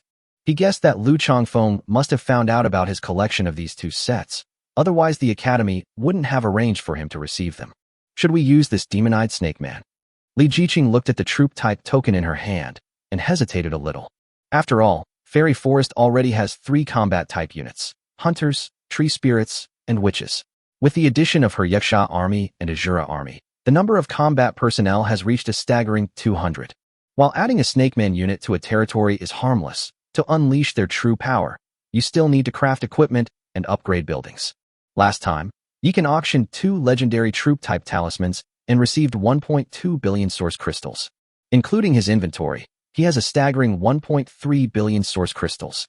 Unfortunately, he only upgraded a few ancient trees, the Demon's Eye, and the Moon God Lake to level 12 before squandering more than half of his funds. Yi Qian originally planned to use the remaining money to upgrade the Guardian Tree. However, after the territories were merged, the number of Guardian Trees had reached as many as 56. To upgrade all levels from level 10 to level 12, it would take 1.68 billion source crystals. Upon seeing the terrifying number, Yi Qian decisively chose to give up. The Demon-Eyed Serpent Men are water attribute units, and they are fast and have high defense. Our territory has a shortage of such units, so let's keep them.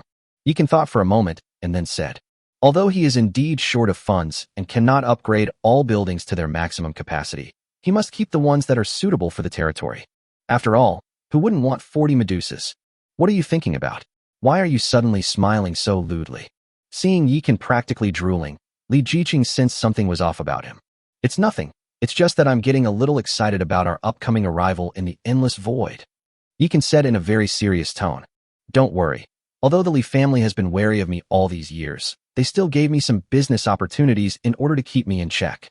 I've saved up some money over the years. When I get back, I'll take it out and upgrade our warriors' equipment, and also upgrade the guardian tree. Without giving it much thought, Li Jiqing immediately began planning for the future. She may not yet realize how huge a sum of money is needed to upgrade the building. The heavenly palace on the clouds, the Li family villa. Wang Ding knelt on the ground, his body trembling uncontrollably. Li Zongying sat in front of him without saying a word. The heavy and somber atmosphere terrified Wang Ding, because sitting in front of him was a terrifying domain lord. Forget about the family sanctuary for now. From now on, your task is to monitor Yi Kan and Li Jiqing. Report any unusual movements they make to me immediately. Yes. Hand over the kamikaze suit. Yes. Wang Ding thought he was going to suffer a great loss this time.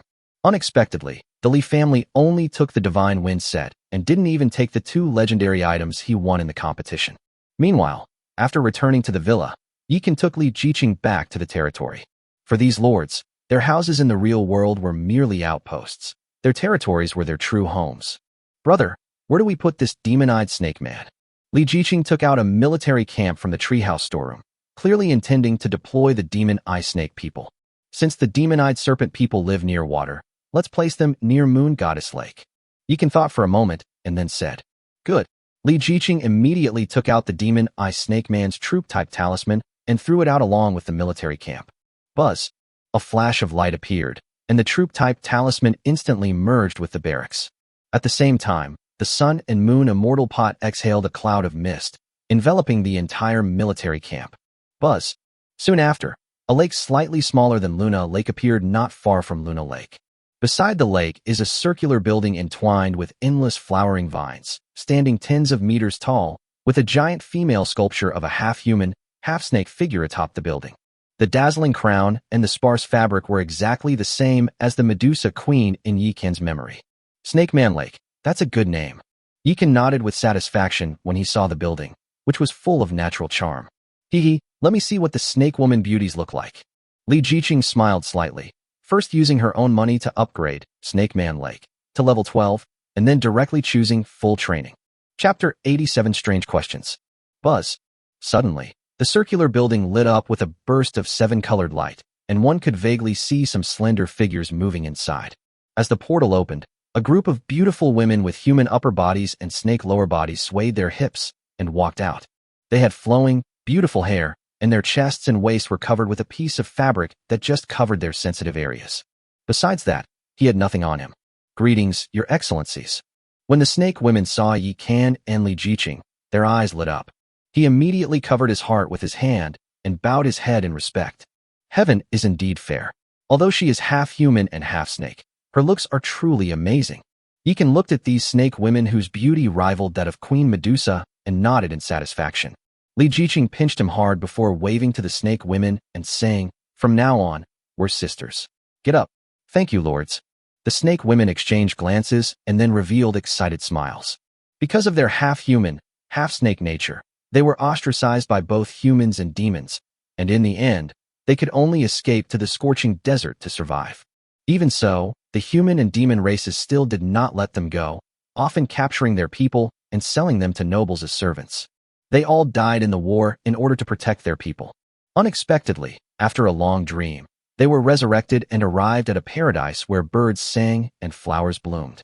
Although these two lords were human, they showed no hostility towards them and even seemed to like them quite a bit. Yi Kan and Li Jiqing exchanged a glance, then simultaneously opened the Snake Woman's attribute panel. Devil-Eyed Snake Man. Level 1. Grade, Legendary. Constitution, 35. Base Attribute, 3.5. Territory Attribute Bonus of 10x. Spirit, 40. Base Attribute 4. Territory Attribute Bonus of 10x. Skills, Soul Absorption, Mist Concealment, Water Prison, Water Shield. Introduction. Originally a carefree snake person, He was ostracized by both the human and demon races and ended up in the desert. In the end, he awakened his demonic eyes and became the most powerful warrior of the snake person race. I'm curious, what are your demon eyes? Yikan looked at the snake woman standing at the front, his eyes filled with a strong desire to know. My lord, it's a kind of eye technique. The snake woman blushed slightly, and then 3 green, tomo-shaped dots appeared above her pupils. The 3 points of light magnified in Yikan's pupils, and then he felt himself lose focus for a moment. So this is the soul-capturing technique. Yikan suddenly realized. My subordinates are too weak, and the lord is too powerful, so the soul-seizing technique is ineffective. Don't underestimate yourselves. You're already very capable. Yikan waved his hand. The snake women are only level 1 and don't have any equipment yet. He's already level 12, fully equipped, and has the attribute bonuses from his Taoist partner. There's simply no comparison. Then, Yikan's gaze shifted downwards, and a strange question suddenly popped into his mind. If their lower bodies are tails, how do they reproduce? Li Jiqing seemed to sense Yikan's question and immediately said to him through telepathy. Actually, I'm curious too. I'll take them to Moon Goddess Lake tonight. As expected of you. Yikan nodded, and then spent more than 30 million source crystals to upgrade all the snake women to level 7. Xiaoqing, gather everyone together. Let's change our equipment. Yikan looked at Li Jiqing and said, All right. Li Jiqing nodded, then gestured towards Lin Daiyu and Xue Baochai in the distance. The 2 beauties understood each other and soon led 80 valiant female warriors over. The murderous aura emanating from the Yaksha and Azura armies frightened the snake women into taking a step back. Come with me. Yikan strode forward. He has already checked the forging tree and the cooking tree. When the 2 territories merged last time, he used the power of creation. The forging tree and the cooking tree were originally legendary buildings, so they could not be upgraded. However, they underwent some subtle changes under the transformation of the power of creation. For example, new sets have appeared in the forging tree. The sets used to be of the superior level. Each piece only cost 2,000 source crystals, so you could get a set for 28,000 source crystals. The current offering is the flawless set, with each piece costing 50,000 source crystals, making a complete set 700,000. Yikan counted them carefully. His territory now has 6 types of combat troops: hunters, tree spirits, witches, yakshas, azuras, and snake women, totaling 240 people. The civilian units include Oni maids and elves, totaling 120 people. Fortunately, the maids only wear their maid outfits, and the elves only have 1 set of cicada wing clothes, so they don't need to change. Even so, 240 flawless sets of equipment would cost him 168 million source crystals. Don't worry, I told you I still have some savings. Li Jiqing took Yikan's arm. Yikan was initially skeptical, thinking that Li Jiqing was exaggerating. It wasn't until Li Jiqing opened the money bag that he realized he hadn't wronged her all along. This woman is indeed a rich woman. Her storage bracelet actually contains 2 billion source crystals. It feels so good to be kept by a young, beautiful, considerate, and rich woman. Yikan leaned on Li Jiqing's shoulder, then with a wave of his hand, he poured in a large amount of source crystals to create flawless sets for the 6 major troop types. Elf Hunter, Purple Spirit set. Fairy Banshee, Azure Shadow set. Elf Witch, Black Witch set. Demon-Eyed Serpent Man, Water Spirit set. Yaksha Army, Flame set. Azura Army, Bloodthirsty set. This is the right way to experience Fairy Forest. Looking at the 6 completely renovated military units, Yikan couldn't help but feel a surge of excitement. The Elven Hunter wore light purple armor, carried a long, narrow sword, and a repeating crossbow on his back, and had a row of boomerangs and a dagger at his waist. It was only then that Yikan realized that the Hunter's Purple Spirit set actually consisted of 16 pieces, including 4 different types of weapons. The Fairy Banshee's Azure Shadow set is very close to nature. If they hide in the bushes and don't move, they would probably be hard to spot. The Elven Witch's Black Witch set is impressive. The outfit consists of a black robe with a high slit. Whether it's the top or the bottom, the openings are exaggerated, and the glimpses of white skin that are revealed are enough to make countless old snakeskins bleed from their noses. After donning the equipment, the snake man with the demon eyes seemed like a completely different person. His aura skyrocketed.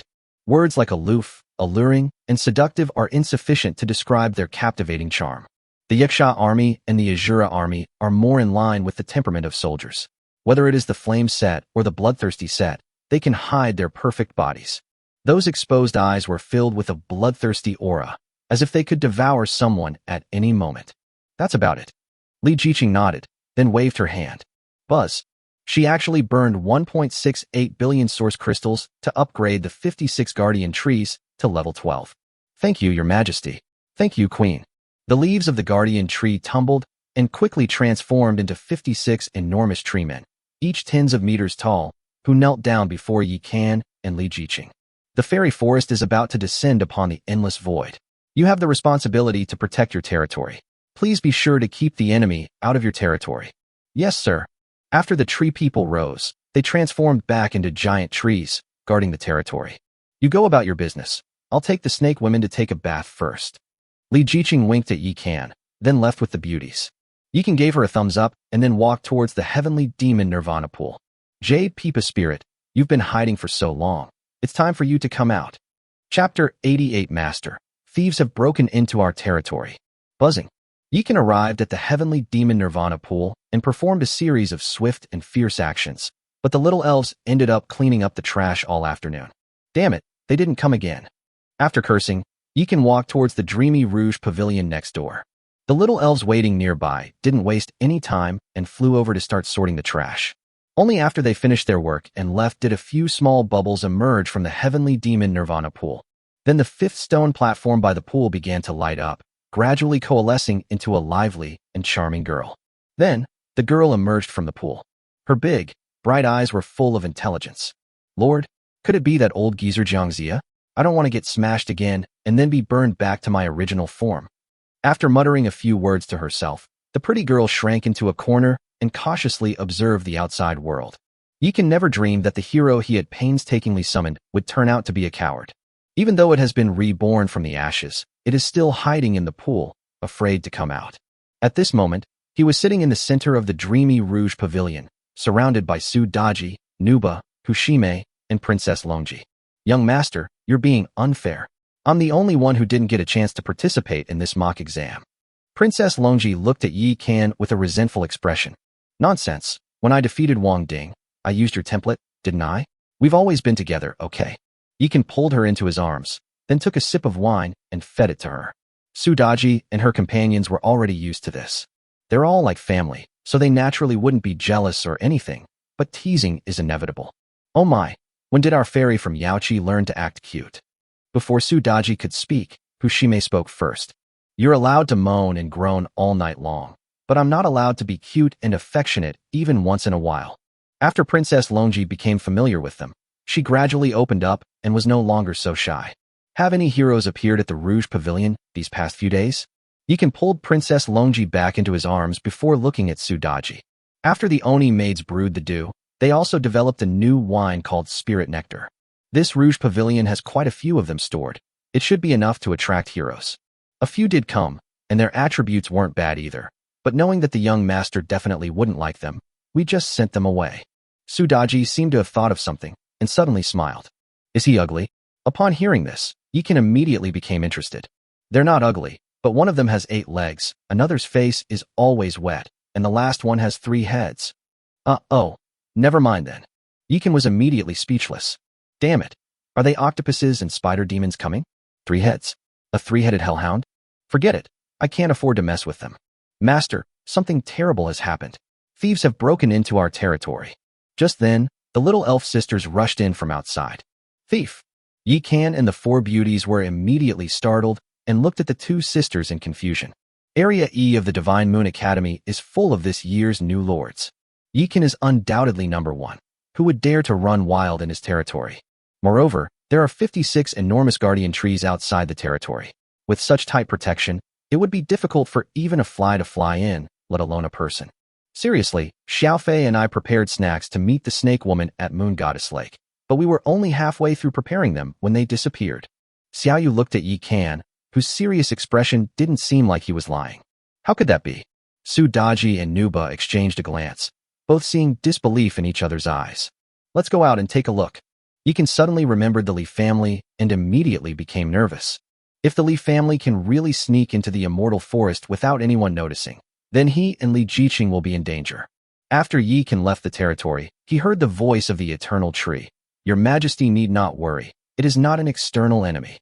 Who is that? Upon hearing this, Yi Kan immediately breathed a sigh of relief. Come to think of it, The eternal tree is an existence of immense importance. Even those who are several ranks higher than it may not be able to escape its detection. Third sister. At that moment, he suddenly heard the voices of Sudaji and Hushime, and his spirits lifted. Third sister? The only person who could be addressed as such by Sudaji and Hushime is the Jade Pipa spirit. Damn, they're actually avoiding me. How sneaky. After Yi can finish speaking, he walked towards the heavenly demon Nirvana pool. At this moment, the Jade Pipa spirit, who had already been clothed by Sudaji, came out.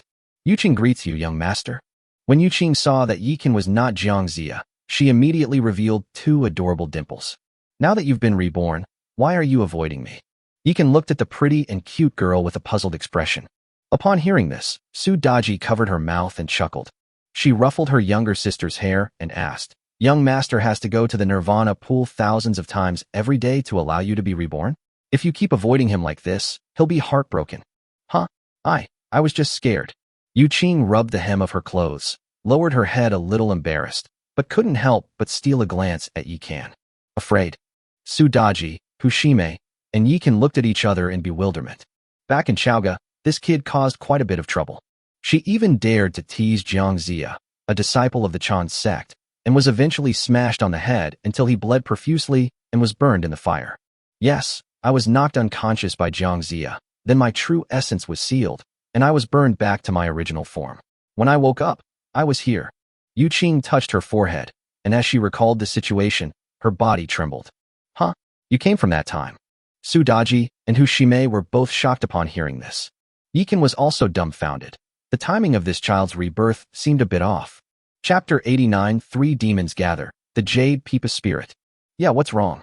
Yuqing looked at her 2 older sisters, then at Yikan, her face full of confusion, not understanding why they were so surprised. It's good that it hasn't been tainted by the filth of the world yet. Yikan couldn't help but laugh when he thought of that silly, simple-minded character from the Investiture of the Gods. The Jade Pipa spirit, who had just left Xianyuan tomb, was still an innocent and naive little demon who lacked human nature. She was curious about everything and acted in accordance with the rules of demons, without any scruples. That's why she was caught by Jiangxia, that old straight man, and died. Now that she has been reborn in the fairy forest, it's the perfect time to reshape her. It's really good. Sudaji and Hushime also understood.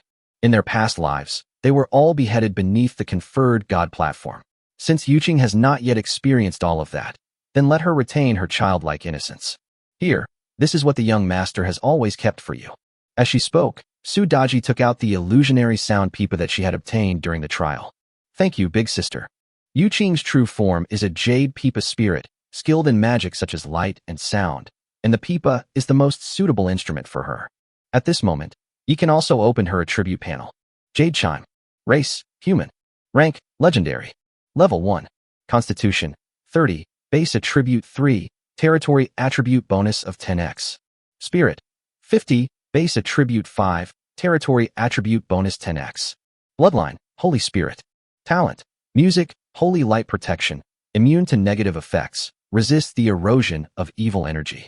Skill 1. Bewildering demonic sound, emits sonic waves to attack the soul, causing people to fall into a state of confusion and do incomprehensible things. Skill 2. Holy light purification, can purify negative status effects on yourself or teammates. Bond 1. Deep sisterly bond, 3 demons gather, original attributes increased by 100%. Bond 2. Unwavering loyalty. If any one of the 3 demons is attacked, the other sisters will automatically activate their bloodline power, doubling their combat strength. Bond 3. 3 talents demon formation. The 3 demons activate their bloodline power and surround the enemy in the 3 talents formation. They can trap powerful enemies of higher levels and remain invincible for 10 seconds. Introduction. A carefree and innocent little demon is drawn into the vortex of the Investiture of the Gods by the summons of a sage. Later, he is killed after playing tricks on Jiangxia, a disciple of the Chan sect, in Chaoga City. Untainted by the filth of the world, she retained a childlike heart and was full of curiosity about everything. My goodness, this is outrageous. After Yikan finished reading the attributes of the Jade Chime, his breathing became rapid. The holy light protects you, granting immunity to negative effects and even resisting the erosion of malevolent energy. Does that mean this girl can roam freely in the endless void?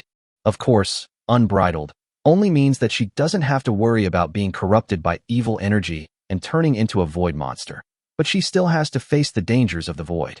In addition, the three demons gathered together and actually unlocked their bond, which directly caused the three sisters' strength to soar. The third type, the three talents demon formation, is particularly impressive. Putting aside whether it can be used to challenge opponents of higher levels, its 10 seconds of invincibility alone is already quite remarkable. Yikan then looked at Succubi and Hushime and found that they had also unlocked the same bond attribute. A true man for 10 seconds. Even the king of heaven himself would have to kneel down. Amazing. Yikan couldn't help but sigh. Young master, she is a great beauty, not some real man. Succubi and Hushime pressed themselves against Yikan's body from the left and right, and the soft touch made Yikan's heart flutter. Seeing the captivating allure of her two older sisters, Yuqing was immediately intrigued and joined them. When Yikan saw her adorable appearance, he couldn't help but reach out and ruffle her beautiful hair into a big bird's nest. Snort. Yuqing angrily shoved his arm away and even bit his palm. However, seeing how much her two older sisters liked Yikan, she felt a little reluctant and instead gave Yikan's hand a kiss. Haha, Yikan was in a great mood. He patted her head and said, "All right, it's rare for you sisters to get together, so catch up first. Tomorrow we'll begin our real journey through the void." "Yes, young master." Succubi and Hushime were overjoyed and ran off with their younger sister. With these three sisters gathered together, our chances of survival have increased significantly. At this moment, Li Jiqing, who had returned from Manhwa Lake, came to Yikan's side. "Yes," Yikan exclaimed, "this world is truly wondrous. What I think can actually become reality. These beauties who stepped out of the book seem to have been enhanced. Why is it that you've summoned 5 heroes, but my dream of the Red Chamber hasn't responded yet?" Li Jiqing felt a little resentful when she realized she had only drawn 2 heroes. "Don't be so smug after getting the benefit. There are 12 beauties of Jinling in the dream of the Red Chamber, but my Heavenly Demon Nirvana pool only has 9 Heavenly Demon slots. Perhaps it's because I don't know enough about it yet. Why don't you tell me more about Dream of the Red Chamber and the 12 beauties of Jinling?" Li Jiqing immediately became interested.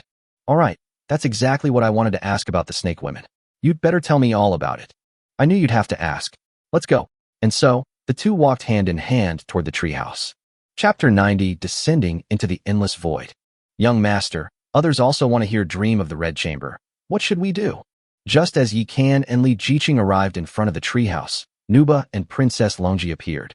However, judging from Princess Longji's embarrassed appearance, she must have been forcibly dragged here by Nuba. "Sister Xian, you're asking for a beating. You're getting cheeky and want to climb onto the roof and tear off the tiles." Yikan pulled her into his arms and pinched her delicate chin as he asked. Because Li Jiqing was nearby, Yikan couldn't go too far. Normally, if Nuba acted like this, Yikan would have already dragged her into the dark room for punishment. "It's a little itchy, so come and hit me." Nuwa looked at Yikan with a provocative expression. Seeing her attitude, Yikan couldn't help but feel puzzled. Normally, although Nuba is prone to misbehaving, she is not the kind of person who doesn't know her limits. What's wrong with her today? He looked at Princess Longji. Upon seeing this, Princess Longji immediately glanced at Li Jiqing. Yikan looked back at Nuba and found that the beautiful woman was actually winking at him. At that moment, Yikan seemed to understand something and immediately said, "Then let's go together." In this fairy forest, whether it's Lord Yikan or heroes and soldiers like Nuba, they are all basically people who have lived 2 lives. Only Li Jiqing remained a naive girl with dreams and aspirations for the future. They wanted Li Jiqing to gradually adapt to the local customs and then accept and acknowledge them. Their intentions were truly commendable. That night, Yikan told them the story of the 12 beauties of Jinling, especially the preordained bond of wood and stone and the golden and jade marriage. Although Nuba and Princess Longji were also moved by the story, they could only sigh softly. Only Li Jiqing cried her heart out, and finally nestled in Yikan's arms and fell into a deep sleep. Although Xiaoqing is still young, she is not the kind of person who doesn't understand things, and she also understands the characteristics of the territory, so she won't care about these things. However, Sister Xian's idea of planning ahead is good. Now that you know Daiyu and Baochai's backgrounds, getting along with them should be much easier. Yikan gently stroked Li Jiqing and looked at Nuba and Princess Longji. "Young master, according to you, the 12 beauties of Jinling should all be weak women, but I think Daiyu and Baochai's methods are in no way inferior to ours." Princess Longji was skilled at controlling water and freezing it, similar to Schweb Baochai's abilities, so the two had sparred before. The dream of the Red Chamber is a great tomb, hiding too many obsessions and resentments. It's not surprising that people who are reborn from the ashes will create all sorts of sparks with this fantastical world. Sleep well, we're setting off on our journey tomorrow, so let's keep our energy up. That night, Yikan held the beauty in his arms, but unusually did nothing. He held Li Jiqing in his arms as they drifted off to sleep. The next day, after conserving their energy, everyone in Fairy Forest, except for those in the life support roles, entered a state of combat readiness. Yikan scattered the tree demons and witches, dispersing them into the ranks of hunters, yikshas, azuras, and demon-eyed snake people, forming teams of 60. Led by Nuba, Princess Longji, Lindayu, and Xue Baochai respectively, they guarded the 4 directions of the territory. The 3 demons of Xianyuan Tomb stood in the 3 talents formation, guarding Li Jiqing in the center. Yikan donned the Princess Longji template, wielded the Devouring Heaven Blade, opened the territory's panel, and directly selected Descent. Rumble. In an instant, the sky above Fairy Forest shifted and the stars changed, as if it had left its original world and entered the river of time, flowing upstream. After a few breaths, the darkness receded, and the sky over Fairy Forest turned gray. Hiss hiss hiss. The next moment, the land surrounding the territory suddenly broke open. Endless black shadows surged forth from the ground, suddenly piercing towards the Fairy Forest. Those were thick, black tree roots, as thick as buckets, that seemed to possess life, trying to devour the vitality of the Fairy Forest. When the guardian tree saw these monstrous things daring to plot against its home, it instantly went berserk. Click, click, click. A series of rapid, sprawling sounds filled the air as the branches of the guardian tree began to grow wildly, transforming into sharp thorns that pierced the black roots. The endless void is indeed fraught with danger. Li Jiqing looked solemn. If Yikan had allowed the 3 demons of Xianyuan Tomb to protect her like this before last night, she would definitely have lost her temper. But after what happened last night, she seems to have changed a lot. Yikan and Nuba both thought she was asleep, but she was just pretending to be asleep. If an ordinary lord were to descend upon a place like this, he would probably be wiped out immediately. Su Daji and her 2 companions, armed with weapons, dared not slacken their guard in the slightest. The guardian tree is a legendary grade defensive unit, and Li Jiqing, that rich woman, upgraded it to level 12. Whether it's for support or attack, its power is top-notch. Although the black tree roots came on strong, they were unable to break through their defenses. Don't act rashly. Let me observe first. After Yikan finished speaking, he immediately communicated with the eye of the demon and began scanning the area around the territory. The demon eye possesses 2 skills, Demon Judgment and Demon Vision. At level 1 of the demon eye, Demon Judgment can judge enemies within a 1-kilometer radius outside the territory. The demon eye has now reached level 12, and the range of judgment has increased to 12 kilometers. At level 1, Demon's Vision can observe the scenery within a 10-kilometer radius outside the territory and even see through the details of epic-level enemies. The current observation range is as high as 120 kilometers. With this incredible building, as long as he doesn't fall into a desperate situation upon arrival, Yikan will always have the upper hand. Chapter 91: The Evolution of the Demon's Eye. Xanadu, the Li family. Li Jiqing's grandfather, Li Pasan, stood in the main hall with a fawning expression. On the throne above the main hall, an old man with white hair and beard was meditating with his eyes closed. With each breath he took, white steam billowed from his mouth and nose, clearly indicating that he was practicing some extraordinary technique. Pashan, is that kid you're talking about really stronger than other hall lords of the same level? The old man opened his eyes and looked at Li Pasan. Reporting to the 3rd elder, this is a video I had recorded. You'll see for yourself when you look at it. As he spoke, Li Pasan directly turned on the network screen and played the video of Yikan's battle against Wang Ding. After reading it, the 3rd elder's eyes narrowed immediately. You say he has condensed an inferior lord's heart. Have you confirmed that? We've sent someone to confirm. It's absolutely true. If that's true, the fortune he's gained must be extraordinary. If this fortune falls into the hands of my Li family, how can we worry about our family not prospering? The 3rd elder is right. It is said that the boy will arrive today. Li Pasan hesitated, as if he wanted to say something, but then stopped. Use the bloodline altar? Granted. Thank you, 3rd elder. Endless void, Fairy Forest. Yikan used his demon vision to follow the black tree roots, trying to find the source. Suddenly, a dazzling green light entered his field of vision. Buzz. At that very moment, the sun and moon immortal pot within the eternal ancient tree suddenly trembled. As the Lord, He can naturally sense the changes in the sun and moon immortal pot and couldn't help but turn his gaze back to it. What happened? Yeekin looked at the sun and moon immortal pot with a puzzled expression. Buzz. The next moment, the heavenly demon crystal he had hidden in his storage bag flew out. Then, the sun and moon immortal pot suddenly spewed out endless demonic energy, enveloping the heavenly demon crystal. Eternal ancient tree, you appeared in the world together with the sun and moon immortal pot. Do you know why? Yeekin gazed at the ancient tree of eternity. My lord, the sun and moon immortal pot is the embodiment of the Lord's heart and the heart of nature. It is the heart of the territory and is connected to your bloodline. If you feel it with your heart, you will know what it is all about. Good. Upon hearing this, Yeekin immediately closed his eyes and carefully tried to sense the sun and moon immortal pot. Buzz. Soon after, his consciousness was pulled into a space with a diameter of about 50 meters. At the center of the space, an olive-shaped crystal stands there. The crystal has 3 colors: white, green, and purple. However, a dark aura is hidden in the middle of these 3 parts. At this moment, the black mist is being peeled away bit by bit. I see. Yeekin carefully sensed the power within the 3-colored crystal and suddenly realized the truth. The 3 colors represent the power of the mysterious, the power of nature, and the power of creation, respectively. The black energy is the turbid energy absorbed by the heart of nature when it drifted into the void sea. These turbid energies, primarily demonic, have been suppressing the power of the primordial spirit and the power of nature. Originally, the 2 sides were evenly matched, but as Yeekin merged with the daughter kingdom, the fairy forest obtained a 3rd power, the power of creation. The arrival of the power of creation disrupted the original balance. Yeekin observed the tree demon through the demon eye, and somehow triggered an opportunity for the 3 powers to deal with the demonic energy. The heavenly demon crystal, on the other hand, is a catalyst for purifying demonic energy. Buzz. As the heavenly demon crystal continuously absorbs demonic energy, its shape also changes constantly. After the 3 forces expelled the demonic energy, the heavenly demon crystal transformed into the shape of an eyeball, complete with a captivating pupil. Whoosh.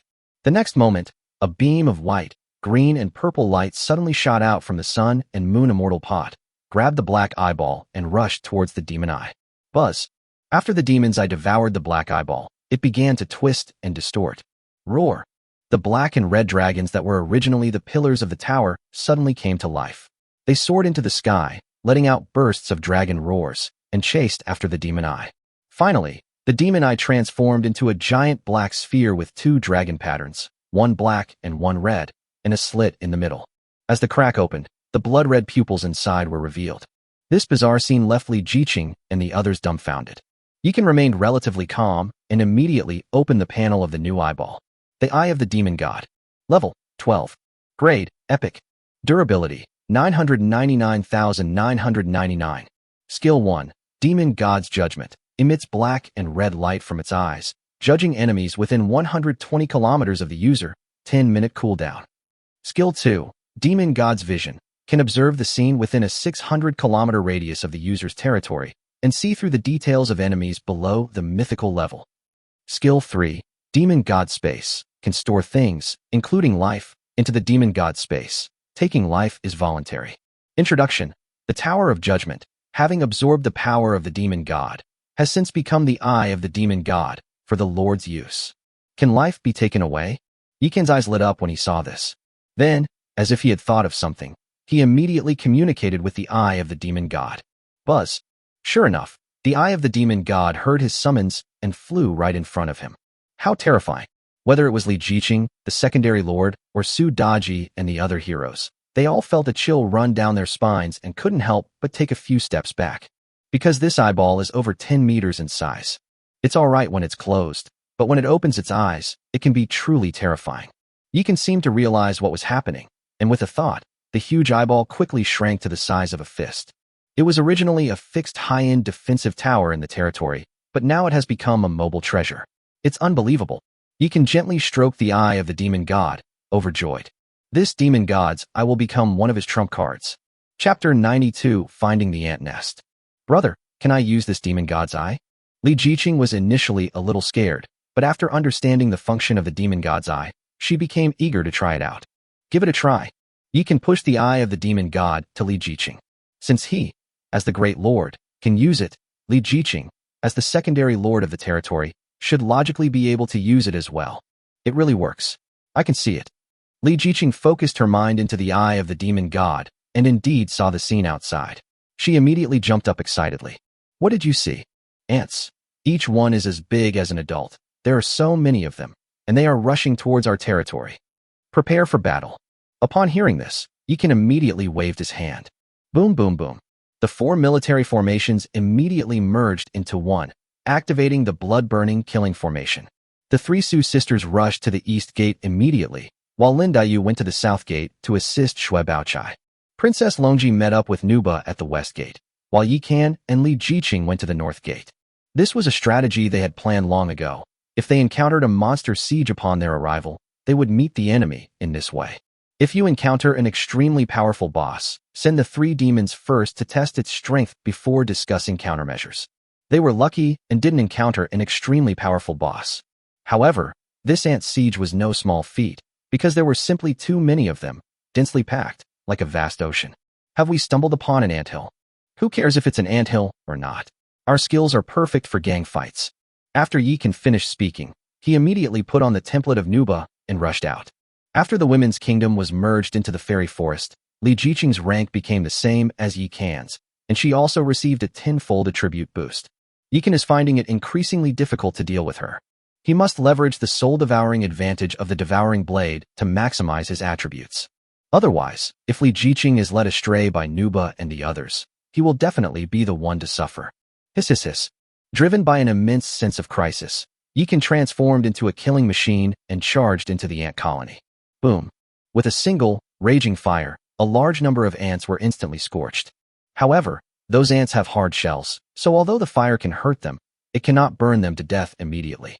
That's exactly what I wanted. Yikan wielded the devouring heaven blade, continuously reaping their lives. Soul devouring successful, Constitution +1. Soul devouring successful, Spirit +1. Unfortunately, only those 2-meter-long ant leaders could allow the devouring heaven blade to absorb its essence, much to Yikan's regret.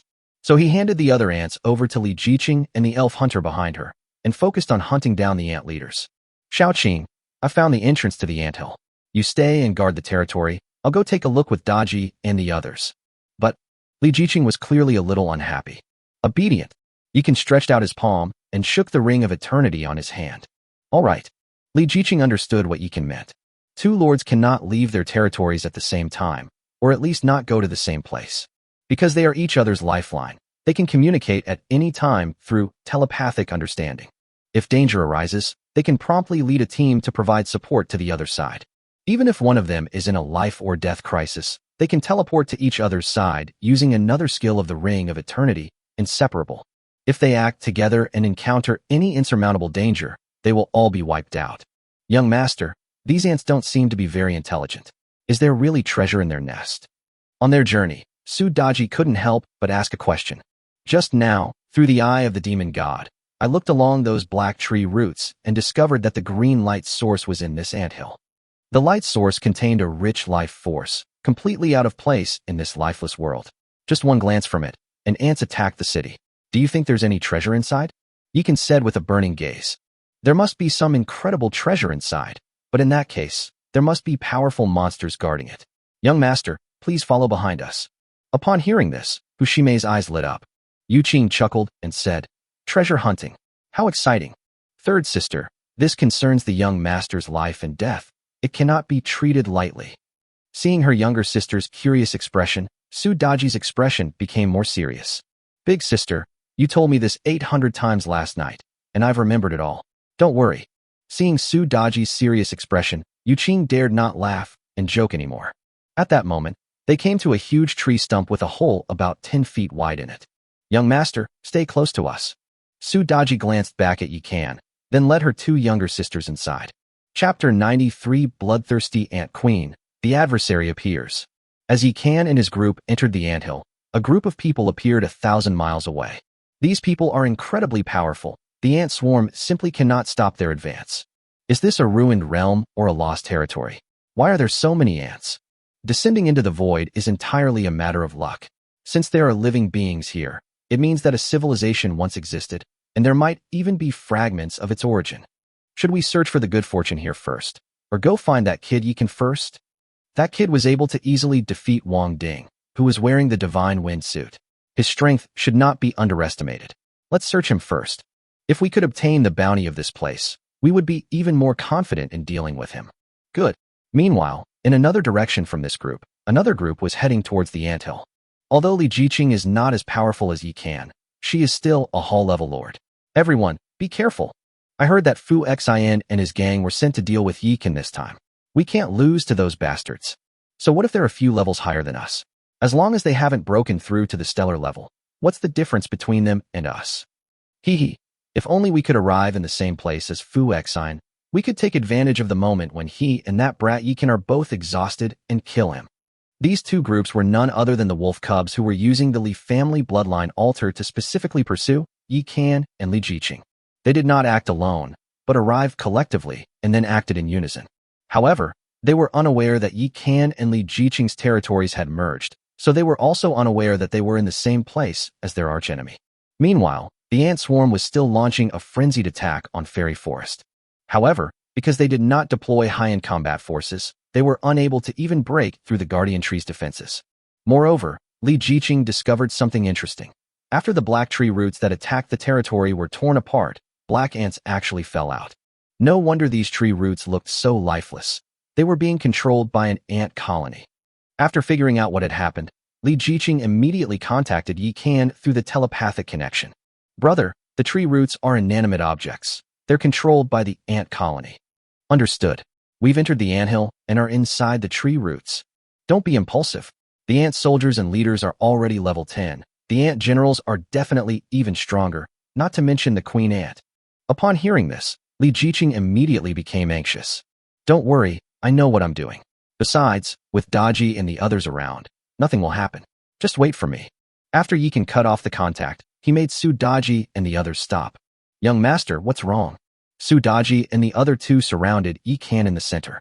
She placed her jade-like hand on the illusionary sound pipa and gently plucked it. The next moment, pearls of all sizes fell onto a jade plate. Squeak, squeak, squeak. The ants attacking them from both sides were instantly thrown into chaos, tearing at each other. I sense a terrifying aura emanating from deep within this anthill. Let's figure it out first. After Yi Can finished speaking, he closed his eyes and then used the eye of the demon god to investigate the situation inside the ant nest. This time the distance was close enough that he could see it exceptionally clearly. The gaze of the demon god passed through the winding tree root passage and arrived at the stump of this giant tree that had long since died. It was only then that Yi Can realized that the place they had entered was not a tree stump at all. Instead, it was a broken tree root exposed on the ground. The source of these root channels is a huge circular tree hole, roughly estimated to be several hundred meters in diameter, practically an underground world.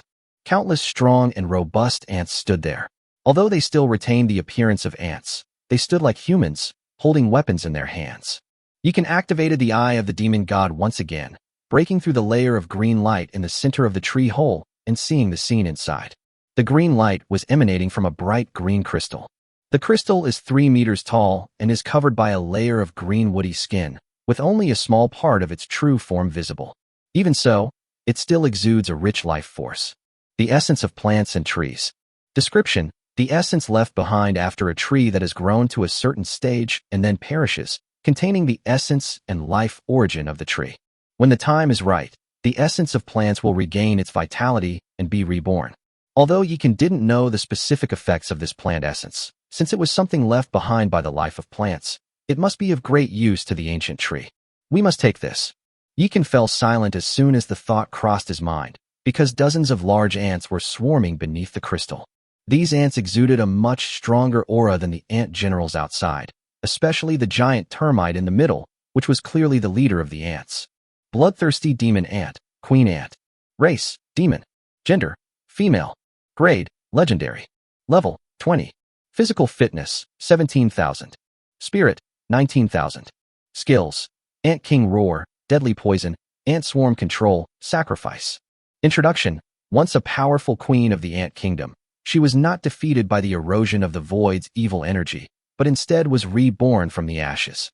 After its rebirth, it vowed to lead its people to break through the Void and return to the land of the demons. Fortunately, It discovered a ruined tree realm, and with the help of the spirits of plants, its strength is constantly recovering and growing.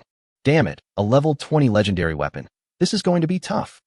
Yikan was about to look away when he noticed something unusual. Humans appeared in the other two directions from the tree stump.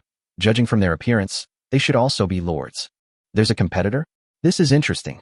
After withdrawing his gaze, Yikan looked at the eye of the demon god before him and began to make plans.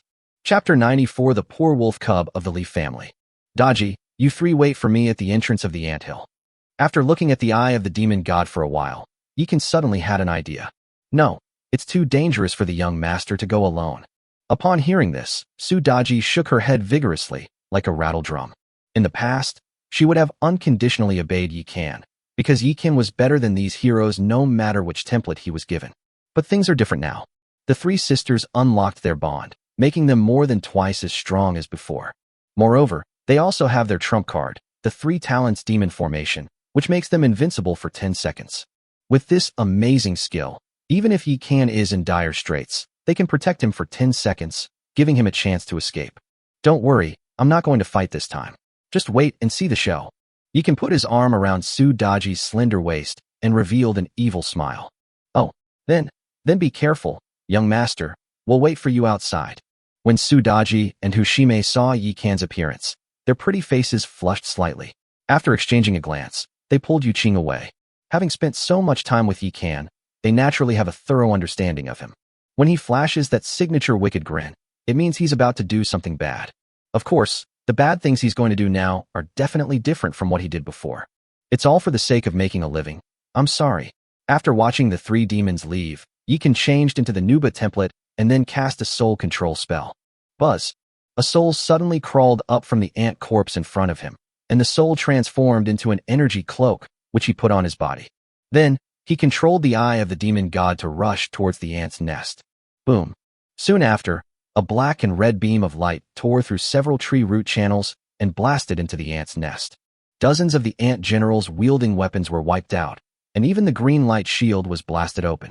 Inside the light shield, a giant ant was also blasted away by the aftershocks of the light beam and crashed into the queen ant. Squeak! The queen ant, interrupted from her cultivation, let out a piercing scream. In an instant, an invisible wave of sound rippled out, like ultrasound, spreading in all directions. Yikan, disguised as an ant's soul, evaded the queen ant's scan.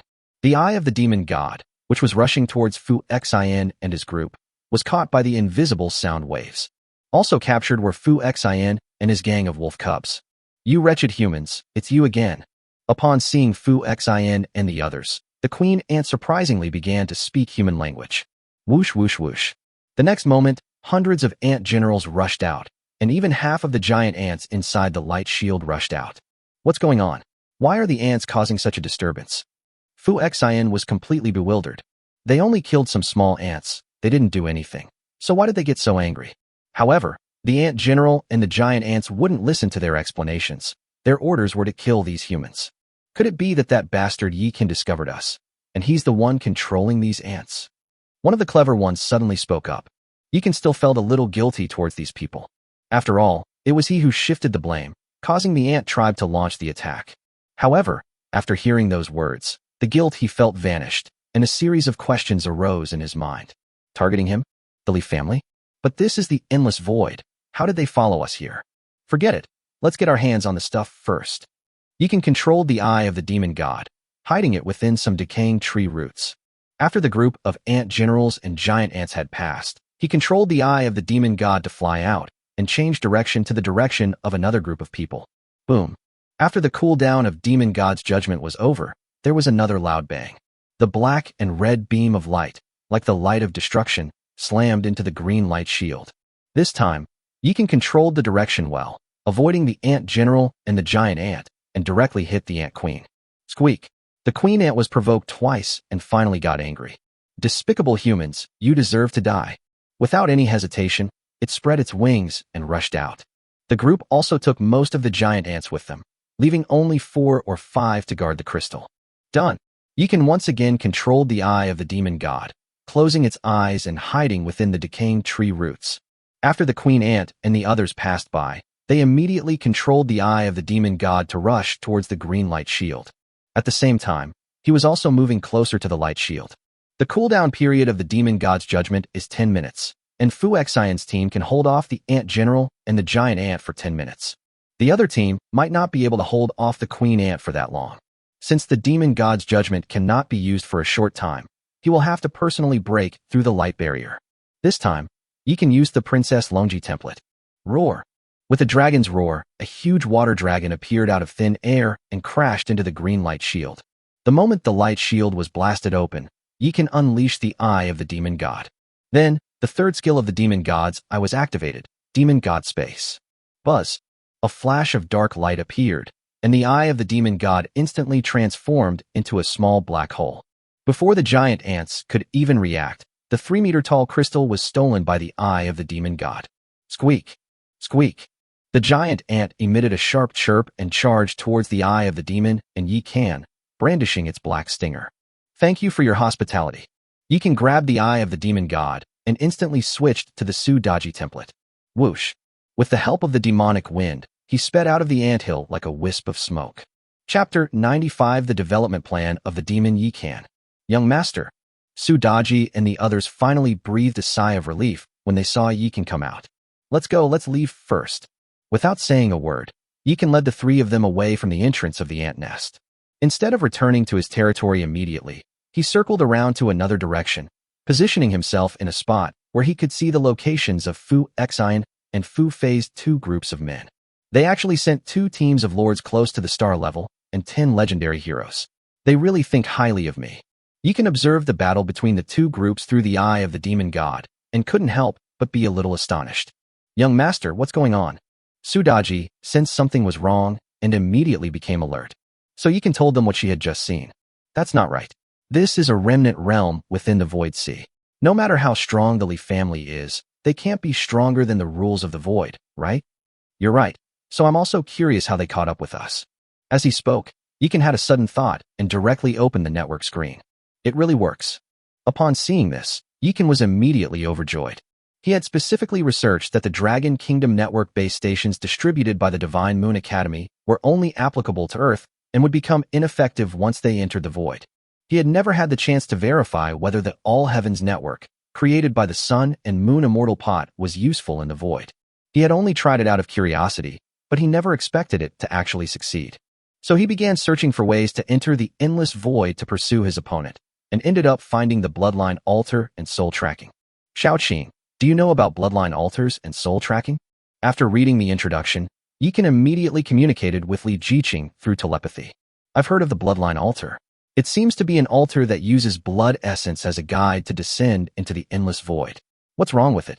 Li Jiqing didn't think much of it. She was just curious why Yi Kan asked this at this time. Does the Li family have a bloodline altar? Never heard of the Li family coming after us. At this moment, Li Jiqing finally realized what was happening. Not bad, 2 paparazzi squads have arrived. One is led by Fu Xian, and the other by Fu Fei. After Yi Kan finished speaking, he also brought up the matter of Yi Kan shifting the blame to others. Since they are heartless, then don't blame us for being unjust. You wait for me there. I'll bring my men over right away. The soldiers are too conspicuous. Just take our heroes with you. Hee, that's exactly what they plan to do. Li Jiqing smiled mischievously and then went to organize the manpower. Back in Xinhua City, Li Jiqing was just an innocent little girl. The reason she has become like this is all because Yi Kan led her astray. At that time, Li Jiqing was stranded in Xinhua City and mingled with Yi Kan in the streets. When she saw Yi Kan encounter bad people, she would fight back instead of talking nonsense, and if she couldn't win, she would drag her away to escape. While she felt sorry for Yi Kan, she also felt that Yi Kan was wrong. So, Xiao Jiqing pretended to be a little adult and brought up the principles her parents had taught her. It quoted the classic dialogue between Hans Han and Shurda. If someone in the world slanders me, deceives me, insults me, laughs at me, belittles me, despises me, hates me, or cheats me, how should I deal with it? Just tolerate him. Let him be. Let him do as he pleases. Avoid him. Be patient with him. Respect him. Ignore him. And wait a few more years, then you'll see what happens to him. After Xiao Jiqing finished speaking, she put on a smug little face and waited for Yi Kan to praise her. What the hell? Yi Kan's lips twitched, and he scoffed, calling Li Jiqing a little idiot. How pathetic, useless, And resentful must a normal person be to endure such humiliation. The fish was pinned to the chopping board. One blow with a hammer and half its life was gone. One slice with a knife, and it spiraled upwards to heaven. What chance did it have of visiting him for years? Next, Yikan began to instill his own ideas in Li Jiqing. If a villain bullies me, then I'll kill him. If God is oppressing me, then I'll overthrow him. A gentleman takes revenge even after 10 years. A petty person takes revenge from morning till night. We won't be gentlemen, it's too tiring. We won't be villains, it's too disgusting. But as long as we have the ability to take revenge, we'll settle the matter immediately. That's what a carefree life is all about. After hearing Yi Kan's words, Li Jiqing's worldview collapsed. So much so that even after the Li family took her back for so many years and sent out several groups of old men, they still couldn't brainwash her. And now, this girl has directly turned against the Li family and thrown herself into the arms of Yi Kan, that devil. Shaoqing, Fu Fei's men have escaped, and the Queen Ant is approaching Fu Xian's group. Go around to the right, and let's take care of Fu Fei first. Yes, it's here. Yi Kan only waited for a dozen minutes before he saw a water dragon riding the wind, with 5 gorgeously dressed beauties standing on it. After Li Jiqing mastered the myriad leaves flying flower flow, she could accelerate, which was indeed impressive. Full speed ahead. Yi Kan leaped into the air with the 3 demons. Buzz. With the help of Su Daji's demonic wind, the water dragon disappeared in a flash, like a bolt of lightning. Chapter 96. Female bandit enters the village. I see them. They're right ahead, 8 of them. After Yi Kan led everyone to chase for hundreds of miles, Li Jiqing saw Fu Fei and the others through the eye of the demon god. Don't rush, let them lead us to the territory.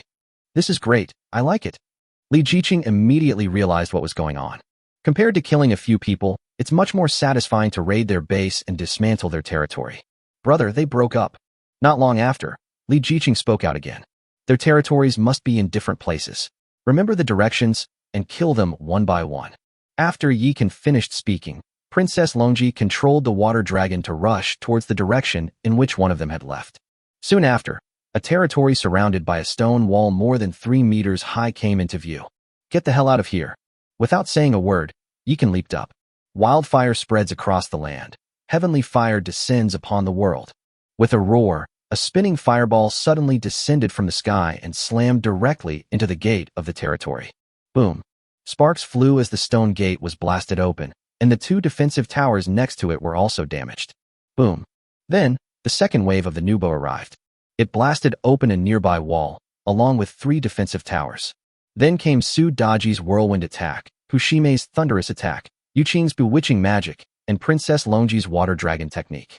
In addition, there's Li Jiqing's 10,000 leaves flying and flowing flowers, Lin Daiyu's all things reviving, and Xue Baochai's ice and snow world.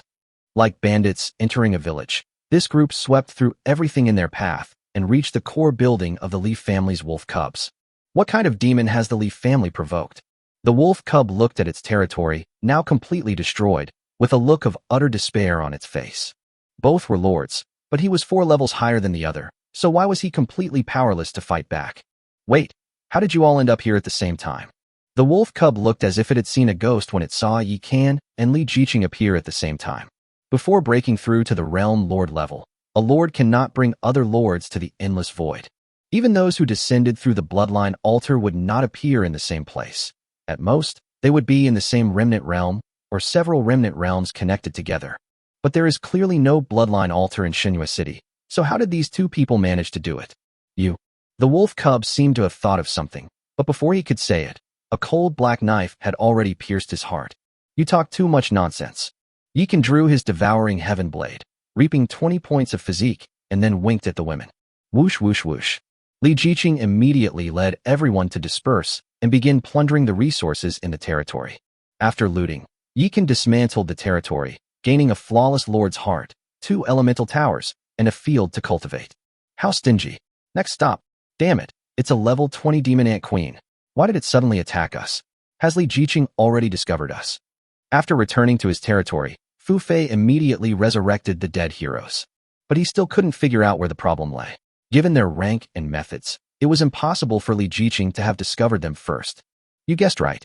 Just as he was completely baffled, several balls of heavenly fire suddenly descended from the sky, along with endless flying blossoms and snowflakes. Li Jiqing. When Fu Fei saw that it was Li Jiqing, his eyes widened in fury. He had hoped to use this pursuit to clear his name, but unexpectedly, he not only lost the initiative, but was also attacked by the other party. Form ranks and charge. At Fu Fei's command, the sound of clashing weapons immediately rang out in his territory.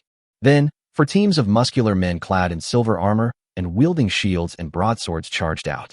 In addition, 3 tall men with huge pectoral and abdominal muscles appeared. Wow, a legendary gladiator, impressive. With a single sweep of his demonic vision, Yi can discern the ranks of Fu Fei's 3 heroes. With 4 squads of perfect-grade soldiers and 3 legendary-grade heroes, no wonder he can lead a team. Muscular men are disgusting. Fushime looked at the group of muscular men with disgust and charged at them without saying a word, brandishing her large scythe. Clang. As the sound of clashing weapons rang out, Su Daji immediately extended 2 foxtails, and her aura doubled. Yu Qing, on the other hand, radiated holy light, as if a god had descended to earth. After the 2 of them joined the battle, Fushime was also surrounded by divine light, and a phantom of a 9-headed phoenix appeared behind her. It's so nice to have the bond of sisters. Do we even need to lift a finger?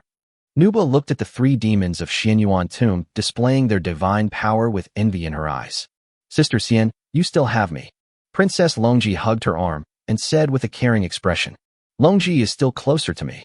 While the 2 of them were acting shamelessly, Lin Daiyu and Xue Baochai also rushed out and attacked the main character, Fu Fei. Seeing this, Nuba and Princess Longji exchanged a glance and then sighed deeply. Alas, yet another couple bound by fate. Chapter 97 Pinner's Last Struggle. The demon was right. Lin Daiyu and Xue Baochai did indeed have a bond. Although they did not complete the 12 beauties of Jinling and activate the powerful synergy attributes and skills, their base attributes would increase by 20% if they added 1 more person. Moreover, Lin Daiyu and Xue Baochai were familiar with each other and had a very high level of understanding. When they joined forces against the enemy, it's not as simple as 1 + 1. Pinner, trap him. Xue Baochai descended like a snow maiden, each step leaving a crystalline footprint. Wherever it went, snowflakes danced and the ground froze, creating a spectacular scene. Pa, you're not allowed to call me Pinner anymore. Lin Daiyu spat at Xue Baochai and then rose into the air amidst the swirling petals. Ever since she learned the meaning of the character Fing from Li Jiqing, she has disliked the character Fing, which has a similar pronunciation. Because her figure was really quite ordinary, any one of the elf warriors or Shura yakshas would be bigger than her. This made her feel very frustrated and even a little inferior. Moreover, the nickname Pinner was given to her by the good-for-nothing Jia Baoyu in her previous life, and she now finds it extremely offensive. All right, my dear sister, let's work together to trap him. As she spoke, Xue Baochai stirred up endless snowflakes and gathered them towards Fu Fei. Lin Daiyu, on the other hand, was surrounded by flying flowers, like a fairy descending to earth. With just a wave of her jade hand, countless tender shoots sprouted from the ground. These tender shoots swayed in the wind, and in the blink of an eye, they transformed into countless vines that entwined around Fu Fei. Fu Fei's ability to lead a team into the endless void to hunt down Li Jiqing shows he's no ordinary person. Buzz. With a flash of blue light, he transformed into a phantom and instantly appeared before Lin Daiyu. Clang. A flash of cold light appeared, and a fish-scale dagger appeared in his hand, which he suddenly thrust towards Lin Daiu's heart. You dare. Upon seeing this, Xue Baochai's hair flew wildly, and she clenched her jade-like hand tightly. Click, click, click. A chilling aura filled the air, and Fu Fei was instantly frozen in midair, turning into an ice sculpture. Die. Lin Daiyu almost fell for it, and was immediately furious. She made a hand seal, and the endless flying flowers instantly transformed into sharp spikes, rushing towards Fu Fei like raindrops. Fu Fei was also quite capable. At the crucial moment, his body vibrated and emitted a ring of blue light. Bang! With a loud bang, the ice crystals on his body shattered instantly, and he vanished from Lin Daiyu's sight in an instant. Sister Xian, Longji, you two clear out the minions. Xiaoqing, come with me and let's finish this quickly. Seeing Fu Fei's phantom-like movements, Yi Can seemed to realize something, and his eyes suddenly burned with fervor. Yes, young master. Both Nuba and Princess Longji have set bonuses, making them incredibly powerful. Moreover, one of them wields fire and the other water, making them ideal for group battles and perfect for dealing with muscular male soldiers. But Fu Fei is in a bit of a problem. Yi Can wasn't worried about Lin Daiyu and Xue Baochai getting into trouble. Rather, It was because Fu Fei's speed was simply too fast. He was worried that this guy would disengage from the battle and take the opportunity to escape the void.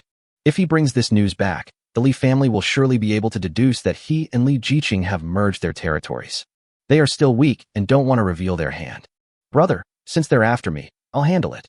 Li Jiqing, dressed in the style of Shui Baochai, moved with a graceful air, like a fairy walking among flowers. Her speed may seem slow, but it is actually incredibly fast. Call. Li Jiqing appeared behind Fu Fei in a flash. Buzz.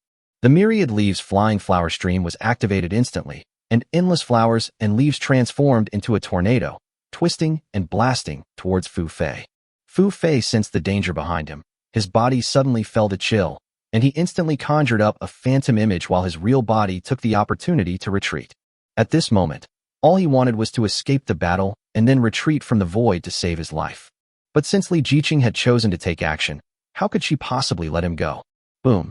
The leaf tornado intensified again, relentlessly biting Fu Fei.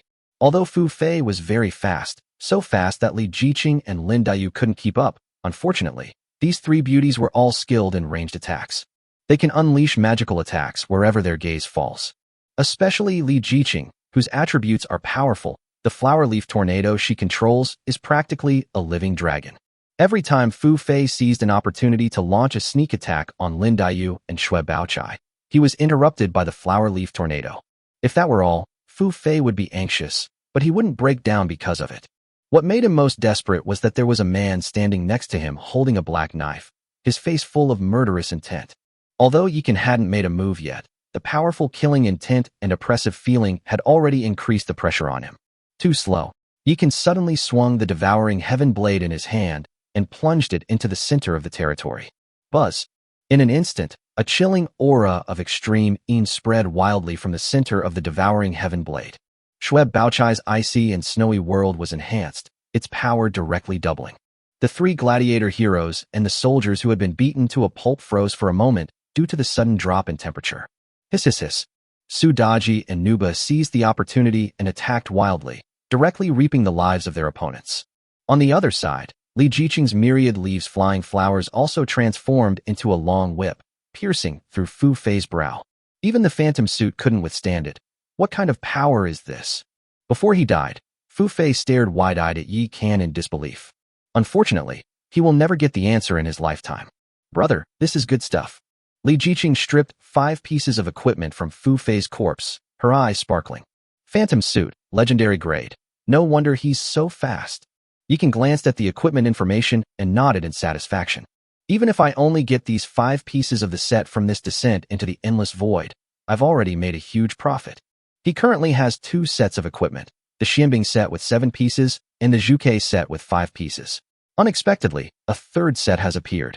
Besides the illusionary sound pipa, Sister Yuqing doesn't have any decent equipment, so let's give it to her.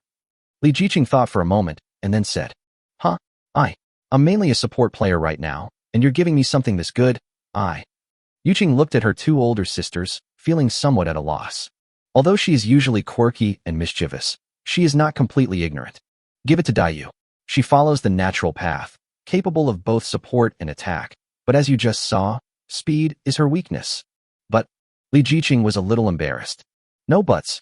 Whether it's Yuqing or Daiyu, they are both members of the fairy forest, our family. Just distribute the things according to their needs. And you too, from now on, within the territory, say whatever you want without so much restraint. Yikan made the final decision directly. I'll listen to you. Li Jiqing smiled sweetly and handed the phantom suit to Lin Daiyu. Thank you, young master. Thank you, Lord Sister. Lin Daiyu didn't stand on ceremony and started equipping herself with the items. After spending this time together, she had a general understanding of Yi Kan's personality. This lord seems to dislike beating around the bush when it comes to his own people. He can openly show his favoritism towards his sister and Sudaji, but he will not neglect others. They never looked down on these outsiders, nor did they take special care of them. Rumble. Yikan dismantled Fu Fei's territory and obtained a perfect lord's heart, as well as 2 barracks and a hall of heroes. Let's go, continue sweeping the area. First, eliminate the external enemies, then digest the blessings of this remnant realm. Yikan waved his hand and once again led another group of beautiful women out. Chapter 98 The Queen Ant Rampages, watching the battle in the fairy forest. Boom boom boom. Within the desolate realm, billowing smoke and dust filled the air, and swarms of black ants surged forth like a tidal wave, surrounding Fu Xin and her group. Fu Xin and his men stood in a circle, colliding frantically with the queen ant. Their heroes, meanwhile, are locked in fierce battle with the giant ants and ant generals, and half of them are now dead. Damn it, what's going on? Fu Xin still doesn't know what happened. The queen ant appeared out of nowhere and then inexplicably started fighting with them, acting as if she had a blood feud with them for killing her husband. Boss, let's retreat first. This giant ant's mental attacks and venom are too powerful. It can also summon ant colonies. If this continues, all of our men will be wiped out. One of the wolf cubs became anxious when he saw that his heroes were almost all dead. Damn it, let's go. Fu Xin gritted her teeth and finally decided to retreat. Although they were only 1 or 2 levels below the queen ant, those 1 or 2 levels were like a mountain separating them. Because the queen ant's current strength is equivalent to that of a stellar-level lord. If it weren't for their combined attack formation and the dozen or so heroes outside holding off the ant swarm, they would have collapsed long ago. Brother, what do we do? Li Jiqing, who was hiding in the shadows, looked at Yi Kan. After sweeping through Fu Fei's territory, they did not immediately return to the city, but instead came to the battlefield outside of the queen ant and Fu Xin's group. Seeing that the two sides had not yet determined a winner, Yi Kan wanted to hide on the sidelines and wait for them to be exhausted before coming out to pick up the scraps. But neither side was willing to risk their lives, causing his plan to fail. The queen ant doesn't know about the stolen crystal yet. Once she returns to her nest, she'll definitely go berserk. The ant race will definitely mobilize in full force, wreaking havoc on the entire remnant realm. Even we won't be spared. Let's return to our territory first. Upon hearing this, the women's expressions immediately turned serious. Yi Kan thought for a moment, then raised his hand and threw the eye of the demon god into the stone cave next to him, before leading everyone to rush towards the territory. He has already taken the essence of plants from the eye of the demon god, and will leave this treasure here as a spy. Squeak. Humans, you will all die a horrible death. Sure enough, just as Yi Kan and his group returned to the entrance of Fairy Forest, a sharp and frantic scream came from afar. Boom. The next moment, a terrifying surge of blood energy shot straight into the sky. Meanwhile, countless black dots appeared on the distant horizon. Yi Kan remotely activated the eye of the demon god and discovered that countless holes had suddenly appeared on the ground, and swarms of black ants poured out like a tide. Only then did Yi Kan realize that the ant generals and giant ants he had seen in the tree hole were just the tip of the iceberg. Terrible. Luckily, we didn't land above the anthill. Otherwise, we would have had to abandon this mission. Yi Kan said with lingering fear. It's all right. Their main focus seems to be on Fu Xin and Fu Fei's area. The ones running towards us are still those low-intelligence soldier ants. After communicating with the eye of the demon god for a while, Li Jiqing felt relieved. That's good. After Yi Kan finished speaking, he turned to Cadden and Luna and said, The territory is now in your hands. Rest assured, Your Majesty, we will not allow even a single ant to set foot in the fairy forest. Cardin patted his chest and assured him. And us too. The Azura army and the Yaksha army also stood tall and proud, their fighting spirit soaring. Go. Yi Kan smiled slightly, turned around, and led Li Jiqing toward the eternal ancient tree. The heroes, now free, followed out of curiosity, eager to see what the spirit of the plants was. This haul was pretty good. I obtained 1 perfect and 3 flawless lord's hearts. After Yi Kan finished speaking, he took out those useless orbs of light and threw them into the sun and moon immortal pot. Buzz. The sun and moon immortal pot immediately emitted a soft glow, then exhaled wisps of misty energy that merged into the eternal ancient tree. Upon seeing this, Yi Kan immediately opened the territory panel. Level 12. Area 3.2 square kilometers. Buildings owned, Eternal Tree. Residence 367. Grade Epic 1134/10,000. Territory characteristics omitted. The grade experience only increased by 130 points, the perfect lord's heart by 100 points, and the flawless skill by 10 points. That's still a bit low. Yi Kan shook his head. When he saw the number of residents in his territory, he couldn't help but sigh. Unbeknownst to him, his team had grown to more than 300 people. Of course, these 300+ people do not include the 2 lords. Brother, Green Crystal. At this moment, Li Jiqing couldn't help but bump into Yi Kan. Yi Kan didn't hesitate and took out the essence of plants directly. Buzz. As soon as the spirits of plants appeared, the eternal ancient tree began to sway. My lord, this item is of great use to me. I knew it all along. That's why I fought so hard to get it back for you. After Yikan finished speaking, he was about to put the essence of plants into the sun and moon immortal pot. Your Majesty, this substance is the essence of plants and trees. I can absorb it on my own, and it does not require the processing of the sun and moon immortal pot. Understood. Yikan seemed to be thinking about something, and then placed the huge crystal directly in the living room of the treehouse. Hiss hiss hiss. The next moment, countless fine roots suddenly emerged from the ground, enveloping the entire crystal and beginning to absorb its energy. Your Majesty, levels are merely the accumulation of quantity, while grade represents a qualitative leap. If I can find 4 more such plant essences, I will undertake the next great leap forward in my life. This thing, could it be even more powerful than the legendary Lord's heart? Yikan became excited after hearing what the Eternal Tree said. Even Li Jiqing's eyes lit up as she looked at the Eternal Tree with anticipation. She is now also the Lord of Fairy Forest. As the Eternal Tree undergoes a great transformation, her life level will also leap forward. Indeed, I am an ancient tree of eternity, and the essence of high-level plants can help me transform. Upon hearing this, Yikan looked at the territory information again and found that the experience points for the territory's grade had indeed increased from 1134 to 3134. Great. Now we don't have to rack our brains to find the Lord's heart. Li Jiqing said happily. Yikan nodded, then took out his storage bag and said, let's deal with the spoils first. Good. Li Jiqing also took out her storage bracelet and poured all the spoils from this battle into the hall of the treehouse. Soon, a small mountain of items filled the hall, including equipment of various grades, everyday clothing, food, and all sorts of materials.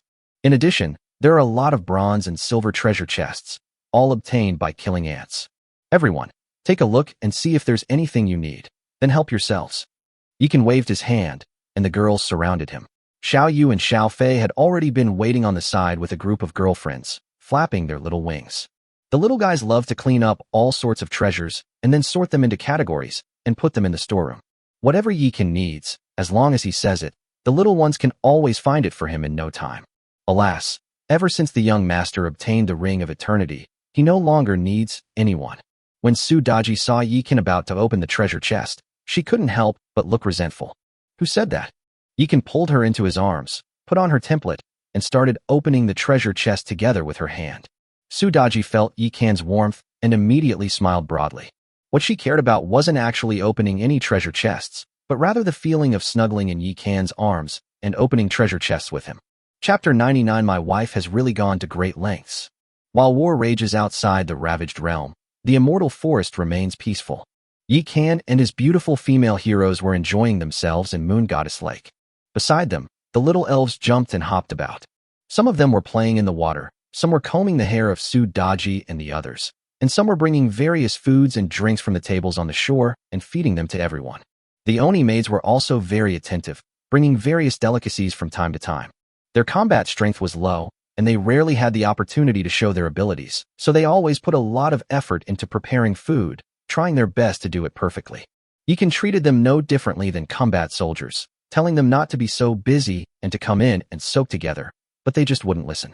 As the attacks from outside the territory gradually subsided, the beautiful female warriors were able to free up some time and join the group taking a bath. The ant tribe's attack was really no different from tickling Fairy Forest. Because they only deployed the lowest-ranking soldier ants and leaders, they couldn't even break through the barrier of the guardian tree, let alone invade the center of their territory. Yikan lay on his back in the lake, enjoying the gentle caresses of Su Daji and the others. Li Jiqing stayed by his side, occasionally using the eye of the demon god to observe the battle situation on the other side. Although she couldn't see Fu Xian's territory, she could judge which territory was the strongest by the quantity and strength of the ant clan's reinforcements. Brother, when are we going to attack? What if Fu Xian and the others can't hold them off and the Queen of Ants destroys their territory?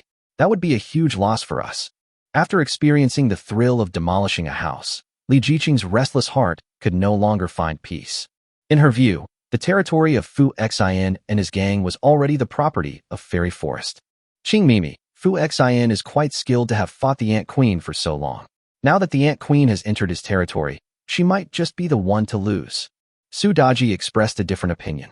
That Ant Queen is a legendary level 20 monster. She's sure to drop a golden treasure chest.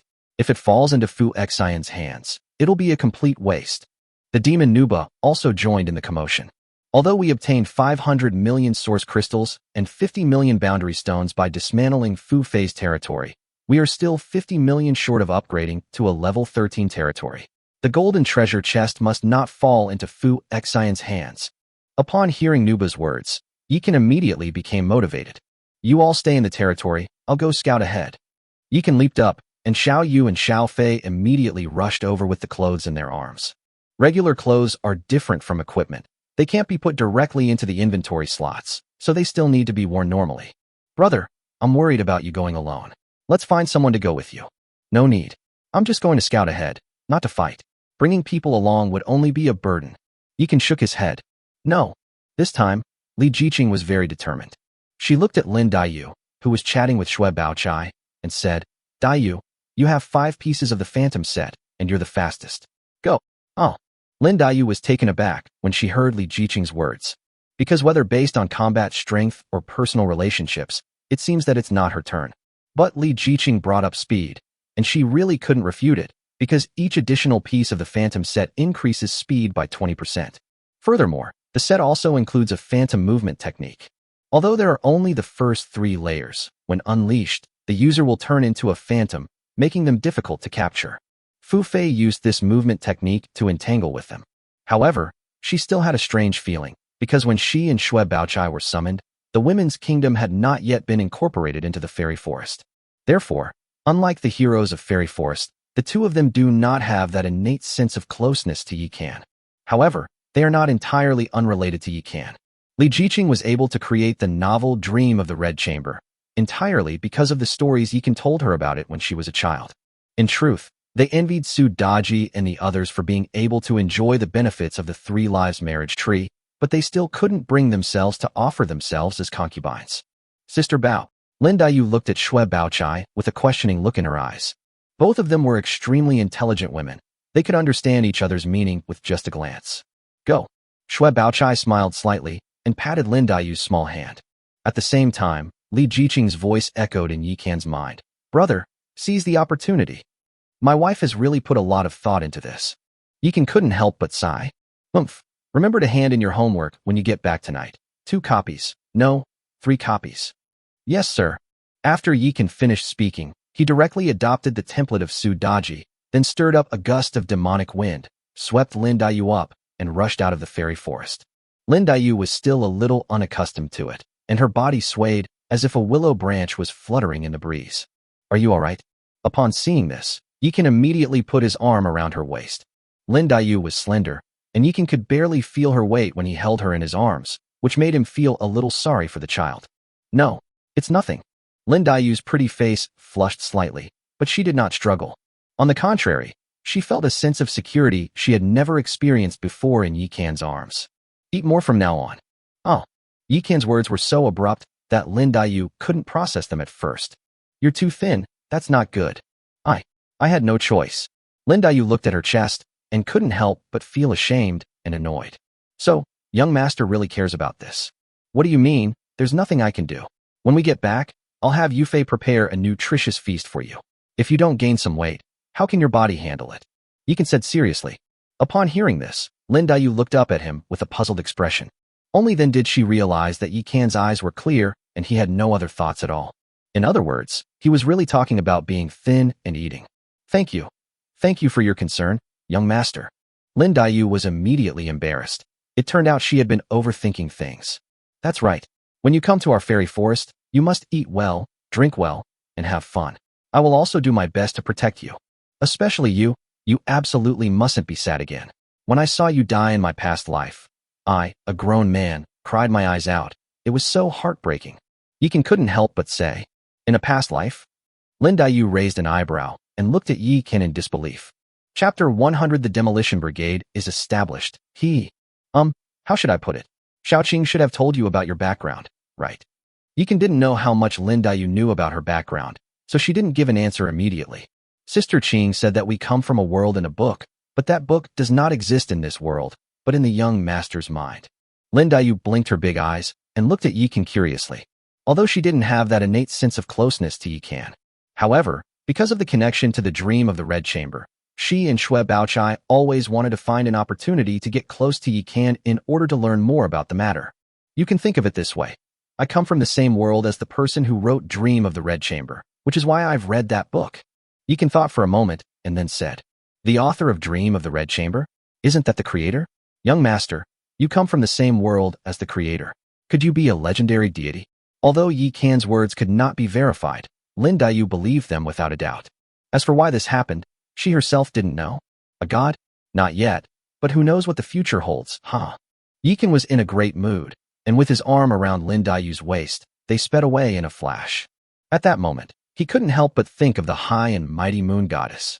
The moon goddess is also a lord. If she can become a deity and possess the world's bright moon, why can't I?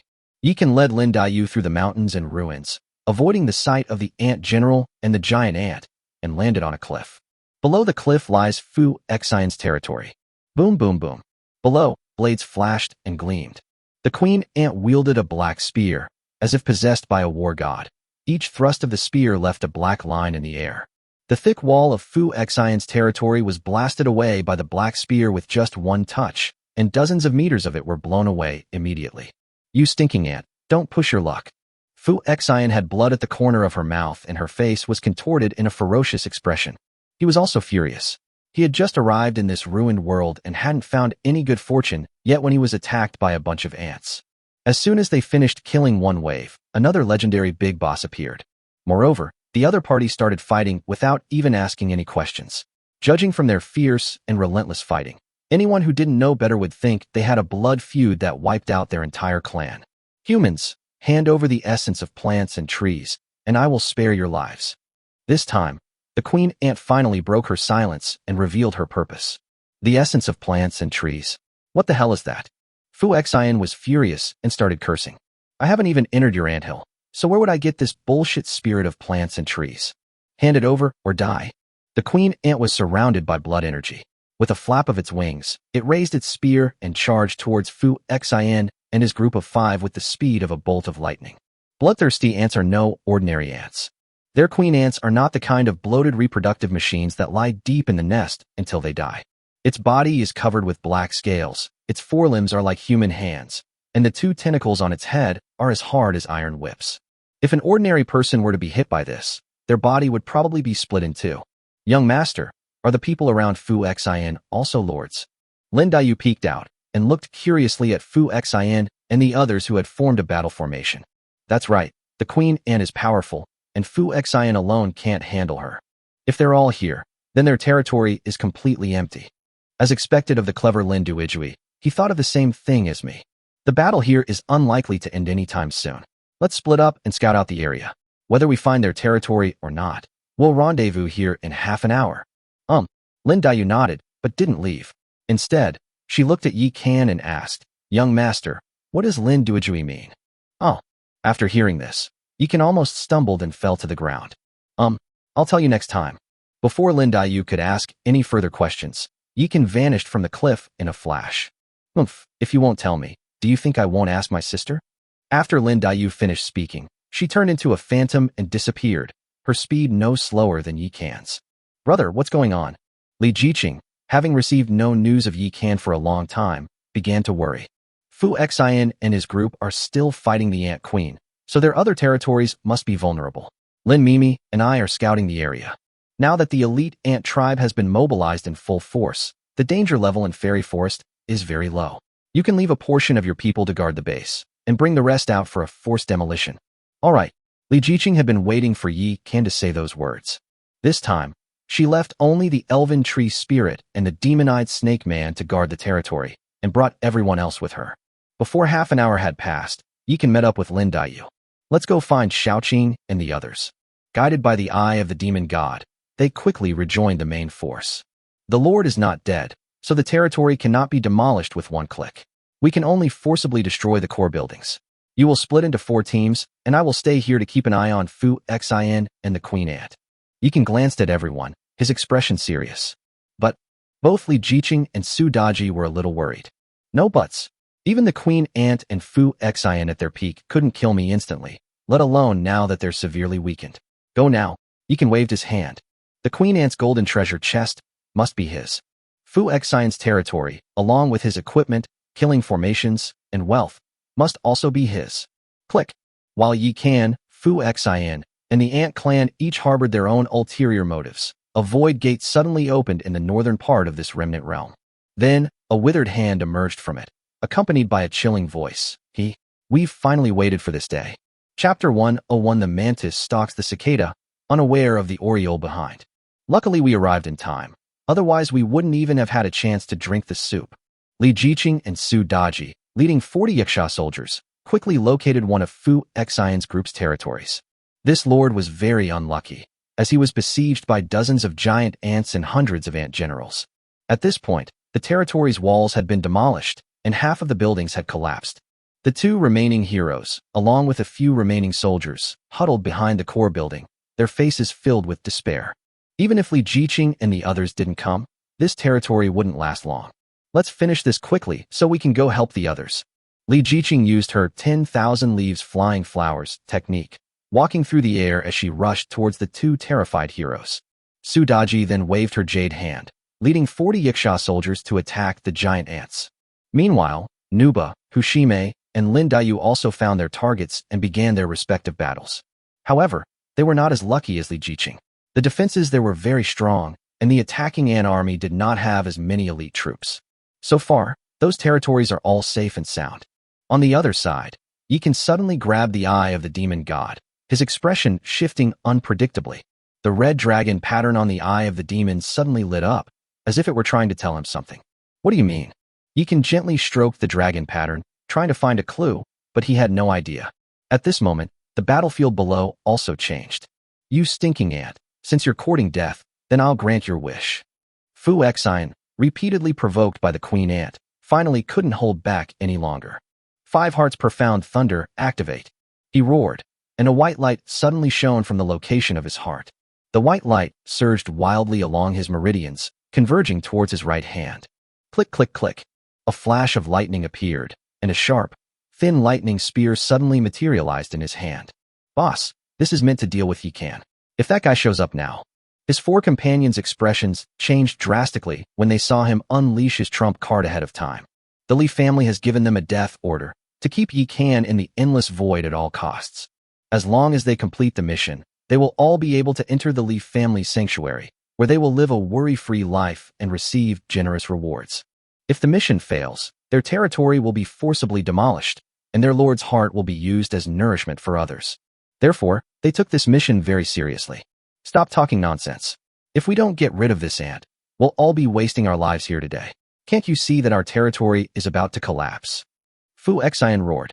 Only then did his companions realize that the city walls of their territory had been breached, and most of their thousands of soldiers had been killed or wounded. Countless giant ants and ant generals swarmed in. If they continue to entangle themselves, they will likely end up being devoured by countless ants. If even the territory of a leader is like this, then what about our territory? Damn it, I'll give it my all. The 4 of them finally remembered their territory, and lightning surged around them, giving off the same white light as Fu Xian. They placed their hands on Fu Xian's body, and endless lightning surged from their bodies, converging into the lightning spear in Fu Xian's hand. The lightning spear grew larger, and its light became stronger. The queen ant looked at the lightning spear and instinctively trembled, because she sensed a dangerous aura emanating from it. It knew that Fu Xian was definitely preparing a big move, so how could it possibly give him the chance? Buzz. Blood surged from its body, flowing wildly toward the black spear in its hand. Die! It roared and suddenly swung its hand. Buzz. The black spear shot out like an arrow, piercing towards Fu Xian's heart. To its astonishment, before the black spear even touched Fu Xian, a dazzling lightning shield appeared around him. After the black spear pierced the light shield, it was as if it had been stuck in a puddle of sticky, soft mud.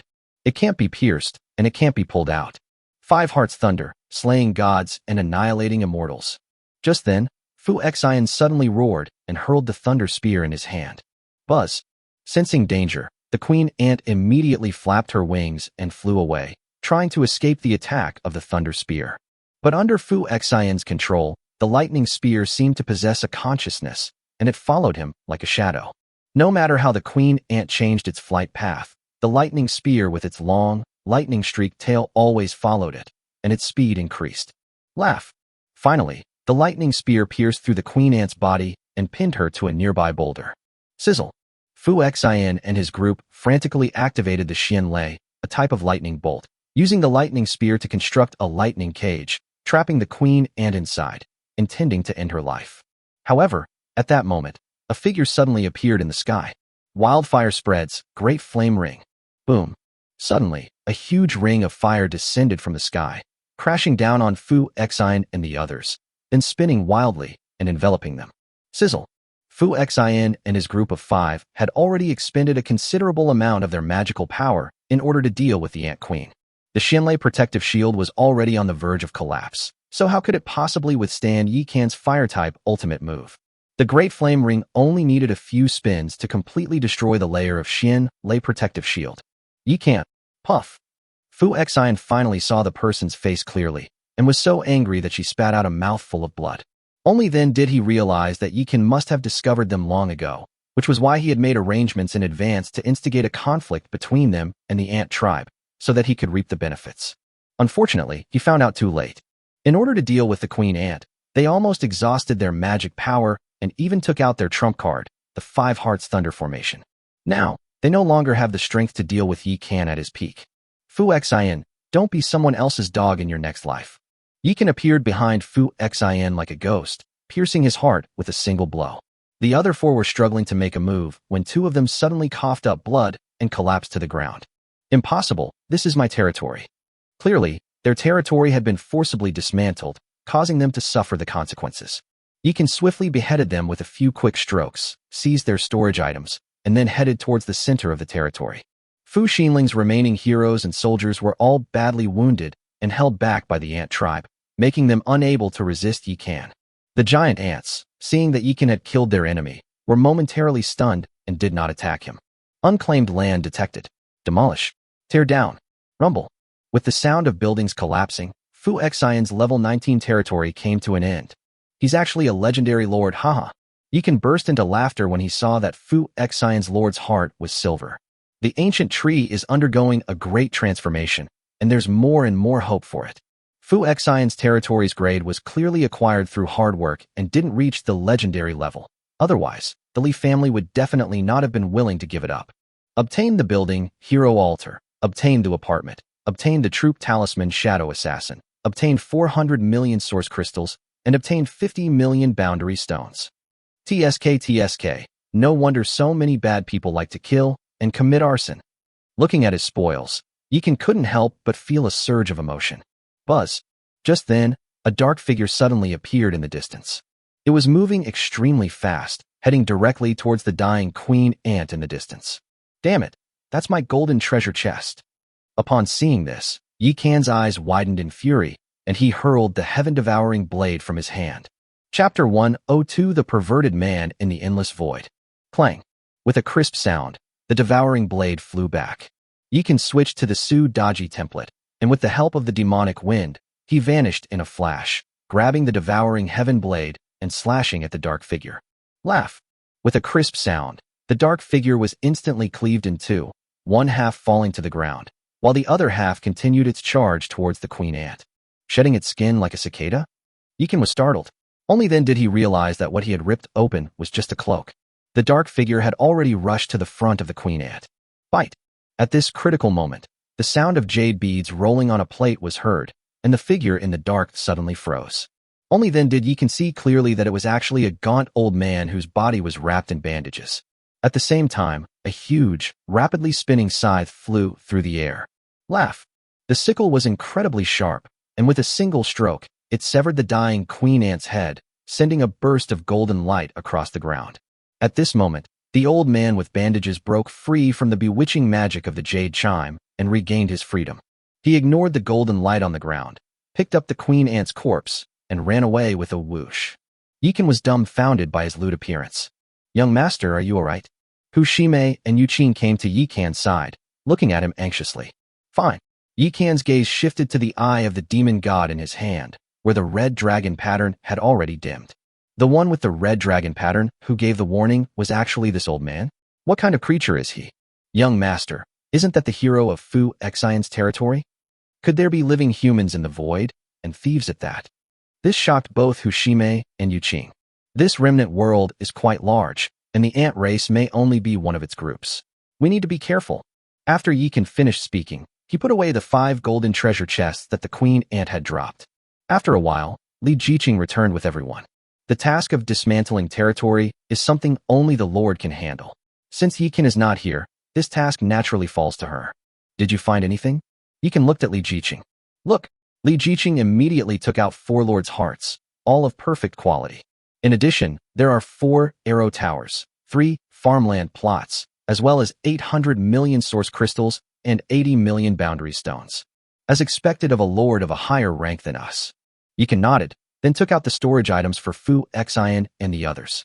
In addition to their own supplies, there was also equipment inside. Vermilion bird leg guards and wrist guards.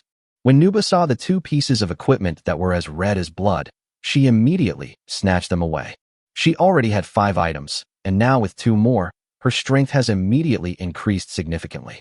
Lin Daiyu also obtained a phantom set, and there were 3 other legendary items. Yikan gave Xue Baochai 2 items, including a jade chime. No one had any objections to this. Xue Baochai has always been the epitome of gentleness in the region, and she is adept at dealing with people and situations in every way. The difference is that in this life, Xue Baochai is more sincere towards people and less worldly wise. Yikan did not deliberately try to change anything. Xue Baochai's personality was shaped by the environment in which she grew up. Although she has family, she has no one to rely on. On the contrary, her family all rely on her. Yikan believed that, under the subtle influence of the people in Fairy Forest, her girlish heart would eventually be revived, and she would be happy again. All right, Sister Xian, take everyone back to the territory first. Xiaoqing and I still want to explore the ant nest again. Yikan left behind a storage bracelet containing source crystals, boundary stones, and the Lord's heart, and gave the rest of the items to Nuba. Yes, my lord. Nuwa happily accepted the storage item. This time, they wiped out Fu Fei and Fu Xian's groups and gained quite a lot. Each of them was able to get a storage item. Young master, please take us with you. At this moment, Su Daji and the other 2 women stepped forward. Good. Before Yikan could speak, Li Jiqing agreed. Let's go? Yikan knew Li Jiqing's concerns and did not object. He used the Eye of the Demon God to activate the 3rd skill, Demon God Space. Buzz. With a flash of light, the black hole of the demon gods, I swallowed the 5 of them and then rushed towards the ant nest. Young master, you've already collected all the spirits of plants and trees. Why are you still going to the ant nest? Yuqing had only recently been reborn and didn't know much about this world, so she remained a curious child. In the endless void, there are lost territories and remnants everywhere. These territories and remnants exist because they are supported by fragments of the origin. For lords, the fragment of origin is the most precious thing because it can improve the grade of their territory. The fact that this remnant realm hasn't collapsed means that fragments of the original essence still exist. We must find them. Yikan said with a smile. Fragments of origin? Are they the same as the Lord's hearts we obtained by forcibly demolishing territories? Yuqing immediately realized what was going on. A territory is actually a small world, and the Lord's heart is the origin of the world. Most of the fragments of origin we are looking for are actually lost Lord's hearts. Besides these, there is another type of fragment of the great world's origin, even more valuable. These are the remnants of the great world's origin after its collapse, and are extremely rare. As they spoke, the eye of the demon god had already passed through layers of passages and arrived deep within the ant nest. Yikan came and went in a hurry last time and did not explore the ant nest properly. Without the queen ant's obstruction, Yikan's exploration went very smoothly this time. He scanned the ant nest again and again with his demonic vision, and finally sensed a primordial energy in a cave deep within the nest. Buzz. With a thought, he opened the demon god space and jumped out with Li Jiqing and the others. This must be the queen ant's habitat. Li Jiqing looked around and said, because this place is filled with crystals rich in spiritual energy, there is even a round bed made of white jade. In an anthill, no one but the queen ant can afford such luxury. Yikan and Li Jiqing came to the bedside and simultaneously extended their hands. Buzz. As they drew it, a ball of white light slowly rose up, enveloping a feather-like fragment of light. Brother, I'll go first. Li Jiqing blocked Yikan's hand. Yikan smiled slightly and withdrew his hand. The origin fragment carries the fortune of the remnant realm. To collect the origin fragment will inevitably result in a backlash from the void evil chi of the remnant realm. When a lord is 100% corrupted by the void aura, he must immediately return to his territory and escape the void. Otherwise, they could easily be swallowed up by the void's malevolent energy and turn into void monsters. At that time, the territory will become a lost territory. Of course, even if the Lord does not collect the source fragments, as long as a person is still in the void, they will still be eroded by the evil energy, only at a slower rate. It is typically eroded by 1% per day. Yikan's situation is a bit special because there are 2 lords in Fairy Forest. Knowing that she was relatively weak, Li Jiqing chose to collect the origin fragment first. In this way, even if the evil energy in her body reaches 100%, she will not be devoured by the evil energy or driven away by the void. Because of Yikan in Fairy Forest, as long as he remains clear-headed, Li Jiqing will be protected. However, she can only stay obediently in the territory and not go out. Within the remnant realm, the further one goes, the harder it becomes to find fragments of the origin. Yikan, being the Grand Lord and the most powerful, naturally made his grand entrance last. How are you feeling? As soon as Li Jiqing finished collecting the origin fragment, Yikan grabbed her hand and began to examine it. 40% of it has been eroded, and this fragment of origin contains a considerable amount of the world's origin. Li Jiqing smiled slightly, clearly indicating that this harvest had exceeded her expectations. That's good, let's go back first. Chapter 103 3 times, at least.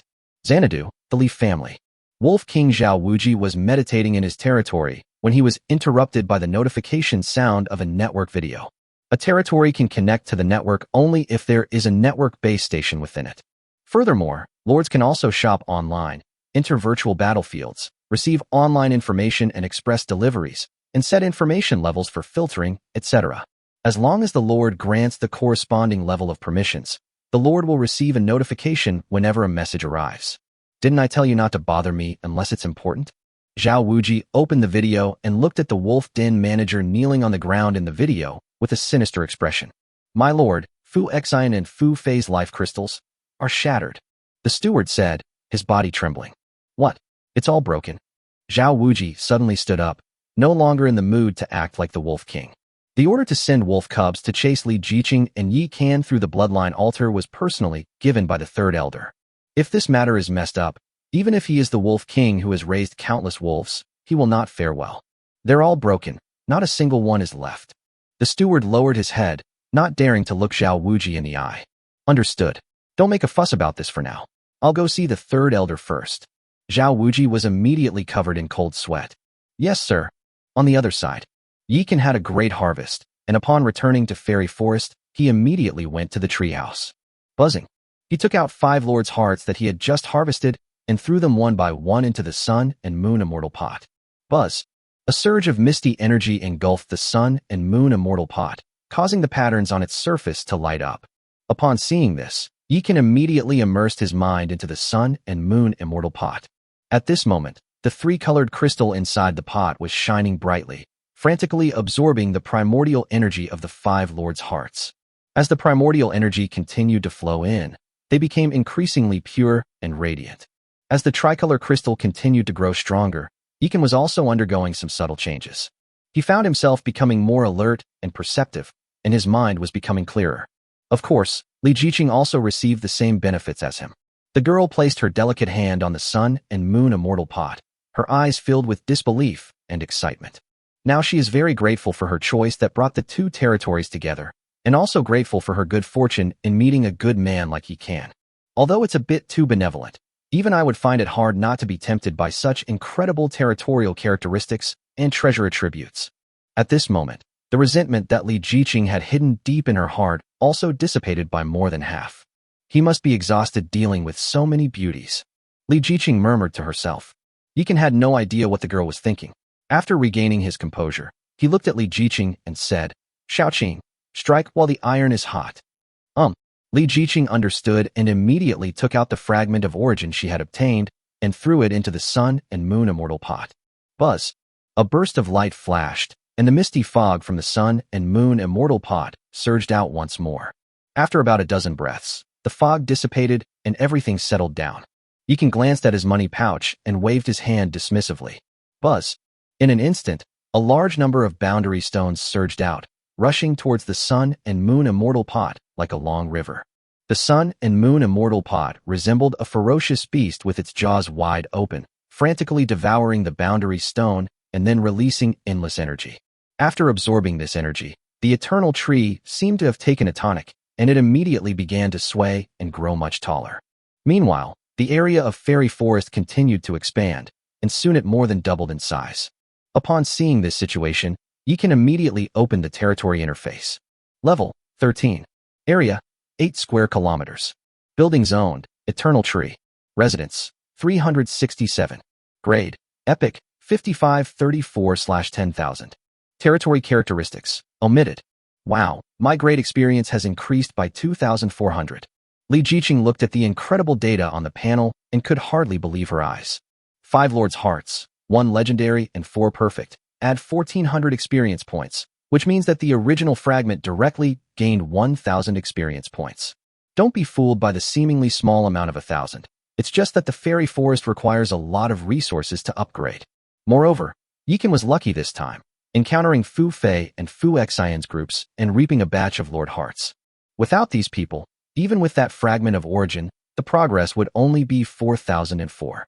Encountering a living lord in the void is a 1 in 10,000 chance.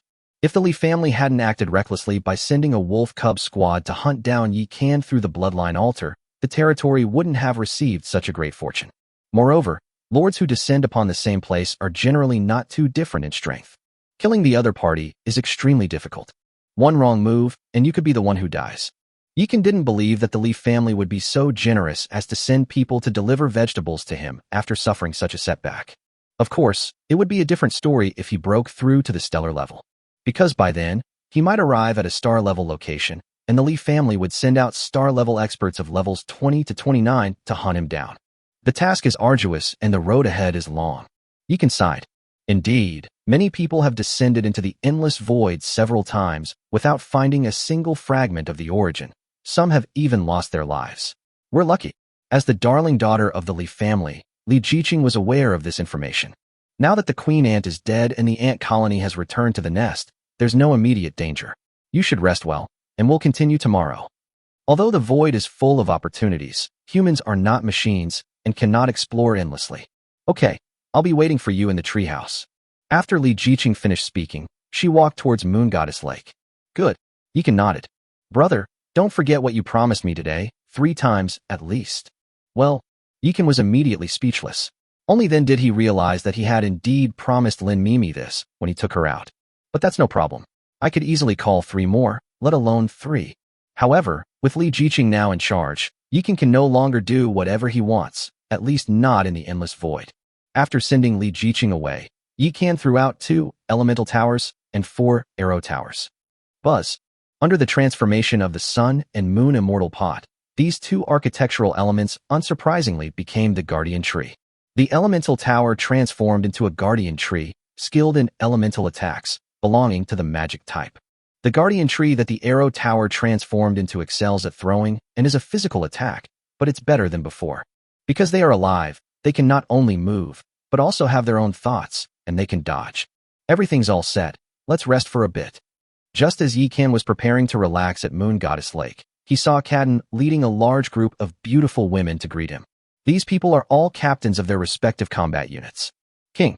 The women bowed to Yikan, their gazes filled with fervor and admiration, including Ouyang Lan, the captain of the Azura army, and Gong Sunyu, the captain of the Yiksha army. Although they came from the kingdom of women and did not feel any special closeness to Yikan, both the Azura army and the Yiksha army admired the strong. Yikan himself was powerful enough, and his troops were strong and well-equipped, so he had long since conquered these 2 forces. What are you doing here? Yikan glanced at everyone, and finally fixed his gaze on Kadin. Among these captains, the one he was closest to was Kadin. This girl is not only incredibly beautiful, but also incredibly bold. In the early stages of the territory's development, she once tried to seduce Yikan in Moon Goddess Lake. She was also the first soldier among all branches of the military to have a connection with Yikan. The reason is simple. Cardan was the first soldier in this territory to die protecting him from an arrow. Chapter 10 for He's Really Grown Up. Your Majesty, the realm of the dead is so vast that relying solely on you and the heroic sisters to explore it is far too inefficient. We also wish to contribute our share.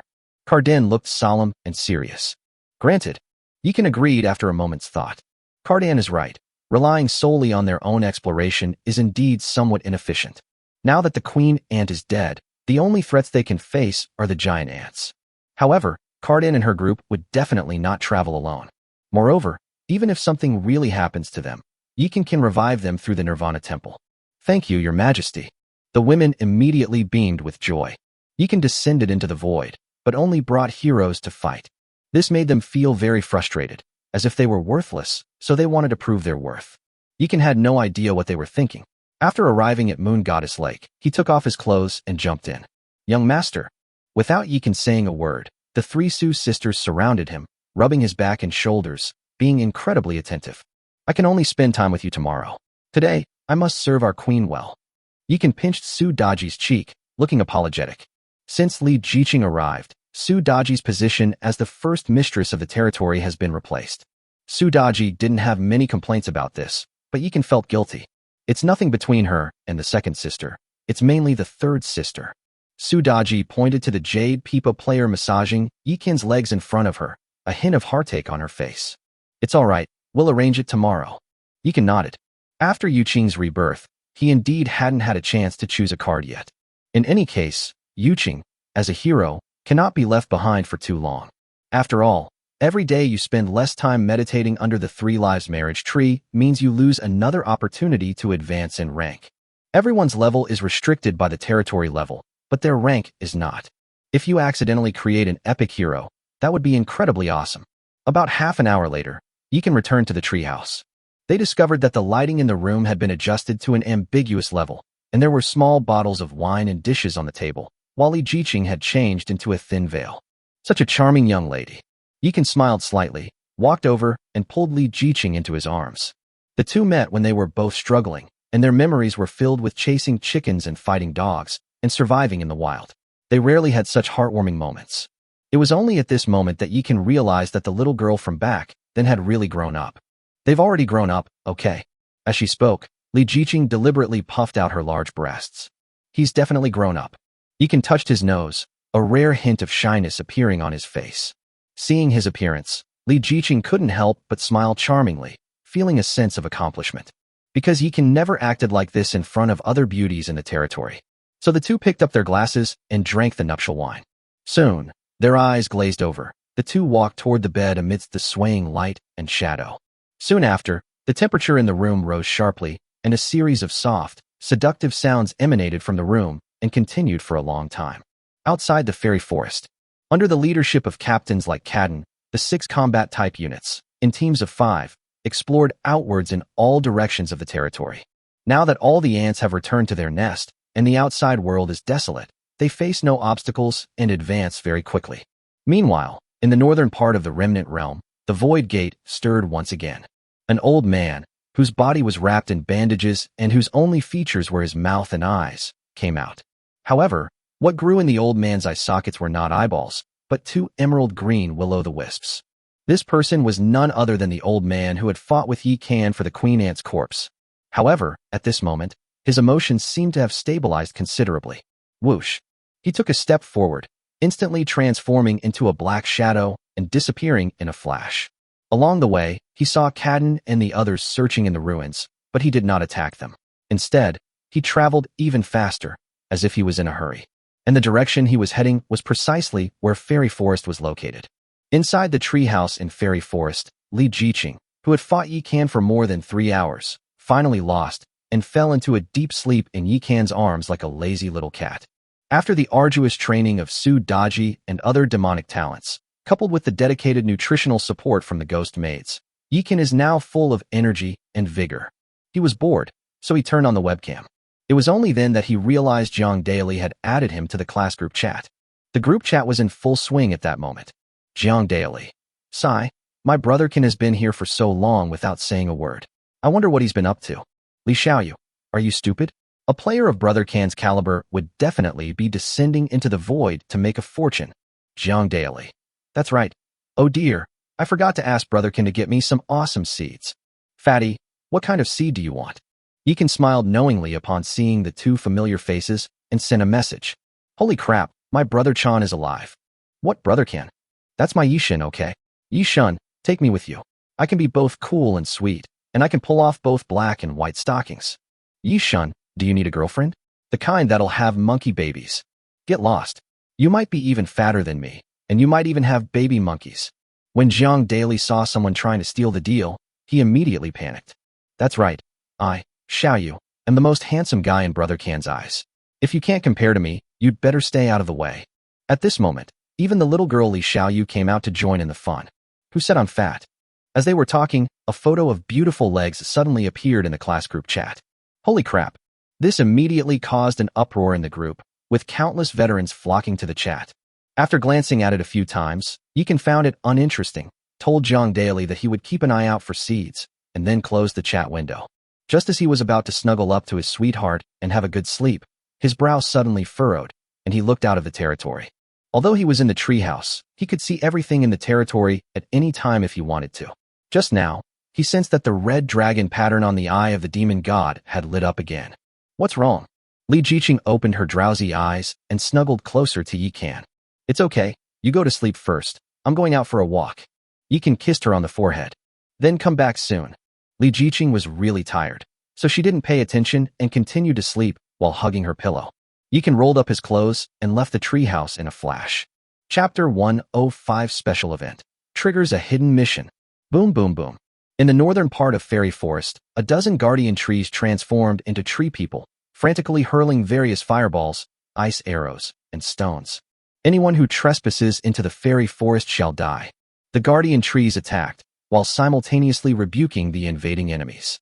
Yikan donned the template of Su Daji and, aided by the demonic wind, walked through the air, hovering above the guardian tree. Hearing the commotion, the heroes, including Manhwa, all rushed out. Young master, what's going on? The women, each wielding a sharp blade, gathered behind Yikan. It's him.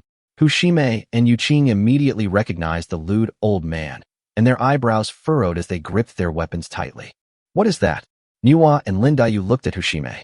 Who knows where that guy who stole the Queen Ant's corpse came from? After Yikan finished speaking, he looked at the guardian tree and said, Stop. Yes, your majesty. Upon hearing this, the guardian trees immediately stepped back, but still stood in a row, protecting Yikan. When the old man saw Yikan, the main character, appear, he stopped attacking and retreated to a safe distance. Then, an unbelievable scene unfolded. The old man actually knelt on the ground. My lord, please save my people. The old man's eyes flashed with spiritual fire as he repeatedly kowtowed to Yikan. You're a void monster, yet you haven't lost your mind? Yikan and everyone else were shocked. In the previous trials, the monsters they encountered, whether they were regular monsters, elites, or bosses, had basically all lost their minds. Even the golden monster did not retain all its consciousness. Of course, the golden heavenly demon guardians and the heavenly demon phantoms are exceptions. For some unknown reason, they were unaffected by the evil energy of the void. I am already a dead soul, but due to some special reasons, I can still maintain the integrity of my soul. However, under the erosion of the void's evil energy, I am gradually unable to hold on. The old man held his head in his hands, seemingly in great pain. You stole my Queen Ant's corpse just to devour its soul power and maintain your own clarity? Upon hearing this, Yikan couldn't help but stroke his chin. That's right. At that time, I was in an extremely unstable state, and the only thing that could restore me was the soul of a strong person. Then what about your people? Why do you want me to save them? Yikan wasn't the kind of saint who was quick to offer sympathy. She wouldn't readily help the old man just because he was feigning pitifulness. However, it is rare to encounter a monster that can maintain its clarity in the void. His request must be for a special event, similar to a hidden quest in a game. If successful, the reward will be substantial. Whether or not to accept the call depends on the situation. This is what happened. Then, the old man with the bandages began to tell his story and that of his people. The old man's name was Tong Dan, and he was the patriarch of the Lingjing clan. He had always lived with his people in a secluded little world. They lived a peaceful and happy life, free from worldly strife. However, fate is unpredictable, and the larger world that housed their small world was suddenly engulfed in war. As the great world crumbled, their small world also drifted into the endless void. Their small worlds collided with the other two small worlds in the void, eventually connecting to form a chaotic remnant world. The remnant realm is like an irregular space, with some spaces separated by spatial barriers, but there are void gates connecting them. The fairy forest is now located in what was originally part of the tree realm. What happened to your people? Why do you want me to save them? Ultimately, the problem returned to its starting point. The tree race originally lived in this area, but then a powerful queen ant appeared, summoned the ant colony, and killed the tree race's chieftain. The surviving tree clan people migrated to our area, and since my spirit mirror clan has always been kind to others, we accepted them. Everything was fine until one day, one of the tree clan elders suddenly went mad and seized our clan's most precious treasure, the spirit mirror. It wasn't until then that we learned that this chaotic remnant world actually consisted of 4 races, not 3. The queen ant was not actually a native, but an outsider. The tree elder who suddenly went mad was being controlled by the 3rd native chieftain, which is why he acted so insanely. Unfortunately, by the time we found out, it was too late. It used a secret technique to imprison the souls of all my people, as well as the tree clan, and seal them within a fragment of origin. From then on, that tribe occupied our homeland. Although I escaped because I possessed a secret technique, I was transformed into this inhuman and ghostly form. It also occasionally devours the soul power of others to maintain its clarity. I hope you can destroy that evil race and free my people from the seal. After the old man with the bandages explained the situation, Yikan and the others finally understood the whole story. If he guessed correctly, then the spirit mirror and the origin fragment should be the rewards for this hidden mission. Grandpa, what exactly is that 3rd indigenous group? After listening for so long, Yuqing, the curious child, finally couldn't suppress her curiosity any longer. I'm not entirely sure about the specifics, but they are a kind of spirit, and ordinary swords and blades don't do much damage to them. Moreover, they seem unaffected by the malevolent energy, and can even grow stronger by absorbing it. The old man with the bandages thought for a moment, and then said, "Is it really that incredible?" Upon hearing this, Yikan was immediately taken aback. However, Yuqing, the curious child, seems to think about things differently from others. Grandpa, your people's souls are imprisoned, and their bodies are already decaying. Even if you rescue them, it's useless. Why bother trying to save them? Young lady, you may not know this, but legend has it that there is a world called the Underworld, and its ruler is called the Lord of Reincarnation. As long as the deceased soul is not completely destroyed, they will be guided by the rules of the Underworld to enter the cycle of reincarnation and begin their next life. As the old man with the bandages spoke, he knelt and bowed towards the void, seemingly worried that he might say something wrong and anger the Lord of Reincarnation. Reincarnation? Upon hearing this, Yikan's body trembled violently. He hadn't expected that this world also had the concept of reincarnation. Could the Lord of Reincarnation also be a lord? To establish the underworld, create the rules of reincarnation, and govern the rebirth of souls. That's incredible. Chapter 106 Nighttime Investigation of the Spirit Mirror Clan's Former Territory. Young master, are we really going to help him? After Yikan sent the bandaged old man away, Sudaji, Nuba, and the others all looked at him. We'll talk about this tomorrow. You all should get some rest and recharge. Everyone thought about it and agreed. The worst outcome was just going to war with the natives of the remnant world, nothing serious. So, without giving it much thought, everyone went back to the Elf Palace and the Red Mansion. After seeing off the beauties, Yikan did not immediately return to the treehouse, but instead went to the 3 Lives marriage tree. The coolness emanating from the Well of Eternity, along with the gentle breeze created by the swaying branches of the Tree of 3 Lifetimes, cleared his mind considerably. So he took out the map left by the old man with bandages. What are you thinking about? Just then, a fragrant breeze wafted by, and a voluptuous figure drifted down and sat in Yikan's lap. Yikan had thought it was Sudaji, but it turned out to be Nuba instead. I'm wondering how credible that old man's words are. Yikan embraced Nuba's fragrant body, and his large hands began to roam over her body.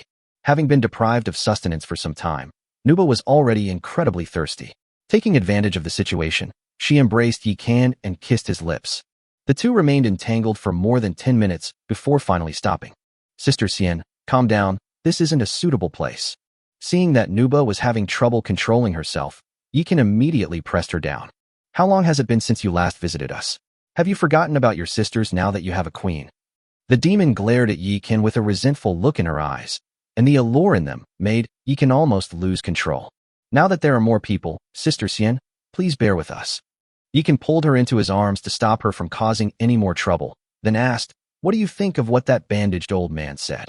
He's just a pathetic man clinging to life. Why does the young master value him so much? Nua was a little confused. Human hearts are unpredictable. I'm still a little uneasy. How about we go together? With a wave of his hand, Yikan caused the giant eye that had been hovering above the fairy forest to shrink to the size of a finger and float down in front of him. Just the two of us? Nuwa's eyes lit up, and she immediately became interested. After Yikan finished speaking, he opened the demon god space with a thought. Buzz. The two transformed into two streaks of light and rushed into the eye of the demon god. Then, the eye of the demon god soared into the sky and disappeared in the blink of an eye. Big sister, is this what you mean by the squeaky will gets the grease? On the roof of the elf king's palace, Yuqing swung her long, fair legs, her delicate eyebrows furrowed in a frown. I suppose so, but our young master is a man of his own mind and wouldn't be so biased. He's already agreed to it, so let's wait a little longer. Sudaji smiled slightly and hugged the jade chime into her arms. Wow, our third sister has really grown up. Sudaji felt the weight of the jade chime against her chest and couldn't help but tease it. Big sister, who can compare to you? You're a 1,000-year-old fox spirit, Yuqing reached out and grabbed at Sudaji's body, overjoyed. After their rebirth, they all became human, but only barely reached adulthood, their bloodline talents inherited from their previous lives. Sudaji was indeed more voluptuous than Yuqing. After all, there's a big difference between something that's been developed and something that hasn't. On the other side, Yikan was sitting cross-legged with Nuba in a hazy space. This is the Sumeru miniature world inside the eye of the demon god. Yikan shrunk the demon god's eye to its smallest size, like a mosquito, and sped through the remnant world towards the north. Isn't that Kadin and the others? Now that we have the map, why don't we send them back? That way we can reduce some unnecessary risks. Through the demon god's eye, Nuba saw Kadin leading his 4 sisters in a battle against several giant ants. Forget it, Kadin and the others are getting tired of staying in the territory. Let them come out and get some fresh air. They can train their troops and increase the territory's income. Yikan smiled slightly and stopped Nuba. Soon after, they arrived in the northern part of the remnant realm. Yikan quickly found the void gate that the bandaged old man had mentioned, using the eye of the demon god. Buzz. With a thought, he wielded the eye of the demon god and rushed into the void gate. Soon after, they arrived in a fantastical world that resembled a psychedelic space. It's nighttime here, but miraculously, the world isn't dark. Because everything in this world, whether it be stones, grass, trees, or fish swimming in the water, seems to glow. Young master, the energy in this world seems to be many times more concentrated than that of the tree realm we are in, and this place doesn't seem like a lifeless, desolate wasteland at all. Looking at the bizarre and wonderful world outside through the eyes of the demon god, Nuba couldn't help but sigh. Interesting. Yikan smiled slightly and immediately activated the eye of the demon god to move forward at high speed. Young master, I can sense the presence of that old man with bandages. Suddenly, Nuba pointed to the left front. Strange, why can't I sense it? After Yikan finished speaking, he immediately switched to the Nuba template, and then something magical happened. In his perception, countless purple dots of light appeared in this world, and to their left front, there was a red dot of light, like a ball of fire. Chapter 107 Gathering Intelligence turns into a live broadcast. I understand. It's because of your true yang body. Yikan kissed Nuba hard and said, bringing you out this time was definitely the right decision. According to the old man with bandages, after the spirit world was occupied by those spirits, it became connected with the spirit's original world. After such a long period of assimilation, this place has naturally become a world suitable for the growth of souls. Nuwa's heavenly fire is precisely what counters the soul. TSK. It's rare to find someone who can be so useful. The demon woman clung to Yikan, looking smug. Yikan was already used to this beautiful woman's shamelessness and was too lazy to argue with her. He simply held her and urged the demon god's eye forward. About 10 minutes later, they arrived at a small valley. That old man with bandages was actually hiding underground. No wonder those spirits haven't been able to catch him all these years. Looking at the empty valley, Nuba immediately sensed the location of the bandaged old man. It wasn't just him, there were also some purple lights inside. Yikan said with a smile. Then what do we do? If we force our way in, we'll definitely alert that old man. Don't worry, watch me. Yikan smiled slightly, then activated the eye of the demon god to descend to the ground, and then carefully sensed the surroundings. Found it. In just a few minutes, he found the entrance. Whoosh. With a thought, Yitsanji activated the eye of the demon god and rushed into a pool of water deep in the valley. As they sank to the depths of the pool, they discovered an opening beneath a large rock on the cliff face. Without hesitation, he urged the demon god's eye forward. After passing through a waterway dozens of meters long, they arrived at a cave that shimmered with 7-colored light. Yikan activated the demon god's eye, which was as small as an ant, and carefully made his way to the depths of the cave. What the hell is that old man doing? The old woman felt completely numb as she looked at the bandaged man who had taken off his outer robe and was now embracing and kissing a woman's soul. He's absorbing souls to replenish himself. Look over there. Yikan pointed to the stone wall in front of the old man. Wow, so many. It was only then that Nuba discovered that 9 souls were imprisoned on the stone wall, and all of them were female. These spirits all looked quite good. Some resembled condensed smoke, existing somewhere between reality and illusion, like the one being held in the arms of the bandaged old man and inhaled. Some of them have already materialized and are not much different from human women. After the old man with bandages finished absorbing one soul, his withered body actually swelled up a bit, so he grabbed another one and continued to absorb it. Tongdan, are you crazy? Eating so much at once. Aren't you afraid of stuffing yourself to death and then starving to death? The woman, who had materialized into a physical form, couldn't help but show fear in her eyes when she saw the old man with bandages acting so mad. She had finally managed to materialize, and she didn't want to die here. Hee. I will retrieve the spirit mirrors soon, and then all of you souls will become useless. Now is the time for you to put your remaining energy to good use. The old man with bandages looked crazed and devoured 9 souls in a row. Buzz. Finally, his entire body became fuller, and the bandages fell off, revealing a muscular physique. And his eyes, which were originally just will-o'-the-wisps, turned into pupils. However, a faint blue soul flame shrouded his evil blood-red eyes, making him look extremely eerie. This is what it feels like to be made of flesh and blood. I haven't felt this way in so many years. The old man with the bandages stretched his body, feeling a surge of strength. Consider yourself lucky. I'm already full. The old man with bandages glanced at the last soul and said coldly, "Call." Upon hearing this, the soul breathed a sigh of relief. However, at that moment, she suddenly felt a chill all over her body, as if countless insects were crawling on her, which was extremely disgusting. She looked up abruptly and met the burning gaze of the old man with bandages. What do you want to do? The soul seemed to sense something and trembled involuntarily. What are you doing? Back then, when I was about to achieve my goal, your soul clan attacked us all, causing me to fail at the last minute. Today, I'll collect some interest from you and fully revitalize this long-dormant body. After the old man with the bandage finished speaking, he strode towards the soul and tore it off. Zzz. With the spirit's scream, her clothes instantly turned to shreds, revealing her graceful body. Holy crap, this guy wouldn't be trying to. Nuwa hugged Yikan tightly, her eyes filled with disbelief and a hint of curiosity. Cough cough. It seems so. Yikan was also speechless. He was just here to gather some information. How did it turn into watching a live broadcast? This is an eyesore, go home. Yikan cupped Nuba's small face and turned her head back. Young master, this old fellow may be a bit frivolous, but he knows quite a lot. Look. Nuba's eyes burned with longing, and she looked on with reluctance, as if she didn't want to leave. In her original world, romantic love between men and women was very direct.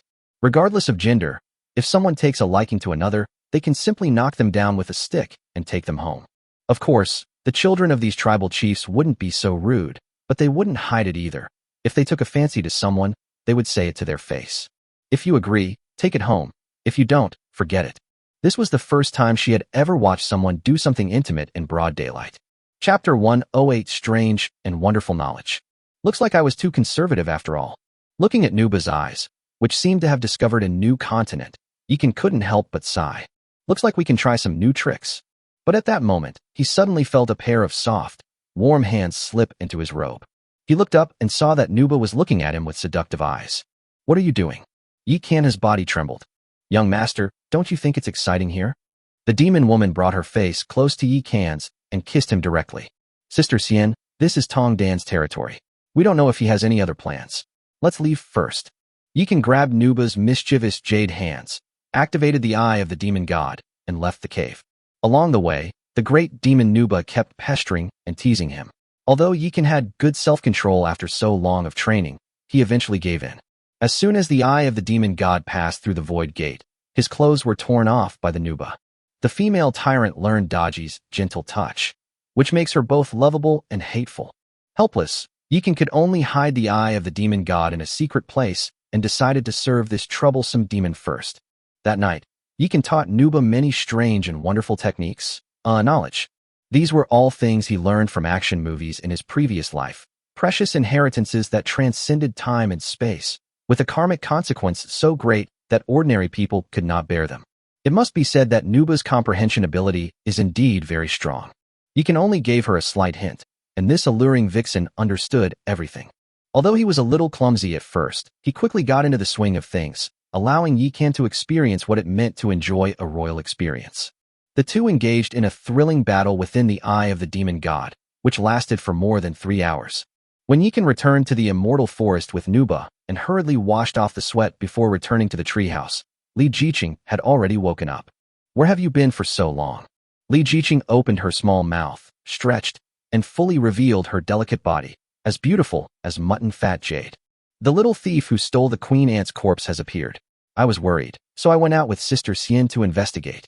Seeing that Li Jiqing was still sleepy, Yikan immediately pulled her into his arms and told her what had happened. However, it omits his ambiguous relationship with Nuba on the road, as well as the absurdity before his return. "So, there's something wrong with that young actor?" Li Jiqing nestled against Yikan's chest and asked softly. "That's right. He said before that an elder of the Tree clan suddenly went mad, snatched their spirit mirror, and then used a secret technique to imprison the souls of his clansmen.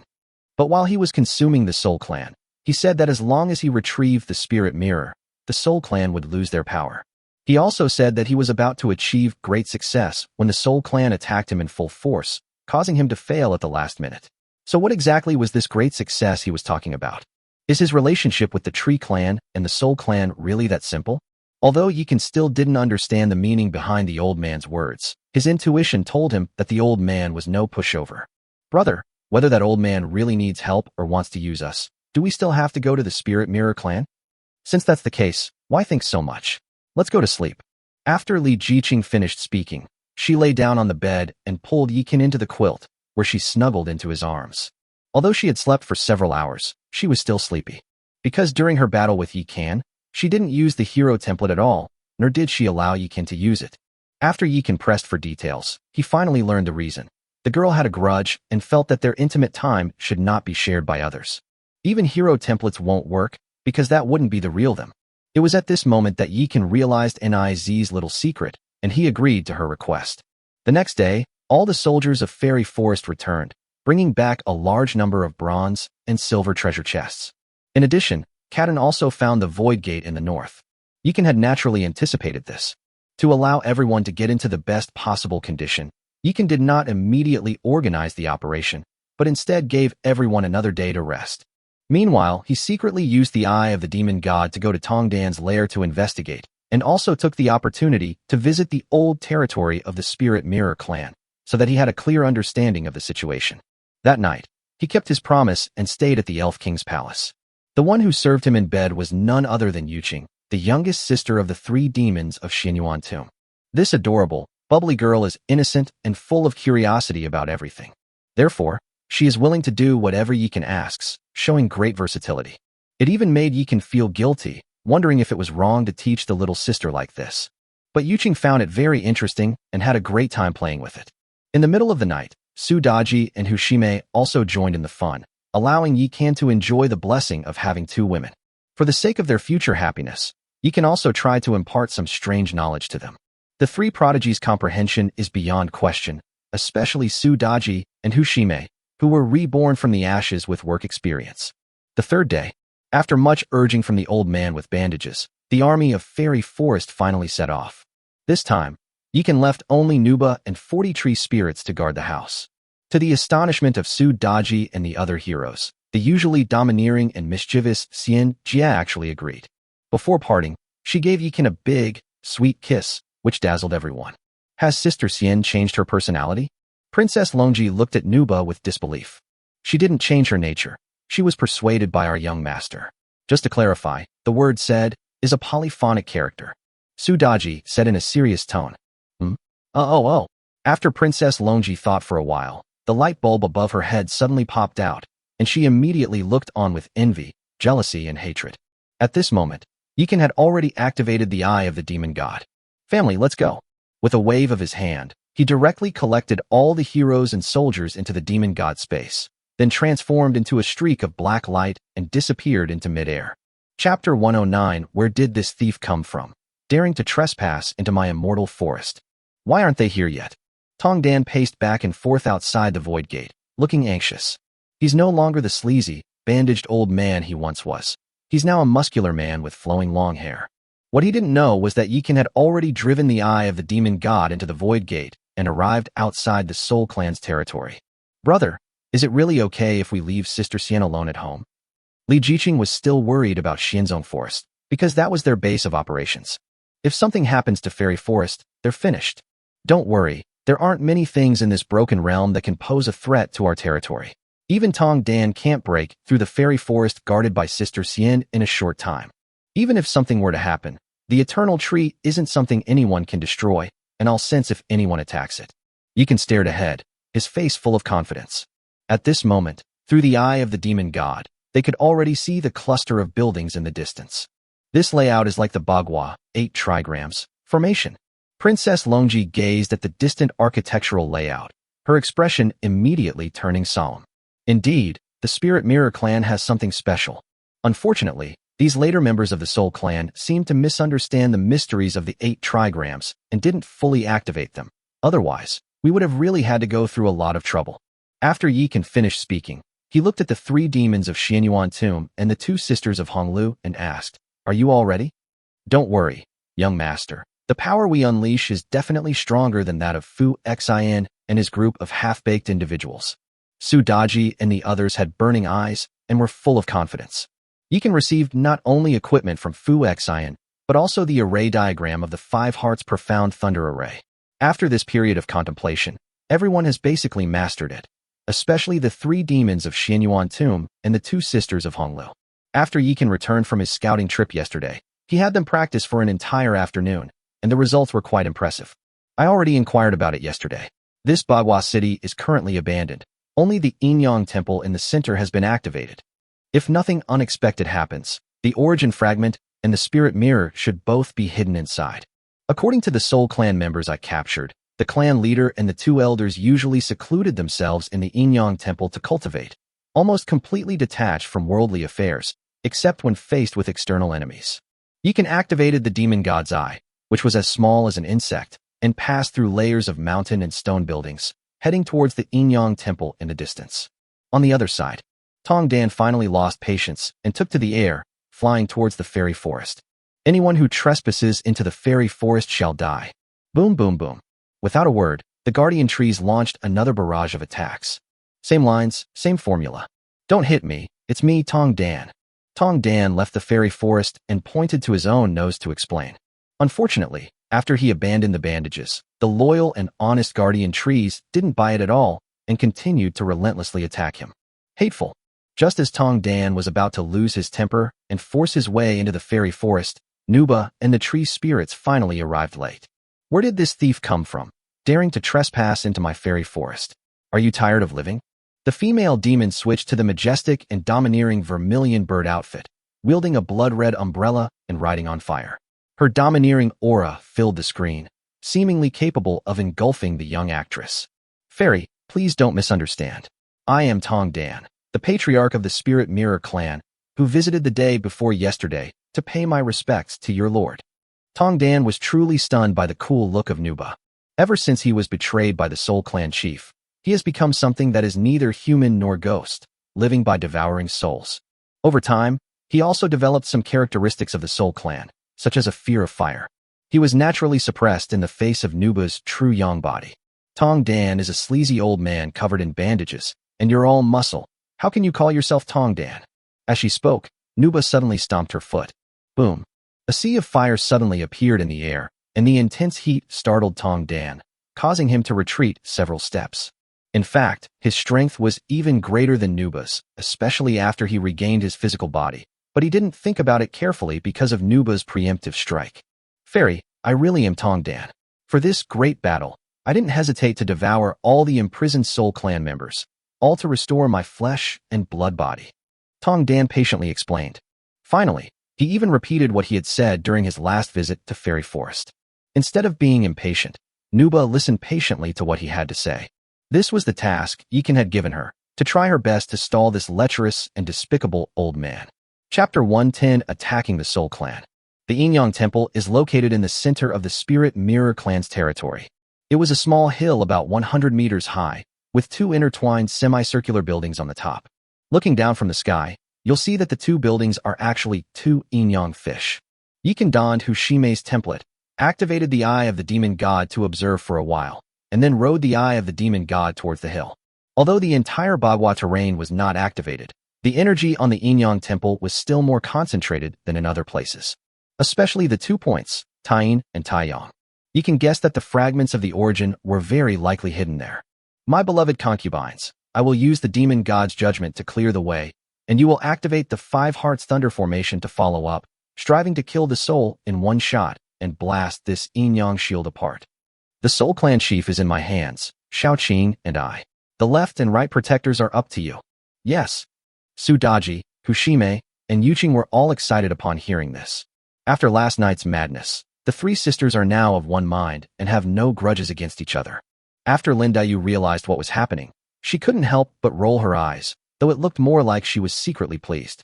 Shui Baochai looked completely bewildered, then blushed and covered her mouth with her fan. Wow, you're quick on your feet.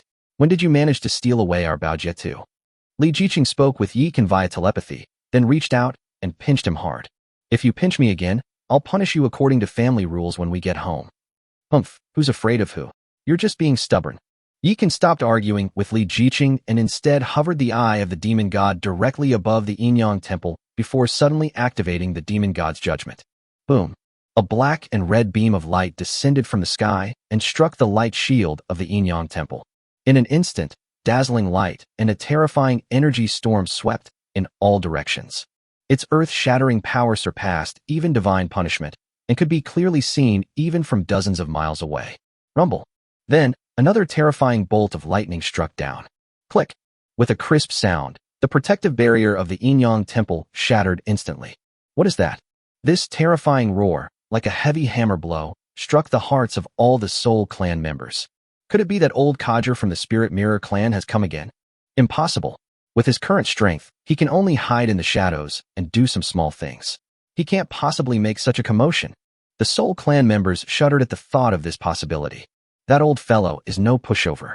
Ever since the clan leader ruined his plans, he has held a grudge and is constantly looking for an opportunity to deal with the Soul Clan. Could it be that a powerful being from beyond the realm has descended? Although powerful beings from beyond the realm represent disaster, if we can defeat them, disaster can be turned into opportunity. The Soul Clan is no benevolent group either. Faced with the invasion of foreign enemies, some are terrified, while others are fearless. So they immediately began to organize manpower to support the Inyang Temple. On the hill, a flash of light and shadow appeared, and 2 men and a woman suddenly rushed out of the Inyang Temple. Who dares to disturb my Soul Clan? The middle-aged woman in the lead rebuked angrily. She wore a white robe, had fair skin, and possessed an ethereal, otherworldly air reminiscent of a reclusive sage. Those who don't know the details would definitely think they've seen a deity. Kill. Yikan was there to steal things, not to waste time arguing with them. Buzz. He directly donned the appearance of Nuba, making no attempt to conceal the aura of his true yang body. Wildfire spreads across the land.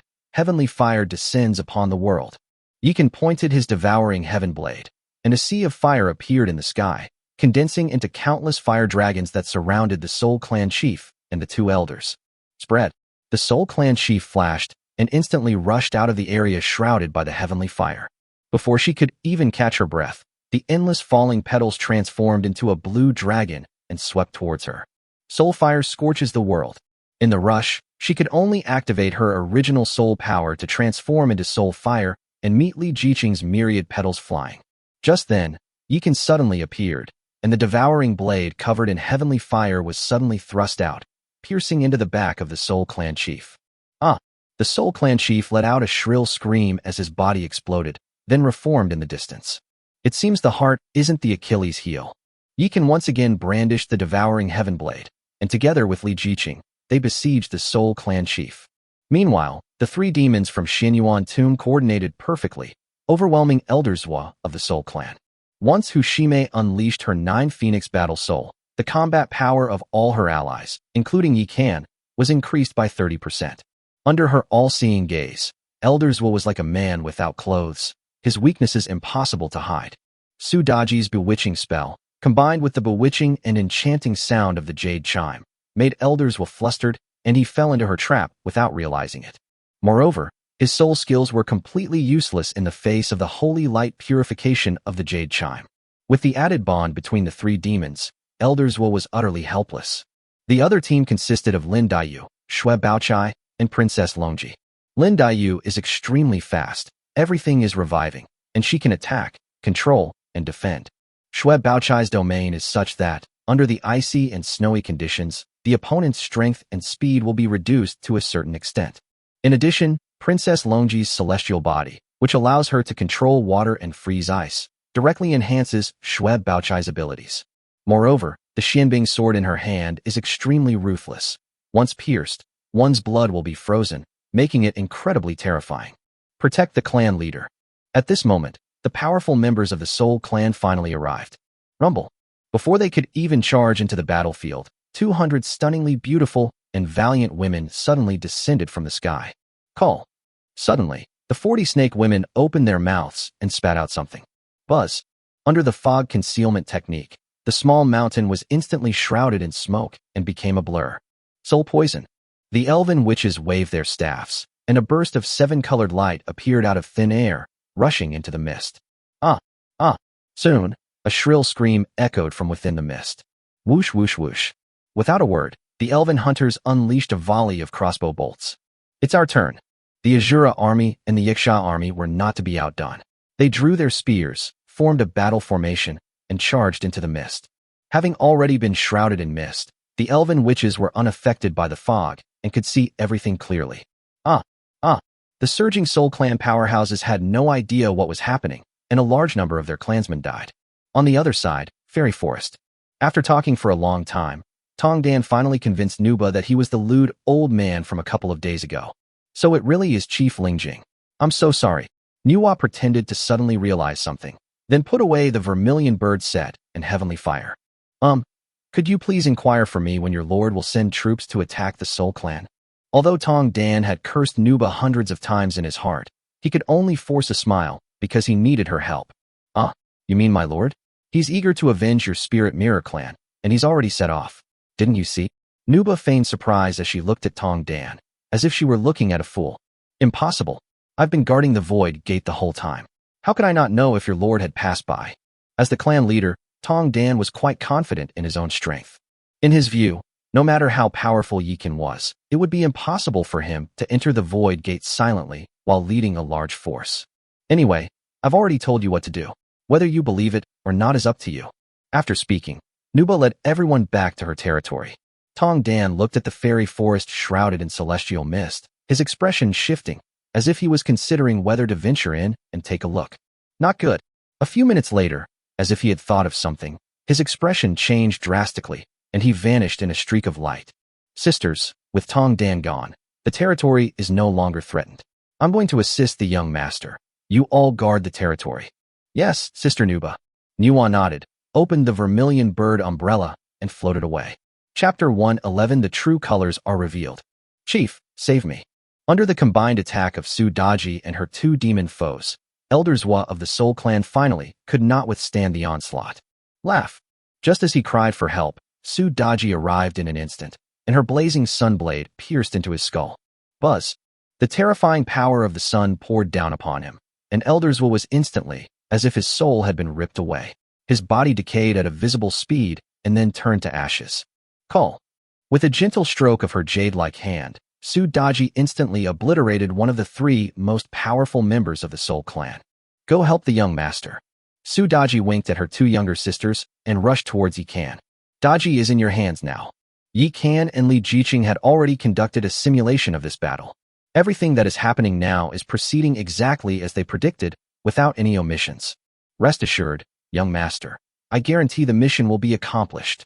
Without saying a word, Su Daji and her sisters surrounded the Soul Clan chief. A few little devils who haven't even grown their first hairs think they can stop this clan leader? The Soul Clan chief glared angrily at Yikin's arrogance. Unfortunately, Yikin ignored her and left the battlefield, rushing into the Yinyang temple with Li Jiqing. Although he didn't know what the magic mirror was for, he had a gut feeling that it absolutely couldn't fall into the hands of that shameless old man, Tong Dan. The thing is indeed here. Yikan rushed into the young fish and found the eye that represented extreme Yin. It was a 3-meter-high altar with 2 radiant fragments floating on it. However, unlike the original fragment he obtained deep within the ant nest, these 2 fragments were permeated with wisps of purple energy and were not as pure. Yin arises from Yang, and by placing the fragments of the origin into the Yin eye, they use the power of extreme Yin to nurture them. The Soul Clan scheme is far-reaching. Yikan immediately thought of many possibilities. The Soul Clan's decision to nurture the fragments of their origin here must have some ulterior motive, and it's very likely related to the Soul Clan's development.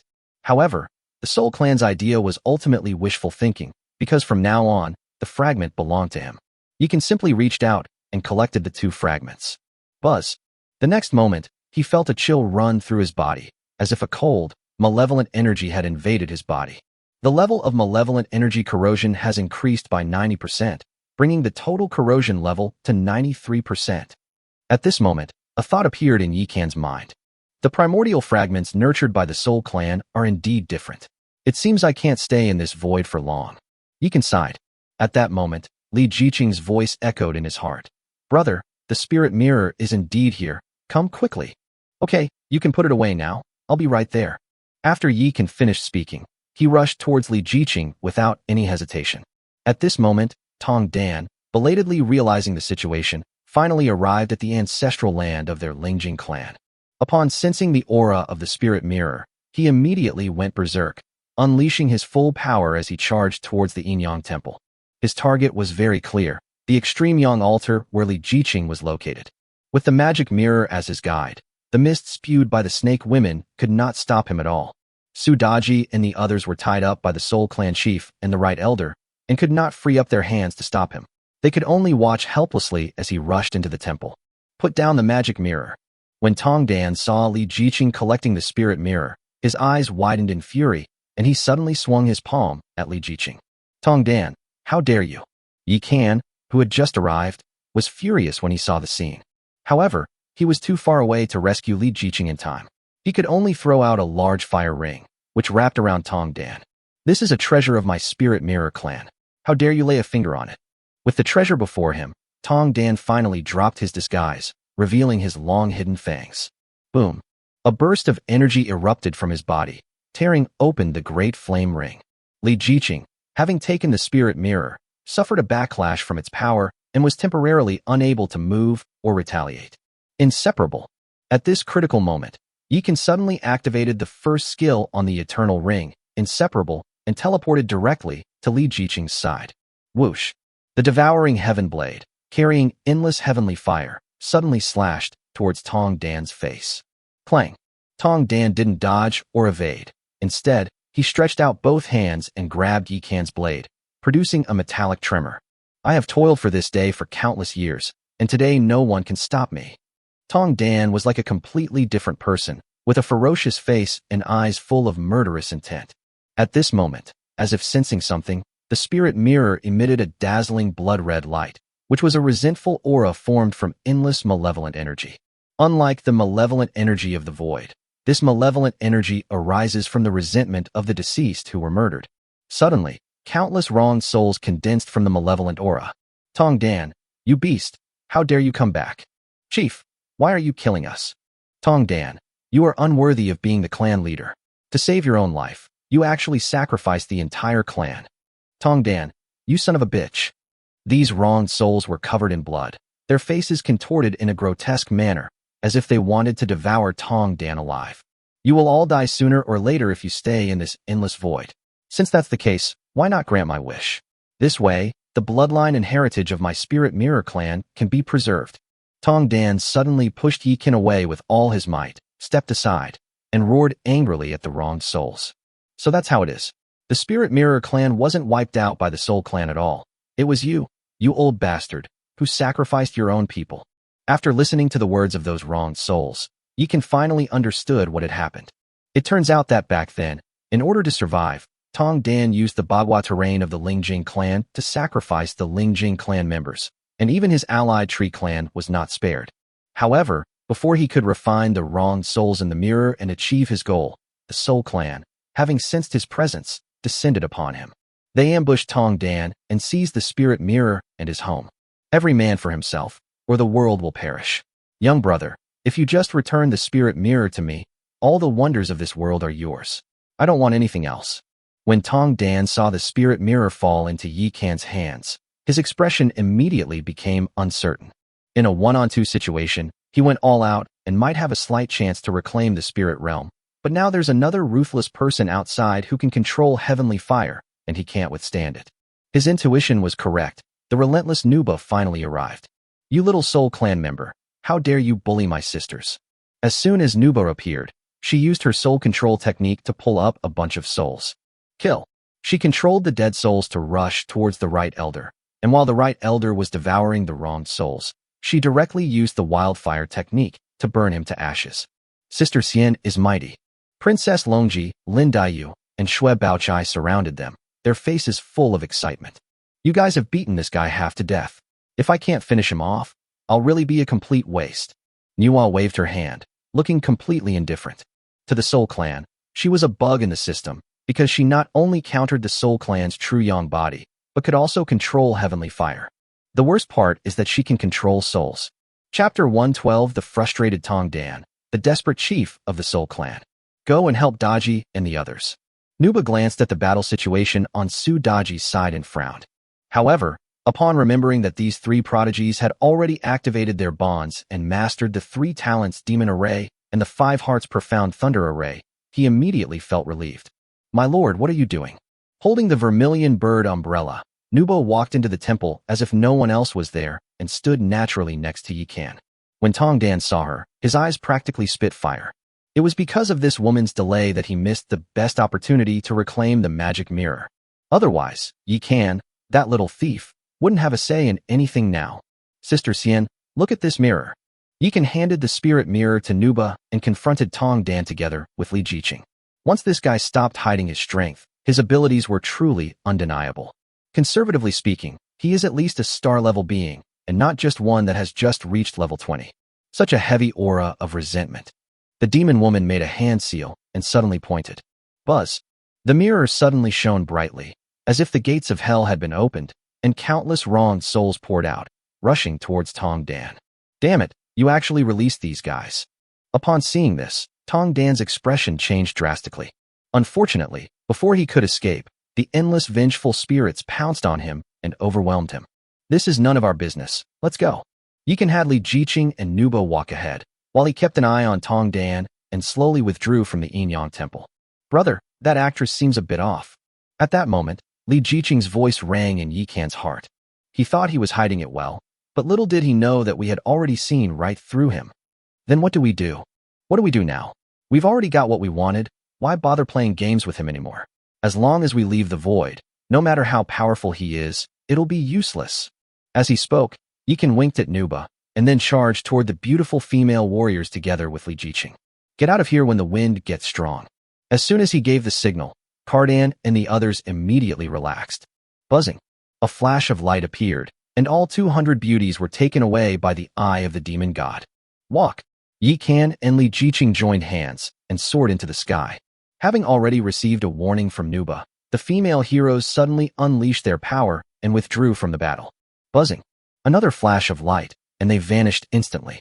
Yi Can, now dressed as Lin Daiyu, transformed into a phantom and rushed rapidly toward the void gate. He didn't want to reveal the eye of the demon god in front of a powerful figure like the Soul Clan chief. You little thief, where do you think you're going? The Soul Clan chief was already furious from being besieged by Su Daji and the other 6 beauties, and didn't even notice that there was only Yi Can left. However, just as he was about to give chase, Yi Can suddenly turned around.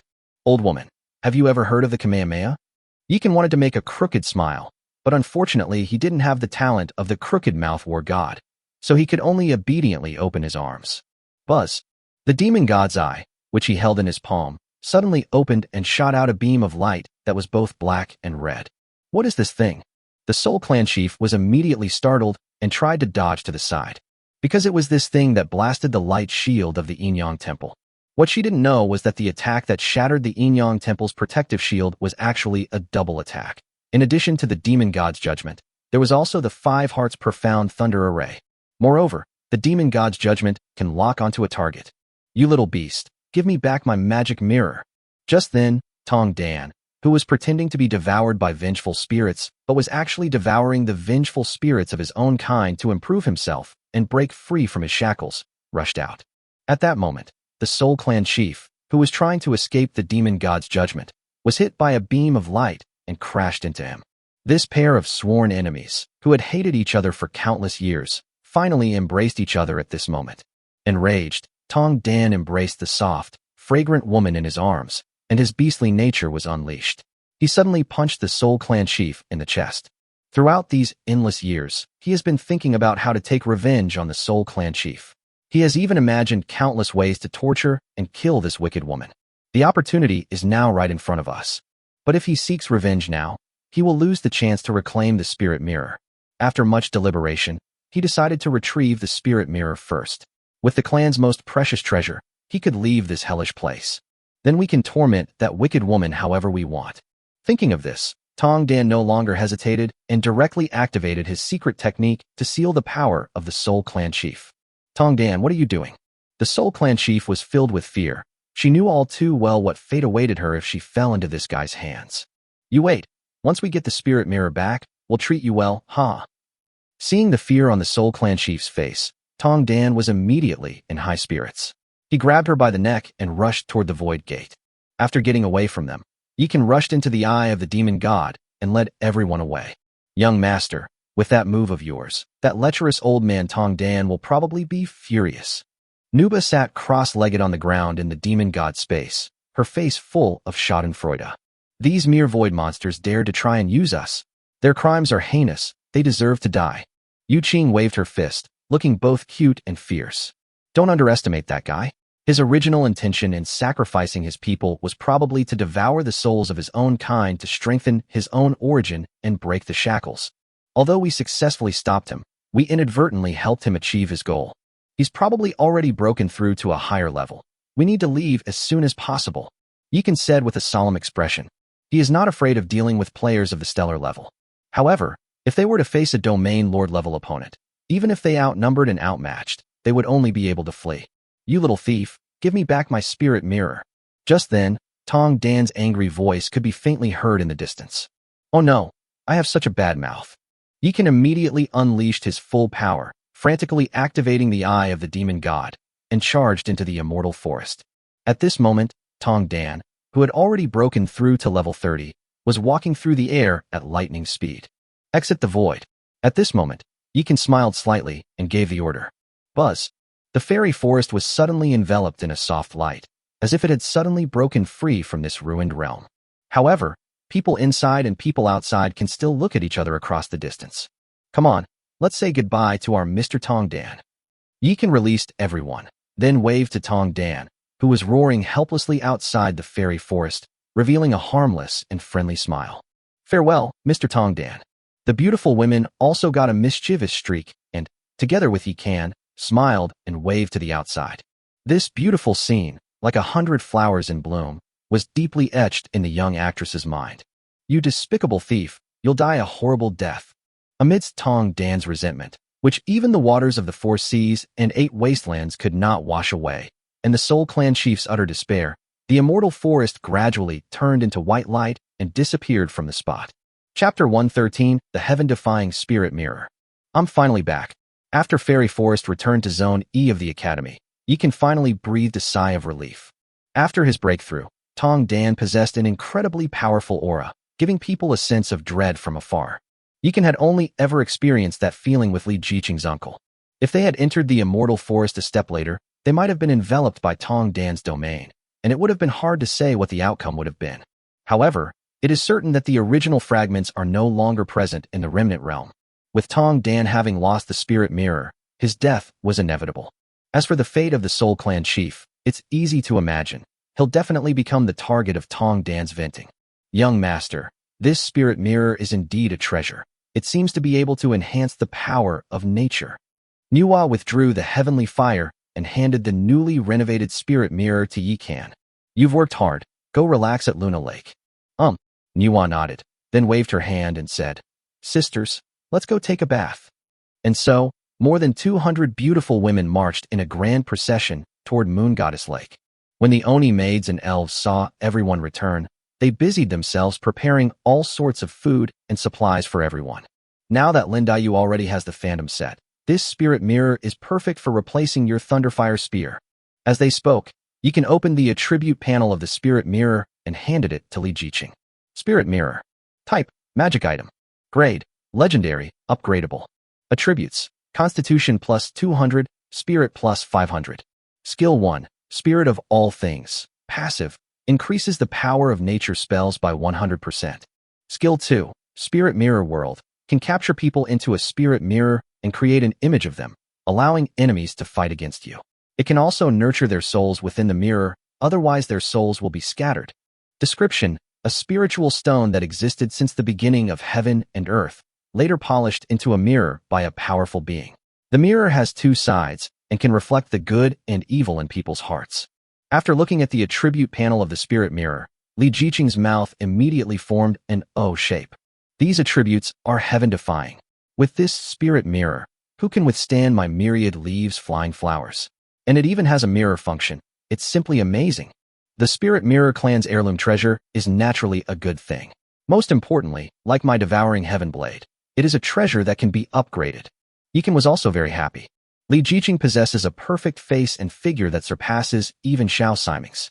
She also uses the 10,000 leaves flying flower style, but her weapon is a Thunderfire spear, making her inferior to even the heroes under Yi Kan's command.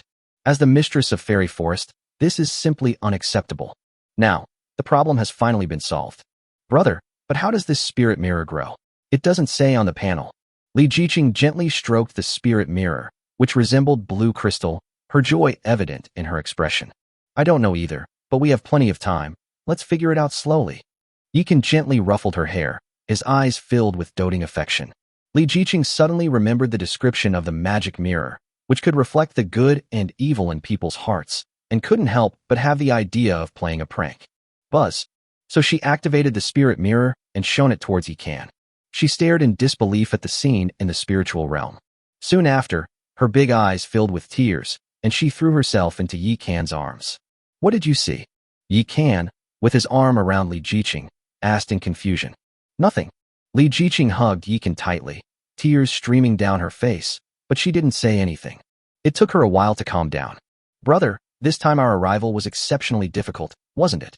Perhaps afraid that Yikan would notice something, or perhaps not wanting Yikan to worry, Li Jiqing took the initiative to change the subject. We're both at the epic level, so this difficulty should be considered normal. Yikan lowered his head, smelling the fragrance in Li Jiqing's hair, and gently stroked her back. Although he didn't know what Li Jiqing had just seen, he had nothing to hide from her and would never let her down in the future, so he wasn't worried at all.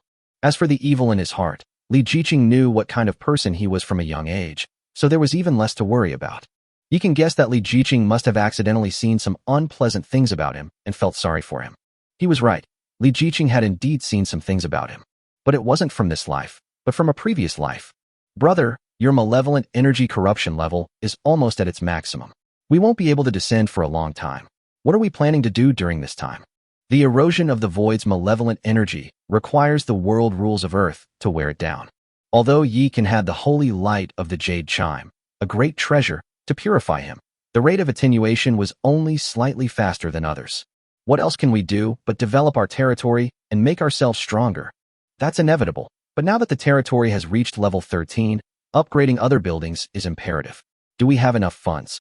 Li Jiqing is now the mistress of Fairy Forest, so naturally, she cares about her territory. We'll see in a bit. After Yi can finish speaking, he pulled Li Jiqing toward the eternal tree. The two primal fragments he obtained this time contained even more primal energy than the one Li Jiqing had acquired, and he had high expectations for them. Buzz. As he threw the fragments into the sun and moon immortal pot, the eternal ancient tree indeed underwent some changes. He opened the territory panel and found that the grade progress had indeed changed from 5534/10,000 to 8034/10,000. I wish I could kill 2 more Fu Zins. Yikan stared at the rapidly increasing progress bar, his eyes filled with anticipation. Chapter 114 Methods of Making Money. Do you think legendary lords are as common as cabbages? Li Jiqing playfully punched Yi Qin in the chest with her small fist. Even if no lords are hunted down by us, as long as we keep searching the void, it's only a matter of time before our territory is upgraded. It's just that we don't know if we'll be as lucky as we are this time in the future. Yi Qin shook his head. This is their first time descending into the void after their trials. Perhaps they received preferential treatment from the void's rules. Then, he opened the territory panel and began upgrading the various buildings in the territory. The ancient tree of war and the ancient tree of knowledge are now just flawless grade buildings. It only cost 20 million source crystals to upgrade them from 12 to 13. Moon Goddess Lake, Snake Man Lake, Azura Army Camp, Yaksha Army, and various ancient trees are all legendary buildings, costing a whopping 500 million. The Eye of the Demon God is an epic level structure, costing 100 million for a single building. As for the 62 Guardian trees, it would cost 3.1 billion to upgrade them all to level 13. A total of 3.7 billion. You can check the inventory of source crystals and found that there were only 2.43 billion. Even if he opened all the treasure chests he obtained during this descent, he would only have raised 2.6 billion. This feat is terrifying. Even high-ranking territories aren't easy to manage. Li Jiqing was speechless. Her kingdom of women didn't have many buildings, and since she was quite wealthy, she never had to worry about money. Now she realized just how much financial resources were needed to manage a powerful territory. Resources are meant to be spent. Only by strengthening our territory can we acquire more. Yi Qin didn't care. After keeping 600 million source crystals for backup, he spent the rest of the money. Rumble.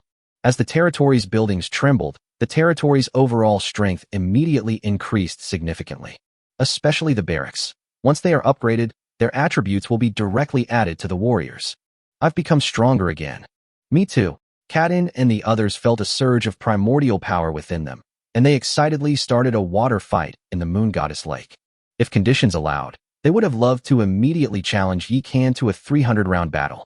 Yi Qin seemed to sense that desire as well, and his body couldn't help but shiver. At this point, he dared not go to Moon Goddess Lake, because he might very well go in vertically and come out horizontally. Brother, actually there are quite a few other ways to make money besides the void. When Li Jiqing and Yi Qin arrived at the cooking tree, the attentive ghost maid immediately served them exquisite tea and snacks, and then stood obediently to the side to serve them. Tell me more. Yi Qin immediately became interested when he heard about making money. When it comes to understanding this world, he naturally cannot compare with a prodigy like Li Jiqing. The most common practice is, of course, selling the produce of one's territory. This is a routine operation for farming lords. Another method is to open a virtual marketplace online, where one can buy and sell items. That's good. Don't we have a lot of things in our warehouse that we don't need? Like the barracks, the hero's altar, and the Hall of Heroes. Upon hearing this, Yi Qin's eyes lit up. Instead of letting those products gather dust in the warehouse, why not open a virtual marketplace to monetize them? I've looked into this before. It only requires a small amount of startup capital. I'll handle this, and Yufei and Xiaoyu can run it. Xiaoqing, it's so good to have you by my side. Yi Qin held Li Jiqing's small hand, his face full of satisfaction. Nowadays, the work of the Oni maids, besides researching recipes and brewing wine, is actually to keep an eye on the situation at the Dreamy Rouge Pavilion. But so much time has passed, and the Dreamy Rouge Pavilion still hasn't found a suitable hero. In fact, quite a few powerful heroes have come, but none of them can get past the female heroes like Li Jiqing and Su Daji. You can let it go. Anyway, there are enough heroes now, and he goes to the Heavenly Demon Nirvana Pool and the Red Mansion every day. Besides the Oni maids, there were also little elves. Besides tending to the treehouse's large storeroom, they do odd jobs at the cooking tree every day. There's not much to do. If you give them something to do, they'll probably be happy to do it. The network in this world is completely different from the world Yi Qin lived in his previous life. The network base station in the territory is not just a signal transmitter or a terminal for logging into the network, but a spatial building that integrates countless functions. For example, if you place an order for something online, the seller will send it to you via email. Once you've confirmed that the email contains what you want and selected to receive it, the data will be transmitted to the network base station. It truly allows you to buy all the best things in the world without leaving home. Of course, if you want to truly stay at home, you must be rich enough. Virtual marketplaces are even more incredible. As long as you pay the relevant fees, you can create a virtual space on the internet and put your own goods there.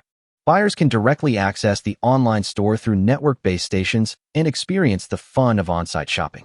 I'm the second-ranked person in Shenhua City. You should be grateful to marry me. When we were kids, you complained that I was too skinny and uncomfortable to hold. Li Jiqing felt as sweet as if she had drunk honey after receiving Yi Can's praise. But when she thought about things from when she was little, her little mouth pouted. Back then, she was timid and needed to hold Yi Can in her arms every night to fall asleep. However, Yi Can complained that she was too thin and uncomfortable to hold, and she still remembers this incident. But what she didn't know was that Yi Can said that on purpose to encourage her to eat more, because they had limited food at the time and often didn't know where their next meal would come from. How could Yi Can, as a man, let a girl go hungry? What a vengeful little girl. Yi Can pinched her cheek and turned her head back, asking, "Besides these two, are there any other ways to make money?" "Yes, and it's the fastest way to make money." When Li Jiqing got down to business, her expression immediately became serious. She didn't want to say this, but she knew very well that Yi Can, who had joined the class group, would find out sooner or later. Chapter 1:15 Madman's Arena. "Tell me quickly." Yi Can immediately became interested. "I'd rather show you than just tell you. Come with me." As they spoke, Li Jiqing pulled Yi Can toward the All Heavens Network, next to the Eternal Ancient Tree. Zhutian Network, it doesn't look very big from the outside, but once you go inside, you'll find that the space is actually quite large. There were many cabins in the hall. Li Jiqing saw a double cabin and pulled Yi Can over there. "Let's go. It's been so long since we've explored the virtual world." As she spoke, Li Jiqing lay down inside. Seeing her excited expression, Yi Can didn't say anything and simply lay down next to her. In fact, after his network base station was transformed into the All Heavens Network by the Sun and Moon Immortal Pod, he could enter the virtual world simply by communicating with his mind, without having to go through all this trouble. However, Li Jiqing was new to the area and was unaware of the extraordinary nature of the All Heavens Network. Buzz, buzz. Yi Can felt a flash of light and found himself in a strange world, with Li Jiqing standing beside him. "Come with me." Li Jiqing pulled him through a portal of light not far away, and then said, "Let's go to the Mad Demon Arena." "The Mad Arena?" Yi Can's eyes lit up when he heard the name. "You guessed it." Li Jiqing smiled slightly, took Yi Can's arm, and walked out of the portal. Teleportation in the virtual world is no different from instantaneous teleportation. They arrive in a flash of light. Before them was a huge square, in the center of which stood a giant circular building with 5 large, scarlet characters written on it. Madman Arena. Winning wealth through fighting? Yi Can looked at Li Jiqing. "It's not that simple." Li Jiqing shook her head. According to her, this Madman Arena was created by a powerful figure with immense strength. This force's foundation has long surpassed that of any other nation on Earth. Regardless of your status or background, once you step into the arena, you are just an ordinary lord. In the arena, you can choose to reveal your identity or remain anonymous. Here, you can completely let go and fight with abandon. However, if you want to challenge someone, you must pay a challenge fee. If you lose, this fee will become the winner's wealth. Of course, the arena will take 1% as a venue fee. This is actually a pretty good training ground. Upon hearing this, Yi Can's eyes lit up, and he stepped into the first floor with Li Jiqing. As soon as they entered the main hall, they saw a huge stone tablet. At the top of the stone tablet is a dazzling planet, below which are 100 glittering names. Clearly, this is the planetary ranking list for the Madman Arena. Only those who make it into the top 100 are qualified to appear on this most prominent list. Beneath the stone tablet is a circular base covered with a dense array of names, roughly estimated to be in the thousands. Anyone below the top 100 is just a stepping stone. Li Jiqing explained with a smile. How to take on the challenge. Yi Can looked at those names and was eager to try. Simply click on your name to enter the virtual battlefield, and the Mad Demon Arena will directly deduct the challenge fee from your account. Li Jiqing was clearly not a first-timer. She was very familiar with the procedures here. If someone is killed in the arena, besides the challenge fee, what other consequences are there? Although Yi Can was new to the area, he was quite familiar with certain routines. There's no real cost. This is the internet, a virtual world. Even if I get killed, it'll only cost me a little mental energy. As long as I don't go too far, I can recover quickly. Understood. Let's start with the 100th place. Yi Can said with a serious expression. However, as soon as he finished speaking, the planetary level hall, which had been somewhat noisy, instantly fell silent. Those around him who were also preparing to take on the challenge or had come to watch all looked at him as if he were an idiot. Where did this idiot come from? Who does he think he is? He thinks he can challenge the top 100 on his first visit to the arena. They're offering money as a gift, and you're not going to give it to them? He's obviously a country bumpkin. Why bother arguing with him? When Yikan entered, he was so attracted by the huge list that he didn't notice the people around him at all. Only then did he realize that the hall was full of people. Besides those who came to challenge, some of these people also came to watch. Brother, don't worry about these frogs in a well.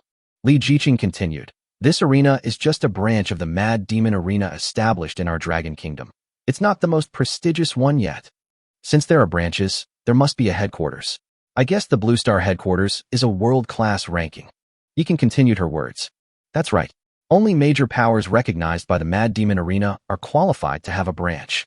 Once you make it into the top 100 of your branch, you'll be eligible to challenge for the overall rankings on Blue Star. The overall rankings are different from the branch rankings. Over there, if you can get into the top 100 and stay on the list for a month, you can receive a substantial amount of source crystals. Li Jiqing took Yikan's arm and carefully explained things to him. Her gentle and considerate demeanor, like that of a newlywed wife, made the surrounding lord's eyes turn red with envy. Li Jiqing's ethereal, gentle, and considerate appearance was simply too captivating. Chapter 116. Damn it, he got me. What are the rules of the challenge? The more Yikan listened, the brighter her eyes became. This is a lord's challenge. You are not allowed to summon heroes or troops, but you can use equipment and hero templates, blur faces, and use fake names. Understood. Yikan nodded.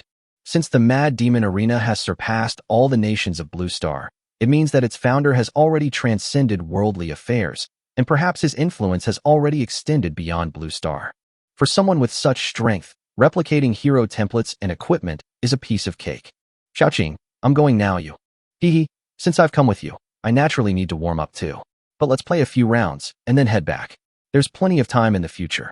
Li Jiqing held Yikan's large hand, her eyes filled with affection as she looked at him. Okay. Yikan smiled slightly, kissed her forehead, and then sent out a divine thought to the name of the 100th person on the list. Buzz. The next moment, he was enveloped in a white light and rushed towards that name, entering a virtual battlefield. This is a huge square platform, larger than a football field, supported by chaotic mist, surrounded by massive stone pillars tens of meters high. Yi Sanfei landed on top of a stone pillar, and then, with a thought, a mask appeared on his face. Outside, the people were in an uproar when they saw Yikan really challenge the top 100. Holy crap, that's ruthless. He actually dared to take on that challenge. It's just that newborn calves aren't afraid of tigers, and you actually took it seriously. I don't care. I've already lost everything except my underwear, so I'm betting my 2 million on him. You're making yourself stupid just because that kid's stupid? The 100th place is Feng Wuji from Gulan Academy. Holy crap, I've already placed my bet. It turns out that in the arena, whenever someone challenges one of the top 100, the arena will open betting for spectators to place bets.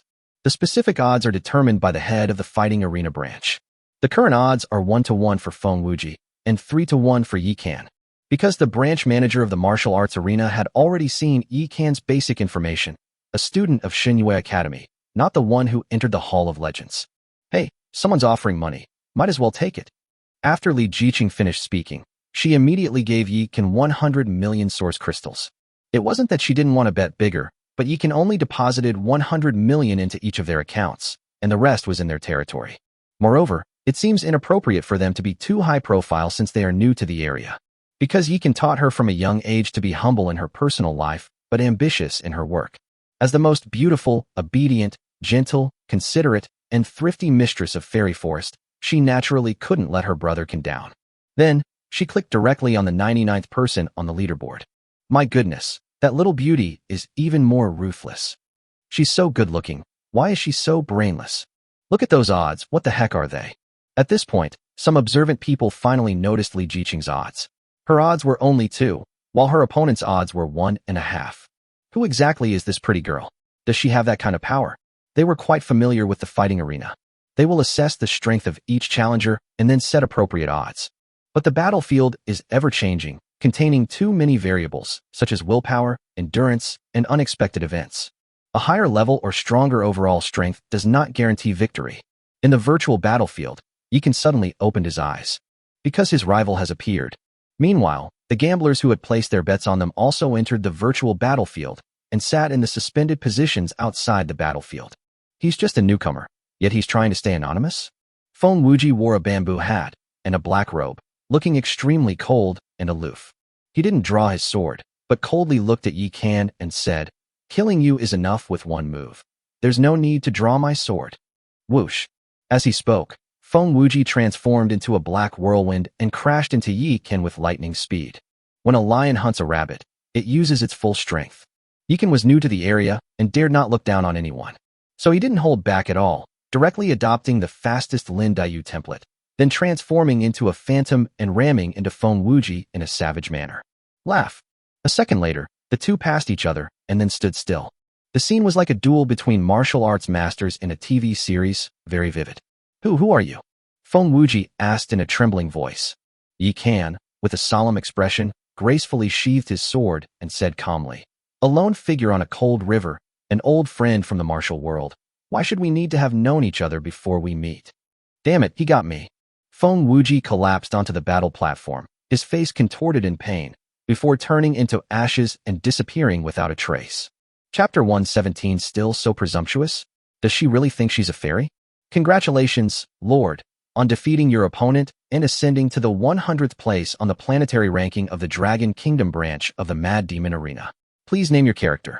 Just as Yi Ken was about to leave the virtual battlefield, a panel appeared in front of him. It's really too much for someone like me who's terrible at naming to come up with a name. Yi Ken didn't know what to write, but when he saw the devouring heaven blade in his hand, his eyes lit up. So he wrote down the two characters, Shru Kan, Shirtian. At the same time, the rankings outside also changed, with Feng Wuji changing to Shirtian in 100th place. We won. We actually won. Devouring Heaven. What an imposing name. But he certainly has some skill. I don't care. From now on I'm a diehard fan of Brother Shirtian. The guy who lost everything except his underwear got 6 million in betting money and was immediately elated. Those who missed out on Yi Ken's potential were furious, beating their chests and cursing themselves for being blind. You really can't judge a book by its cover. We'd better keep our eyes open from now on. While there are certainly many fools and pretentious people in this world, there are also some rational people. Especially the gamblers who just entered the virtual battlefield and watched Yi Ken's battle from beginning to end. Feng Wuji was ranked among the top 5 in the planetary level at Gulan Academy, yet he couldn't even withstand a single move from Yi Ken. In other words, Yi Ken did not use his full strength when fighting Feng Wuji. As soon as Yi Ken emerged from the virtual battlefield, those who had been watching followed him like lackeys. Huh? Why hasn't that girl come out yet? Yi Ken frowned when he couldn't find Li Jiqing. Brother Shirtian, are you looking for your female companion? She's off challenging the 99th. Those who had tasted success in Yi Ken's challenge immediately stepped forward. Yeah, that girl must be really strong too. Since she hasn't come out yet, how about another match, brother? The guy in the shorts looked at Yi Ken with stars in his eyes and an expression of adoration. Can I place a bet on this? Yi Ken glanced at them, then at the betting station next to them, and belatedly realized what was going on. Yes. Everyone immediately nodded vigorously, like chickens pecking at rice. It's a pity that you can't place bets once you start the challenge. Yi Ken looked at the red name of the 99th place with a regretful expression. Brother Shirtian, we are regulars at the Mad Demon Arena. We come here every day. If you trust us, leave this matter to us. The Underpants brothers now admired Yi Ken immensely and immediately took on all the responsibilities. Brother, this guy in the shorts is right. You can deposit your money into the betting point and then authorize us to operate it. The people around immediately joined in the commotion. Is this even possible? Upon hearing this, Yi Ken's eyes lit up immediately.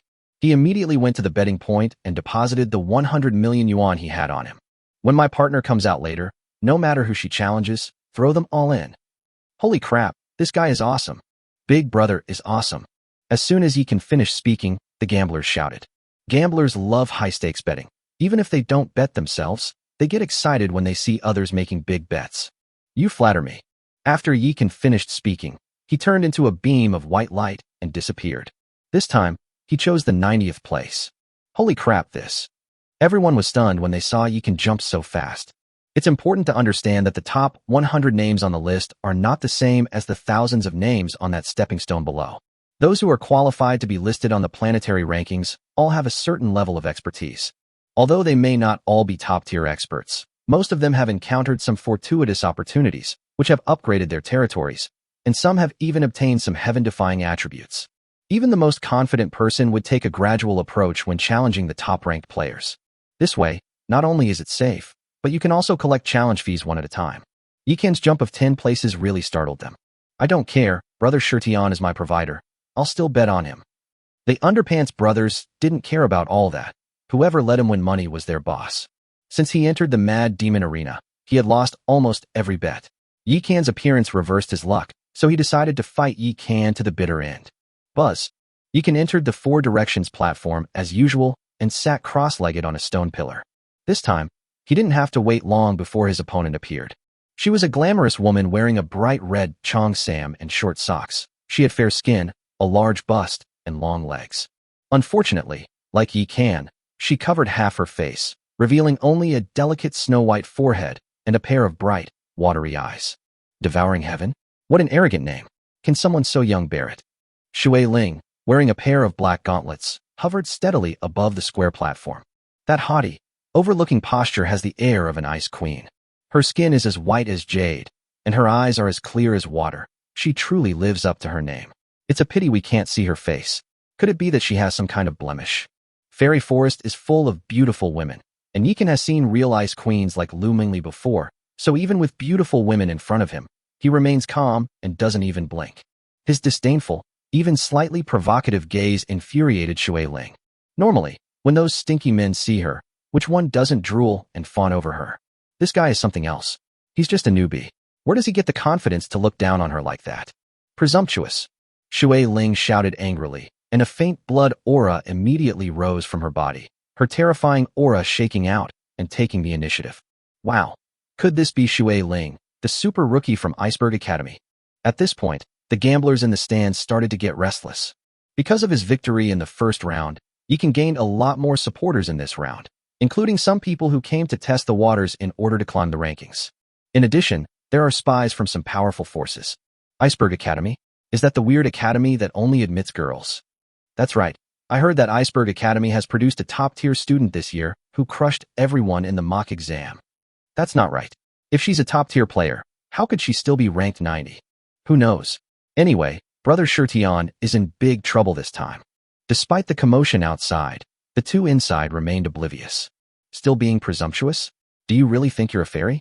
Yi Kan switched directly to the Su Daji template, dragging his sword as he was lifted up by the demonic wind. Ignorance. Shui Ling suddenly spun around, and two scarlet lights shone from the black gauntlets in her hands, like the eyes of an ancient ferocious beast opening. Whoosh! Her crimson figure streaked through the air, leaving a trail of red light, as she suddenly charged towards Yi Kan. Yi Kan had assumed that such a pretty girl must be a mage, but he was surprised to find that she was actually a melee fighter. With the atmosphere built up to this level, it would seem unrefined not to shout something. As a man, Yi Kan did not want to be overwhelmed by a woman's imposing manner. In that fraction of a second, he conceived a terrifying move, and his body trembled instantly. So, he instantly switched to the Nuba template and roared at the sky. Flame Divide. Wave Devouring Ruler.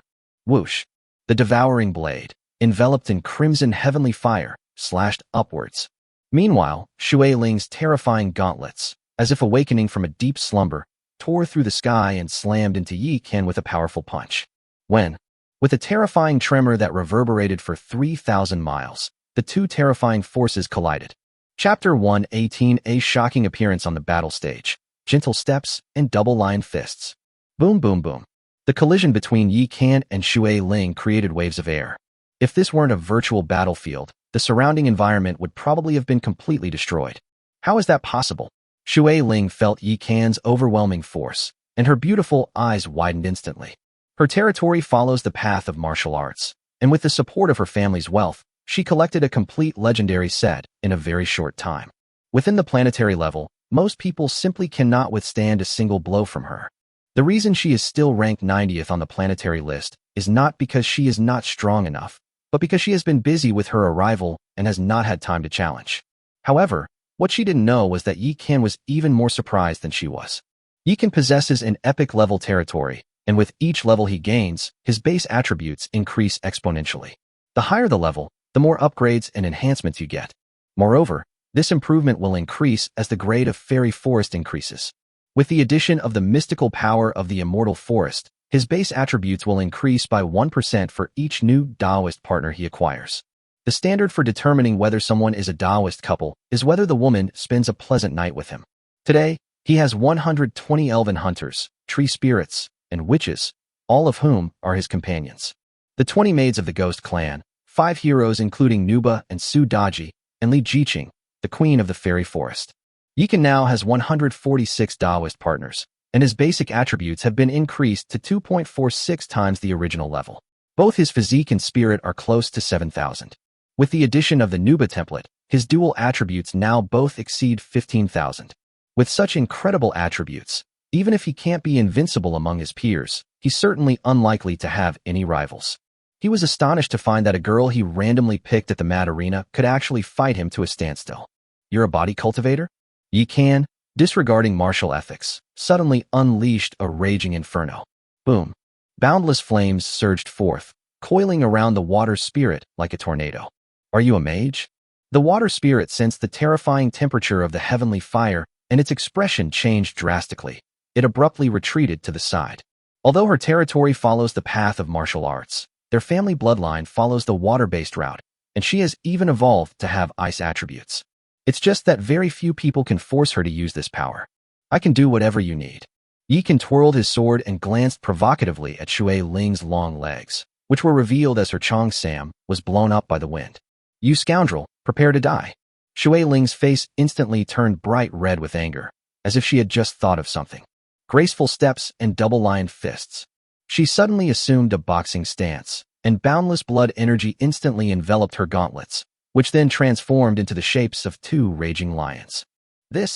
Upon hearing this familiar move, Yikan felt his blood boil.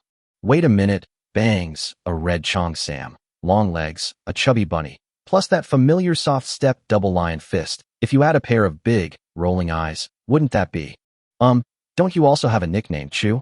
Before Yikan could finish speaking, the crazed Shui Ling crashed into him like a burning meteorite. Left with no other choice, Yikan could only raise his sword to meet the enemy. Tada!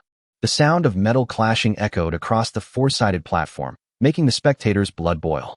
Holy crap, as expected of my brother devouring heaven. This is what a battle between men should be like. The brothers in the underpants were so excited that they couldn't help but stand up and shout, Brother Devourer, capture her and take her home as your wife. Hey bro, have you forgotten who that terrifying woman was? At this moment, his companion couldn't help but remind him. Did I just say something? I was just cheering for Brother Shirtion. After saying that, Brother Underpants immediately changed his tune and said, Go for it, Brother Devourer. Charge forward and reach the top of the leaderboard. No, such a spectacular battle must be seen by more people. That's right. So, Brother Underpants and his brothers started recording videos and calling on their friends. Through their actions, the number of people in the spectator stands gradually increased from a dozen to hundreds. The two fighters, locked in fierce combat, dared not be distracted in the slightest, and their expressions grew increasingly solemn as the battle raged on. Both Yikan and Shui Ling were the strongest opponents they had encountered in their respective realms since becoming lords. Shui Ling discovered in despair that although she followed the path of martial arts, she also possessed a complete set of legendary armor. But she had no advantage whatsoever against this despicable lecher, who maintained a nonchalant and scrutinizing demeanor throughout. The feeling was like an old man toying with a child, driving her crazy. What she didn't know was that Yikan wasn't playing a trick on her at all. He was just using her as a whetstone. After all, Yikan had never seriously practiced swordsmanship after obtaining the Devouring Heaven Blade.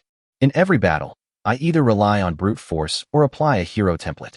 Now that he has finally encountered such a powerful opponent as Shui Ling, how could he possibly let her go easily? Since the start of the war, Yikan has always wielded the knife with one hand. He may seem carefree, but he is actually exploring the most suitable fighting style for himself and how to unleash the power of the Devouring Blade. He usually hates evil and is easygoing. During this battle, he gradually incorporated this personality trait into his swordsmanship, and it has already begun to take shape. You scoundrel, you actually used me to practice your sword skills. How despicable. At one point, Shui Ling finally realized what was happening and was so angry she was practically fuming. At this time, the number of people on the viewing platform had exceeded 1,000. Among them was a familiar voice, which belonged to Li Jiqing, who had already finished the first battle. After she came out of the battlefield, she saw the 100th person change hands and learned the name Yikan had given her. Just as she was preparing for another match, she overheard the discussions in the main hall. The topic of conversation was Yikan's challenge to Shui Ling from the Iceberg Academy. As the celestial maiden of the Li family, and a top-tier contestant at that, she had naturally heard of Shui Ling's reputation. Worried about Yikan but unable to suppress her curiosity, she couldn't help but enter the viewing platform. where she witnessed this exciting battle. What? Why did you stop? Yikan was engrossed in the battle when he was interrupted by Shui Ling's reprimand, causing him to frown. Hateful. Shui Ling became even angrier when she saw Yi Kan's bewildered expression. Call. In an instant, a cold wind howled across the four-sided platform, and wisps of ice drifted in the wind. At the same time, a layer of white frost covered Shui Ling's body, and her aura also rose wildly. That feeling evokes a sense of awe and fear, like the awakening of a primordial beast. Yikan even saw a huge phantom behind her, which was a giant ice crystal phoenix. An ancient ice phoenix? She actually awakened her bloodline power during the battle. When Li Jiqing saw the illusory figure behind Shui Ling, her expression changed drastically, and she suddenly stood up. Chapter 119, The Battle of Dragon and Phoenix. Brother, the Shui family's bloodline is not simple. Don't underestimate them. Just as Yikan was filled with doubt and uncertainty, Li Jiqing's voice suddenly rang in his mind. The original form of the Ring of Eternity was the first precious jade when heaven and earth were first separated.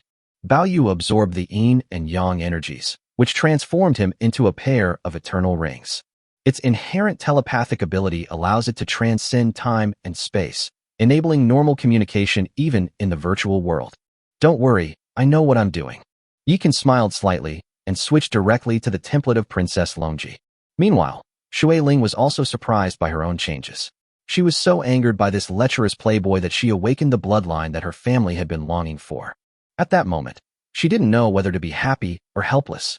Since the fall of the last ancient Ice Phoenix bloodline in the Shui family, no one in the Shui family has awakened their bloodline for thousands of years. Over the past few thousand years, the family has tried various methods, but all have failed. Not long ago, the family made a deal with a mysterious force, preparing to use her as a price to awaken one of the family's prodigies. Upon learning this, she fled her family overnight and joined the Iceberg Academy. Ironically, this abandoned pawn actually awakened the bloodline of the ancient Ice Phoenix in this virtual battlefield. It's just too ironic. You scoundrel, surrender. You're no match for me now. Shui Ling has calmed down now. Although the kid in front of her was shameless, it was also true that he had helped her awaken her bloodline. So Shui Ling decided to swallow her anger and give him a way out. As the Lord, I shall suppress all enemies. How dare you, a mere Ice Phoenix, utter such arrogant words? Yikan held the devouring heaven sword, pointing it diagonally at the Ice Phoenix behind Shui Ling. His eyes showed no fear, but were filled with fighting spirit. You wretched brat, then die with your pathetic pride. Shui Ling laughed in exasperation. She kindly gave this guy a chance, but instead of being grateful, he dared to speak arrogantly to her, which is simply unforgivable. Since that's the case, then let's trample his dignity underfoot and see if he dares to be arrogant again.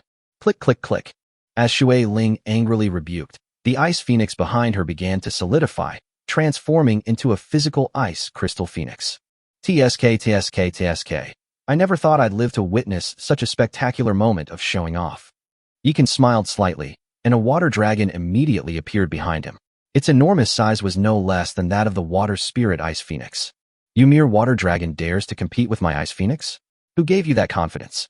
Shui Ling soared into the air, transforming into a true ice queen, even her eyes exuding a chilling aura.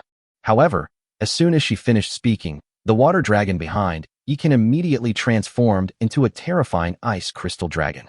The dragon's body was slightly black, and it was filled with an extremely cold aura. At first glance, it felt like staring into an abyss, which frightened the spectators so much that they immediately looked away and dared not stare at the dragon. Brother Shirtian, what kind of move is that? It's terrifying. Brother Underpants stretched his neck, his gaze constantly shifting between the Ice Phoenix and the Ice Dragon, his eyes shining with excitement. As expected of the person he chose, truly awesome. I've struck gold. I was just here to watch the spectacle, but I ended up seeing such a grand scene. The battle between the dragon and the phoenix, according to the cliches of novels, these two must love and hate each other, pull each other apart, and finally resolve their grudges and live a shameless life. Brother, that's a great idea. If you write it down, I'll definitely be the first to support you. You flatter me. You flatter me. Shut up, all of you. Li Jiqing, who was standing to the side, finally couldn't stand it anymore and couldn't help but speak out angrily. One queen is enough for Fairy Forest. There's no need for an Ice Phoenix. Sister, we were wrong. Although Li Jiqing had covered her face, Brother Kucha and his friends still recognized her by her clothes and hairstyle. And this is? Later people didn't know who Li Jiqing was, and for a while, they didn't dare to offend her. Brother Underpants and the others immediately explained in hushed tones, and everyone shut up. Although the outcome of the battle is still undecided, both devouring heaven and water spirit will make a name for themselves after this fight, becoming known to all the forces in the Dragon Kingdom. Meanwhile, Shui Ling remained as confident as ever, coldly looking down at Yi Kan. Playing tricks. She couldn't believe her luck was so good that she awakened her bloodline in battle and encountered a contemporary lord with the same bloodline. Enough talk. Let's settle this with one move. Knowing that Li Jiqing had been watching the match, Yi Kan didn't waste any more words. They came to learn about the Madman Arena and didn't intend to stay for long. This battle has been delayed for far too long. Then go die. Shui Ling, born into a prominent family, was naturally proud and arrogant and couldn't stand Yi Kan's tone. The ancient ice phoenix let out a sharp cry and charged towards Yi Kan with the force of a thunderbolt. Without further ado, Yi Kan used the Taiyin True Scripture to power the frost dragon, which then crashed into the ancient ice phoenix. Boom. In the blink of an eye, the two enormous frost monsters collided. What was thought to be an evenly matched battle took an unexpected turn at this moment. The ancient ice phoenix, like an ice sculpture, was smashed into pieces. The frost dragon, however, continued its momentum and pounced on the water spirit behind the ancient ice phoenix. With Shui Ling's speed, she shouldn't have been helpless, but because the ancient ice phoenix shattered her with a single blow, she suffered a backlash. Moreover, this astonishing reversal was so shocking that it shattered her proud heart, making it unacceptable to her. As a result, she was grabbed and held in the palm of the frost dragon. Bang! As the dragon exerted its power, the goddess in the Cheongsam, Lady Shui Ling, perished. This direct and brutal method of killing was so impactful that it left the onlookers somewhat bewildered. Holy crap, to be so ruthless to such a delicate beauty. This guy is a monster. She's definitely a great beauty, but what makes her seem delicate? Yeah, how about you go next time? Yi Kan ignored the onlookers and left the battlefield, heading outside the main hall. Hee, your majesty is ruthless in destroying flowers. How impressive. Li Jiqing appeared at the right moment and took his arm.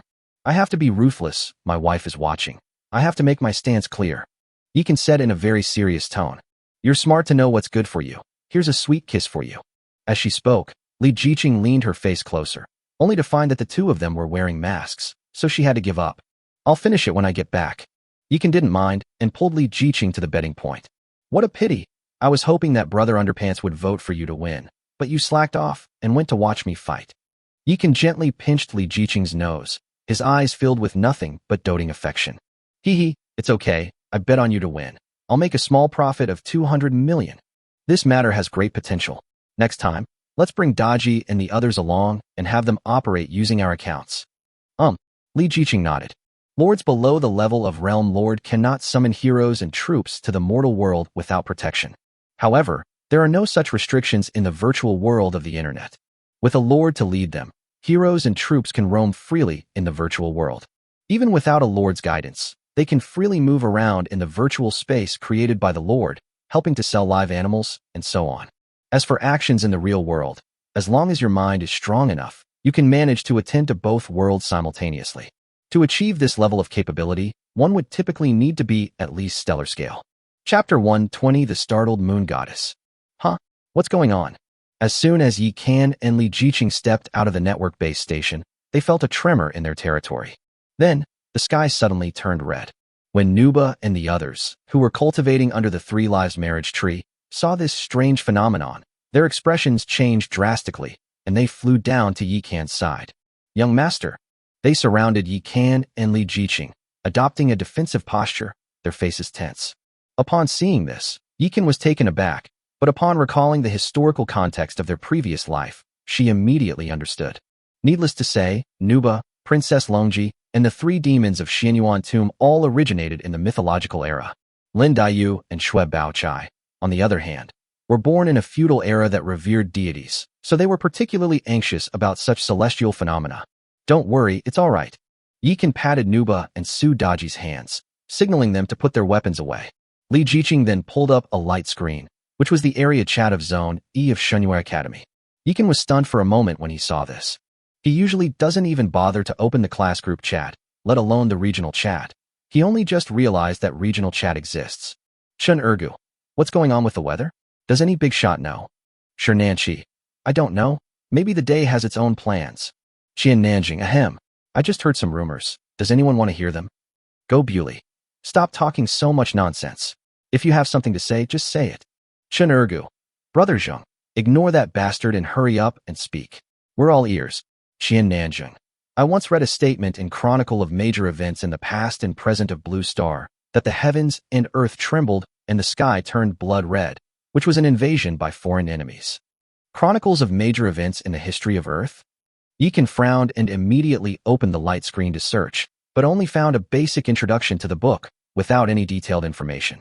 I once heard my uncle mention that many far-reaching events have occurred in the history of Earth. Some of the truths are too terrible, so they have been blocked and are not accessible to the average person. It seems Qian Nanjing is quite something. The Qian family is a major conglomerate on Blue Star, with businesses spanning the globe. Legend has it that their goal is to expand beyond the region and become a force like the Mad Demon Arena. When Li Jiqing spoke of the Qian family, a hint of apprehension appeared in her eyes. Clearly, the Qian family is more than just good at business. Is it that amazing? Upon hearing this, Yi Can's expression immediately became more serious. The information revealed by signs of such prominent families may not be unfounded. So Yi Can directly opened Lu Mingli's chat window. Teacher Lu, could you reveal something about the red light in the sky? It took a while before Lu Mengli replied to him.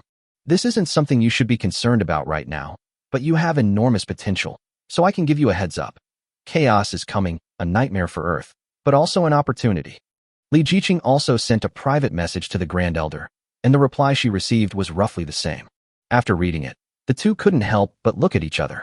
This Qian Nanjing is indeed quite something. Li Jiqing looked solemn. Since both elders have said so, it means that the matter is very likely to affect even those of us at the bottom of the planetary level. The virtual marketplace needs to be put on the agenda immediately. We need to monetize as much of the inventory as possible and maximize our territory strength. After Yi Can finished speaking, he glanced at the beauties around him and finally fixed his gaze on Shui Baochai. I am willing to serve you, young master. Shui Baochai was incredibly clever and immediately understood. She had managed many of the Shui family's businesses in her previous life, so she was indeed experienced in this area. Baochai, the virtual mall is very simple. You just need to set up the framework and leave the rest to Xiaoyu and the others. You can just take a look at it occasionally. To truly immerse yourself in the experience, you can enter the virtual world through a console located at a network base station. It requires minimal effort. Even if you're a hero, your focus should remain on your territory and yourself. Yi Can recalled Shui Baochai's past life and couldn't help but say a few more words. Thank you for your consideration, young master. Shui Baochai's eyes were slightly red. Li Jiqing witnessed all of this and couldn't help but sigh inwardly. Perhaps it's time. Xiaoqing, you came back from the void and went straight to the arena. You must be exhausted. Get some rest first. We can talk about other things tomorrow. Don't worry, I'm not that spoiled. But you, don't put too much pressure on yourself. If the sky falls, there are tall people to hold it up. I know what I'm doing. Yi Can pulled Li Jiqing into his arms and kissed her. Just as he was about to leave, he noticed 5 beautiful women staring at him expectantly. Okay, everyone gets a share. Yi Can had no choice but to give each person a whiff of the incense. Lin Daiyu and Shui Baochai blushed and turned their backs, then were pulled away by Li Jiqing. Young master, what's next? Both Nuba and Su Daji had one of Yi Can's arms taken over. I need to calm down. Let me sit under the 3 Lives marriage tree for a while. Perfect timing, we're going to. And so, the 5 of them escorted Yi Can toward the 3 Lives marriage tree. Because everyone meditates under the tree every day, the area has been filled with prayer cushions. Although Nuba and the others would occasionally joke around with Yi Can, they were never ambiguous when it came to serious matters, and they would never make unreasonable demands. So once they arrived at the 3 Lives marriage tree, they stopped bothering Yi Can. Perhaps that person knows something. After Yi Can finished speaking, he sat down cross-legged on a futon under the tree. Buzz. As Yi Can circulated the Taiyin True Scripture, the bright moon above Moon Goddess Lake seemed to be activated, its light suddenly becoming stronger, showering down endless moonlight. At the same time, a faint light emanated from Yi Can's body, as if she were draped in a moonlit veil, making her appear otherworldly and peerless. As Yi Can entered a meditative state, a mysterious and profound aura suddenly emanated from his body. Under the influence of this aura, the elven warriors, who already worshipped the moon goddess, seemed to have an epiphany, and 3 of them actually broke through their skill levels. Yi Can was completely unaware of this. Because his mind was already immersed in cultivation, and with the bright moon above Moon Goddess Lake as his eyes, he finally saw the figure in the tiny, immortal realm again. How did you manage to find this place so many times, at a mere planetary level? This time, the Moon Goddess sat cross-legged in a palace as clear as jade. The air inside was bitterly cold, but the Moon Goddess seemed completely unaffected. Although Yikan saw the Moon Goddess's true form, he could only see a blurry outline and not her real face. I have a question that I would like to ask the Moon Goddess for clarification. The Moon Goddess opened her eyes slightly and looked down through the bright moon that floated above Moon Goddess Lake, and then she was shocked, because she saw the tree of 3 lifetimes of marriage and the well of eternity. Even more incredibly, aside from being able to tell that Yikan was a planetary-level being, she couldn't see anything else about him. Moreover, Moon Goddess Lake was clearly the place where she used to bathe, but if Yikan hadn't actively used his cultivation technique to find the tiny immortal realm, she wouldn't have been able to sense the existence of that bright moon. Chapter 121: The Moon Goddess's Covetousness. Tell me about it. At this moment, the Moon Goddess developed a strong interest in Yikan and didn't mind his irrelevant answer. Why did the blue planet suddenly turn into a red aura, as if it were the end of the world? As a time traveler, Yikan was well aware of the importance of having first-hand information. Let me ask you this. Every year, the human race adds countless new lords, and these lords have long lifespans, while the living space on Earth is very limited. How will the human race continue? The Moon Goddess did not answer Yikan, but instead posed a question to him. After hearing this, Yikan's expression kept changing. Because he remembered some things from his past life, a certain inhumane racial plan. The ways of heaven are unpredictable, and the human heart is hard to fathom, but it's not as dark as you think. The Moon Goddess seemed to see through Yikan's thoughts, directly denying his terrible idea and giving an answer. Although heaven is ruthless, it will ultimately leave a way out. As time goes by, the heavenly Tao will give birth to a new great world beneath the highest heavens and above the underlying universe where all races live, providing a living space for all races. To date, the great world of myriad races has given birth to 9 heavens. That red light was a sign that the 9th heaven was taking shape. The creation of this vast world, encompassing all races, consumed a great deal of energy, leading to the weakening of the heavenly Tao and the chaos of the world's rules. In the coming period, void storms will impact the underlying universe. Wouldn't that mean a lot of people would die? Upon hearing this, Yikan immediately became nervous. His wonderful life had just begun, and he didn't want it to end prematurely. The various races in the lower universe are indeed unable to protect all their people, and death is inevitable. However, this is also an opportunity for you young lords. Go back now. When you achieve transcendence, you can come find me in the outer heavens. After the Moon Goddess finished speaking, she raised her flawless jade hand, intending to sever her communication with Yikan. She was overjoyed to see the hunt today, and she said too much. However, at that moment, she seemed to discover something incredible, and her jade-like hand froze in front of her. What is that in your hand? The Moon Goddess stared at the white jade ring on Yikan's hand, as if she had seen something extraordinary, and was no longer the aloof and calm person she had been before. This is a small item, a token of our love. Although Yikan could not see the Moon Goddess's expression, he became wary of her. The Ring of Eternity is no ordinary item. There is only one pair in the world. However, the Moon God is knowledgeable and might recognize it, so he cannot easily reveal it to the Moon God. I see. Since you have cultivated my Taiin's techniques, you can be considered a disciple of my Taiin lineage. I hope you won't bring shame to my Taiin immortal realm. Now go back. After the Moon Goddess finished speaking, she waved her jade hand, and Yikan instantly came back to his senses. Young master, are you alright? When the beauties saw Yikan open his eyes and still look confused, they couldn't help but worry. Especially the beautiful elven women, although they could not establish a connection with the Moon Goddess like Yikan, were able to sense Yikan's state of mind just now because of their faith. It's nothing, I just met a big shot. Yikan didn't say much, but closed his eyes and began to digest what the Moon Goddess had told him. According to the Moon Goddess, the red light that covered the sky was because the 9th heaven of the great world of myriad races had taken shape, and then the void storm impacted the lower universe, so Blue Star was definitely not spared. Their territory is currently stored in the safe zone of the Divine Moon Academy, and if the void storm strikes, they will definitely be the first to be hit. How will the Academy handle this? Will they use us as cannon fodder, or will they relocate to the 9th heaven to compete with all the races for supremacy? Yikan frowned, then got up and walked towards the treehouse. When Nuba and Su Daji saw his worried expression, they couldn't help but feel sorry for him. Sister Sien, what should we do? Sudaji wanted to help Yi Kan, but she didn't know how. He won't tell us anything, so it's obvious we can't handle this. In that case, let's leave it to someone who can. As Nuba watched Yi Kan's departing figure, she felt a little resentful and unwilling. Elder sister, is it because we are too weak to help the young master? Because the timing of her rebirth was wrong. Yu Qing was still the carefree little demon in Xinyuan tomb. Even so, she noticed that something was wrong with Yi Kan. That is indeed a reason. If we were strong enough, young master wouldn't be so worried. Sudaji nodded. But we've reached our limit, and there's nothing we can do about it. Yu Qing was a little discouraged. Who says our potential is limited? Besides our level, there's still room for improvement in our grade, bloodline, and skills. You all better study this carefully. I refuse to believe that we, as heroes, are inferior to that muscle Barbie Cadden. As Nuba spoke, she couldn't help but glare at Cadden in the distance with envy, jealousy, and hatred. Sister Sien, she's plump, not muscular. Upon hearing this, Cardan immediately objected, revealing her long, shapely, and straight legs with smooth, jade-like skin, without a trace of excess fat or muscle definition. Shut up. At this point, not only the 5 heroes, but also the other warriors couldn't stand it anymore. That despicable Ohuan. She knows perfectly well that everyone is jealous of her, yet she keeps showing off. She's utterly shameless. On the other side, after Yi Kan returned to the treehouse, he saw Li Jiqing having a heart-to-heart talk with the 2 beauties from the Red Mansion.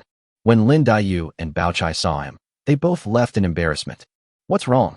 Yi Kan was a little dumbfounded when he saw the 2 stunningly beautiful women who seemed to float away close to the ground. Right now, he is only focused on the affairs of the great world of myriad races and has not thought about anything else. What else could it be? Li Jiqing gave Yi Kan a blank look, then pulled him to sit on the bed. You look so worried. What happened? Event.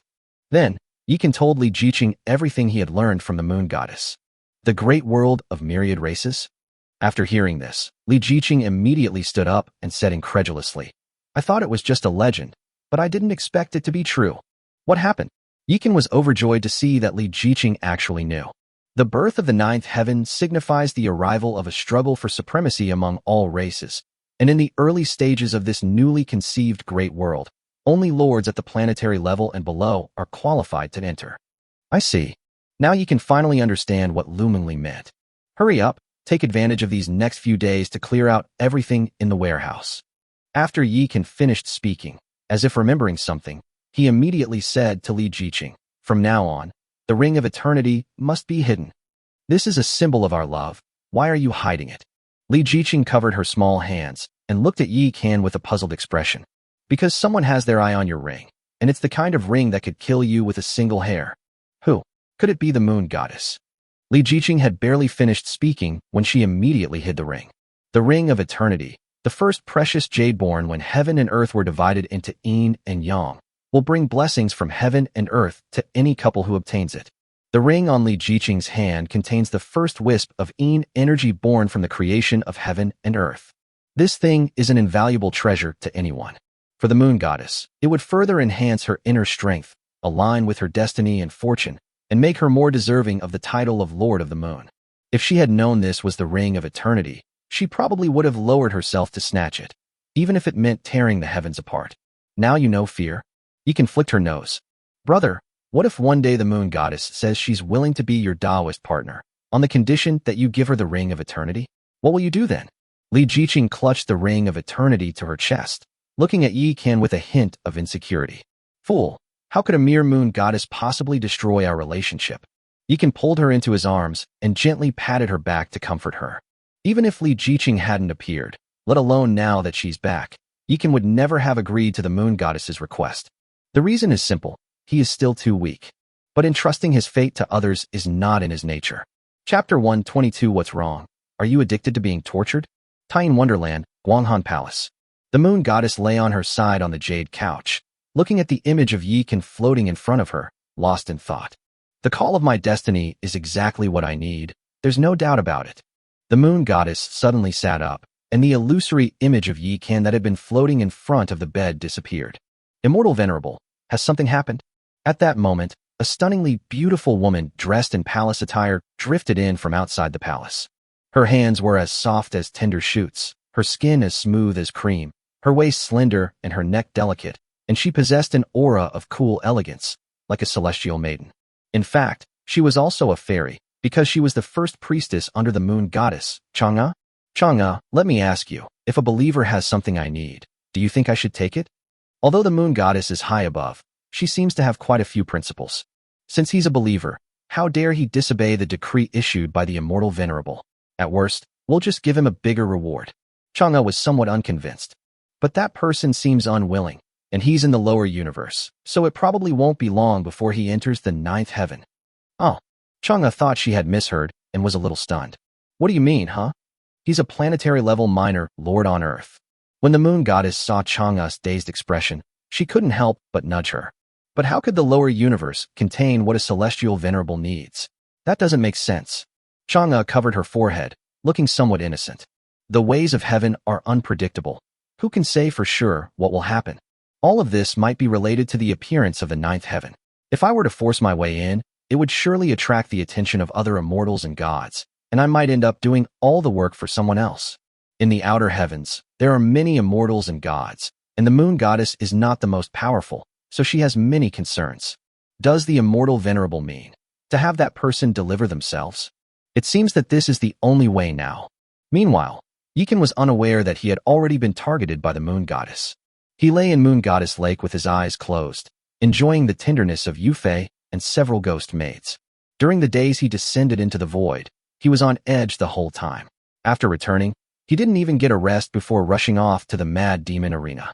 After coming out, I thought I could finally rest, but then the red light that blotted out the sky appeared. Now, he can finally relax. Master, is something troubling you? Yufei let Yikan rest his head on her body and gently massaged his temples. It's nothing serious. Looking at Yufei's shy expression, Yikan couldn't help but pinch her cheek and ask, the number of people in the territory has increased quite a bit now. Are you managing to keep up? Fortunately, it's mostly the cooking tree that's busy. We sisters are just helping out. Look, we've all gotten fat. After Yufei finished speaking, she playfully touched her companion. Sister Yufei, don't talk nonsense. I'm not as fat as you. The Oni maid refused to give up and immediately retrieved it. Looking at this nosebleed-inducing scene, Yikan couldn't help but touch his nose and say, this is called slightly chubby, which is the most popular body type, not fat. Hee, since Master says so, then I won't lose weight. The maids exchanged glances and smiled knowingly. Lord Devourer of Heaven, Water Spirit, ranked 100th on the planetary leaderboard of the Mad Demon Arena, challenges you. Do you accept the challenge? Just as Yikan was enjoying a rare moment of peace, a thought suddenly entered his mind. The Mad Arena has a rule. Refusing to fight once will cause your ranking to drop by 1 place. That crazy woman, she won't let anyone sleep at night. Is she insane? Yikan gritted his teeth. Oh. Yufei and the Oni maid standing nearby turned pale, wondering if they had done something wrong. I'm not talking to you guys. Keep pressing. I need to go to the virtual network. As he spoke, Yikan closed his eyes and focused on communicating with the multiverse network. Buzz. With a flash of light, Yikan appeared directly in the virtual battlefield ranked 90th on the planetary leaderboard.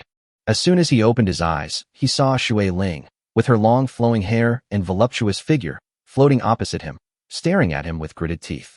What's wrong? Are you addicted to being tortured? Yikan stood on the square platform, looking up with a displeased expression, only to see something he shouldn't have. Damn it. Why are you standing so high up for no reason? Do you want me to get a sty? Yikan said angrily. You scoundrel, you're asking for death. Shui Ling was already furious, and after being provoked like this, she could no longer hold back. Boom. She suddenly stomped down, like a red lightning bolt carrying the power of Een, and struck towards Yikan. Having learned from her previous experience, she held nothing back this time, immediately using her bloodline power to empower herself and striking first with her most proficient martial arts. Having lived 2 lives and been through countless battles, Yikan was well aware of her intentions. So he immediately switched to Lin Dayu's template, drew the devouring heaven blade, and started fighting her. Tada! In an instant, 2 phantoms, one red and one black, appeared in the air, colliding wildly at such terrifying speeds that they were impossible to see clearly. Holy crap, why are these 2 fighting again? No need to ask, it's definitely because the eldest daughter of the Shui family refuses to admit defeat. The battle between the dragon and the phoenix, a love-hate relationship. I seriously suspect that the beautiful Shui Ling has fallen in love with our brother Shirtian. Brother Underpants truly lives up to his reputation as someone who lost so badly that all he had left were his underwear. He actually managed to show up at this point. Chapter 123. You're just lusting after other people's bodies. You're despicable.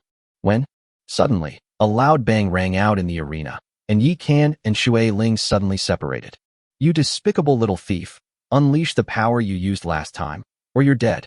At this moment, half of Shui Ling's body was covered by frost, and even her breath turned into cold mist, but her aura grew stronger and stronger. I overestimated you last time. You're not worthy of my full effort now. Yi Kan shook his head. Court death. Shui Ling knew she couldn't gain the upper hand with words, so she stopped arguing and just roared. Her entire arm and gauntlets were instantly covered in ice crystals, and a long ice crystal tail even trailed behind her shoulder. From a distance, half of her body shone like a diamond. Even Yi Kan had to admit that Shui Ling was the most dazzling star in the virtual battlefield at this moment. Roar of ice. Shui Ling's icy arm was like a super engine, and her icy tail actually spewed out dense cold air before she suddenly punched Yi Kan. As she unleashed her icy roar, countless overlapping ice crystal lotuses seemed to suddenly bloom in the air. These lotus flowers pressed down on Yi Kan with overwhelming force, like a mountain collapsing. TSK, TSK, TSK. Signs of noble families all love to put on these fancy displays. Since you love to show off so much, it would seem disrespectful of me not to play along. At this critical moment, countless thoughts flashed through Yi Kan's mind. Then, he instantly switched to the Manhwa template and roared. Roar of fire. Roar. The next moment, endless heavenly fire spread, transforming into fire lotuses of the same form, surging wildly towards the water spirit's water lotus. It's unclear whether it was stimulated by the heavenly punishment flame or by the water spirit's ancient ice phoenix bloodline. This time, the eternal ring on Yi Kan's finger suddenly lit up, emanating a wisp of solar energy that merged into Yi Kan's fire lotus. This unexpected turn of events was something Yi Kan had not anticipated. As a result, the fire lotus seemed to be given a soul, and its momentum greatly increased. Boom. The fire lotus arrived first, instantly engulfing the water lotus and spreading outwards, reaching the source, the water lotus, in the blink of an eye, and swallowing her whole. With a piercing scream, the beautiful Shui Ling once again met her tragic end in the northwest. Although the manner of death was different, it was just as gruesome as the last time. Brother, you're awesome. Big brother is awesome. The gamblers in the stands immediately became excited. Although Yi Kan's strong performance in the last battle reduced his odds to 1.2, it was still enough to excite the gamblers. Brother Shirtian, even in the top 100, you can't jump more than 10 places to challenge someone. If you want to get rid of Shui Ling, you can move up a bit. When everyone saw Yi Kan about to leave, they immediately stood up. If Yi Kan doesn't continue to challenge, his odds will only decrease, eventually becoming 0. This is not what gamblers want to see.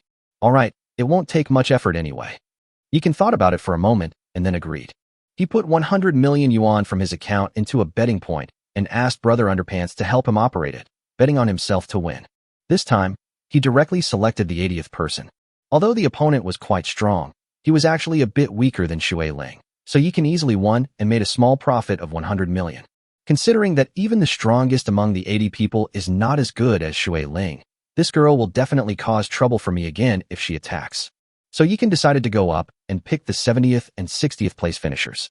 In just over half an hour, he surged to 60th place and won 1.1 billion source crystals. Brother Shirtian is mighty. Shall we continue? Those gamblers followed Yi Kan's lead and placed bets relentlessly, making a fortune. There's plenty of time, maybe next time. Yi Kan smiled slightly and exited the virtual network. When he opened his eyes, he found that there was another person in front of him. Xiaoqing, what brings you here?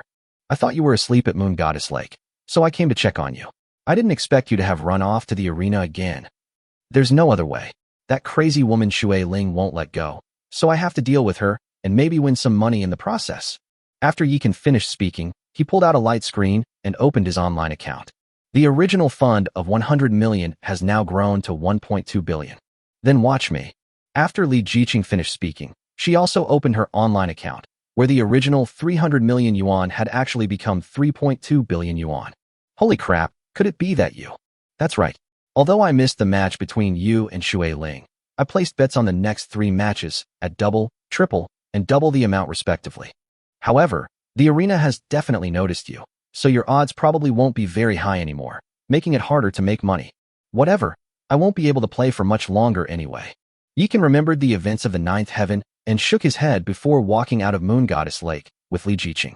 However, when the two returned to the treehouse, Li Jiqing broke free from his embrace. I'm sleeping in the Elf King's palace tonight. Yikan frowned, immediately realized what was going on, and then pulled Li Jiqing into his arms, saying, "How about I come find you in the middle of the night?" "Stop it. We've got a long future ahead of us. We're like sisters. How can you treat us like this? With such a virtuous wife, what more could a husband ask for? Stop joking and go already." Li Jiqing pushed Yikan away, but he held her in his arms and kissed her for a while before letting go. "It's all for territory, right?" Yikan wanted to find a reason for himself to talk about the characteristics of the territory, but he found that he couldn't even convince himself. At the same time, a voice echoed in his mind. "All right, you're just lusting after her body. You're despicable." Oh, you're right." As he spoke, Yikan pushed open the door of the treehouse. Under that soft, warm light, a graceful woman dressed in a phoenix coronet and embroidered robe sat regally on the bed, quietly waiting for her ideal husband. Chapter 124. Small things have their advantages. Let's go all out. Yikan composed herself and stepped forward to gently lift the bright red veil. "Young master has finally made his move. We thought you were going to stand here all night." Lin Dayu blinked her big eyes and glanced shyly at Yikan. Those eyes, that charm, almost made Yikan's heart melt. Yikan sat on the edge of the bed, holding Lin Dayu's small hand in his palm, unusually nervous and reserved. "Young master, what's wrong? This isn't like you." Seeing Yikan's seemingly genuine nervousness, Lin Dayu couldn't help but feel puzzled.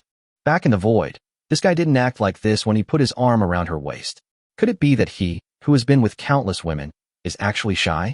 When this idea popped into Lin Dayu's mind, she herself found it unbelievable. "What I really want to ask is, was Lin Dayu's submission to me voluntary?" Yikan gritted his teeth and asked directly. "What did we have that for?" "Oh, it's about this."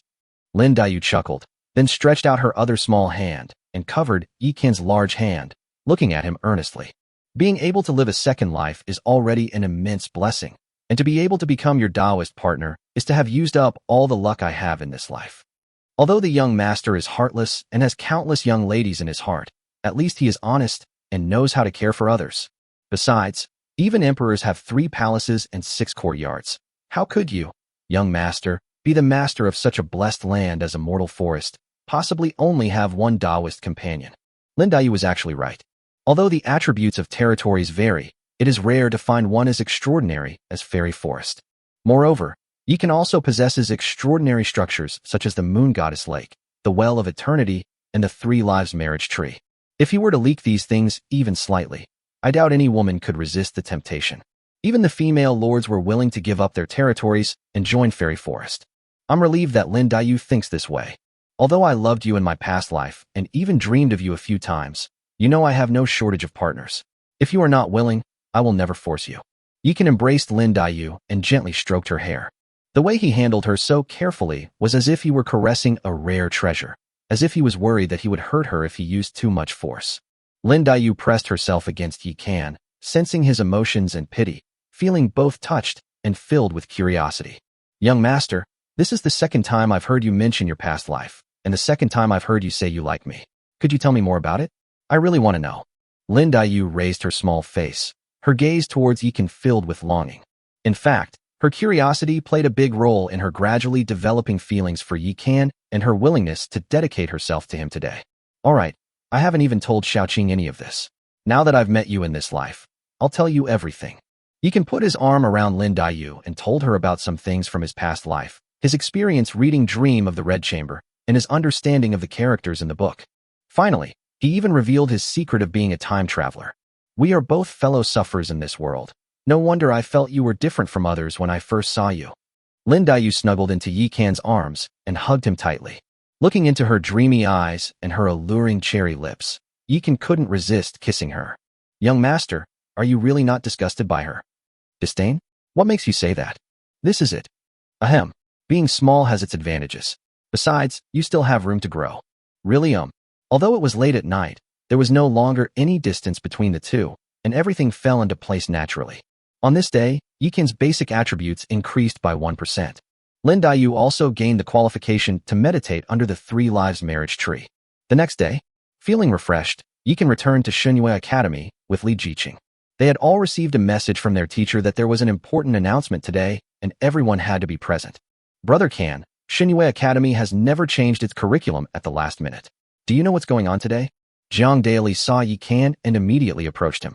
I'm curious too. The virtual store sold out like crazy last night. People were constantly clearing out their stock and buying everything in sight. If you didn't know better, you'd think the apocalypse was coming. At this moment, Li Xiaoyu also moved over. The apocalypse is indeed coming. Before the teacher announces it, you should quickly get rid of anything you don't need and buy something that can enhance the strength of your territory. Brother, I'm just a farming lord, don't scare me. Jiang Daily was immediately terrified and turned pale. Li Xiaoyu pursed her lips, her gaze towards Yi Kan filled with confusion and grievance. They all thought Yi Kan was teasing them. I'm not kidding you guys. Yi Kan shook his head and focused his attention on the virtual network. Last night, on his wedding night with Lin Daiyu, Li Jiqing had already helped Xue Baochai set up the virtual mall. Now, everything in the warehouse has been scanned by the little sprites and put into the virtual mall. Moreover, Xiaoyu and Xiaofei personally led a group of little elves through the warehouse to enter the virtual mall and personally recorded explanatory videos and voice recordings for the products. Now, more than half of the items in the warehouse have been cleared out. A dozen minutes later, the spatial portal opened again in the classroom, and the ice goddess, who was both pure and alluring yet cold, walked out. Students, I have called you here today to announce some important news. I tell you with heavy heart that the void storm is about to hit the blue planet, and countless people will die. However, there is also good news. A higher dimensional universe is about to open up, and the legendary ninth heaven has been born. In the near future, you planetary lords will be the first group of earthlings to descend upon the ninth heaven and vie for supremacy with all races. Lu Mengli didn't keep them in suspense and directly announced this bombshell news. Because this was a decision made by the top leadership of the Dragon Kingdom. They all knew that the more time they had to prepare, the greater their chances of winning once they entered the ninth heaven, and the greater their chances of survival. The legendary higher dimensional world actually exists? I thought Grandpa was lying. I'm just a farming lord. How can I compete with all races for supremacy? Most of the new lords grew up under the protection of their parents and had never experienced anything like this before, so they were completely bewildered. However, some lords have a different mindset, such as those warlike warlords. The ninth heaven? Doesn't that mean we can fight against all races there, seize their resources, and then become kings and conquerors? That's right. It takes a month to dissipate the evil energy every time we descend into the void. It's not satisfying at all. This ninth heaven is just in time. The students were all talking about it, but Yi Kan remained as calm as an old dog. This kid, I didn't reveal much yesterday. Could it be that he already knows something? Seeing Yi Kan's calm demeanor, Lu Mengli couldn't help but become curious. However, she also knew that now was not the time to ask questions. Quiet. As soon as Lu Mengli uttered that icy voice, the temperature in the classroom instantly dropped by 10 degrees, and the students finally calmed down. Teacher, I'm just a farming lord, can I not go? Jiang Daily clenched his chubby little hands, his face showing grievance and fear. As all living beings in the universe continue to develop, the first problem to be solved is survival. Heaven is ruthless, but it always leaves a way out. The higher dimensional world is the benevolence of heaven towards all living beings. Above the ninth heaven, there were already 8 heavens, where countless ancestors of our human race once fought and expanded our territory. For example, the predecessor who established the Madman Arena, and those powerful beings who established the Virtual Universe Company and spread the internet throughout the heavens. They were all chosen by the will of heaven when they were at the planetary level, and were sent to the battlefield of myriad races, where they grew step by step. You were born of the right time. You are the chosen ones. You don't need to stay behind to resist the void storm. You should be grateful and cherish this opportunity. As she spoke, Lu Mengli waved her hand, and a shower of light flew out and landed in front of everyone. This is the chip of the multiverse network. As long as you integrate the chip into the network base station, you can connect to the virtual network even when you reach the ninth heaven. However, once you reach the ninth heaven, the transfer of matter between you and Earth will be severed. In other words, once you reach the ninth heaven, you will have to rely entirely on yourselves. Lu Mengli's words exploded in everyone's hearts like a bomb. Chapter 125 The Dean's Summoning, Yi Kan's Principles. Brother, what brings you here too? After class, Yi Kan was about to leave when Lu Mengli called him to the dean's office. To his surprise, Li Jiqing was also summoned. Moreover, there were 3 more people in the office. Apart from Lu Mengli, Yi Kan had never seen the other 2 before. That bearded man is the first elder, my teacher. The one who's as thin as a bamboo pole is the second elder. All three of them are at the Realm Lord level. Li Jiqing explained to Yi Kan through a telepathic connection. Sharp. Yi Kan nodded. Just then, Lu Changfeng suddenly stood up with a serious expression. His eyes flashed like lightning as he coldly swept over Yi Kan and Li Jiqing. Boom. At this moment, both Yi Kan and Li Jiqing felt a chill run down their spines.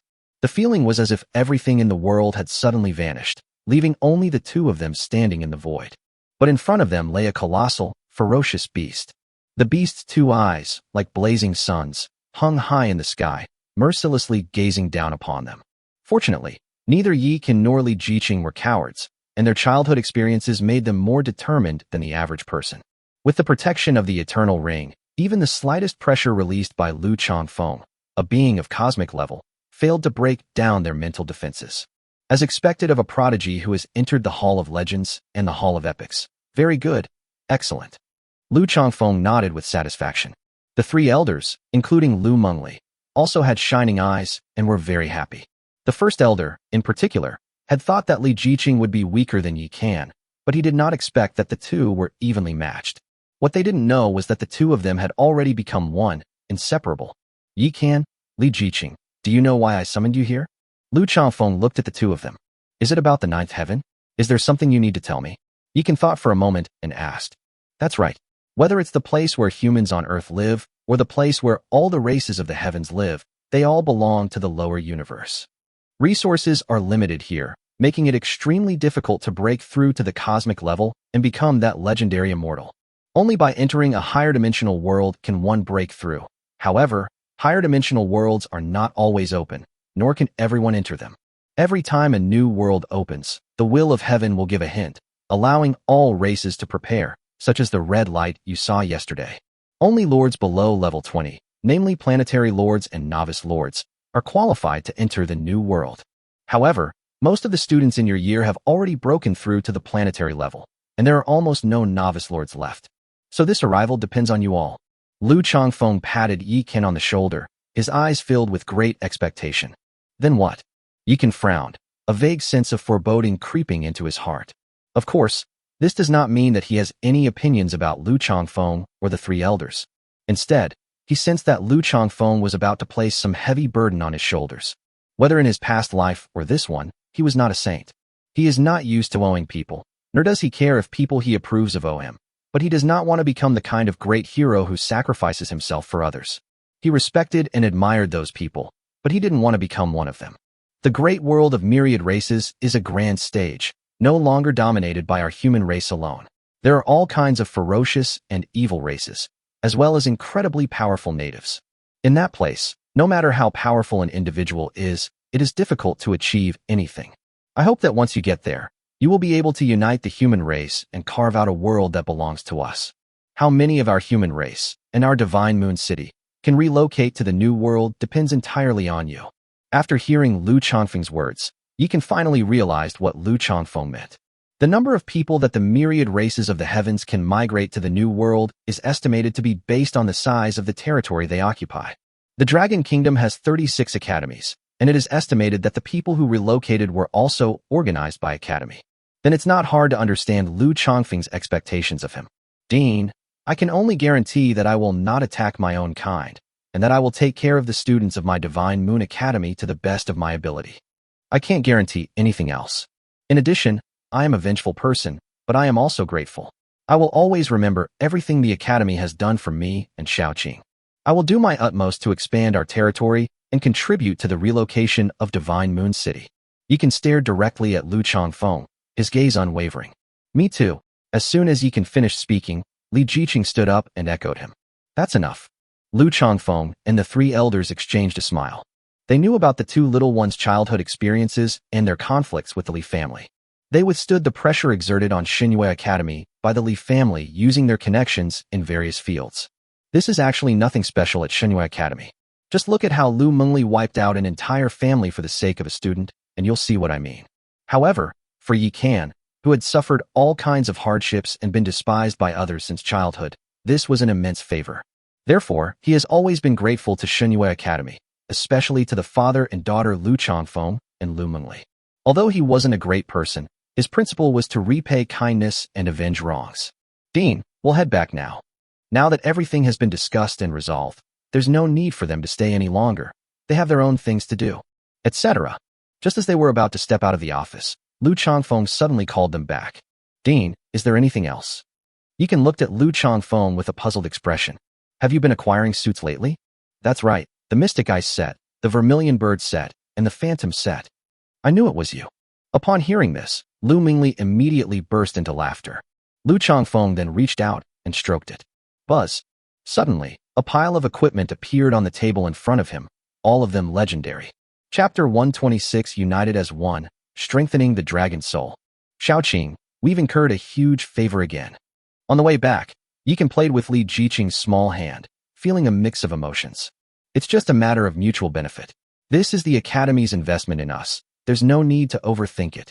Li Jiqing knew that Yikan was not used to owing favors to others.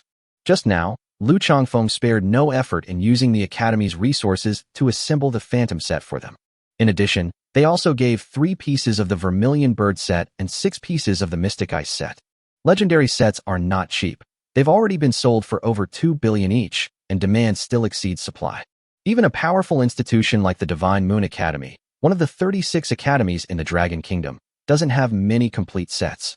Moreover, before leaving, Lu Changfeng allocated 10 billion yuan crystals from the Academy's funds to Yikan. Offering so much to 2 planetary lords can no longer be explained by simple investment. None of the 9 realms are simple places. Those worlds took anywhere from tens of thousands of years to evolve from beginning to end.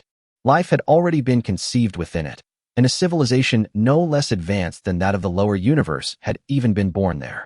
Even a minor planetary-level lord with great potential is like dust in the ocean when he reaches the 9 great worlds, and he could be crushed at any moment.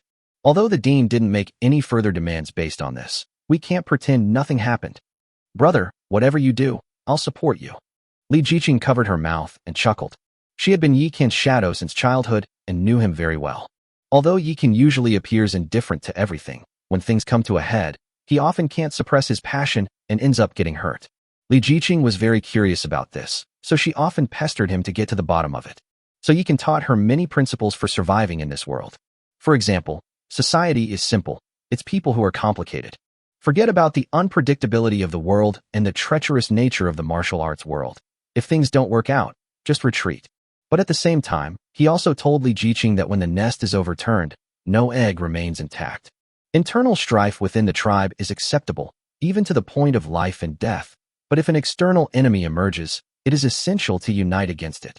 This is a fundamental quality of being a member of the same tribe. Anyone who dares to attack their compatriots at such a critical moment is a mortal enemy and should be treated as such. Li Jiqing kept these words in mind. This is also why she was able to come back alive to find Yikan after so many years of returning to her family. Let's go back to our little nest. Yikan smiled with relief, then grabbed Li Jiqing and rushed towards the red leaf forest. Although Yikan and Li Jiqing have the precious jade chime, which allows them to receive the baptism of holy light every day, it is still difficult for them to clear the evil energy from their bodies in a short period of time. So in the days that followed, they either trained in their territory or honed their skills at the Mad Demon Arena, trying to improve their strength as much as possible. Time flew by, and half a month passed quickly. During this period, Xiaoyu and Xiaofei worked very hard and sold out almost all the stock. Finally, they even set their sights on the crops grown by the tree spirits. However, Yikan stopped him. Xiaoyu, Xiaofei, thank you for your hard work these past few days. You've done a great job. However, we are about to descend into the 9th heaven, and we don't know what the situation is like there yet. Let's save the food for now, just in case. If you have nothing to do during this time, why not join the Dreamy Rouge Pavilion and help receive the sisters who are descending from all realms? Yikan gently rubbed the 2 little ones' heads, his eyes full of doting affection. Master, those so-called sisters from the Dreamy Rouge Pavilion are mostly strangely shaped, or they're like muscular Barbies. They don't fit the aesthetic standards of our fairy forest at all. Xiaoyu pouted, looking dissatisfied. That's right, and she can eat a lot too. Every time she comes, she has to drink alcohol, which is all brewed with great effort by the maids. Xiaofei also crossed her arms, looking indignant. The Dreamy Rouge Pavilion is a type of mysterious tavern, unlike directional buildings such as the Heavenly Demon Nirvana Pool and the Red Mansion. Just treat it as an intelligence station for all the heavens, and try to get as much information as possible from those older sisters. I see, I understand now. Xiao Yu and Xiao Fei exchanged a glance, their eyes lighting up. In fact, Yikan had already given up all hope for the Dreamy Rouge Pavilion. Anyway, he still has the Heavenly Demon Nirvana Pool and the Red Mansion, so he's not worried about not having heroes. Moreover, he now has 7 legendary heroes under his command, as well as Li Jiqing, a warm and virtuous wife, so he has nothing to worry about. The Devouring Heaven Lord, Shui Ling, ranked 20th on the Mad Demon Arena Planet ranking, challenges you. Do you accept the challenge? Yikan had just finished dealing with Xiao Yu and Xiao Fei when he received a telepathic message. During this period, he made great strides and reached 10th place on the planetary rankings. He thought he could finally get rid of Shui Ling, that troublesome big-breasted woman. Unexpectedly, Shui Ling was a stubborn person. As her bloodline awakened, her strength grew stronger and stronger. She fought her way up and relentlessly pursued Yikan. That crazy woman. Just as Yikan gritted his teeth, preparing to enter the virtual battlefield and crush Shui Ling, a blood-red light suddenly covered the sky. Then, a faint voice echoed from the depths of the sky. The path of gods is elusive. The path of immortals is boundless. All races vie for supremacy, and the strong are revered. The 9th realm of heavenly evolution is complete, and the struggle for supremacy among all races is about to begin. Young lords, I wish you good luck.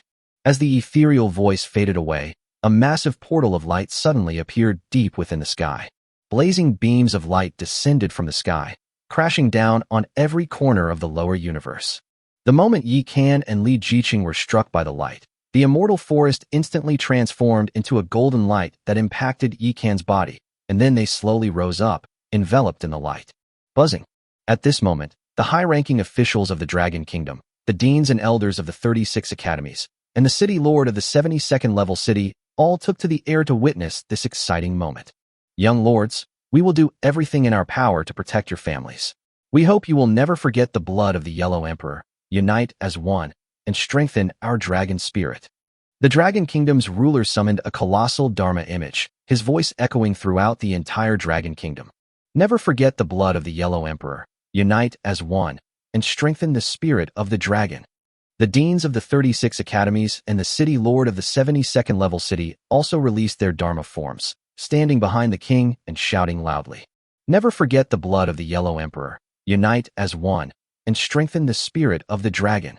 The lords across the land were infected and joined in the shouting, and even Yikan was no exception, because he remembered the motherland that haunted his dreams. Chapter 127 Shadow Pavilion. Boom. Suddenly, the portal deep in the sky emitted a blinding light, and countless lords, as if summoned, transformed into a torrent and rushed into the portal. At the same time, endless dark clouds appeared above the crimson sky. Then, countless black portals appeared in the sky above Blue Star, and endless void monsters surged out like a tide. The top leadership of the Dragon Kingdom seemed to have anticipated this. Proceed according to the original plan. Stellar-level farming lords will escort ordinary civilians to the bunkers. Stellar-level war lords will be responsible for dealing with the small monsters on the ground, and the rest of you will try your best to intercept the domain lord-level monsters on the ground. Yes, the planet Earth is in peril, and almost the entire population is mobilized for war, yet we are leaving at this critical moment. Just before Yikan entered the portal, he witnessed the void storm approaching. For some reason, a sense of guilt welled up in his heart.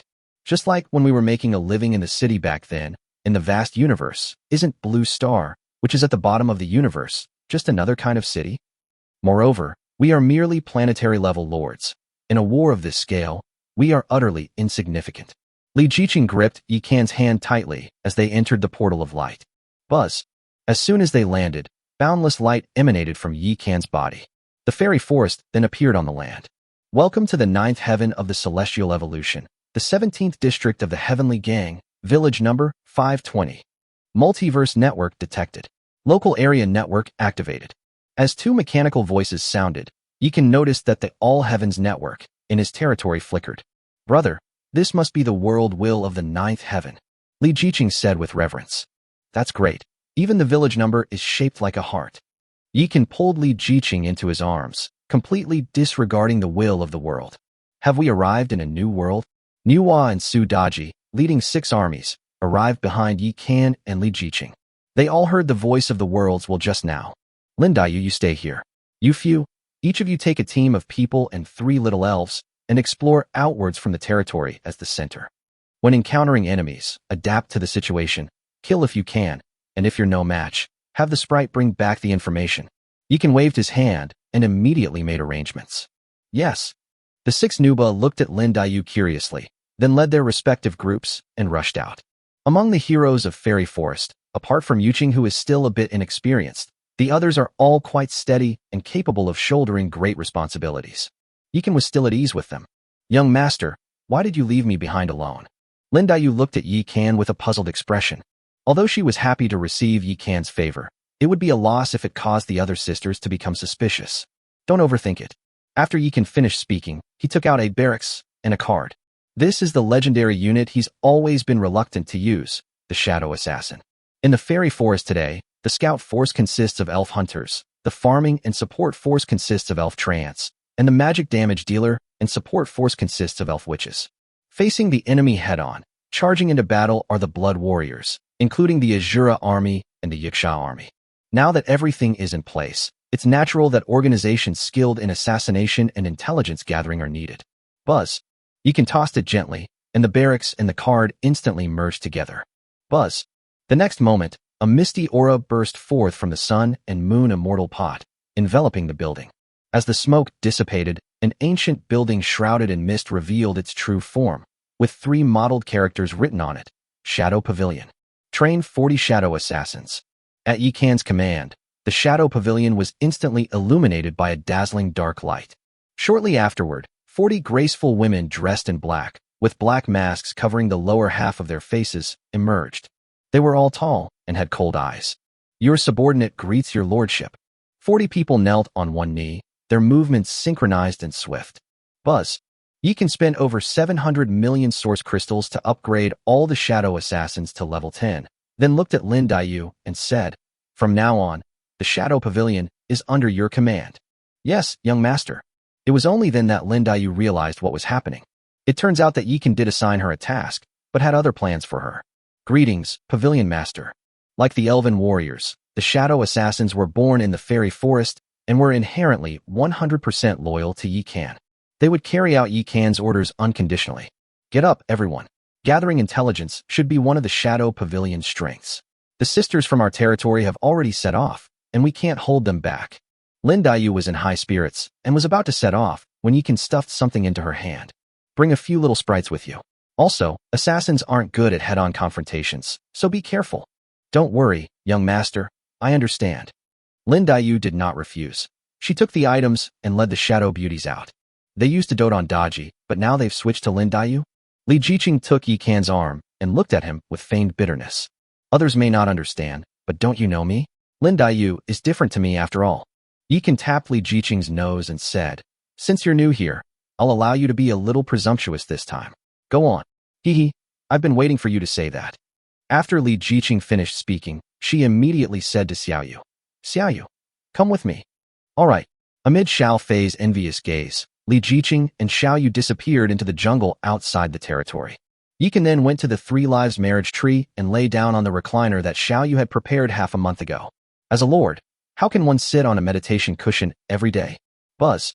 He pulled back the light screen and looked at the regional channel. Hello everyone, my name is Liang Qiu Nana. Are there any sisters from my Celestial Fox clan in Village 520? Sister Nana, the Celestial Fox clan doesn't have any, but how about a big brother from the Azure Wolf clan? My name is Di Xiao. And there's my Bull Demon clan, Bull Bold. Are there any brothers from my Blade Centipede clan here? Yikan looked for a long time and found that they were all strange-looking races, so he frowned. Are he and Li Jiqing the only two humans in this village? Just then, a line of text suddenly appeared. Excuse me, are there any humans here? My name is Su Lingyu. The weak humans actually got assigned to the same starting village as us Blade Centipedes? You're doomed. Blade Centipede, is it? Dare to give me your coordinates. Yikan finally found a fellow insect, only to see it spouting nonsense. He couldn't stand it and retorted, "Hey, there really are some fearless people out there, at -5914-0635. Come and kill me." The Blade Centipede immediately typed out a coordinate. Yikan pulled up the territory panel and glanced at it, only to find that his coordinates were also two negative numbers, and not far from the coordinates of the Blade Centipede. So he immediately contacted Li Jiqing. Xiaoqing, have the little sprite contact everyone. The 3 teams of the demon-eyed serpent people, hunters, and trance will return to defend their territory. The rest of you, advance towards coordinates -5914-0635. Good. Next, Yikan communicated with the Eye of the Demon God and sent a message to Lin Dayu through it. Head towards -5914-0635. Use the Demon God's Eye to find out what race is stationed at these coordinates, but don't alert them.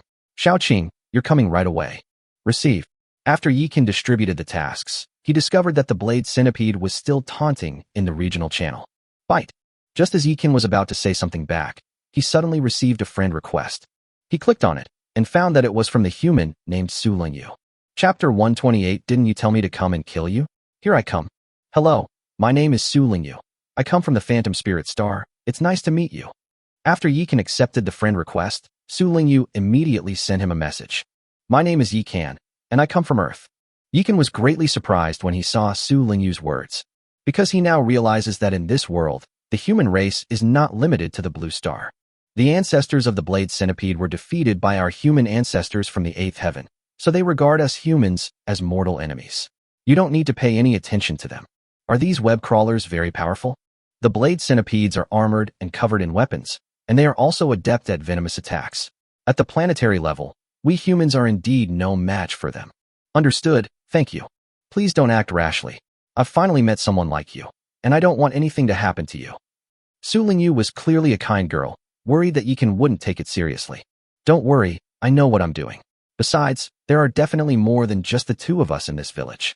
We've just arrived in this new world, and everyone is probably exploring. Yikan smiled slightly and closed the chat. Just then, Li Jiqing's voice rang out. Brother, this is a Zerg territory. The Lord is a giant centipede with shiny scales all over its body. It's level 15 and looks very powerful. That's really arrogant. The coordinates weren't faked. Brother, what happened? Li Jiqing frowned, realizing that something was amiss. You'll see if you check the regional channel. Don't act yet. Wait for Cadden and the others to return, and I'll fly over there immediately using the inseparable technique. Okay. After Li Jiqing finished speaking, she immediately opened the regional channel, only to see the Blade Centipede cursing and swearing. That human named Yikan, wasn't he very arrogant just now? Here are the coordinates. Come on, kill me. And that human girl named Su Lingyu. I happen to need a female slave to serve me tea and water. You humans are of lowly blood, so you're perfect for this kind of thing. Otherwise, you can post your coordinates, and I'll visit you one by one, haha. Seeing that neither Yikan nor Su Lingyu responded, the Blade Centipede became even more arrogant. Brother Dao is awesome. Don't kill that human woman. You can sell her to me. I can use her to warm my bed, haha. At this moment, one of the lords of the Iron-Armed Mantis also spoke up. Although there is competition among the Zerg, they often form alliances when facing other races. You trashy bug, how dare you bully my fellow humans? I'll make sure you're dead.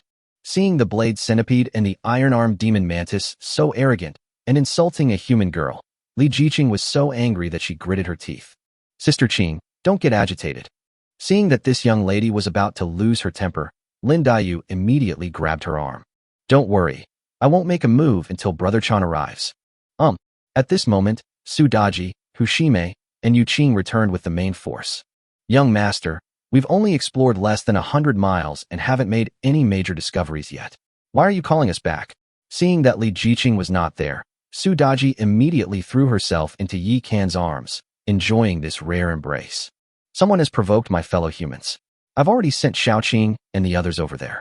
You're temporarily in charge of guarding this territory. I'll be right back. Then come back soon. Rest assured. Yikan cupped Su Daji's smiling face and kissed her, then instantly appeared beside Li Jiqing using the inseparable technique. Brother, this Blade Centipede is also legendary, with 4 heroes, 1 legendary, and 3 perfect. It also has 4 combat units, 3 perfect and 1 flawless. Li Jiqing had already thoroughly investigated the Blade Centipede's background through the Demon God's eye. Young master, these mere insects are nothing but a handful. My Yixiao army, and I can wipe them out. After Nubo arrived, she learned what had happened from Li Jiqing. With her already fiery temper, she couldn't stand this rudeness. She was originally the daughter of the Yellow Emperor, and the people of this world also revere the blood of the Yellow Emperor and the Yin Emperor. Although the blood of Yin Huang here may have nothing to do with her father, She will not allow mere insects to insult this bloodline. Don't underestimate legendary lords and legendary heroes. After Yi Can finished speaking, he looked at Lin Daiyu and said, "The Shadow Pavilion has just joined the Immortal Forest and has not yet made any achievements. This first battle will be entrusted to you." Yes. Upon hearing this, Lin Daiyu and the Shadow Pavilion assassins all had bright eyes and excited expressions. Whoosh whoosh whoosh. As the dark figures disappeared into the jungle, Yi Can waved his hand, and Nuba and Princess Longji immediately led the Azura army and Yaksha army to flank them from both sides. Sister Bao, when the battle starts, you lead the witches in and charge in. Do whatever makes it as exciting as you can. I will certainly not disappoint you, young master. Shui Baochai never expected that her first battle in this new world would give her the opportunity to show off her skills, so she immediately bowed and gave Yi Can a deep bow. I have never been disappointed in you. Yi Can smiled slightly, put on the Lin Daiyu template, and directly pulled Li Jiqing away.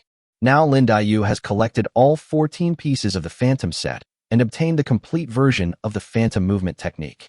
Although it hasn't been fully mastered yet, it can already be considered a planetary level speed. Yi Can used her template, and when he moved, he was like a faint phantom, which was impossible for ordinary people to catch. Enemy attack. Enemy attack. However, before he and Li Jiqing could even circle around to the other side of the territory, chaos erupted within the Blade Centipede's territory. Kill. Without saying a word, Yi Can directly activated the eye of the demon god. Boom. A black and red beam of light shot down from the sky and slammed directly into the Blade Centipede. Damn it, who is it? The Blade Centipede, which was originally half human and half insect, instantly transformed into a giant centipede as thick as a water bucket after being attacked. Didn't you tell me to come and kill you? Here I am, holding the devouring heaven blade. Yi Can flashed and instantly appeared behind the Blade Centipede. Clang. He suddenly slashed at the back of the Blade Centipede, but only managed to break through a piece of its shell without damaging its bones or muscles. The Blade Centipede suddenly retreated, looking at Yi Can in disbelief and asking, You are Yi Can? How did you find this place? On the other side, Li Jiqing didn't lift a finger. Instead, she simply turned on the camera. Chapter 129, The Deal from the Little Fox. Didn't you post the coordinates yourself? Yi Can smiled slightly, and his body once again turned into a phantom. This time, he didn't cut through the iron armor, but instead targeted the gaps between the carapaces of the Blade Centipede. Although Blade Centipede was of a higher level than him, he completely outclassed Blade Centipede in terms of grade and attributes. Hiss hiss hiss. Yi Can was extremely fast. Even though the Blade Centipede was covered in legs, it couldn't defend against his devouring heaven blade. Meanwhile, Nuwa and Longji had already led the Azura army and Yaksha army into the fray. The Elven, which behind Shui Baochai, was bombarding the territory relentlessly. They were experts in using poison, and although most of the soldiers under the Blade Centipede were poisonous insects, they were nothing but child's play in front of them. Seeing that the great battle had begun, Lin Daiyu led the shadow assassins to hide in the shadows of the territory. They had been clearing out the sentries smoothly, but then the Blade Mantis was able to control the centipede swarm. There were too many of those little creatures for the shadow assassins to clear them all, which gave them the opportunity to issue a warning. Laugh. Just as a perfect level hero was about to attack Nuba, Lin Daiyu suddenly attacked and killed him, severing the hero's head with a single sword stroke. Well done, Lin Daiyu. The demon woman gave Lin Daiyu a thumbs up, then took the lead and snatched the legendary hero, a golden humanoid beetle. Damn it, Sister Xian stole it again. Princess Longji arrived a step too late and couldn't help but sigh. She could only go and vent her anger on the remaining two perfect heroes. Shui Baochai remained as gentle and mild-mannered as ever, never vying for anything, but simply summoning her icy and snowy domain to protect the elf witches. You damn bug, weren't you so arrogant just now? Try being arrogant again. In just a few minutes, Yi Can removed the Blade Centipede's carapace, leaving it as a large, white piece of flesh lying on the ground. Great hero, spare my life. I know I was wrong. The Blade Centipede was no longer as arrogant as before. It was so frightened that it huddled up in a ball and kept begging for mercy. Yi Can ignored it and instead looked at Li Jiqing beside him. No problem. Li Jiqing flashed a peace sign, her face beaming with smiles. Then, Yi Can suddenly slashed. Laugh. The head of the Blade Centipede was severed in an instant. Meanwhile, the battle on Nuba's side was also coming to an end.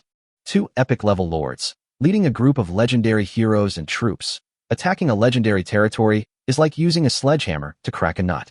How did I do? Li Jiqing sent the video to Yi Can. Good. Yikan smiled slightly, took a screenshot from the video that didn't show the face, but still fully demonstrated the physique of the blade centipede, and posted it to the regional channel with a caption. Excuse me, are there any groups of people who like to eat centipedes? I just went out for a picnic and accidentally stepped on one. The once bustling regional channel suddenly fell silent. Liang Qiu Nana, Celestial Fox Clan. Oh my god, it really looks like the blade centipede. Neo Dayton, Bull Demon Clan. Human brother, you're awesome. Willow Wood, Iron-Armed Mantis, TCH. They've already skinned it all. Who knows if it's just some random centipede-like monster they found to impersonate it. It hadn't been long since the dispute between the blade centipede and Yikan, and even neighboring territories couldn't have been found so quickly.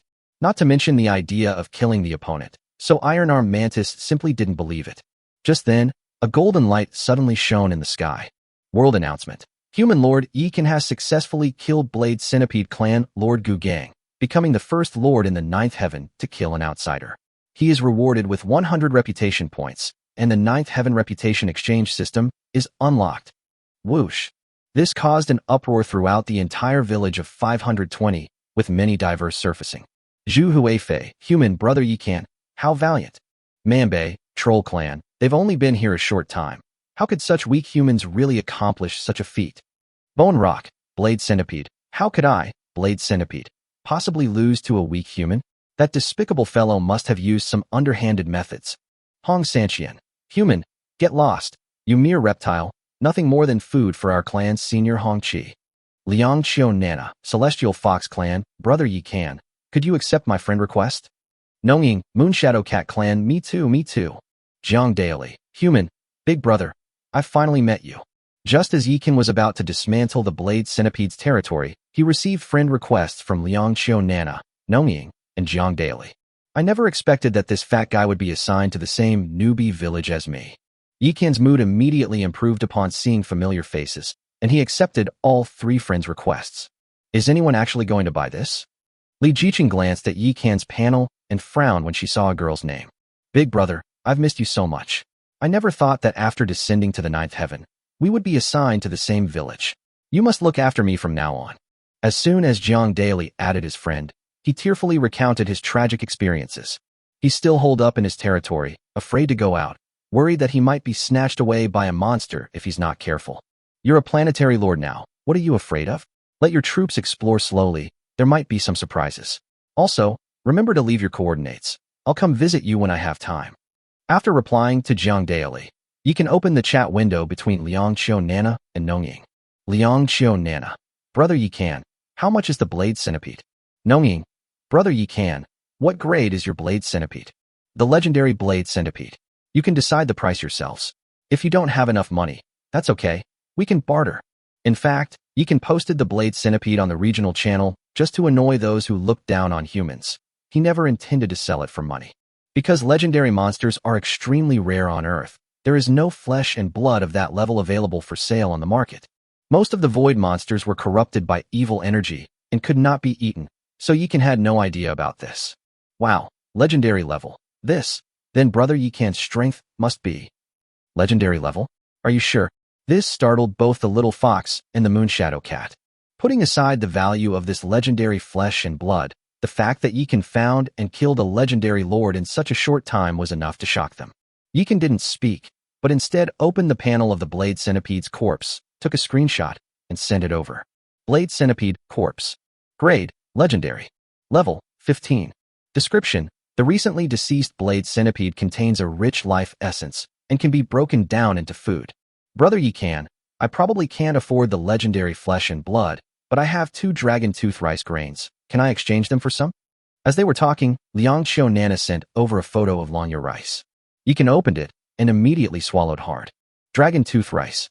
Description, primordial true dragon grain is pure white, crystal clear like jade, with long and narrow grains resembling swords. It contains rich life essence, and long-term consumption can enhance physical strength. Brother, change it. Give her the whole thing. When Li Jiqing saw the introduction of Longya rice, her eyes instantly turned red. Chapter 130 Dragon Tooth Rice. Clear. Yikan was a novel enthusiast in his previous life, so how could he not know about Dragon Tooth Rice? He has 40 spirit fields, which he can easily have the elven tree spirits cultivate Dragon Tooth Rice as seeds and then mass-produce it. Trading a legendary centipede for 2 dragon tooth rice seeds is an incredibly good deal. Change. After replying to Liang Xiaonana, Yikan immediately opened the transaction window and then reached out his hand. Buzz. The corpse of the blade centipede instantly transformed into a beam of light and fell into the trading grid. That's great. Thank you, brother Yikan. Liang Xiaonana quickly placed 2 dragon tooth rice grains into the trading box and eagerly completed the transaction. Looking at the 2 sword-shaped grains of rice, each a meter tall, Yikan felt a pang of guilt. He got such a good thing in exchange for that broken centipede. He took advantage of the little fox. Brother Yikan, why did you give me the whole blade centipede? You're losing out. To Yikan's dismay, even though he had gotten a great deal, Liang Xiaonana still felt that he had lost out. It's all right, you're the first person I've ever traded with. Let's just consider it making friends. Yikan was extremely embarrassed. Brother Yikan, you're so kind. If Nana ever needs anything in the future, just let me know. Liang Xiaonana must be quite young. Although Yikan couldn't see her face, he could imagine that she must be a cute and adorable little girl. We already have a 1,000-year-old fox spirit in the house, so please don't look for any more little foxes. Li Jiqing tugged at Yikan and pointed to another chat window. It was only then that Yikan remembered that there was another girl who wanted the blade centipede. Miss Nongyue, the blade centipede has already been sold, but I still have a legendary golden beetle, as well as a bunch of perfect venomous snakes, scorpions, spiders, and the like. Do you want it? Since it would be a waste to just leave these insect corpses lying around, Yikan thought that if they could be used, they shouldn't be wasted, so he took pictures and sent them directly to Nongyue. I want it, but I don't have that much money. How about I exchange it for this? As they were talking, Nongyue turned on the video, but she didn't show her face. Instead, she took out a delicate little bag and showed it to Yikan. What is this? Yikan and Li Jiqing exchanged a glance, both puzzled. The storage bags I mass-produce in my territory have a space of about 2 cubic meters. If you give me all the insect corpses, I'll give you 200 of these. Nongyue waved her fair and cute little hand, accidentally revealing a snow-white tail behind her. 400. Make a deal. As soon as Yikan finished speaking, Nongyue opened the transaction. Damn, that's not enough. Yikan and Li Jiqing exchanged a glance, and then smiled helplessly. Who would have thought that after meeting such an adorable little guy, a clever little devil would immediately appear? Because there were so many items, they had to make several transactions before they were completed. After Yikan got the items, he immediately checked the properties of the storage bag. Moonlight, small travel bag. Grade, common. Space, 2 cubic meters. Description, a small bag made from the fur of the Moonshadow Cat clan.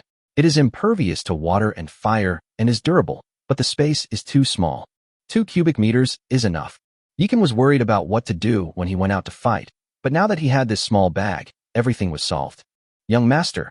The elf witches, the Azura army, and the Yaksha army all saw the introduction to the Moonshadow little bag and couldn't help but gather around it. Led by Lin Daiyu, the shadow assassins stepped forward, looking at Yikan with expectant expressions. Nothing much to say, one for each of you. Yikan waved his hand, and each person received a small moon-shaped travel bag. As for the heroes, they already had larger storage bags on them, so they naturally didn't need any.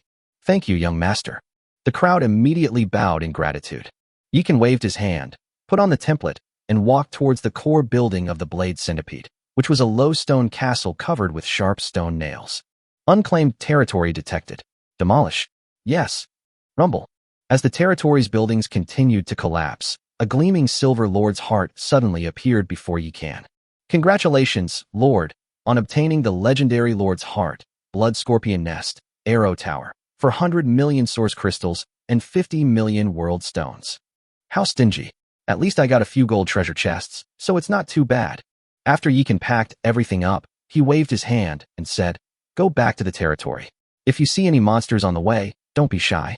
If you can't beat them, call for help. If they can be used as food, bring them back to the territory. Great. We just encountered a tiger demon, but we were in a hurry and didn't have time to kill it. We'll have tiger meat tonight. As she spoke, Nuba had already led her people out. Princess Longji, Shui Baochai, and Lin Daiyu exchanged a glance and then rushed out as well. Yikan opened Zhang Daly's chat window and discovered that the guy's coordinates were actually 2 positive numbers, exactly in the opposite direction from his own. It seems unlikely that I'll run into Fatty anytime soon. Yikan sighed. As long as we're still in the same starting village, we'll meet again eventually. We know too little about the new world. We need to do some serious research when we get back. Li Jiqing thought for a moment and said, Brother, you go back to the territory first. I'll wander around and see if I can gather some intelligence. Okay, be careful. If you encounter a monster you can't defeat, use standing by immediately. Yikan pulled Li Jiqing into his arms, kissed her deeply, and then let her go. It's time to get a flying unit. After Li Jiqing left, Yikan looked at the Ring of Eternity and couldn't help but sigh. Now that his inseparable bond with Sudaji hasn't been fully broken, and the eye of the demon god is with Sudaji, he has no choice but to fight his way home. Meanwhile, the Lords of the Blade Centipede and the Iron-Armed Mantis formed a group chat. Bone Gang was a legendary lord, and he even had a legendary hero under his command. Yet he was killed in such a short time. It seems that kid is no ordinary person. The ninth heaven has just opened, so he couldn't possibly have a treasure like the Anywhere door. The fact that he was able to find Gu Gang so quickly means his territory must be not far from Gu Gang's. Brothers, what do you suggest we do? We can ignore the other races for now, but the human race must be eliminated first. The dominance of this village must be firmly in the hands of our two races. Agree. Yikan was unaware that he had been targeted by all the lords of the two major clans, but even if he had known, he wouldn't have cared. The world's will in the ninth heaven is not so humane, putting people of the same race together. If the enemy launches a large-scale military campaign, given the resources of Fairy Forest, they will definitely be able to detect it in advance. It's uncertain who will suffer the consequences then. My wives are really ruthless. On the way back to Fairy Forest, Yikan saw several monster strongholds, all of which had been wiped out. Owner, just as Yikan was looking on in surprise, a tender, crisp voice suddenly entered his ears. He looked up and saw a little elf flying towards him. Xiaomei, what are you doing here? Although there are hundreds of sprites, and they all look very similar, these little creatures are all close to him and can be easily recognized. Sister Xian said there are treasures here, and she asked me to stay and guard them. They'll be back soon. Baby. Upon hearing this, Yikan immediately perked up. Take me to see. Chapter 131. Damn it. This kidney-damaging new world. Master, look. Xiaomei pointed to the small hill in front of her, her face full of excitement. Yikan looked at it using Pushimei's template. Originium, or description, small mineral veins born in the new world, which can yield source crystals and boundary stones, with a very low chance of mining higher-level minerals. Source crystals and boundary stones can actually be obtained through mining? Is this some kind of benefit of the new world? Yikan was stunned after reading the introduction. Isn't that amazing? At this moment, Nuba led her Yiksha army out of the mist not far away, and many of the beautiful Yiksha soldiers had huge prey on their weapons. I don't know if it's miraculous or not, but at least we have a good chance of leveling up. Yikan was in a great mood and took a bite of Nuba while holding her. Don't get too excited. We don't have miners, so we can't mine it at all. We can't just blast it open with skills, can we? The demon nun pushed Yikan away by pressing her jade finger against his forehead, then winked at him. The 40 Yiksha soldiers behind them mostly kept their eyes down, but they couldn't hide the smiles on their pretty faces. Ahem, we do indeed lack militia-type troops. This needs to be put on the agenda. Yikan gave an awkward smile and released Nuba. At that moment, a puffed-up little guy suddenly squeezed between the two of them. Master, have you forgotten about us? Xiaomei glared at Yikan. How could I forget? Your greatest strengths are logging, mining, and construction, and you do them with even greater precision than other races. Absolutely.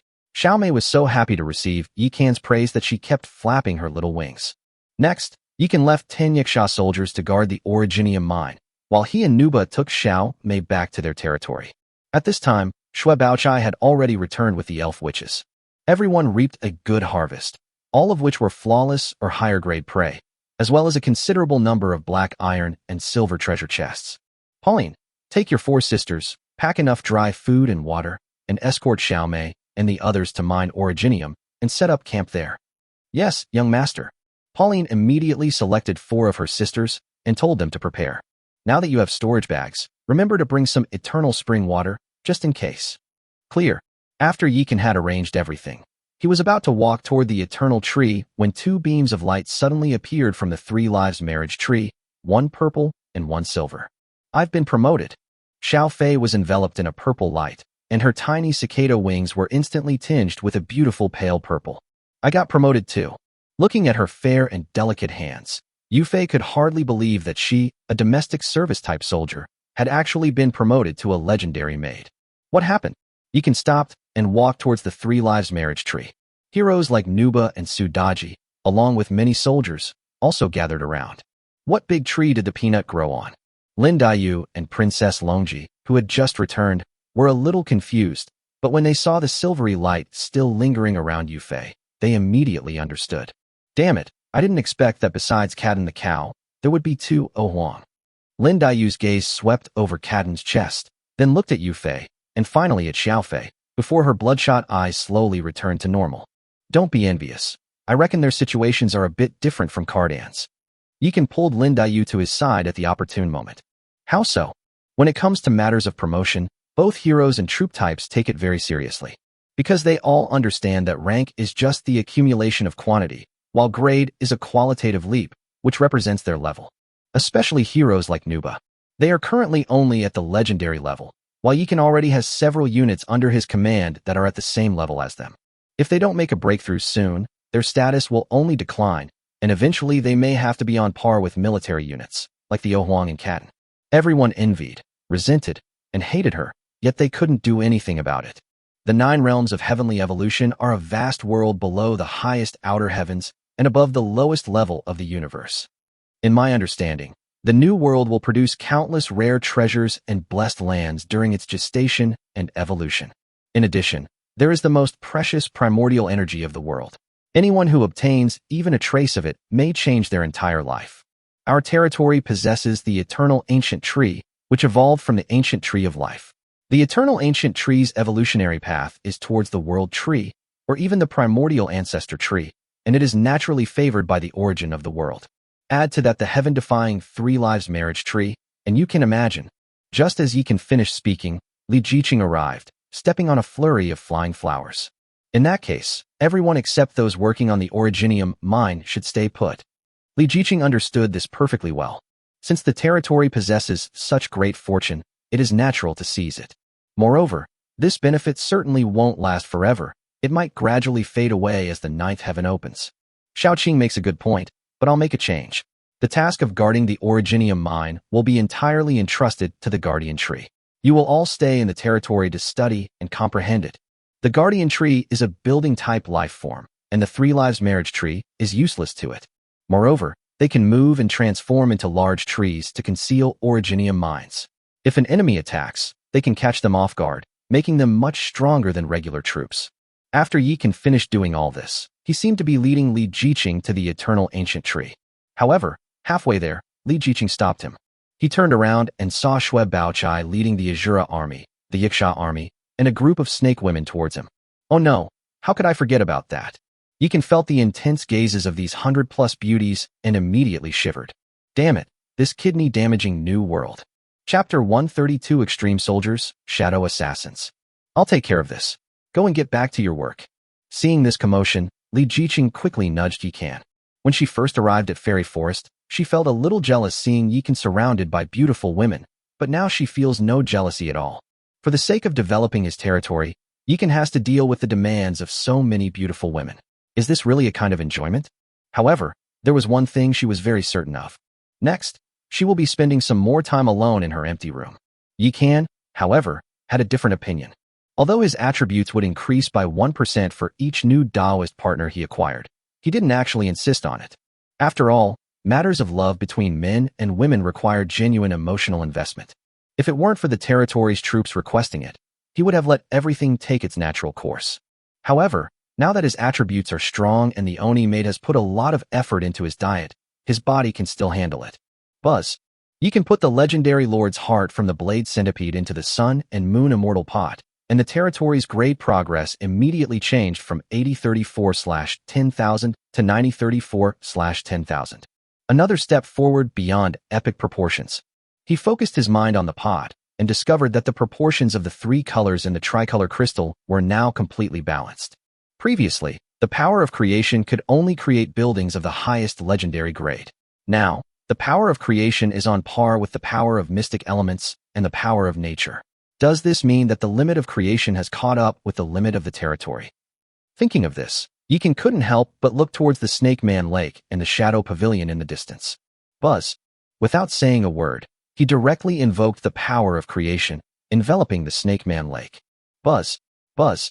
2 beams of golden light shot into the sky, and the Snake Man Lake and Shadow Pavilion underwent an instant transformation. The circular building at Snakeman Lake had grown significantly larger, and the Medusa statue on top looked almost lifelike, with skin textures that were indistinguishable from the real thing. Even more incredibly, her eyes lit up. On the other side, the Shadow Pavilion, besides doubling in size, was shrouded in a wisp of ethereal and mysterious smoke, like a pavilion in the clouds. Mysterious and powerful. These two buildings were actually successfully transformed by nature into epic architecture. We've become stronger. The Demon-Eye Serpent Man and the Shadow Pavilion assassins were instantly excited as they felt the power surging within them. This is nothing. Once you become my king's partners, you will become even more powerful. Cardan looked at the two of them with envy. She relied on her good fortune to rise through the ranks and become a legendary unit. These guys were already legendary level as soon as they entered the territory, and now they have the added advantage of epic level buildings. They've practically won at the starting line. Compared to them, I, Oh Huang, am nothing. At that moment, Yi Kan and Li Jiqing heard a notification sound. An epic level barracks and ultimate level units have been detected in the territory. Ultimate level attributes are unlocked ahead of schedule. Extreme force. Yi Kan was taken aback. You'll see when you look at this. At this moment, Li Jiqing walked in from outside and pulled up the attribute panel of the Shadow Assassin. Shadow Assassin. Level 10. Grade Legendary. Agility 3600. Extreme attribute. Base 360. Tenfold bonus from territory attribute. Constitution 920. Original attribute 92. Territory attribute bonus of 10 times. Spirit 940. Original attribute 94. Territory attribute bonus of 10x. Skills: Shadow Movement, Concealment, Shadow Strike, Blood-Burning Strike. Introduction: An orphan suffering from the ravages of war, after entering the Shadow Pavilion, is trained to be an emotionless killing machine, absolutely loyal to his master. Agility is the ultimate attribute.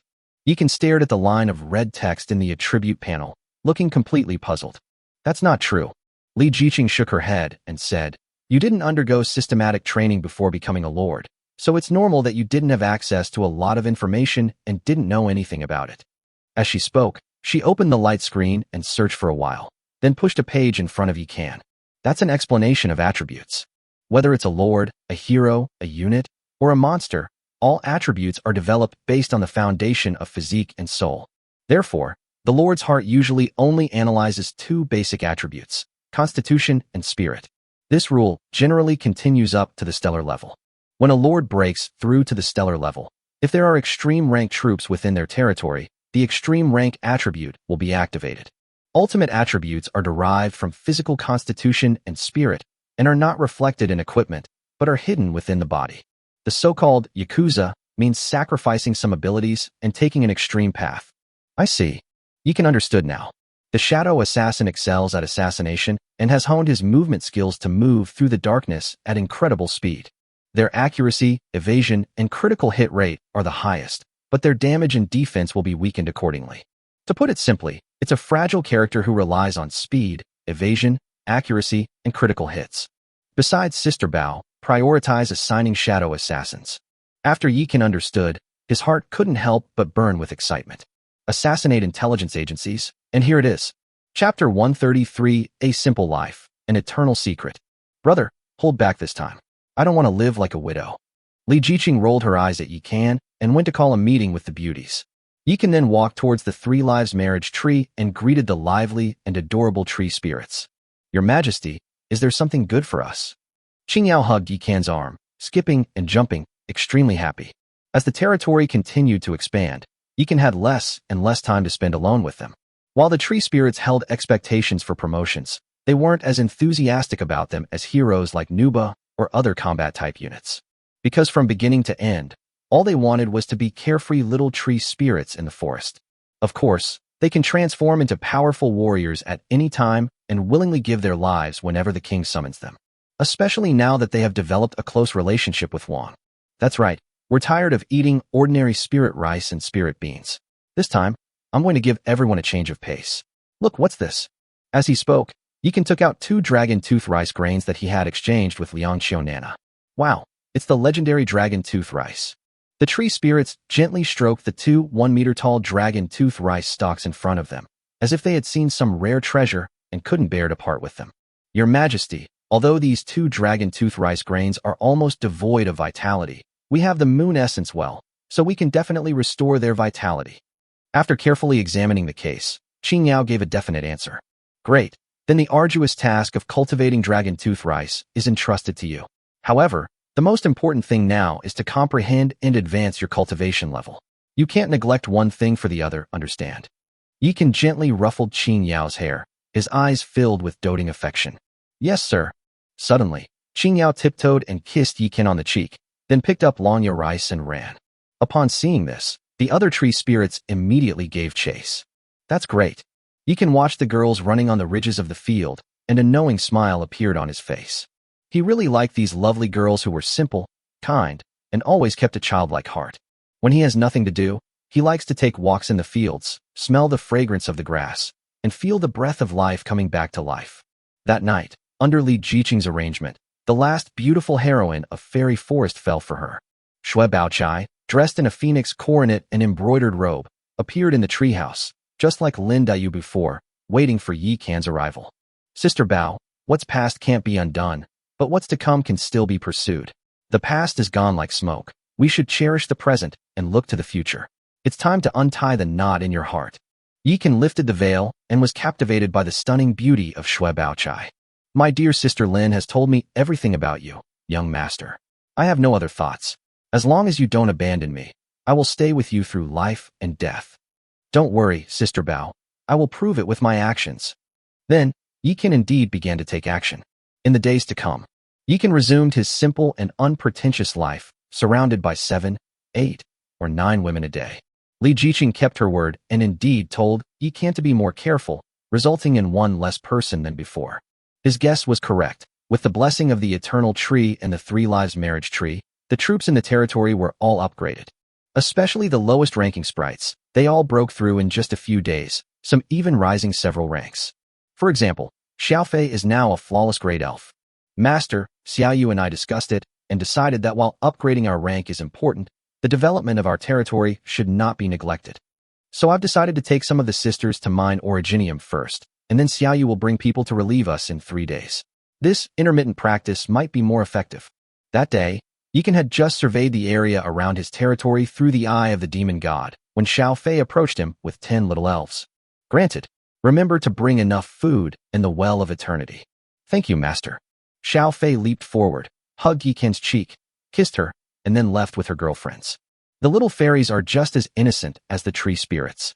Although they are not Yi Qian's Taoist partners and cannot enjoy the benefits of the 3 Lives Marriage Tree's advancement, they are still innocent.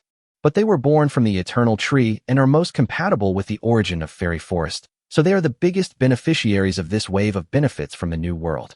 Furthermore, Yi Qian also considered another possibility, the Well of Eternity. This magical well seems to be particularly suited to the elves. Yi Qian even suspected that the elven race's Ohuang physique was closely related to the Well of Eternity.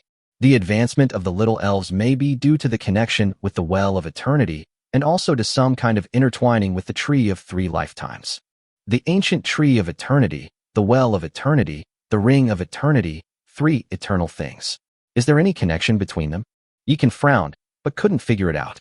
My lord, my level is currently low, and the imprint within me has not yet fully awakened, so I know very little. However, I do have some vague impressions of the Well of Eternity and the Ring of Eternity. At that moment, the voice of the Eternal Tree rang in Yi Qian's ears. It seems this world still holds many secrets. Yi Qian muttered to himself. Just then, he suddenly received a message. He opened it and found that it was sent by the little fox Liang Qiu Nana. Brother Yi Qian, my troops just went out to explore and discovered a group of Zerg heading towards the territory of that blade centipede. They might be looking for you, so be careful. Okay, thank you, Nana. You're welcome. Anyway, Nana can't compete for the village chief position, so she'll just follow brother Yi Qian from now on. Liang Qiu Nana posted a cute emoji, which was very adorable. We've only been here a short time, and there are probably many hidden big shots out there. We'll talk about that later. But if anyone bullies you in the future, just tell me. Whether Liang Qiu Nana was deliberately acting cute or was genuinely innocent and kind, Yi Qian reciprocated her kindness. After all, Liang Qiu Nana gave him precious dragon tooth rice and is now tipping him off. Chapter 134. The ranking list opens. The Zerg invade. Announcement. The 9th heaven of heavenly evolution has been open for 10 days. The 520 village ranking will now be unlocked. The first unlocked leaderboard is the resource leaderboard, which will be settled in 3 days. The first place winner receives 1 diamond chest and 50 reputation points. The second place winner receives 2 gold chests and 40 reputation points. The third place winner receives a golden treasure chest and 30 reputation points. The 4th through 10th place finishers will receive 3 silver treasure chests and 10 reputation points. Just as ye can finished arranging all the actions, a golden light lit up the sky above Village 520, revealing large golden characters. Wow. Thank goodness Xiaofei and Xiaoyu had the foresight, otherwise this list would have been really difficult to compile. Yikan looked up at the sky and couldn't help but feel a sense of emotion. Fairy Forest is our home, and naturally everyone hopes that this home will get better and better. Standing beside Yikan, Li Jiqing also looked relieved. Meanwhile, 300 miles away in the Fairy Forest. My lord, the enemy has appeared. 2 Zerg overlords, for legendary heroes, and 2 squads of legendary units. Lin Daiyu stood in the demon god space, urging the demon god's eye to retreat while coldly watching the people and horses below. The shadow assassins stood behind her, their faces filled with murderous intent, ready to strike at any moment. Especially the one standing at the front of the line. Her name is Chu Qiao, and she is the newly selected shadow captain by Lin Daiyu. Because she is not only the strongest among the shadow assassins, but also the second unit in Fairy Forest to break through to the epic level. As for the first one, it is naturally the #1 European glory Carden in Fairy Forest.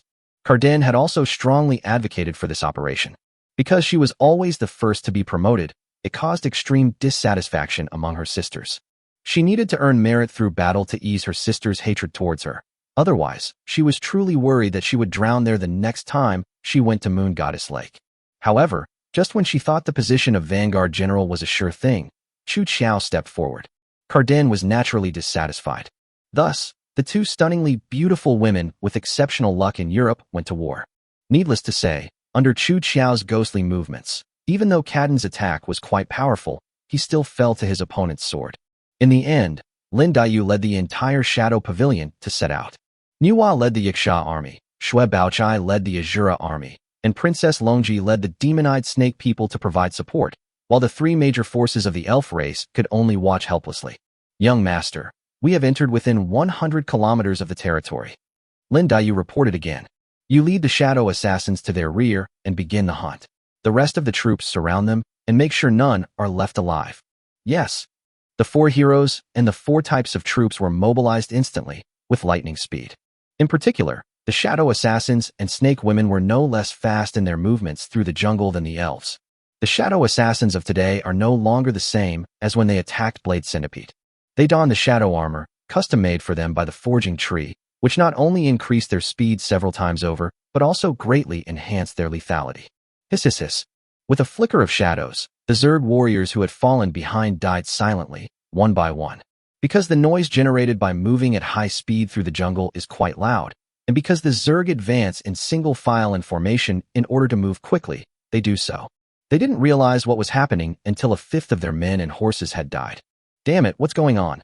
When they gathered together to take stock of their forces, the Blade Centipede Lord discovered that so many of his men were missing. However, before they could react, endless fog filled the jungle. Then, a rain of spears fell from the sky. Hiss hiss hiss. A portion of the Zerg were wiped out instantly. How dare you, a mere reptile, covet my fairy forest? At that moment, a domineering voice came from the sky. Then, a crimson mass suddenly fell from the sky. Defense. Blade Centipede roared, and the Zerg warriors reacted instantly, shrinking into a ball. Rumble. The next moment, the surrounding soil and rocks suddenly churned up, instantly forming a huge mound that enveloped them. Boom. The heavenly fire descended, but it only burned the mound of earth into dry clods. It didn't even manage to explode. However, at that moment, a dragon's roar suddenly came from the sky. Rumble. A huge water dragon suddenly descended from the sky and crashed into the mound. Boom. Under the combined onslaught of water and fire, the mound finally gave way and exploded. Before they could react, snowflakes suddenly began to fall from the sky. The water on the ground instantly froze into ice, and the temperature plummeted. Chapter 135, The Zerg Delivering Food. What the hell is this? The insects were stunned. Water and fire are one thing, but ice and snow are what the insectoid race fears most. Kill. Kill. Just as they were stunned by the freezing cold, shouts of battle suddenly came from both sides. The Azura army and the Yiksha army, like two burning flames, attacked from their flanks. A group of red figures rushed out from the front. They were beautiful snake women with alluring snake tails. Their captivating beauty and mesmerizing eyes can freeze a Zerg warrior in a moment of daze, before he is beheaded in a trance. Hateful. Upon seeing this, the blade centipede and the iron-armed mantis lord immediately took to the air. Boom. Just then, a beam of black and red light descended from the sky and struck them directly. Three sisters, leave these two bugs to me. You take care of those bug heroes first. Lin Dayu stepped out of the demon god's eye. She treads on flying flowers, soaring through the air, and walks majestically toward the two insectoid lords. TSK, TSK, TSK. The human race is truly hopeless. To send such a delicate little girl to lead the charge is absolutely laughable. Exactly. What else can a girl like that do besides serving tea, pouring water, and warming the bed? Huh. When the blade centipede and the iron-armed mantis saw Lin Dayu's delicate appearance, they immediately showed disdain. Although many of their Zerg warriors had died, they did not believe they would lose. Unlike the Terrans, the Zerg train their soldiers not through buildings, but through Zerg hives. As long as they have enough resources, they can produce as many troops as they want. Moreover, it's not as difficult for the Zerg to level up as it is for the Terrans. As long as they have something to devour, they can evolve and level up. This is also why many races hate the Zerg. They are impossible to kill or eradicate. Laugh. As soon as the blade centipede finished speaking, he was struck in the vulnerable spot of his throat by a sword. Fortunately, it has a strong foundation and powerful attributes. It was only injured. If it were an ordinary legendary hero, it would probably be beheaded by now. Iron-armed mantis fared no better. This time, Lin Dayu not only stabbed the blade centipede with her sword, but also severed one of its legs. How is that possible? This startled both Zerg overlords. Seeing Lin Dayu's ferocity, Nuba and the others were no longer worried and charged directly at the four legendary insect heroes. Li Jiqing looked through the demon god's eye for a while before withdrawing her gaze. Although they are both legendary level, these insects are still a bit weak. If all insects were like this, there would be no need to worry too much. This is just a small village. Even if there are powerful opponents, there shouldn't be many. Even so, we cannot let our guard down. We can underestimate them strategically, but tactically we must take them seriously. Yikan pulled Li Jiqing into his arms and popped a peeled grape into her mouth. You have a point. Li Jiqing nodded and continued. The Zerg's retaliation is nothing to worry about. Now we should focus our attention on the rankings. Don't worry, I haven't opened any treasure chests since I arrived in the new world. All the treasure chests I got from killing monsters have been stored in the warehouse. Did you already know about the rankings? Li Jiqing looked at Yikan in surprise. The affairs of the 9 great worlds of Tianyin are classified, and even a member of a powerful clan like her doesn't know much about them. Yikan, who came from a peasant background, shouldn't have such insight. I don't know, I just have a vague feeling about it. Yikan shook his head, but muttered to himself. I played countless online games in my past life, and I'm already very familiar with this kind of trick to stimulate consumption. The only problem with this world is that it doesn't stimulate consumption, but rather it incites all races to fight tooth and nail. Sharp. Li Jiqing gave Yikan a thumbs up, then opened her friends list and pulled up a chat window. Su Lingyu. Sister, the Zerg have been acting like madmen lately, attacking our human territory everywhere. Be careful. Hey, how did you become friends with Su Lingyu? Yikan's curiosity was piqued when he saw the familiar name. In fact, his conflict with the insects stemmed from this girl. Lung Yuran is actually a very nice person, just a little shy. I added her as a friend after reading the chat history on the regional channel that day. After Li Jiqing finished speaking, she immediately replied to Su Lingyu. Don't worry, the insects that attacked my territory have been completely wiped out. Sister, you're amazing. Don't waste those Zerg corpses. Many races are buying them.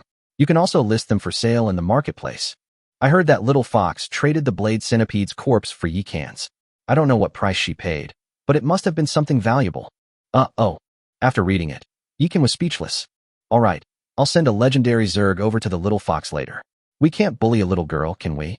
Seeing his expression, Li Jiqing couldn't help but smile.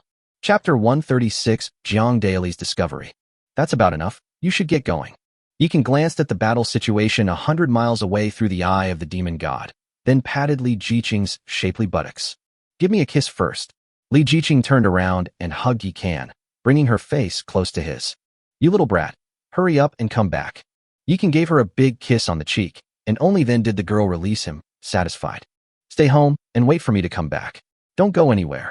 After Li Jiqing finished speaking, she directly adopted the template of Lin Daiyu, and then turned into a green shadow and disappeared. After Lin Daiyu collected the phantom set, her strength increased dramatically, and her speed far surpassed that of other heroes. In addition, she has a very high level of comprehension and often meditates under the 3 lives marriage tree, so she has already cultivated the illusionary body technique to the 4th level. She's practically a bug in the system right now. Both Yikan and Li Jiqing love using her template. My lord, all the Zerg heroes and units have been killed. As you instructed, we opened a gap and let the blade centipede and iron-armed mantis escape. Lin Daiyu used the demon god's eye to send a telepathic message to Yikan. Xiaoqing should have arrived by now. Let's get started. Tell Chu Qiao and the others to be careful and not get discovered. Rest assured, young master, I guarantee the mission will be accomplished. Although Lin Daiyu tried her best to restrain herself, Yikan could still feel her excitement and exhilaration. With the phantom suit, she is indeed the best choice to chase down enemies. As for Li Jiqing, who used her template, it goes without saying. Harmful. Manhwa and Princess Longji watched Lin Daiyu and the shadow assassin depart into the distance and couldn't help but sigh. Shui Baochai smiled slightly and said nothing, but the envy in her eyes was unmistakable. Sister Baochai, a little Qing empress already took away half of our young master's love, and now we have another Lin Daiyu who is spoiled rotten. What are we going to do in the future? When Nuba saw Shui Baochai's demure, toothless smile, she immediately stepped forward and hooked her arm around her shoulder. This abrupt action left Shui Baochai somewhat at a loss. Don't be afraid, Baochai. That's just how Sister Xian is. She's just treating you like a sister who shares her pain. Princess Longji was a representative of gentleness and grace, so she could naturally understand Shui Baochai's reaction. Sister Xian is joking. Young master is not that kind of person. Besides, Sister Qing stood by him through thick and thin when he was most lonely. She deserves all of this. You're just too reserved. Look at how arrogant your Lin Daiyu is now. She doesn't act like she's part of the family at all. After Nuba finished speaking, she put her hand on Princess Longji's shoulder and said, Come on, let's all go home with me to study. I don't believe that so many of us sisters can't beat a cow like Kaden. Right, that's right. Nuba's words immediately resonated with Princess Longji and Shui Baochai. Even some of the Azura and Yaksha armies joined in the commotion, while only the Snake Woman and some of the Yaksha soldiers who had not yet received her favor looked dejected. After all, it had only been 10 days. Even if Yikan were an Iron Man, he couldn't have been with so many people. Besides, there's a mistress watching over him, preventing him from indulging himself too much. Your friend Zhang Daily has added you to a group chat. Do you agree? Within the territory, Yikan was preparing to gather everyone to arrange the next move when he received a message. When he saw that it was Zhang Daily, he clicked agree without hesitation. My brother Chan is finally here. Upon seeing Yikan, Zhang Daily immediately sent a series of crying emojis. Yikan, thank you for last time. Killing that blade centipede was so satisfying. Su Lingyu also sent a cute emoji. Welcome, brother Chan. Li Jiqing also came out to join in the fun. However, she did not appear overly enthusiastic. The fact that they belong to the same territory is their biggest trump card. The bugs seem to be quite active lately. Is everyone alright? Yikan glanced at the group and found that there were more than 100 people in it. Clearly, most of the human players from the 520 newbie village are here. Su Lingyu, it's alright. Although those insects are arrogant, our human race is not to be trifled with. Besides, it's not such a simple matter to travel a long distance to conquer someone else's territory. Zhang Daily, brother, I've been spending all my money on defense lately, so I'm fine for now, but I'm too scared to go out. You have to take me with you. Don't worry, even though it's far away.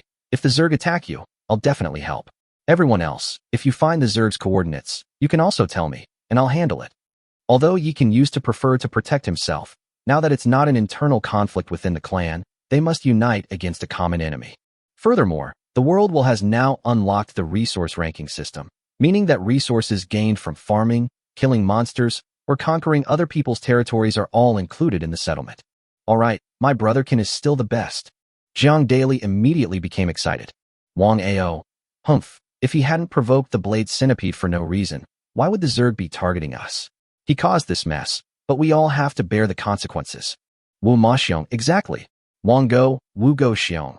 If you two don't speak, no one will think you're mute. Zhang Daily was indignant when he saw that someone was targeting Yikan. The battlefield of all races is not child's play. The conflict between our human race and the insectoid race has a long history. Don't you two find it disgusting to say such things?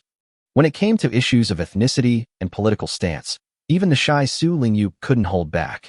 Don't be angry, Sister Lungyu. This Wang family member betrayed the human race back in the 8th heaven and colluded with the human-faced Vortex clan. It's not surprising that he would say such a thing. At this moment, a man named Zhu Huifei suddenly appeared.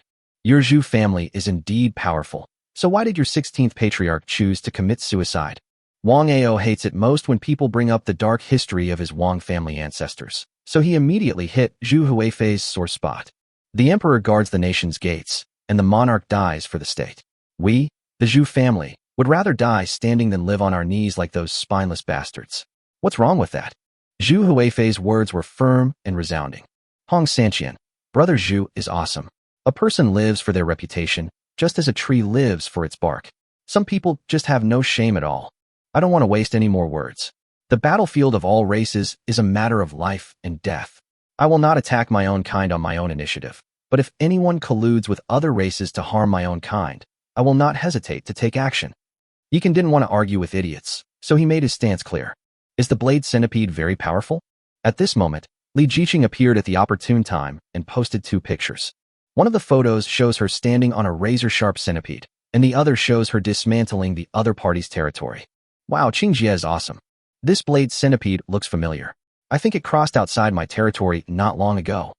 My god, this is a legendary lord's heart. Sister, how did you do that? Amazing.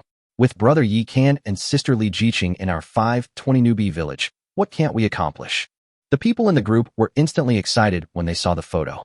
Wang Ao and Wu Maxiong chose to remain silent, knowing that if they were to act out now, it would definitely provoke public outrage. Brother, should we kick those 2 out?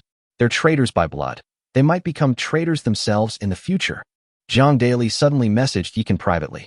So you're the group owner. Yikan suddenly realized what was going on and said, keep it. It might come in handy later. Okay, whatever you say, bro. By the way, brother, there seems to be something strange outside my territory.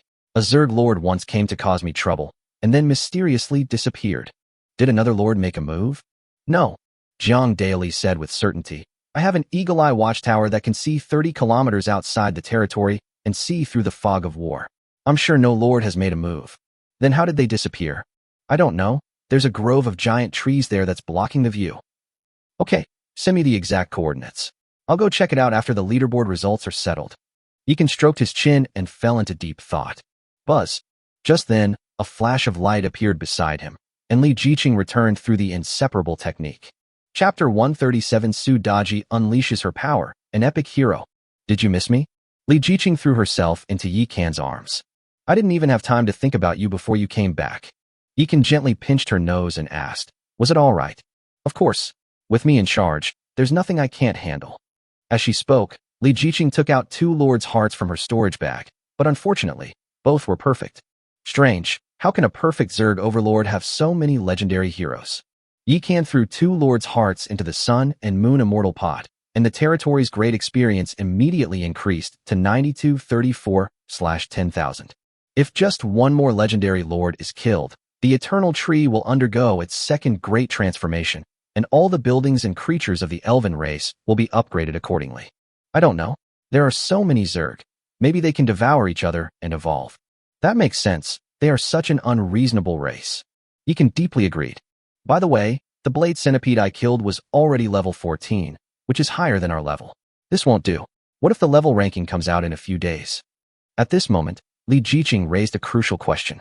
Indeed, the list includes diamond-level treasure chests, and such important resources must not fall into the enemy's hands. But don't worry, we'll be able to level up to level 14 too. As she spoke, Li Jiqing took out a whole bunch of resources. Among them are 800 million source crystals, 100 million boundary stones, more than a dozen gold treasure chests, hundreds of silver treasure chests, and several Zerg nest buildings. Very good. Yi Kan waved his hand and pulled out 100 million boundary stones from the warehouse, which, together with Li Jiqing's 100 million, were thrown into the Sun and Moon Immortal pot. Buzz. With a flash of light, the territory directly leveled up to level 14, and its area expanded from 8 square kilometers to 16 square kilometers. They've been spent so fast. Suddenly, I only have 30.5 million boundary stones left.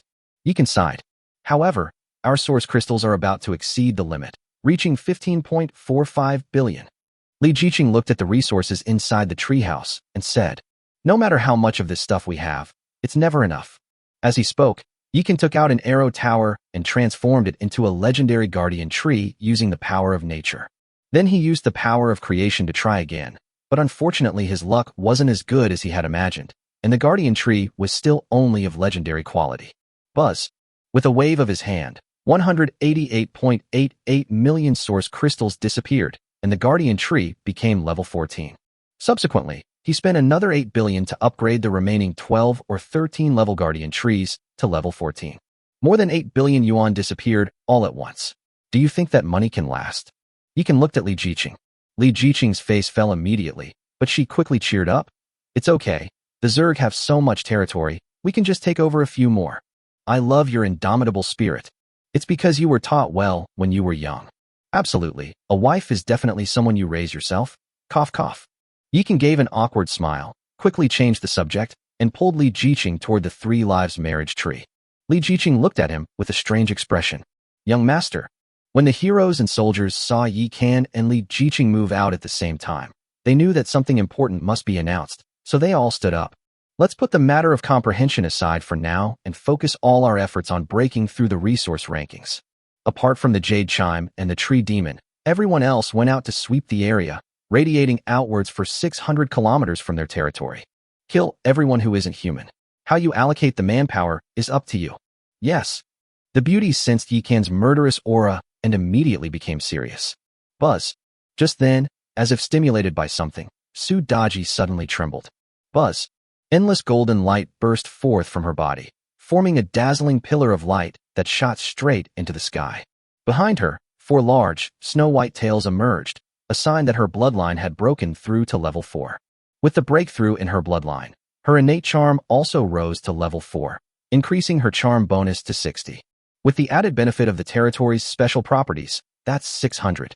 Adding the deep sea star and the heavenly crystal earrings, Su Daji's total charm has now reached 620. Holy crap. Envious. Envy. Hatred. Apart from Hushime and Yu Qing, who looked excited, and Kaden, who seemed relieved, the other beauties all wore expressions of complexity and grievance. Why is there such a huge difference between people? This guy already holds an important place in the young master's heart, and now he's actually become a hero who's been promoted to a higher rank. Daji. Upon seeing this, Yikan immediately stepped forward and grabbed Su Daji's hand, his excitement evident in his eyes. The reward for the top spot on the leaderboard is a diamond treasure chest, but Su Daji is being promoted at this time. Isn't that just in preparation for opening the treasure chest? Thanks to the young master, Daji has lived up to everyone's expectations and won back some honor for our heroes. Su Daji was also very excited. With the rise of various heroes and troop types, she began to lose her former brilliance. Although her bond with her 2 younger sisters allowed them to remain powerful and influential in the territory, she still felt a sense of urgency, and now she could finally breathe a sigh of relief. Your promotion is a timely help, but Xiaoyu and Xiaofei are right. Working behind closed doors may not be useful. Going out and exploring might yield greater results. After Yikan finished speaking, he looked at the group of beauties and waved, saying, "Let's go." Whoosh, whoosh, whoosh. As soon as he finished speaking, the heroes and soldiers instantly formed military formations, then rose from the ground and charged out of the territory. You can assign different troop types to the different heroes based on their different abilities. Your Majesty, why don't we need to go? Yu Qing and Qing Yao both looked at Yi Qin in confusion. Yu Qing, you have mostly support skills, so you're more suited to guarding territory. After Yi Qin finished speaking, he patted Qing Yao's head and said, the resources obtained from farming are also included in the settlement. You can just do what you're good at. How's the dragon tooth rice doing now? The rice ears have already sprouted, but our territory lacks a trace of dragon energy. I'm about to try using the water from the eternal well. Dragon energy? Yi Qin thought about it for a moment and suddenly understood. Dragon tooth rice is said to be the food of a true dragon, and its cultivation requires a trace of dragon energy. However, the territory is only at level 13. Although it is constantly changing the environment of the territory with the Well of Eternity, it still has not been able to nurture its own dragon vein. This dragon energy is indeed a bit difficult to deal with. By the way, can we use dragon blood instead? Yi Qin suddenly asked. Yes, Legend has it that watering it with dragon's blood can make it grow even more powerful blood jade dragon tooth rice. Qingyao thought for a moment, then suddenly nodded. I'll figure something out. You can take one plant to test the water from the eternal well. Yes. After the tree spirits headed towards the spirit field, Yikan sensed Lin Dayu's location through the Lord's heart and discovered that she had entered the territory within a 600-mile radius. Last time, he immersed his mind in the sun and moon immortal pot, and while using the power of creation to transform the Serpent Lake and the Shadow Pavilion, he also gained insight into a new use of the Lord's heart. The three-colored crystal was formed by fusing the Lord's heart of Yi Kan and Li Jiqing. When the three forces of mystery, nature, and creation are in balance, the Lord can communicate with everyone in the territory through it. This kind of communication is different from the telepathic connection of the Eternal Ring. It gradually fades as the distance increases. However, for a Lord who is only at the planetary level, this is already incredibly powerful, because a typical Lord needs to reach the level of a domain Lord to acquire this ability. Yikan possesses three powers, Xiansu, nature, and creation, so he can skip 2 levels to unlock them. Brother, I have something good to show you. Just as Yikan was about to communicate with Lin Dayu, Li Jiqing suddenly took out a secret crystal portal. Anywhere door? Yikan's eyes suddenly lit up. Chapter 138 The Provocation of the Invertebrate Zerg. That's right, it was contributed by that blade centipede. Li Jiqing also looked excited. She never expected that her first operation in the new world would yield such a wonderful item. Over the past 10 days, Yi Kan and Li Jiqing have been cramming on the knowledge of the 9 worlds of Tianyin, including the Anywhere Door. This is a teleportation building that can only be activated by those who have acquired certain permissions in the new world. Any portal obtained through monster hunting or other means is a one-time consumable item with a limited teleportation range. For example, the one that Li Jiqing has can only be used within the 520 newbie village. It allows her to travel to any coordinate and keeps the portal from disappearing for an hour. I was just wondering how to get dragon blood, but with this Anywhere Door, things will be much easier. After Yikan finished speaking, he immediately sent a message in the human race group. 10 million source crystals, seeking coordinates of dragon-type monsters. No. No +1. No +2. When Yikan popped up in the group chat, everyone came out to join in the fun, but none of them provided any useful information. Brother Kan, about that place I told you about last time, I think I just saw a huge dark shadow, kind of like a dragon. Just when Yikan thought he was going to get nothing, Jiang Daily suddenly appeared. Are you sure? I'm not sure, but I took a video, you can see for yourself. As he spoke, Jiang Daily sent a 10-second video clip directly to the group chat. Yikan clicked on the video and found that a huge black shadow did indeed flash by. The outline of the shadow did look very much like the legendary dragon. Hong Sanqian. My goodness, Fatty, is this thing near your territory? Su Lingyu. Group owner. Now I know why you don't dare to leave your territory. If I were in your shoes, I wouldn't dare either. Zhu Huifei. Fatty, your luck is incredible. You encountered a dragon at the planetary level. Could it be a lair? Brother Zhu, are you interested as well? At this moment, Yikan finally spoke. What's the use of being interested? Dragons are legendary units, with monstrous physical abilities comparable to epic-level lords. If you accidentally encounter a dragon king, you won't even know how you died. If the dragon's nest were near my territory and supplies were sufficient, I might still have a chance. But with Fatty there, forget it. Zhu Huifei clearly also wanted to take the dragon, but his strength seemed to prevent it. You guys still have the mind to chat here? Go check out the regional channels. At this moment, Wu Maxiong suddenly appeared. Upon hearing this, everyone immediately switched to the 520 newbie village channel and discovered that some human lords were arguing with the Zerg lord. Kinto Sakuta, face-shaped turtle clan. You humans have an old saying. Those who diligently perform their duties are the heroes. Since you're afraid to gamble, then get out of the 520 newbie village as soon as possible. Ding Jin. Human, go to hell, you spineless worm. You dare to yell here. Minako Furue, face-shaped vorticoid. Then why don't you place your bets? Hong Jinwu. Human, we have Zhu Huifei, a descendant of the Ming Dynasty Emperor, and Hong Sanqian, a descendant of Hong Qi. Why would we be afraid of you soft crawlers? Bone Rock, Blade Centipede. What's the use of saying more? If you have the guts, place your bets. Don't let us Zerg look down on you.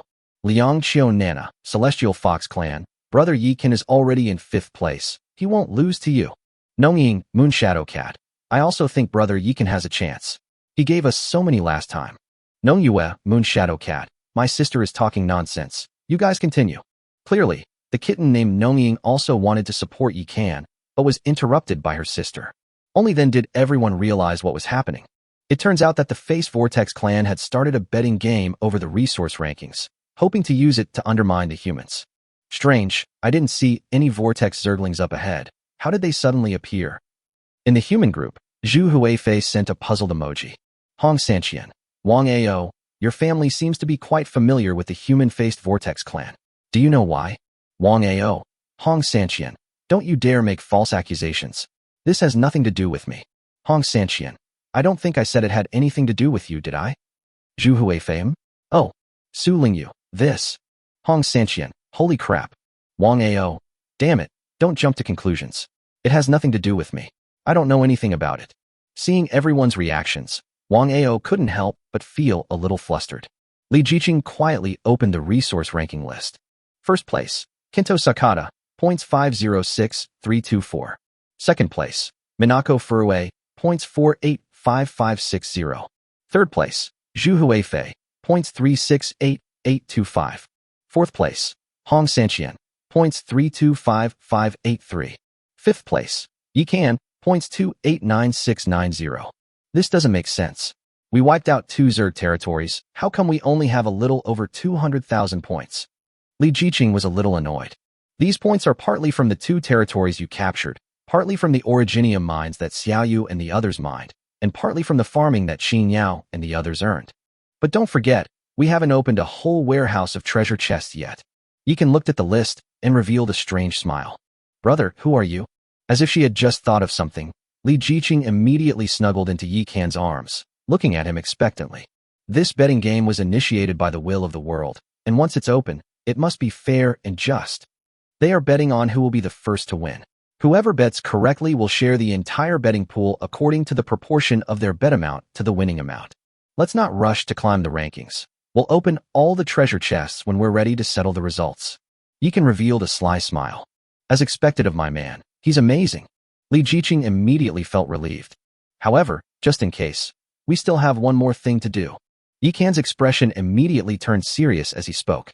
Chapter 139. The Dragon's Nest as a Starting Point. Undercurrents Surge. You mean the Dragon's Nest? Li Jiqing instantly understood what Jiang Daily had said. Indeed, if heaven grants something and you do not take it, you will suffer the consequences. If that really is a dragon's nest, the lowest ranking troops would be legendary, and the loot would be at least a gold treasure chest. We must take it. Besides, with the dragon blood in hand, we can successfully cultivate our dragon tooth rice, which will bring us another wave of points. Yi Kan took the anywhere door from Li Jiqing's hand and continued. I want to take both the anywhere door and the eye of the demon god with me. You've seen what's going on in the group. The Face Vortex clan was silent before, but now they've suddenly started causing trouble. It's very likely that they moved in recently using the relocation order. These guys were sworn enemies with the human race back in the 8th heaven. Their sudden appearance here must have some unknown purpose. Li Jiqing recalled the conversation in the group chat and naturally noticed some clues. Although Wang Ao vehemently denied it, it is not hard to tell from his previous overreaction that he was aware of the matter and that it was most likely related to his family. What else could it be? Either it's helpers brought by the blade centipede and the iron-armed mantis, or the human-faced vortex worm sees that the human forces here are weak and wants to take over this newbie village. It might even be related to the appearance of the dragon's nest. Yi Kan had already guessed it. As for why the Face Dweller clan knew about the dragon's nest, needless to say, it must have been told by a traitor in the group. If that's the case, your trip will be in danger. Li Jiqing looked worried.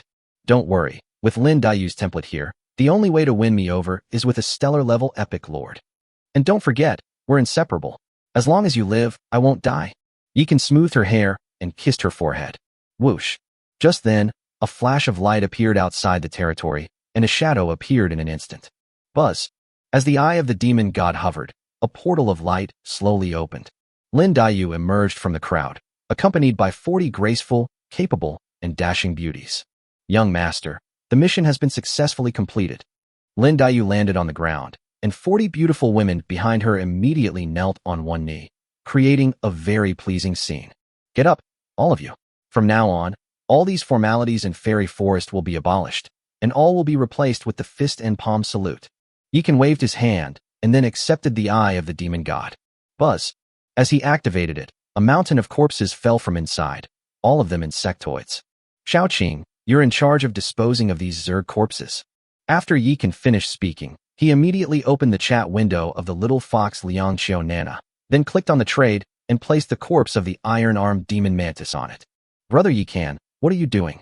As Liang Xiao Nana looked at the legendary Zerg corpse, her big eyes lit up with excitement. But upon closer reflection, she realized she hadn't said she wanted to buy anything. Last time you gave me 2 dragon tooth rice grains, which are worth far more than a legendary Zerg corpse. I got a good deal. This legendary mantis is to compensate you. But this dragon tooth rice is only a one-time consumable item. It can only increase attributes by a little bit. The little fox was touched, but also a little confused. Silly girl, dragon tooth rice can be cultivated from seeds. Huh? But the dragon tooth rice I gave my brother has lost its vitality and can't be cultivated anymore. Plus, it requires expensive resources like spirit fields and spirit springs. I have my own ways of handling this. Take the things I'm giving you, and be a good boy. Oh, although the little fox was full of doubts, it still obediently agreed to the transaction. As they completed the transaction, Li Jiqing arrived in front of Yi Can carrying a large bag of eternal well water. Safety first, no impulsive actions allowed. Don't you know me yet? Let's go. Yi Can took the spring water, put on the Lin Dayu template, and rushed out of the territory. Sister Qing, what's wrong with the young master? Seeing Yi Can's hurried appearance, Lin Dayu couldn't help but feel a little worried. They've gone off to do something important. Everyone, please work hard during this time and make sure to protect our home. On the other side, the Zerg swarm. Wang sang, are you sure Yi Can would set his sights on the dragon's nest? Sakata Kinto tagged Wang Ao. This guy is indeed a traitor to the human race, and he even joined the Zerg's group chat. If Hong Sanqian and Zhu Huifei found out, they would probably dig 3 feet into the ground to find him and then execute him by slow slicing. I'm not sure either. I'll screenshot their chat history now, and you can judge for yourselves after you've seen it. It has to be said that although Wang Ao is a traitor, he is indeed very smart. His actions effectively absolved him of responsibility. Anyway, he's already taken the money, so whatever judgment or action the Zerg makes, whether they succeed or fail, it's none of his business. It's easy to see from the incident with the Blade Centipede that this human is a vengeful and decisive person. Since he's actively inquiring about dragon-like monsters, he certainly won't let this suspected dragon's lair slip by. Perhaps we can adopt a 2-pronged approach. After thinking for a moment, Minako Furue shared her opinion. The Face Vortex is the most disgusting race among the Zerg. Although they are humanoid, they look somewhat like upright walking mangy dogs, short in stature, with slippery skin resembling slugs, and are extremely disgusting. Lacking a backbone for support, they can easily clump together and transform into soft-bodied worms, disgusting their prey even before attacking. These creatures may look disgusting, but they are extremely adept at devouring other races and analyzing their genes. Then, through methods such as pollution and radiation, they created terrifying mutant soldiers, the most terrifying of which were suicide bombers. I agree with Minako's suggestion. After thinking for a moment, Kinto Sakata made a decision immediately. They paid a considerable price to move into the 520 newbie village this time, but if they can capture a complete dragon's nest, it will all be worth it. Chapter 140. The Zerg are mobilized, unleashing a torrent of killing intent. Brother Can, where are you? Yi Can sat cross-legged in the eye of the demon god and moved forward rapidly when he suddenly received a message from Jiang Daily. There's still half the journey left, wait a bit. Yi Can looked at a valley shrouded in the mist of battle formations in the distance and was speechless. According to the map, this is already the center of the starting village. Fairy Forest is located in the southwest of the village, while Jiang Daily's territory is in the northeast of the village. Although the two territories are not located on the border, even so, it would still take Yi Can half a day to reach Jiang Daily if he activated the Eye of the Demon God at full speed. Hurry up, I have a chill down my spine. If the Zerg attack my territory now, I'm doomed. Standing atop the Eagle Eye Watchtower, Jiang Daily was like a rolling sphere, constantly observing in all directions. If you're so afraid, why did you expose the news about the dragon in the group in the first place? I just didn't think about it that much at the time. Jiang Daily is now feeling a bit scared. Humans are the most complex group in the world. Otherwise, there wouldn't be the saying that human hearts are unpredictable. Throughout history, humanity has produced countless heroes worthy of praise and tears, but also many traitors condemned by all. Jiang Daily was an optimist and always acted in a carefree manner. Having learned this lesson, He finally understood the importance of being careful with his words and actions. On the other side, the Zerg forces had also assembled. Master, we've found out the coordinates of the suspected dragon's nest, as well as the approximate location of Yi Kan's territory. Soon after, a thin, slippery worm crawled in through the window. It wriggled and piled up, quickly transforming into a dwarf just over a meter tall. Very good. Upon hearing this, Kinto Sakata immediately stood up excitedly. Sakata-kun, let's proceed as agreed beforehand. Yi Kan's territory is mine, and the dragon's nest is yours. Minako Furue's eyes also sparkled with excitement. Don't worry, I don't even care about human territory. I only want the dragon's nest. Kinto Sakata waved his small hand with great flair. In its view, what else could a mere human territory offer besides a lord's heart and hundreds of millions of resources? Even if the other side has some good stuff hidden, can it compare to the dragon's nest? That's a building that can summon dragons. Once it captures the dragon's nest, it will not only obtain legendary dragon units, but also their genes, allowing it to cultivate an even more terrifying Zerg army. Mr. Sakata, I'm willing to lead the charge in this campaign to eliminate Yi Kan. Blade Centipede Bone Rock hated Yi Kan to the core. With the Faced Vortex clan in command this time, it felt that the outcome was no longer in doubt, so it decided to take action personally. Then I'll have to trouble you, Lord Gyan. If we succeed in this siege of Yi Kan, I'll definitely reward you handsomely. Sakata Kinto patted Bone Rock's armor, looking pleased. It was just looking for someone to be its cannon fodder, and this blade centipede, with its thick skin and tough flesh, was the perfect candidate to die. I am willing to give my life for Miss Minako. Meanwhile, the Lord of the Iron-Armed Mantis was not to be outdone and directly joined Minako Kojima's team, acting as the vanguard in attacking Yi Kan's territory. Set off. The two human-faced Vortex Lords exchanged a glance and immediately jumped onto the back of the giant beetle next to them. Their Zerg heroes and soldiers leaped onto a flat, elongated Zergling, crushing it like an enlarged steamroller at incredible speed. Brother Kan, this is incredible. I've spotted a Zerg scout. Damn, it's a giant spotted snake as thick as a thigh. It's disgusting. Jiang Daily accidentally spotted a giant snake under a boulder and was so frightened that he ran down from the Eagle Eye watchtower. What are you afraid of? I'm already here, you won't die. Yi Kan stood inside the demon god space, circled Jiang Daily's territory, and figured out the number and location of the insect scouts. However, he did not take any action, fearing that he might alert the enemy. Really? Where are you? Jiang Daily immediately became excited. He was a chatterbox by nature, and even though he had been in the New World for 10 days, he hadn't run into a single acquaintance. If it weren't for regional channels and group chats, he would have been bored to death long ago. I'm observing the dragon's nest. Your luck is truly incredible, kid, to have actually landed in such a terrifying area. Hidden within the demon god's eye, Yi Kan observed the colossal fortress surrounded by giant trees and was somewhat surprised. The area covered by this fortress is probably 10,000 square meters. Inside, a colossal shadow swayed, and occasionally, bursts of dragon roars could be heard, clearly indicating that it was a dragon's nest. I'm just a farming lord, this is going to kill me. After confirming that it was a dragon's nest, Jiang Daily was so frightened that he trembled with fear. Luckily, he didn't run around. Otherwise, he wouldn't even know how he died. Buzz. Once Yi Kan had a clear understanding of the situation, he no longer hid himself. Buzz. He jumped directly out of the eye of the demon god and swaggered towards Jiang Daily's territory. Fatty, open the door, I'm here. All right. Jiang Daily immediately opened the north gate to welcome Yi Kan into his territory. Upon seeing this, the spies hidden in the shadows immediately took a picture and sent it to Kinto Sakata and Minako Furue. What's going on? Yi Kan actually went to the dragon's nest alone. Upon receiving the news, Kinto Sakata was immediately alarmed and contacted Minako Furue. Sakata-kun, since we can all obtain the relocation order, why can't Yi Kan obtain the anywhere door? A single message from Minako Furue dispelled Kinto Sakata's doubts. Indeed, if Yi Kan really intended to take over the dragon's nest, he wouldn't be able to act alone. There is only one possibility for this situation. He possesses a portal that can summon a large army at any time. Meanwhile, Yi Kan couldn't help but click his tongue in amazement after entering Jiang Daily's territory. How afraid of death is this guy? They actually built 3 layers of walls, with a defensive tower every 10 meters inside, providing triple firepower.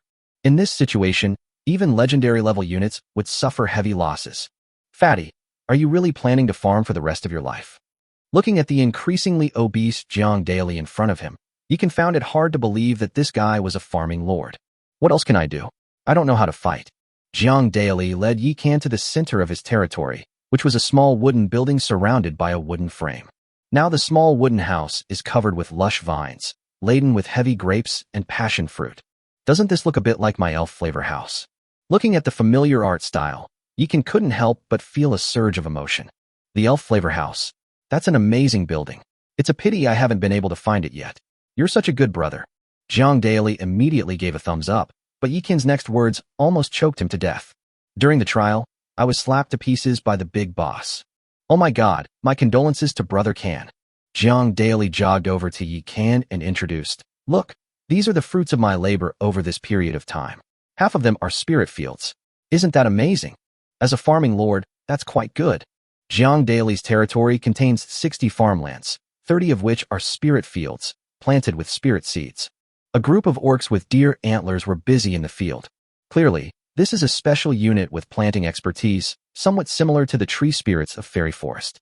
Brother, enemies have appeared 500 miles from our territory, and the leader is the iron-armed demon mantis. Just then, Yi Kan suddenly received a telepathic message from Li Jiqing. It seems the traitor did indeed leak the information. The enemy is fighting on two fronts, and we've also spotted them. Yi Kan observed through the eye of the demon god, and discovered that enemies had also appeared 600 miles away. Besides the old rival, the blade centipede, there are some strange insects, some of which look very familiar to the human-faced planarian. Dwarfs? How come they look a bit like a certain shameless race from my past life? Upon seeing these ugly yet somewhat familiar figures, Yi Kan felt an overwhelming surge of killing intent. Chapter 141 Tiny Planarian. How laughable. Brother, how can you manage alone quickly open the anywhere door and come back? Li Jiqing was worried about Yi Kan and couldn't think about all that. Fool, what will happen to Fatty if I leave now? Don't worry, I have a way to hold them off. The Originium mine is of utmost importance to our territory. You should have Xiaoyu and the others seal off the mine and retreat to the territory to hide. Then you open the gate, let the enemy into your territory, and then close the gate to beat them. Any male that enters our territory will be weakened by half. With the strength of our territory, we should be able to deal with them quickly. Yi Kan had clearly planned ahead before deciding to travel. Okay, then be careful. After Li Jiqing finished speaking, she immediately went to make the arrangements. Fatty, you're not a warlord, so you shouldn't participate in this operation. Just watch the show. After the Zerg were all in position, Yi Kan used his phantom movement technique to break out of Jiang Daili's territory. Hey, Brother Chan. Jiang Daili tried to stop Yi Kan, but it was too late. Although I live in a farming territory and my troops are not suited for long-term battles, they still have some fighting power. After Jiang Daili finished speaking, he snapped his fingers towards a large house in the distance. My lord, is there a war going on? As the round ball rolled, a group of fat men, similar in size to Jiang Daili, rushed out of the house. These men were all burly and strong, carrying identical small wine barrels in their hands and a huge cannon on their backs. Needless to say, they were all artillerymen. Everyone get to the city wall. If my brother is in any danger later, don't hold back. Go all out. Yes, my lord.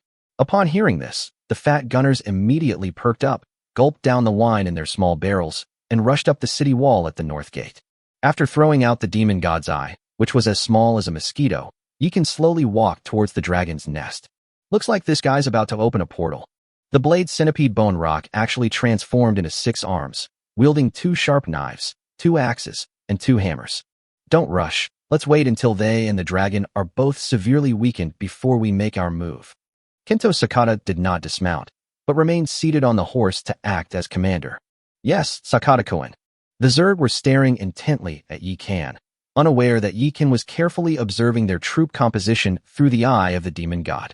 They actually mobilized 4 lords just to deal with me alone.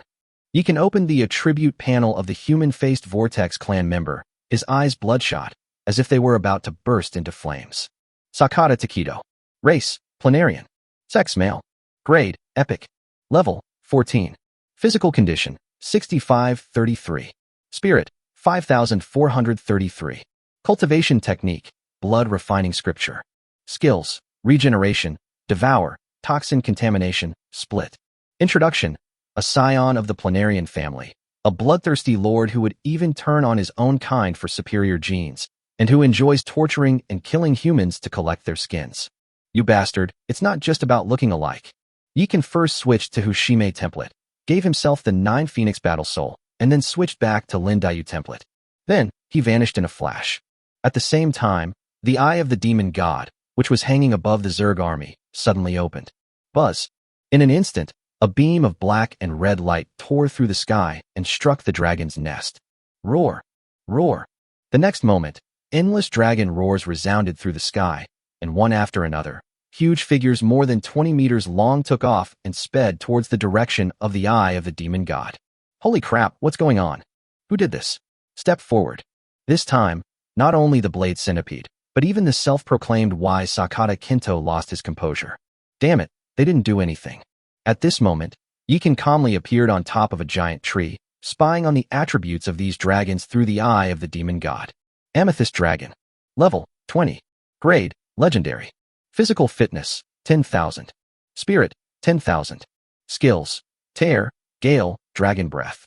Description: powerful amethyst dragon warriors who feed on various minerals and whose bodies shed precious amethyst stones. Their sharp claws and teeth can tear apart any invading enemy. As expected of the dragon race, even without equipment, it has such incredible stats at level 20. It looks like these insects will have a hard time. Yikan's eyes gradually burned as he looked at the giant dragons. Although he possesses the almost superhuman eye of the demon god, which can be used to transport troops. But there's only one of these, which isn't nearly enough. If we could train a whole squad of dragons, then heroes and units wouldn't have to fight their way through every route when they traveled. Roar! Roar! As expected, the dragons did not disappoint Yikan. With just a few breaths of dragon breath, they caused heavy casualties among the insect minions. These lowly insects dare to attack the great amethyst dragon clan. Annihilate them. Just then, a majestic voice suddenly came from the dragon's nest deep in the giant tree, which made Yikan's skin crawl.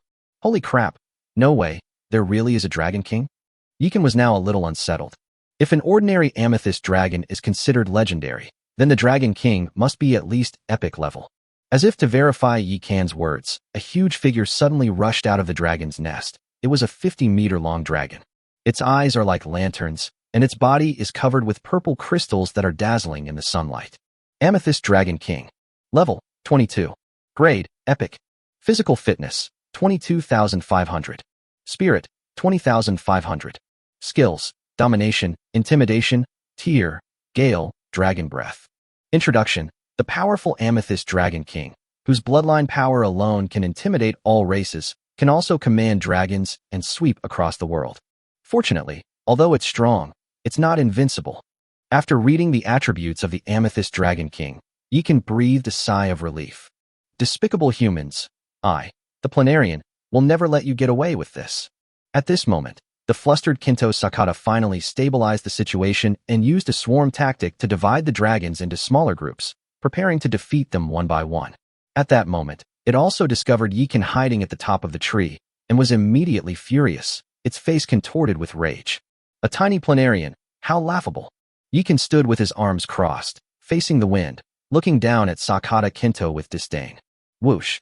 Enraged, Kinto Sakata transformed into a slippery, large Planarian and leaped into the air, lunging towards the tree where Yikan was.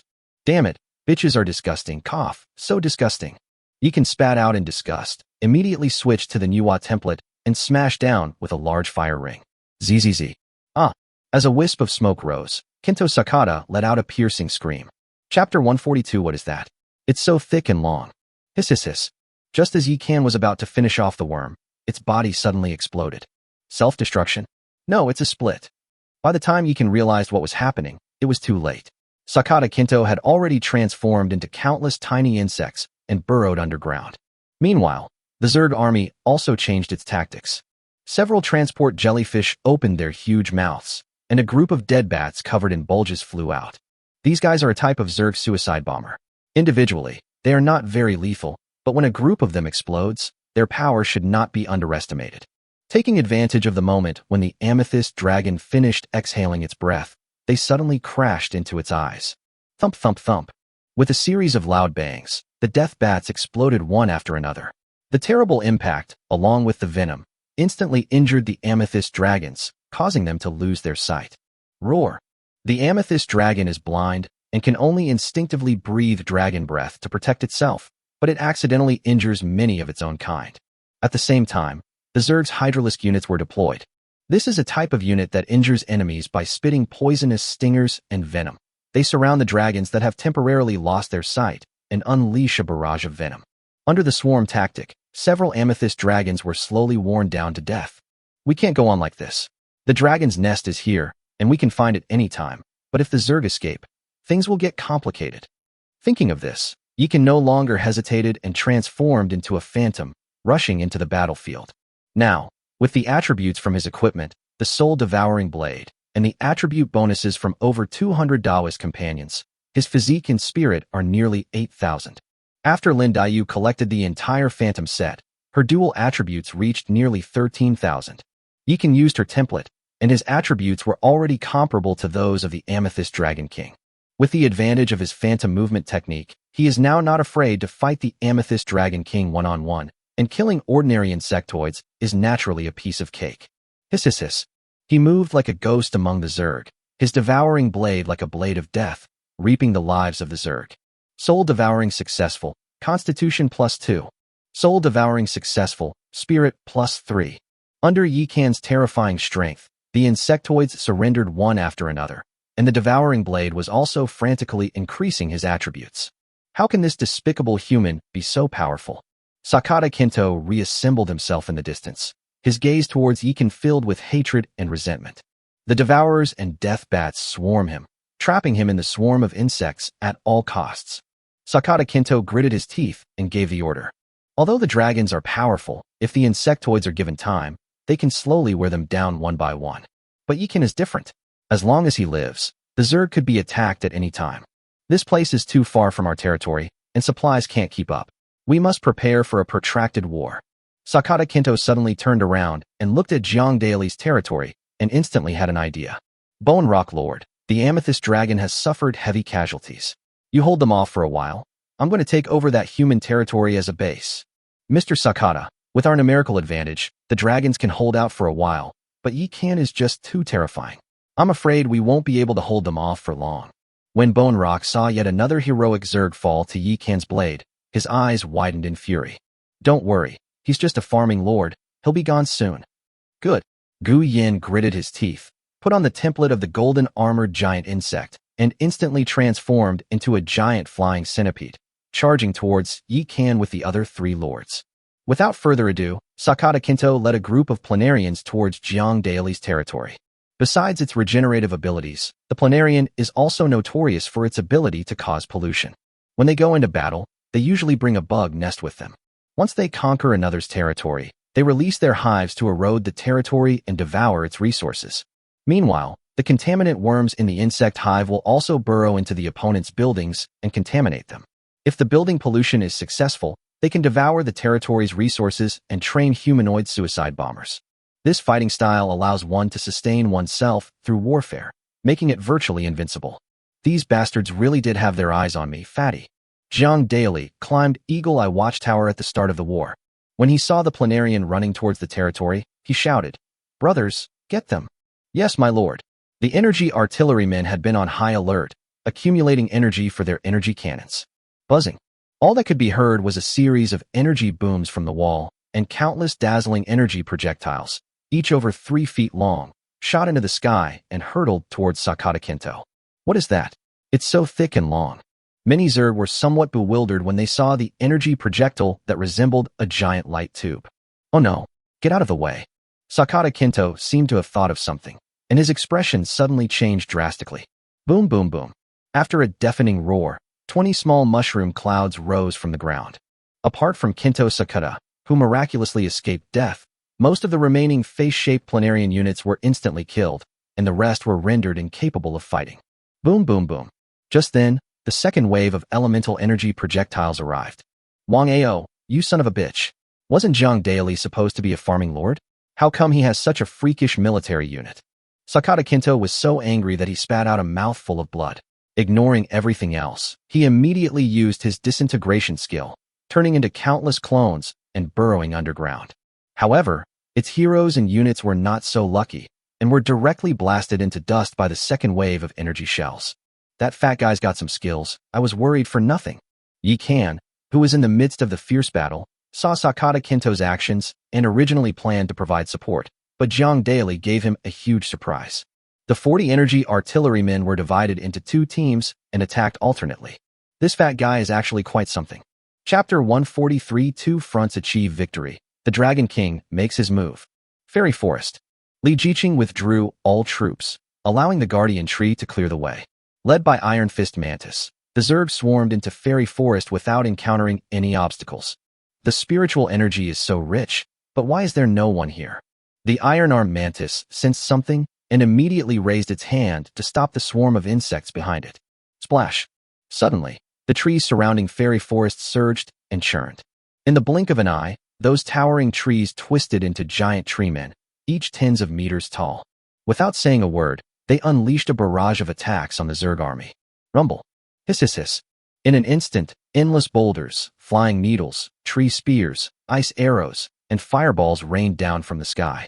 At the same time, countless spikes burst forth from the ground, creating backdoors for many soft-bodied Zerg, leaving a lifelong shadow over them.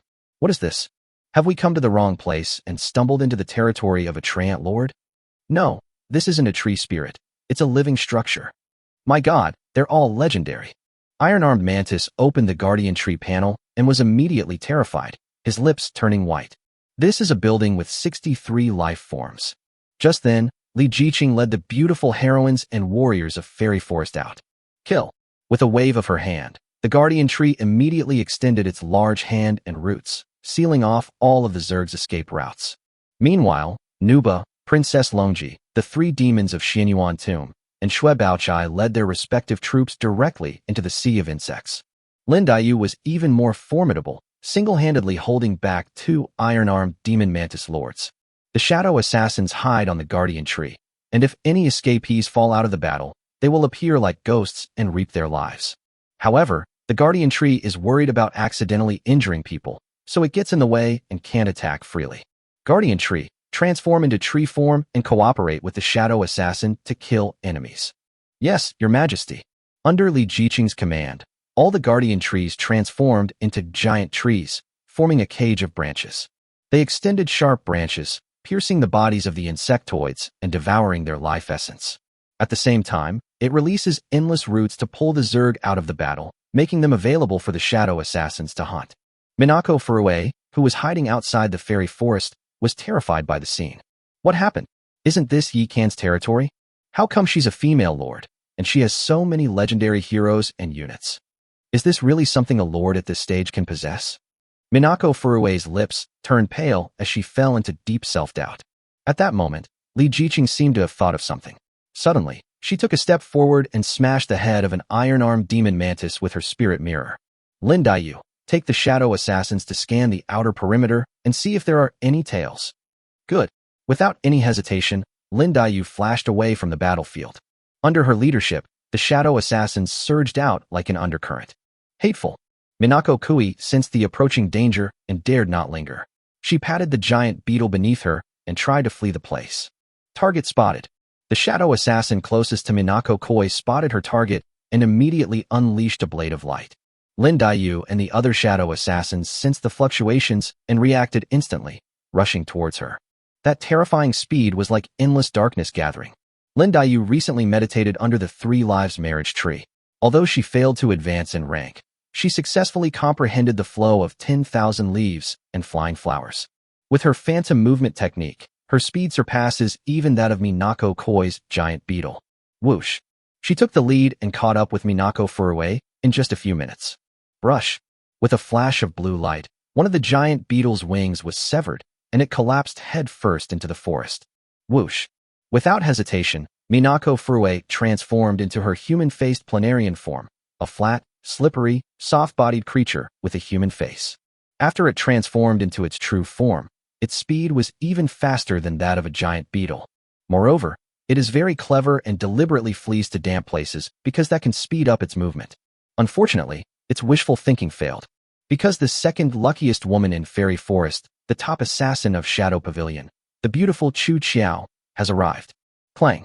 It launched a 100-step flying sword directly at the front of Minako Kui. Laugh!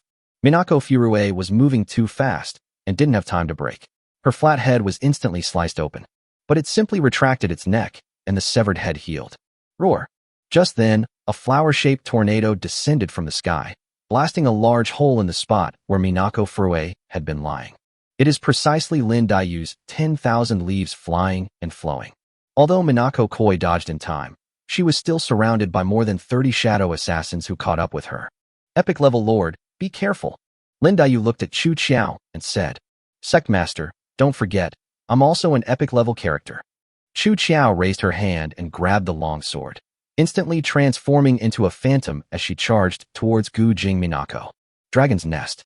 After Jiang Daily successfully withstood Sakata Kento's attack, Yikan had no more worries and transformed into a bloodthirsty killing god, frantically reaping the lives of the Zerg. He even secretly activated the Eye of the Demon God to steal the dragon's corpse. Because he shrunk the Eye of the Demon God to its smallest size and concealed it with battle fluctuations, the dragons all thought it was a trick by the insectoid race. The fact that the Zerg coveted the genes of other races was common knowledge, even among the amethyst dragons, natives of the ninth heaven. You lowly insects! How dare you slaughter my sons? You deserve to die. With a majestic sound, the 50-meter-long amethyst dragon king finally couldn't sit still any longer. Call! A sudden gust of wind swept through, instantly lifting countless Zerg into the air. Hiss hiss hiss. The amethyst dragon king's giant claw swept across the sky, and with a mere flick of its wrist, the insectoids were sliced into fragments by the blades of light slashed from its claw. Wow, it seems this thing isn't just about high stats. Its level is equivalent to a stellar level, and although its grade is epic, its physical body is comparable to a higher level of human. Yikan did not choose to be the first to stick his neck out, but instead used his phantom movement technique to withdraw from the battlefield. Anyway, the Amethyst Dragon King didn't know that it was he who attacked the dragon's nest. Moreover, he was just killing Zerg. Even if the two sides cannot become allies, they should at least not be enemies, right? Sure enough, the Amethyst Dragon King only glanced at him before turning to hunt down the insectoids. Yikan withdrew the Eye of the Demon God and carefully searched the surroundings, but he couldn't find Sakata Kento's figure, which made him feel a little regretful. This guy is currently at the top of the resource rankings. If we can keep him here, we'll have one less competitor on the resource rankings. Just then, Li Jiqing's voice rang in his heart. Brother, I'm done here. It's a pity that Minako Furue was too cautious and didn't enter the territory with the main force. Although Lin Daiyu and the others gave chase, this creature actually escaped to a swamp, where it split into countless tiny insects during the battle. Several managed to escape. Same here, Kento Sakata also ran away. It was our first time fighting these guys. There was nothing we could do about it. Yikan sighed helplessly. The regenerative ability of the face-shaped planarians is terrifying. Even if only a single worm remains after splitting, they can fully recover. Now that Kento Sakata and Minako Furue know their strength, they will definitely be more cautious in the future. Brother, don't worry. Before Minako escaped, Lin deliberately leaked the information, saying that we had received the news long ago, which is why we formed an alliance to fight on two fronts. As expected of Lin Daiyu, whose mind is more discerning than bygones, and whose beauty surpasses even she Shurs in her illness, I must praise her well when we get back, haha. Upon hearing this, Yikan was immediately in a great mood. Lin Daiyu's finishing touch will surely mislead the Zerg. He made them think that he and Li Jiqing were only allies, and that they had actually received advance notice. In this way, the traitor who betrayed humanity will be suspected, and the Zerg will deal with him without them having to lift a finger. Brother, at this time, the Zerg definitely won't have time to mobilize their forces for a counterattack, and after this battle, they certainly won't dare to act rashly. Let's take advantage of this opening and destroy the dragon's nest. Although they had only been apart for a little over half a day, Li Jiqing had already begun to miss Yikan. She also wanted to see the legendary dragon's nest. Chapter 144, How can the difference between people be so great? Alright, let's wait a little longer. The Amethyst Dragon will wipe out the Zerg forces soon. Yikan has now returned to Jiang Daily's territory and is sitting with him on the Eagle Eye Watchtower, watching the battle in the distance. Damn, bro, you're using one tiger to devour another. Li Jiqing finally realized that Yikan had been wondering why he went alone. It turned out he had this in mind. Why should I fight them when I can win without lifting a finger? Yikan sat on the edge of the Eagle Eye Watchtower, leisurely munching on sunflower seeds. Looking at his nonchalant demeanor, anyone who didn't know better would think he was on vacation. Brother Can, this is plum wine brewed in my distillery. It tastes pretty good. Want to have some? Jiang Daily personally poured wine for Yikan, his chubby face practically beaming like a daisy. These days he lives in fear, afraid that one day a huge creature will suddenly rush out of the dragon's nest and slap him to death. Now, Yikan has arrived. As long as this formidable figure is around, let alone a mere dragon's nest, he believes Yikan can wipe out the entire dragon kingdom. You really know how to enjoy yourself, kid. But with a squad of elemental artillerymen by your side, you're already better than many warlords. If you add 2 more highly mobile combat units, you can completely wipe out the surrounding monsters. Yikan took a sip of plum wine and felt the sweet and sour taste in her mouth, which was very refreshing and thirst-quenching. She couldn't help but nod. Then he took out 2 jars of wine from his storage bag and said, "Try mine." Brother Kan's territory also has a winery. Jiang Daily looked at the 2 beautiful wine jars in front of him and immediately became interested. He simply opened the lid and smelled a sweet and refreshing fragrance. Wow, this is fine wine. To make something of this quality, it must be fermented with high-grade spirit rice and brewed using superb brewing techniques. Judging from Jiang Daily's physique, you can tell he's someone who values food highly. After a sip of fine wine, he felt completely lightheaded. Dew is actually the worst wine in my territory. Spirit elixir tastes much better. Moreover, my maids are researching new wines, so I believe we'll be able to drink them soon. Yikan felt a surge of joy when he thought of those voluptuous, charming, gentle, considerate, and hard-working maid wives. Wow, Brother Kan, it's one thing to have fine wine, but it's brewed by maids? Are you a domestic service-type soldier?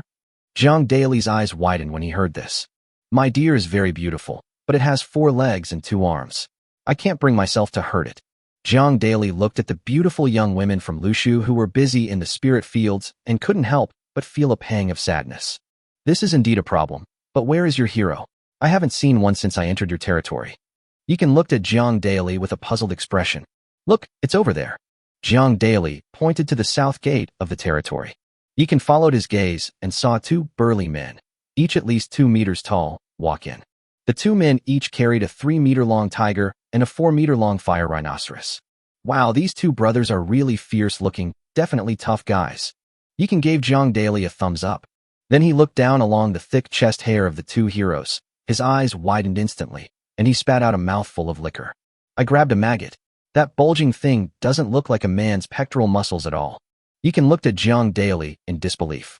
Jiang Daily, with a mournful face, said, "These twins from the land of demons may look rugged, but they have the heart of a girl filled with iron nails."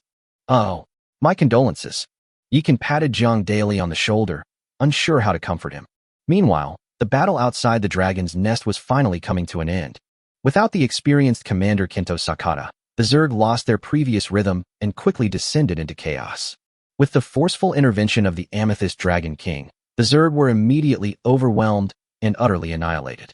They tried to escape, but the speed and powerful skills of the Amethyst Dragon left them nowhere to hide, and they ended up as charred corpses. Alright, it's time for the show to begin. Yikan shrunk the eye of the demon god to 3 feet in size, then stood on it and floated toward the dragon's nest. Whoosh, whoosh. The 2 hairy-chested girls were startled when they saw Yikan. They rushed to the watchtower in a few steps, and then leaped to the top. My lord, who is that? Demon King held a mountain-splitting axe, looking at Yikan's back with a wary expression. Yao Air, wielding 2 machetes, stood protectively behind Jiang Daily. Don't be nervous, that's my older brother. With his strength, he could easily beat both of you with one hand. Don't mess with him. Jiang Daily himself was finding it hard to handle these 2 hairy-chested girls. He was really worried that these 2 girls, who had no idea what he looked like, would bump into Yikan and then get accidentally killed by him.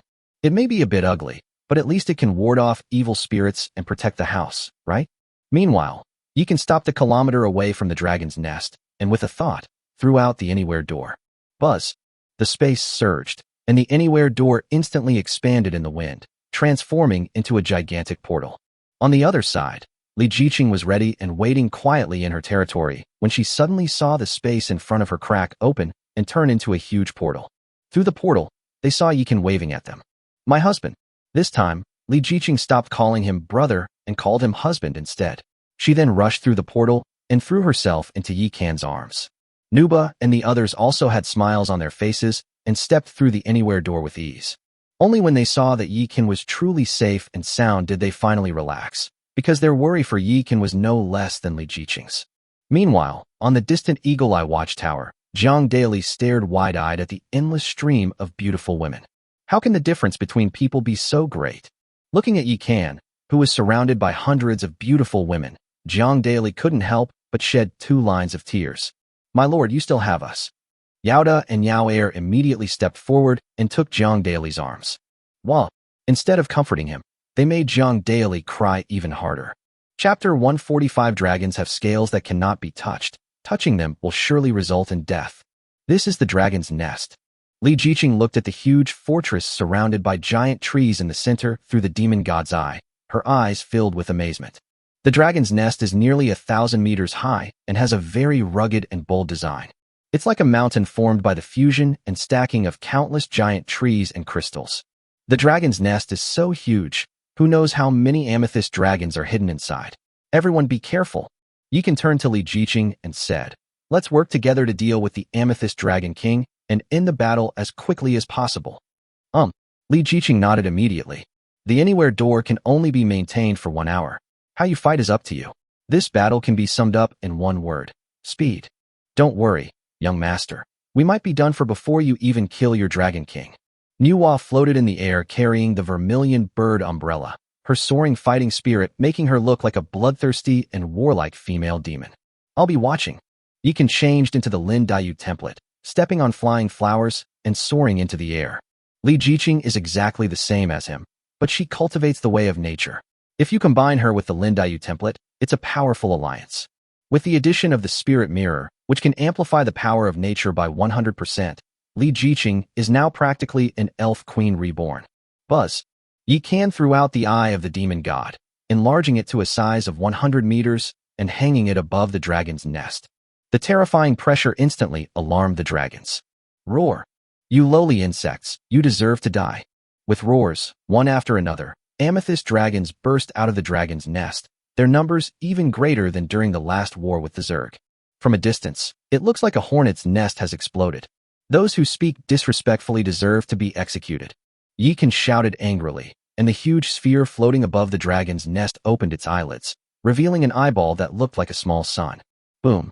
A beam of black and red light shot out from it, like a river of blood falling from the sky, and crashed down on the giant dragons. With just this one strike, the hundreds of dragons that charged out were severely injured. Those few that were hit first were killed instantly. After all, Yi Kan was using his full power this time, and the distance between the eye of the demon god and the dragon nest had been shortened countless times, so its power was naturally greater. Kill. Holding the devouring heaven blade, Yi Kan, like a phantom, crashed into one of the giant dragons. The dragon had no time to react and could only instinctively swing its wings, trying to swat the ignorant insect to death. Laugh. As a result, Yi Kan's devouring heaven blade sliced through its dragon wings as easily as cutting melons and vegetables. On the other side, Li Jiqing did not choose close combat, but instead waved the spirit mirror in her hand. Roar. Roar.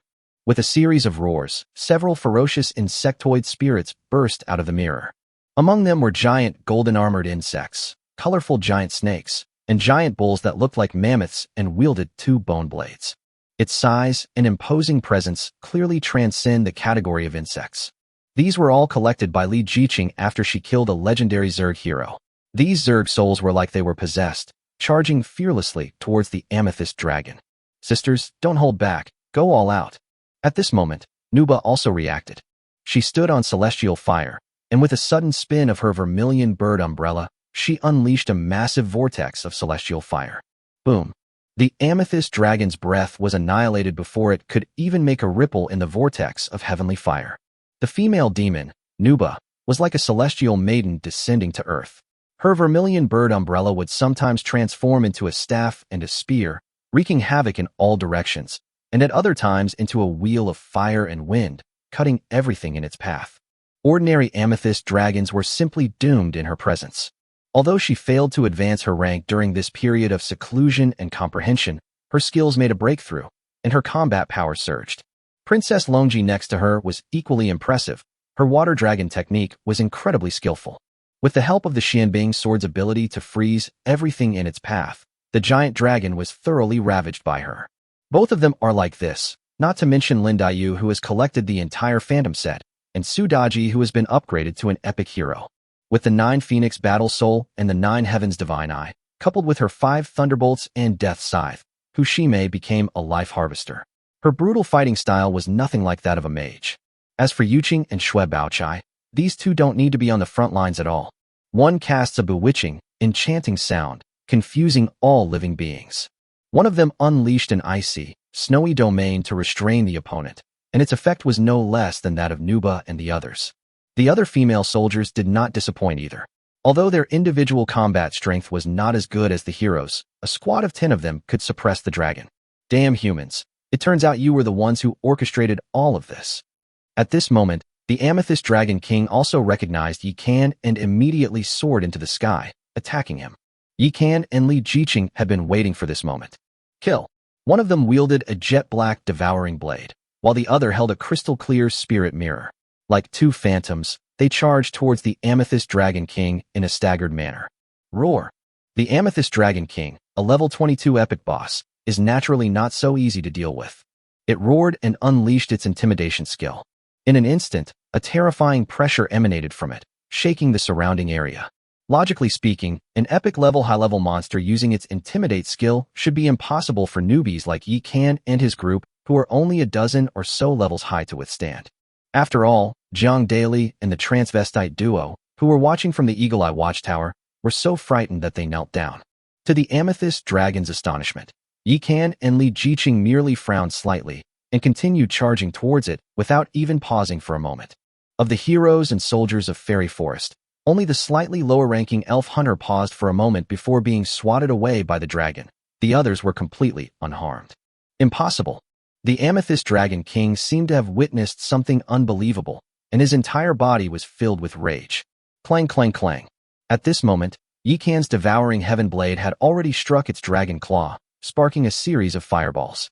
Li Jiqing then flew down onto its head and slammed the magic mirror in her hand onto its forehead, making it see stars. You despicable human, die. The Amethyst Dragon had never suffered such an insult before, and it was instantly enraged, going berserk. Boom. With a roar, terrifying blood energy surged from its body, forming a pillar of blood energy that shot straight into the sky. He actually broke through his bloodline at this time? Li Jiqing looked at the Amethyst Dragon King and found that its physique had improved by 30%, and it also had a passive skill called Reverse Scale and an active skill called Thunder and Lightning. Dragons have scales that cannot be touched. To do so is certain death, and we've actually run into one. After Yi Kan finished speaking, he suddenly shouted down, "The 3 Talents Demon Formation is in place." Chapter 146 The Dragon King Falls. The Dragon Nest is acquired. Swoosh, swoosh, swoosh. As soon as Yi Kan finished speaking, 3 figures flew down to the side of the purple crystal Dragon King. 3 Talents Demon Formation, activate. Sudaji gave a sharp rebuke and, together with her 2 sisters, unleashed boundless demonic energy. Roar. Just then, the Amethyst Dragon King suddenly opened its mouth. Hiss. The overwhelming blood energy and the surrounding Tin-Di Nulang, heaven and earth energy, seemed to be drawn to it, rushing madly towards it and being swallowed whole. Just as it finished preparing its ultimate move and was about to kill Yi Kan and the others with a single breath, some mysterious changes occurred on Sudaji, Kushime, and Yuqing. Boom, boom, boom. Pink vapor rose from Sudaji's body, and 4 pure white tails emerged from behind her, along with a huge phantom of a 9-tailed celestial fox. Kushime, on the other hand, had a vertical eye appear between her eyebrows, and a huge phantom of a 9-headed phoenix appeared behind her. There was no illusory figure behind Yuqing, but she seemed to have transformed into a jade figure, her body shrouded in endless holy light, like a pure and flawless saint. The 3 auras merged into one, instantly forming an energy cage that locked the Amethyst Dragon King inside. Roar. Little did the Amethyst Dragon King know the heaven-defying power of the 3 Talents Demon Formation. He suddenly pressed down on his body, which had expanded into a sphere, and spewed out a terrifying dragon breath mixed with the power of wind and thunder. Boom. In an instant, a terrifying beam of light, tinged with purple and red, burst forth and slammed into the energy cage. The terrifying aura made Yi Kan and Li Jiqing tremble with fear, let alone Nuba and Kaden, whose strength was inferior to theirs. What's astonishing is that even under the incredibly powerful attack of the Amethyst Dragon King, the 3 Talents Demon Formation remained completely unmoved, and the three demons of Xianyuan tomb showed no change in expression. A true woman in 10 seconds, she wouldn't be afraid even if immortals and gods came. No wonder she was once her husband's most beloved enchantress. Li Jiqing flew down to Yi Can's side, looking at him with a strange expression. You little rascal, how come you've changed how you address me after only one day apart? Although Yi Can found it pleasant to listen to, he was still a little curious. I'll tell you when we get back. Li Jiqing smiled slightly, but did not explain. Yi Can didn't press further, because now was indeed not the time. Roar. Once the smoke cleared, everyone looked inside the three talents demon formation. At this moment, the Amethyst Dragon King, his body charred black, looked at Su Daji and the others with disbelief and despair in his eyes. You ants, how could that be? Kill. Without saying a word, Yi Can switched to the Shweb Baochai template and pointed at the Amethyst Dragon King. Moon Soul Ice Soul. Buzz. Suddenly, a phantom of the bright moon appeared behind him, and within the phantom, a giant with the exact same face as him stood there. Seal up. He and the giant in the illusory moon suddenly pointed at each other. Buzz. The illusory image of the bright moon suddenly contracted, compressing towards the Amethyst Dragon. No, I am not reconciled. In the midst of the Amethyst Dragon King's despair, Yi Can suddenly drew his sword and severed its enormous head. I know you're unwilling to accept this, but this world is just that cruel, and there's nothing I can do about it. After Yi Can finished speaking, he opened the eye of the demon god with a thought, taking in the enormous body of the Amethyst Dragon King, not even letting go of the dripping dragon blood. When the Amethyst Dragon saw the Dragon King killed, it was thrown into chaos. Yi Can had expected a long and complicated battle, but it ended in just 15 minutes. It's time to check out the dragon's nest. After Yi Can and Li Jiqing finished cleaning up the battlefield, they led a large group of beauties towards the dragon's nest. Jiang Daily watched with trepidation from the Eagle Eye watchtower. Now that he saw that everything was over, he could no longer suppress his curiosity and, escorted by the two demons, rushed towards the dragon's nest. Brother can I come with you? We're brothers, enough talk, let's go. Yi Can smiled slightly and took the lead. The dragon's nest is rugged and unrestrained on the outside, but hollow inside, and the roof is not sealed. Inside, the walls are made up of enormous nests. On the ground, there were countless glowing objects, including source crystals, boundary stones, and various rare minerals. My God, just getting this mountain would make us rich. Jiang Daily looked at the treasure mountain before him, his mouth practically watering. You deserve immense credit for discovering the dragon's nest. You're entitled to 1/10 of this treasure mountain. Yi Can waved his hand and said in a very magnanimous manner, Brother Can, I only provided uncertain information and didn't do any work. I'm a little guilty about taking 10%. Jiang Daily was a little embarrassed. Just take it, stop talking nonsense. You should have militia skilled in farming in your territory. I'll leave you some dragon corpses later. You can make whatever you want out of dragon meat, dragon bones, dragon skin, etc., but you must keep the dragon blood. Because there's a top-grade seed that requires dragon's blood to plant, I'll get you some in a while.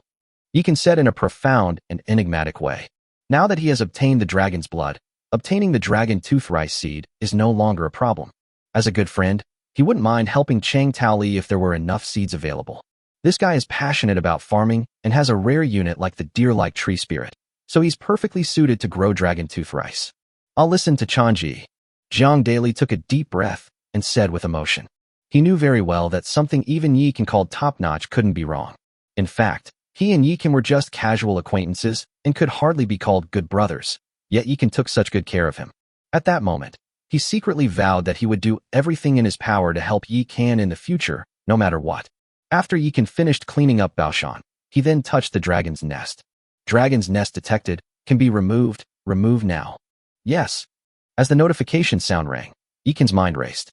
Buzz. The dragon's nest suddenly shone brightly and quickly transformed into an architectural model, which fell into Yi Can's hands. All done. We still have about half an hour until the anywhere door opens. Let's head back to our territory. Yes. Yi Can waved his hand, and the beauties rushed towards the anywhere door without saying a word. Yi Can returned to Jiang Daily's territory with him, leaving behind the corpses of 10 giant dragons. Holy crap, a giant dragon over 20 meters long, with 10 heads. Looks like my body's going to get a lot stronger. Jiang Daily was so excited that he couldn't stop smiling as he looked at the mountain-sized dragon corpse. Yaoda and Yao Air were also excited, and their gazes toward Yi Can were filled with not only awe but also endless gratitude. Alright, I have things to do. You go ahead and get back to work. But you should also prove yourself. In this chaotic new world, it's impossible to just farm peacefully. You must have the ability to protect yourself. Having no sword in hand and having a sword but not using it are two different things. Before leaving, Yikan couldn't help but say a few more words. Brother Can, you're right. I've figured it out. Unfortunately, I don't have any good troop-type tokens. I can only wait until I successfully break through the starting village and open the passage back to Earth before making any plans. After witnessing Yi Kan's feints against the Zerg and the annihilation of the Amethyst Dragon today, Jiang Daily's thoughts had already changed. Breaking through the domain? It can even return to Earth? Upon hearing this, Yi Kan's eyes lit up. Chapter 147 Those who offend my immortal forest, though far away, shall be punished. Brother Can, don't you know when the Lord of the Newbie village grows to a certain level, it will trigger the war of breaking the domain. The so-called breaking boundaries means breaking down the barriers between villages and connecting the maps together. The one who performs best in the battle to break through the boundaries will become the village chief. At that time, the passage back to the ancestral star will be opened. As for the restrictions on returning to the ancestral star, I have no idea.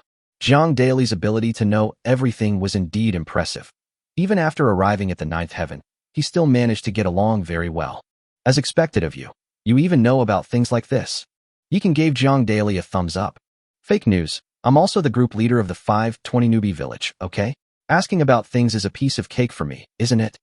Jiang Daily finally got to show his face in front of Yikan, and couldn't help but feel a little smug. So he wasn't entirely useless after all.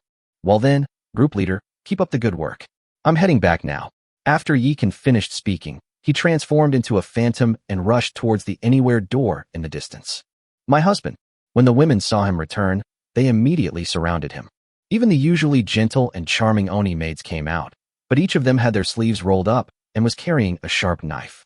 Clearly, they also knew about the dragon hunt. Buzz. Without saying a word, Yikan immediately opened the eye of the demon god and released the corpses of hundreds of giant dragons. Hiss hiss hiss. Without a word, the maids rushed forward and began wielding their knives at the dragon corpse, continuously dissecting it into dragon skin, tendons, flesh, blood, and bones. The little elves, who were now free, didn't stay idle either. They started helping out, just like the maids. Yikan then led the remaining beauties to the west side of Moon Goddess Lake and casually tossed the dragon's nest onto an open space. Buzz. A wisp of mist suddenly burst forth from the sun and moon immortal pot, enveloping the dragon nest. Soon, a brand new dragon's nest appeared on the open ground. The dragon's nest, while still retaining its rugged and unrestrained appearance, is no longer lifeless. The giant trees on the building have all come back to life, sprouting new buds and filling the entire building with vitality. From a distance, the entire dragon's nest looks like a hollow, tall tree stump. Wow, this dragon's nest is already starting to look like an ancient tree. Do you think it might turn into an ancient tree someday? Cardan suddenly looked at everyone with a whimsical idea. If only it could really become an ancient tree, then when the eternal ancient tree undergoes a great transformation, the buildings and the dragons it trains can also be upgraded. Yikan looked at the enormous dragon's nest that seemed to have its own ideas, and his heart was filled with anticipation. So, I directly opened the dragon's nest panel. Amethyst Dragon Castle. Level 1. Grade, Epic. Durability, 100,000. Population, 20. Introduction. The nest of the Amethyst Dragon, nourished by the power of nature, has seen its giant trees regain vitality and merge into one, possessing the potential to become a living structure. The building can directly train 20 amethyst dragons, and the number of troops that can be trained will increase as the building level increases. Cadden, your mouth is truly blessed. Whatever you say goes. Yikan smiled when he saw the introduction to the purple crystal dragon castle. Although it is only said that the building has the potential to become a living structure, in Yikan's view, this is already a foregone conclusion. The territory possesses the incredible ancient tree of eternity and the well of eternity. It should only be a matter of time before this becomes a reality. Your Majesty, isn't it up to you to decide on things like consecration? Upon hearing the words, consecration, Cardan's pretty face immediately flushed crimson, as if something had occurred to her. That wretched eldest daughter, Ninyo, I've put up with you for far too long. The elven beauties, seeing her flea-like appearance, gritted their teeth and rushed over to hold her down, scratching and groping her wildly. You're all just jealous, blatantly jealous. The elves ignored her and continued to grope her. Yikan glanced at the crazed elf beauty and couldn't help but silently mourn for Cadden for 3 seconds. He then invoked the power of creation from the 3 colored crystals to transform the amethyst dragon castle. Buzz! A flash of purple light appeared, and the dragon castle trembled, as if some mysterious change had occurred. Strangely, the building's grade remained unchanged. Not mentioning success or failure is a bit inexplicable. Yikan was speechless. He directly spent 388.87 million source crystals to upgrade Dragon Castle to level 14. In this way, he can train 40 amethyst dragons. Full-scale training. At Yikan's command, the purple crystal dragon castle immediately emitted a dazzling purple light. Roar! Roar! Soon after, the land was filled with the roars of dragons, and one after another, giant dragons with shimmering scales and bodies that shone with brilliant purple light flew out. Why are these dragons even more beautiful than the previous ones? And their aura feels somewhat familiar. At this moment, the beautiful elven women also stopped and looked at the enormous creatures in front of them with curiosity. Greetings, your lordship. 40 giant dragons landed on the ground and bowed their noble heads in awe to Yikan. Get up, all of you. Yikan nodded in satisfaction, then opened the panel for one of the dragons. Amethyst Dragon. Level 1. Grade, Epic. Constitution, 100. Base Attribute 10. Territory Attribute Bonus of 10x. Spirit, 100. Base Attribute 10. Territory Attribute Bonus 10x. Skills, Intimidate, Tear, Gale, Dragon Breath, Thunderous Strike. Introduction. After being transformed by a mysterious force, the Amethyst Dragons developed divinity, transforming into even more powerful and captivating Amethyst Dragons. Even when they cultivated into human form, they were still top-tier beauties. This Xiansu attribute is indeed a good thing. Even the dragons are all great beauties. Upon seeing the introduction of the Amethyst Dragon, Yikan's spirits immediately lifted. Husband, these are dragons. They're known for their, and with your small frame, can you handle them? Li Jiqing's voice echoed in Yikan's mind. Ahem. Let's wait until they transform into human form before we talk about this. Let's get down to business. Yikan gave an awkward smile, then waved his hand and spent over 750 million source crystals to upgrade all the dragons to level 10. My dear wives, the Zerg are wolves in sheep's clothing. They not only want to ambush me, but also want to destroy our fairy forest. What do you say we should do? Yikan pulled Li Jiqing along and looked at the group of beauties, asking them a question. Those who offend my immortal forest, no matter how far away, will be punished. The beauties were immediately filled with righteous indignation. They were all terrified as Yikan traveled alone this time. The Zerg dared to touch their men. They are incredibly audacious and must be severely punished. That's right. Before the Anywhere door closes, I plan to split our forces into 2 groups to pursue the Zerg and completely wipe out their territory. After Yikan finished speaking, he looked at Li Jiqing and said, the Zerg will definitely leave traces if they find this place. This time, bring Lin Daiyu and Bao Chai, along with 20 assassins, 20 snake women, and 20 witches. As for the dragon, 7 heads will suffice. Follow the trail. Whether or not we find their lair, we must be back before nightfall tomorrow. After Yikan finished speaking, he handed the Eye of the Demon God to Li Jiqing. I'll do whatever you say. Li Jiqing nodded and accepted the Eye of the Demon God. She knew that Yikan was worried about her safety, and if she didn't accept the offer, Yikan might not allow her to participate in this operation. The rest of the assassins, Snake Woman, and Witch, come with me. After Yikan finished speaking, he looked at the remaining heroes and said, this time, Sister Xian and Long Ji will come with me. All right. The 2 women exchanged a glance and immediately burst into laughter. Daji Fairy Forest is our base. Now that you have been promoted, I am at ease letting you guard it with your 2 younger sisters. Don't worry, my husband. I'll take care of things from behind. You can charge forward with confidence. Su Daji threw herself into Yikan's arms and hugged him tightly before reluctantly letting go. Let's go. Yikan waved his hand, leading Nuba and the others to jump onto the back of the purple crystal dragon and rushed into the Anywhere door without hesitation. Li Jiqing led her team in pursuit, following the trail left by the Zerg. Chapter 148 Dragon Tooth Rice is ready. Yikan has succeeded. Fairy Forest. Qingyao, carrying a jar of dragon blood, led her tree spirit sisters to her spiritual field. Sister Qingyao, is it really possible to succeed? The tree spirits stood outside the spirit field, looking at the 2 dragon tooth rice stalks that grew like big trees, their eyes filled with excitement and anticipation. The moonlit well water revitalized the dragon tooth rice, and the eternal spring water transformed the rice ears, strengthening their essence. Now, all they lack is a trace of dragon energy. After Qing Yao finished speaking, she poured the dragon blood into the spirit field. Buzz. The next moment, the giant, tree-like dragon tooth rice stalks began to sway, and a splash of red spread toward its branches at a visible speed. The dragon tooth rice, which was originally a bit shriveled, seemed to have gained infinite energy, gradually becoming plump and emitting a unique fragrance. It's a success. Upon seeing this, the tree spirits jumped for joy on the spot.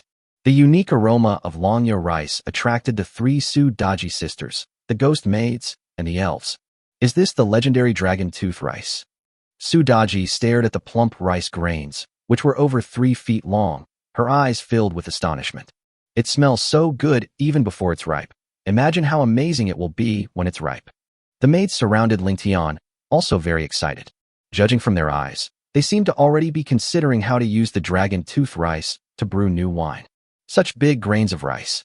Even 100 of us sisters might not be able to finish 10 of them. Xiaoyu led her sisters to fly onto the rice stalks, gesturing repeatedly. The 3 of them together were still shorter than a single grain of dragon tooth rice. Judging from this, it will be fully ripe by tomorrow. By then, the king and queen will be back, and we can enjoy it together. Qing Yao gently stroked the dragon tooth rice ears, her eyes filled with satisfaction and excitement. Then let's make dragon tooth rice tomorrow to celebrate our master's triumphant return. Yufei brandished the sharp knife in her hand and called to her sisters to continue dissecting the dragon. Yikan stood on the back of the giant dragon and moved forward rapidly, but Li Jiqing's voice suddenly rang in his mind. My lord, the fact that Sakata Kenji and Furue Minako were able to escape shows that they are not stupid. They may have already guessed our actions. Do you think they might beat us to it and dismantle the territories of those fallen lords? Having the Ring of Eternity is indeed convenient, allowing for silent communication at any time. Probably not. I guess the first thing they'll do when they return to their territory is replenish their energy and reshape their true forms. This process certainly won't be quick. After all, we destroyed many of their clones during the decomposition, greatly reducing their strength. They might not even have returned to their territory yet. After Yikan finished speaking, he patted the giant dragon beneath him and said, Anna, speed up. Yes, my lord. For each type of soldier he trained, Yikan would have the soldier choose a captain who could command respect. Anna was the captain of the amethyst dragon. Whoosh, whoosh, whoosh. Led by Anna, the dragons flew through the air like 7 black shadows. Along the way, they encountered mining sites, territories, and powerful monsters, but Anna and her companions chose not to attack. As Yikan had said, the main mission of this trip was to pursue the enemy, and they didn't need to pay attention to anything other than the Zerg territory or buildings in the wild. At that moment, Yikan suddenly received a private message from the little fox. Brother Yikan, weren't you looking for dragon-like monsters? I just saw a lot of giant dragons flying over my territory. Wow, where are you? After reading her message, Yikan was shocked. Could it be that the territory he had just passed through belonged to Liang Xiaonana? 2766, 1260. Is Brother Yikan coming to see me? Liang Xiaonana immediately became excited. We'll talk about that when we have time. I'm busy right now. By the way, I still have quite a few Zerg corpses, both perfect and legendary. If you need them, I'll give you a 20% discount when I get back. Okay, thank you, Brother Yikan. After Yikan closed the chat window, he was speechless. He had just passed through Liang Xiaonana's territory. Her territory is to the west of the dragon's nest, not far away. Moreover, along the way, Yikan discovered that the monster density around Liang Xiaonana's territory was 3 times higher than that of him and Jiang Daily.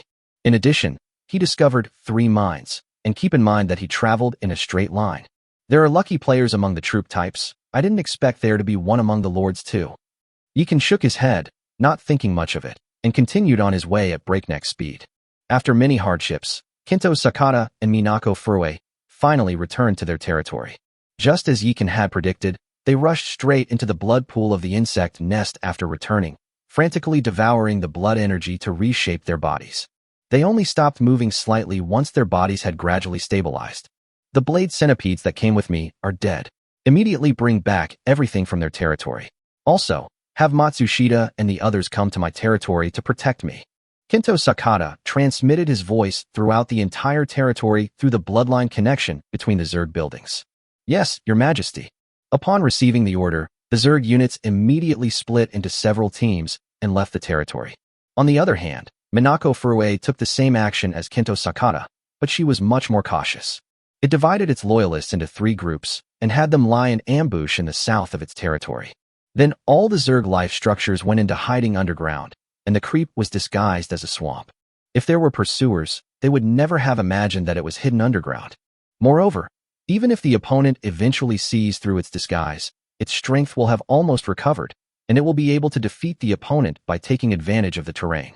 While Sakata Kinto and Furue Minako were making thorough preparations, Yikan finally arrived at the north of the 520 beginner village. My lord, territory has been discovered ahead, and 2 squads of Zerg units are demolishing buildings. Chu Qiao darted out from the dense forest ahead and landed on Anna's back like a wisp of smoke. Kill. With a wave of his hand, Yikan sent the 7 giant dragons into 7 bolts of lightning that crashed into the territory. Boom, boom, boom.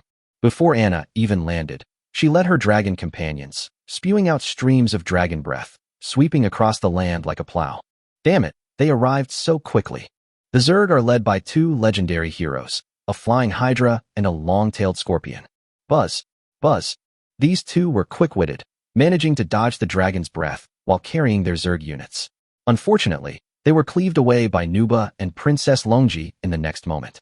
Meanwhile, the Zerg units were utterly humiliated by the Shadow Assassin's blades, the Medusa's soul-stealing abilities, and the Witch's poisonous curses. Our heroes and troops are all so ferocious. Anna and her sisters hovered in the air, providing cover for Yi Kan and his group, while also checking for any omissions and preventing any from escaping. Rumble. With Yi Kan's actions, the territory of Bone Rock, the most powerful lord of the Blade Centipede clan in the 520 newbie village, collapsed directly. Regardless of the outcome of this operation, we've already got what we wanted most. Yikan held the legendary lord's heart in his hand, his eyes gleaming with excitement. The Eternal Tree is now only 700 experience points away from being upgraded, while a legendary lord's heart can add 1,000 experience points. The Eternal Tree had once told him that if it were to be upgraded this time, it would undergo a great transformation. At that time, all the elven life forms in the entire territory will undergo a transformation and be upgraded in rank. What Yikan was even more excited about was that when the core buildings underwent a major transformation, they would unlock some new attributes, which he was very much looking forward to. Chapter 149, The Terrifying Amethyst Dragon. Wow, I think I see a group of giant amethyst dragons, and there are people standing on them. Stop bragging. The amethyst dragon is a wild monster in the great world of myriad races, a legendary unit, at least level 20 or higher. Who can tame them at this stage? I'd be a dog if I lied. Just you wait and see. News of the dragon's appearance spread like wildfire in the Starting Village's regional chat channel. Some people even took photos and posted them online, but fortunately, the distance was too far to see clearly who was standing on the dragon. Xiaoqing, where are we? Yikan became worried after seeing the photos on the regional channel. If the Lord of the Faceworm saw this news, he would definitely connect it to him, and might even make corresponding arrangements. We've reached the northwest of the village. What's wrong? Li Jiqing immediately reported her coordinates. You've been photographed, and the photos have been posted to the regional channel. The Zerg probably already think of you as me. Based on that photo, they estimate it won't be long before they find out your advance route and make corresponding deployments. For safety's sake, move northeast towards me. Yikan was worried about Li Jiqing and immediately told her to change her route. Sister Qing, we've spotted an insectoid ambush 600 li ahead. At this moment, Lin Daiyu, who was activating the Eye of the Demon God, suddenly shouted. Full speed ahead, sweep through everything in our path. Don't let a single one escape. Yes. Lin Daiyu, Shui Baochai, and the soldiers were immediately invigorated. My lord, I've discovered an ambush by the Zerg. I'll take care of them first. After giving the order, Li Jiqing immediately contacted Yikan. It seems that Minako Furue is located near the center of the village, about 2,000 kilometers away from Kinto Sakata. That queen insect thought of sending people to ambush you. She's definitely going to be more troublesome. Be careful. I'll meet up with you as soon as possible. Yikan knew that once Li Jiqing made her move, it would be too late to change course. Don't worry, I definitely won't let it get away this time. There's no need to push ourselves so hard. I've already obtained a legendary lord's heart, and the transformation of our territory is a foregone conclusion. If things become unmanageable, we should cut our losses in time. I know. After Li Jiqing finished speaking, she adopted the template of Lin Daiyu and rushed into the battlefield. Meanwhile, Yikan finally encountered an obstacle. He arrived too late. The territory of the second blade centipede had been completely destroyed, and all its resources had been wiped out. When he led his men to the third one, the Zerg were already lying in ambush there, consisting of 3 lords of the Planarians with human faces, and more than 1,000 Zerg heroes and units.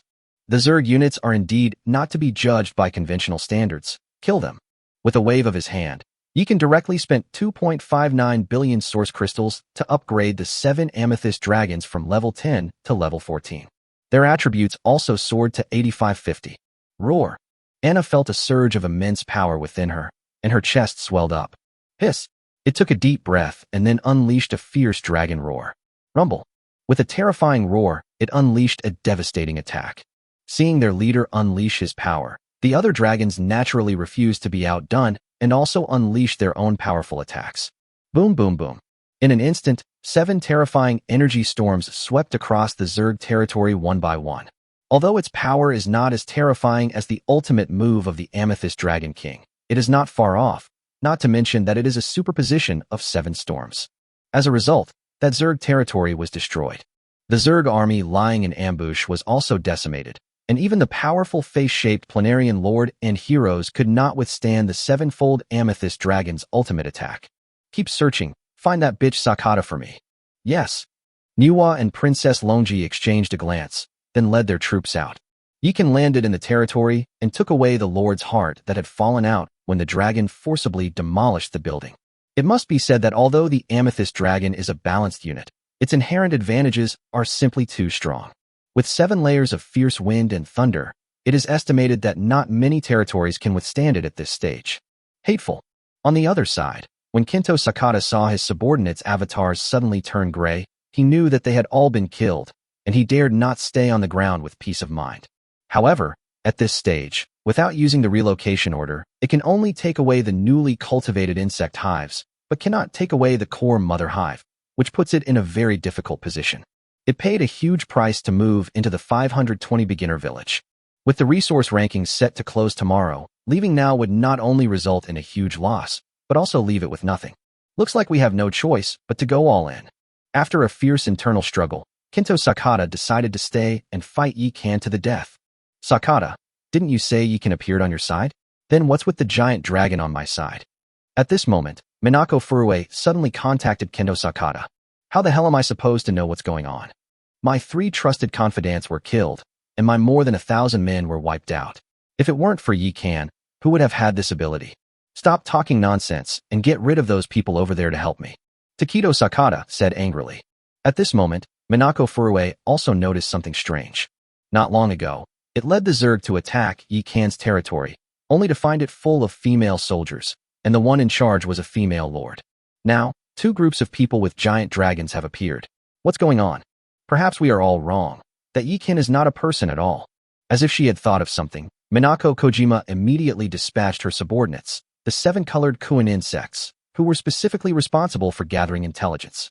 Whoosh, whoosh, whoosh. With a thought, a strange horde of insects suddenly rushed out of a distant insect nest.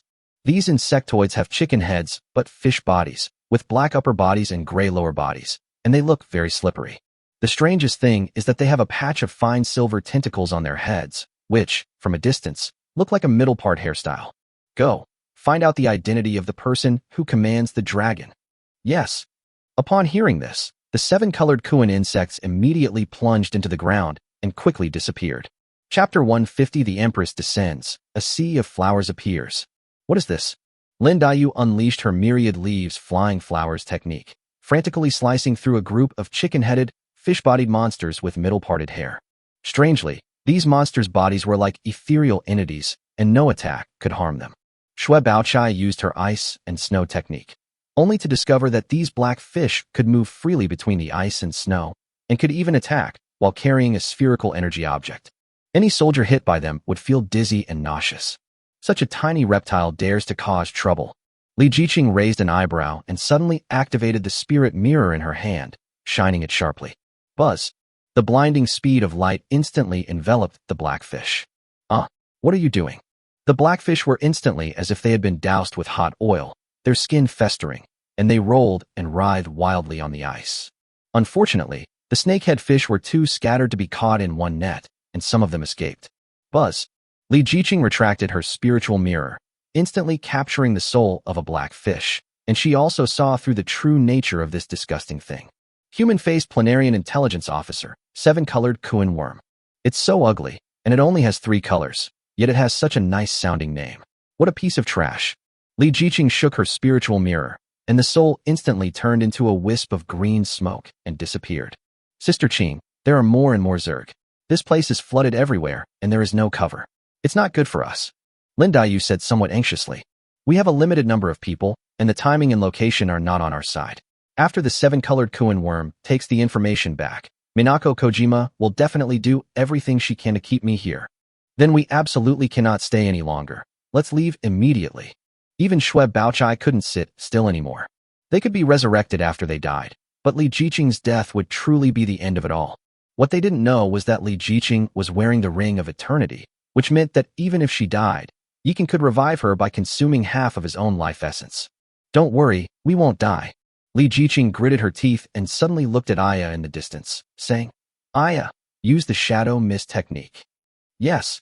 Aya and her sisters immediately opened their mouths slightly and exhaled a puff of smoke. Buzz. In just a few breaths, the area was shrouded in white mist, and people could not be seen beyond 3 steps. You two lead everyone out of the fog, then retreat northeast to reunite with my husband. I'll hold them off. Li Jiqing looked at Lin Daiyu and Xue Baochai. How can this be? You are the queen and mistress of Fairy Forest. Lin Daiyu and Xue Baochai shook their heads without even thinking. If Li Jiqing were to perish here, even if they survived, they would have no face to face Yikan. What are you thinking? You should know that I have a skill that allows me to return to my husband's side at any time. And look. Li Jiqing suddenly shook the magic mirror, and immediately the roars of giant dragons came from it. This? Lin Daiyu and Xue Baochai exchanged a glance, and their faces immediately lit up with joy. All right, hurry up and go. I can teleport. I bet you won't even be halfway there before I'm back by my husband's side. Li Jiqing waved her hand, telling them to leave quickly. Without further ado, Lin Daiyu and Xue Baochai called for everyone to jump onto the giant dragon, and then they roared off towards the northeast. Because they knew that every minute of delay would increase the danger to Li Jiqing. Although Aya and Pauline didn't know what had happened, they could only follow after seeing Li Jiqing nod affirmatively. Finally, I can fight without any worries. After Lin Daiyu and the others left, Li Jiqing changed her usual gentle and playful demeanor. She was enveloped in green light and floated in the air, like an empress descending to earth. Buzz. In an instant, the heavens and earth trembled. The vegetation within a radius of dozens of miles withered at a visible speed, and endless life essence gathered towards Li Jiqing, making her appear even more sacred and otherworldly. She herself cultivates the power of nature, coupled with the powerful enhancement of the Lin Daiyu template. There's also the passive skill Spirit of All Things from the Spirit Mirror, which increases the power of nature-based spells by 100%. Such a terrifying concentration of power has kept her from fighting recklessly. Because she is currently at a low level and unable to integrate these powers, she is worried that she might accidentally harm her own people. Now that she's all alone, she can finally be unsealed. Rise. At Li Jiqing's command, the seeds of plants within a 10-mile radius sprouted and grew rapidly, as if receiving an imperial edict. At this moment, the eternal ring that Li Jiqing had concealed its radiance suddenly released a chilling aura that merged into the light emanating from her body, but Li Jiqing did not notice it. Hiss hiss hiss. Before the surrounding Zerg could even understand what was happening, they were enveloped by endless branches and vines, and then their bodies were pierced. Although they struggled to cleave and tear apart the vines and branches. But those vines and branches were like iron bars imbued with life, impossible to cut or tear, frantically piercing into their flesh and draining their life essence. This terrifying scene was witnessed by Minako Furue, who had arrived with a large group of people. After such a long recovery, she has finally rebuilt her physical body. Moreover, she seems to have undergone a remarkable transformation, making great progress and looking even more like a human woman. Legend has it that their ancestors had long since become real humans, thriving in the 8th heaven, and even changing their clan name to the Vortex people. It really is this woman. Just what kind of monster is she? Minako Furuchi stared blankly at the domineering Li Jiqing, her eyes filled with deep fear, envy, jealousy, and hatred. Why are these creatures born with the most perfect bodies and so intelligent, while the human-faced planarians can only struggle with a human face? At that moment, Li Jiqing seemed to sense something and suddenly looked at it. Want to know why? At this moment, Li Jiqing was like a female fairy who could see into people's hearts, looking down at Gujing Minako from a high place. Why? Minako Furue looked resentful and unwilling. Because you were born as beasts. Although you have human faces, you do beastly things. Even if you cultivate into human form, you cannot change your beastly nature and ferocity. Li Jiqing remained calm and composed, as if recounting something completely ordinary. You despicable bitch, shut your mouth. As if a sore spot had been hit, Minako Furue's face immediately contorted, and her body transformed back into that ugly worm. A beast is a beast. Even if it manages to become human, it's still just a monkey in a crown. Li Jiqing waved her jade-like hand and softly called out. The sea of flowers descends. Hiss hiss hiss. The plants on the ground suddenly seemed to have drunk some kind of super tonic, growing wildly in an instant, turning into giant trees that blocked out the sky and submerged the surrounding area for dozens of miles. And those insectoids, sealed off by these giant trees, all turned into withered bones. The moment Li Jiqing used her inseparable form technique, the area within dozens of miles had transformed into a sea of flowers, like a fairyland on earth. It's a pity my husband can't see this. Li Jiqing smiled slightly and disappeared from the spot. Chapter 151, an epic of wrathful slaughter, an unexpected delight. After Yikan swept away the ambush of the Zerg army, he did not retreat immediately, but continued to advance. Young master, we've discovered a swamp ahead, and the air is thick with the stench of blood. Chu Qiao leaped off the dragon's back and landed in front of Yikan. Swamp, the smell of blood? Yikan raised an eyebrow, thinking of the Zerg creep in a game from his previous life, and immediately said, lead the way. Soon after, Yikan arrived at a vast swamp. The surface of the swamp was smooth, like an endless expanse of fine silt, without a trace of impurity. Only occasionally did a few bubbles appear, emitting a strong smell of blood. Aren't the Vortex clan supposed to be quite cunning? How come they're so stupid? Do they think others can't tell that this isn't a swamp, but a Zerg creep? Yikan's lips twitched. Standing on either side of him, Nuba and Princess Longji exchanged a glance and said somewhat awkwardly, Young master, we also thought it was a swamp. Perhaps it's a matter of the times and perspectives. Yikan shook his head and did not make fun of them. Then, he leaned close to Princess Longji's ear and said, Longji, unleash your ultimate attack on them. Princess Longji felt Yikan's burning breath, and her ears immediately turned red. To cover up her embarrassment, she immediately drew the Xianbing sword, then frantically channeled her immortal power and stabbed it into the ground. A vast expanse of ice. Princess Longji let out a delicate shout. Click, click, click. With a crisp, freezing sound, the boundless swamp in front of us was instantly frozen solid. Damn humans, how did he see through it? Hidden deep within the underground blood pool, Sakata Kinto suddenly felt a tremor run through his body, and his not yet fully recovered body instantly cracked, showing signs of instability. It was first severely injured by Yikan, and after using the decomposition skill, it was bombarded by the Yuan energy cannon, destroying many of its clones and recovering very slowly. The snake woman casts a fog spell to blur the opponent's vision, the witch attacks at will, and the assassin lies in ambush within the fog to hunt down any who slip through the net. Yikan immediately made arrangements. Yes. Young master, what about us? Nuwa, Longji, and Anna looked at Yikan. Unleash the ultimate move, plow the ground. Go as crazy as you can. Yes. Upon hearing this, Nuba immediately took to the air, swung her vermilion bird umbrella, and condensed a fireball in the air, like a small sun, which she then smashed down on the frozen fungal carpet below. Disgusting insects, let me show you the power of both ice and fire. Boom. With a deafening roar, the creep exploded, blasting out countless Zerg. You despicable humans, do you really think we're afraid of you? As soon as Sakata Kinto's familiar voice rang out, the fungal carpet was instantly repaired, and countless strange buildings emerged from beneath it. These buildings seemed to have a life of their own, covered with thick veins, as if blood is flowing inside. Moreover, these buildings have many large, constantly bulging bulges on their bodies, making them look grotesque and disgusting. Vomit. What is all this stuff? It's disgusting. When Nuba and Princess Longji saw these buildings that resembled giant biological organs, they felt inexplicably nauseous. Just then, one of the buildings with a chimney suddenly spewed out bursts of venom, hurtling towards Yikan and his group. The Zerg are really something. This thing can actually attack air units and lock onto targets. However, Yikan was not worried at all. Boom, boom, boom. As expected, Under Anna's leadership, the 7 amethyst dragons erupted simultaneously, using their dragon breath to intercept the venom.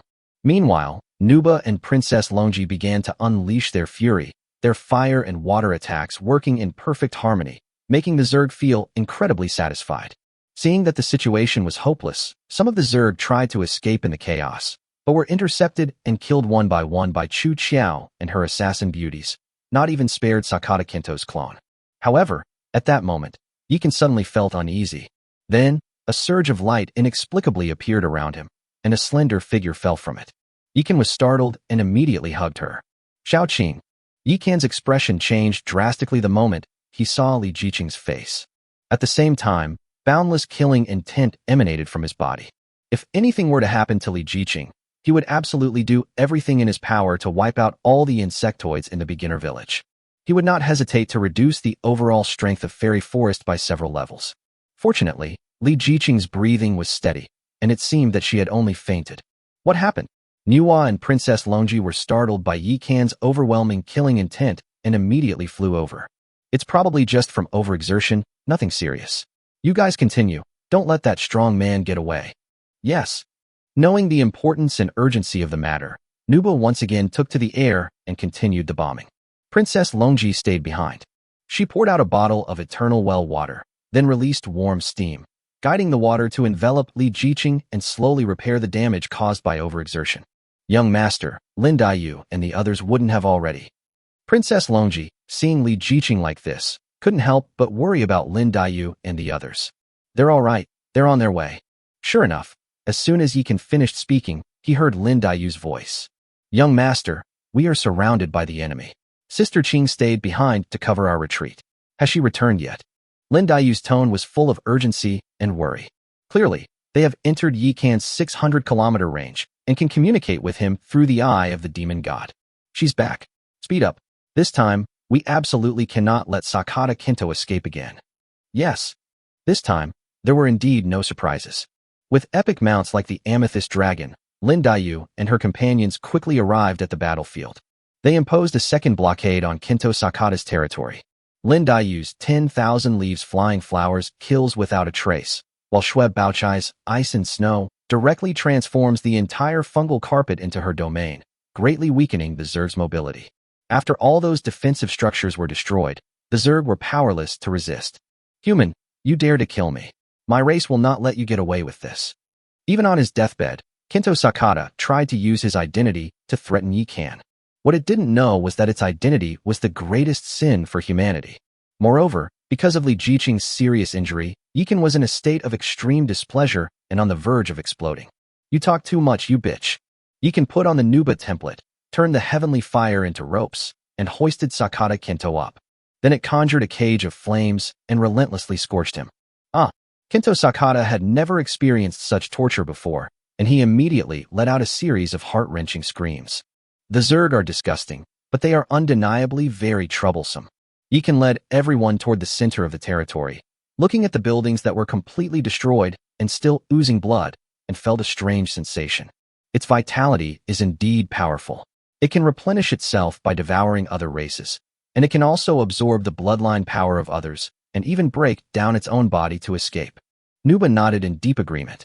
At this moment, Kinto Sakata was finally dried out, turning into a pile of ashes that drifted away in the wind. Unclaimed territory detected. Demolish. Yikan touched the mother nest with his hand. Tear down. Rumble. With Yikan's command, Sakata Kinto's territory collapsed instantly, leaving behind an epic lord's heart, 4 billion source crystals, and 500 million boundary stones. At the same time, there was something else that Yikan hadn't expected. Chapter 152 Legends Reign Supreme. Myths rule as emperors. What's this? Nuba and the others looked curiously at the architectural model in Yikan's hand. This is the Zerg Mother Hive. I never expected that dismantling their territory would result in something like this. Yikan was also filled with surprise as he carefully observed the strange building. Zerg? That's disgusting. Nuwa and Lin Daiyu immediately looked disgusted. Because in their eyes, the Zerg are synonymous with filth and disgust. Don't be like that. This is a model of the mother nest. If we modify it with our 3 divine powers, it might still work. Although Yikan found the Zerg somewhat disgusting, he still greatly admired their terrifying regenerative abilities. Since I already have this thing, I might as well keep it and play with it. Maybe it will actually come in handy. Alright, now that Sakata Kinto is dead, we've achieved our goal. Let's go home. Yikan waved his hand, and the beauties immediately took to the air and landed on the back of the amethyst dragon. Yikan, carrying Li Jiqing, along with Nuba, Princess Longji, Lin Daiyu, and Xue Baochai, flew onto Anna's back. Whoosh whoosh whoosh. The next moment, 14 giant dragons soared into the air and sped off towards the fairy forest. On the other side, the Zerg group chat. Damn it, Sakata-kuin's profile picture has turned gray. Sakata-kuin is so powerful, who could possibly kill him? It was Yikan. He joined forces with a female lord and attacked me and Sakata-kuin from 2 groups. I am now seriously injured, and I'm afraid I won't be able to leave the territory for the foreseeable future. Suddenly, someone appeared in the group chat. If Li Jiqing were to see this, she would be greatly surprised, because this person is none other than Minako Koi, who was killed by her ultimate move. 2 people among the human race have actually emerged who are capable of standing up to an epic-level lord. How is this possible? The Zerg were all stunned. Everyone, don't underestimate humans. If I hadn't kept a backup plan and hidden my primordial clone in the blood pool, I'm afraid I would have been in danger this time too. Minako Kui still feels lingering fear when she recalls the power Li Jiqing unleashed at the end. This military campaign resulted in the near-total loss of her trusted confidants and 90% of the military strength in her territory, leaving her back to square one. However, compared to poor Kinto Sakata, it was already considered lucky. Moreover, it has a bold guess. Yikan and the female lord cooperate so well and trust each other so much. Could they actually be from the same territory? Although territories cannot be merged at this stage, there are still some special circumstances.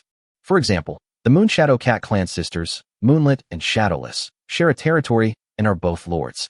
The Sakata family must already know about Sakata-kuin's death. I wonder if they will seek revenge. That's not our concern. Tomorrow is the settlement time for the resource rankings, so let's all work harder. Yes, the present is more important. Even if we can't get first place, getting into the top 10 would be great. Just like the Zerg, all the races are working hard to rank themselves in terms of resources. Constantly search for resources, hunt wild monsters, wage war, and increase your score. The rankings have changed dramatically. First place, Minako Furue, points, 1,899,541. Second place, Zhu Huifei, points 1,786,895. Third place, Yikan, points 1,506,689. Fourth place, Hong Sanqian, points 1,353,215. Fifth place, Nongyue, points 1,097,766. Brother Yikan is amazing. He's already in third place. Zhu Huifei's brother is awesome too. He got second place. What happened to Kinto Sakata? How did he drop to the teens? Keep it up, brother Zhu. We're only 200,000 short. Let's take that damn bug down. You idiot. You think you can beat our mighty goddess Minako? No way. Mollusks get lost. Damn humans, die. In the Newbie Village's regional chat channel, people argue about the leaderboard every day, and everyone is used to it. However, the people of Fairy Forest were not in that mood. After returning to Fairy Forest, Yikan immediately took Li Jiqing to the 3 Lives marriage tree. Buzz.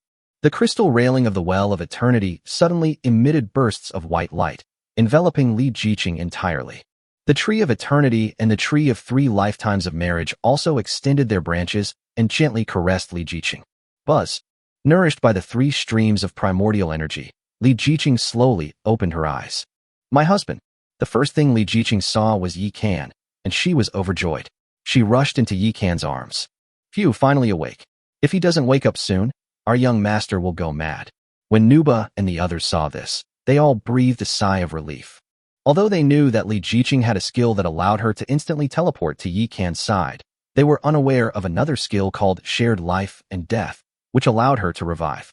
Master, dinner is ready. Today's dish is dragon tooth rice.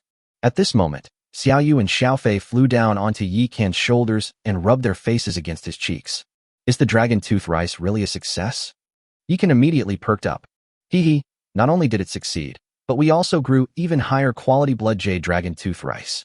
Qingyao came to Yikan's side, her little face held high, as if she wanted to be praised.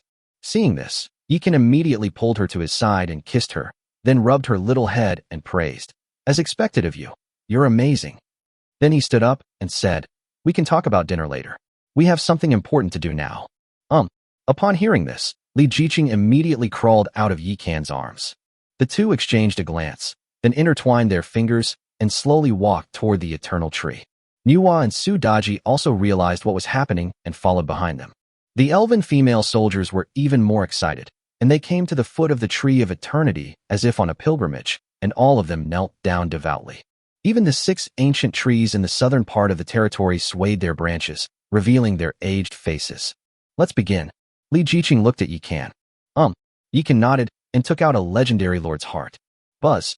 Before he could make a move, the lord's heart slowly rose under a suction force and drifted down into the sun and moon immortal pot. Buzzing. In an instant, the sun and moon immortal pot shone brightly, and various patterns of flowers, birds, fish, insects, and ancient people on its surface lit up. Then an incredible scene appeared. Countless creatures swirled and roared around the sun and moon immortal pot. Countless ancient people knelt and worshipped the sun and moon immortal pot, their expressions devout and fervent, as if they were calling out something. As the sun and moon immortal pot vibrated, endless misty energy spread out, enveloping the eternal ancient tree and scattering onto the ground, spreading in all directions of the territory. Thank you, Your Majesty. I am about to advance.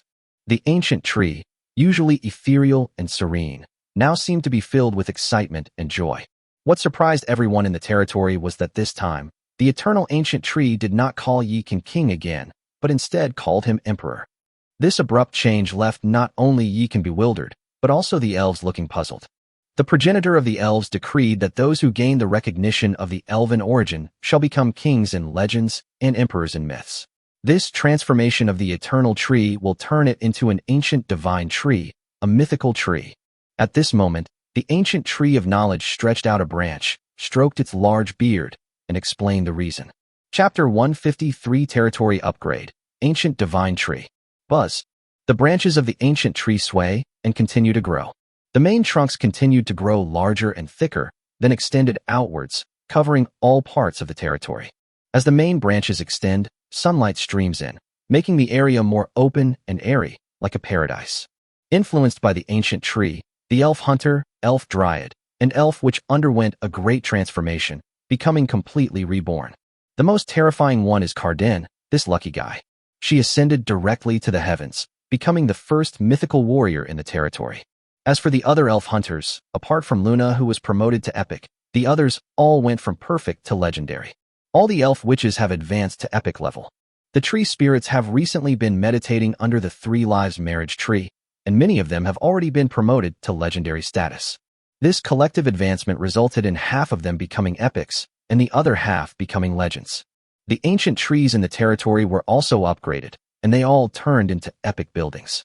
Of course, non-elven buildings such as the Azura Temple, Yiksha Temple, Snakeman Lake, and Amethyst Dragon Castle, as well as the troops trained there, can only watch helplessly. Besides, powerful heroes like Nuba all looked helpless. Especially when they saw Carden's smug expression, they all wished they could pounce on her and use their milking skills on her. Yi Can and Li Jiqing didn't think that much about it. They directly opened the territory's control panel. Level 14. Area 16 square kilometers. Buildings owned. Ancient Divine Tree. Residents 447. Grade Mythical 234/1 000 Territory characteristics. Mystic power. Legend has it that ancient people learned the art of mysticism from immortals, eventually ascending to immortality by seducing women. The Lord's resentment from being a single man for 2 lifetimes, amplified by this mysterious power, has created this exceptional trait. Mysterious Attribute 1. The resentment of being single for 2 lifetimes causes the territory to suppress male enemies by 50%. Mysterious Attribute 2. The resentment of being single for 2 lifetimes has increased all attributes of the women in the territory to 10 times their original value. Mysterious Attribute 3. The resentment of being single for 2 lifetimes makes the chance of summoning heroes and troops in the territory to obtain beauties 100%.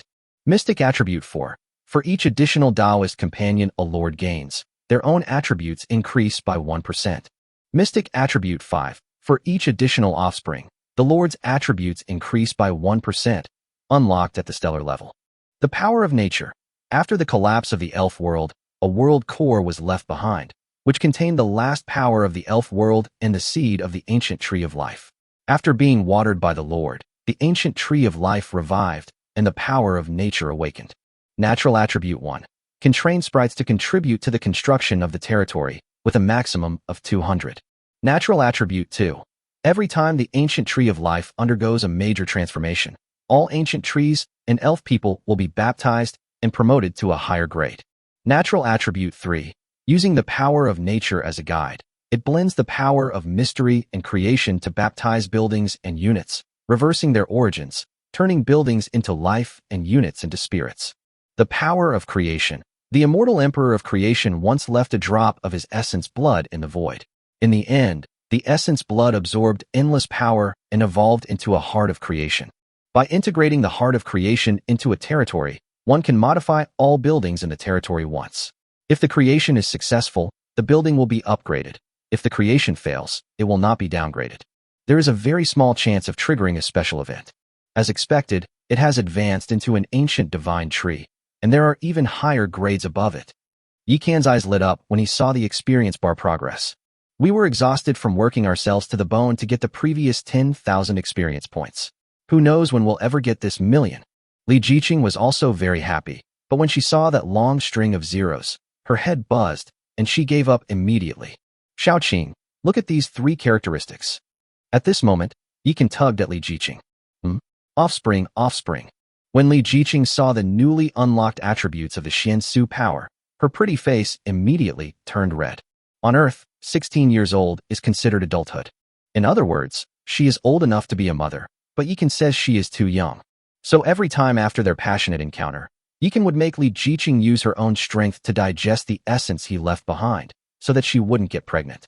Although Li Jiqing had her objections, as a doting husband, she ultimately chose to obey. Because she knew that even if the person in front of her hurt the whole world, he would not hurt her. We're still young, no rush. We'll have to wait until we're 18, no? 20. Yikan nodded seriously. Hateful. Li Jiqing pinched him hard, but did not refute it.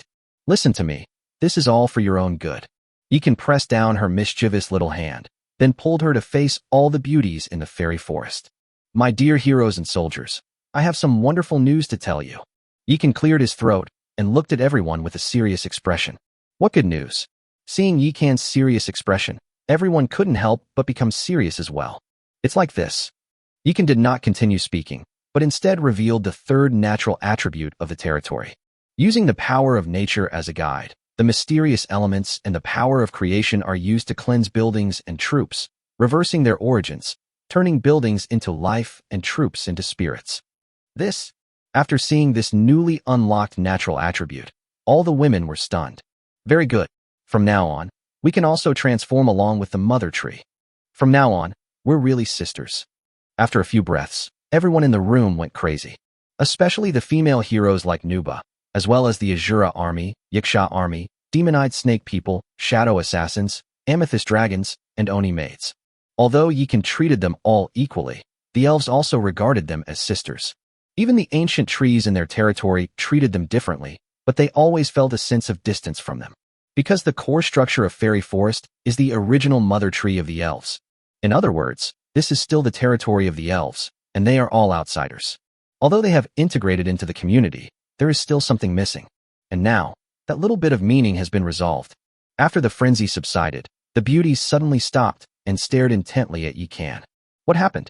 Yikan felt the intense gazes of the beautiful women and couldn't help but feel a chill run down his spine, as if a storm was brewing.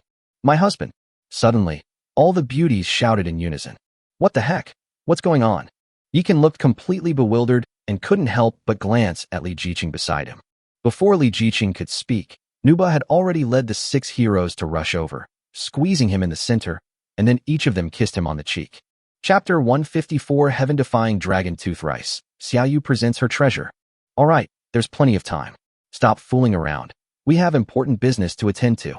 Seeing that things were getting out of control, Li Jiqing immediately adopted the Lin Daiyu template and separated these mischievous female demons. Call. Yikan escaped from the surging waves and couldn't help but take a deep breath. Then my husband, please take care of your business first. We'll wait for you at the cooking tree. Before leaving, the demon woman didn't forget to take advantage of the situation and bit Yikan. This female tyrant is getting more and more outrageous. Yikan wiped his face and looked at Li Jiqing with confusion, asking, Xiaoqing, what happened? The feeling of all the beautiful women in his territory suddenly calling him husband is amazing, but it also puts a lot of pressure on him. You know without me saying it, because of the special nature of Fairy Forest, they are destined to be your women. Although there is no so-called hierarchy of contempt in our territory, everyone is different in terms of rank, combat strength, and division of labor. Most combat personnel are proud and unyielding, and usually quite carefree and arrogant. Logistics and support units like maids and tree spirits feel too weak and are a burden to the territory, so they are usually quite humble. Once this mentality takes hold, it will only become more and more serious over time. Therefore, I think that at least in terms of address, we can treat everyone equally. This is a subtle psychological suggestion that lets them know that everyone is equal. This is a decision I made after discussing it with Sister Xian and the others. You don't have any objections, right? Li Jiqing stared intently at Yi Kan, as if to say, if you dare disagree, this beauty will bite you to death. As expected of my most considerate empress, this is a good decision. I was too naive. Yi Kan pulled Li Jiqing into his arms, feeling incredibly safe and secure. With such a sensible wife and a group of heroes who are considerate and understanding towards him, what more could he ask for? Damn it, we were too impulsive. Yi Kan suddenly blurted out this sentence, as if something had come to mind. What's wrong? Li Jiqing looked up at him. We're still not being cautious enough. We should upgrade the territory first, and then upgrade its grade. That way we can save a lot of source crystals and boundary stones. Yi Kan looked bitter. Oh. At this moment, Li Jiqing also realized what was happening and couldn't help but feel a pang of heartache and self-reproach. That's a small amount of money, measured in hundreds of millions. Forget it. What's done is done. There's no point in thinking about it anymore. Let's fill our stomachs first. We can't keep everyone waiting. Li Jiqing is also a very open-minded person. Since the deed is already done, there's no point in saying anything now, so we might as well enjoy it while we can. This is what Yi Kan taught her back then. Well, but before that, let's train the new Pokemon first. Buzzing. As soon as Yi Kan finished speaking, the ancient divine tree flashed with light, and one by one, beautiful and cute little creatures flew down from it. Owner! Owner! The little elves circled around Yi Kan and Li Jiqing, looking very happy. You've come at the right time. Come on, let's go eat. Soon, everyone in Fairy Forest gathered at the cooking tree, and even the little elves who were mining outside rushed back. To make it easier for the amethyst dragons to dine, the cooking tree thoughtfully opened 2 huge windows, allowing Anna and the others to gather together with everyone. It also used branches to form a huge platform on the outside to store food. Wow, it's actually dragon tooth rice, which is eaten by high-ranking dragons. Anna and the others were stunned when the cooking tree placed the steamed dragon tooth rice on the platform. Anna, you are dragons. Haven't you ever eaten dragon tooth rice? Qingyao looked at these powerful dragons with curiosity. No, the amethyst dragon isn't actually considered a high-level dragon. We were transformed into divine dragons after being baptized by a mysterious power, and this is the first time we've seen dragon tooth rice. That's right, but our elders have mentioned this legendary grain to us. The other dragons also looked on with longing. In that case, let's start eating.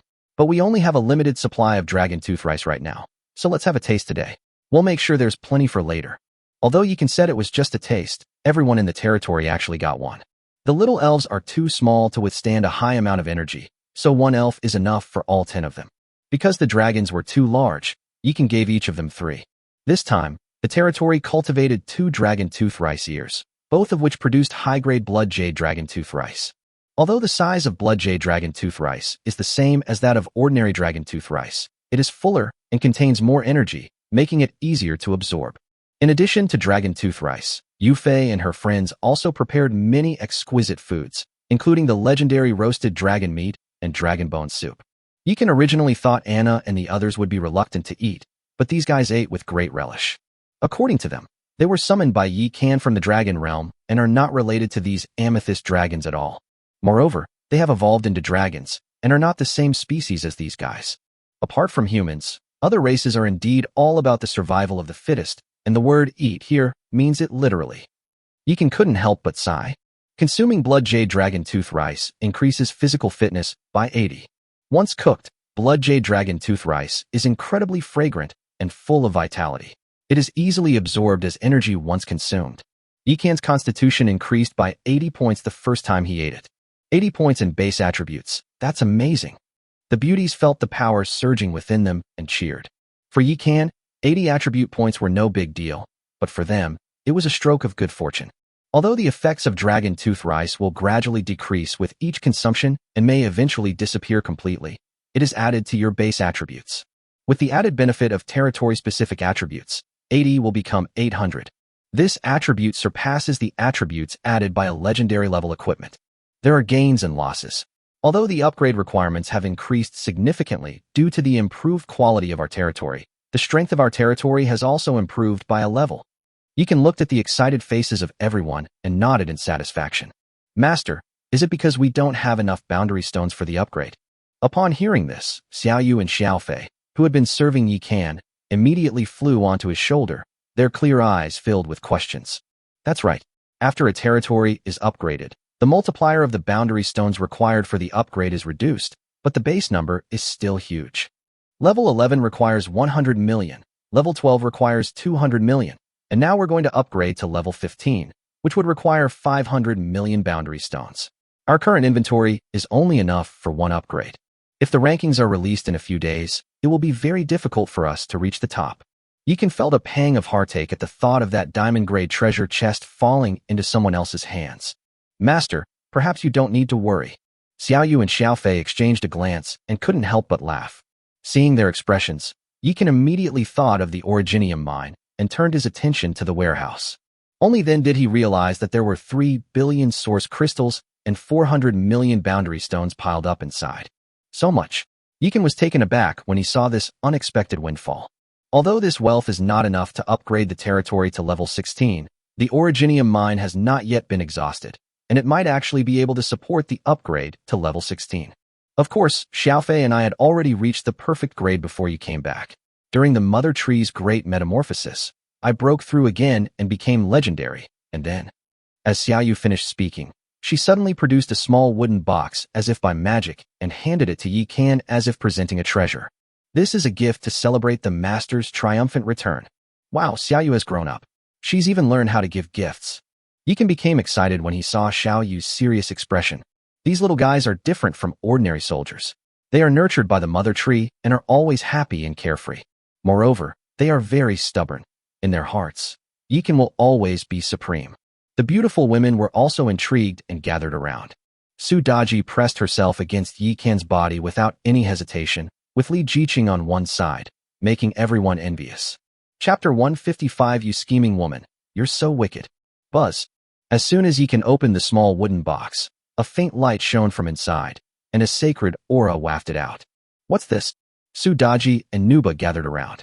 The soldiers, who were out of sight, took to the air and looked at the wooden box. The wooden box contained only 4 translucent stones, each about the size of a fingernail. 3 of them are as warm and smooth as jade, as white as snow, and cool to the touch, containing enormous energy. The remaining piece, pale blue in color, was enveloped in a subtle halo of light, exuding a mysterious and sacred aura.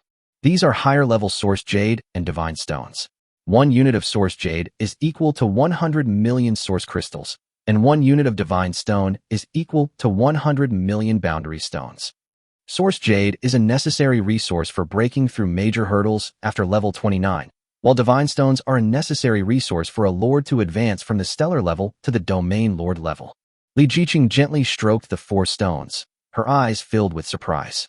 As a member of the Li family of Xanadu, she had this kind of common sense, but this was the first time she had ever seen real source jade and divine stones. Strange, isn't it said that you need to reach at least the stellar level to have a very small chance of collecting source jade and divine stones? We're only level 14, what's going on? Yikan took the divine stone, his face filled with disbelief. I don't know the specifics either, but as a planetary lord, how many of them possess a legendary militia? Moreover, Xiaoyu and her companions weren't ordinary militia members. They were little elves nurtured by the elven mother tree, drawing upon the essence of heaven and earth and the power of the sun and moon. Li Jiqing gently stroked Xiaoyu's head and said, "These little ones are pure and innocent, untouched by the filth of the world. The more abundant and pure something is in terms of spiritual energy, the more sensitive they are to it. Moreover, unlike other races that brutally acquire resources, they can use magic to perform subtle operations and extract resources without damage. These 4 small stones are their masterpieces, They are perfectly regular and rounded, as beautiful as works of art. Xiaoyu Xiaofei, you two are truly my lucky stars. Yikan gently patted the two little ones' heads, his face full of affection.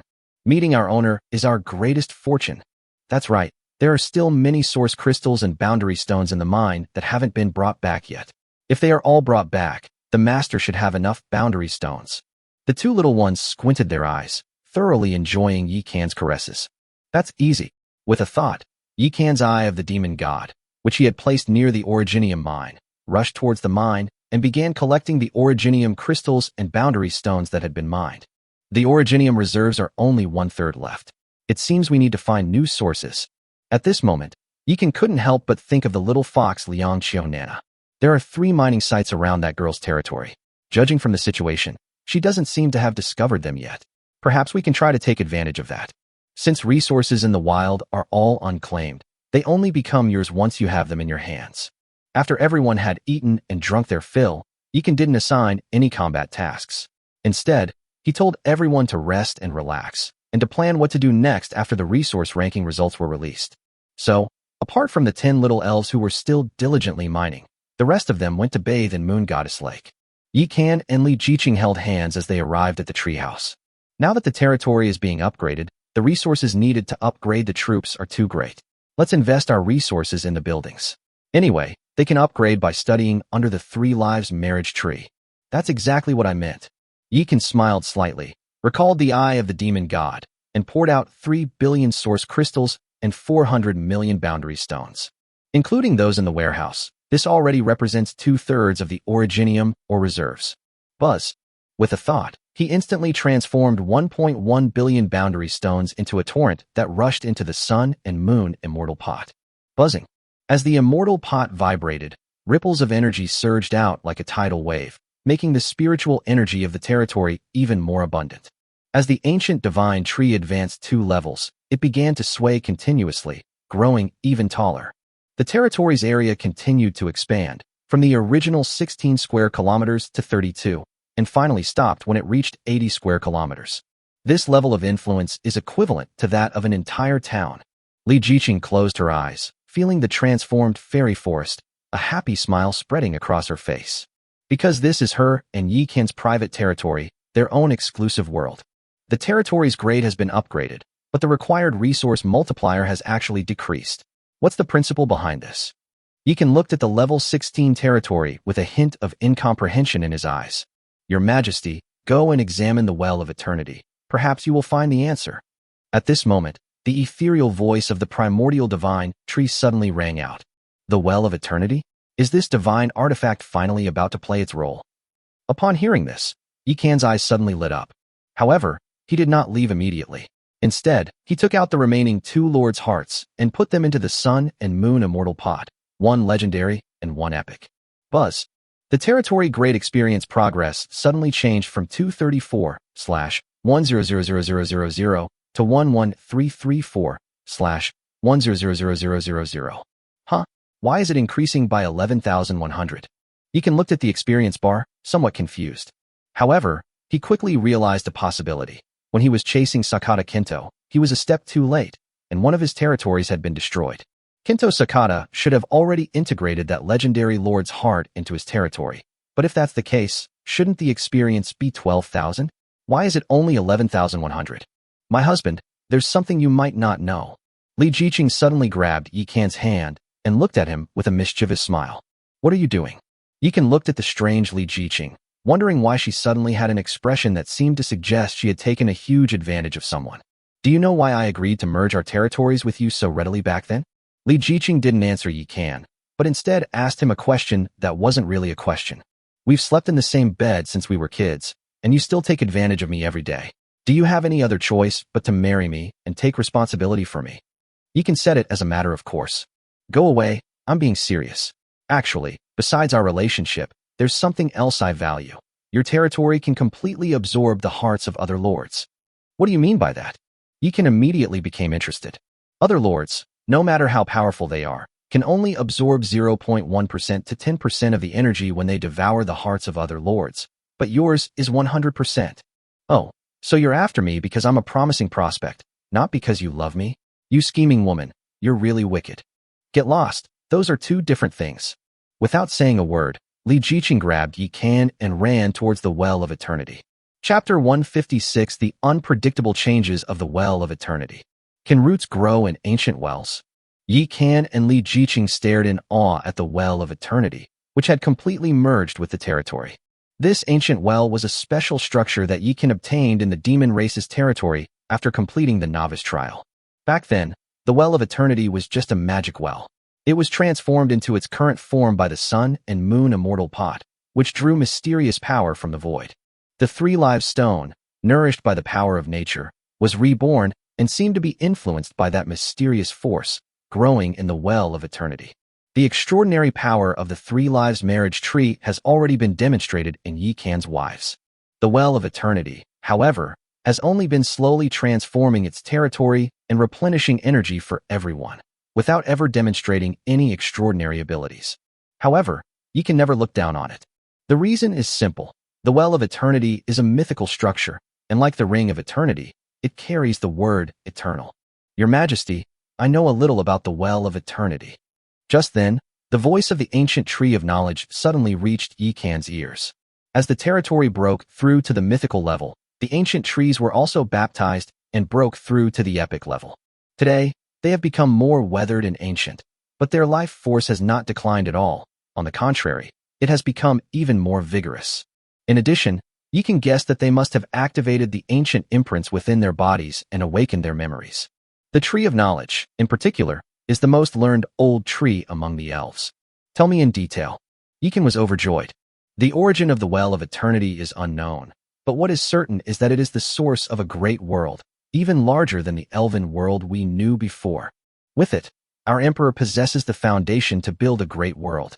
After such a long period of stitching by the Three Lives marriage tree, the Well of Eternity has completely merged with the territory, forming an internal cycle.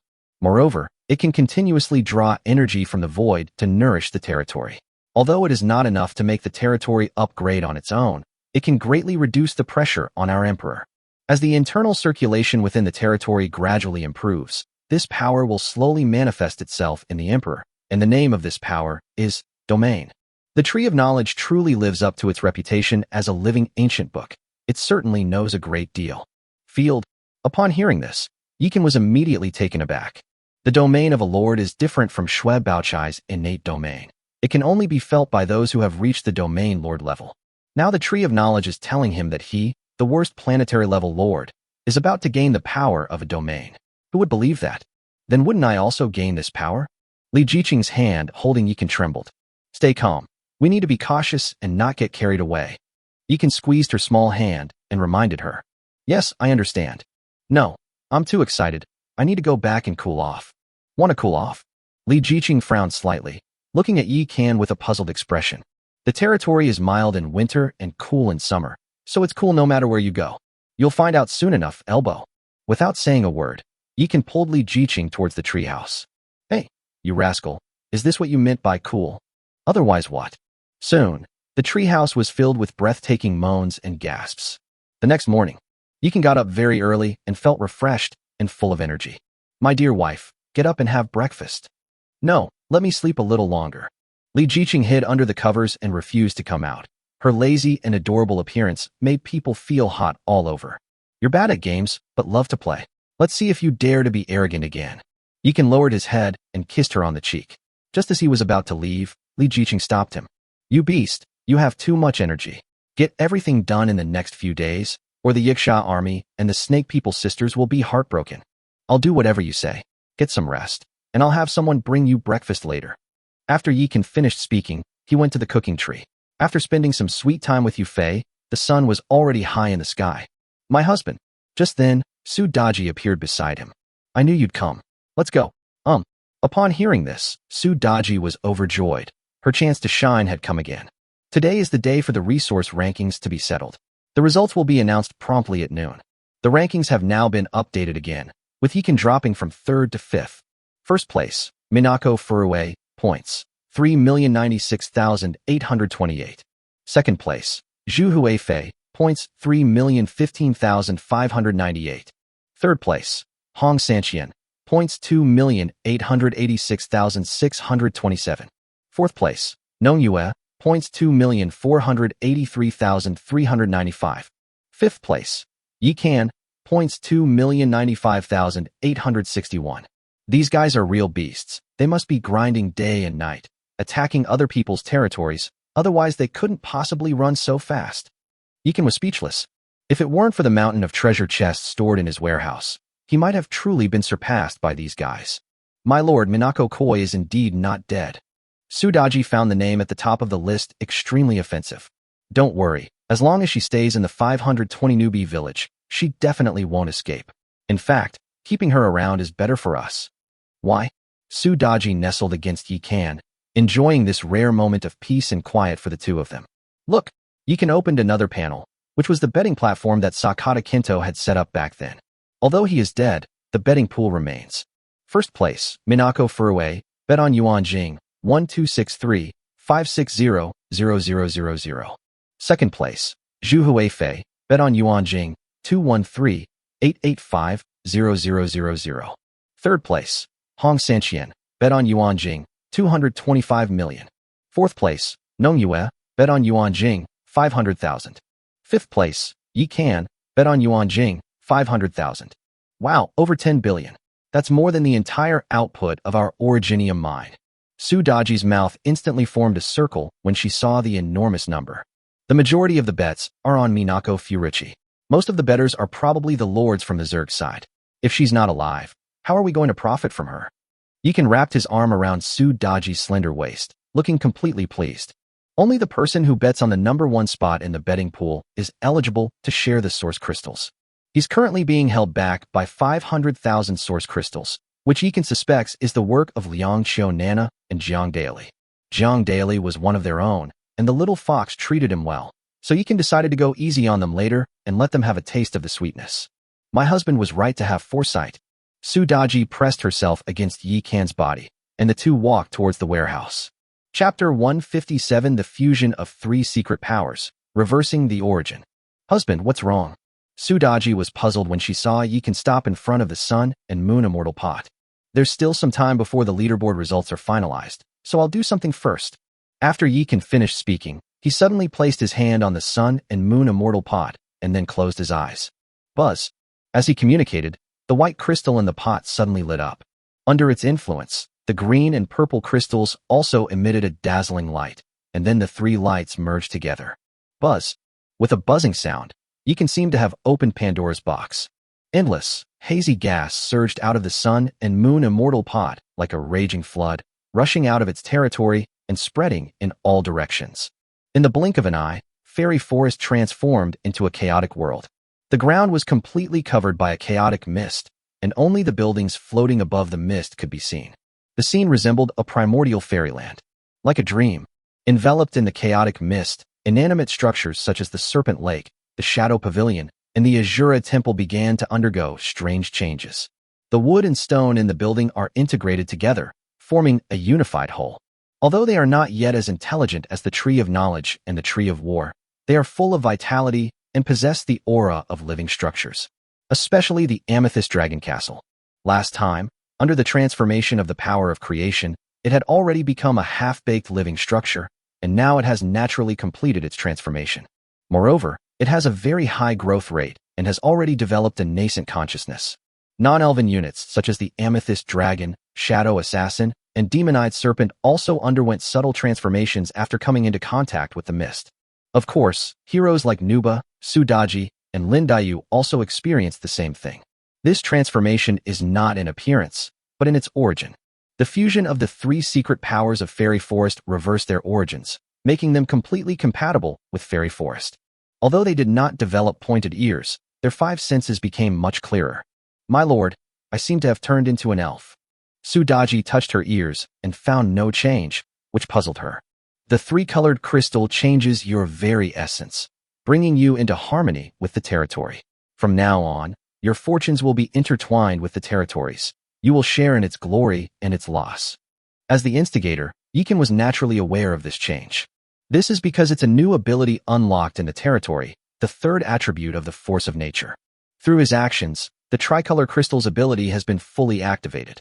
When he places new buildings in the future, the Sun and Moon Immortal Pod will automatically be modified, and the troops trained will naturally belong to the elf race.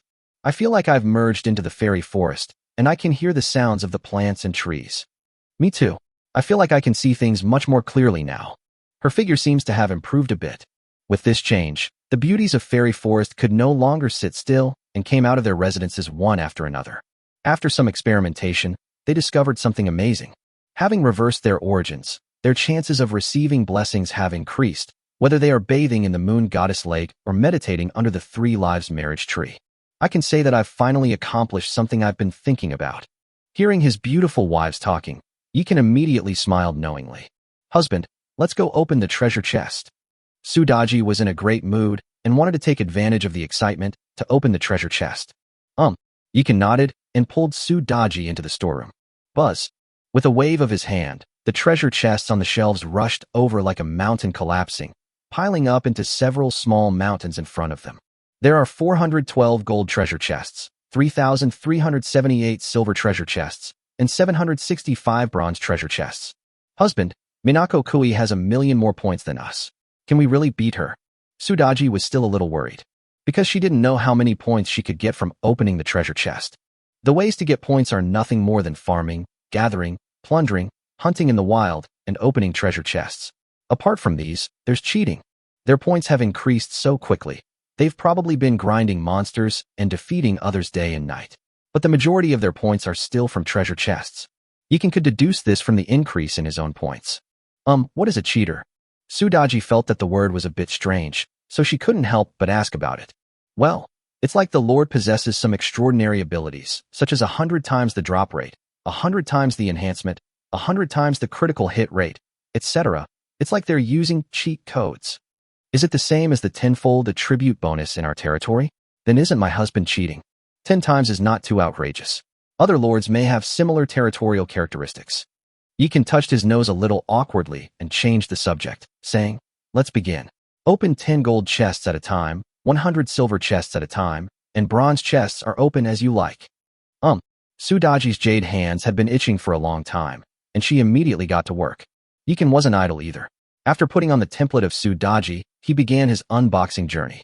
After applying the template, his charm is 100 points higher than Sudaji's, and he also has 10 more points of luck. However, opening treasure chests is a bit of a mystery. While charm and luck certainly have a big influence, it also depends on luck. Sure enough, Sudaji opened her first golden treasure chest and got a piece of the Xianbing set, which was the one that Princess Longji was missing. Yikan, however, only managed to obtain one perfect grade item. Buzzing. With a series of buzzing sounds, the warehouse shone brightly, and soon a pile of supplies appeared on the ground. In addition to one piece of the Xianbing set and 2 pieces of the Zhuke set, Yikan and Sudaji also obtained a new set, Fengling.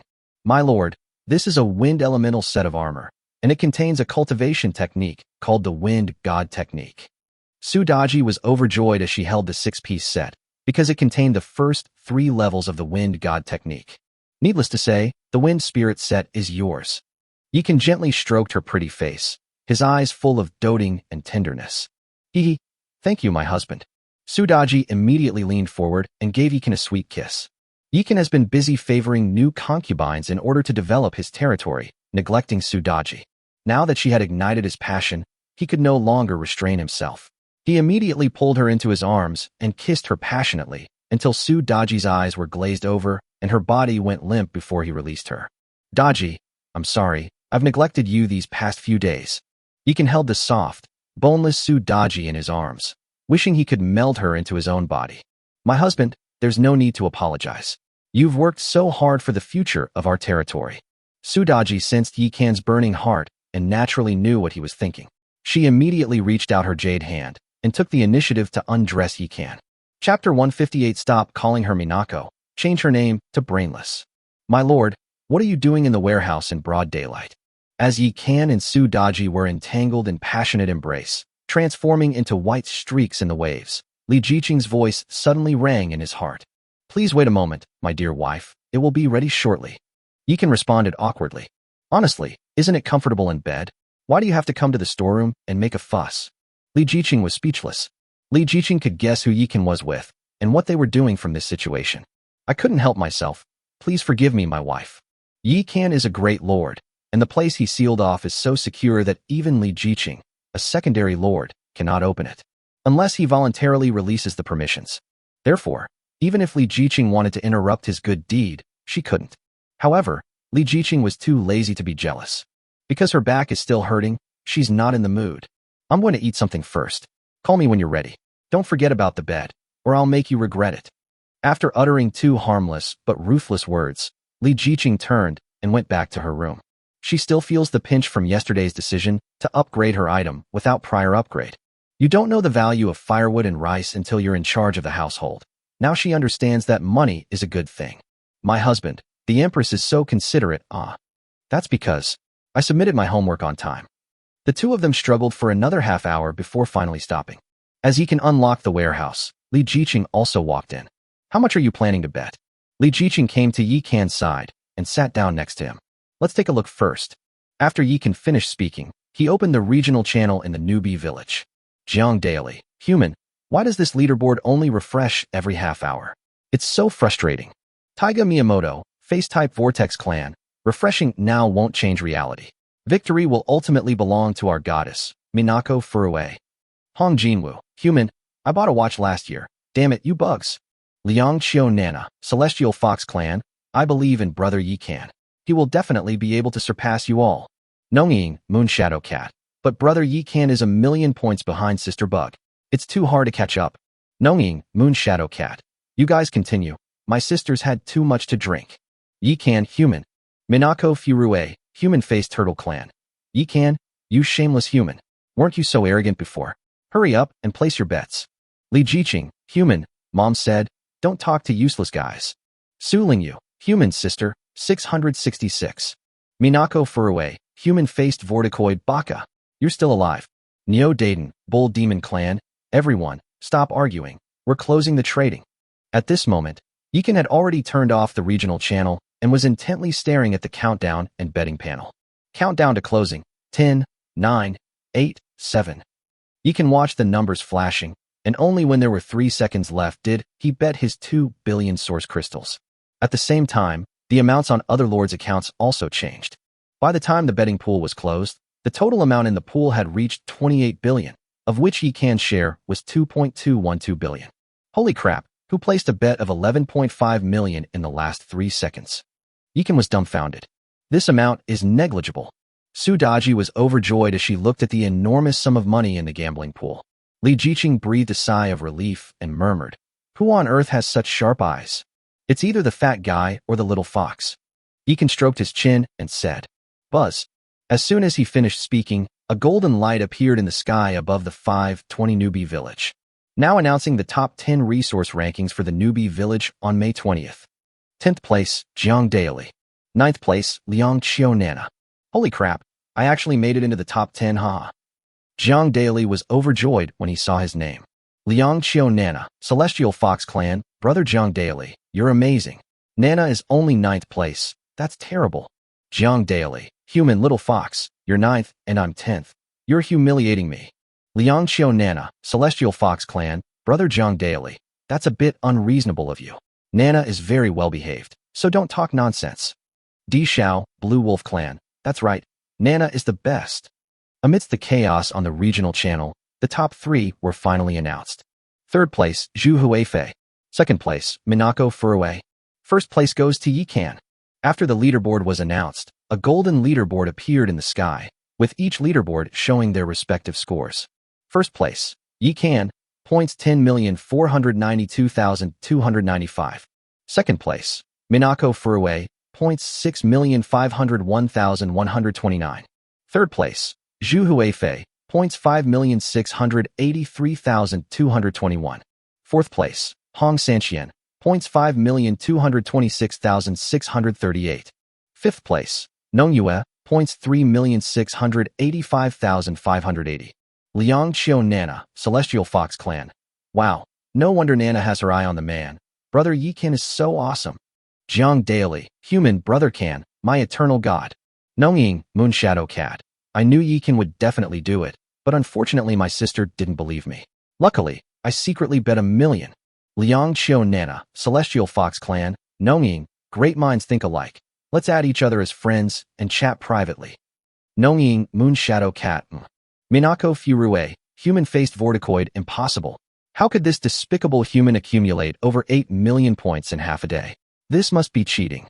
Taiga Miyamoto, face-faced vorticoid. That's right, these despicable humans are weaker than us, so they like to resort to tricks. As soon as the list came out, Minako Furue was furious. This time, she bet over 10 billion on herself, and her clansmen and allies combined bet nearly 10 billion on her. At this stage, this amount of money is not insignificant and can already influence the development of the territory. What?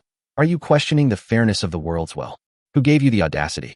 Yeekin immediately retorted with a single sentence.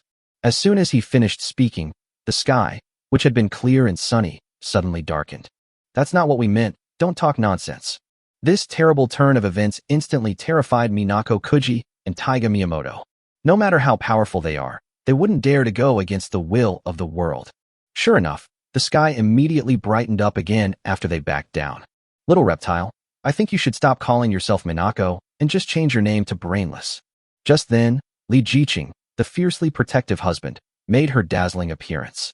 The moment it appeared, it dealt 100,000 tons of damage. Su Lingyu. Sister, that's a good retort.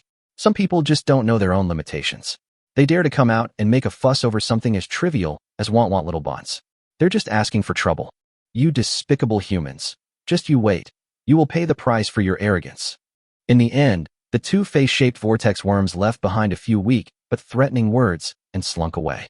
Yeekin didn't care, because he had just earned more than 27.8 billion yuan crystals with tears in his eyes. In addition, I also received a diamond chest and 50 reputation points. Meanwhile, in the 520 newbie village, the sky suddenly trembled slightly, and dozens of beams of light descended from the sky, like visitors from outer space, their aura somewhat eerie. Chapter 159. The Empress's name is revealed, and the red serpent appears in the world. It has to be the Zerg. They're so thoughtful in bringing us warmth. Looking at the mountain of source crystals piled up in the warehouse, Yeekin felt for the first time that he was incredibly wealthy. Who will open this diamond treasure chest? Su Daji looked at the dazzling treasure chest in front of her, looking eager to try it out. I'll do it. Just as Yeekin was about to speak, Li Jiqing took the diamond treasure chest. Xiaoqing, could it be that you? Yeekin looked at Li Jiqing in disbelief, his eyes filled with excitement and anticipation. Hee, my husband guessed right. When you reversed the origin of the troops and infused the buildings with life to defy fate, I received a notification from the territory. I have gained the approval of the Elven Essence and have officially become the queen of the Elven race, entitled to use the templates of all heroes within my territory. Li Jiqing stood in front of Yeekin with her hands on her hips, her smug little face both sweet and cute, and she was incredibly proud of herself. So that's why you're in such a good mood today? Yeekin suddenly realized. Absolutely. After Li Jiqing finished speaking, she immediately put on the appearance of Su Daji and pointed at the diamond treasure chest. Buzz. A flash of white light appeared, followed by a sudden burst of red light that shot into the sky. When the light faded, a long, blood-red whip flew into Li Jiqing's hand. Chilean. Part. Weapon. Grade. Epic. Gold. Attributes. Constitution plus 1000. Spirit plus 1000. Skill 1. Bloodlust. Passive. Allows the user to devour the blood essence of others, transforming it into their own foundation for gradual growth. Skill 2. Serpent Transformation. The wielder can attach divine thought particles to the weapon, transforming it into a crimson serpent, which can be used as a clone. Introduction. Once a powerful crimson serpent, it suffered a backlash for attempting to devour the blood spirit realm, ultimately dying and disappearing. Its corpse, nourished by the spiritual energy of heaven and earth and the essence of the sun and moon, was about to come alive and be reborn in a second life, but it was discovered by a powerful being and was eventually made into a semi-puppet weapon called Crimson Serpent. The Crimson Whip can devour the blood essence of all spirits to evolve and improve its own rank. Wow, so you're the real treasure chest killer. You can gently stroke the red ribbon, utterly shocked. This is because it is the first epic level weapon obtained by Fairy Forest, and its skills are extremely overpowered. Besides being able to devour the blood essence of others to grow, it can also be used as a puppet clone. It's practically an essential tool for home, travel, and even murder and arson. These attributes, these skills, are simply outrageous. Li Jiqing and Su Daji looked at the beautiful and practical divine weapon with covetous eyes. Shaoqing, your spirit realm is just like Sister Xian's wildfire divine pearl. They are both magical treasures that don't take up equipment slots. This crimson serpent is perfect for you. Absolutely, otherwise you'd think you could take it from me. Li Jiqing held Qi Lian tightly, unable to put her down. These are all freshly opened bulk items. If you see any that suit you, pick one out and change out of what you're wearing. After Yi Kan finished speaking, he immediately communicated with Manhwa and the others through the Lord's heart. My dear wives, come to the warehouse to collect your equipment. Whoosh whoosh whoosh. No sooner had he finished speaking than Nuba and Princess Longji rushed in, followed by Hushime and Yuqing. Lin Daiyu and Shui Baochai, on the other hand, took small, unhurried steps. Lin Daiyu is one thing, since she already has the complete phantom suit. Shui Baochai doesn't have many decent pieces of clothing these days, yet she remains mild-mannered, never vying for anything. Husband, where's my outfit? After Nuba entered, she jumped onto Yi Kan's back, wrapped her soft arms around his neck, and breathed on his ear repeatedly, as if she were possessed by Su Daji. Wow, my vermilion bird set. When she saw the two sets of equipment in Yi Kan's hands, she immediately became incredibly compliant, sliding directly into Yi Kan's arms and snatching the equipment away. Sis, slow down. No one's going to take it from you. Yi Kan slapped her pert buttocks hard, getting revenge for the grabbing yesterday. You're going to die. The woman glanced at him, her captivating charm sending shivers down Yi Kan's spine, making him feel as if he'd been electrocuted. Needless to say, this guy must have learned some strange and unusual knowledge recently. Longji, this is yours. Yi Kan handed the last Xianbing set to Princess Longji. Thank you, my husband. When Princess Longji received the outfit, her little hands trembled with excitement. Then, her beautiful eyes lit up, and she looked at Lin Daiyu and said, Sister Lin, shall we have a friendly spar? That's exactly what I was thinking. Lin Daiyu is feeling lonely lately and is itching to play. Now that Princess Longji has issued a challenge, how could she possibly refuse? Whoosh, whoosh. The two figures flashed and rushed out of the territory, then fought their way out of the territory.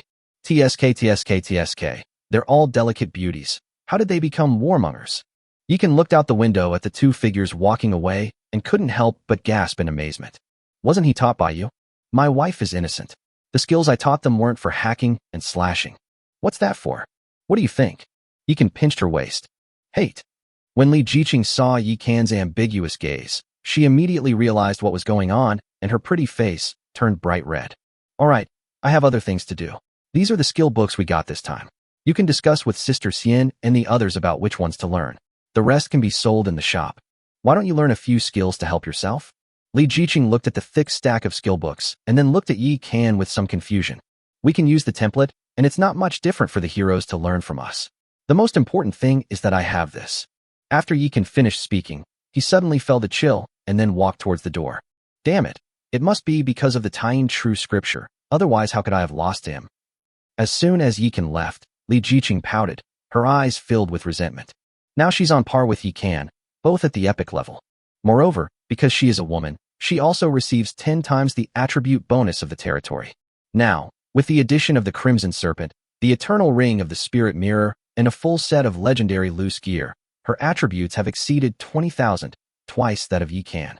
Under the overwhelming force of his massive physique, even if Yi Kan had boundless energy, it shouldn't have caused her back pain. But that's exactly what happened. No, I must learn the Sun Sutra, otherwise he'll just fly to the heavens. Li Jiqing made a silent vow in her heart. Chapter 160, The Well of Eternity. Call me the money-saving expert. In the central part of the beginner village, in the territory of Minako far away. Roar. Hiss. Suddenly, roars and howls of beasts came from outside the territory, as if a vast army was galloping. At the same time, a terrifying aura enveloped Minako Koi's territory. Has it finally arrived? Minako Kui sensed the terrifying aura and immediately became serious, opening a gap in the territory's defensive network. It wasn't that she was cowardly, she was simply terrified of being beaten by Li Jiqing.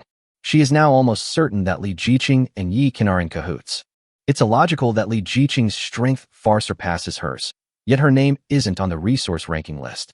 There is only one explanation for this situation. She and Yi Kan belong to the same territory, and Yi Kan is the one in charge. If she wants to establish herself in the 520 newbie village, she must eliminate these two stumbling blocks. Whoosh whoosh whoosh.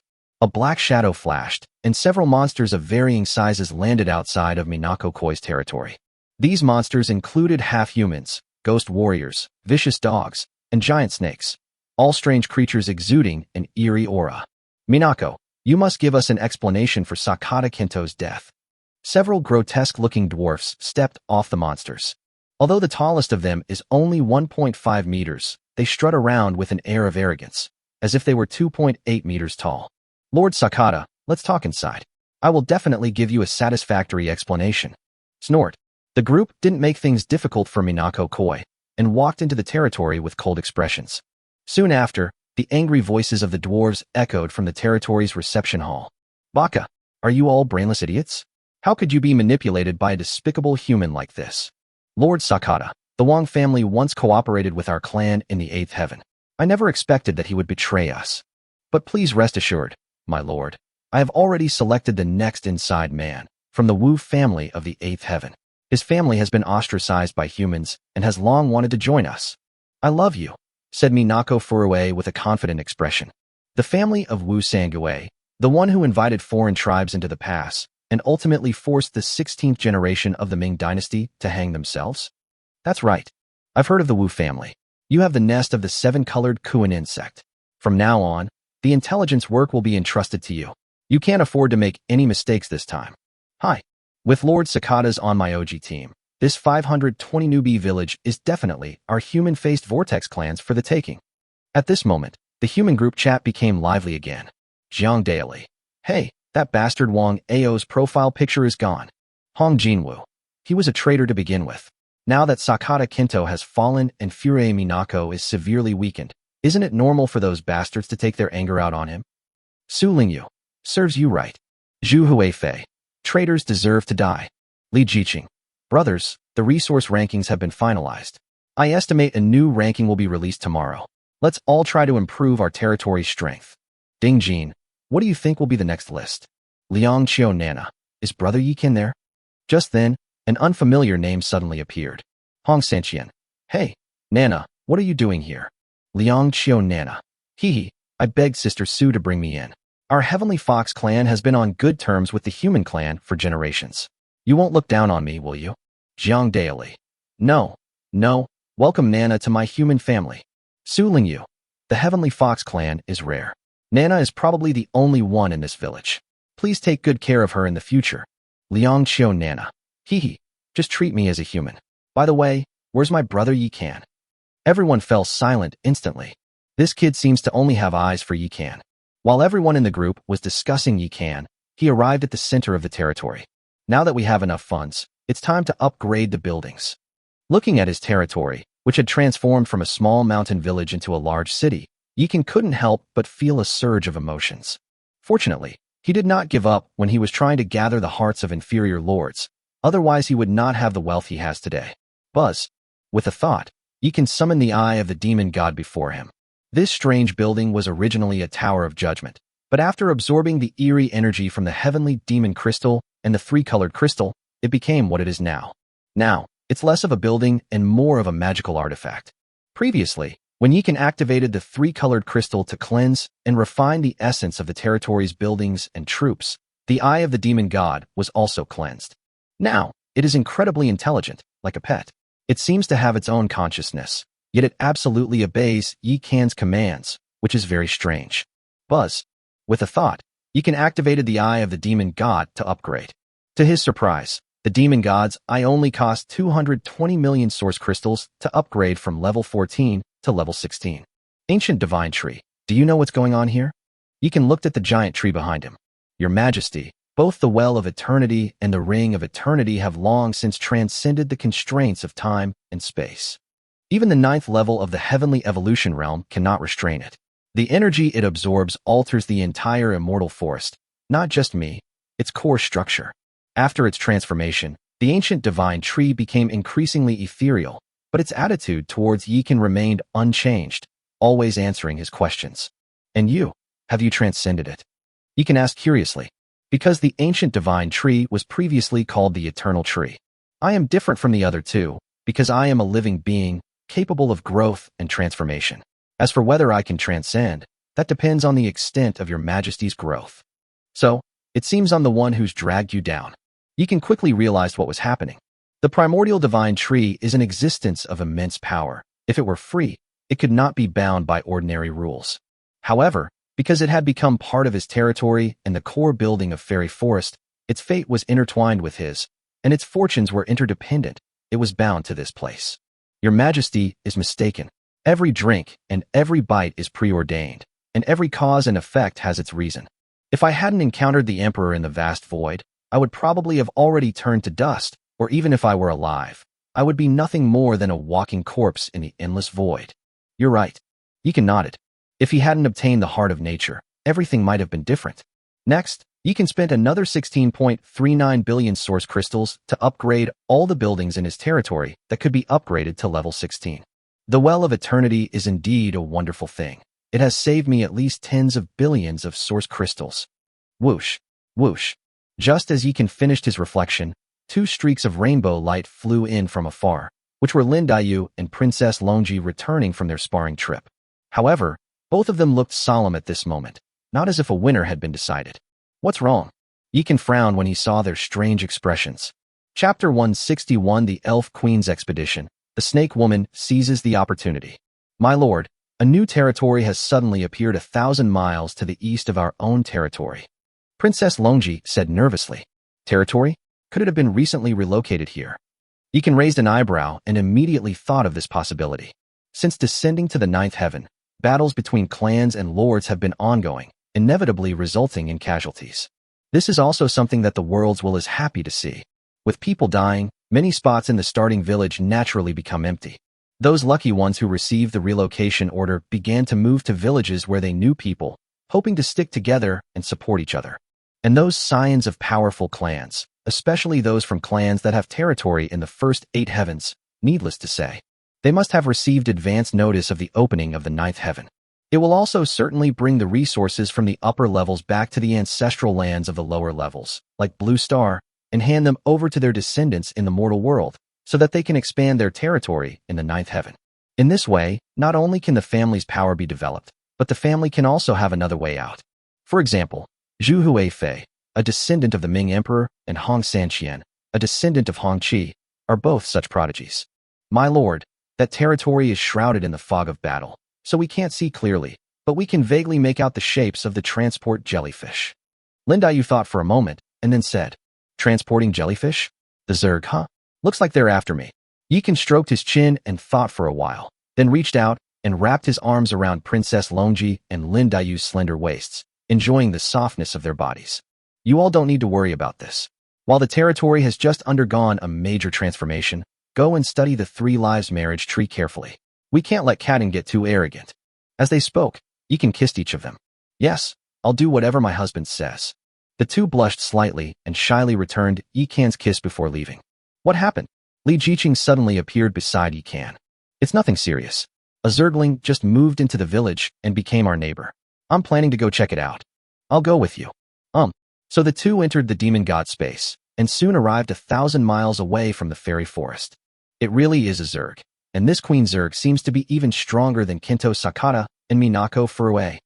Yi Qian looked at the strangely shaped insectoids in the insectoid territory with a hint of curiosity in his eyes. Especially the little girl who floated in the center of the territory like an empress. She was a lord who had almost shed all the characteristics of the Zerg.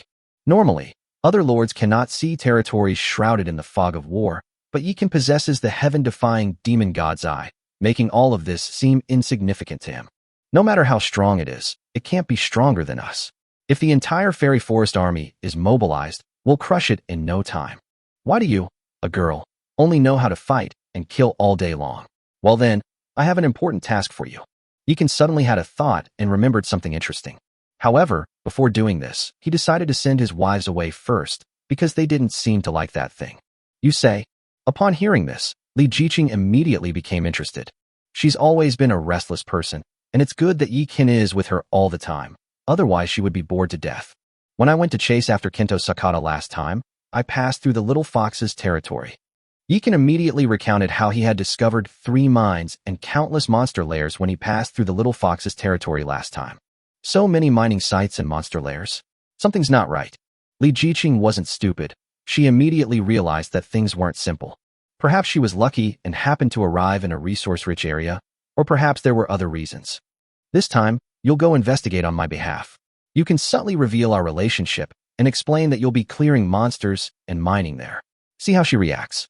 If she has no objections, then we'll cooperate with her. Good. Li Jiqing's eyes lit up when she heard this. To be on the safe side, the eye of the demon god is yours. As for the troops, besides the maid and the treant, you can keep half of the sprites. Fairy Forest now has 63 epic guardian trees, so as long as the enemy does not launch a large-scale invasion, there is no need to leave any troops to guard it. If it weren't for the tree demon wanting to plant dragon tooth rice and the fact that maids weren't combat troops, Yikan would have wanted Li Jiqing to take everyone away. I'll be taking the eye of the demon god with me since I need it for exploration and loading things. I'll leave you 10 amethyst dragons, and the snake woman and the Yaksha army as well. I don't need to remind you of the reason, do I? Don't worry, my dear wife. When you come back, apart from the amethyst dragon and the little elf, everyone else will definitely be your sisters. Yikan patted his chest and assured him. Currently, only the demon-eyed snake man and some Yaksha soldiers in his territory have not become his Taoist partners and are therefore unable to enjoy the benefits of the 3 lives marriage tree. This matter really should be put on the agenda, otherwise the snake woman and the Yaksha army might launch a night raid on the treehouse. There's no time to lose, I'll set off now. But we must stay in touch. If anyone attacks, you must tell me immediately. Yes, sir. Although Li Jiqing said she would set off immediately, after returning to her territory, she still pulled Yikan into the treehouse and kept him occupied for 2 hours before she was willing to get up. Then, the Fairy Forest army began its second expedition. However, this time the army was led by only one person, and that was Empress Li Jiqing. Although Nuba and Su Daji were full of doubts about this matter, it was a joint decision made by Yi Kan and Li Jiqing, so they couldn't say anything. And just like that, the territory was suddenly empty. Husband, I heard that babies who cry get lollipops. While Yikan was slightly lost in thought, a soft, sweet voice entered his ears. He looked up and saw that the captain of the demon-eye snake man, Aya, had appeared in front of him at some point, and Aya's large, snow-white breasts blocked his view. Aya, you really know how to seize an opportunity. Yikan smiled slightly and pulled her into his arms. Isn't finding a way to seduce someone your husband's specialty? I don't know how to do that. Aya's beautiful face was instantly flushed with a blush. However, unlike most young girls who would be shy, she boldly reached out and touched Yikan's body. Those nimble and smooth little hands were extremely provocative, and even a seasoned womanizer like Yikan was instantly aroused by them.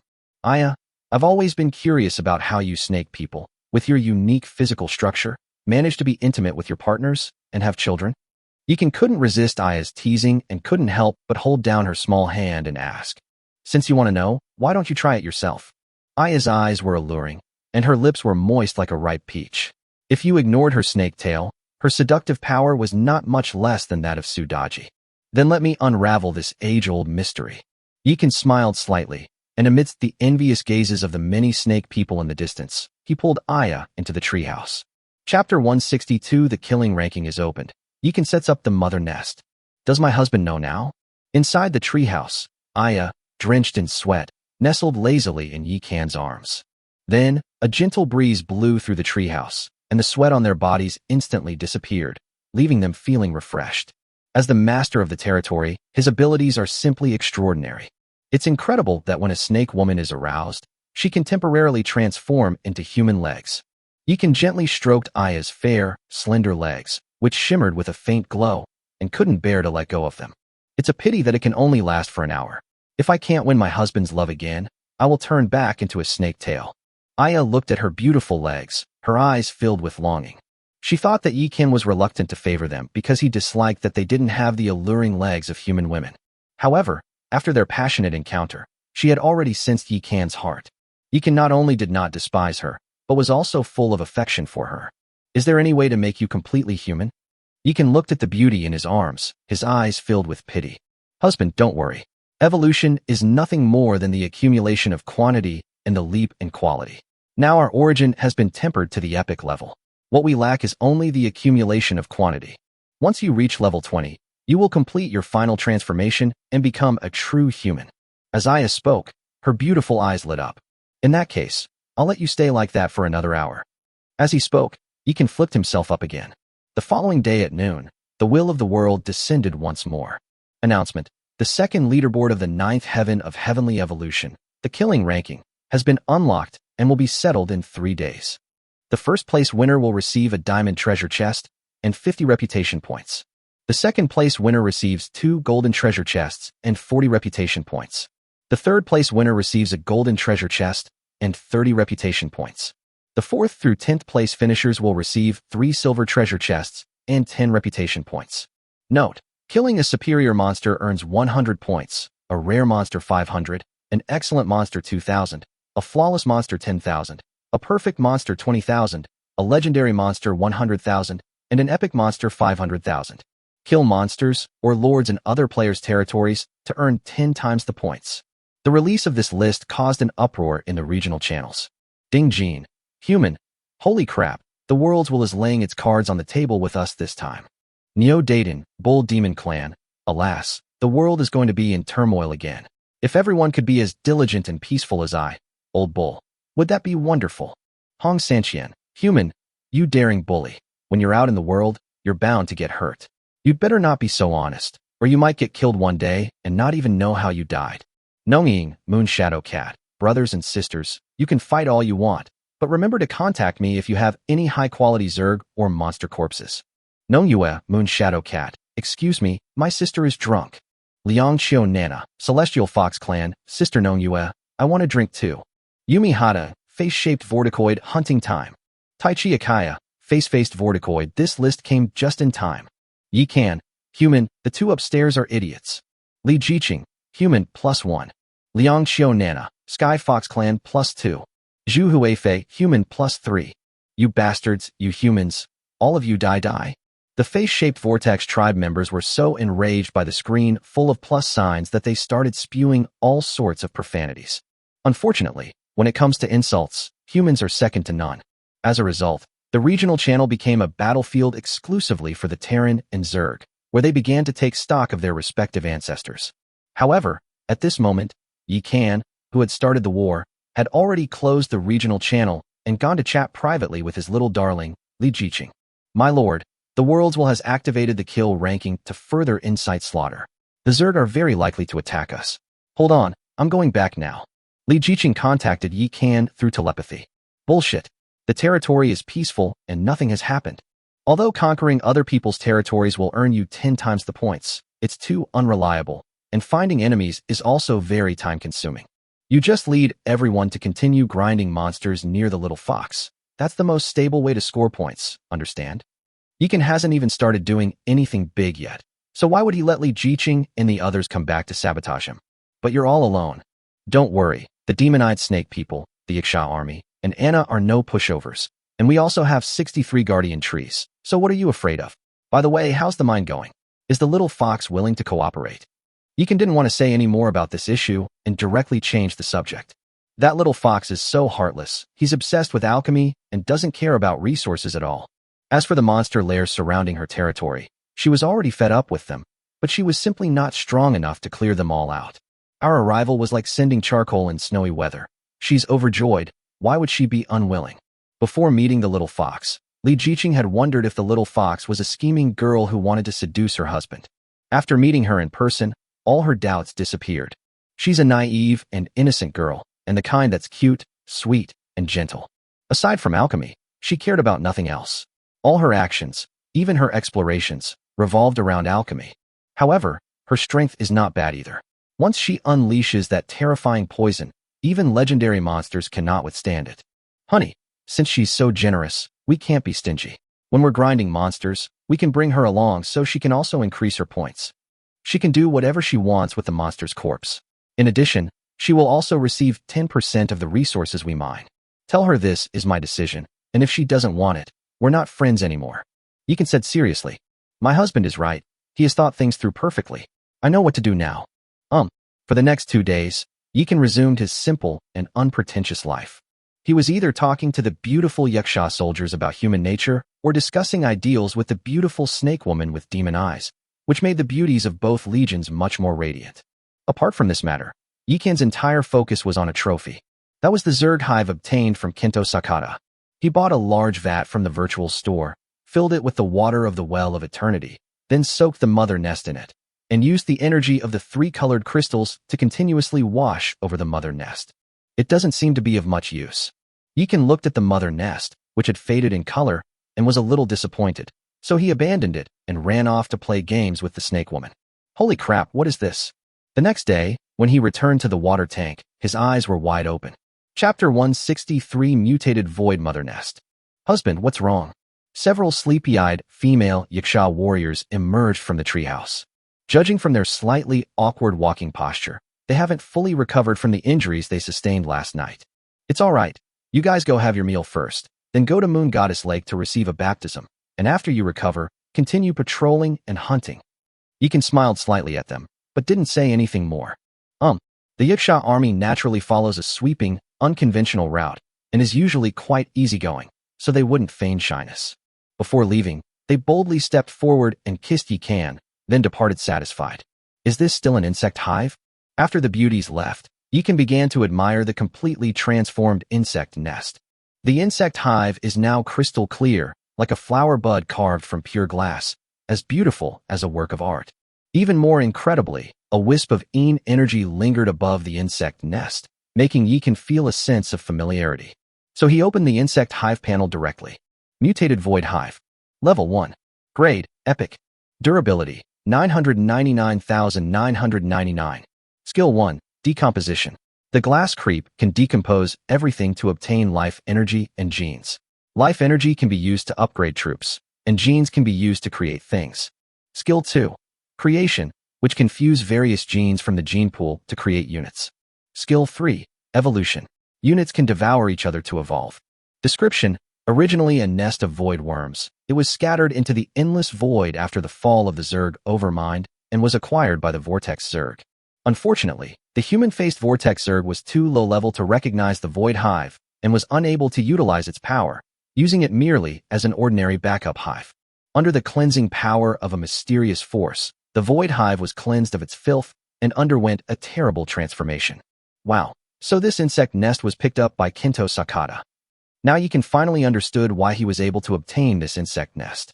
It turned out that Sakata Kinto, that good-for-nothing, was not the original owner of this insect nest. As long as it's not a planarian-like creature, at least it won't be that disgusting. Yikan breathed a sigh of relief. At this moment, as if remembering something, he suddenly looked at the ancient divine tree and asked, Ancient divine tree, do you know about void worms? I have a vague recollection of it. It seems to be a kind of insectoid race that wanders among the myriad worlds, feeding on other races. Legend has it that a mature void mother nest can destroy a world. Impressive. Now that the world has released a kill list, the points gained from attacking territories are 10 times that from killing wild monsters. The Face Vortex clan will definitely not let this opportunity pass by. I'll just use them to test my skills. Your Majesty, the void insect nest has a very powerful background. Once it is recognized by major forces, they may target you. The ancient divine tree, with its vast knowledge, immediately reminded Yikan. Stronger beings cannot enter the 9th heaven for the time being, and this insect nest has mutated, so they probably won't recognize it. Yikan wasn't afraid of this at all. By the time those big shots are qualified to enter the 9th heaven, he will have already grown up. Who knows who will be watching whom then? By the way, it's not good to keep calling you whatever tree you are. Do you have a name? Yikan looked at the ancient divine tree. My name is Qing. The ancient divine tree remained silent for a while before revealing its name. Clearly, if Yikan hadn't brought it up, it probably wouldn't have even considered this question. That's a nice name. I'll call you Aching from now on. Good. Just when Yikan thought the ancient divine tree would have to consider it, it actually accepted the title directly, leaving Yikan speechless. So he put away the mutated void hive and headed towards the cooking tree. My husband. As soon as Yikan entered the restaurant, 2 voluptuous and alluring Oni maids came to greet him. Good morning. After Yikan sat down, he immediately pulled the voluptuous and charming maid next to him into his arms, enjoying her tenderness and being fed. Yufei, go to the warehouse and get me some unprocessed animal bones, all kinds. Okay. Yufei smiled sweetly and left. Although she was also curious about Yikan's strange request, as an outstanding person who could grace a formal occasion, cook a delicious meal, and consummate her marriage, she was not one to gossip. Does my husband also want to learn how to stew pork ribs? The beauty in his arms fed him while looking at him curiously. Within their territory, the Oni maids are extremely humble before everyone, as this is their professional conduct. But in front of Lord Yikan, they were very uninhibited. They even felt that spending time with Yikan was a rare opportunity to relax, so every time Yikan came to the cooking tree, they would vie to come and serve him. Yufei was afraid that they would affect Yikan, so she arranged them in order, with only 2 people serving at a time. Today, she is spending time with this little girl named Yulu. Leave stewing pork ribs to you professionals, I'll just focus on eating. Yikan held the pretty young woman in his arms, eating breakfast while enjoying her beauty. Not long after, Yufei returned. After spending some time whispering and cuddling with them, Yikan carried the large bag of bones to the east side of Fairy Forest. Go! He glanced around, then took out the mutated void worm hive and threw it out. Buzz! All that could be seen was an endless misty aura surrounding the insect nest, which immediately swelled in the wind. By the time it landed on the ground, it had transformed into a giant insect nest the size of a football field. The insect nest was crystal clear and smooth, as if it were carved from crystal, and it was very dazzling and beautiful. The insect nest was entwined with some lush green vines, some of which had already bloomed with small yellow flowers, while the outer perimeter of the nest was covered with a fungal carpet that stretched for more than 30 meters. However, these fungal carpets are different from the dirty sludge of the human-faced turtles. They are formed as if from condensed pure water, with a structure similar to a turtle nest. Looking down from above, the mushroom carpet has a honeycomb-like appearance, just like an artificially laid crystal floor, without a trace of dirt. With looks like this and hygiene like this, even if my wives found out, they probably wouldn't blame me. After Yikan finished speaking, he immediately activated the power of creation, wanting to take a gamble. As a result, unsurprisingly, he failed.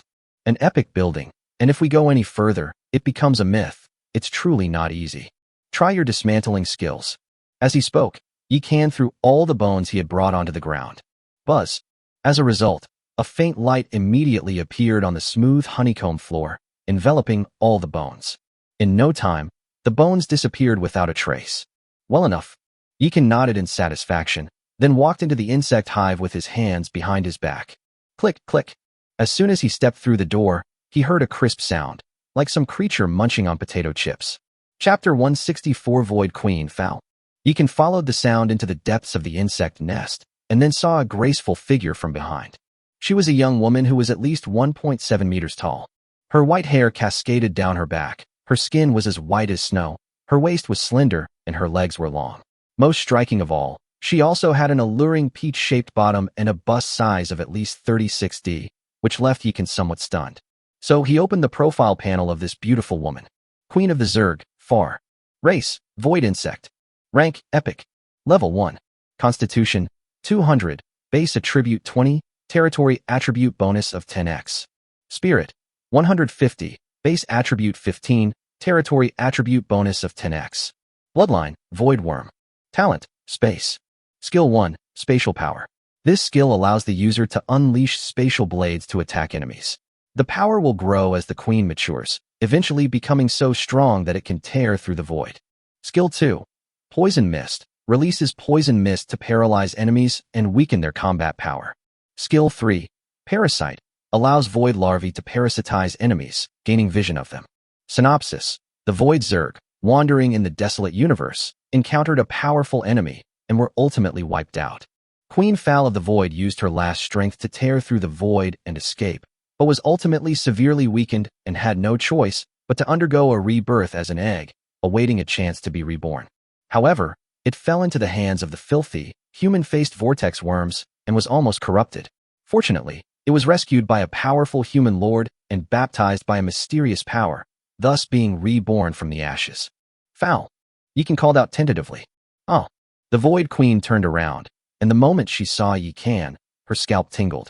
Fowl pays homage to the sovereign. The Void Queen knelt on one knee, her gaze towards Yikan filled with awe and fervor. Although she had been asleep, she had already woken up when Yikan invaded Sakata Kento's territory and witnessed Sakata Kento's death. She knew very well what Yikan had done during this time and how much he had sacrificed for her. Even without the baptism and assimilation of the territory's secret power, she had already accepted Yikan and was willing to serve him. Without Yikan, she would likely have been contaminated by the filthy planarians and turned into a spineless mollusk. Get up. When Yikan saw the Void Queen's face clearly, he immediately breathed a sigh of relief. Thankfully, she has a classic Eastern beauty face, not a Western face like Kerrigan, the Queen of Blades. Yes, your majesty. The Void Queen stood up and stood respectfully to the side, completely unconcerned about her perfectly exposed figure. Dominator. Yekin smiled slightly, feeling a little incredulous. Now, his relationship with Fal is indeed somewhat similar to that of the Overmind and the Brainworm, but it is also a little different. Because Far has his own independent thoughts. Eat your eggshell first, then we can talk properly. Looking at the Void Queen's perfect figure, Yekin felt a surge of desire, but remembering that her true form was a void worm, he immediately suppressed that desire. He's not as daring as his 11th senior brother. Xiao Mei, I'm on the eastern edge of the territory. Bring some women's clothing over immediately. Yes, master. Xiao Mei, who had been sitting idly on the tree swinging her legs, suddenly perked up and rushed into the warehouse with a whoosh. Not long after, she led a few girlfriends, carrying a pile of colorful clothes, and rushed eastward. Meanwhile, inside the insect nest, Yekin contacted Li Jiqing through telepathy. Wife, immediately pick out one of each kind of wild monster you've hunted, birds, beasts, fish, insects, anything, and have the amethyst dragon bring them back as quickly as possible. I need them urgently. Huh? Why do you suddenly want these things? Is there not enough food in your territory? Li Jiqing frowned and immediately dismissed the idea. The fairy forest has enough food reserves, including dragon meat, to last a long time. There's no possibility of food shortages. No, I have other uses for it. Just do as I say, and I'll tell you the details when we get back. All right. After Li Jiqing cut off the contact, she immediately became puzzled. Sister Qing, what's wrong? Lin Daiyu noticed Li Jiqing's doubts and immediately came over. Did something happen at home? Seeing this, Nuba and Su Daji, who were not far away, also flew forward. Because they all knew that this empress had the ability to communicate with Yikan. As for the underlying principles, they didn't know, but it was incredibly powerful. Don't you think that our husband's decision to send us on this expedition seems a bit deliberate? Li Jiqing didn't answer them, but instead asked a strange question. Yes, to some extent, but wasn't this your decision? Su Daji looked at Li Jiqing with a puzzled expression. That's true, but my husband's reasoning is indeed sound. The monster density on Little Fox's side is far greater than ours, but I still feel like something's not quite right. Li Jiqing now feels like she's incredibly smart. Sister, given the nature of the planarians, they will definitely not let our territory go. I'm a little worried about my husband being home alone. Me too. Both Su Daji and Lin Daiyu held hands tightly. These past 2 days, they've been thinking about Yikan constantly, worried that he won't be able to handle it. All right, the 3 demons come back with me.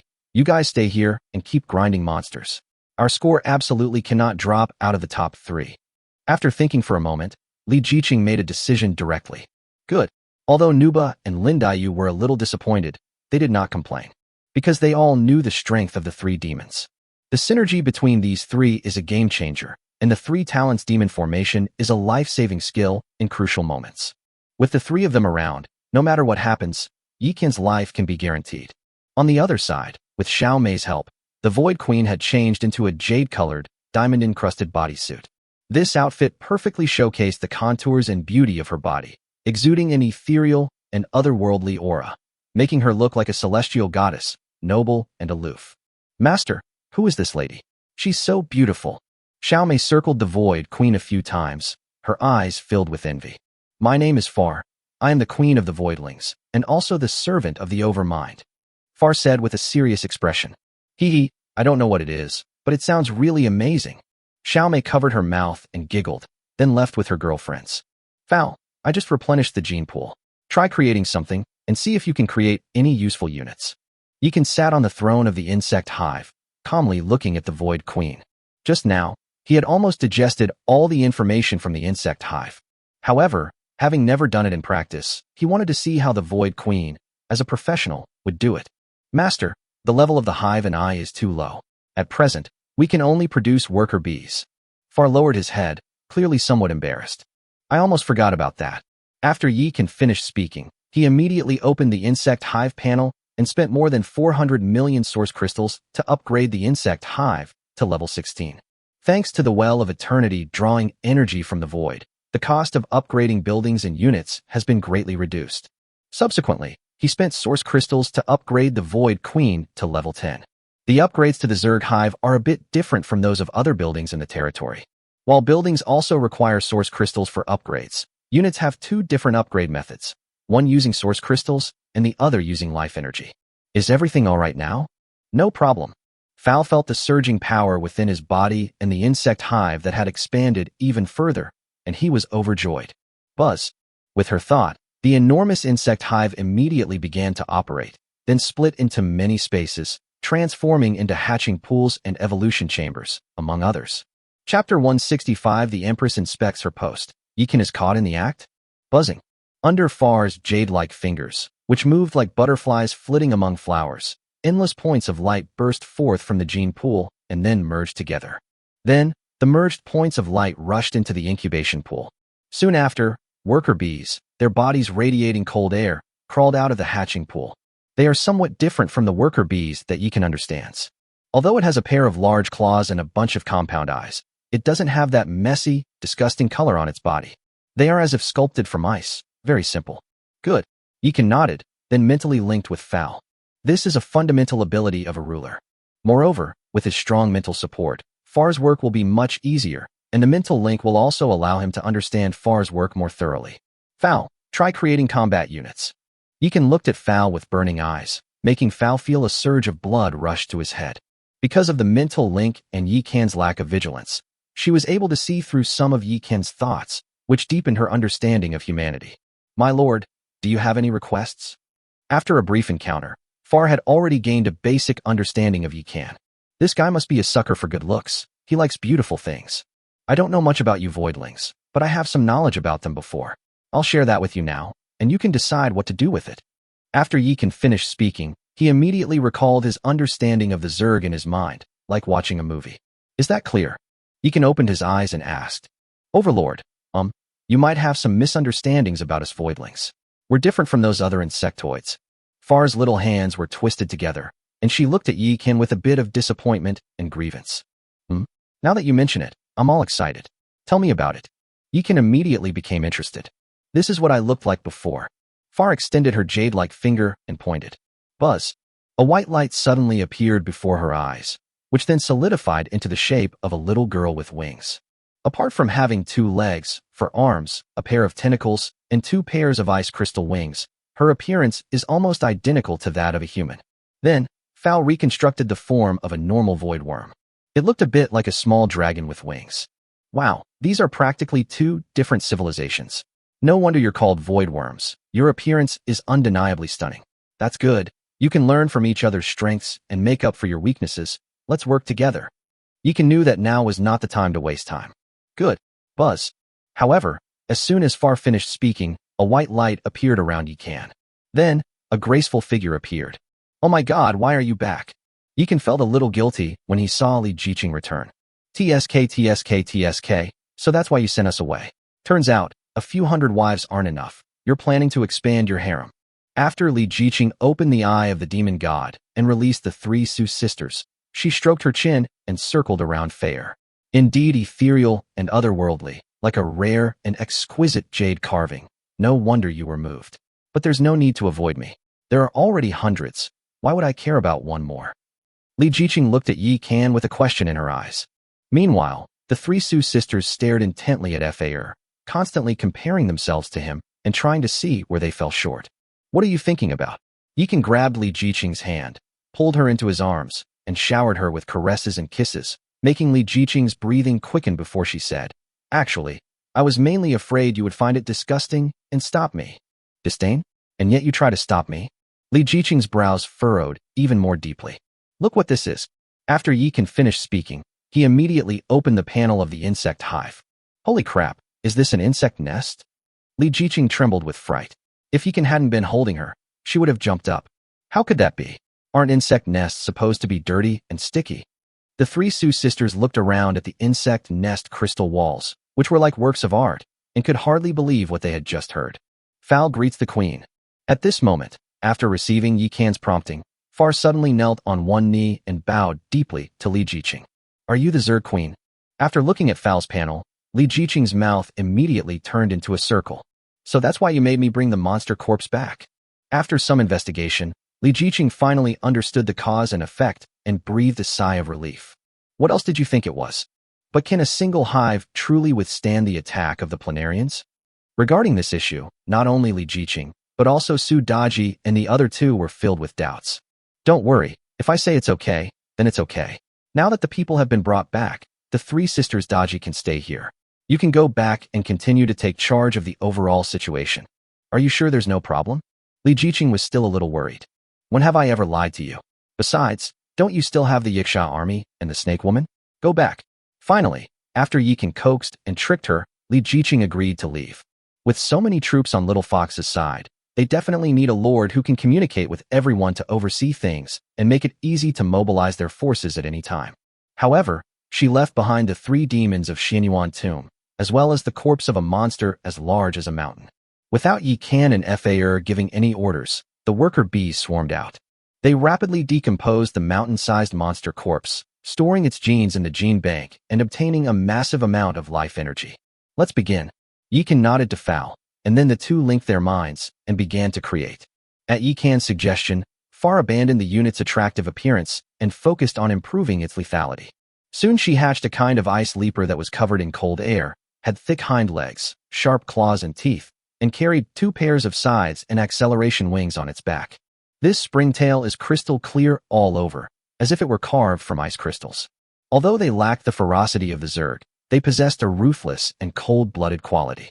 The scythes on their backs could freeze blood when they were swung, making them extremely terrifying. Wow, that's fierce. When Yikan saw the Frost Jumper easily kill a level 15 Black Wolf, he immediately showed a satisfied smile. The Face Planarian was right. The hunting time has come. With a thought, Yikan immediately communicated with the troops in the territory, ordering Aya to lead the Demon Eye Snake people to follow him, and Gongsun Yu to lead the Yiksha army to guard the territory. Afterwards, Yikan immediately put away the insect nest and went to a location 1,000 kilometers east of the territory. Mass-produce frost leaping bugs, clear them out. After Yikan relocated the insect nest, he immediately gave the order. Yes, Your Majesty. Under Far's command, countless frost-jumping insects swarmed out, rushing in all directions to hunt down various monsters. Even the scouts from the nearby human-faced Vortex tribe territory were hunted down and killed. The insect hive's energy and gene pools are growing like a snowball. Meanwhile, the number of ice-jumping insects is increasing exponentially. One advantage of the Zerg is that there isn't such a large limit on the number of units. As long as you have the money, you can produce as many units as you want, which is entirely up to you. In fact, the same applies to other ethnic groups. Even if your level isn't high enough, as long as you have money, you can increase the number of barracks and continuously produce troops, as long as you can afford to maintain them. In just half a day, Yikan's frost-jumping worms had reached a terrifying number. Besides the springtails hunting them, the monster corpses that Li Jiqing brought back played a significant role. Of course, there's also Yi Sanhausen humans spending on in-game purchases. In order to quickly build up his army, he directly invested over 10 billion source crystals. By the time the lord of the neighboring territory realized what was happening, the frost jumper was already at the city gates. What is this? Yumi Hadu felt a chill run through her body as she watched the ice worms constantly emerging from her side. Chapter 166, Let the Bullets Fly for a While. Sakata-kun, Akaya-kun, were the insectoids outside my territory sent by you? Looking at the dense swarm of frost-jumping insects, Yumi Hadu felt a sudden pang of unease and immediately sent a message in the group chat. Dominate. Inside the void hive, Far looked at Yi Kan with excitement. This was the first time she had ever attacked a lord on par with the sovereign, so she was a little excited. Kill. Yi Kan waved his hand. Yes. This was the moment that Far had been waiting for, and he immediately ordered the entire army to attack. Whoosh whoosh whoosh. In an instant, the frost-leaping insects covering the mountains and plains rushed into Hadi Yumi's territory like tigers descending the mountain. When Yumi Hadu saw that the enemy was launching a charge without any regard for the consequences, her expression changed drastically, and she immediately ordered her own army to meet the enemy. Hiss hiss hiss. The frost jumpers were fearless, like starving ghosts reincarnated, devouring anything and everything. Wherever it goes, not a blade of grass grows. Although they are only about 1 meter tall, their large numbers make up for their small size. However, Yumi Hada's strength should not be underestimated. She actually cultivated over 1,000 bone-spurting poisonous insects. No wonder this guy was so calm just now. He had such a trump card. Yikan sat sideways on the throne deep within the insect hive, looking down at the battlefield through the mental link. Meanwhile, Su Daji and the other two stayed by his side, tenderly massaging his shoulders and arms. Like the eye of the demon god, the void hive is a special structure that can be moved. In order to develop rapidly, Yikan adopted a war-for-war strategy and moved the insect hive next to Hadi Yumi's territory. Now, the shimmering fungal carpet has spread into Yumi Haru's territory. The frost jumpers fought fiercely in front, while the worker bees scavenged and decomposed the carcasses behind them. Both sides had a clear division of labor and cooperated seamlessly. Once the life energy accumulates to a certain level, Yikan will activate the hatching pool to hatch more frost-jumping insects. Far sat next to Yikan, keeping an eye on the situation of the Springtail army while fusing genes and deducing new unit types. The knowledge Yikan imparted gave her many ideas and more choices. Later, to enrich Fal's imagination, Yikan also shared some images of insects and beasts that he had seen in his previous life with Fal through a mental link. Now, in addition to the frost zerglings, the falcon has fused into another unit. Self-destructing mosquito. This type of mosquito, also known as the death bat, is a type of soldier that is willing to perish together with the enemy. Although it is a disposable item, its power should not be underestimated. Now, Far has hatched hundreds of self-destructing mosquitoes, which hover outside Hadi Yumi's territory, ready to serve their master at any time. And sure enough, the opportunity came very quickly. Although Yumi Hadi's bone spike poisonous insects are powerful, they are countered by the agile frost-jumping insects. Because their main attack method is to spit venom, close combat is not their forte. Once the ice jumper gets close, they have almost no chance to fight back. Given the current situation, it probably won't be long before Yumi Hado is left all alone. Just as all the frost zerglings entered the territory, Yumi Hade suddenly unleashed a powerful attack, releasing over 300 mutalisks and several powerful Zerg heroes. In addition to the flying dragon, she even summoned her own Shikigami, a winged serpent that could breathe fire. Boom boom boom. With the powerful addition of the Zerg hero and the winged serpent, the bone spikes quickly gained a foothold. The flying dragons took the opportunity to bombard the Zergling swarm relentlessly. Although the frost jumper has sturdy hind legs and agile acceleration wings, it can only jump about 10 meters high, which is far too low for it to reach the wyvern or the winged serpent. You lowly ice insects, how dare you covet my human-faced vortex? After this battle, I, the Lord, will annihilate you all. Hara! Yumi Hade gained the upper hand and burst into wild laughter. There is also competition within the Zerg. It was misled by the form of the frost zergling and thought that it was the frost Zerg attacking it. But what she didn't know was that the one controlling the zerglings wasn't the ice bugs at all, but the humans they hated most, and Yi Kan, the sixth brother. You filthy planarian, how dare you? Fal was enraged when he saw the frost zerglings being killed one after another. Whoosh whoosh whoosh. At her command, the suicide mosquito squad was instantly mobilized. These monsters, each the size of a human head, formed several straight lines and charged into Yumi Haru's territory like javelins, then recklessly crashed into the winged serpents and the flock of wyverns. Boom boom boom. With a loud bang, the flying dragons were instantly torn to pieces, and half of them died in the blink of an eye. The arrogant winged serpent had its wings blown off and collapsed to the ground. No! Amidst Yumi Haru's desperate cries, dozens of frost-jumping insects pounced on the winged serpent, tearing at it frantically. After sacrificing the lives of more than a dozen of its companions, the frostfly finally succeeded in killing the winged serpent. Meanwhile, the face-shaped planarian group was in an uproar. Naoto Sakata and Taichi Akaya kept tagging Yumi Hada, but received no response. Dear Yumi-chan, we haven't sent anyone over yet. What happened on your end? The Zerg have invaded your territory? Which race are they? Yumi-chan, why aren't you answering? Lord Sakata, perhaps we should move out of the way sooner? I have a bad feeling about this. At that moment, Minako Furue jumped out. No matter which race they are, anyone who dares to cause trouble for my human-faced Vortex clan at such a critical moment must pay a bloody price. Naoto Sakata had a cold expression on his face. This time, they spared no expense to acquire the relocation order, not only to avenge their younger brother Sakata Kinto, but also to seize control of the 520 beginner village. After they arrived, they originally planned to kill Yikan immediately, but the kill ranking was unlocked at that moment. So they decided to first conquer other territories to climb the rankings, and then, half a day before the settlement, eliminate the humans on the leaderboard to make an example of them. To their surprise, Yikan is now ranked third on the list. So they agreed to attack Yikan again at the last moment, so that they could not only avenge Sakata Kinto, but also gain some points. However, ideals are often grand, while reality is often harsh. They never dreamed that Yikan, the sixth oldest, would abandon his perfectly good ranking and instead become interested in the insect nest, even spending 2 days studying it. The damn thing is, he actually figured it out. He not only obtained a powerful void insect hive, but also used the secret power of his territory to cause the hive to undergo a mutation. If this unbelievable thing were to be exposed, the entire ninth heaven would probably be in an uproar. If Naoto Sakata knew that this insect nest was given to Yi Kan by his foolish younger brother, he would probably vomit blood and die on the spot. Such a precious item, you not only didn't offer it to the family, but you actually used it to aid the enemy. They deserve to die. On the other side, the honeycomb-shaped fungal carpet continues to extend. The worker bees rushed into Yumi Hato's territory like ants carrying food, constantly dragging the corpses back to the hive for decomposition. As time goes by, the gene pool is constantly increasing, and the energy pool is constantly being replenished. The waste produced by decomposition is decomposed by the fungal carpet and pressed underground. With the frenzied sacrifice of the exploding mosquitoes, Yumi Hato's hero and swarm could no longer hold out and collapsed in defeat. Foul wait. Just as Far was about to crush Hati Yumi in one fell swoop, Yi Kan actually stopped her. My lord, what's wrong?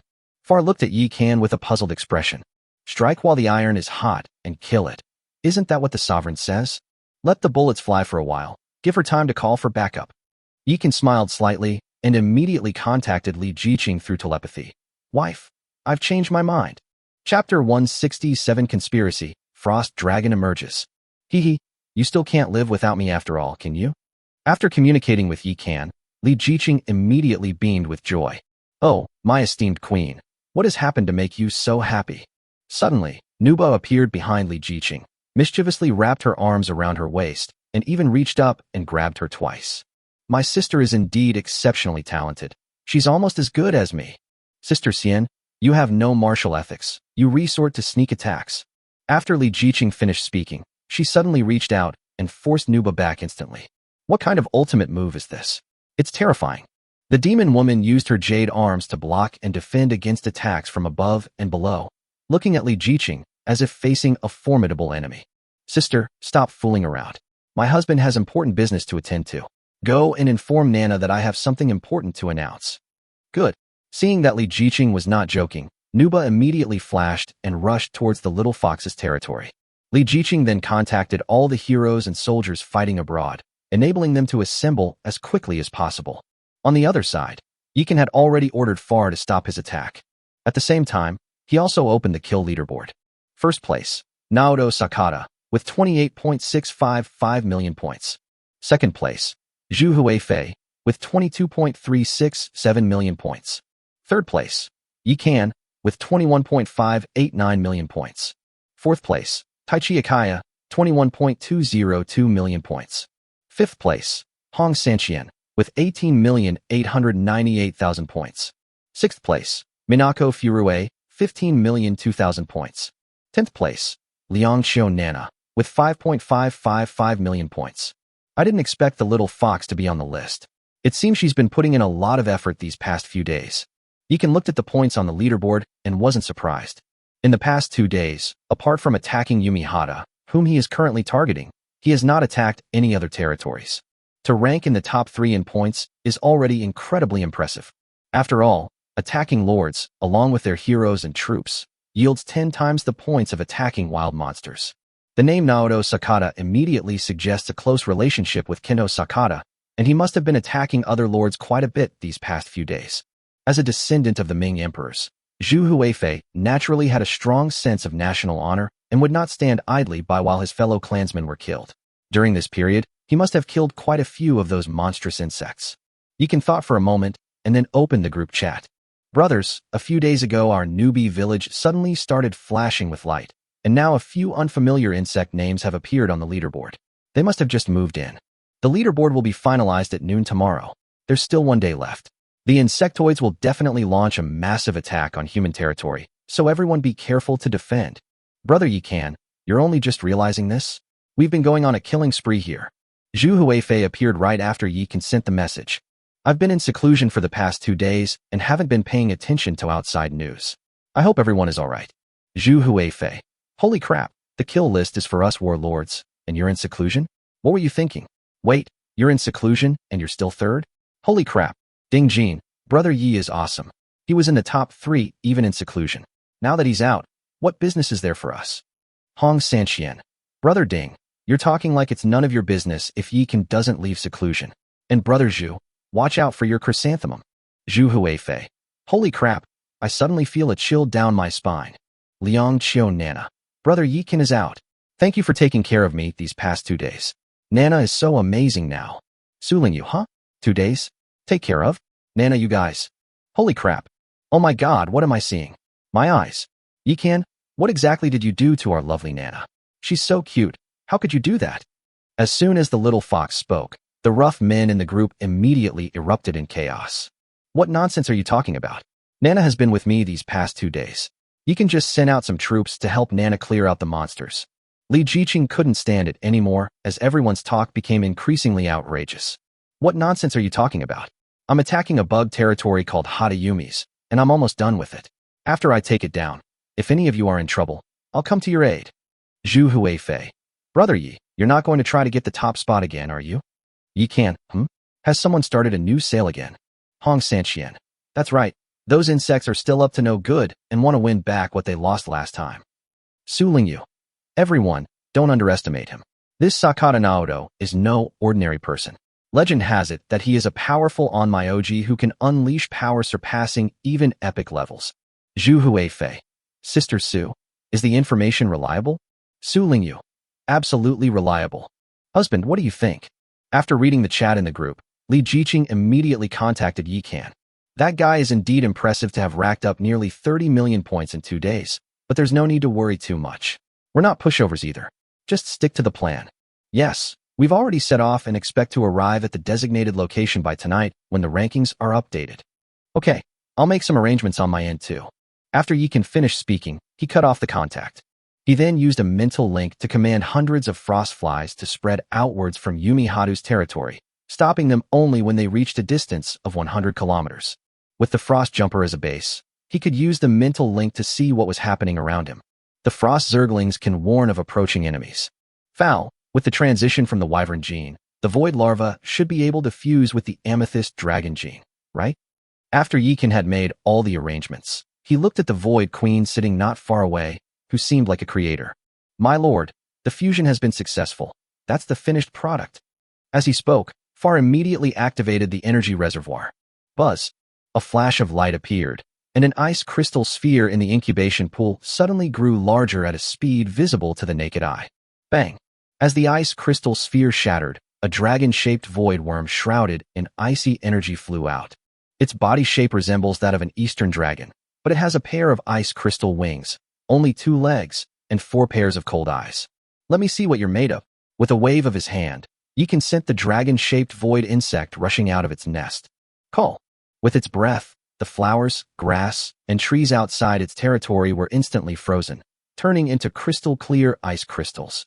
Within the ice crystals, the life essence of the flowers, plants, and trees was constantly draining away, and they soon entered death.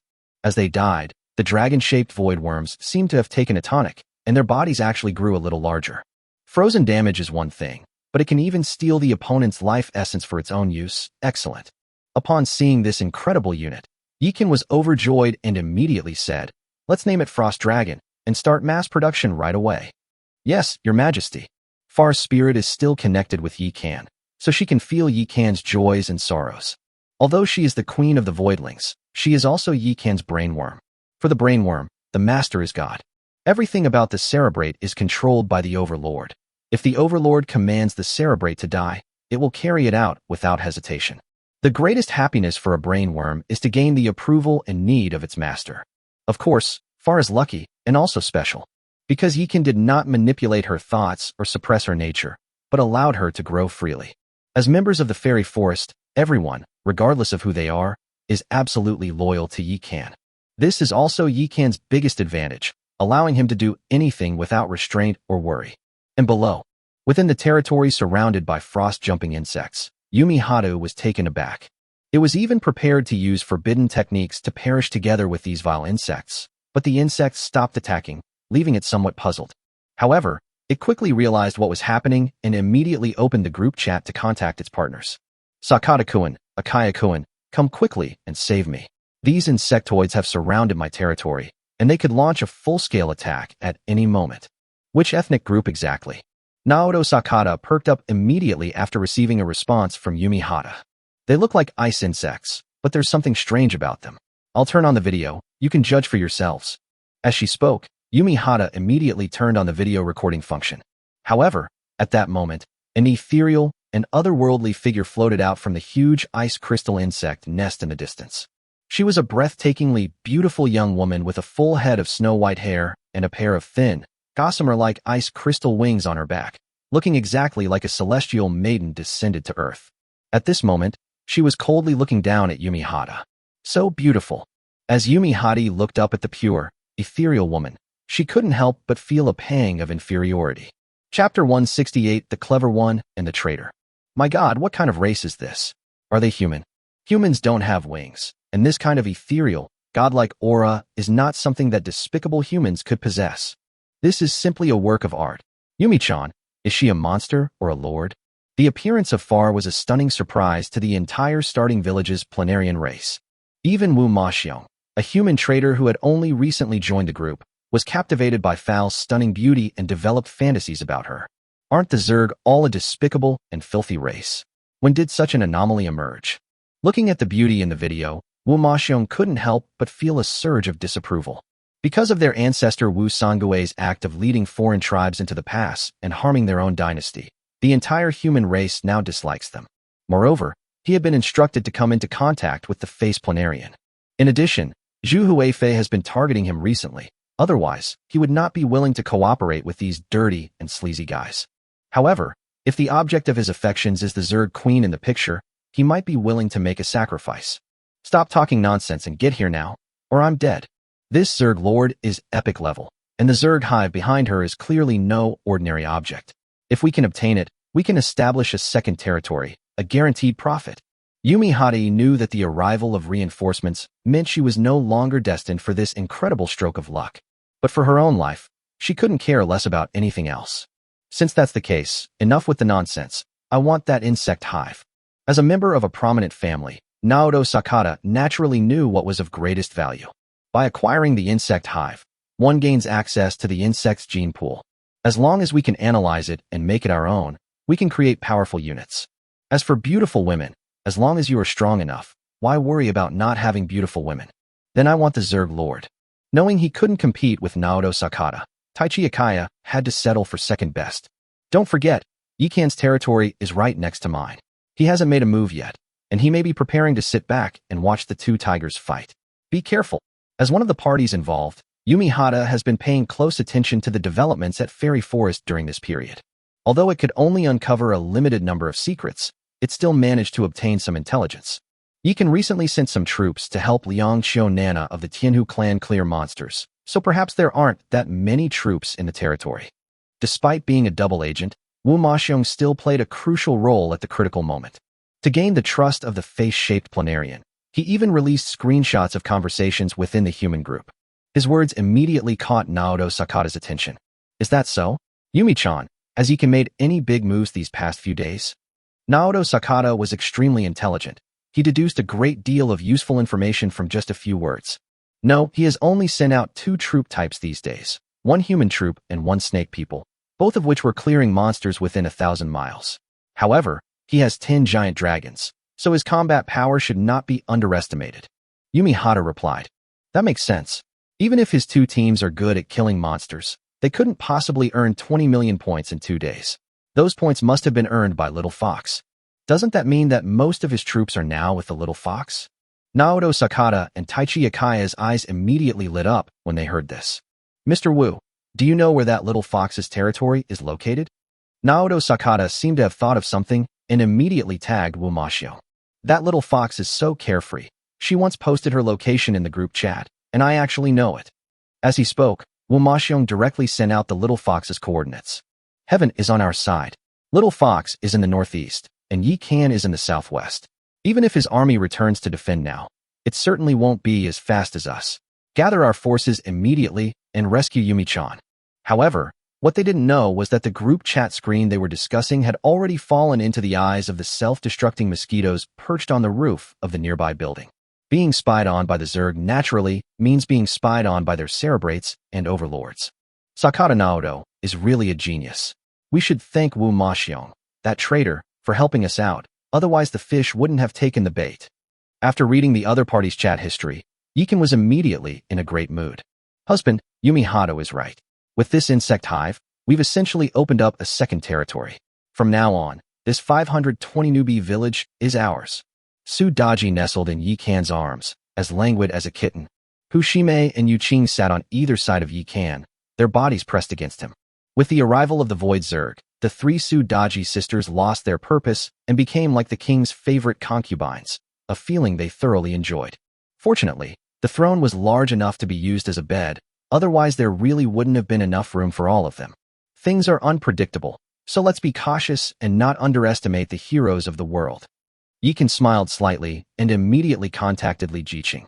Calling my dear wife, the fish has taken the bait. Where are you? We have passed through the central valley of the starting village and are heading towards Fairy Forest. Great. Contact Su Lingyu and ask her about Sakata Naoto and Akaya Taichi. See if she knows where those two guys' territories are. While speaking, Yikan also sent the chat history of his self-disclosure of mosquito capture to Li Jiqing. Understood, leave it to me. Not long after, Li Jiqing got the answer. Fortunately, Su Lingyu actually had information about the two people. Although there were no specific coordinates, there was a general location. Great. We'll have to treat Su to a good meal later. Now we'll split into two groups and must nip their reinforcements in the bud. Good. After Yikan finished the conversation, he looked into his arms and found that Su Daji had fallen asleep. Wives, it's your turn to make your appearance. Yikan slid his large hand across and gently grasped her soft, plump body. Su Daji trembled and woke up instantly. She didn't know what she was dreaming about, but her alluring eyes seemed to be dripping with tears. At the same time, the dashing Yiksha army and the alluring and seductive demon-eyed serpent people also arrived at the insect hive, looking at Yikan on the throne with fanatical expressions. Chapter 169 The Void Queen displays her power for the first time. You all go and lie in ambush at this location. Yikan pointed, and a screen of light appeared before his eyes. This is a sketch of the starting village, with the locations of some known lords marked on it, as well as some iconic terrain features in the wild. Naoto Sakata was to his west, in the opposite direction from Li Jiqing, so only he could intercept her. Akaya Taichi was to his north, and Li Jiqing was just in time to intercept him in the middle. Husband, what will you do if we all leave? Su Daji sat on Yikan's lap, looking at him with reluctance. Don't worry, Yumi Hato is no longer a threat. Besides, they're still far. Don't underestimate her. She's no weaker than you. I don't believe it, unless she fights me. If you get there, have Aya and the others use the mist concealment technique to create a misty forest. I will have the void worms assist you. Go. Su Daji suddenly brought her face close. Good. Yikan smiled indulgently and kissed each of the three sisters on the cheek before the three bewitching beauties left satisfied. Master, this face-shaped planarian is not behaving properly. At that moment, Far suddenly contacted him through a mental link. This bug is bait now, so don't kill it yet. But you can stretch your muscles a bit to make it behave. Clear. Upon hearing this, Far, who was suspended in the air, immediately revealed a charming smile. Then, she transformed into a streak of light and rushed towards Yumi Ha. What are you going to do? Yumi Ha tensed up when she saw Far swooping down. However, the calm Fowl saw a hint of mockery in its eyes, but Fowl didn't care. Roar. Sure enough, just as Fowl's eye soul blade was about to pierce Hati Yumi's body, a beastly roar suddenly came from Hati Yumi's body. Then, a bright red claw suddenly emerged from her chest and grabbed at Falshorn's neck. Buzz.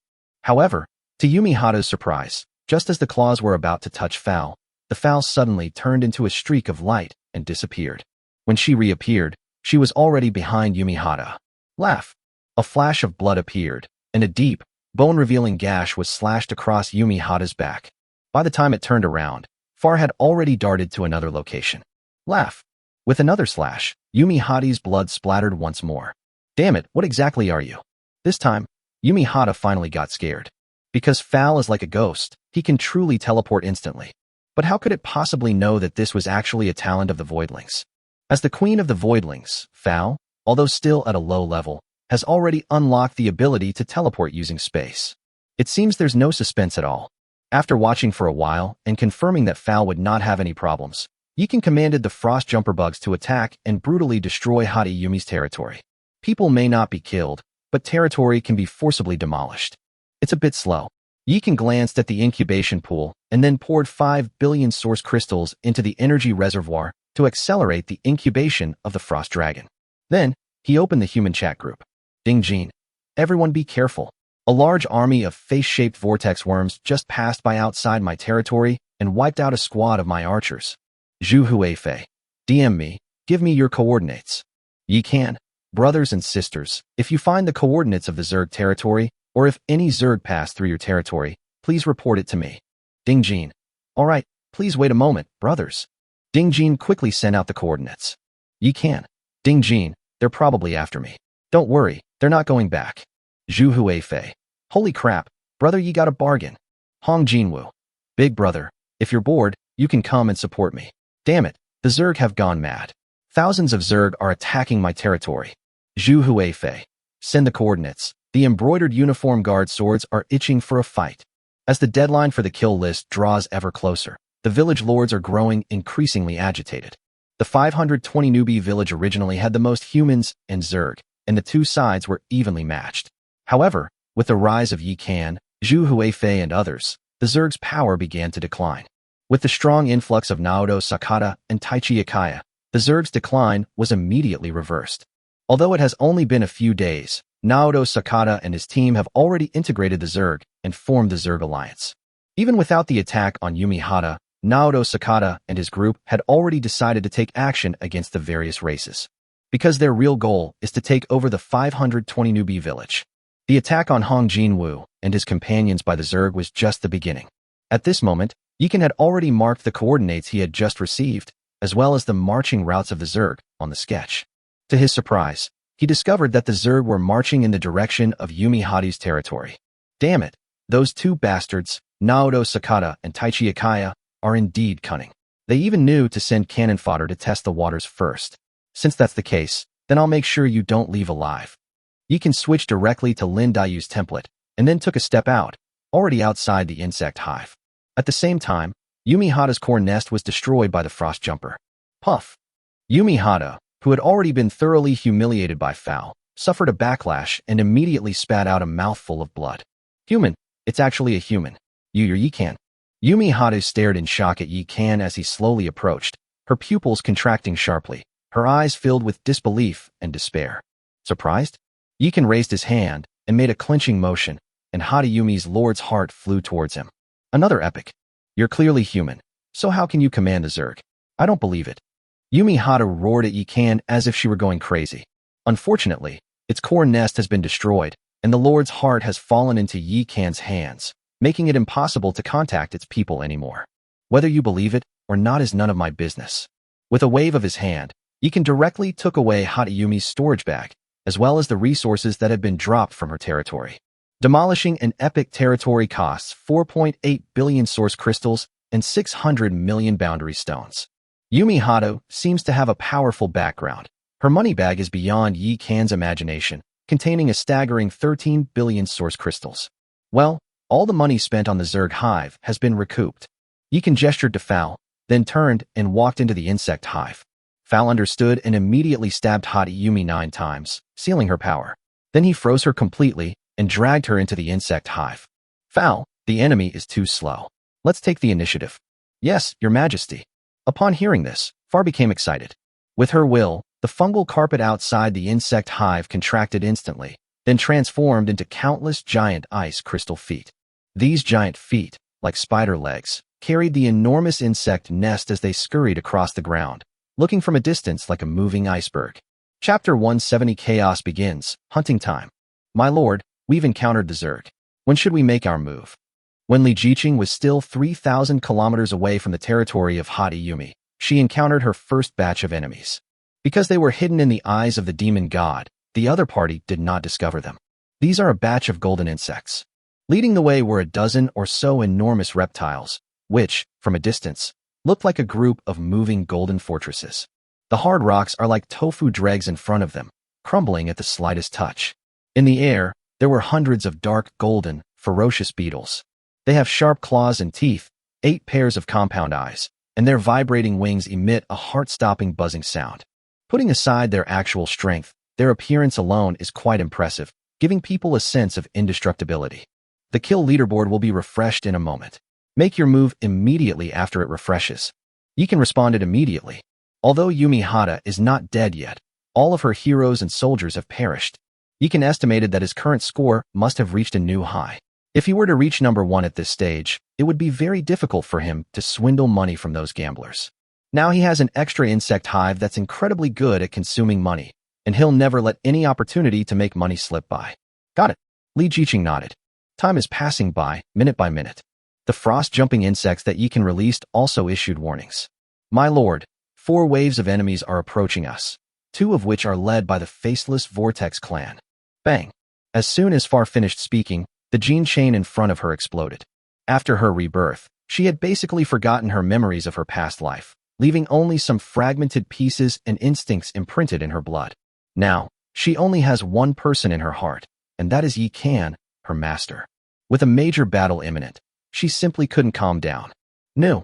Yikan nodded and then opened the kill list.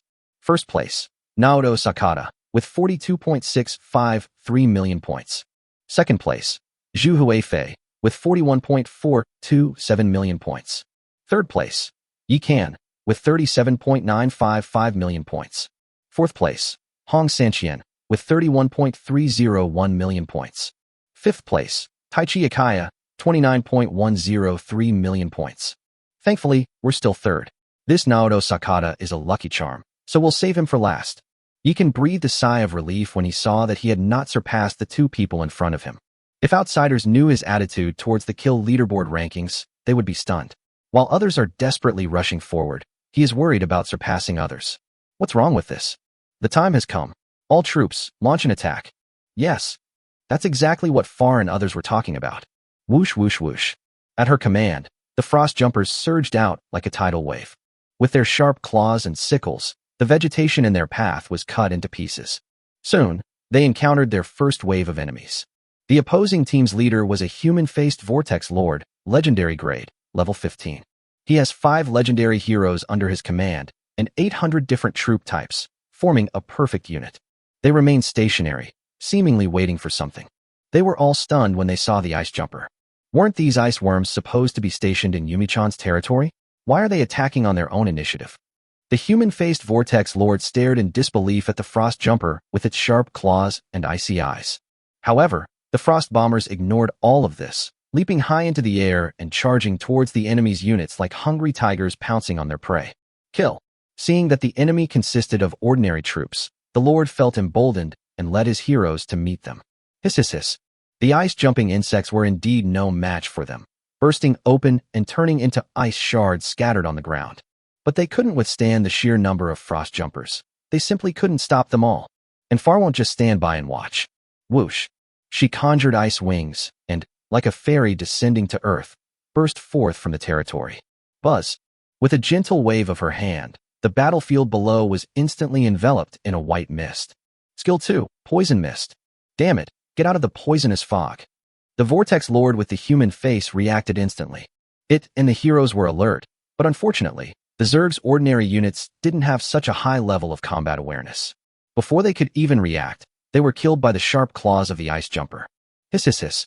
With Foul's intervention, the face-shaped vortexes completely lost their ability to resist and were overwhelmed. To catch the thief, first catch the king, seize the ruler. The face-shaped Vortex Lord, believing Foul to be the ruler, immediately manifested his disgusting true form. With 3 weapons hooked on its soft forelimbs and tail, it instantly formed a battle formation with the 5 heroes and charged towards Foul. This battle formation is indeed excellent, and their flexible limbs are also well suited for surprise attacks. Especially the tail, which has an extremely tricky attack angle, making it impossible to defend against. Unfortunately, they encountered Foul, who could teleport. Laugh. In just a few breaths, a Zerg hero had his head severed by Foul's ice blade. With casualties in the battle, the remaining men were caught off guard and Foul seized the opportunity to quickly eliminate the second enemy. Damn it, what kind of Zerg are these? The human-faced planarian felt a chill run down its spine upon seeing this. It came to make a name for itself, not to be sent to its death. So it decisively retreated behind the swarm of insects, intending to leave quietly. However, just as it was about to take off, it discovered several frost dragons, each over 3 meters long, above its head. Call! Call! Without a word, the frost dragon unleashed several breaths of frost upon the enemy. The human-faced vortex lord suddenly felt a chill run through its body. Before it could react, Far's eye soul blade had already pierced its back. Whoosh, whoosh, whoosh. Without Fal giving any orders, the worker bees surged out like a tide, dragging the corpses of various insectoids back to the hive to begin decomposing them. Keep going. With a wave of her hand, Fairyou returned to the insect hive and looked at Yi Kan with a smug expression. The feeling was like a daughter who got a perfect score on a test walking towards her elderly father. Thump, thump, thump. Just then, the ice lumps in the hatching pool suddenly burst open one after another. Hiss! Hiss! With a series of hisses, countless frost dragons flew out of the hatching pool, numbering as many as 500. Buzz! With a wave of his hand, Yikan instantly engulfed the frost dragon with the life energy in his energy reservoir. Buzzing! After a surge of energy, the frost dragon, which was originally only a foot long, began to swell up as if it had been inflated, and soon became more than 3 meters long. Foul, with the frost wyverns, ordinary lords are no match for you anymore. I'm handing over control of the insect hive to you. I'm going to meet up with Daji and the others. Master, don't you want Fal anymore? Far was a little sad. Don't overthink it. Our territory is vast, and we have numerous heroes and units, with more and more to come. I can't stay in the Zerg hive forever. Moreover, we share a spiritual bond, allowing us to communicate at any time. Our relationship far surpasses that of other heroes.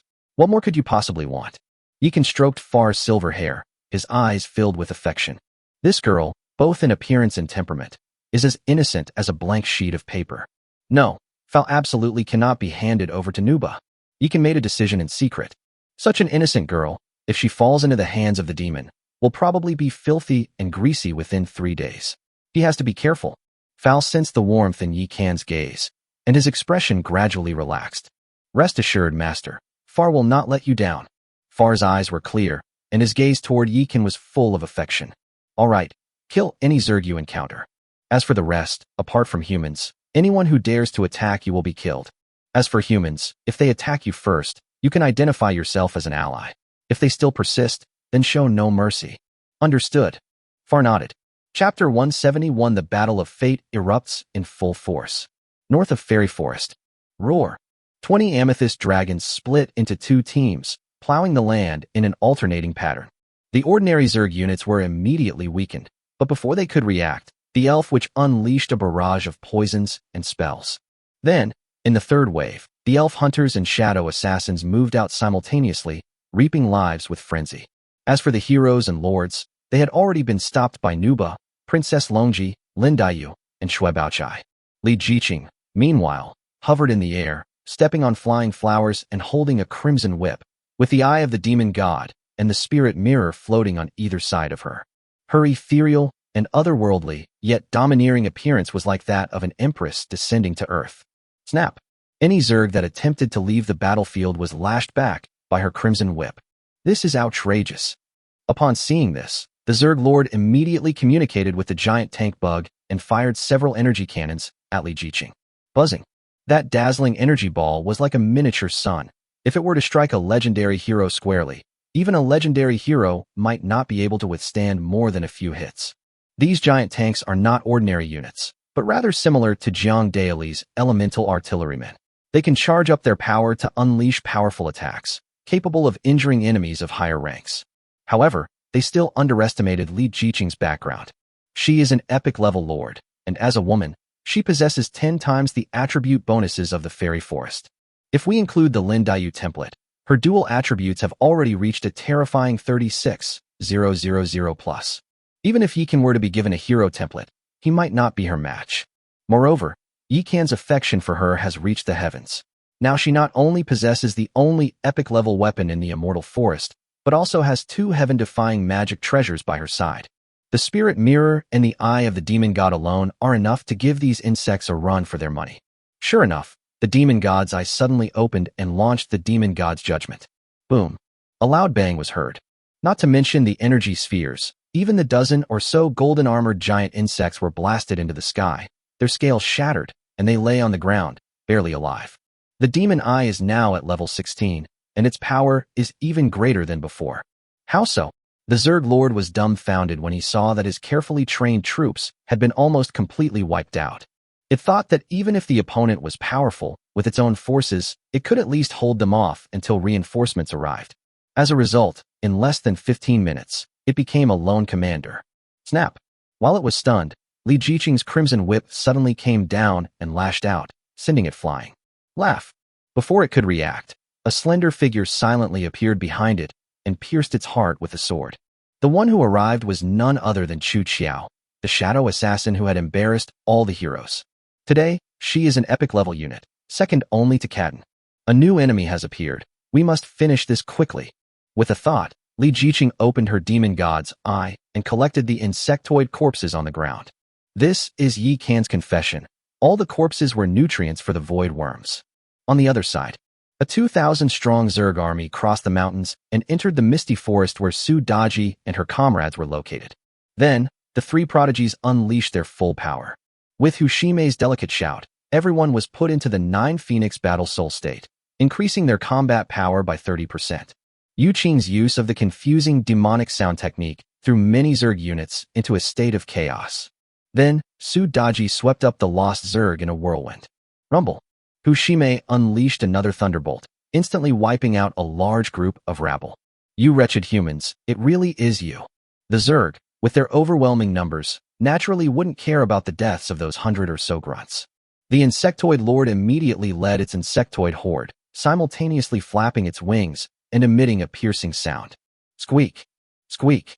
Under that shrill voice, the Yaksha army and the demon-eyed snake man immediately felt a splitting headache, as if someone had stuck a needle into their heads.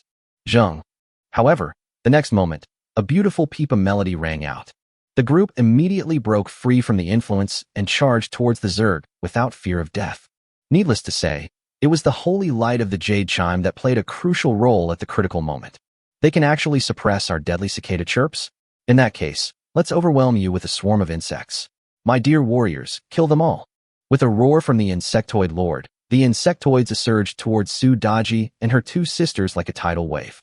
Boom, boom, boom. Just then, 10 terrifying dragon breaths descended from the sky, instantly annihilating hundreds of Zerg warriors. Bloodthirsty flying insects, hold off the dragon. Heroes, follow me to slay the enemy leader. The Zerg lord knew that all tactics were useless now. The battle would only end when the enemy's 3 leaders were captured. However, what it didn't know was that the 3 Su Daji sisters had a bond between them. Bond 1. Deep sisterly affection. 3 demons gather. All attributes are boosted by 100%. Bond 2. Unwavering support.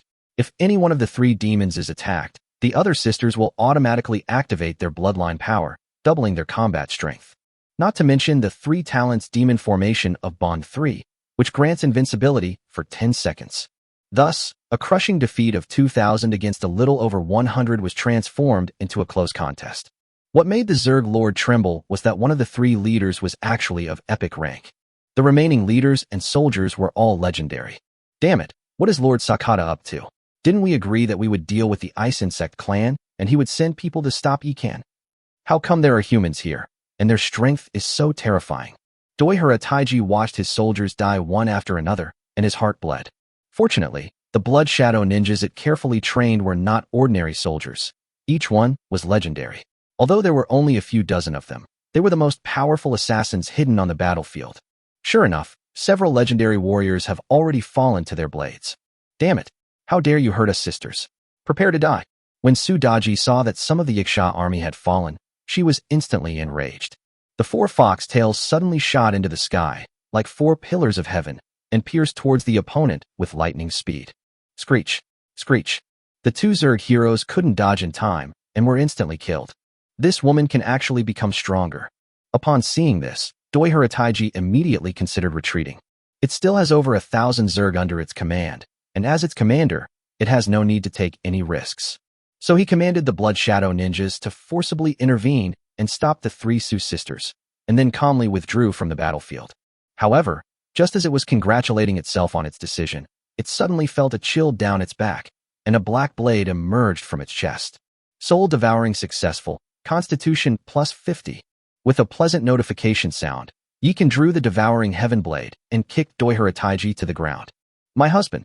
When Su Daji and her 2 sisters saw Yikan, they were immediately moved to tears. They hadn't experienced death in a long time, Yet even though they were incredibly strong, they couldn't protect their own sisters. Don't be sad. I will revive them. Now let's wipe out these bugs. Although Yikan spoke calmly, Su Daji knew that Yikan was furious. While Yikan and Li Jiqing were locked in a fierce battle, the human race was in an uproar. Those horrible bugs, they've gone mad. My side is under attack too. Me too. Just then, Yikan's private message suddenly went off. When he opened it, he found that a large number of people had sent him their coordinates, all of whom had been attacked by the Zerg. Chapter 172, The Mad Queen. Fatty, kick Wu Maxiong out of the group chat immediately. While transforming into a phantom and frantically slaughtering the Zerg, Yikan contacted Jiang Daily. Alright, Jiang Daily didn't ask any more questions and kicked Wu Maxiong away. Why did they kick Wu the Bear? That bastard, he's got a rebellious streak. He should have been kicked long ago. We can't say that. We need to be rational until he does something that harms the interests of humanity. That's right, we can't wrong an innocent person, nor can we let a bad person go free.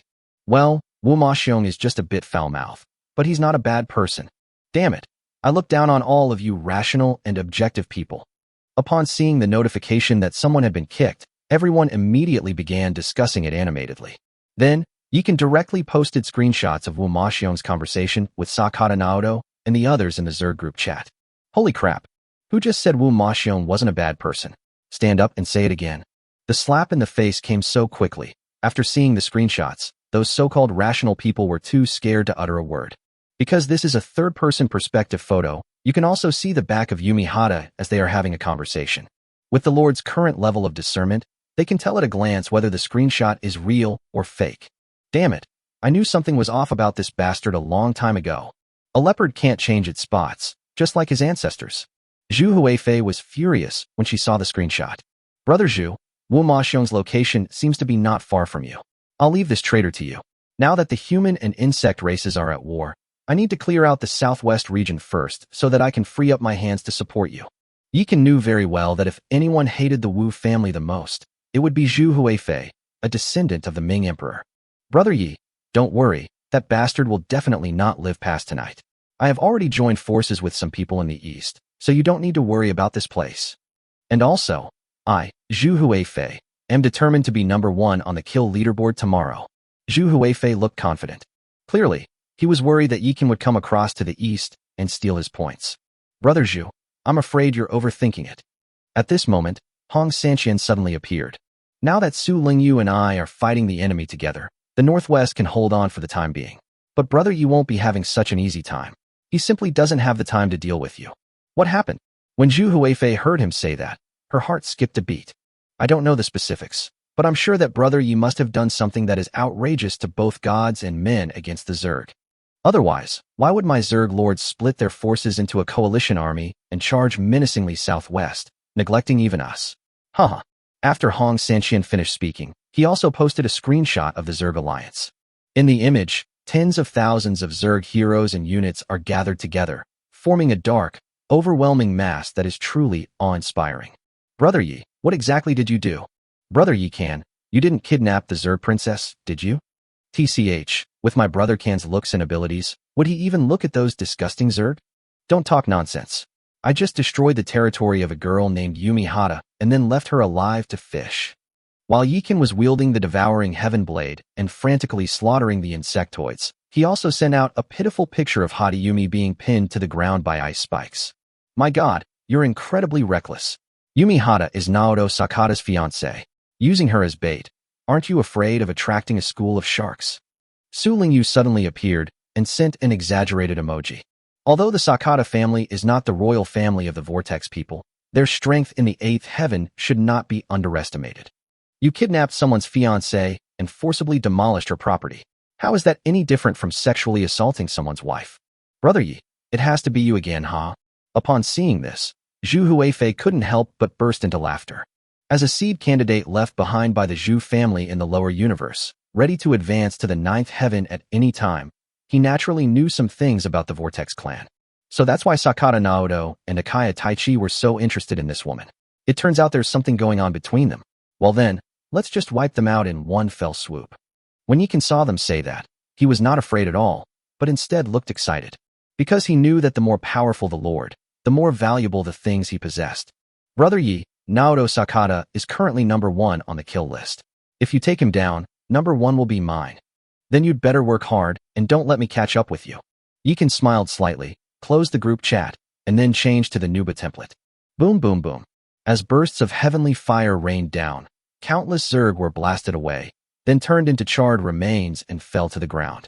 Meanwhile, Su Daji and her 2 sisters, along with the remaining Yaksha army and the demon-eyed snake people, unleashed their full firepower, recklessly hurling all sorts of fierce winds and thunderous roars. A dozen minutes later, except for a few slippery Zerg who escaped, the rest were all killed. Continue. After Yikan led everyone to quickly clean up the battlefield, they rushed north. At the same time, he also contacted Far through a mental link. Fal, I'm sharing a map with you now. The coordinates marked on it are the locations where the Zerg are attacking. Scan them one by one according to their distance. Don't hoard the life energy you gain. Use it to continuously mass-produce units. Combine the 3 unit types effectively. If you encounter the Zerg, wipe them all out. Yes, Your Majesty. Upon hearing Yikan's voice, Far became immediately invigorated. Just now, she wiped out an army of over 1,000 Zerg. Although the Frostfly suffered significant losses, it gained even more life energy and genes. Now she is not only mass-producing troops, but also starting to integrate new genes, preparing to develop even more powerful units. Insects are such a monstrous species. Killing is the fastest way for them to become stronger. Especially for advanced races like the Voidlings, their ability to analyze and utilize genes seems to have become an instinct ingrained in their very being, far surpassing that of other Zerg. After all, they are a Zerg race capable of traveling through the void. Of course, Yikan had little idea about this. After being reborn from the insect egg, Far has basically forgotten his past life. Currently, aside from her innate arrogance as a high-level insectoid, she doesn't have much self-awareness. However, she knew one thing. That means the ruler is heaven, and everything the ruler says is right. She and the hive are both overminds, and she can give up everything immediately if the overmind needs her. Thus, in the southwestern land of the 520 newbie village, a gentle and ethereal girl was lost, but a crazy Zerg queen was gained. No monster can survive in the lands that the insect hives have traversed. Even ants and earthworms hidden deep underground were dragged out and transformed into life energy in the insect nest's energy reservoir. Whenever her lord encounters her, the Zerg are completely wiped out. The non-human lords who challenged her were also almost all wiped out. Amidst this frenzied slaughter, the Void race grew exponentially, like a snowball rolling downhill, and this momentum continued to grow. Yikan was completely unaware of this. Chapter 173, The Zerg's Plan. On the other side, Yikan, along with the 3 Su sisters and the surviving female warriors, stood on the dragon's back and continued westward. Xiaoqing, how are things on your end? Yikan contacted Li Jiqing through telepathy. We killed 2 waves of Zerg, but still haven't encountered a Kaya Taichi. How about you? I didn't run into Naoto Sakata either. What are these guys up to? After hearing this, Li Jiqing's eyebrows immediately furrowed. The face planarians aren't stupid. With Yumi Hata in our hands, they're probably worried this is a trap. Upon realizing this, Yikan immediately stopped. So what you mean is, I've suffered some casualties on my side. Let's head back to our territory and meet up and revive everyone while we're at it. Yikan suddenly changed his mind and led Su Daji and the others towards the fairy forest. Good. Li Jiqing didn't ask any further questions. Because she also suffered some casualties, and her eternal well water was completely depleted, she had to go back to replenish it. Not long after, the 2 groups met in Fairy Forest. Are you alright? Yikan pulled Li Jiqing into his arms, brushed the hair from her forehead to one side, and kissed her tenderly. I'm alright, but the other human lords in our village are in trouble. Li Jiqing was a little worried. She also saw the conversation in the group chat. Don't worry, I've already sent Far to reinforce them. Besides, our human race isn't weak either. Zhu Huifei, Hong Sanqian, and Su Lingyu are all powerful lords, so they should be fine. So what are your plans now? Sakata Naoto and Akaya Taichi haven't shown up yet. I suspect they have spies in our group. Please send a private message to Su Lingyu and Zhu Huifei later to remind them. I'll continue leading men out to fight a guerrilla war, rescuing as many as I can. You're in charge of guarding the territory. I'm worried those 2 might try to cut off our supply lines. As they spoke, Yikan and Li Jiqing walked together toward the Nirvana Temple. Buzzing. At his summons, fallen warriors awoke from the Temple of Nirvana. Meanwhile, Su Daji and the others had already adjusted their state under the 3 Lives marriage tree and replenished themselves with enough water from the eternal well. The accumulated boundary stones can be used for another upgrade. After Yikan finished speaking, he threw 700 million boundary stones into the Sun and Moon Immortal Pot, raising the territory to level 17. At the same time, over 10 billion yuan worth of source crystals were spent to upgrade all the buildings. Fortunately, both he and Li Jiqing gained something from this battle, and they obtained quite a few treasure chests, which together amounted to 20 billion source crystals. Otherwise, at this rate of spending, I'm afraid his wallet won't last long. With things so chaotic outside, just leave the tree spirit here, and take all the other troops and heroes with you. Li Jiqing thought for a moment, and then said, how can you manage the territory all by yourself? Territory is fundamental, and Yikan naturally would not agree to such an unreasonable request. Don't forget, we have 63 epic guardian trees. Moreover, this is within territory, which can weaken male enemies' attributes by 50%, and there is a constant energy replenishment. Do you think anyone can break in? Besides, we're so in sync and inseparable, right? If anything really happens, I'll definitely contact you, and you can just fly back. Li Jiqing was well aware of how dangerous it was outside. Rather than letting the warriors idly stay in their territory, it's better to let them go out and experience the tempering of blood and fire. This way, they can not only gather resources, but also boost Yikan's score. I'm leaving you half of the hunters and witches, and we must stay in constant contact. You know the consequences if you dare to conceal information about the enemy. Yikan took the eye of the demon god and glared at Li Jiqing with feigned ferocity. Okay. Under Li Jiqing's shoving, Yikan reluctantly led everyone into the demon god space. Buzz. With a flash of light, the demon god's eye pierced the sky and vanished in the blink of an eye. My husband, don't worry. With me here, no one can set foot in our territory. In the fairy forest, I am invincible. Li Jiqing slowly rose, her gaze towards the distance filled with icy coldness. She cultivates the power of nature, which resonates with the essence of the fairy forest. When she is outside, she is still constrained and unable to fully control this power. But in fairy forest, she could squander her power without restraint. Because behind her are the well of eternity, the tree of 3 lifetimes, the lake of the moon goddess, and the ancient divine tree. 1,000 miles north of fairy forest, a golden insect nest is hidden in the mist. Inside the insect hive, a man in white and a man with red hair sat facing each other. Sakata-kun, Yumi-chan is your fiancé. Are you really going to just stand by and watch her die? Akaya Taichi swirled the wine glass in his hand, looking at the white-clad man opposite him with a puzzled expression. The core buildings have all been demolished. Even if they were salvaged, they would be useless. Naoto Sakata shook his head. As long as we can help her reclaim the Lord's heart, with the resources of the Sakata and Hata families, wouldn't it be a simple matter to take her on a trip to the void and rebuild the core structure? Akaya Taichi looked at Sakata Naoto with a half-smile. Don't lie through your teeth, Akaya-kun. With Yikan's ruthlessness, do you think the Lord's heart that has fallen into his hands still has any chance of existing? Do you think it's worth playing all your cards for a possibility that may no longer exist? Naoto Sakata pointed, and the fleshy walls of the insect hive surged and twisted into a huge, ferocious eyeball. Its eyeballs sprang out countless octopus tentacles, which climbed down from the wall and crawled in front of the two people. Buzz. As the light flashed, the image of the void hive appeared in the eyeball. Then the scene shifts to the fairy forest. However, the fairy forest is mysterious and unpredictable, and even with his extraordinary eyesight, Naoto Sakata cannot see the situation inside the territory. So when are we going to get there? Akaya Taichi looked a little nervous. Don't worry.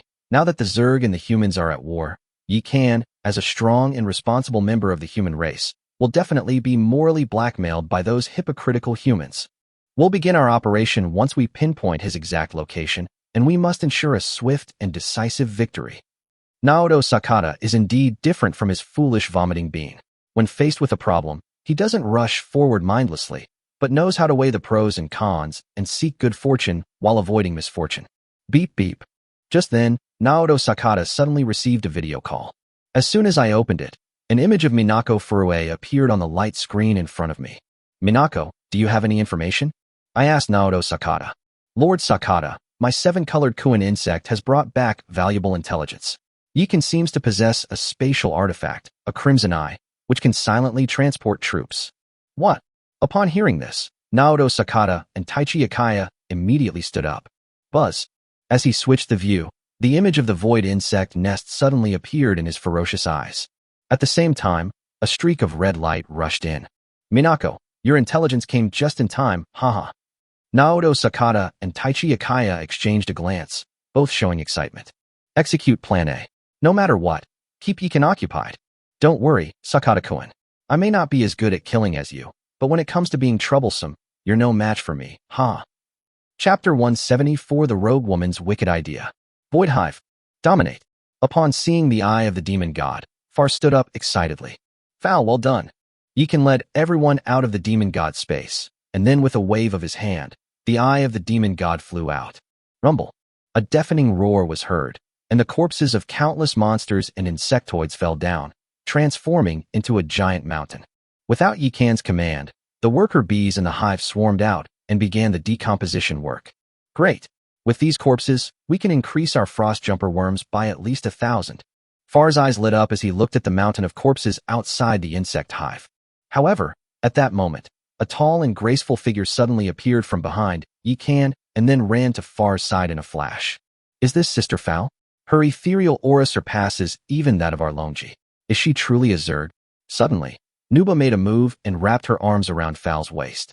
Then, taking the opportunity, he grabbed her weapon that could block her toes, revealing a thuggish expression in his eyes. Before she could even succeed, Yikan had already grabbed her by the collar and dragged her back. Sister Xian, I'm warning you, you're not allowed to corrupt Fal. Yikan gritted his teeth in anger. Has my husband grown tired of the old and craves the new? Taking advantage of the opportunity, Nuba crashed into Yikan's arms, looking like she was about to cry, her eyes full of grievance. Unfortunately, Yikan not only didn't fall for her act, but also slapped her plump, round buttocks. Look back at yourself. What have you done to our ethereal Princess Longi? Is this still my gentle, sweet, shy, and heartwarming little darling? My dear husband, I haven't changed at all. I'm still just as gentle and lovely as ever, not only heartwarming, but also a wonderful person to warm the bed. Princess Longi then felt wronged and tugged at Yikan's sleeve, acting coquettishly. Meanwhile, beauties like Su Daji and Lin Dayu stood aside, secretly laughing, with no intention of participating in Yikan's criticism. Well, Yikan glanced at Longji, unsure of what to say to her. How did such a beautiful fairy end up like this? He then began scanning the nest condition via a mental link. He was shocked when he saw what was going on. During his absence, Farah managed to kill another 1,500 Zerg, including 1,000 frost Zerglings and 500 frost wyverns. Their total strength has now reached a staggering 7,000. Fal, we'll continue fighting on two fronts. Remember, you're my biggest trump card. To the outside world, you can only claim to be my ally, understand? Clear. Farfel blinked his big eyes and nodded seriously. The feeling of doing bad things and harming others made her feel particularly novel and happy, like playing a game with the ruler. All right, let's move out. After giving his instructions, Yikan recalled the eye of the demon god and led the group of beauties out. However, at that moment, a sudden change occurred. Rumble. The ground outside the insect nest suddenly collapsed, creating a deep, circular pit hundreds of meters wide in the blink of an eye. Splash. Those collapsed pits seemed to be connected to underground currents, and endless floods surged out, instantly filling the circular pits. At the same time, countless enormous tentacles burst forth from the deep pit. Each tentacle is hundreds of meters long and as thick as a giant tree that several people can hug. Its tentacles were covered with suckers, making it look extremely ferocious. Boom, boom, boom. These tentacles simply lashed out at will, leveling the surrounding hills to the ground.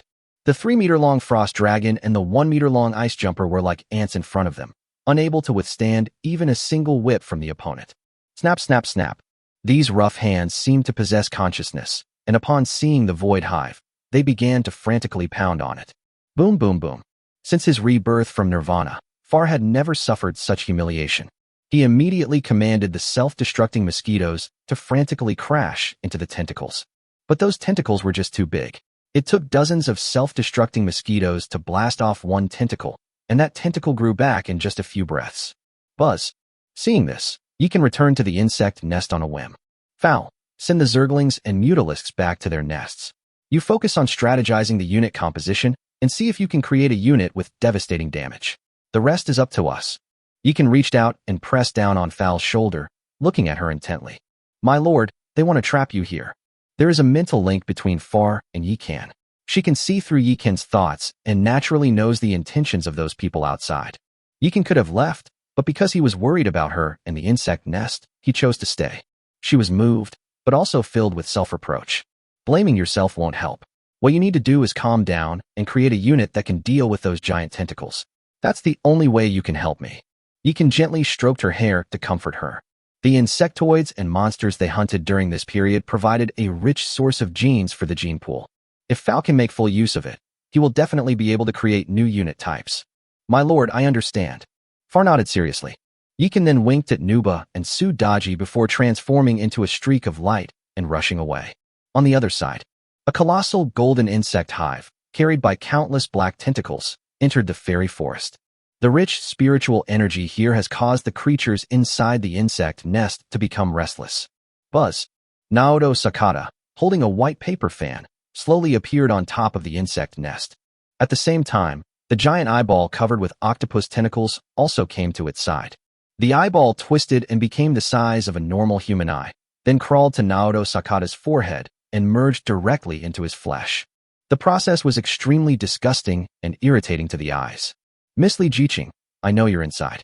From our current distance, I can see clearly into your territory. Although Naoto Sakata was trying his best to suppress his emotions, his trembling hands betrayed him. After merging with the demon eye, it was indeed able to see through the mist of the fairy forest. The rich spiritual energy, the ancient divine tree that blots out the sky, the well of eternity that is filled with vitality, and the moon goddess lake with a small moon hanging in the sky are all refreshing its understanding of planetary lords. How can the difference between people be so great? Now that you've seen it clearly, you should know the difference between humans and insects. Why are you still shamelessly clinging to our territory? Don't you feel ashamed? Although Li Jiqing no longer possessed the demon god's eye, Sakata Naoto had already entered the territory of the fairy forest, and she was able to see through his true nature. You. Upon hearing this, Naoto Sakata was immediately speechless with anger. It was just thinking about the difference between people in its mind, but Li Jiqing directly said humans and insects, which broke its defenses. Rumble. Just then, endless fireballs, ice arrows, and boulders rained down from the sky, crashing down on the insect hive. At the same time, endless roots suddenly emerged from the ground, enveloping the golden insect nest. Chapter 175 Horrific Events Caused by the Race War. Ding ding ding. Fireballs, ice arrows, and boulders rained down on the golden insect nest, producing metallic tremors. The guardian trees each have different attributes, including metal, wood, water, fire, earth, wind, thunder, ice, light, and darkness. The attacks of different attributes mixed together caused a mysterious change, which was able to corrode the golden insect nest. Rumble. Sakata Naoto was worried that something might happen to its insect nest, so he immediately used his mental power to control the black octopus legs, carried the insect nest, and ran out of the fairy forest. Miss Li Jiqing, aren't you surprised that I didn't go to rescue Hadayumi, but instead attacked your territory? Naoto Sakata seemed to want to show off his intelligence in front of Li Jiqing, so he didn't rush to attack. However, Li Jiqing completely ignored it. You idiot, get lost. Li Jiqing was extremely intelligent, and she had already made some guesses about how things had developed to this point. Naoto Sakata and Taichi Akaya once said in a Zerg chat that they were going to rescue Yumi Hata and then divide up Yikan's void hive. Instead of doing so, they created chaos outside and provoked a war between the human and insect races. No sooner had Yikan left than they came to raid his home. Anyone who isn't an idiot can see that this was all part of their plan. Moreover, they also possess methods similar to the eye of the demon god. Otherwise, they wouldn't be able to control Yikan's actions so precisely. When Naoto Sakata arrived at Fairy Forest, Yikan was definitely already tied up by other insectoids. If nothing unexpected happens, the person holding him back should be Akaya Taichi. Damn humans, so sharp-tongued. Once I take over this territory, I'll definitely torture you properly. Naoto Sakata was so angry, he gritted his teeth. The Face Vortex race has always wanted to become a true human, so they imitate humans in every way, from appearance to behavior. This proves the saying, the more you lack something, the more you flaunt it. It originally intended to reveal its plan and then thoroughly ridicule Li Jiqing. As a result, Li Jiqing didn't give it a chance to speak at all, and even called it an idiot. This completely broke through its already low self-esteem. You sons of the gold-eating insects, tear this territory apart and drag that wretched woman out. Whoosh whoosh whoosh. At Naoto Sakata's command, countless golden beetles soared into the sky, gathering into a golden cloud that rushed towards the fairy forest. At the same time, a group of giant beetles, each over 3 meters tall, emerged from the ground. Whoosh, whoosh, whoosh. They flung out their golden spears, which coalesced into a shower of golden light and shot towards the fairy forest. Guardian Tree, prepare to face the enemy. Li Jiqing stood in her territory with a group of hunters, tree spirits, and witches, gazing at the distant insectoids, but chose not to make a move. Rumble. The next moment, a grove of trees in fairy forest suddenly stirred, and giant trees rose from the ground. Whoosh, whoosh, whoosh.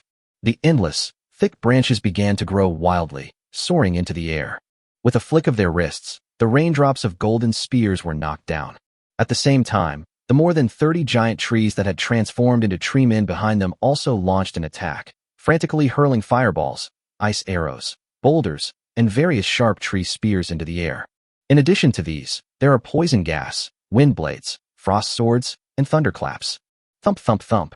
Before those indestructible gold-devouring insects even entered the territory, they were smashed to pieces. The remaining ones were skewered with sharp branches and spears and turned into kebabs, completely failing to demonstrate the defensive capabilities expected of a metallic Zerg. How is this possible? Naoto Sakata shuddered at the sight of this unbelievable scene. Wasn't it supposed to be Jin Kimu? How come these tree men are even more ferocious than its gold-devouring insects? So it activated its magic eye to look closely, but felt a chill run down its spine. These damned humans, just how much good fortune have they obtained? These tree people are all epic level.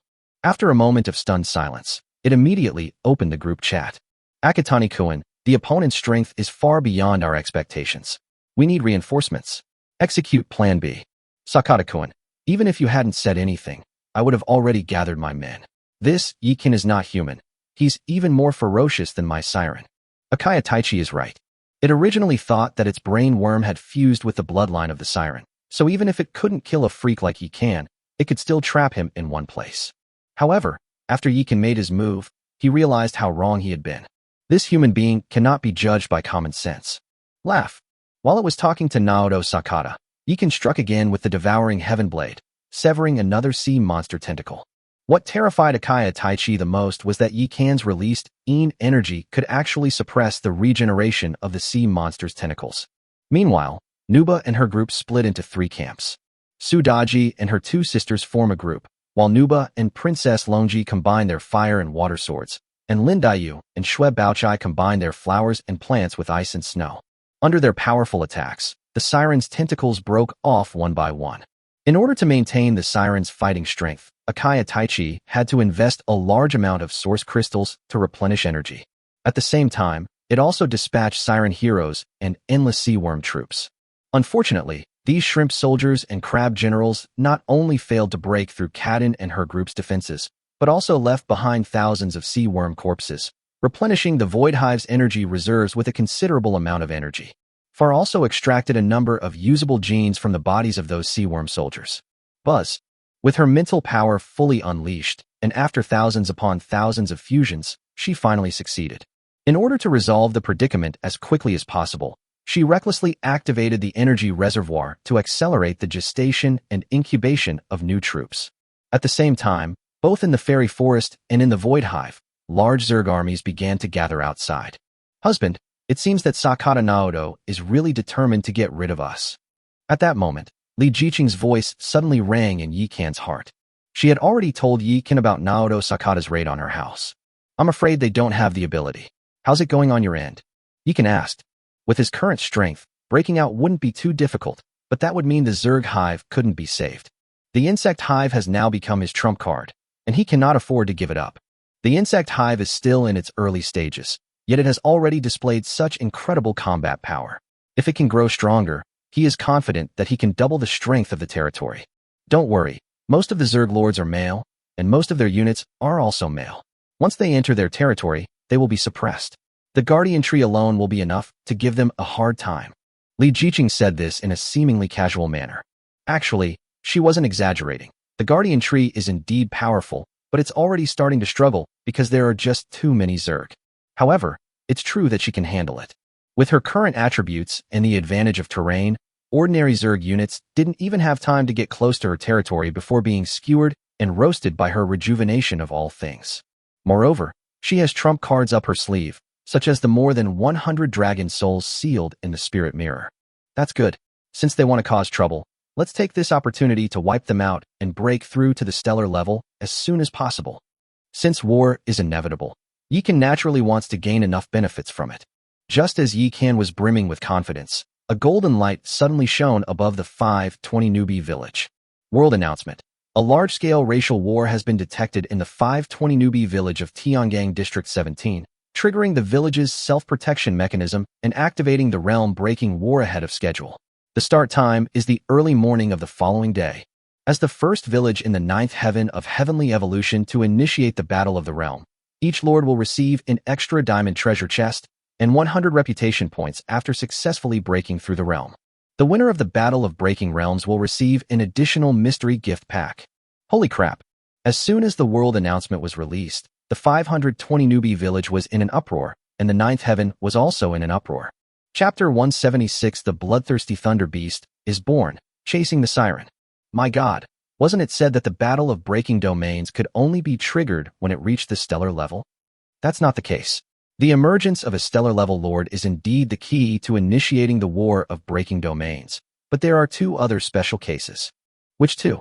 First, the average level of the starting village is greater than or equal to level 15. Second, in our current situation, a large-scale war has broken out in the village, triggering the village's self-protection mechanism. Damn it, those damn planarians. It's all their fault. I wasn't ready. I'm only level 13. Did I say anything? I'm a farming lord, and I'm only level 11. My god. As soon as the world announcement was released, the regional channel in the newbie village instantly went wild. However, most of the speakers were races other than humans and Zerg, because most of them were not affected by the war. This is it, we're doomed. With these two races still fighting amongst themselves like this, how can they possibly win the war to break through the realms? Humans and the Faceless Vortex clan are inherently irreconcilable enemies, so a ceasefire is probably impossible, but it's not without a chance. What do you mean? That goes without saying. The losing side will die and have its territory dismantled, while the winning side will devour the enemy's lord's heart and resources, causing its strength to skyrocket. Do you think there's any hope for the War of Breaking Domains? In fact, the impact of the War of Breaking the Domain triggered by the 520 newbie village far exceeded the expectations of all races, and even affected the lower universe. What is this brat up to? Wherever he goes, chaos ensues. As Lumingli looked at the message sent back from the virtual world, she couldn't help but bite her cherry lips. Before Yikan and the others descended to the 9th heaven, they all received the All Heavens Network chip issued by the Dragon Kingdom. In other words, they can actually enter the virtual world now, but the world's rules have blocked the material transmission channels. Their development in the 9th heaven is directly related to the future of the Dragon Kingdom and the future of the Academy. Therefore, both the high-ranking officials of the Dragon Kingdom and the high-ranking officials of the Academy attach great importance to their development in the 9th heaven. However, they cannot actively contact the people in the 9th heaven. They can only rely on their spies there to send back messages periodically. This is not Yikan's fault. The human-faced Vortex clan invaded our human race when it was in the 8th heaven, causing the deaths of tens of millions of lords directly and indirectly. This is a deep-seated hatred, and as humans, we have no right to forget it. This kid may seem cold-hearted, but he's actually very reliable when it comes down to it. Lu Changfeng said with a serious expression. But with his current strength, it's really too much of a stretch for him to face the battle of breaking through the realms. Lumingli was not blaming Yikan, but she felt that he was too impulsive and should have made sufficient preparations and planned carefully before acting. In these chaotic times, it's impossible to be perfect in every aspect. Let's be patient and wait. How many students our academy can send next year depends on this kid. On the other side, like a tidal wave, the Zerg swarm crossed hundreds of meters of water and rushed toward the Void Hive. Yikan and his team are very strong overall, but even the strongest can be overwhelmed by a large number of opponents. In addition to resisting the giant tentacles of the Siren, they also have to prevent the Zerg heroes from launching a sneak attack. On the Void Hive, Kadin and her group of over 200 beauties, along with Void Jumpers and Frost Wyverns, are currently holding off the other Zerg without any problems. But the Zerg population continued to grow, reaching tens of thousands. If this continues, they probably won't be able to hold on for long. Roar! Roar! At this critical moment, a roar suddenly came from within the insect hive. Then, dozens of enormous figures rushed out of the insect hive. They were giant ice crystal monsters, each 10 meters tall. Their bodies resemble amethyst dragons, with a pair of ice crystal wings on their backs. These monsters have thick, powerful lower limbs, but their forelimbs are two crystal-clear ice blades, crackling with electricity. The shape of that broadsword was somewhat similar to the ice soul blade that Yikan gave to Fowl, only it was magnified dozens of times. Very good. From now on I'll call you bloodthirsty thunder beasts. Upon seeing the monster's appearance, Yikan's eyes lit up, and he roared. Kill them. Cut off these octopus legs. Whoosh whoosh whoosh. Upon receiving the master's command, the bloodthirsty thunder beast immediately flapped its wings and took to the air. What's astonishing is that, despite their enormous size, they are incredibly fast. The electric currents swirling around them seem to accelerate them. Hiss hiss hiss. What shocked Yikan even more was their terrifying destructive power. Each of their strikes left deep bloodstains on the siren's tentacles. The two bloodthirsty thunder beasts working together could sever a siren's tentacle in just a few breaths. The time for reckoning has come. Yikan's confidence soared, and he immediately applied the Nuba template, smashing several large fire rings into the sea of insects below. Meanwhile, Farah, who was inside the insect hive, finally had a free hand. Through a mental link, she precisely controlled the attacks of the frost-leaping insects and frost wyverns, greatly reducing troop losses. Moreover, as long as the worker bee decomposes enough energy, she will control the hatching pool to continuously hatch ice jumpers and frost wyverns. The Zerg are just that monstrous. They can sustain themselves through war, snowballing their strength. What is this thing? Taichi Akaya, who was controlling the siren from behind through a mental link, was completely stunned when he saw that the terrifying creature was a bloodthirsty thunder beast. How can a mere Zerg unit be this powerful? But what it didn't know was how much price Fowl paid to fuse with the bloodthirsty thunder beast. She categorized and arranged all the genes in the gene bank, and then screened and fused them according to big data algorithms. The intense computation almost caused her to suffer a mental breakdown and deplete her spiritual power. Fortunately, Yikan had been paying close attention to her condition and managed to control the flow of the eternal well water into her body, which saved her life. Even so, without a strong belief, she could not have completed the fusion with the bloodthirsty thunder beast, because the complexity of this unit is simply beyond her current capabilities. Akatani Taichi, you must die today. With the addition of the bloodthirsty thunder beast, Yikan was finally able to free up his hands. He infiltrated the siren's tentacles with his spiritual power, tracing back to the location of Akaya Taichi, and finally found him. Laugh. He suddenly switched to the Shweb Baochai template and used an enhanced version of the Cold Moon Frost power to instantly freeze the nearby sea monster tentacles. Then, switching to the Lin Dayu template, she leaped out and rushed towards the north of the circular lake. Akaya Taichi never dreamed that Yikan's mental strength was so powerful that he could actually track back in reverse. Damn it, why can't I stop him? Akaya Taichi knew that as long as someone could hold back the sea monster and free Yikan's hands, his mission would be considered a failure. In order to preserve its own power, it made a decision that went against its original intentions and forcibly recalled the siren. Rumble. The ground suddenly collapsed, and the siren tentacles on the other side of the circular lake vanished instantly, while countless octopus tentacles appeared beneath the deep purple insect nest where Akaya Taichi was located. These tentacles enveloped the insect nest it was in and then burrowed underground. Trying to run? No way. Yikan immediately switched to the template of Manhwa and frantically activated the power of heavenly fire, which swirled around the devouring heaven blade. Then, his figure spun in the air and suddenly threw out the devouring blade in his hand. Boom. A huge mushroom cloud of fire rose into the sky, and a huge crater was blasted into the ground. Chapter 177. What kind of class do they have that they deserve to call me brother? Husband, we're here to help you. With the sea monster no longer holding them back, Sudaji and her companions were finally free to do so. Boom. Manhwa walked through the air holding the vermilion bird umbrella, her dazzlingly long, fair legs making Yikan's mouth dry. She controlled the heavenly fire to bombard the area below, and the severely weakened siren could only drag her insect hive and hide. Princess Longji, dressed in flowing white robes and wielding the Xianbing sword, descended from the sky like a fairy descending to earth, and suddenly thrust her sword into the deep purple insect nest.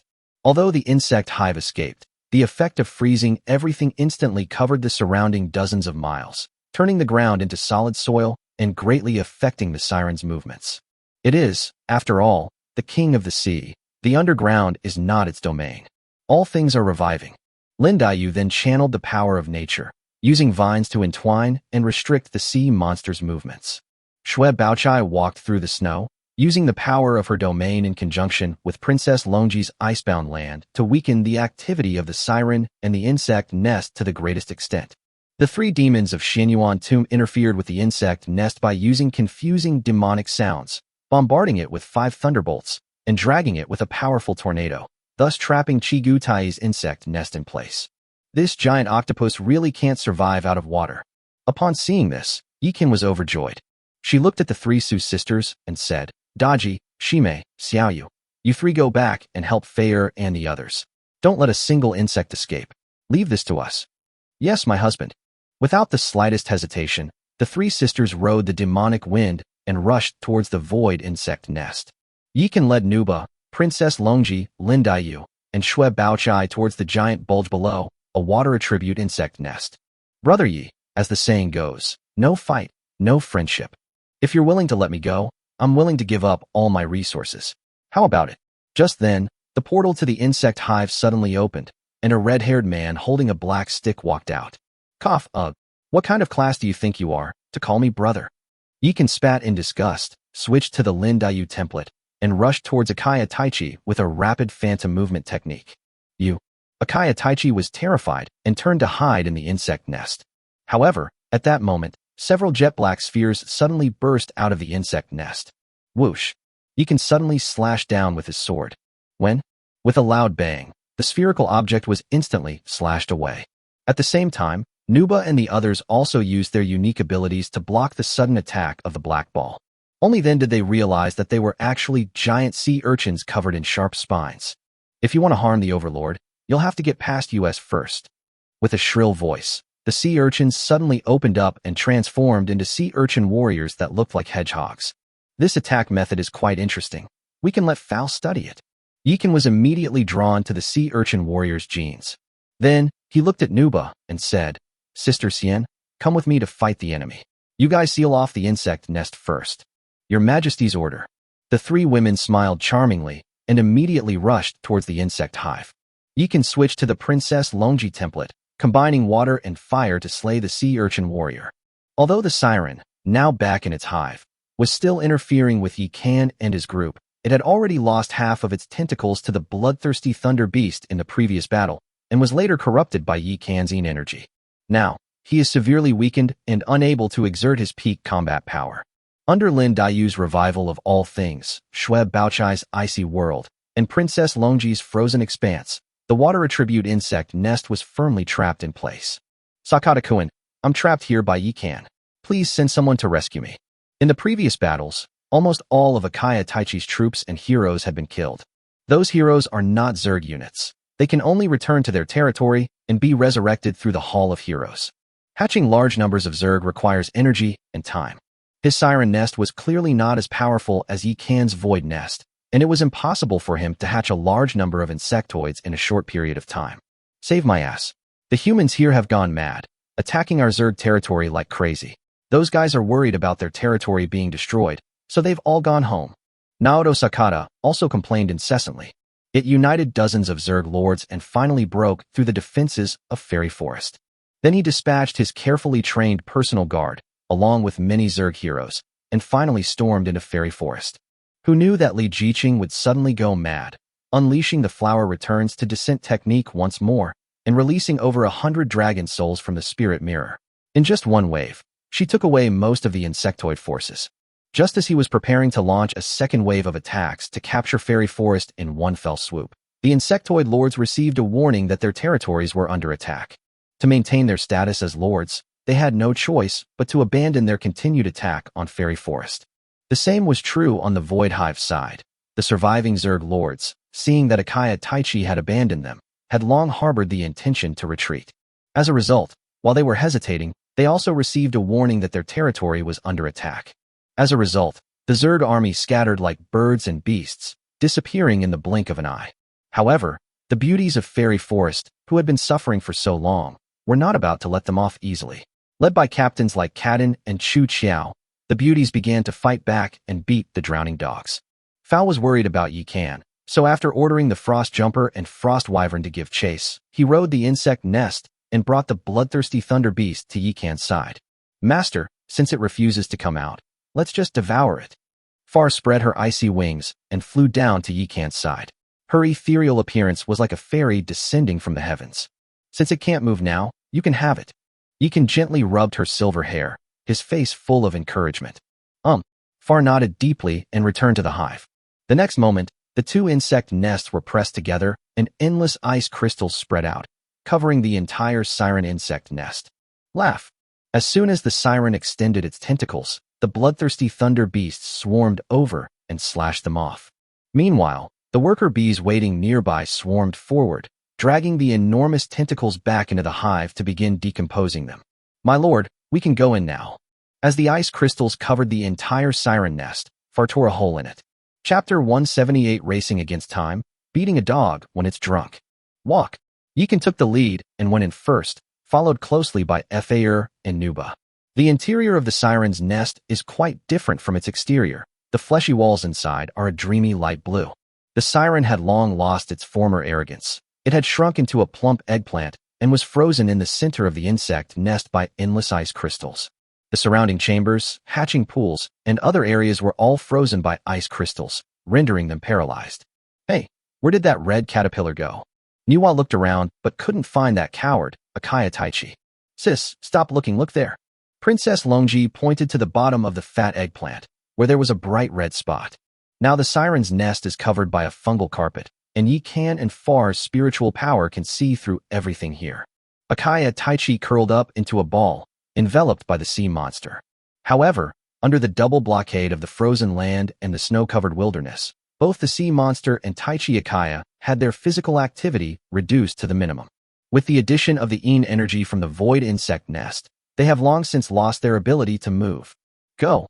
With a wave of his hand, Far summoned the bloodthirsty thunder beasts, which had been eagerly anticipating their arrival.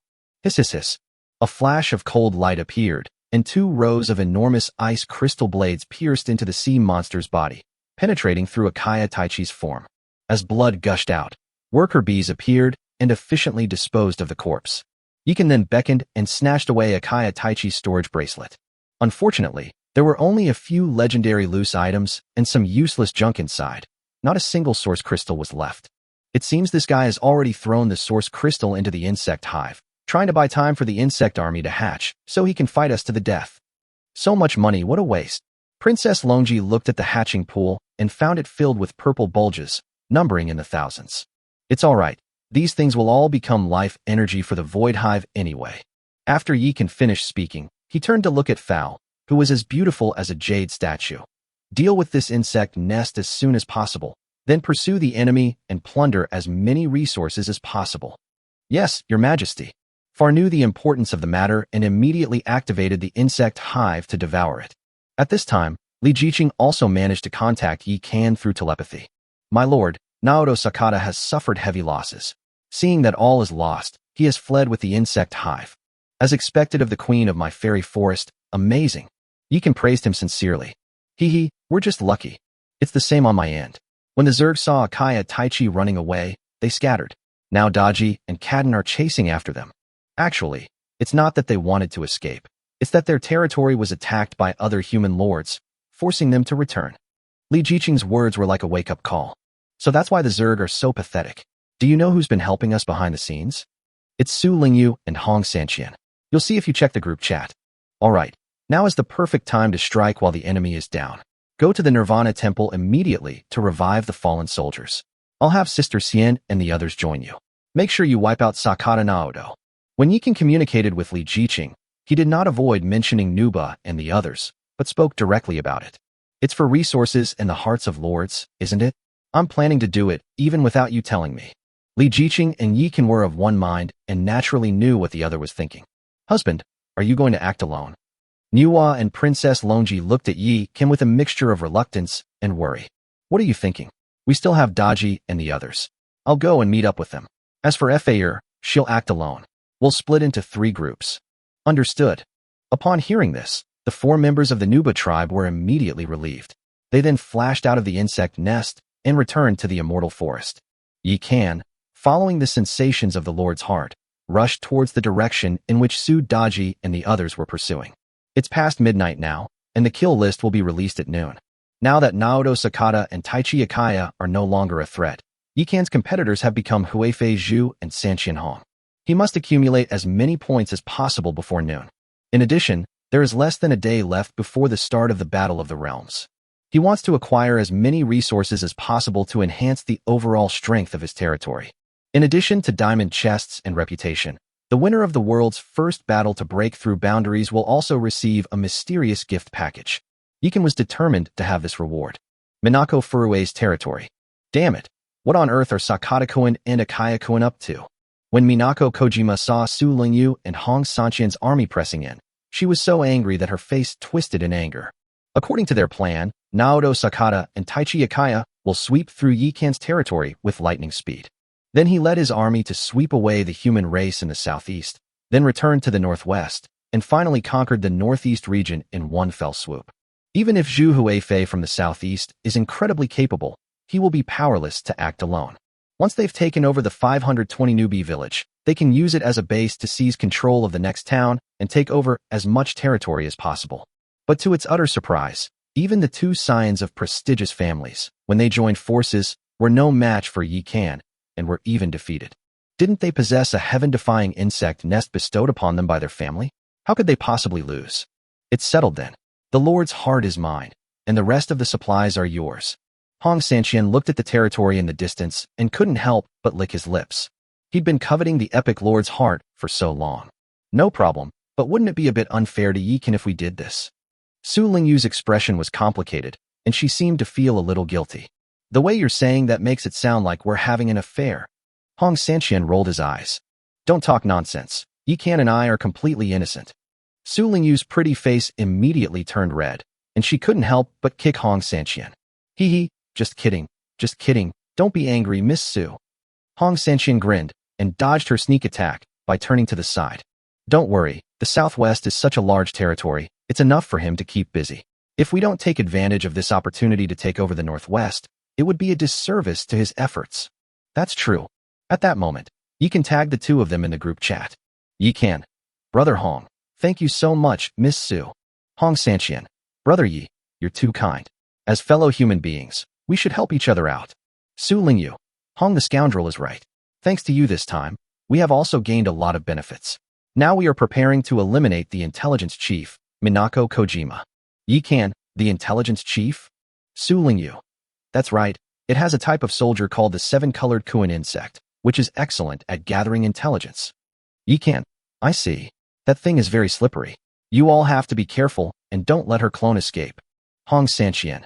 Brother Yi, don't worry, this time we're raiding its lair, it can't escape now.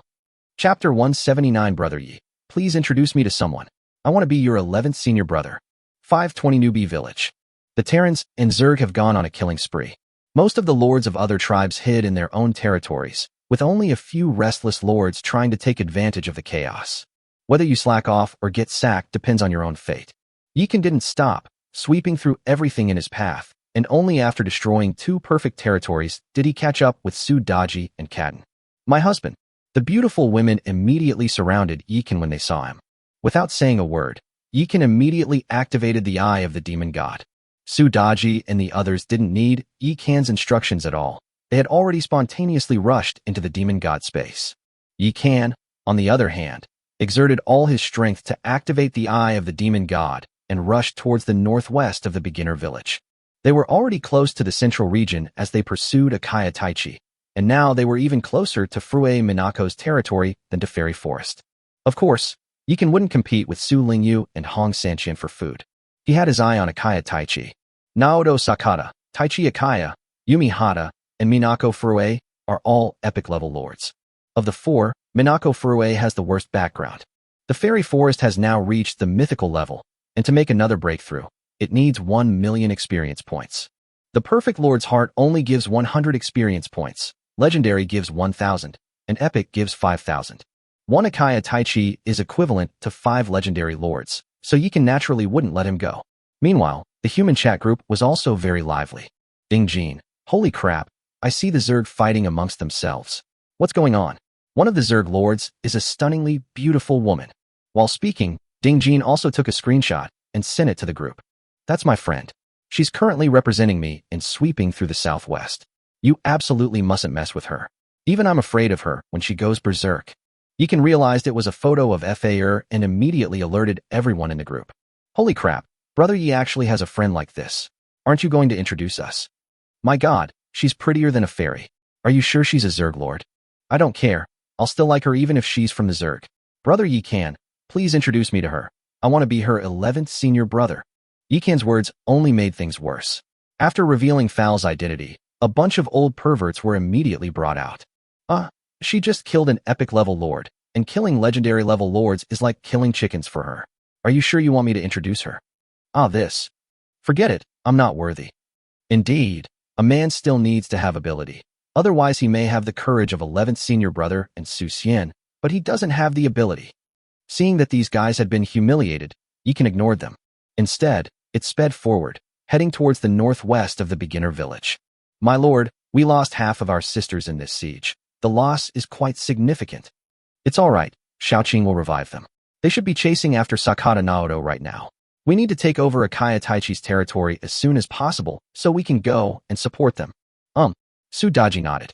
3 hours later, Yikan finally arrived in the northwest. Following the approximate location provided by Su Lengyu, it took them more than an hour to find Akaya Taichi's territory. Fortunately, they arrived in time because the territory had already been occupied by another Zerg. The territory was littered with corpses. Clearly, even if Akaya Taichi has perished, his territory is not so easy to take. This Zerg overlord paid a considerable price to seize the territory. After some questioning by Yikan, it was discovered that the Zerg lord's seizure of Chigu Tai's territory was not for the sake of being a lord. Rather, it was for the purpose of pollution, and then to seize the territory for themselves. You can do that.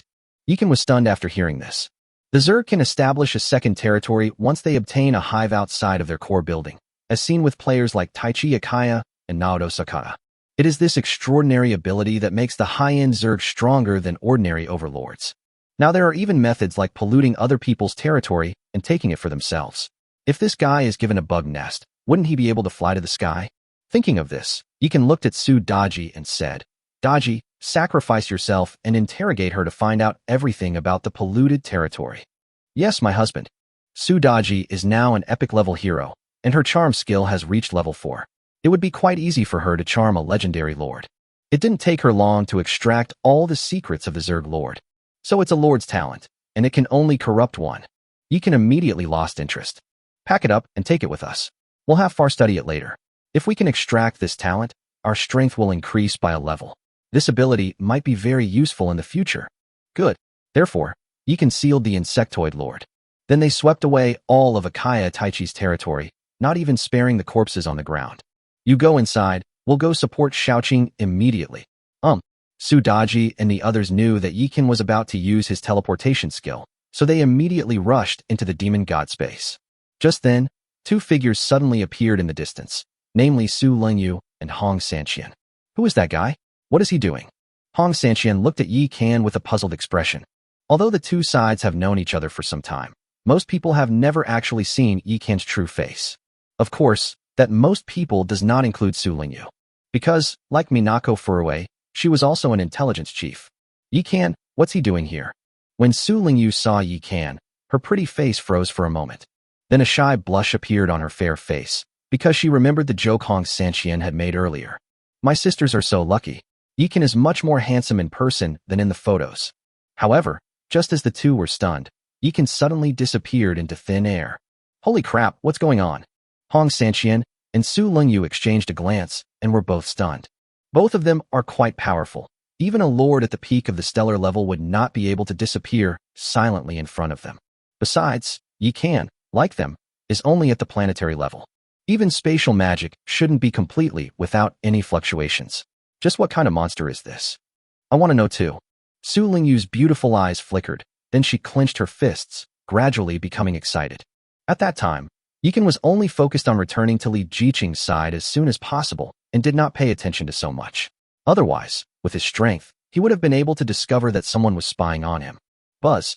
With a flash of light, Yikan, wielding the eye of the demon god, had already arrived beside Li Jiqing. My husband. Having a premonition, Li Jiqing saw Yikan and immediately snuggled into his arms, hugging him tightly. as if she was afraid he would suddenly disappear. Honey, you've worked so hard. Yikan cupped her small face and kissed her alluring red lips before looking ahead. Then his expression turned serious, because there was a huge mine in front of him. Sakata Naoto is incredibly lucky. He's a metal attribute lord, and not only does he have a gold-eating insect hive, but his landing point is also a mine. Li Jiqing said somewhat dejectedly. That's why she hasn't attacked yet. Chapter 180 The Soul Shepherd, Li Jiqing. It wasn't just luck, he used this. After Yikan finished speaking, he reached out and took out a golden token. Advanced Relocation Order. Description: allows you to move your territory to a higher level of the map than the currently unlocked areas. The smallest unit you can select is a village. After using the Advanced Relocation Order, you can ignore the blockade of the region owner, forcibly relocate, and have a high probability of descending to a place that suits the characteristics of your own territory. Wow, where did you get this good stuff? After reading the introduction to the Advanced City Relocation Order, Li Jiqing's eyes lit up immediately. Having been in the ninth heaven for so long, she is no longer the clueless newbie she once was. Even a low-level relocation order allows you to choose the direction of relocation, but the quality of the destination depends entirely on luck. In villages where a breakthrough has been successful, people cannot freely move in or out using a low-level relocation order unless the village chief allows it. High-level relocation orders do not have this restriction. Therefore, this thing is quite valuable, and most people simply cannot afford it.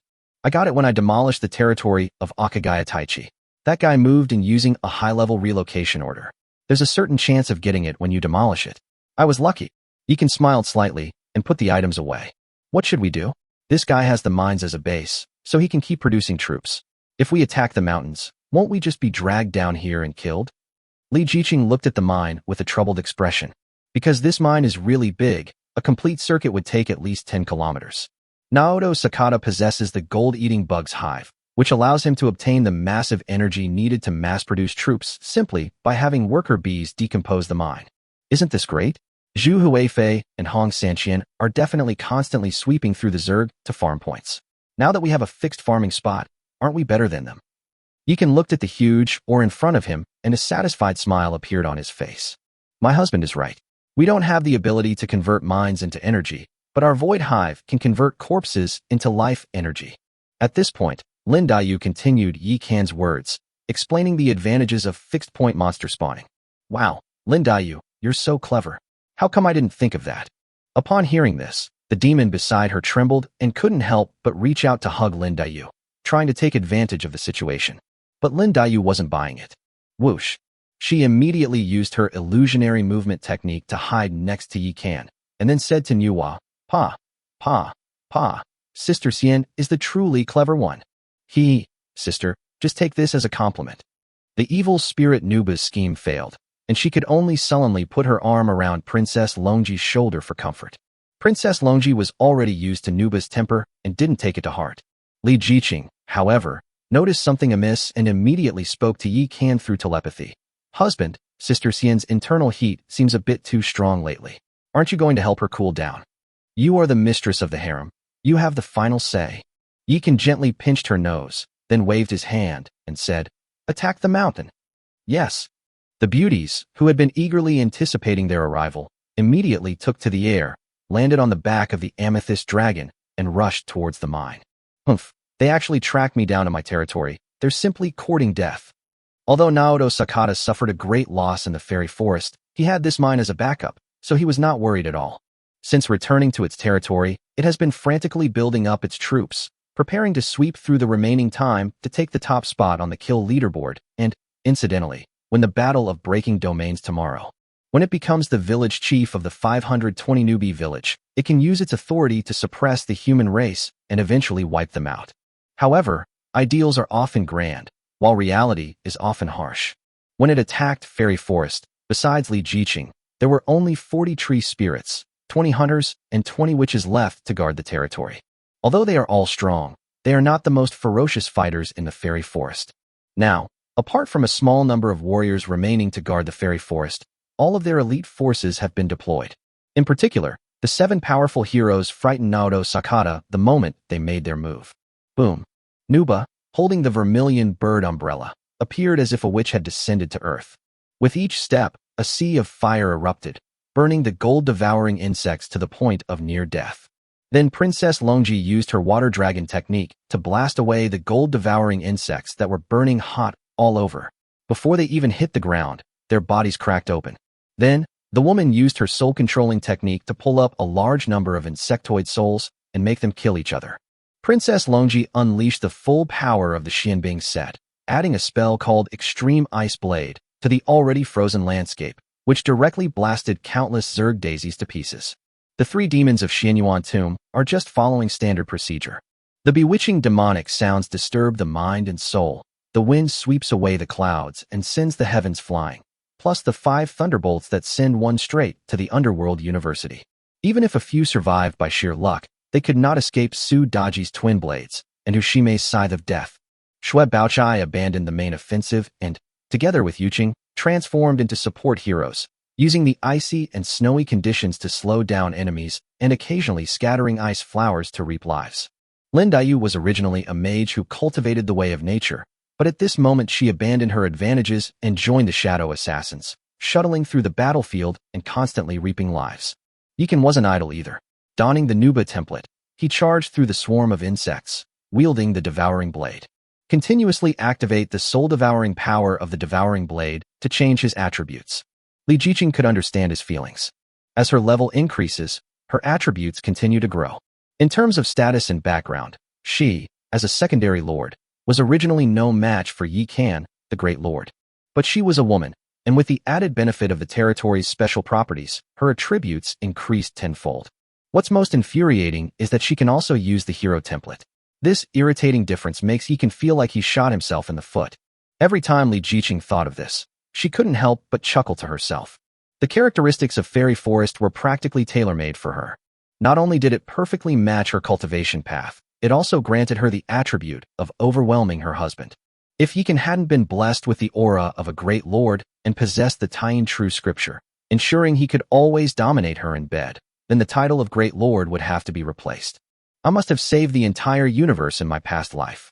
Li Jiqing waved the spirit mirror in her hand, absorbing thousands of insectoid souls into the mirror, then washing away their memories, allowing them to recognize a new master, and then throwing them into the battlefield. She acted like a shepherd of souls, wielding a crimson whip to drive away the souls and lash out at the insectoid race. Chapter 181 Accept God's Judgment. Wives, put on some acting skills. Don't push Sakata too hard, or he'll be doomed if he doesn't mass-produce troops. Seeing that the gold-devouring insects had been almost completely killed, Yi Kan immediately spoke up to remind them. Upon hearing this, Li Jiqing and the others immediately pretended to be exhausted and retreated, but they did not forget to pack up the corpses scattered on the ground and take them with them. Inside the gold-eating insect nest, Naoto Sakata watched Yi Kan and the others retreat and couldn't help but feel puzzled. These beasts were full of life just now. Why did they suddenly retreat? While directing worker bees to mine the mine, Naoto Sakata also ordered the gold-eating beetle queen to mass-produce troops. In addition, it spent a lot of money to resurrect fallen heroes and soldiers from Valhalla. The gold-eating insect's nest and territory are separate. The gold-eating insect nest belongs to the second territory, and the insectoids hatched from it are all low-intelligence killing machines. The Zerg heroes and soldiers cultivated in the territory all possess independent thought and can fight autonomously. My lord, our territory is covered with defensive spikes and anti-air towers. Those humans who come in are just asking for death. I guess they're scared. At this moment, a great spider hero suddenly spoke. Yeah. Naoto Sakata frowned. It always felt that something was wrong, but it couldn't quite put its finger on what it was, so it could only continue to focus on building up its army. Since it has mines to rely on, it can continuously produce troops and is not afraid of a war of attrition. Meanwhile, Yi Kan, who was resting, received a private message from Su Lingyu. Yi Kan, where are you now? Are they besieging Naoto Sakata? What's up, Su, beautiful lady? Yi Kan replied without hesitation. It's nothing. This time you tied down most of the Zerg forces in the northwest, which gave us an opening. We wanted to thank you properly. Su Lingyu said against her will. Actually, she just wanted to find out Yi Kan's current location, but the information she found out shocked her. Yi Kan actually traveled thousands of miles in such a short time to reach the southwest corner where Naoto Sakata was. What's the difference between this speed and teleportation? You're too kind. Without your intelligence, I wouldn't have been able to intercept Takaya Taichi so accurately. I should be thanking you. How about you treat me to a big meal another day? No problem. After a moment's thought, Iken agreed.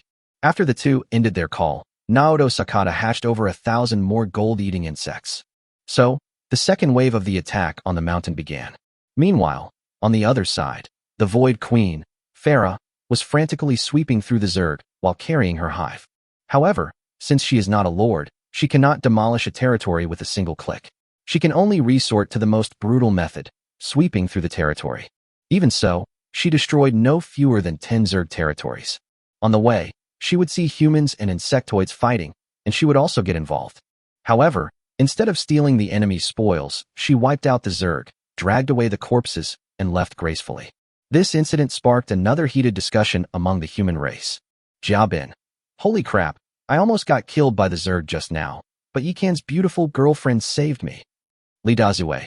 Brother, what a coincidence. Me too. Liang Xiao Nana. Brother Yikan, since that sister is on our side, why don't we bring her in? Liang Xiao Nana is not human, so naturally she hopes for more people of different races so that she won't seem so out of place. Su Lingyu. Nana, Yikan is busy pursuing Sakata Naoto, so he probably won't see your messages. You can message him privately. Liang Xiao Nana. Thank you, Sister Su. I'll contact brother Yikan right away. Zhu Huifei. Holy crap, is brother Yi really hitting Naoto Sakata? The information revealed by Su Lingyu instantly filled Zhu Huifei with a sense of urgency. By the way, I have some news for you. Yikan recently wiped out Akagaya Taichi. Su Lingyu seemed to want to provoke Zhu Huifei and immediately dropped another bombshell. Zhu Huifei.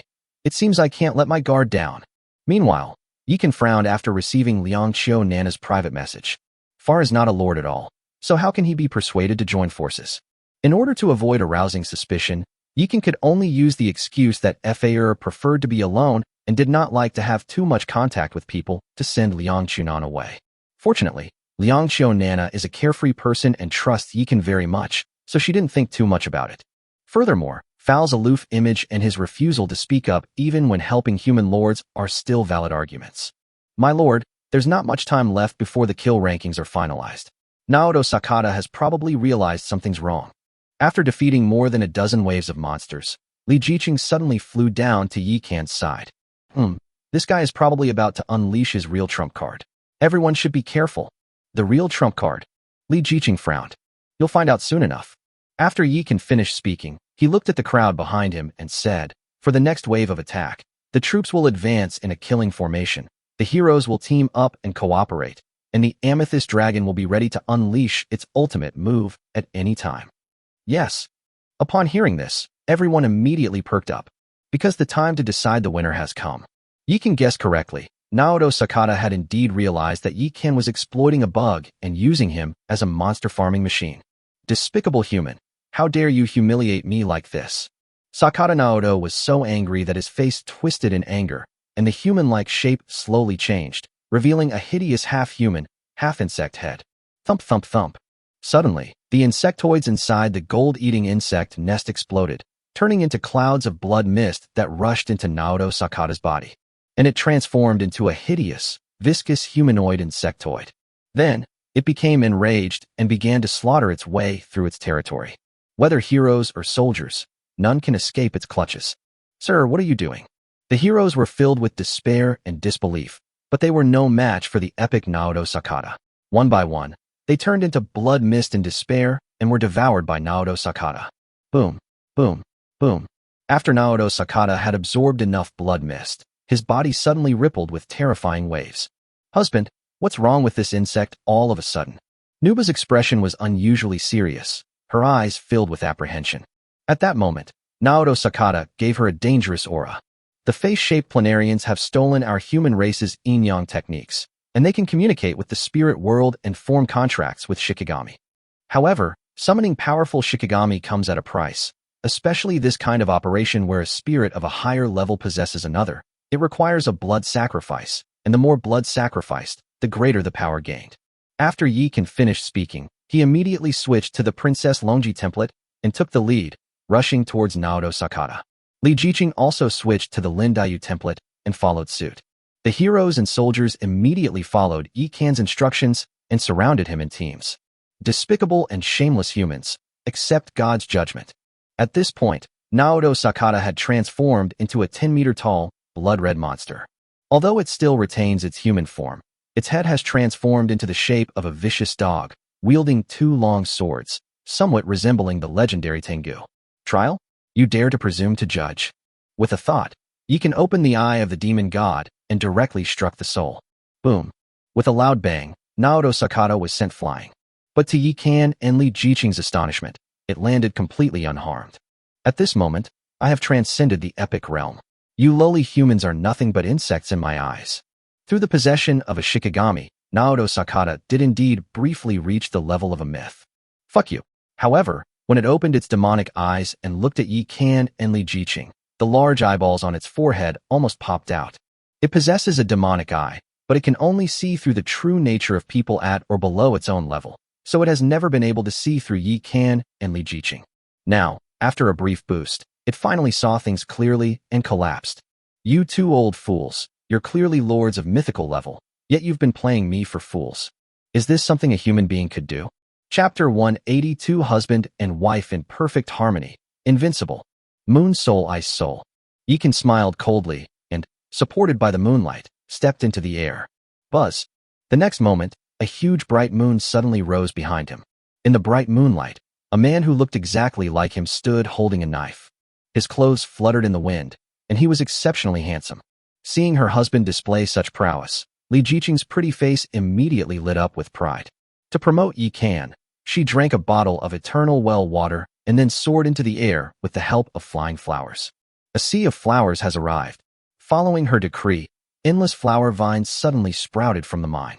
These flowering vines swelled in the wind, engulfing the entire mine in just a few breaths, blooming with flowers all over the mountainside, their fragrance spreading for dozens of miles. This miraculous magic left Yi Kan and Nuba speechless. The spell she unleashed at this crucial moment, along with the immense scale of it, was clearly Li Jiqing's trump card. Wow, our empress is so powerful. Nuwa looked at Li Jiqing, who resembled an empress, and her red lips trembled slightly. I didn't expect that either. Sudaji was somewhat lost in thought as she gazed at the flowers covering the mountain. Sister Qing has always been very strong. Lin Daiyu and Xue Baochai exchanged a glance, both seeing surprise and pride in each other's eyes. When the original members of the fairy forest, including Nuba and Sudaji, heard this, they all wore wry smiles. Li Jiqing became the mistress of fairy forest. On the surface, they didn't say anything and obeyed her orders, but in their hearts they were actually dissatisfied. Now they finally realized what was happening. A lord is still a lord, and cannot be compared to these resurrected people. Naoto Sakata was also stunned by Yi Kan and Li Jiqing's impressive magic, but since he had already made the boast, he had no choice but to bite the bullet and go for it. Moreover, it felt that its great Tengu might not necessarily lose. After all, it was now also a mythical level being. Thinking of this, Naoto Sakata's confidence soared. Woof! It roared to the sky and stomped its feet down. Boom! Suddenly, the ground exploded open, and Naoto Sakata was thrown into the air. Swish! Swish! 2 streaks of blood flashed from its long sword as it unleashed a cross-shaped lightning slash at Yi Kan. Seal up! Yi Kan remained expressionless, and together with the phantom in the moon, he pointed his black sword diagonally at Sakata Naoto. Buzz! In an instant, the bright moon descended, and an oppressive force that seemed capable of crushing the heavens came down from the sky, crushing towards Naoto Sakata. At the same time, Li Jiqing also unleashed the anime-inspired heavenly flower vine, piercing towards the blood-red dog in the air. Tengu eclipses the moon. Naoto Sakata was also quite assertive, because he happened to have a technique that could counter the moon. Buzz! It opened its blood-red maw and inhaled sharply, seemingly intending to swallow Yi Kan's bright moon whole. Unfortunately, driven by the Yin energy, the enormous moon, like a cage, pressed down on it steadily. Just as the illusory moon image compressed to its exact size, the endless flower vines arrived as promised, piercing through the illusory moon image and into its body. Yi Kan's moon soul eye spirit showed no repulsion towards Li Jiqing's flower vine. At this moment, everything is understood without words. Only when 2 people love each other wholeheartedly can magic coexist so harmoniously without any reservations. Poor Naoto Sakata was also frozen in midair, unable to move, due to these 2 powerful forces. Wow, we're not even needed anymore. The 2 of them have already taken care of everything. Nuba shrugged. My husband and Qing Mimi have become much stronger. Sudaji looked at the two people in the air with envy in her eyes, and then quickly smiled. The man in the picture above is the husband of the woman in the picture above, and also her husband. Unlike the pride of Nuba and Sudaji, Naoto Sakata was terrified at this moment. It is a direct descendant of the Sakata family and possesses a gold-eating insect nest bestowed by the family. He also studied Inyang techniques under a master and can summon the great Tengu Shikigami. Logically speaking, with its foundation and strength, it should have been dominating the newbie village, but it was defeated by these two unknown humans without any chance to fight back. Now it finally knows that its brother's death was not unjust, but unfortunately, it knows it too late. Lord Yikan, please don't kill me. I'll acknowledge you as my master and become your servant. Naoto Sakata felt his life force slipping away and panicked. Servant? You dare to call yourself a servant? Before Yikan could speak, Li Jiqing couldn't take it anymore. Hiss hiss hiss. All that could be seen was a flurry of flying vines, and in the blink of an eye, Naoto Sakata was riddled with thorns, quickly turning into a cold corpse. At that moment, a loud rumble suddenly came from afar. Then, a crystal-clear, giant ice mountain, refracting various colors in the sunlight, appeared at the edge of the horizon and moved rapidly toward us. Rumble. The first to arrive were 20 enormous, bloodthirsty thunder beasts. Then came the enormous ice spheres covered in sharp spikes. Like tanks, they crushed rocks and carved out a smooth road wherever they went. Then came the swarms of frost jumpers and the frost wyverns that resembled a cloud of icy crystals. And finally, the dazzling void hive. Dominate. Farfel leaped out and landed beside Yikan. His cold face instantly blossomed like a flower, revealing a charming smile. Well done. Yikan looked at the void Zerg, whose numbers had nearly tripled, and a gratified smile appeared in his eyes. I almost forgot. As if remembering something, Li Jiqing immediately opened the betting platform and placed a bet of 10 billion source crystals under Yikan's name. Chapter 183 Butcher Yikan, Devouring Heaven ascends to the next rank. Now we're announcing the top 10 kills in the 520 newbie village rankings. Just as Li Jiqing finished placing her bet, the sky above the newbie village shone with golden light once again, signaling the long-awaited settlement time. 10th place, Liang Xiao Nana, with 22.22 million kill points. 9th place, Ding Jin, with 36.54 million kill points. Poor Nana, she's dropped out again. The rankings had just been announced when Liang Xiao Nana pitifully posted Versailles on the regional channel. Nana, that's too much. I heard you've been hiding in your territory making medicine lately and haven't gone out at all. How come you're only 10th?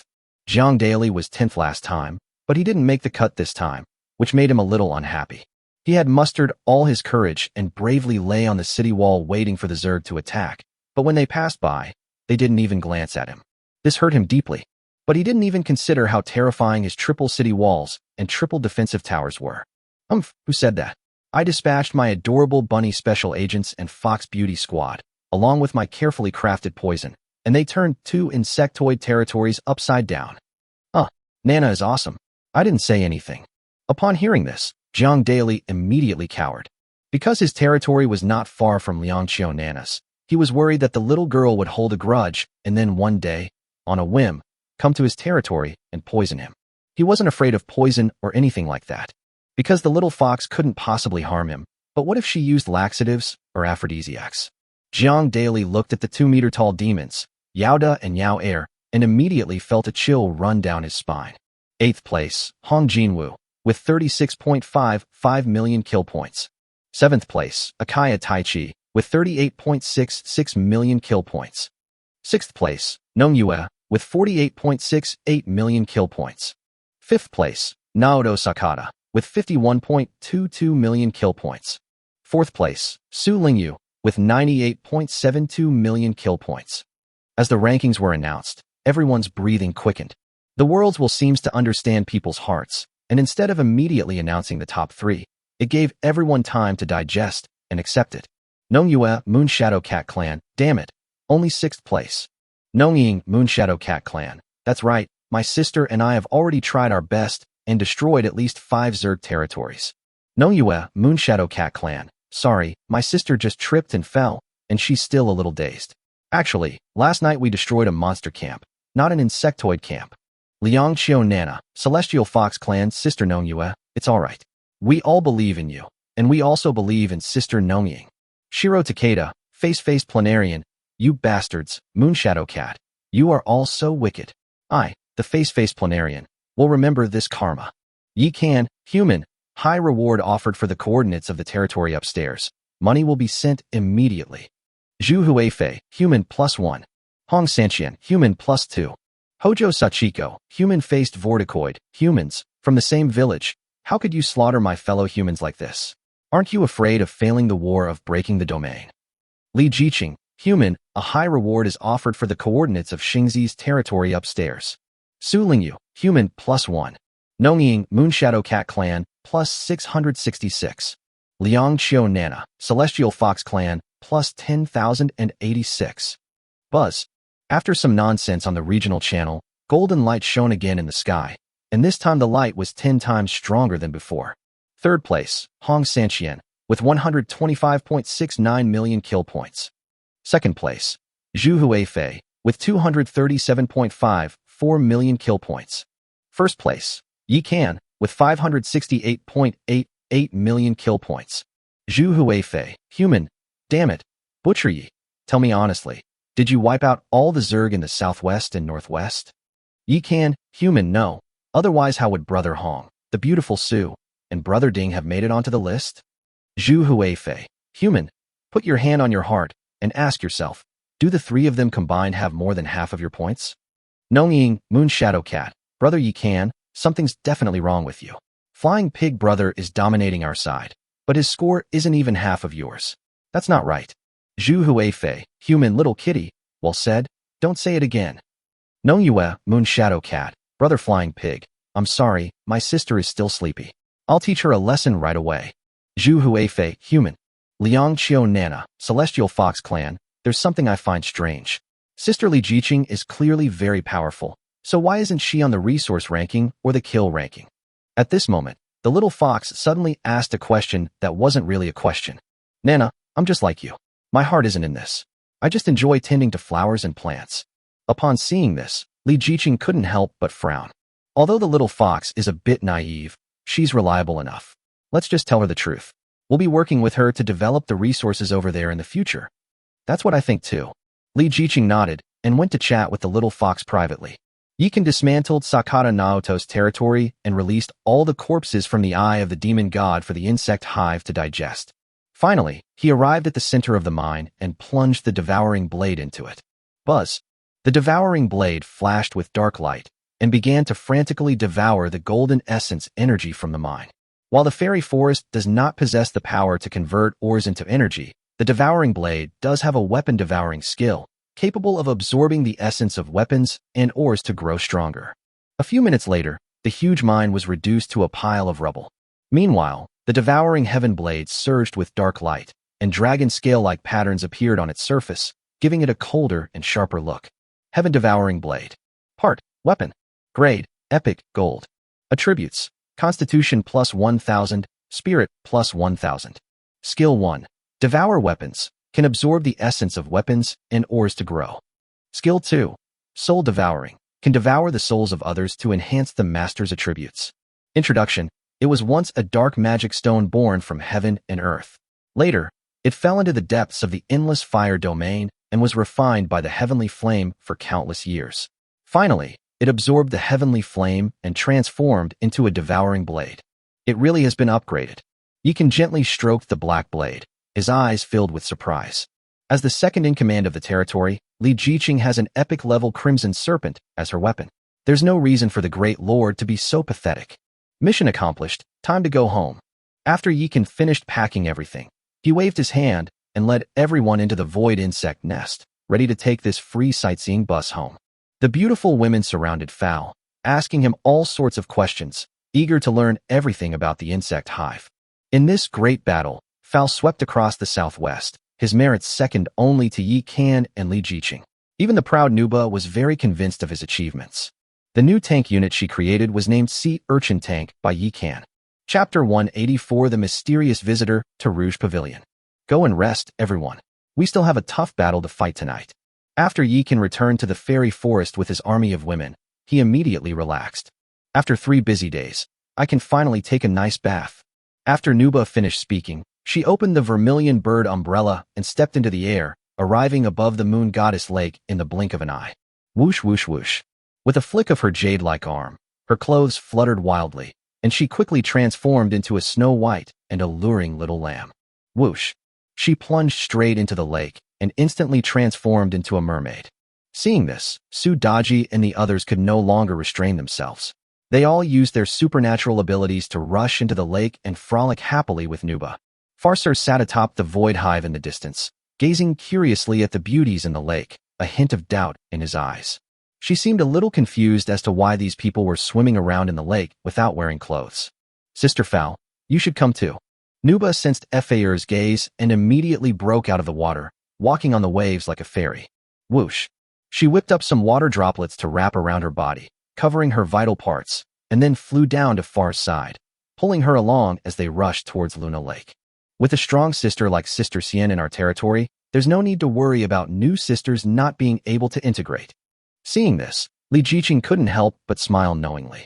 Indeed, there are some things you can't do, but she can. Yikan smiled slightly, pulled Li Jiqing into the treehouse, and prepared to take stock of the gains from this great battle. 3 epic lords' hearts, 7 legendary hearts, 12 perfect hearts, and 6 flawless hearts. My god, how come there are so many? Looking at the lord's heart shimmering with various colors before her, Li Jiqing felt as if she were dreaming. Aside from the 3 epics, the rest were basically harvested by Fowl. Yikan poured these lords' hearts into the sun and moon immortal pot one by one, and the experience of the 3-colored crystal also increased from 11334/10000 to 34594/10000. You're so clever to have recognized the value of that void insect hive. Otherwise, we would have missed it. Li Jiqing looked on with a sigh. She was actually against Yikan putting away the insect nest at first, but now she finally understands what it means to actually like it. By the way, is that gold-eating insect nest still of any use? Li Jiqing remembered the insect nest left behind by Naoto Sakata, and her big eyes immediately lit up with hope. Don't even think about it. That bastard Naoto Sakata didn't originally intend to kill the gold-eating insect queen, but after realizing he was going to die, he used the mental link to make her commit suicide. Yikan felt a pang of heartache when he thought of this. The fairy forest has 2 lords. If they were to acquire another gold-eating insect nest, their strength would undoubtedly increase significantly. The success rate of the battle to break through the domain will definitely increase accordingly. What about the gold-eating insect nest? Keep it for now. It might come in handy later. After Yikan finished speaking, he began to take stock of the other supplies. Because of his ferocity in the kill rankings and the precedent set by the resource rankings, many people are betting on him in this kill rankings betting game. Even though Li Jiqing later bet 10 billion, she still couldn't win all the gambling money. Excluding the initial investment, I only won 8 billion source crystals this time. This time, by dismantling the territories of Akaya Taichi and Sakata Naoto, and with Fowl's sweep, Fairy Forest obtained a total of 45.8 billion source crystals and 1.85 billion boundary stones. In addition, they also received 2 diamond chests, 313 gold chests, 17,000 silver chests, and 6,000 bronze chests. 1 diamond chest is a reward from the leaderboard, and the other is dropped by Naoto Sakata when he is defeated and transformed into a great Tengu. Besides these things, there are also a lot of farmland, defensive towers, barracks, and other buildings. However, Fairy Forest is quite special. Currently, apart from the Guardian Tree and the Decomposition Tree House, which can be mass-produced, the other ancient trees seem to be unique. Yikan had tried placing barracks there, but the tricolor crystals couldn't turn them into ancient trees. Fortunately, Fairy Forest has enough troops now, so Yikan didn't insist. It's true what they say, murderers and arsonists live in luxury. That's absolutely true. Li Jiqing looked at the dazzling array of spoils, her big eyes sparkling. That's true, but we're killing wicked insects. They deserve to die. After Yikan finished speaking, he pulled Li Jiqing into his arms, gently stroking her face, and said, "You've been tired these past 2 days. Go and get some rest." "And what about you?" Li Jiqing hugged Yikan's waist and looked at him affectionately. "When I came back, I took a look and found that half of the guardian tree had been destroyed. I'll go and repair it first, and also draw some cards while I'm at it." "All right, don't rush things. We're the main force in the battle to break through the domains." As they were talking, Li Jiqing suddenly leaned in and kissed Yikan. "Okay." Yikan slapped her on the buttocks to send her away before walking toward the sun and moon immortal pot. Buzz. With the influx of 1.7 billion boundary stones, a spiritual energy storm swept through the territory. The ancient divine tree swayed in the wind, rising directly from level 17 to level 19. Looking at the remaining 300 million plus boundary stones, Yikan couldn't help but sigh. If only I had another 700 million, I could directly break through to the stellar level. Owner. Just then, Xiaomei flew in with a group of little elves. Okay, let's tidy this place up. Yes, sir. After Xiaomei finished speaking, she led her girlfriends and rushed towards the treasure chests scattered all over the ground. While Xiaoyu and Xiaofei were mining originium with the little fox, the task of leading the sisters to manage the territory fell to her. Yikan stepped out of the territory and glanced at the guardian trees in the distance, only to find that there were only 40 left. That bastard Naoto Sakata is quite capable. He actually destroyed my 23 epic-level guardian trees. Yikan reluctantly took out all 30 defensive buildings he had obtained from the battle and threw them away. Buzz. Enveloped by the power of nature, all 30 defensive structures transformed into guardian trees. Since the territory has been upgraded to mythical level, the two major transformations that the ancient tree has undergone will also affect the new buildings, so the guardian tree has directly become epic level. Yikan spent another 45 billion source crystals to upgrade all the buildings in his territory that could be upgraded to level 19. It feels so good to be rich. Yikan clapped his hands and walked towards the heavenly demon Nirvana pool to perform his daily card draw. Unfortunately, his luck was still terrible. He didn't draw any new heroes from the heavenly demon Nirvana pool or the Red Mansion, but he did draw quite a few new outfits. He had anticipated this, so he changed his target and went to the Dreamy Rouge Pavilion. Master is here. Upon seeing this, the little elves immediately came to greet them. Have any powerful heroes visited recently? Yikan gently patted the little elf's head, his eyes filled with affection. A strange little girl came by, but she was peculiar. She only appeared briefly and then ran away. The little elf rubbed its head, seemingly a bit puzzled. Is that so?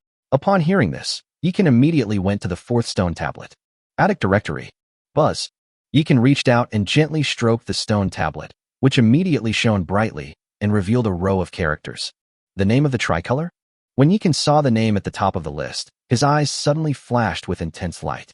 Legendary is silver, epic is gold, and tricolor is mythical, which is above epic. The Dreamy Rouge Pavilion has been built for so long, and not to mention epic heroes. Even legendary heroes have not appeared many times. Unexpectedly, this time there was a huge drop, and a mythical hero was directly obtained. Next time she comes, you must keep her here no matter what. Understand? Yikan rubbed the little elf's head and gave it a serious warning. Okay, I'll go find Sister Yufei right now and get her newly brewed sweet wine. Girls definitely won't be able to resist its temptation.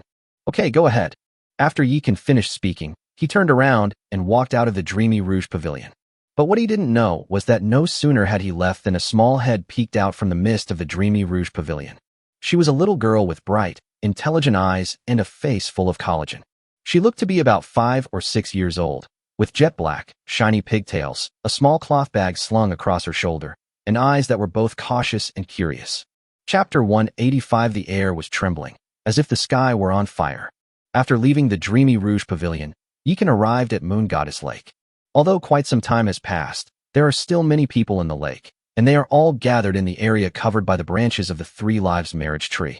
Because when Moon Goddess Lake is combined with the Three Lives marriage tree, the chances of triggering upgrades, rank increases, and skill upgrades will increase. My husband. When Li Jiqing saw Yikan, she immediately came over and very considerately rubbed his back. Why aren't you resting yet? Yikan hugged her tenderly, not wanting her to suffer. Isn't it because I'm waiting for you? I won't be going back to the treehouse tonight. I've arranged for someone else to keep you company. We'll obey the Empress. Yikan held her tightly, greedily inhaling her fragrance. Kaden and Xingyao, who were floating under the tree meditating, couldn't help but feel envious of the two of them being so affectionate, but they didn't disturb them. Not long after, Yikan returned to the treehouse after washing off the grime. Before he could react, a figure pounced on him and slammed him against the wall. Sister Xian, you've been studying a lot lately. You've even learned how to wall pin a man. Looking at the stunning beauty before him, Yikan couldn't help but feel a surge of adrenaline. There are no ugly women in the territory, only women with different temperaments and personalities. The woman, Nuba, was originally passionate, bold, and unrestrained. After being influenced by the modern culture of Earth, this temperament was further liberated. When she was alone with Yikan, She never hit herself. Enough with the nonsense. You've left me hanging for so long. You have to make it up to me today. Manhwa glanced back at the clock, hesitated for a few seconds, and then said, there are still 8 hours until the start of the Battle of the Realms. But she couldn't finish her sentence. Knowing that time is tight, you're still wasting time. Yikan picked up Nuba around the waist. Oh, it's been so long since I've spoken to you. Your temper's gotten pretty bad. Come and fight if you dare. Who's afraid of who?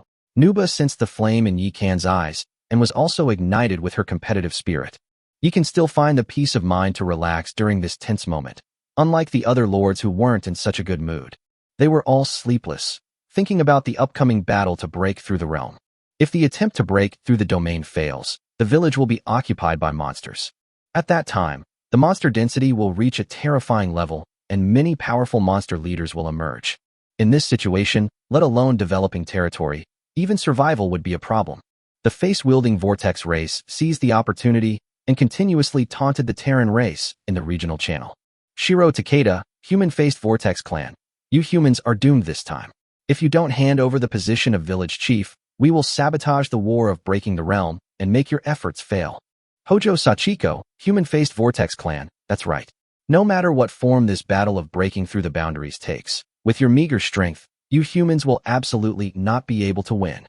Liang Chio Nana, Sky Fox clan, Takeda Cockroach, that's Sachiko.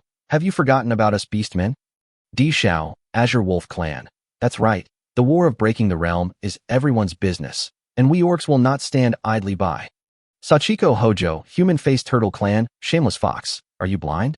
My name is Sachiko Hojo, not that kind of tune. Nongying, Moonshadow Cat clan, that worm's sister, isn't the unit of measurement for worms Tai? Nana wasn't wrong. Surprisingly, Nongyue didn't come out to cover her sister's mouth this time. Meanwhile, in the human group chat, everyone was as anxious as ants on a hot pan. Zhu Huifei. Damn it, these bastards are disgusting. We can't kill them all. Su Lingyu. The lord of a newbie village is 1,000 people. Originally, the Zerg had the advantage, but after this great purge, the dominant race has become our human race. There are probably 300 human lords still alive, but unfortunately, only 200 have joined the group.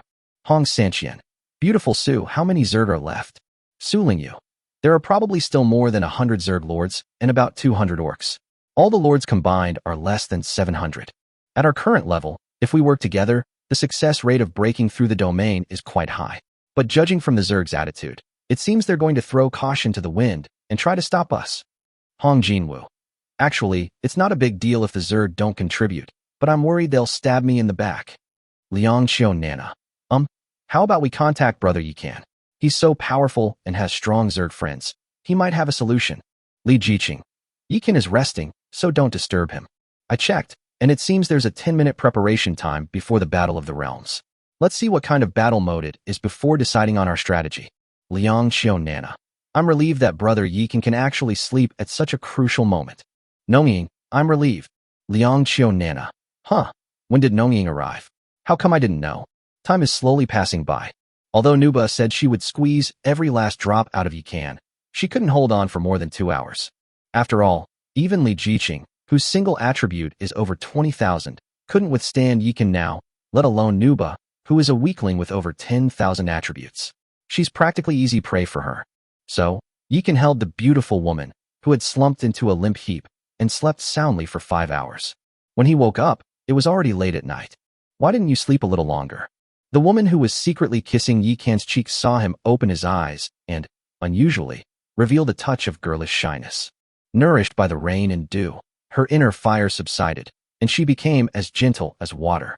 Seeing her alluring appearance, Yikan couldn't help but reach out and embrace her, savoring her tempting red lips for a while before reluctantly standing up. This time, instead of acting like a rogue, the female demon thoughtfully helped him get dressed. You've finally woken up. As soon as Yikan and Nuba stepped out of the treehouse, Li Jiqing appeared in front of them in a flash. What happened? Why are you all in such a rush? When Yikan saw Li Jiqing's unusual appearance, his heart skipped a beat. Had something serious happened? Something has definitely happened, and it's a big deal. Come with me. Without saying a word, Li Jiqing grabbed Yikan and rushed towards the dreamy Rouge Pavilion. At this moment, Yikan also realized what was happening, and the two of them couldn't help but glare. This is indeed a big deal, and it could be a very good thing. Chapter 186 The Chosen One appears. The battle to break through domains begins. This wine is so delicious, I want more. As soon as Yikan entered the dreamy Rouge Pavilion, he saw a little girl acting crazy while drunk. The little girl was exquisitely beautiful, with 2 long, glossy black ponytails and a worn-out little cloth bag slung across her shoulder. She looked adorable and innocent. Wow, is this the 3-colored mythical hero I've been looking for? Yikan had heard from the little elf that she was a strange little girl. He thought she just looked young and was about the same age as them, but he never expected her to be a real little girl. Take a look at her attributes. As she spoke, Li Jiqing directly opened the little girl's attribute panel. Mysterious little girl. Race, unknown. Rank, mythical. Level 1. Constitution, 10. Original attribute is force to 1. Territory attribute bonus is 10-fold. Spirit, 10. Original attribute is force to 1. Territory attribute bonus is 10-fold. Luck, 1000. Original attribute 100. Territory attribute bonus of 10x. Bloodline, unknown. Talent, unknown. Introduction, a mysterious little girl who appeared out of nowhere. She lived in the forest of 10,000 beasts for decades without any care or attention, without encountering any danger, and her appearance and temperament remained unchanged. After reading the little girl's introduction, Yikan was completely stunned. He thought he was already very lucky to have met a chosen one, Sudaji, but he never expected to encounter an even rarer chosen one today. Although this little girl has no fighting ability whatsoever, her 1,000 points of luck are comparable to 1,000 troops. Among all these attributes, the luck value is the most valuable. If it weren't for the Eternal Ring adding 10 points, both Yikan and Li Jiqing would have had 0 luck. Now that we have this little girl, the job of opening treasure chests can be transferred to her. Impressive, right? Li Jiqing said smugly. How could you give a little girl so much alcohol? Quickly take her to the cooking tree to sober her up. Then cook her a delicious meal. Yikan looked around, and then his gaze fell on Sudaji. Daji, this difficult task is entrusted to you. Don't worry, my husband. I will definitely handle this matter perfectly for you. Sudaji patted her soft, dazzling breasts, her face full of confidence. After so much time, she has come to understand the power of her unique charm. Charismatic heroes are called chosen ones, not just because they have everything go smoothly, but also because they are radiant and make people feel close to them at first glance. Before the Nuba, a type of female warrior, was activated, the integration of territory heroes and troop types was entirely achieved thanks to Sudaji's influence. I trust you. Yikan watched as Sudaji left with the little girl before opening the human races group chat. Does anyone know what format the Battle of the Realms will take? Yikan asked curiously. Liang Qiu Nana. Brother Yikan, you're finally awake. The Zerg are too arrogant. You must teach them a lesson this time. Aren't the opponents in the Battle of the Realms monsters? How can they attack a lord? Upon hearing this, Yikan immediately became excited. Although everyone has been fighting like crazy these days, they are also exhausted because the Zerg territory is too scattered and hard to find. He has already killed off most of the high-end Zerg forces. If the War of Breaking the Realms can bring them together, things will get interesting. Su Lingyu. The 9 Heavens of Heavenly Evolution is a battlefield for all races, where the strong are respected. Even in the battle to break through the domain, it is permissible to attack a lord. However, doing so might invite criticism, except for the filthy Zerg, especially the Planarians. Hong Sanqian. Ms. Su is such a hypocrite, but I like her. Su Lingyu, go to hell. Zhu Huifei. Based on the experience of the 8th heaven, the most common types of battles in the realm breaking are tower defense and hunting. Regardless of the type, they are all disadvantageous to us. Because our starting point is different from that of the Zerg, protecting is always much more difficult than destroying. Yikan.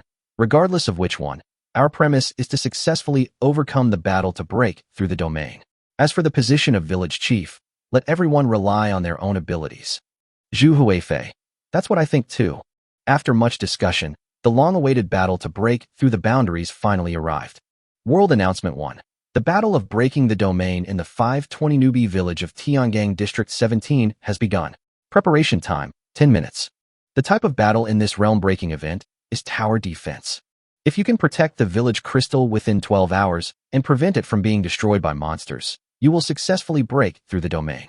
Villages that successfully break through the domain will receive a 1-point luck bonus. As the first village in the 9th heaven of heaven to initiate the battle of breaking the domain, each lord will receive a diamond treasure chest and 100 reputation points as a reward after successfully breaking through the domain. The player who ranks first in the battle of breaking boundaries will become the village chief, gaining the right to name the village, formulate tax systems, and open any door, among other things. In addition, the village will also receive a mystery gift pack. World Announcement 2. Due to the early opening of the realm-breaking battle in the 520 newbie village of the 17th district of Tiangang, the realm-breaking point ranking competition of 100 villages in the 6th town has been triggered. Villages that make it into the top 10 will receive varying degrees of luck rewards. First place winner will be rewarded with 10 points of luck. Second place winner receives 9 points of luck. Third place, 8 points of luck. 10th place, reward 1 point of luck. Settlement will take place 1 month later. However, if all villages in the 6th town have participated in the battle of breaking the domain, settlement can be made earlier. Grass. I bought a watch last year. Damn it, this is so fucking unfair. The first world announcement was alright. It was a tower defense campaign where everyone could help each other, which made both humans and orcs happy. But as soon as the second announcement came out, everyone stopped staying in Bungbu. Since the ranking competition is based on villages, the stronger the village, the more points it will accumulate. In a typical village, a lord needs to reach the stellar level, or the average level needs to reach level 15, before the Battle of the Realm can be initiated. The newbie village started the battle for breakthrough ahead of schedule on May 20th, and became the first to stick their necks out. Because the human and insect races here are sworn enemies and suffer from severe internal strife, this wave of purges directly reduced the village's overall strength by 30%. Moreover, the lords at this stage are generally of low level, and the earlier a village participates in the ranking competition, the more disadvantaged it will be. As a result, some discordant voices emerged in the 520 newbie village. This trend even spread to human chat groups. Some people began to question Yi Kan, believing that he had instigated the war between humans and insects, leading to the decline of the village's strength. Zhang Dada, why did you have to start this war? Now look what happened. You got nothing. Kai Bikuan, exactly, what's the use of being good? Can you single-handedly make it into the top 10 of the ranked matches? Takato Matsu, he's all about showing off and is selfish. In an instant, negative comments flooded in. Liang Xiao Nana, you bunch of armchair critics, fence-sitters, are more disgusting than insects. Su Lingyu, humans and insects are sworn enemies. You maggots are enjoying the benefits of the strong defeating the insect race, and now you're making a fuss here. Are you trying to be traitors? Note, Zhang Dada has been kicked out of the group chat. Note, Kai Bikuan has been kicked out of the group chat. Note, Takatori Matsu has been kicked out of the group chat. Jiang Daily, what the hell? Just kick it and be done with it. Chapter 187 The Eighth Hero, Xiamili. There are plenty of opportunists like this everywhere. Don't worry about them. Yikan glanced at the comments attacking him and couldn't help but smile contemptuously. He doesn't care if these guys are just venting in the group chat, since he has nothing to lose. But if those people not only have foul mouths, but also want to do something to him, then he can't be blamed. Once he becomes the village chief, he can deal with these people gradually. My husband. Just as Yikan gathered all the troops, Su Daji and the maid Captain Yufei walked over with the mysterious little girl. To Yikan's dismay, the little tagalong was also carrying a steamed dragon tooth rice in its arms. She really liked dragon tooth rice. She ate several bowls of dragon tooth rice porridge and still wasn't satisfied, so Yufei looked at the little girl who was the same height as Long Yumi, her face full of helplessness. Fine. Yikan's lips curled up slightly as he looked at the little girl and asked, Little sister, what's your name? Huh? I don't remember. The little girl munched on dragon tooth rice while swinging her 2 long ponytails, looking both comical and adorable. Oh right, I think I remember the character Xiao. After taking a few bites of the dragon tooth rice, she suddenly stopped, a hint of uncertainty in her big eyes. Husband, why don't you give her a name? Su Daji gently patted the little girl's head, her eyes filled with affection. No problem. Yikan nodded, then squatted down and looked at the little girl, asking, Little sister, would you like to join our fairy forest? If I join, will I have this kind of rice to eat every day? The little girl blinked her big eyes and looked at Yikan expectantly.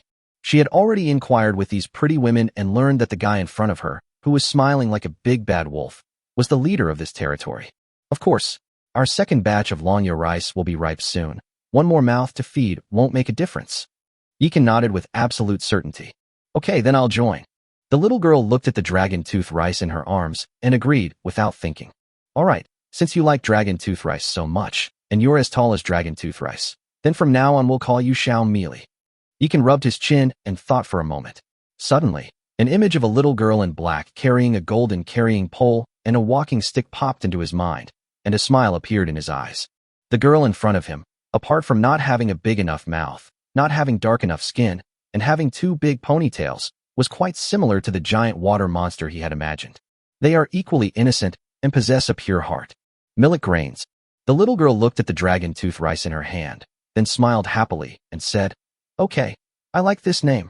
Thus, Xiao Meili was successfully lured by a dragon tooth rice and became the 8th hero of Fairy Forest. Xiaoyu Xiaofei, come here for a second. Ye can use the Lord's heart to summon the first and second leaders of the Little Elves.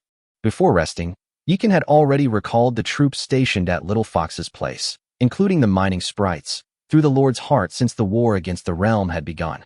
Master, what is it? Xiaoyu and Xiaofei rushed out of the warehouse. They hadn't seen Yikan for a long time, and were very excited to be summoned for the first time since their return, their little faces flushed. The Battle of the Realms is about to begin, and we're all too busy. I'll leave Xiaomili in your care. Take her around our territory. Yes. The two little ones spoke in unison, both looking very serious. For children who are equally innocent and pure, entrusting the millet grains to the little elves is the best choice. My lord, it might not be a good idea for the two of us lords to appear on the battlefield together. What are your thoughts? Li Jiqing looked at Yikan. I thought of that a long time ago. As he spoke, Yikan suddenly unleashed the eye of the demon god. Sister Xian, Daji, and the elf warriors stay here. The rest of you, stay in the demon god space with the void insect nest for now. Understood. Seeing Yikan's actions, Li Jiqing immediately guessed that he was about to do something bad again, and a wicked smile appeared on her face. And so, with Su Daji on his left, Tian Ba on his right, and a large group of beautiful elves following behind, Yikan swaggered into the teleportation array. When the War of Breaking Domains begins, a teleportation array will appear in each territory, providing direct access to the battlefield. As soon as Yikan stepped out of the portal, he became the focus of the entire audience. Holy crap, all the heroes and soldiers are women, and they're all stunning beauties. Who is this, being so high profile? This is too extravagant. My territory is full of rough men, not a single woman. How can the difference between people be so huge? Wah, my god, if I had this many beautiful women, I would definitely be skin and bones. Everyone was utterly shocked as they watched Yikan, who was behaving like an emperor on a royal procession. Of course, unlike these old snakeskins who only focused on beautiful women, Zhu Huifei, Hong Sanxian, Su Lingyu, and others saw something different. Although Yikan has few heroes and troop types, their ranks are all epic and legendary. Therefore, without Yikan revealing his identity, those who had never seen him before recognized him. In the 520 newbie village, besides outstanding figures like Zhu Huifei and Hong Sanxian, there should be no one else with such prestige except Yikan. With such strength, it is indeed only natural that he took the top spot on the kill leaderboard with overwhelming force. Everyone made their own judgments. Brother Yi, you've finally arrived. Zhu Huifei, Hong Sanxian, and the others all came to greet them, and even the little fox, who should have been with the beastmen, came to join in the fun. Gentlemen, what's the situation now? After everyone got to know each other briefly, Yikan couldn't help but frown. Because the atmosphere at the scene was a bit eerie, the humans, orcs, and insects were divided into 3 major camps, standing in 3 different directions in the valley. The Zerg are convinced that we cannot win this war, and they will probably try to sabotage us. They might even deliberately let monsters in. Some humans and orcs are also watching from the sidelines and probably won't put in their best effort. Zhu Huifei said with some concern. Like Hong Sanxian, he also had his eye on the position of village chief, but neither of them was entirely confident about this battle to break through the boundaries. Moreover, they had also prepared an escape route for themselves. Let's take a look at the rules of the battlefield first. Yikan glanced at the 2 camps in the distance and noticed that they were all looking at him. Especially those grotesque insectoids, their gazes toward him were filled with hatred, as if they wished they could tear a piece of flesh from his body. Buzz. Just then, a golden light suddenly shone in the sky above the battlefield, and the battlefield rules appeared. 1. Players who leave the battlefield before reaching 100,000 points will not receive settlement rewards or additional rewards. 2. Those who actively attack members of their own faction or attack crystals will be marked as traitors and will lose their eligibility for rewards in the Battle of the Realm. Killing them will earn points. 3. After successfully breaking through the domain, the village chief can expel the rebels. It can even attack the crystal. This is getting a bit troublesome. The lords of both the human and orc races frowned when they saw the second rule. In contrast to them, the Zerg lord wore a smug smile. In their view, this battle to break through the domain was a joke, and there was absolutely no chance of it succeeding. Since we can't break through the domain, the fate of the 520 newbie village is already sealed. We might as well take this opportunity to thoroughly annoy the human race. Don't worry, everyone.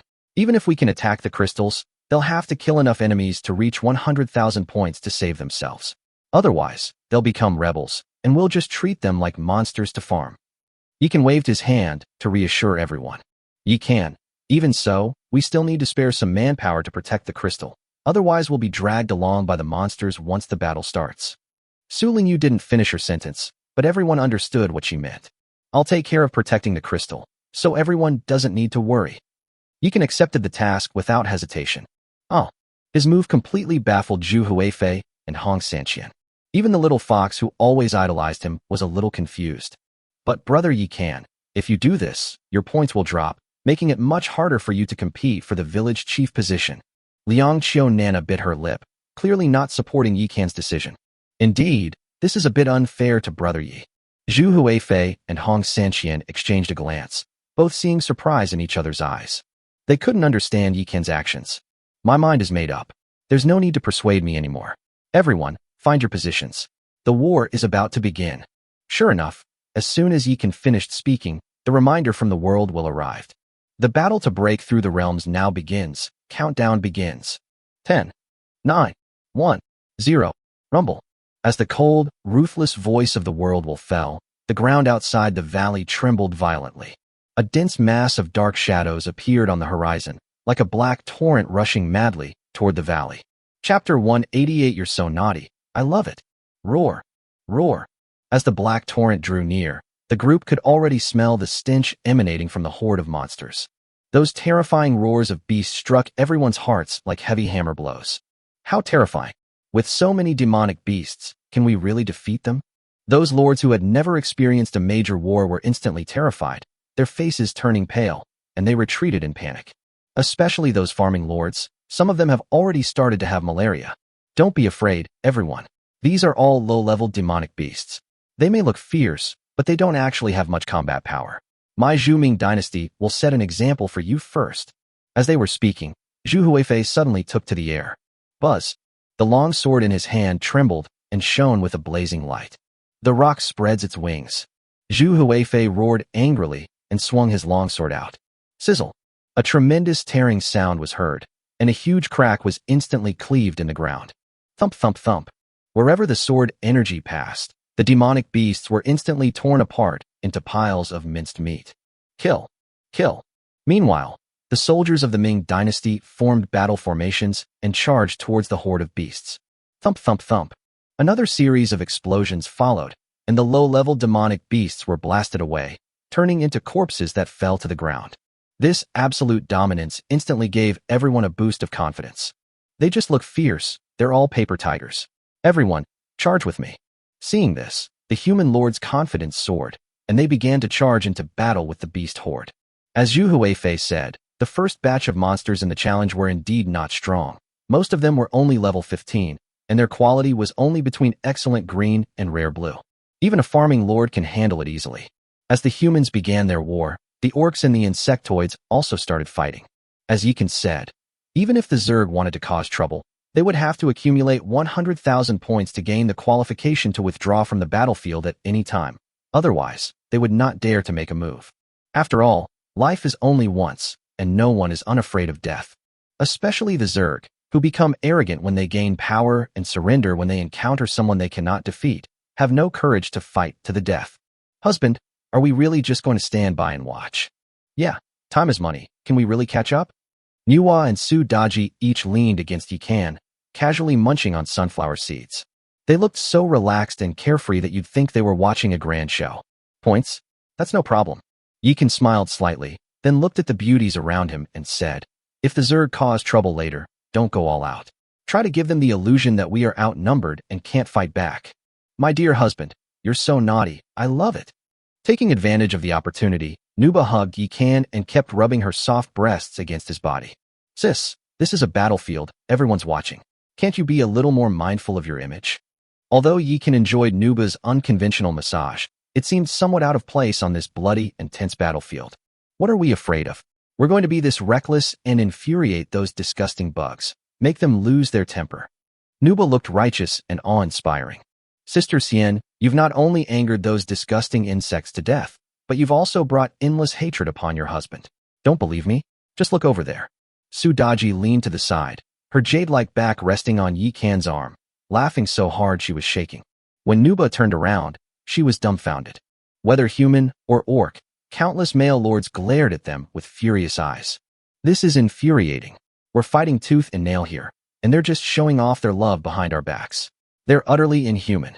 Exactly, it's a beautiful woman throwing herself at him. I'm so jealous. I really want to switch places with brother Yi Kan and enjoy a unique massage from that long-legged, wasp-waisted, voluptuous beauty, even if it's just for 3 seconds. Pa, you dare to say that after only 3 seconds? It should take at least 10. Well, hearing the old snakeskin's discussion, Yikan was immediately filled with black lines. Husband, I'm so sorry, I've gotten into trouble again. Nuwa also heard these unpleasant comments and, unusually embarrassed, buried her face in Yikan's neck. But she, who loved to be mischievous, couldn't suppress her restless heart as long as she stayed by Yikan's side, and couldn't help but stick out her little tongue to stimulate the skin on Yikan's neck. Sister Xian, I think you should calm down. Otherwise, before the Zerg even turn against us, the humans and orcs will be the first to attack us.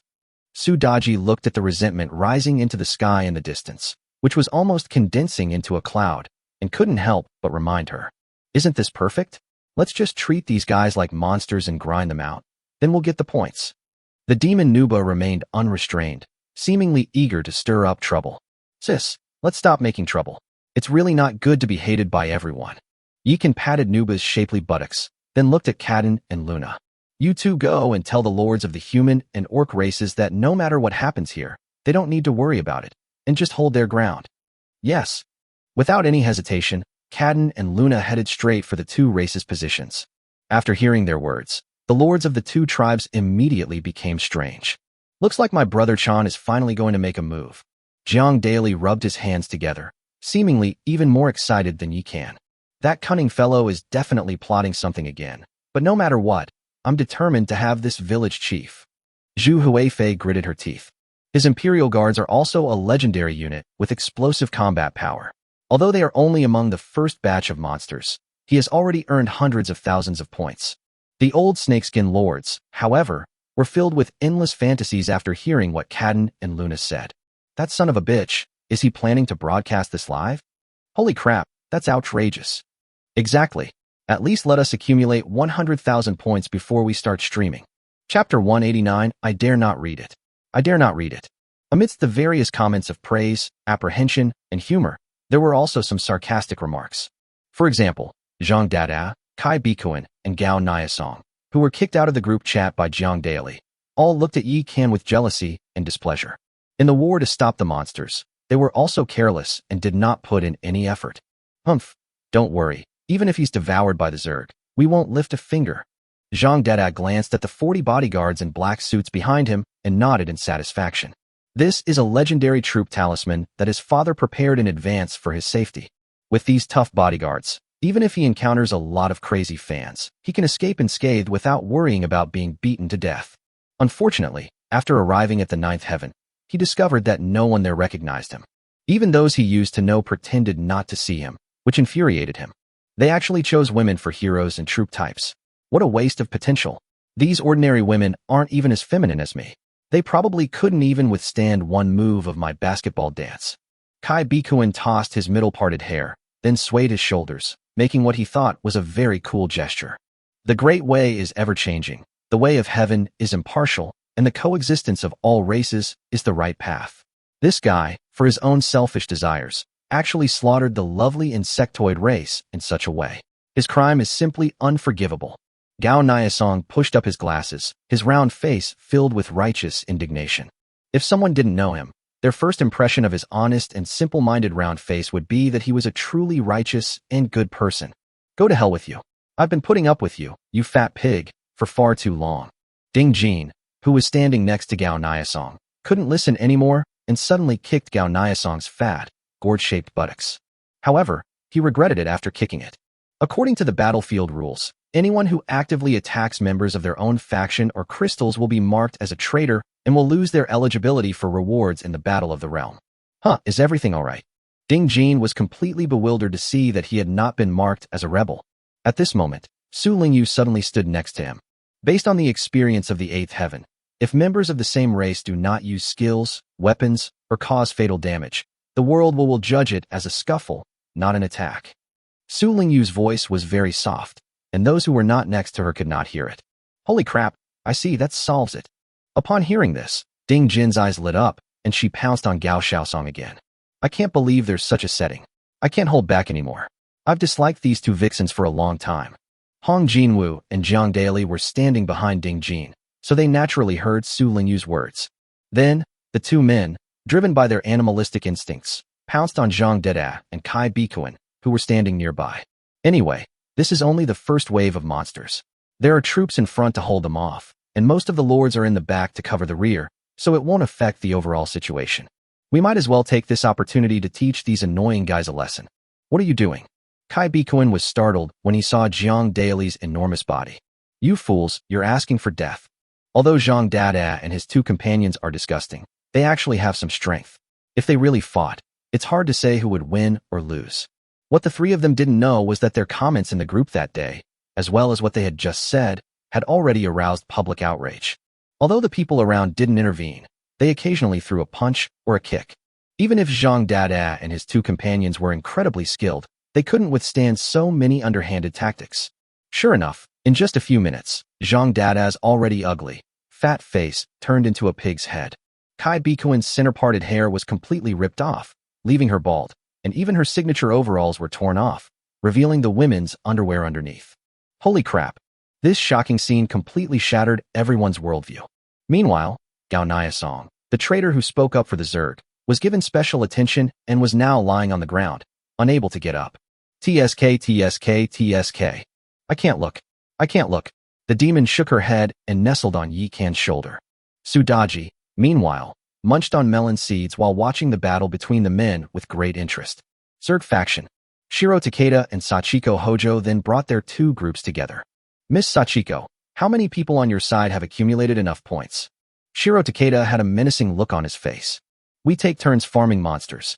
Once someone has farmed 100,000 points, they are replaced. 40 people have already completed this task. Hojo Sachiko stuck out her scarlet tongue and licked her lips, her eyes filled with bloodlust. Very good, I have 50 people here too, that's enough. Shiro Takeda looked at the crystal in the center of the valley and said angrily, no matter how strong this guy is, he's fighting alone. I don't believe we can't overwhelm him with sheer numbers. Takeda-kun, this guy's troops are at least legendary level. Let's be cautious and send some people to test the waters first. Hojo Sachiko thought of the fallen Sakata Naoto and Akaya Taichi and felt that she still had to be careful. Alright, when the second wave of monsters comes, let's each send 5 lords to test the waters. At that time, the humans and orcs won't be able to spare any resources to help him. Let's do it. The two hit it off immediately. With the deaths of Naoto Sakata, Taichi Akaya, and Minako Furue, the Zerg alliance suddenly became leaderless. Taking advantage of the situation, the two rose to prominence, each gathering forces from opposing sides and forming 2 new powers. Because of the mediation of the conflict between humans and humans, the 2 factions that were originally in competition reached a brief consensus and prepared to join forces to attack the human race. Soon after, the second wave of monsters arrived as expected. 10 squads of Zerg also emerged and began to surround the crystal. They're here. Yikan feigned a serious expression, but his eyes held boundless anticipation. Meanwhile, Kaden, Qingyao, and Bolin, who had been feigning sleep but constantly watching their surroundings, gripped their weapons tightly, ready to strike and kill at any moment. Chapter 190 Bloom, My Beautiful Elven Warriors. Kaden, you guys start by targeting the Zerg units. Save the heroes and lords for last, and make sure they look like they're struggling, so they think there's an opportunity. Yikan couldn't help but laugh and cry when he saw his elf wives looking so menacing. My lord, we're good at winning battles, but playing the fool is way too difficult for us. Kaden, Luna, Qingyao, and Bolin all pursed their lips, looking at Yikan with pitiful expressions. If you scare them off from the start, how are we supposed to play the game later? You don't want to be labeled as rebels and make me lose my chance to run for village chief, do you? Yikan knew that instead of lecturing Kadin and the others, it would be better to tell them directly how to get the most benefit for themselves. Sure enough, when they heard that this would cause Yikan to lose his chance to run for village chief, their expressions immediately became serious. Don't worry, my husband. We'll definitely try our best to act like grandsons. Kadin and the others exchanged a glance, then immediately adopted a look of resignation to their fate. Good boy/girl. Follow my instructions. Although you can't kill indiscriminately at first, you must protect yourself, understand? Yes. Cardan and the others immediately became serious. Although they had a close relationship with Yikan, they were all warriors at heart. On the battlefield, they all understood their responsibilities. My husband is playing the long game. Manhwa and Succubi exchanged a glance and both laughed. If we don't coax them gently, how will the fish bite? We are all law-abiding citizens. Since we can't actively harm the insects, let's create the conditions for legitimate self-defense. As Yikan spoke, the 10 forces of the Zerg had already arrived within 10 meters of Kadin and the others. Snap! Seeing that the time was right, Yikan snapped his fingers. Whoosh whoosh whoosh. At his command, the elven hunters, led by Kadin, instantly transformed into cheetahs, performing a beautiful somersault in midair in perfect unison, and rushed to the front of the Zerg team in the blink of an eye. Hiss hiss hiss. Blood splattered everywhere as their swords, in perfect unison, pierced the necks of the front row Zerg. The Zerg heroes in the second tier had anticipated this, and they seized the opportunity to unleash a barrage of skills at Kadin and his companions. Boom boom boom.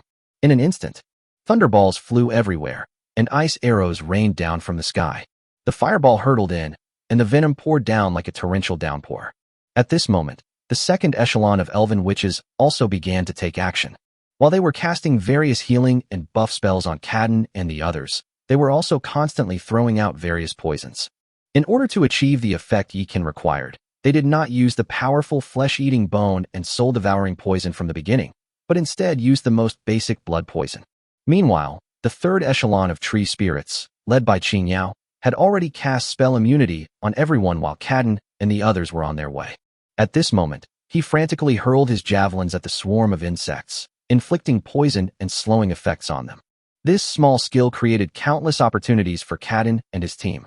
In just a few breaths, nearly 200 Zerg were killed. Of course, due to their numerical disadvantage, Kadin and her group were directly surrounded by the swarm of insects. The Four Symbols Guardian. Upon seeing this, Yikan immediately shouted. After so much time, Fairy Forest has accumulated quite a few battle formations, among which the most frequently used formation is the blood-burning killing formation, which uses blood energy to enhance combat power. The heroes most often use the Four Symbols formation, which combines offense and defense. For the safety of his wives, Yikan once required all soldiers to form 4-person squads to study the Four Symbols formation together. His purpose in doing this was to ensure that they could save their lives in critical moments. In battles where it's necessary to feign weakness to lure the enemy into a trap, the Four Symbols formation is the best choice. Kadin and the others had long since developed the habit of always having the 4 most familiar people together during battles. Buzzing. In an instant, the battlefield changed dramatically, and endless white light shot into the sky. The Elven Hunter, Elven Witch, and Elven Treant instantly split into smaller groups of 4, forming various weakened versions of the Four Symbols formation. Although they couldn't unleash the full power of the heroes, they could still hold off the Zerg's attack for a short time. Furthermore, the witches and treants provide various buffs and immunity skills to enhance their survivability. Seeing this, Takeda Shiro and Hojo Sachiko, who were in the distance, immediately had their eyes light up. As expected, even legendary and epic units are not invincible. Even though they are Yikan's subordinates, they can only defend against our swarm tactics. Takeda Shiro's confidence immediately increased. Yikan and his 2 heroes haven't even entered the arena yet. What are they planning? Are they afraid? Hojo Sachiko was pleased with the results she had achieved, but when she saw Yikan standing in the distance, unmoved, she frowned. Yikan had been keeping an eye on the Zerg on the battlefield and in the rear, so he naturally noticed its gaze. So he immediately put on a dramatic act. My dear soldiers, hold on. I'm coming. Yikan pretended to be extremely anxious, as if he was about to risk his life to rescue his companion. Upon seeing this, Nuba and Succubi immediately grabbed him from both sides. My lord, there are too many Zerg. We can't act rashly. Yes, if you die, how will we live? These 2 women are quite the actresses. They even managed to shed tears. That pitiful look broke Yikan's heart. Wow, you two went too far. It's just acting, but you actually cried. Yikan secretly gave the two of them a thumbs up. Meanwhile, Takeda Shiro, who was some distance away, turned back to look at the battlefield and said anxiously, "Let's make a move. Otherwise the humans will be free to attack once the second wave of monsters is wiped out. Let's give it our all." Sachiko Hojo knew she couldn't wait any longer, so she immediately waved her hand. Kill. In an instant, nearly 100 Zerg lords surged out, and tens of thousands of Zerg soldiers rushed towards Kadin and his group like a tidal wave. Boom, boom, boom. Under the overwhelming attack, even the four symbols formation could not withstand it, and the light barriers shattered one after another. At the same time, Yikan's voice resounded in the hearts of the elven beauties. "Bloom, my beautiful elven warriors." Chapter 191 Blood Soul Sacrifice. Roar. As soon as Yikan finished speaking, the elven beauties were instantly unsealed. The resentment and roar that had been suppressed for so long were released in an instant. Especially Kadin. She is the only mythical level player in Fairy Forest besides Yikan and Li Jiqing. Die, you filthy insects. With a roar, Kadin instantly transformed into a tiger descending the mountain, charging into the Zerg ranks and unleashing a whirlwind slash. Hiss, hiss, hiss. Her battle blade drew a huge circle, and a terrifying blade of light shot out, instantly cleaving the surrounding insectoids in two, killing them instantly.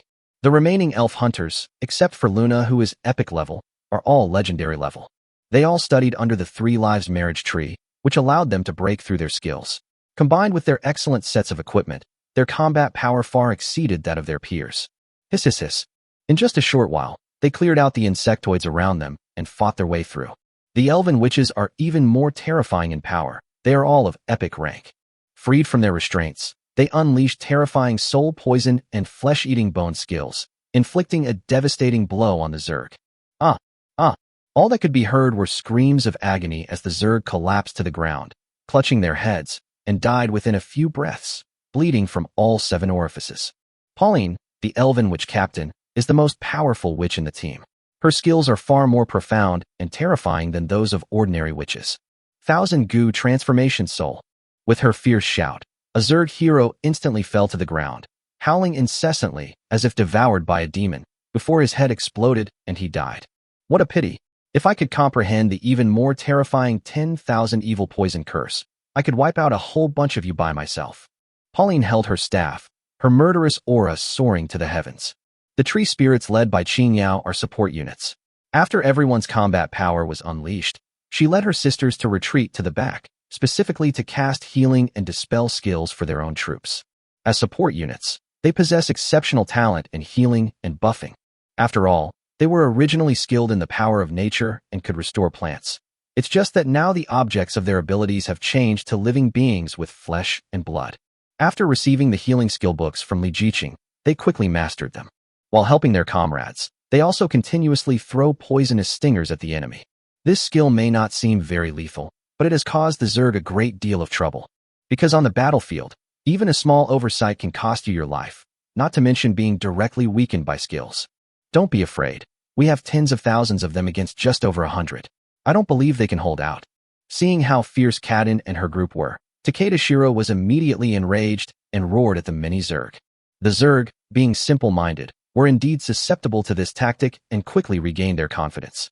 However, at that moment, Yikan's cold and sharp voice suddenly rang out from the sky. Does having more people make you stronger? Who gave you that confidence? Boom, boom, boom. 3 loud explosions were heard as Yikan and Nuba descended upon the world with heavenly fire, instantly blasting open a clearing. Sudaji, on the other hand, wielded the twin blades of the sun and moon, and a whirlwind swept around her. Like a banshee draped in countless blades, she crashed directly into the most densely populated area of the Zerg. Hiss, hiss, hiss. Hundreds of insectoid creatures around her were instantly shredded into pieces, a scene of extreme bloodshed. However, Sudaji was protected by a demonic wind, and not a drop of blood touched her. Kill. Yikan donned the Lin Dayu template, transforming into a phantom and frantically reaping the Zerg. Moreover, all his targets were Zerg heroes and lords. Under the epic scale, no one could withstand a single blow from him. Manhwa and Sudaji also displayed their supernatural powers, fighting against numerous insectoid lords and heroes. With them keeping the elven warriors occupied, the situation became much easier. So they began to gather their forces, forming a three-tiered battle circle. The hunter is outside, the witch is inside, and the dryad is at the center. Don't be afraid, everyone. There are only 3 of them. They'll eventually run out of strength. Kill them. Overwhelm them with numbers. Hojo Sachiko breathed a sigh of relief when she saw Yi Kan and the other 2 finally enter. What she feared most was that Yi Kan still had a backup plan. Now that Yi Kan himself has entered the arena, it means he really has no backup. My husband, let us go out. Li Jiqing and Lin Daiyu were anxious watching from inside the demon god space, because the number of Zerg had surged to over 50,000, while Yi Kan and his group only had a little over 100. Yi Kan and his 2 companions were fine. They were powerful enough to navigate the swarm of insects with ease. The warriors were in a terrible predicament, forced to retreat to the vicinity of the crystal in the starting village. However, due to limited space, the Zerg cannot deploy too many troops at the same time. Even so, their numbers were dozens of times greater than those of the elven warriors. Moreover, the battle range of the elven warriors is being constantly compressed. The captains, including Kadin, were all right. They were strong enough to hold on. Ordinary soldiers were struggling to keep up, and despite the support of the eternal well water, wounded soldiers began to appear. No rush. Wait until the second wave of monsters is defeated before you come out. Yi Kan and his 2 companions roamed the insectoid sea, specifically searching for the marked insectoid lords and heroes. At the same time, they were drawing as much fire as possible, turning the Zerg who had no chance to attack Kadin and the others into rebels. Although he wanted to wipe out these Zerg as soon as possible, half of them were still trapped. He had to hold back. Damn it, they've deployed air power. Seeing the elven warrior's unwavering stance, Shiro Takeda was enraged. Boom, boom, boom. The next moment, countless bat monsters with pointed snouts and monkey-like faces rushed into the air and began to throw magic stones at Kadin and the others. Sisters, unleash a massive, blood-burning killing formation. Carden had anticipated this situation. Boom, boom, boom. An endless surge of blood energy filled the sky, and the 120 elven warriors instantly coalesced into one, creating a gigantic phantom of Yi Kan in midair. Kill. With a roar from the elven warriors, Yi Kan's phantom suddenly roared as well. Puff, puff, puff. The bat monsters immediately exploded, turning into pools of blood. Sky Spider, attack. Seeing this, Hojo Sachiko was both furious and increasingly excited. The more tricks the elven warriors have, the fewer trump cards they have. Moreover, this killing formation comes at the cost of burning their blood energy, so they definitely won't be able to hold out for long. When they run out of tricks, that will be their death day. To her disappointment, the elven warriors, when their blood and energy were depleted, suddenly drank a bottle of liquid and immediately became energetic again. At the same time, the second wave of monsters in the Battle of the Realm was finally wiped out. Disgusting insects, they're ganging up on us. It's so unfair. When Liang Xiao Nana saw Yi Kan and the others being besieged, she was filled with righteous indignation and wanted to send out her Rabbit Special Agent Team and Fox Beauty Squad. Nana, wait. Seeing this, Su Lingyu immediately pulled her back. Sister Su, what's wrong? Don't you want to help brother Yi Kan? Liang Xiao Nana turned to look at Su Lingyu, her eyes filled with anxiety and questioning. Nana, if you attack the Lord, you will be judged as a traitor. The Zerg on the periphery haven't attacked Yi Kan and his group yet, so they're not considered rebels. If you attack them, you'll become a rebel. Moreover, once we make our move, we'll be tied down by the Zerg. When the third wave of monsters attacks, won't we be attacked from both sides? As she spoke, Su Lingyu pointed to a pile of corpses in the distance. Those people were Zhang Dada, Kai Bikuan, Gao Niasong, and their heroic soldiers. Because they didn't understand the difference between attacking and fooling around in the War of the Broken Realms, they finally couldn't help but use their skills after being attacked by countless human lords. As a result, they were labeled as rebels. Jiang Daily and his men were initially very measured in their actions, but they became excited after seeing the rebel markings on Zhang Dada and his group. Then, these 3 scum of the human race were beaten to death by the crowd. Of course, this also includes their heroes and units. What should we do then? Liang Xiao Nana looked at Yi Kan, who was being overwhelmed by the Zerg, her big eyes filled with worry. Have you forgotten what Yi Kan told us before? No matter what happens over there, don't get involved. And do you think that's all the strength he has? Right. Brother Yi Kan also has dragons, the Yiksha army, and the Azura army. The little fox counted on her pink fingers as she began to take stock of Yi Kan's troops. Su Lingyu became increasingly alarmed as she listened. From the moment Yi Kan inquired about the background of the 2 new Zerg powers, Su Lingyu knew that this guy was definitely up to no good. But Su Lingyu had absolutely no idea how many trump cards he had up his sleeve. Not good. As the little fox was taking stock of Yi Kan's trump cards, Hojo Sachiko, who was far behind the Zerg camp, seemed to have heard something and her expression changed drastically. Takeda-kun, we've been tricked. Yi Kan still has a backup plan. We must kill him immediately. After Hojo Sachiko finished speaking, she immediately took out a blood-red scroll. Blood Soul Sacrifice. When Shiro Takeda saw the blood-red scroll, he trembled with fear. Chapter 192. How dare you hurt my man? Who gave you the guts to do that? Don't worry, this is just a replica.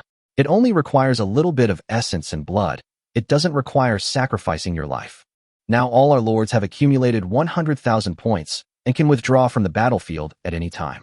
Each of you only needs to sacrifice a few drops of your own blood, and I can sacrifice him alive. As they were talking, Hojo Sachiko cut her finger first, letting the blood drip into the strange scroll. Buzz. The scroll absorbed the blood and immediately emitted a dazzling red light. It then slowly rose into the air and transformed into a huge painting. Within the painting, a strange, blood-red eye suddenly opened and looked down. My fellow Zerg brothers and sisters, offer a few drops of your blood to help me kill Yi Kan and avenge the countless brothers and sisters of my Zerg who have died. At the urging of Hojo Sachiko and Takeda Shiro, all the Zerg lords, heroes, and units sacrificed their lives. This includes the Zerg who have just earned enough points but haven't yet become rebels. As the endless essence of blood rose into the sky, it was as if a rain of blood was falling from the heavens, but the raindrops were falling towards the sky. Buzz. After absorbing endless essence blood, the enormous blood-red eye actually detached itself from the painting. The painting then spontaneously combusted and turned to ashes. Damn it! This female insect has been holding back for so long, and she's finally made her move. Looking at the giant eye in the sky, Yi Kan breathed a sigh of relief and revealed a triumphant smile. Husband, what is that? Li Jiqing sensed the dangerous aura emanating from those blood-red eyes and couldn't help but furrow her brows. This is Hojo Sachiko's trump card, prepared specifically for me. Speaking of which, I have to thank Su Lingyu for this. Yi Kan smiled slightly, then said to Li Jiqing, don't act rashly. Follow my orders. All right. When Li Jiqing heard Yi Kan say that, she immediately felt reassured. Yi Kan, today is your death day, huh? As Hojo Sachiko saw the enormous blood-red pupil gradually solidify, she burst into maniacal laughter. Under her urging, the blood-red eyes suddenly turned and looked at Yi Kan. Buzz. Suddenly, a beam of red light shot out from his blood-red eyes, instantly enveloping Yi Kan. At the same time, those Zerg who had offered their blood essence were instantly marked as rebels, with a black mark appearing on their foreheads. Under the gaze of the blood-red eyes, Yi Kan suddenly felt a burning heat all over his body, as if the blood in his body was on fire, which made him feel extremely uncomfortable. His clothes were burned to ashes in the blink of an eye. Fortunately, Yi Kan was wearing equipment, and with just a thought, the equipment covered his body. Otherwise, it would have been a major social disaster. My husband. When Li Jiqing, Lin Daiyu, and the others saw this, they were terrified. That man is their god. If something happens to him, what good will it do even if all the Zerg on site are wiped out? Yi Kan, once the Blood Soul sacrifice is activated, you will be bound under the gaze of the Blood Eye. Even if the Realm Lord comes, he will not be able to save you. Unless your blood burns out, your bones melt, and your soul shatters, you will never be able to escape. This is the consequence of offending my insect race, ha. Hojo Sachiko and Takeda Shiro, looking like madmen, started dancing the Japanese dance. The other Zerg were also thrilled by their success, and their morale soared instantly. However, at that moment, Yi Kan, who was under the blood-red eyes, suddenly disappeared inexplicably. Then, the demon god's eye, which was suspended above the crystal, suddenly grew larger, becoming a giant eyeball with a diameter of 100 meters. Buzz. As the eyes opened, a river of black and red light suddenly shot out, instantly blasting the so-called blood pupil into dust. The dark red light in those eyes continued its relentless attack, directly striking the insectoid race. Boom. A huge mushroom cloud suddenly rose from the ground, and the Zerg instantly lost thousands of units. Then, the eye of the demon god transformed into a massive gate of light, from which 40 amethyst dragons, each 20 or 30 meters long, flew out. They flew down above Kadin and the others, then formed a huge circle and roared fiercely in all directions. A thunderous roar. In an instant, 40 terrifying storms swept out. Boom, boom, boom. The Zerg warriors standing at the front as cannon fodder were instantly blasted into dust by the terrifying storm. The Zerg hero has high health and defense. Although he survived, he lost the ability to fight again. Only those Zerg that were relatively far away managed to escape unscathed. However, before they could even catch their breath, countless slender figures suddenly rushed down from the back of the amethyst dragon. The leaders were none other than Yi Kan and Li Jiqing. "How dare you hurt my man? Who gave you the audacity to do this?" Enraged, Li Jiqing brandished her crimson whip and charged towards Hojo Sachiko. Princess Longji, Hushime, Yuqing, Lin Daiyu, and Shui Baochai also had their eyebrows raised and their faces full of murderous intent as they dragged their weapons and charged into the swarm of insects.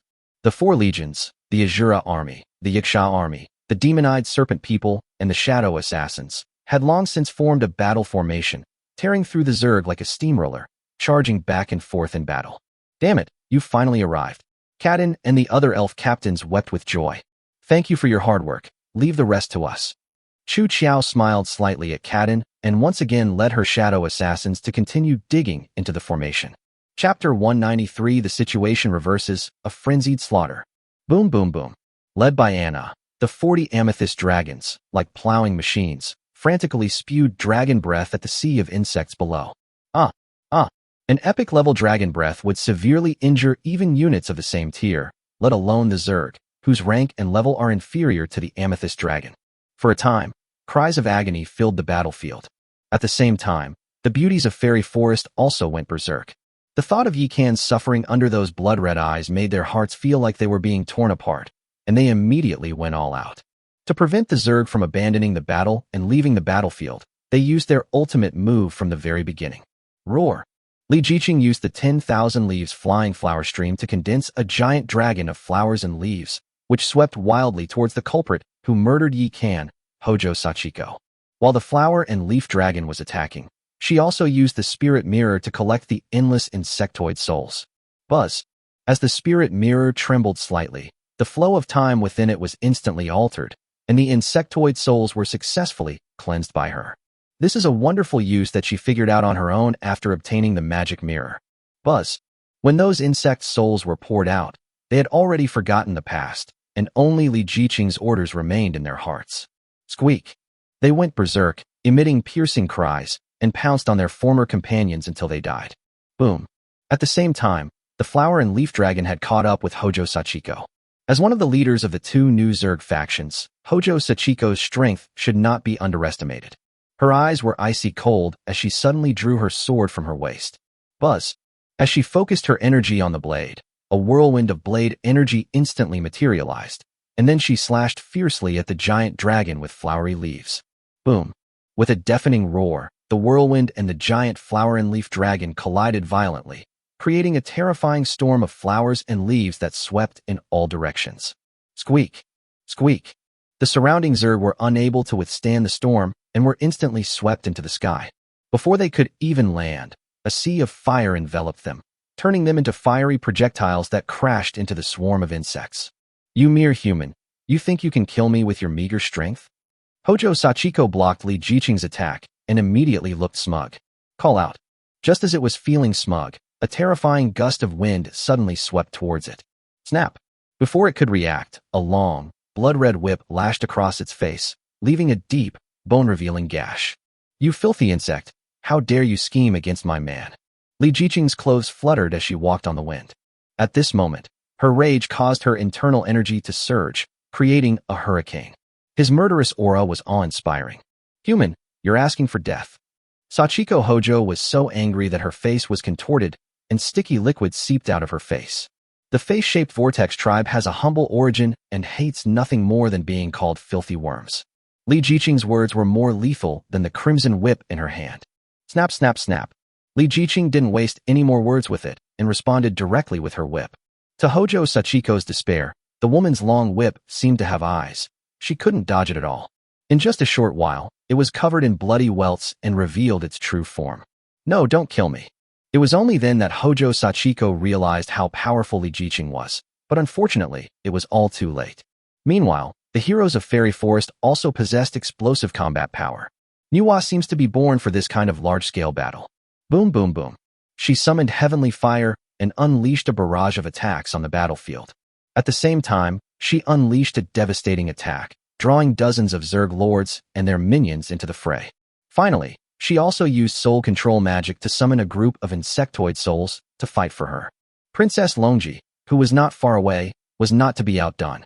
She directly used the water dragon technique and the frozen 1,000 miles technique to hold back a group of insect lords. After the three demons from Xinyuan Tomb reunited, their fighting power increased exponentially.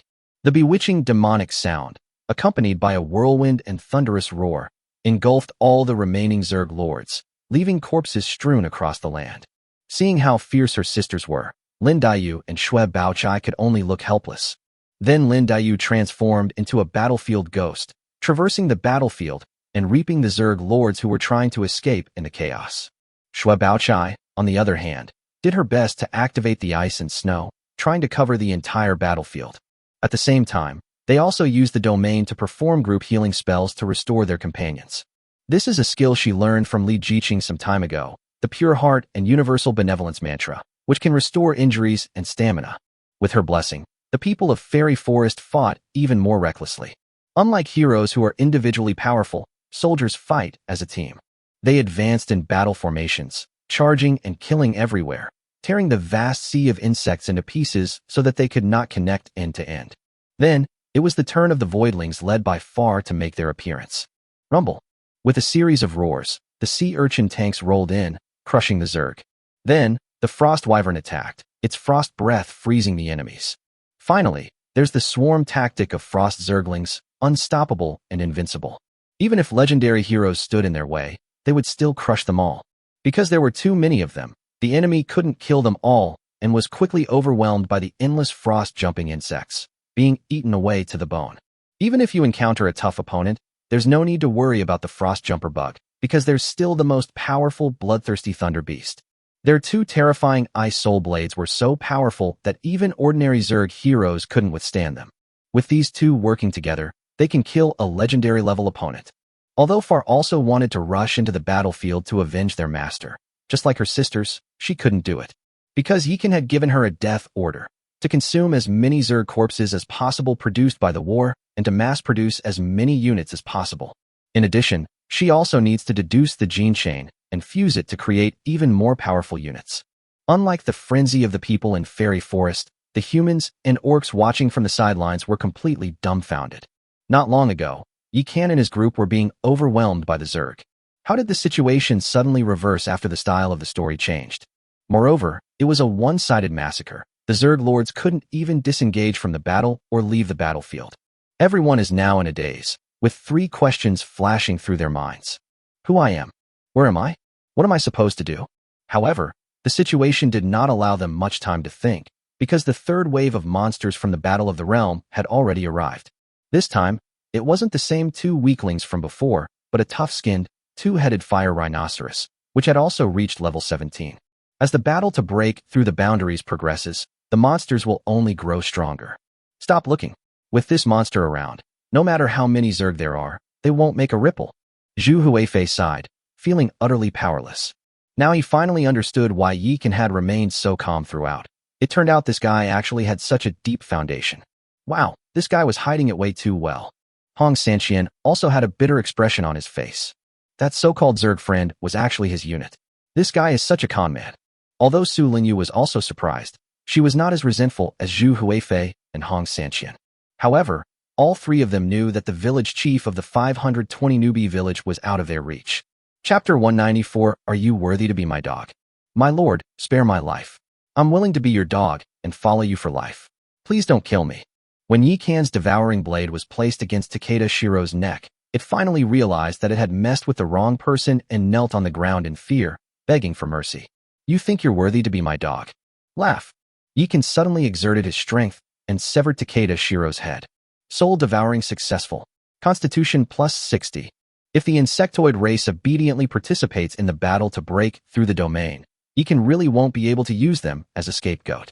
After all, he couldn't become a rebel for these lowly insectoids, because he still wanted to be the village chief and town mayor, and control a larger territory.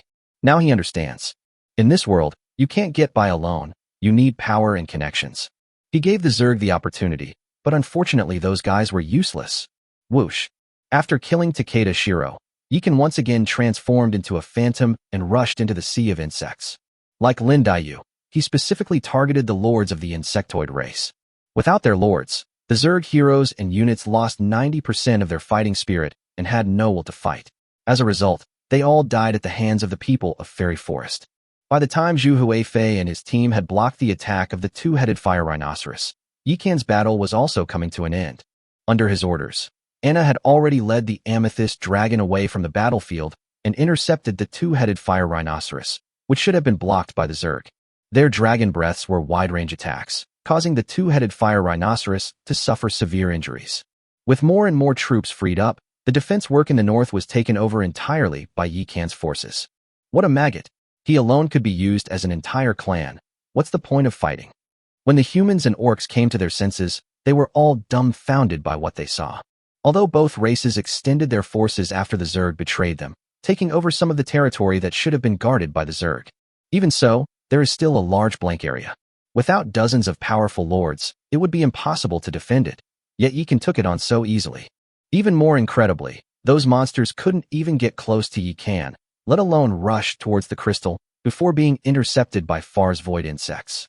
Moreover, the number of void Zerg is snowballing, increasing exponentially. There are now 10,000 frost Zerglings alone, plus frost wyverns, sea urchin tanks, and bloodthirsty thunder beasts. Yikan, a mere lord, has nearly 20,000 men. This terrifying combat power completely changed everyone's understanding of the lord. As for the mysterious Lord Li Jiqing, her mystery has now been unveiled. Clearly, she and Yi can belong to the same territory, and she was also Yi Kan's lover. Hee, I'm the first person to know this secret. Liang Xiao Nana wiped her nose, looking proud. I knew about their relationship even before you did, but I only just found out about their territorial merger. Jiang Daily scratched the back of his head, belatedly realizing what had happened, and then looked at him with a strange expression. If the elders of Xinyue Academy knew that the first and second geniuses they valued most had actually merged their territories, what would they think? Human and orc brothers, you've worked hard. There's still a long way to go before 12 hours are up. You all have to hold on. After Yikan finished his work, he immediately switched to the regional channel. Then he sat down at the rear of the army. Without him even asking, the thoughtful Su Daji had already come to his side and started massaging his shoulders. Even Li Jiqing and Nubo were idle, completely handing over the battlefield to the troops of the Immortal Forest and the Void Insect clan. However, they would occasionally cast a few spells to assist in the attack. Ding Jin. Brother Yi, how can the difference between people be so great? Yikan. Brother Ding, you're not bad either. Killing one Gao Niasong is better than killing 1,000 two-headed fire rhinoceroses. Ding Jin. Hee, you flatter me. Jiang Daily. Brother Kan, I also killed Kai Bikuan. Why don't you praise me? Hong Jinwu. I even killed Zhang Dada. Am I proud of that? Yikan, they're all great. These traitors deserve to die. Liang Xiao Nana. Brother Yikan, I want to go with you to kill the little monsters. Is that okay? Yikan. Nana, stop fooling around and focus on earning points. Zhu Huifei. Brother Yi, after the battle of breaking the domain ends, I'm preparing to move away. Hong Sanqian. Sai, me too. Yikan. Understood.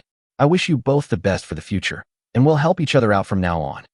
Zhu Huifei. But if there's competition, I won't hold back, especially in the 6th Town's Breakthrough Points ranking tournament, ha. Hong Sanqian. Same as above.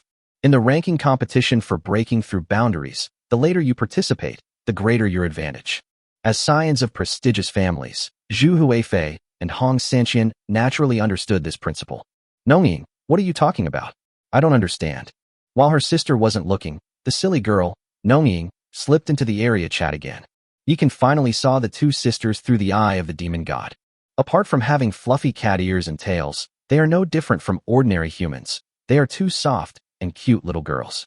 Silly little sister, with the strength of Brother Flying Pig and Brother 3000, they will definitely compete for the village chief position in another village. Nongyue flicked her younger sister's forehead with her own, causing her to clutch her head in pain, tears welling up in her eyes, yet she remained defiant. His pitiful appearance stirred up sympathy among the surrounding orc lords.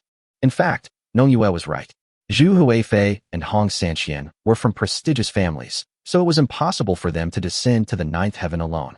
If we can capture a village without relying on our own people, that would naturally be a good thing. If not, they also have their own way out. You can join forces with your own troops and take over a village together, which will make it easier to manage. Given the current situation, even if they move out of the 520 newbie village, they will definitely still be within the scope of the 6th town, and they will still have some interaction with Yi Kan in the future. The first few waves of monsters in the Battle of the Realm were easily stopped by everyone. But as time went on, the monsters grew stronger and stronger, and some of the weaker lords began to be unable to withstand them. Brothers, I've lost more than half my troops, so I'll be leaving now. Me too. By the time the 5th wave arrived, 30% of the lords had left, and heroes like Nuba have rejoined the battle. By the 10th wave, less than a third of the lords remained on the battlefield. Everyone, shrink the battle area and don't let any monsters slip through. Following Yi Kan's command, everyone began to retreat into the valley. However, the shrinking battleground also means that everyone has to share more pressure. While Nana's Bunny Special Forces and Fox Beauty Squad are all dead, they can't fight alongside everyone anymore. Brother Kan, all my energy cannon men have been wiped out. I'm taking my leave now. As time went by, only Yi Kan, Zhu Huifei, and Hong Sanqian remained guarding the area near the crystal. Ugh, what bad luck. I ended up in the same village as you. Zhu Huifei looked at Yi Kan's troops, which had suffered almost no losses, and felt powerless. I just got lucky and accidentally obtained a complete insect hive. Yi Kan shook his head without offering any further explanation. The Zerg hive is a really good thing. I'll get one sometime. Hong Sanqian looked at the slender figure hovering above the insect nest, a look of drooling in his eyes. Are you going there for the Zerg hive? I can't even be bothered to call you out on it. Seeing Hong Sanqian's undisguised lecherous behavior, Zhu Huifei couldn't help but make a sarcastic remark. Brother Zhu, it's not that I lack self-control, it's just that Brother Ye's Zerg Queen is just too tempting. Stop joking, I'm coming. Yi Kan's expression changed drastically when he saw the enormous figure in the sky. It turned out to be a group of frost dragons with tattered, fleshy wings, each 30 meters long, and there were over 1,000 of them. Chapter 195 Terrifying Self-Created Soldiers. Brother Yi, I've done my best. After slaying the last frost dragon, Hong Sanqian coughed up blood and collapsed next to the crystal. May you rest in peace. Yi Kan waved his hand. Go to hell. Hong Sanqian laughed and cursed, then turned into a white light and disappeared from the spot. It's already quite remarkable that Hong Sanqian was able to last until the 20th wave. But don't underestimate him. There are 360 halls in Changla, and he has only unlocked the beggar hall so far. Zhu Huifei smiled mysteriously. 360 halls. Yi Kan was startled by his words, because he thought of the 360 trades in the world he lived in his previous life. Changla should be the force that Hong Sanqian belongs to, and the 360 halls should correspond to the 360 trades, which are the halls of Changlo. In other words, Changlu has 360 types of military buildings. Each building also contains an organizational structure, equivalent to 360 factions. Is the 360 halls a self-created troop type by Changlo? Thinking of this possibility, Yi Kan couldn't help but look at the Imperial Guard in the distance, dressed in a flying fish robe and holding an embroidered spring knife. That's right, the 360 halls, like the embroidered uniform guard created by my founding emperor and the 6 doors created by the Li family of the Tang dynasty, all have their own structure. It's just that we are too weak to fully utilize these powers. Zhu Huifei couldn't help but look proud when she talked about this. It's true what they say, comparisons are the thieves of life. You rich kids are making it impossible for others to survive. Yi Kan pursed her lips, her face full of envy. Buildings with organizational structures usually have a highly capable leader in charge. In addition, there are layers of management with different levels of strength, and those people are stronger than ordinary soldiers. What's even more terrifying is that these buildings with organizational structures have very low restrictions on the number of troop types. Just look at Zhu Huifei's Imperial Guards. This guy alone had thousands of Imperial Guards. It's simply unreasonable.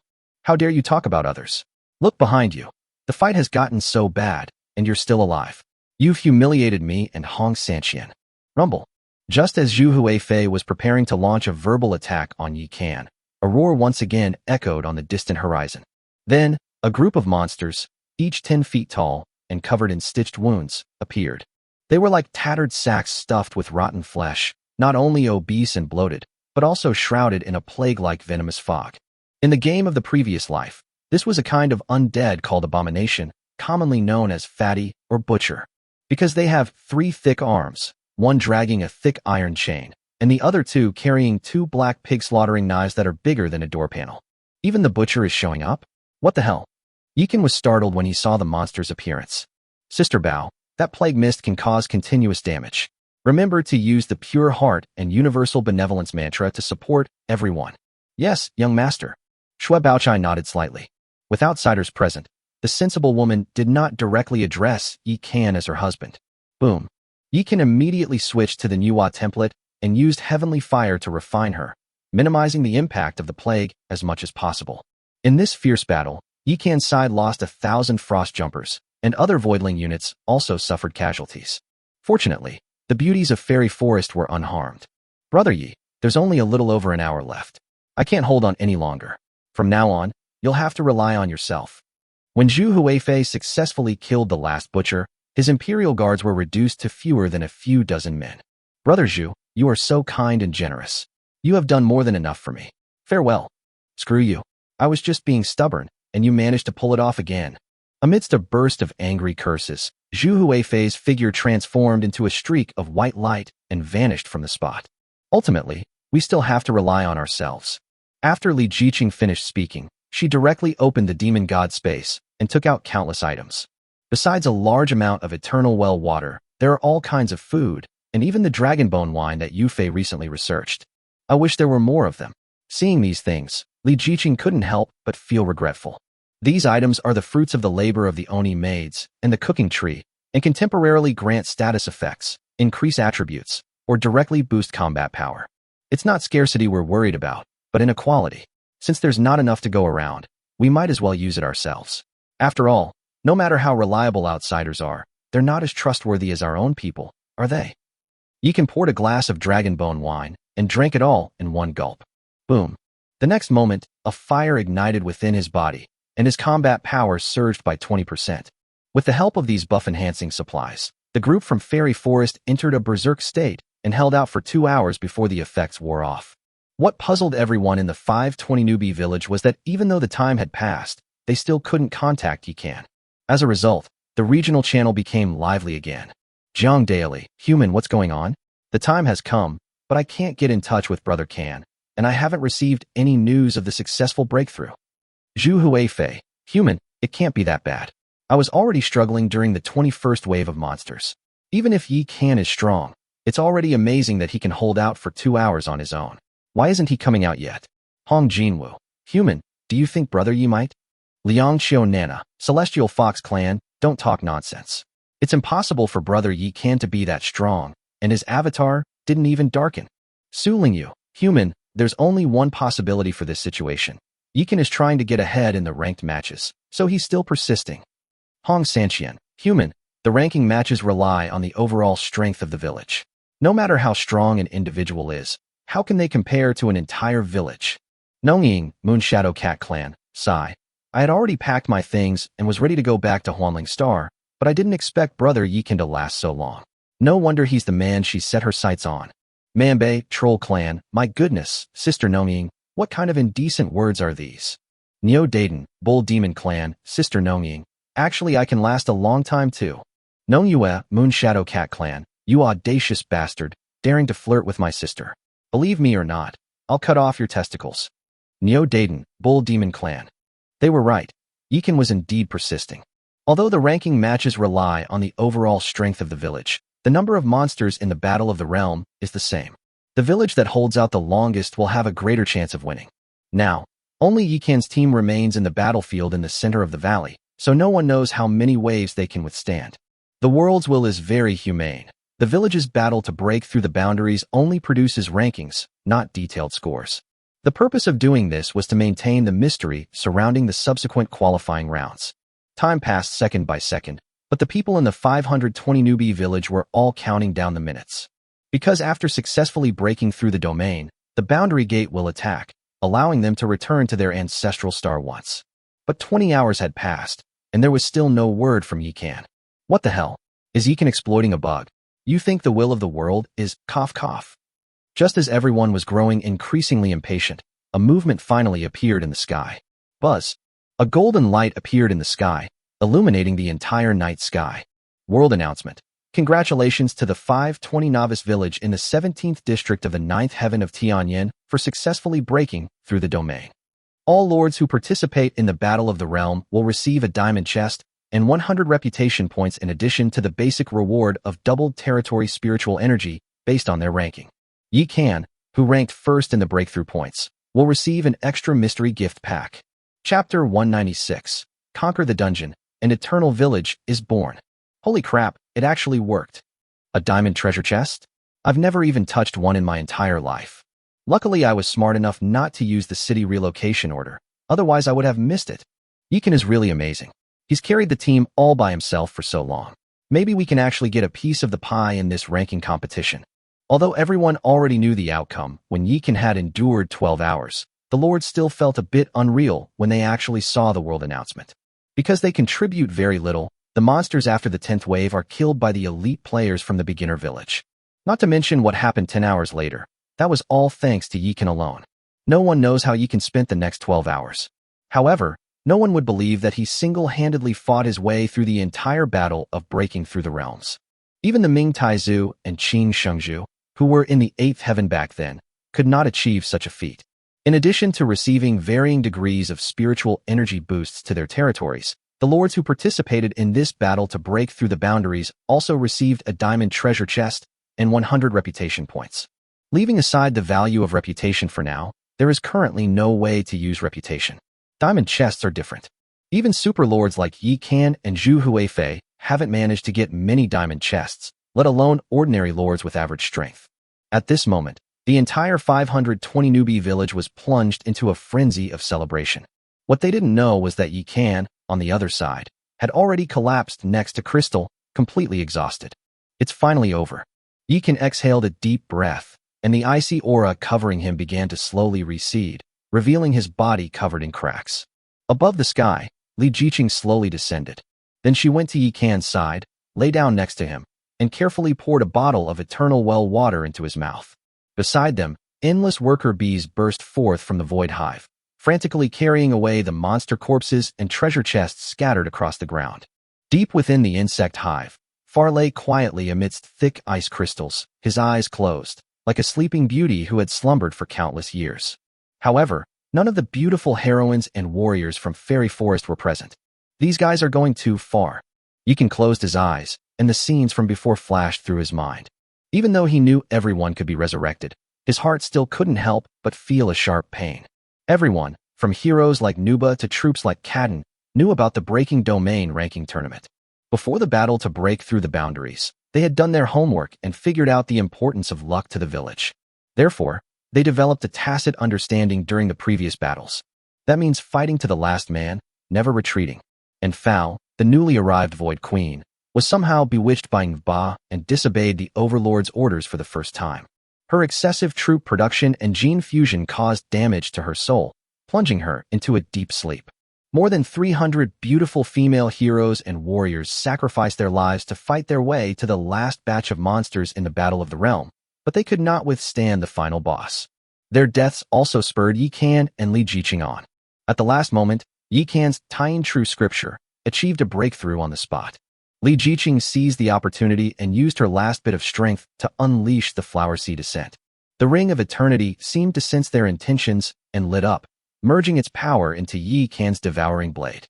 Finally, Yi Kan used the move Moonfall from the Nine Heavens to cleave the ultimate boss, the Troll Sword Saint, in two. Husband, you need to discipline Nuba and the others. Look how spoiled they've become. Li Jiqing lay on Yi Kan's chest, looking at him with some worry. You are the mistress of the harem. Do you need me to manage you? Yi Kan playfully flicked her high, straight nose. You said it yourself, so don't be shy when I get serious. What's there to feel sorry for? Are you going to kill them? After Yi Kan finished speaking, he opened the spatial gate with a thought and sucked the void insect nest that had been gathered into space. Then the two of them turned into white light and disappeared from the spot. When they reappeared, they had already returned to the fairy forest. Notification: you have achieved first place in the Battle of the Realms and become the village chief of the 520 newbie village. You become the village chief of the 520 newbie village, gaining the right to name the village, formulate tax systems, and open any door. Breakthrough successful. The 6th town channel is now unlocked. Ordinary lords can speak 3 times a day, Village chiefs can speak 10 times, and town mayors have no limit. After successfully breaking through the domain, the Lord can return to the ancestral star through the Lord's heart. The maximum stay on the ancestral star is 1 week, with a cooldown period of 3 months. With a cold notification tone, Yikan became the village chief without any surprise. Lord brother, Lord sister, you're back. Where's my sister Daji? Xiaomili, who was playing with Xiaoyu and the others in the distance, saw Yikan and immediately ran over excitedly. After Xiaoyu and the others spent a day playing with the little one, she completely fell in love with the place. Fairy Forest is full of spiritual energy, with birds singing and flowers blooming, as well as many beautiful and cute little elves and talking tree grandpas. Most importantly, the cooking tree contains endless delicious food, and the ladies there are not only beautiful, but also have lovely voices. Whatever she wanted to eat, the girls would get it for her. The only downside is that no one allows her to drink alcohol. Your sister Daji is asleep, I'll go wake her up now. Yikan rubbed the little guy's head, revealing a doting smile, and then walked towards the Nirvana temple with Li Jiqing. Xiaoyu and Xiaofei exchanged a glance, both seeing shock in each other's eyes. Buzzing. As a large number of source crystals were poured into the temple, Su Daji, Nuba, Princess Longji, and others revealed themselves one by one. My husband. The moment they were resurrected, they saw Yikan and excitedly rushed over to him. Hiss hiss hiss. Before they could even get close to Yikan, they were entangled by green energy vines. Seeing this, Yikan could only put on a stern face and say, "You're all so impetuous. What kind of behavior is this? Behave yourselves." At this moment, Li Jiqing stepped out from behind Yikan. "Do you know that because of your disobedience, my husband was almost in danger this time? If he hadn't broken through at the critical moment, our fairy forest would be gone by now." Li Jiqing looked serious as she scanned the faces of the heroes one by one. Upon hearing this, Cardan and the others all changed their expressions. They were just soldiers, dressed in standard uniforms, and their combat strength and defense were no match for the heroes. Even with the support of the battle formation, they still fell before the heroes, completely unaware of what happened next. My husband, Manhwa and the others sensed Li Jiqing's anger and immediately felt a little guilty, so they couldn't help but look at Yikan. "Sai, I've spoiled you too much. Xiaoqing is the mistress of the harem, and I can't stop her from disciplining you. You'd better watch yourselves." Yikan gave a helpless smile, then turned and walked out of the Nirvana temple. It wasn't that he didn't feel sorry for Nuba and the others, but rather that he thought Li Jiqing was right. As Fairy Forest develops, he will definitely have more and more things to do. If he still has to take care of women's affairs, then he, as the Lord, will really be too tired. What's a good name for the newbie village? Before Yikan arrived at the treehouse, he thought for a long time but still couldn't come up with a good name, so he scratched his head in distress. Just then, he saw the ring of eternity on his hand. Then his eyes lit up, and he immediately renamed the village Eternal Village. Chapter 197 Village Chief Yikan returned to Blue Star. Forget about taxes, we don't care about a few measly coins. After naming the village, Yikan skipped the tax system and set his sights on the Anywhere door to Eternal Village. The village that successfully breaks through the barrier will receive 3 portals. Besides one that belongs exclusively to the village chief, the remaining 2 can be opened to the lords of the village. The so-called Anywhere door is something that can be summoned at any time, allowing you to travel to any corner of the village. Of course, the Anywhere door isn't free. It requires source crystals to activate. The village chief, on the other hand, has the authority to determine the price for using the Anywhere door. Brothers, from now on, 520 Newbie Village will be renamed Eternal Village, and humans and orcs will be exempt from all taxes. I have opened the Anywhere door. Humans and orcs will not be charged any extra fees, but you will have to pay for the source crystals used to activate it yourselves. The map restrictions in Eternal Village have now been lifted, and everyone can use the portal to reach the edge of the village and grind monsters to their heart's content. After Yikan opened the Anywhere door, he immediately sent a message in the regional channel. Jiang Daily, Brother Ken is awesome. When are you coming back to Blue Star? Yikan, my partner has some things to do. Let's go back together later. Jiang Daily, then I'll take my leave first. Liang Xiao Nana, Brother Yikan, your Anywhere door is free and you don't collect taxes, so you're just a village chief for nothing? Yikan, how could that be? I have my own personal Anywhere door, and right now I can see where all of you are. I'm just about to go and take care of a few who slipped through the net. However, Yikan had barely finished speaking when he received several notification messages.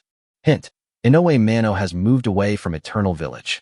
Hint, Megumi Unoki has moved away from Eternal Village. Hint, Kanako Nishimura has moved away from Eternal Village. Wow, that's fast. Yikan couldn't help but laugh when he saw these messages. Actually, he was about to return to Earth, so he didn't have time to clean up this trash. He was just trying to scare them, but he didn't expect these guys to be so cooperative. Zhu Huifei. Brother Yi, I'm leaving now. I hope we'll have the chance to meet again in the future. Hong Sanqian. Me too. Yikan. Alright, then I wish you both a bright future, and I hope we can fight side by side again when we have the chance. Zhu Huifei. There will be an opportunity. I just heard that those insects are still up to no good and are preparing to plot against you. Be careful. Yikan. Thank you for the reminder, Brother Zhu. I will pay attention. Subsequently, Yikan received 2 more notification messages. Hint. Zhu Huifei has moved away from Yongheng Village. Hint. Hong Sanqian has moved away from Yongheng Village. Looks like we're still not going to have a peaceful life. Just then, a melodious voice came from behind Yikan. It turned out that after Li Jiqing had exercised her rights as the head of the harem, she came to find Yikan with her sisters. Having entered the 9th level of the battle for supremacy among all races, there is no peace and quiet here. Yikan pulled her into his arms, then looked at Nuba and the others and asked, "How did the communication go? Did you reach a consensus?" "Of course, we're best friends." That's what Nuba said in a very serious tone. "I'll just say one thing. You can do whatever you want at home, but on the battlefield, you must obey orders. Unless there are special circumstances, the Battle of the Realm must not happen again." "Yes." Upon hearing this, everyone immediately straightened their backs and looked at Yikan seriously. At this moment, they were not Yikan's wives, but brave warriors. Wow, it seems the communication was really effective. Seeing their reaction, Yikan nodded in satisfaction. "Xiaoqing and I are going back to Blue Star. During this time, the territory will be in your hands. You can use the Anywhere door as you please. Now that Eternal Village has no external enemies, we can increase cooperation with the little fox. Daji will take the lead on this matter, and once things are stable, we can hand it over to Xiamili. Don't worry, my husband. I guarantee I'll complete the mission." Upon hearing this, Sudaji immediately spoke softly. At this moment, Xiamili popped out from behind Sudaji and said in a serious tone, "Xiamili has received your message and will complete the mission. Little Rice Grain, you and the little fox will definitely become good friends." Yikan rubbed her little head, then looked at Nuba and said, "Sister Xian, during this time, you can explore the area around the village through the Anywhere door. Once we're free to help with Xiamili, we can take her out for walks, but one thing is absolutely crucial: her safety. Although heroes and units can be resurrected in the Temple of Nirvana after they die. However, those who are resurrected have a chance of being weakened or strengthened. Yikan might be willing to gamble on other heroes and troop types, but he didn't want to gamble on Xiamili. Because luck is such a mysterious thing, he can't afford to lose. Don't worry, my husband. I promise I will never do anything reckless again. I hope your assurances are effective." After Yikan finished speaking, he suddenly reached out and made a stroke, and a stream of water flew out from the Well of Eternity, rushing into the void insect nest and sprinkling onto the ice crystals where Fowl was sleeping. Seeing this, Nuba couldn't help but purse her lips, a hint of guilt in her large eyes. Although Yikan didn't say it, she knew that the innocent girl was the one she had ruined. If she hadn't been so radical, Far wouldn't have suffered such a severe backlash. "Let's go?" As they spoke, Yikan and Li Jiqing intertwined their fingers, then activated the 3-colored crystal and disappeared into the territory. Dragon Kingdom, Divine Moon Academy. Why isn't he back yet? Lu Mengli paced back and forth in the office, as anxious as an ant on a hot pan. Even if he comes back, he can't take you with him. So why are you in such a hurry? Lu Changfeng glanced at his daughter and said irritably, "Dad, you still say that kid has really stirred up a hornet's nest this time, with dozens of insect villages wanting to deal with him. Aren't you worried at all? What's the use of being anxious? You know what kind of person that kid is, you." "He's back." Before Lu Changfeng could finish speaking, Lu Mengli shouted. Looking at her fierce expression and hands on her hips, she no longer resembled a goddess of ice. She looked more like a female demon waiting to teach her troublesome younger brother a lesson. "You brat, come to the academy to see me right now." Yikan and Li Jiqing had just returned to their little nest in the Red Leaf Forest and lay down when they received a summons from Lu Mengli. That third elder is such a spoilsport. Li Jiqing nestled in Yikan's arms, her delicate brows furrowed. "Since we're going to meet him anyway, let's go." Yikan sighed. The main reason they came back was to see the dean and elders and report on the progress of the new world. Otherwise, they, who have no relatives or friends, wouldn't need to come back at all. As for the Leaf family of Xanadu, in Li Jiqing's words, They are to hell with them. Chapter 198, Liang Qiu Nana's Secret. Hundreds of millions of kilometers away from Earth, on a desolate asteroid, Liang Qiu Nana ran through a dilapidated mountain forest and soon came to a deep cave. Is Nana back? An old voice suddenly came from inside the cave. Mother! Upon hearing this, Liang Qiu Nana burst into tears and frantically rushed into the depths of the cave. Soon after, she arrived at an underground lava pool. Beside the pond, a white fox, tens of meters long with 9 enormous tails, lay on the ground, gazing tenderly at the little fox. Mother, I obtained many wonderful things in the ninth heaven, which will definitely be helpful to your health.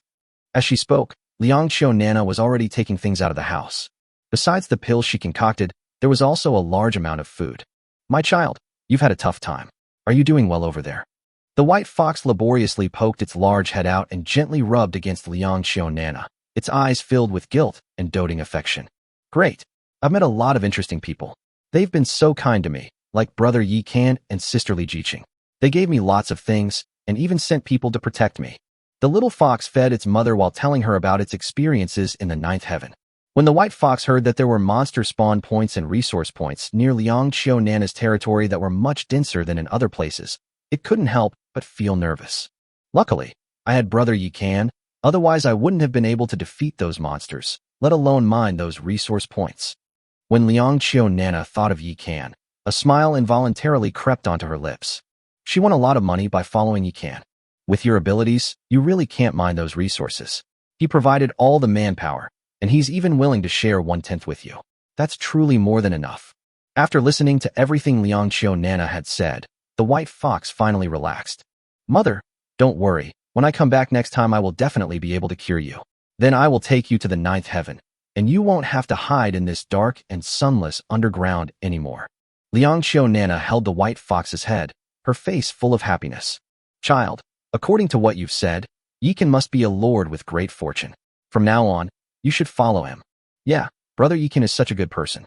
Anyway, I'm not very capable and I can't become an official, so I'll just follow him from now on. Good child, as long as you're doing well, that's more important than anything else. That won't do. Nana will be just as happy to have a mother. Manhwa Academy, conference room. Lu Chongfeng sat in the central seat, with the 3 elders on one side, and Yi Kan and his wife on the other. Can't you be a little more discreet? Do you know how many people are waiting to kill you? Before Dean Lu Chongfeng could even speak, Lu Mingli couldn't hold back any longer. I want to keep a low profile, but my abilities won't allow it. Yi Kan shrugged helplessly. Although his words sounded like those of Versailles, they weren't, because he certainly had the right to say them. You. Alright, this isn't Yi Kan's fault. The Zerg and our human race have never gotten along, and the human-faced Vortex Zerg especially regard our human race as enemies. You know that. Seeing that his daughter was about to throw a tantrum, Lu Chongfeng immediately raised his hand to stop her. Yi Kan, we've compiled the information sent back by our intelligence agents and discovered that out of the 100 villages in the 6th town, 50 are inhabited primarily by the Zerg. There are 20 face-type planarians alone, and I've heard that some powerful face-type planarians from outside are preparing to migrate to 6th town, specifically to deal with you. Murderers and arsonists live in luxury, while those who repair bridges and roads leave no trace. I was just wondering where to get the money, and since they've delivered themselves to my doorstep, they can't blame me. After hearing this, Yi Kan was not afraid at all. On the contrary, he was excited. He was right. Apart from the novice trials, this applies to both Earth and the ninth heaven. Most of his income came from killing his enemies. Otherwise, his fairy forest wouldn't have been able to develop so quickly. Our Manhwa Academy doesn't have many people in the 6th town. Even if we use the relocation order for everyone, we can only gather enough people for 2 villages. Even if you're incredibly powerful, all alone, can you really defeat tens of thousands of Zerg lords? Seeing Yi Kan's nonchalant attitude, Lu Mingli was immediately furious. Then what do you want me to do? Slink away from 6th town in disgrace? Yi Kan countered with a question. No matter what you want to do, there is one prerequisite: to save your life. Temporarily relocating from 6th town may not be a bad idea. The second elder pondered for a moment and then spoke. Dean, to tell you the truth, Yi Kan and I have merged our territories. In the war of breaking the domain, our territory alone wiped out more than 100 Zerg lords. Today, the Eternal Village is mainly inhabited by humans, with orcs as a secondary race. The Zerg have been completely wiped out and driven out by us. With our strength, we might be able to take over the 6th town. And if we have to relocate under the threat of a bunch of disgusting insects, how will we survive in the ninth heaven? Before Yikan could speak, Li Jiqing, looking furious, stood up. You're kidding. You've taken down over 100 enemy lords with just one territory. Lu Changfeng and the three elders exchanged glances, all revealing expressions of shock.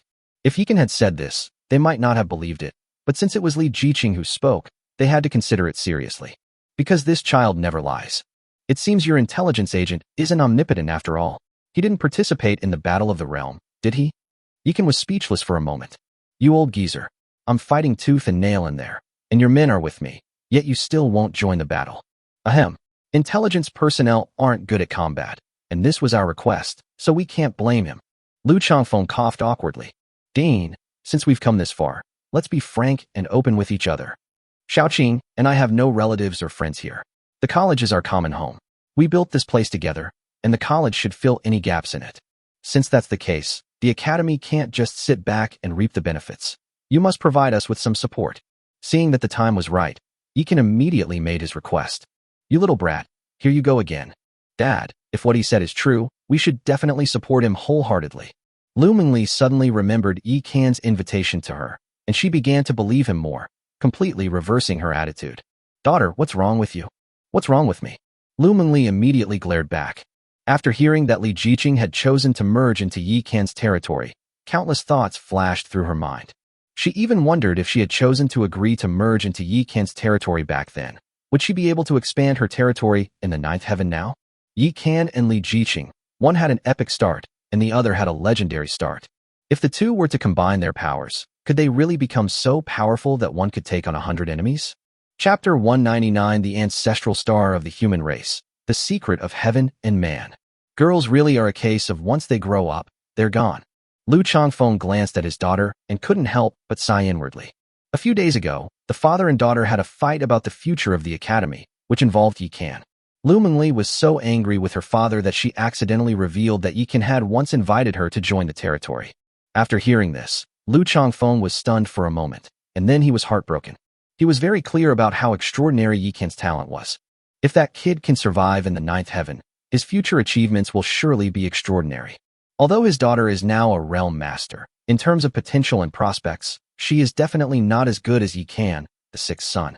At least in his view, Yikan, who had entered the ninth level of the heavenly realm, had a greater chance of becoming an unparalleled powerhouse. If Lu Mingli had agreed to join Yikan's territory back then, she would definitely have rightfully entered the ninth heaven by now. Instead of waiting for others to expand their territory and then giving her a spot, as is the case now. Unfortunately, it's too late to say anything now, because Yikan has already been won over by that little girl, Li Jiqing. Although Lu Mingli was more attractive, Yikan was clearly not someone who judged people solely on appearance. Moreover, Li Jiqing still has room to grow, so it's hard to say who will be prettier in the future. You brat, we can talk about benefits later. There are more important things to discuss now. As he spoke, Lu Changfeng took out a black file folder that was locked with runes. What's this? Yikan became interested when he saw how high-end the file folder was. SSS-Level Secret of the Dragon Kingdom. Over the next few hours, Lu Changfeng discussed many things with Yikan and Li Jiqing regarding the information in the documents. Some of them are about the new world, while others are about the underlying universe. Finally, there's the scene of haggling and looting. Yikan successfully obtained the 2 vermilion bird sets that Nuba was missing, plus a wind spirit set from Sudaji. It was at this moment that he realized that Lu Changfeng was only pretending to be distressed, but in fact he had been secretly searching for various outfits for him. This favor is truly immense. Yikan is still weak, so he can only secretly remember this and repay the favor in the future. After the matter was settled, the two were expelled from Xinhua Academy by Lu Changfeng. Because they all knew that Yikan and Li Jiqing had just gone through a major battle and hadn't had time to rest before rushing back to Earth. It's been a long time since I've been back, and it feels pretty good. After returning to the villa, Yikan laid down on the bed and didn't want to move. I never imagined there was such a connection between the lower universe and the new world. No wonder those powerful forces in the previous heavens didn't abandon their ancestral planet. Yes, who would have thought that the humans of Phantom Star are actually also people from our blue star? Li Jiqing was also greatly affected. According to confidential documents from the Dragon Kingdom, Blue Star is the ancestral planet of humankind. Of the 5 great nations, apart from the foreign Orc Alliance, the other 4 nations are backed by the strongest human beings. These supreme experts came from the Ying, Liu, Li, and Zhao families, respectively. As for the Zhu family and the Aizenjoro clan, knowing they couldn't compare to the four big shots in front, they had already volunteered to go to Huanling Star to expand their territory. The two major human kingdoms on Phantom Star today were established by these two ancestors. Unfortunately, the two families had a long-standing feud and were constantly fighting each other, which allowed foreign tribes to take advantage of the situation. For example, the Eagle clan of Yume Star, the Clubmen of Club Star, the Black Ghost clan of Asamsung Star, and the human-faced vortices of Sakura Star, etc. Since they dared not target Blue Star, they could only harass the relatively weaker humans of Phantom Star. Besides the matter of Zuxing, Liu Changfeng also mentioned something very important. That is because the rules of the 9 realms of heavenly evolution are too powerful, making it difficult for beings in the lower universes to nurture life there. In other words, if lords want to have children, they have to return to their ancestral planet to plant the seeds.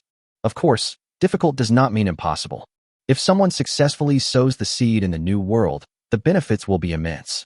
Because once those children are born, they will be recognized by the new world rules, blessed with the halo of the great Tao, and thus possess extraordinary talents, winning at the starting line. And those children who are different from ordinary people have a very cool name. Its name is Celestial Being. However, when it came to whether any celestial beings had ever been born in the first 8 heavens, Liu Changfeng and the others remained tight-lipped. Even if they didn't say it, Yikan could guess. The matter of the Celestials is probably a top secret even in the 9 realms of heavenly evolution, so how could they possibly know it? Moreover, standing behind the Dragon Kingdom is none other than the victor of the Great Qin. It's understandable that they are wary. However, the Dragon Kingdom's secret archives contain a piece of unofficial history, the veracity of which is unknown, which says that a Fox clan lord who became pregnant with a celestial being once appeared in the 8th heaven. But then, something happened. The Fox clan lord suddenly disappeared.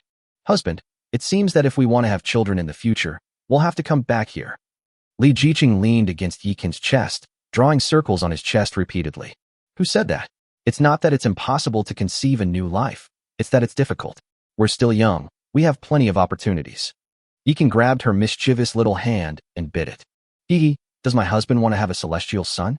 Li Jiqing was overjoyed by Yikan's bite, and she rolled over and lay on top of him, propping her face up with one hand and looking greedily into his eyes, as if she could never get enough of looking at him. You don't necessarily have to have a son. Daughters are great too. Yikan reached out and hugged Li Jiqing, pulling her down into his arms. He then held her close and slowly drifted off to sleep. Rumble. After an unknown amount of time, Yikan and Li Jiqing were suddenly awakened from their dream by a terrifying clap of thunder. What happened? Yikan suddenly sprang to his feet and flashed onto the balcony. Only then did he realize that the entire Divine Moon City was on high alert, with a thick light curtain hanging upside down over the city. Above the sky, more than a dozen pitch-black portals opened one after another. Countless bizarre void monsters emerged from it, charging towards the ground with crazed expressions. Whoosh! Just then, a beam of light suddenly descended from the sky. It was none other than the 3rd elder of the academy, Lu Mengli. This is the aftermath of the void storm. It happens almost every 2 or 3 days. You two stay in the Red Leaf Forest and don't go out, or go straight back to the New World. Lu Mengli's expression turned serious, and then she flashed, transforming into a streak of light and soaring into the sky once more. At the same time, countless figures also rushed out from among the many prominent families of Xinhua Academy and Xinhua City. Kill! They shouted loudly and charged towards the enemy without fear of death. Most of these people are at the stellar level, with only a small number at the domain lord level. As for realm lords like Lu Mengli, they are extremely rare. Liu Changfeng, a cosmic level big shot, is the pillar of Xinhua City, and he generally doesn't take action, because he is to preside over the divine artifact and protect the city of the divine moon. At the same time, we must keep an eye on the battlefield to prevent unexpected enemies from targeting the lower and middle classes of Xinhua City. Husband, what should we do? Li Jiqing grasped Yikin's large hand. Since we've run into this, we can't just stand by and do nothing. But we also can't be reckless and cause trouble for others. Let's choose a lower-level battlefield. After they finished speaking, they immediately adopted the template of Lin Daiyu, then transformed into 2 streaks of light and rushed towards the north gate of Xinhua City. The ground battlefield is filled with star-level void monsters, which is perfect for people of their level to practice on.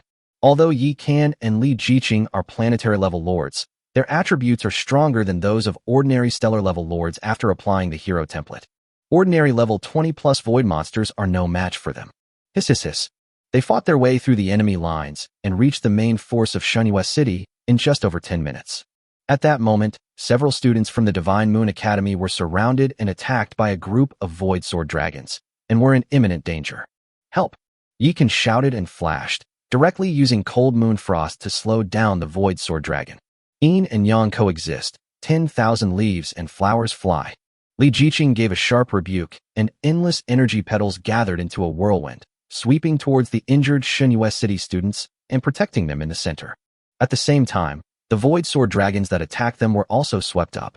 The moon sets in the 9th heaven. Without hesitation, Yikan unleashed his ultimate move. Buzz. In an instant, a terrifying black blade of energy slashed across. Laugh. With the sound of something being sliced open, the void sword dragons that had been swept into the air were instantly cut in two. Chapter 200, The Orphan of Zhao. Thank you both for your kind help. The rescued students, seeing how powerful Yikan and Li Jiqing were, assumed they had encountered some senior masters and immediately helped them up to pay their respects. Don't be so polite, everyone. We are all students of Sunyue Academy, and it's only right that we help each other. Yikan did not take credit for it, but politely returned the greeting. You know, you two are planetary level. At this moment, the group suddenly noticed Yikan and Li Jiqing's ranks, and their expressions changed drastically. That's right, I just successfully broke through to the next domain last night, so I went home to check on things and report back to the dean and the others. Li Jiqing smiled slightly and stood next to Yikan. As a result, the students who should have been their seniors were not happy at all after hearing this. Instead, they looked anxious. Nonsense. Now that you've entered the new world, how can you joke around with your lives? This isn't a place for you. Go back now. Senior brother Chun is right. Your battlefield isn't here. Go back quickly. Although they were all seriously injured, they looked very serious, not like they were joking. Yikan and Li Jiqing immediately realized what was going on when they saw the change in them. Clearly, the academy had already informed these senior students in advance, instructing them to persuade any junior students at the planetary level to return to the city. If they weren't outmatched, they might have already started fighting. Sigh, if I'm not mistaken, they've already contacted the dean and the others. Yikan looked at Li Jiqing with a helpless expression. Whoosh. Sure enough, as soon as he finished speaking, a graceful yet chilling figure landed beside them. Nonsense. Didn't I tell you weren't allowed to come out? Go back right now. Upon seeing that it was Yikan and Li Jiqing, Lu Mengli, without saying a word, raised her hand and created a light screen that swept them back into the red leaf forest. If you two dare to misbehave again, I'll seal your villa. Lu Mengli's voice echoed in the air. The third elder is truly domineering. Li Jiqing pursed her lips. That's normal. Our ancestral planet is connected to our destiny. The greater our influence in the new world, the more our ancestral planet will be affected. It's normal for them to be nervous. After learning about their situation last night, you can now understand the importance of these chosen ones to Earth. Besides the influence of luck, there is also the issue of an admission ticket. The new world absorbs fresh blood every year to revitalize the battlefield of all races. How much is absorbed depends entirely on the influence of the ethnic group in the new world. Take Yikan, the village chief, for example. Winning the position of village chief is equivalent to securing 1,000 planetary level slots for Dragon Kingdom's entry next year. The number of people is equal to the maximum number of lords that a village chief can manage. If Yikan can become the town mayor within a year and govern 100 villages, the number of positions will increase 100-fold. Of course, these planetary level beings who arrive the following year will descend to new places and will not conflict with the lords who arrived first. In addition, when all races enter the arena the following year, officials can recruit a group of lords to fill the vacancies in their jurisdiction. Moreover, the replacement personnel only need to be of a rank no higher than that of an official. For example, in the Eternal Village that Yikan currently governs, there are only 500 lords. Next year, he will be able to add another 500 lords. If he were still at the planetary level at that time, he could only replenish planetary level ranks. If he became a domain lord, he could replenish domain lords or lords below the domain lord level. This is why those senior students were so nervous about them. After all, they had already lost the right to get an admission ticket, and the only way to enter the new world was through supplementary means. A player as gifted as Yikan is their hope. So what do we do next? Li Jiqing looked at Yikan listlessly. Everyone's fighting right now, so it's not good for us to go out and enjoy ourselves. Let's just go home and make a baby. Yikan shrugged. What? Have you figured it out? Li Jiqing's eyes lit up immediately. Dream on. I'm going to be the father of a god. How can I be so careless? You're not allowed to do anything reckless. And so, the two returned to the villa. Having finally returned, they could enjoy some time alone together, so naturally they wouldn't immediately return to the ninth heaven. However, the aftershocks of the void storm came and went quickly. In just one afternoon, the descending void monsters were all wiped out. Although there were some casualties, the gains were also enormous. The lords can only descend into the void once a month, and it is filled with unknowns and dangers. The aftershocks of these void storms were far less intense than the day Yikan and the others ascended, which was like a bonus for the lords of Blue Star, so everyone was naturally happy.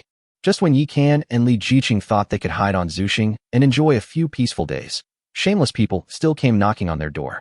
The people who came this time were not only Li Jiqing's uncle Li Zongying, but also her shameless grandfather Li Pasan. Xiaoqing, Grandpa has his reasons. You know that being born into a large family means there are many things you can't control. Back then, your father was too powerful. He not only overshadowed the eldest son of the family's higher-ups, but also offended the prodigies of other powerful clans. Your grandfather was of low status and had no choice but to speak up. Li Pasan, with snot and tears streaming down his face, tried to exonerate himself. Li Jiqing looked at him coldly, as if he were a fool. If it weren't for her uncle's sake, she would never have met this disgusting old man. Even tigers don't eat their cubs. How could you do this to my father, who is your own son? I only agreed to see you this time because of my uncle. After today, our grudges are settled, and we will never see each other again. You may leave. Li Jiqing waved him away, not wanting to talk to him anymore. Yikan stood indifferently to the side, coldly watching the old man. Lu Mengli watched from outside.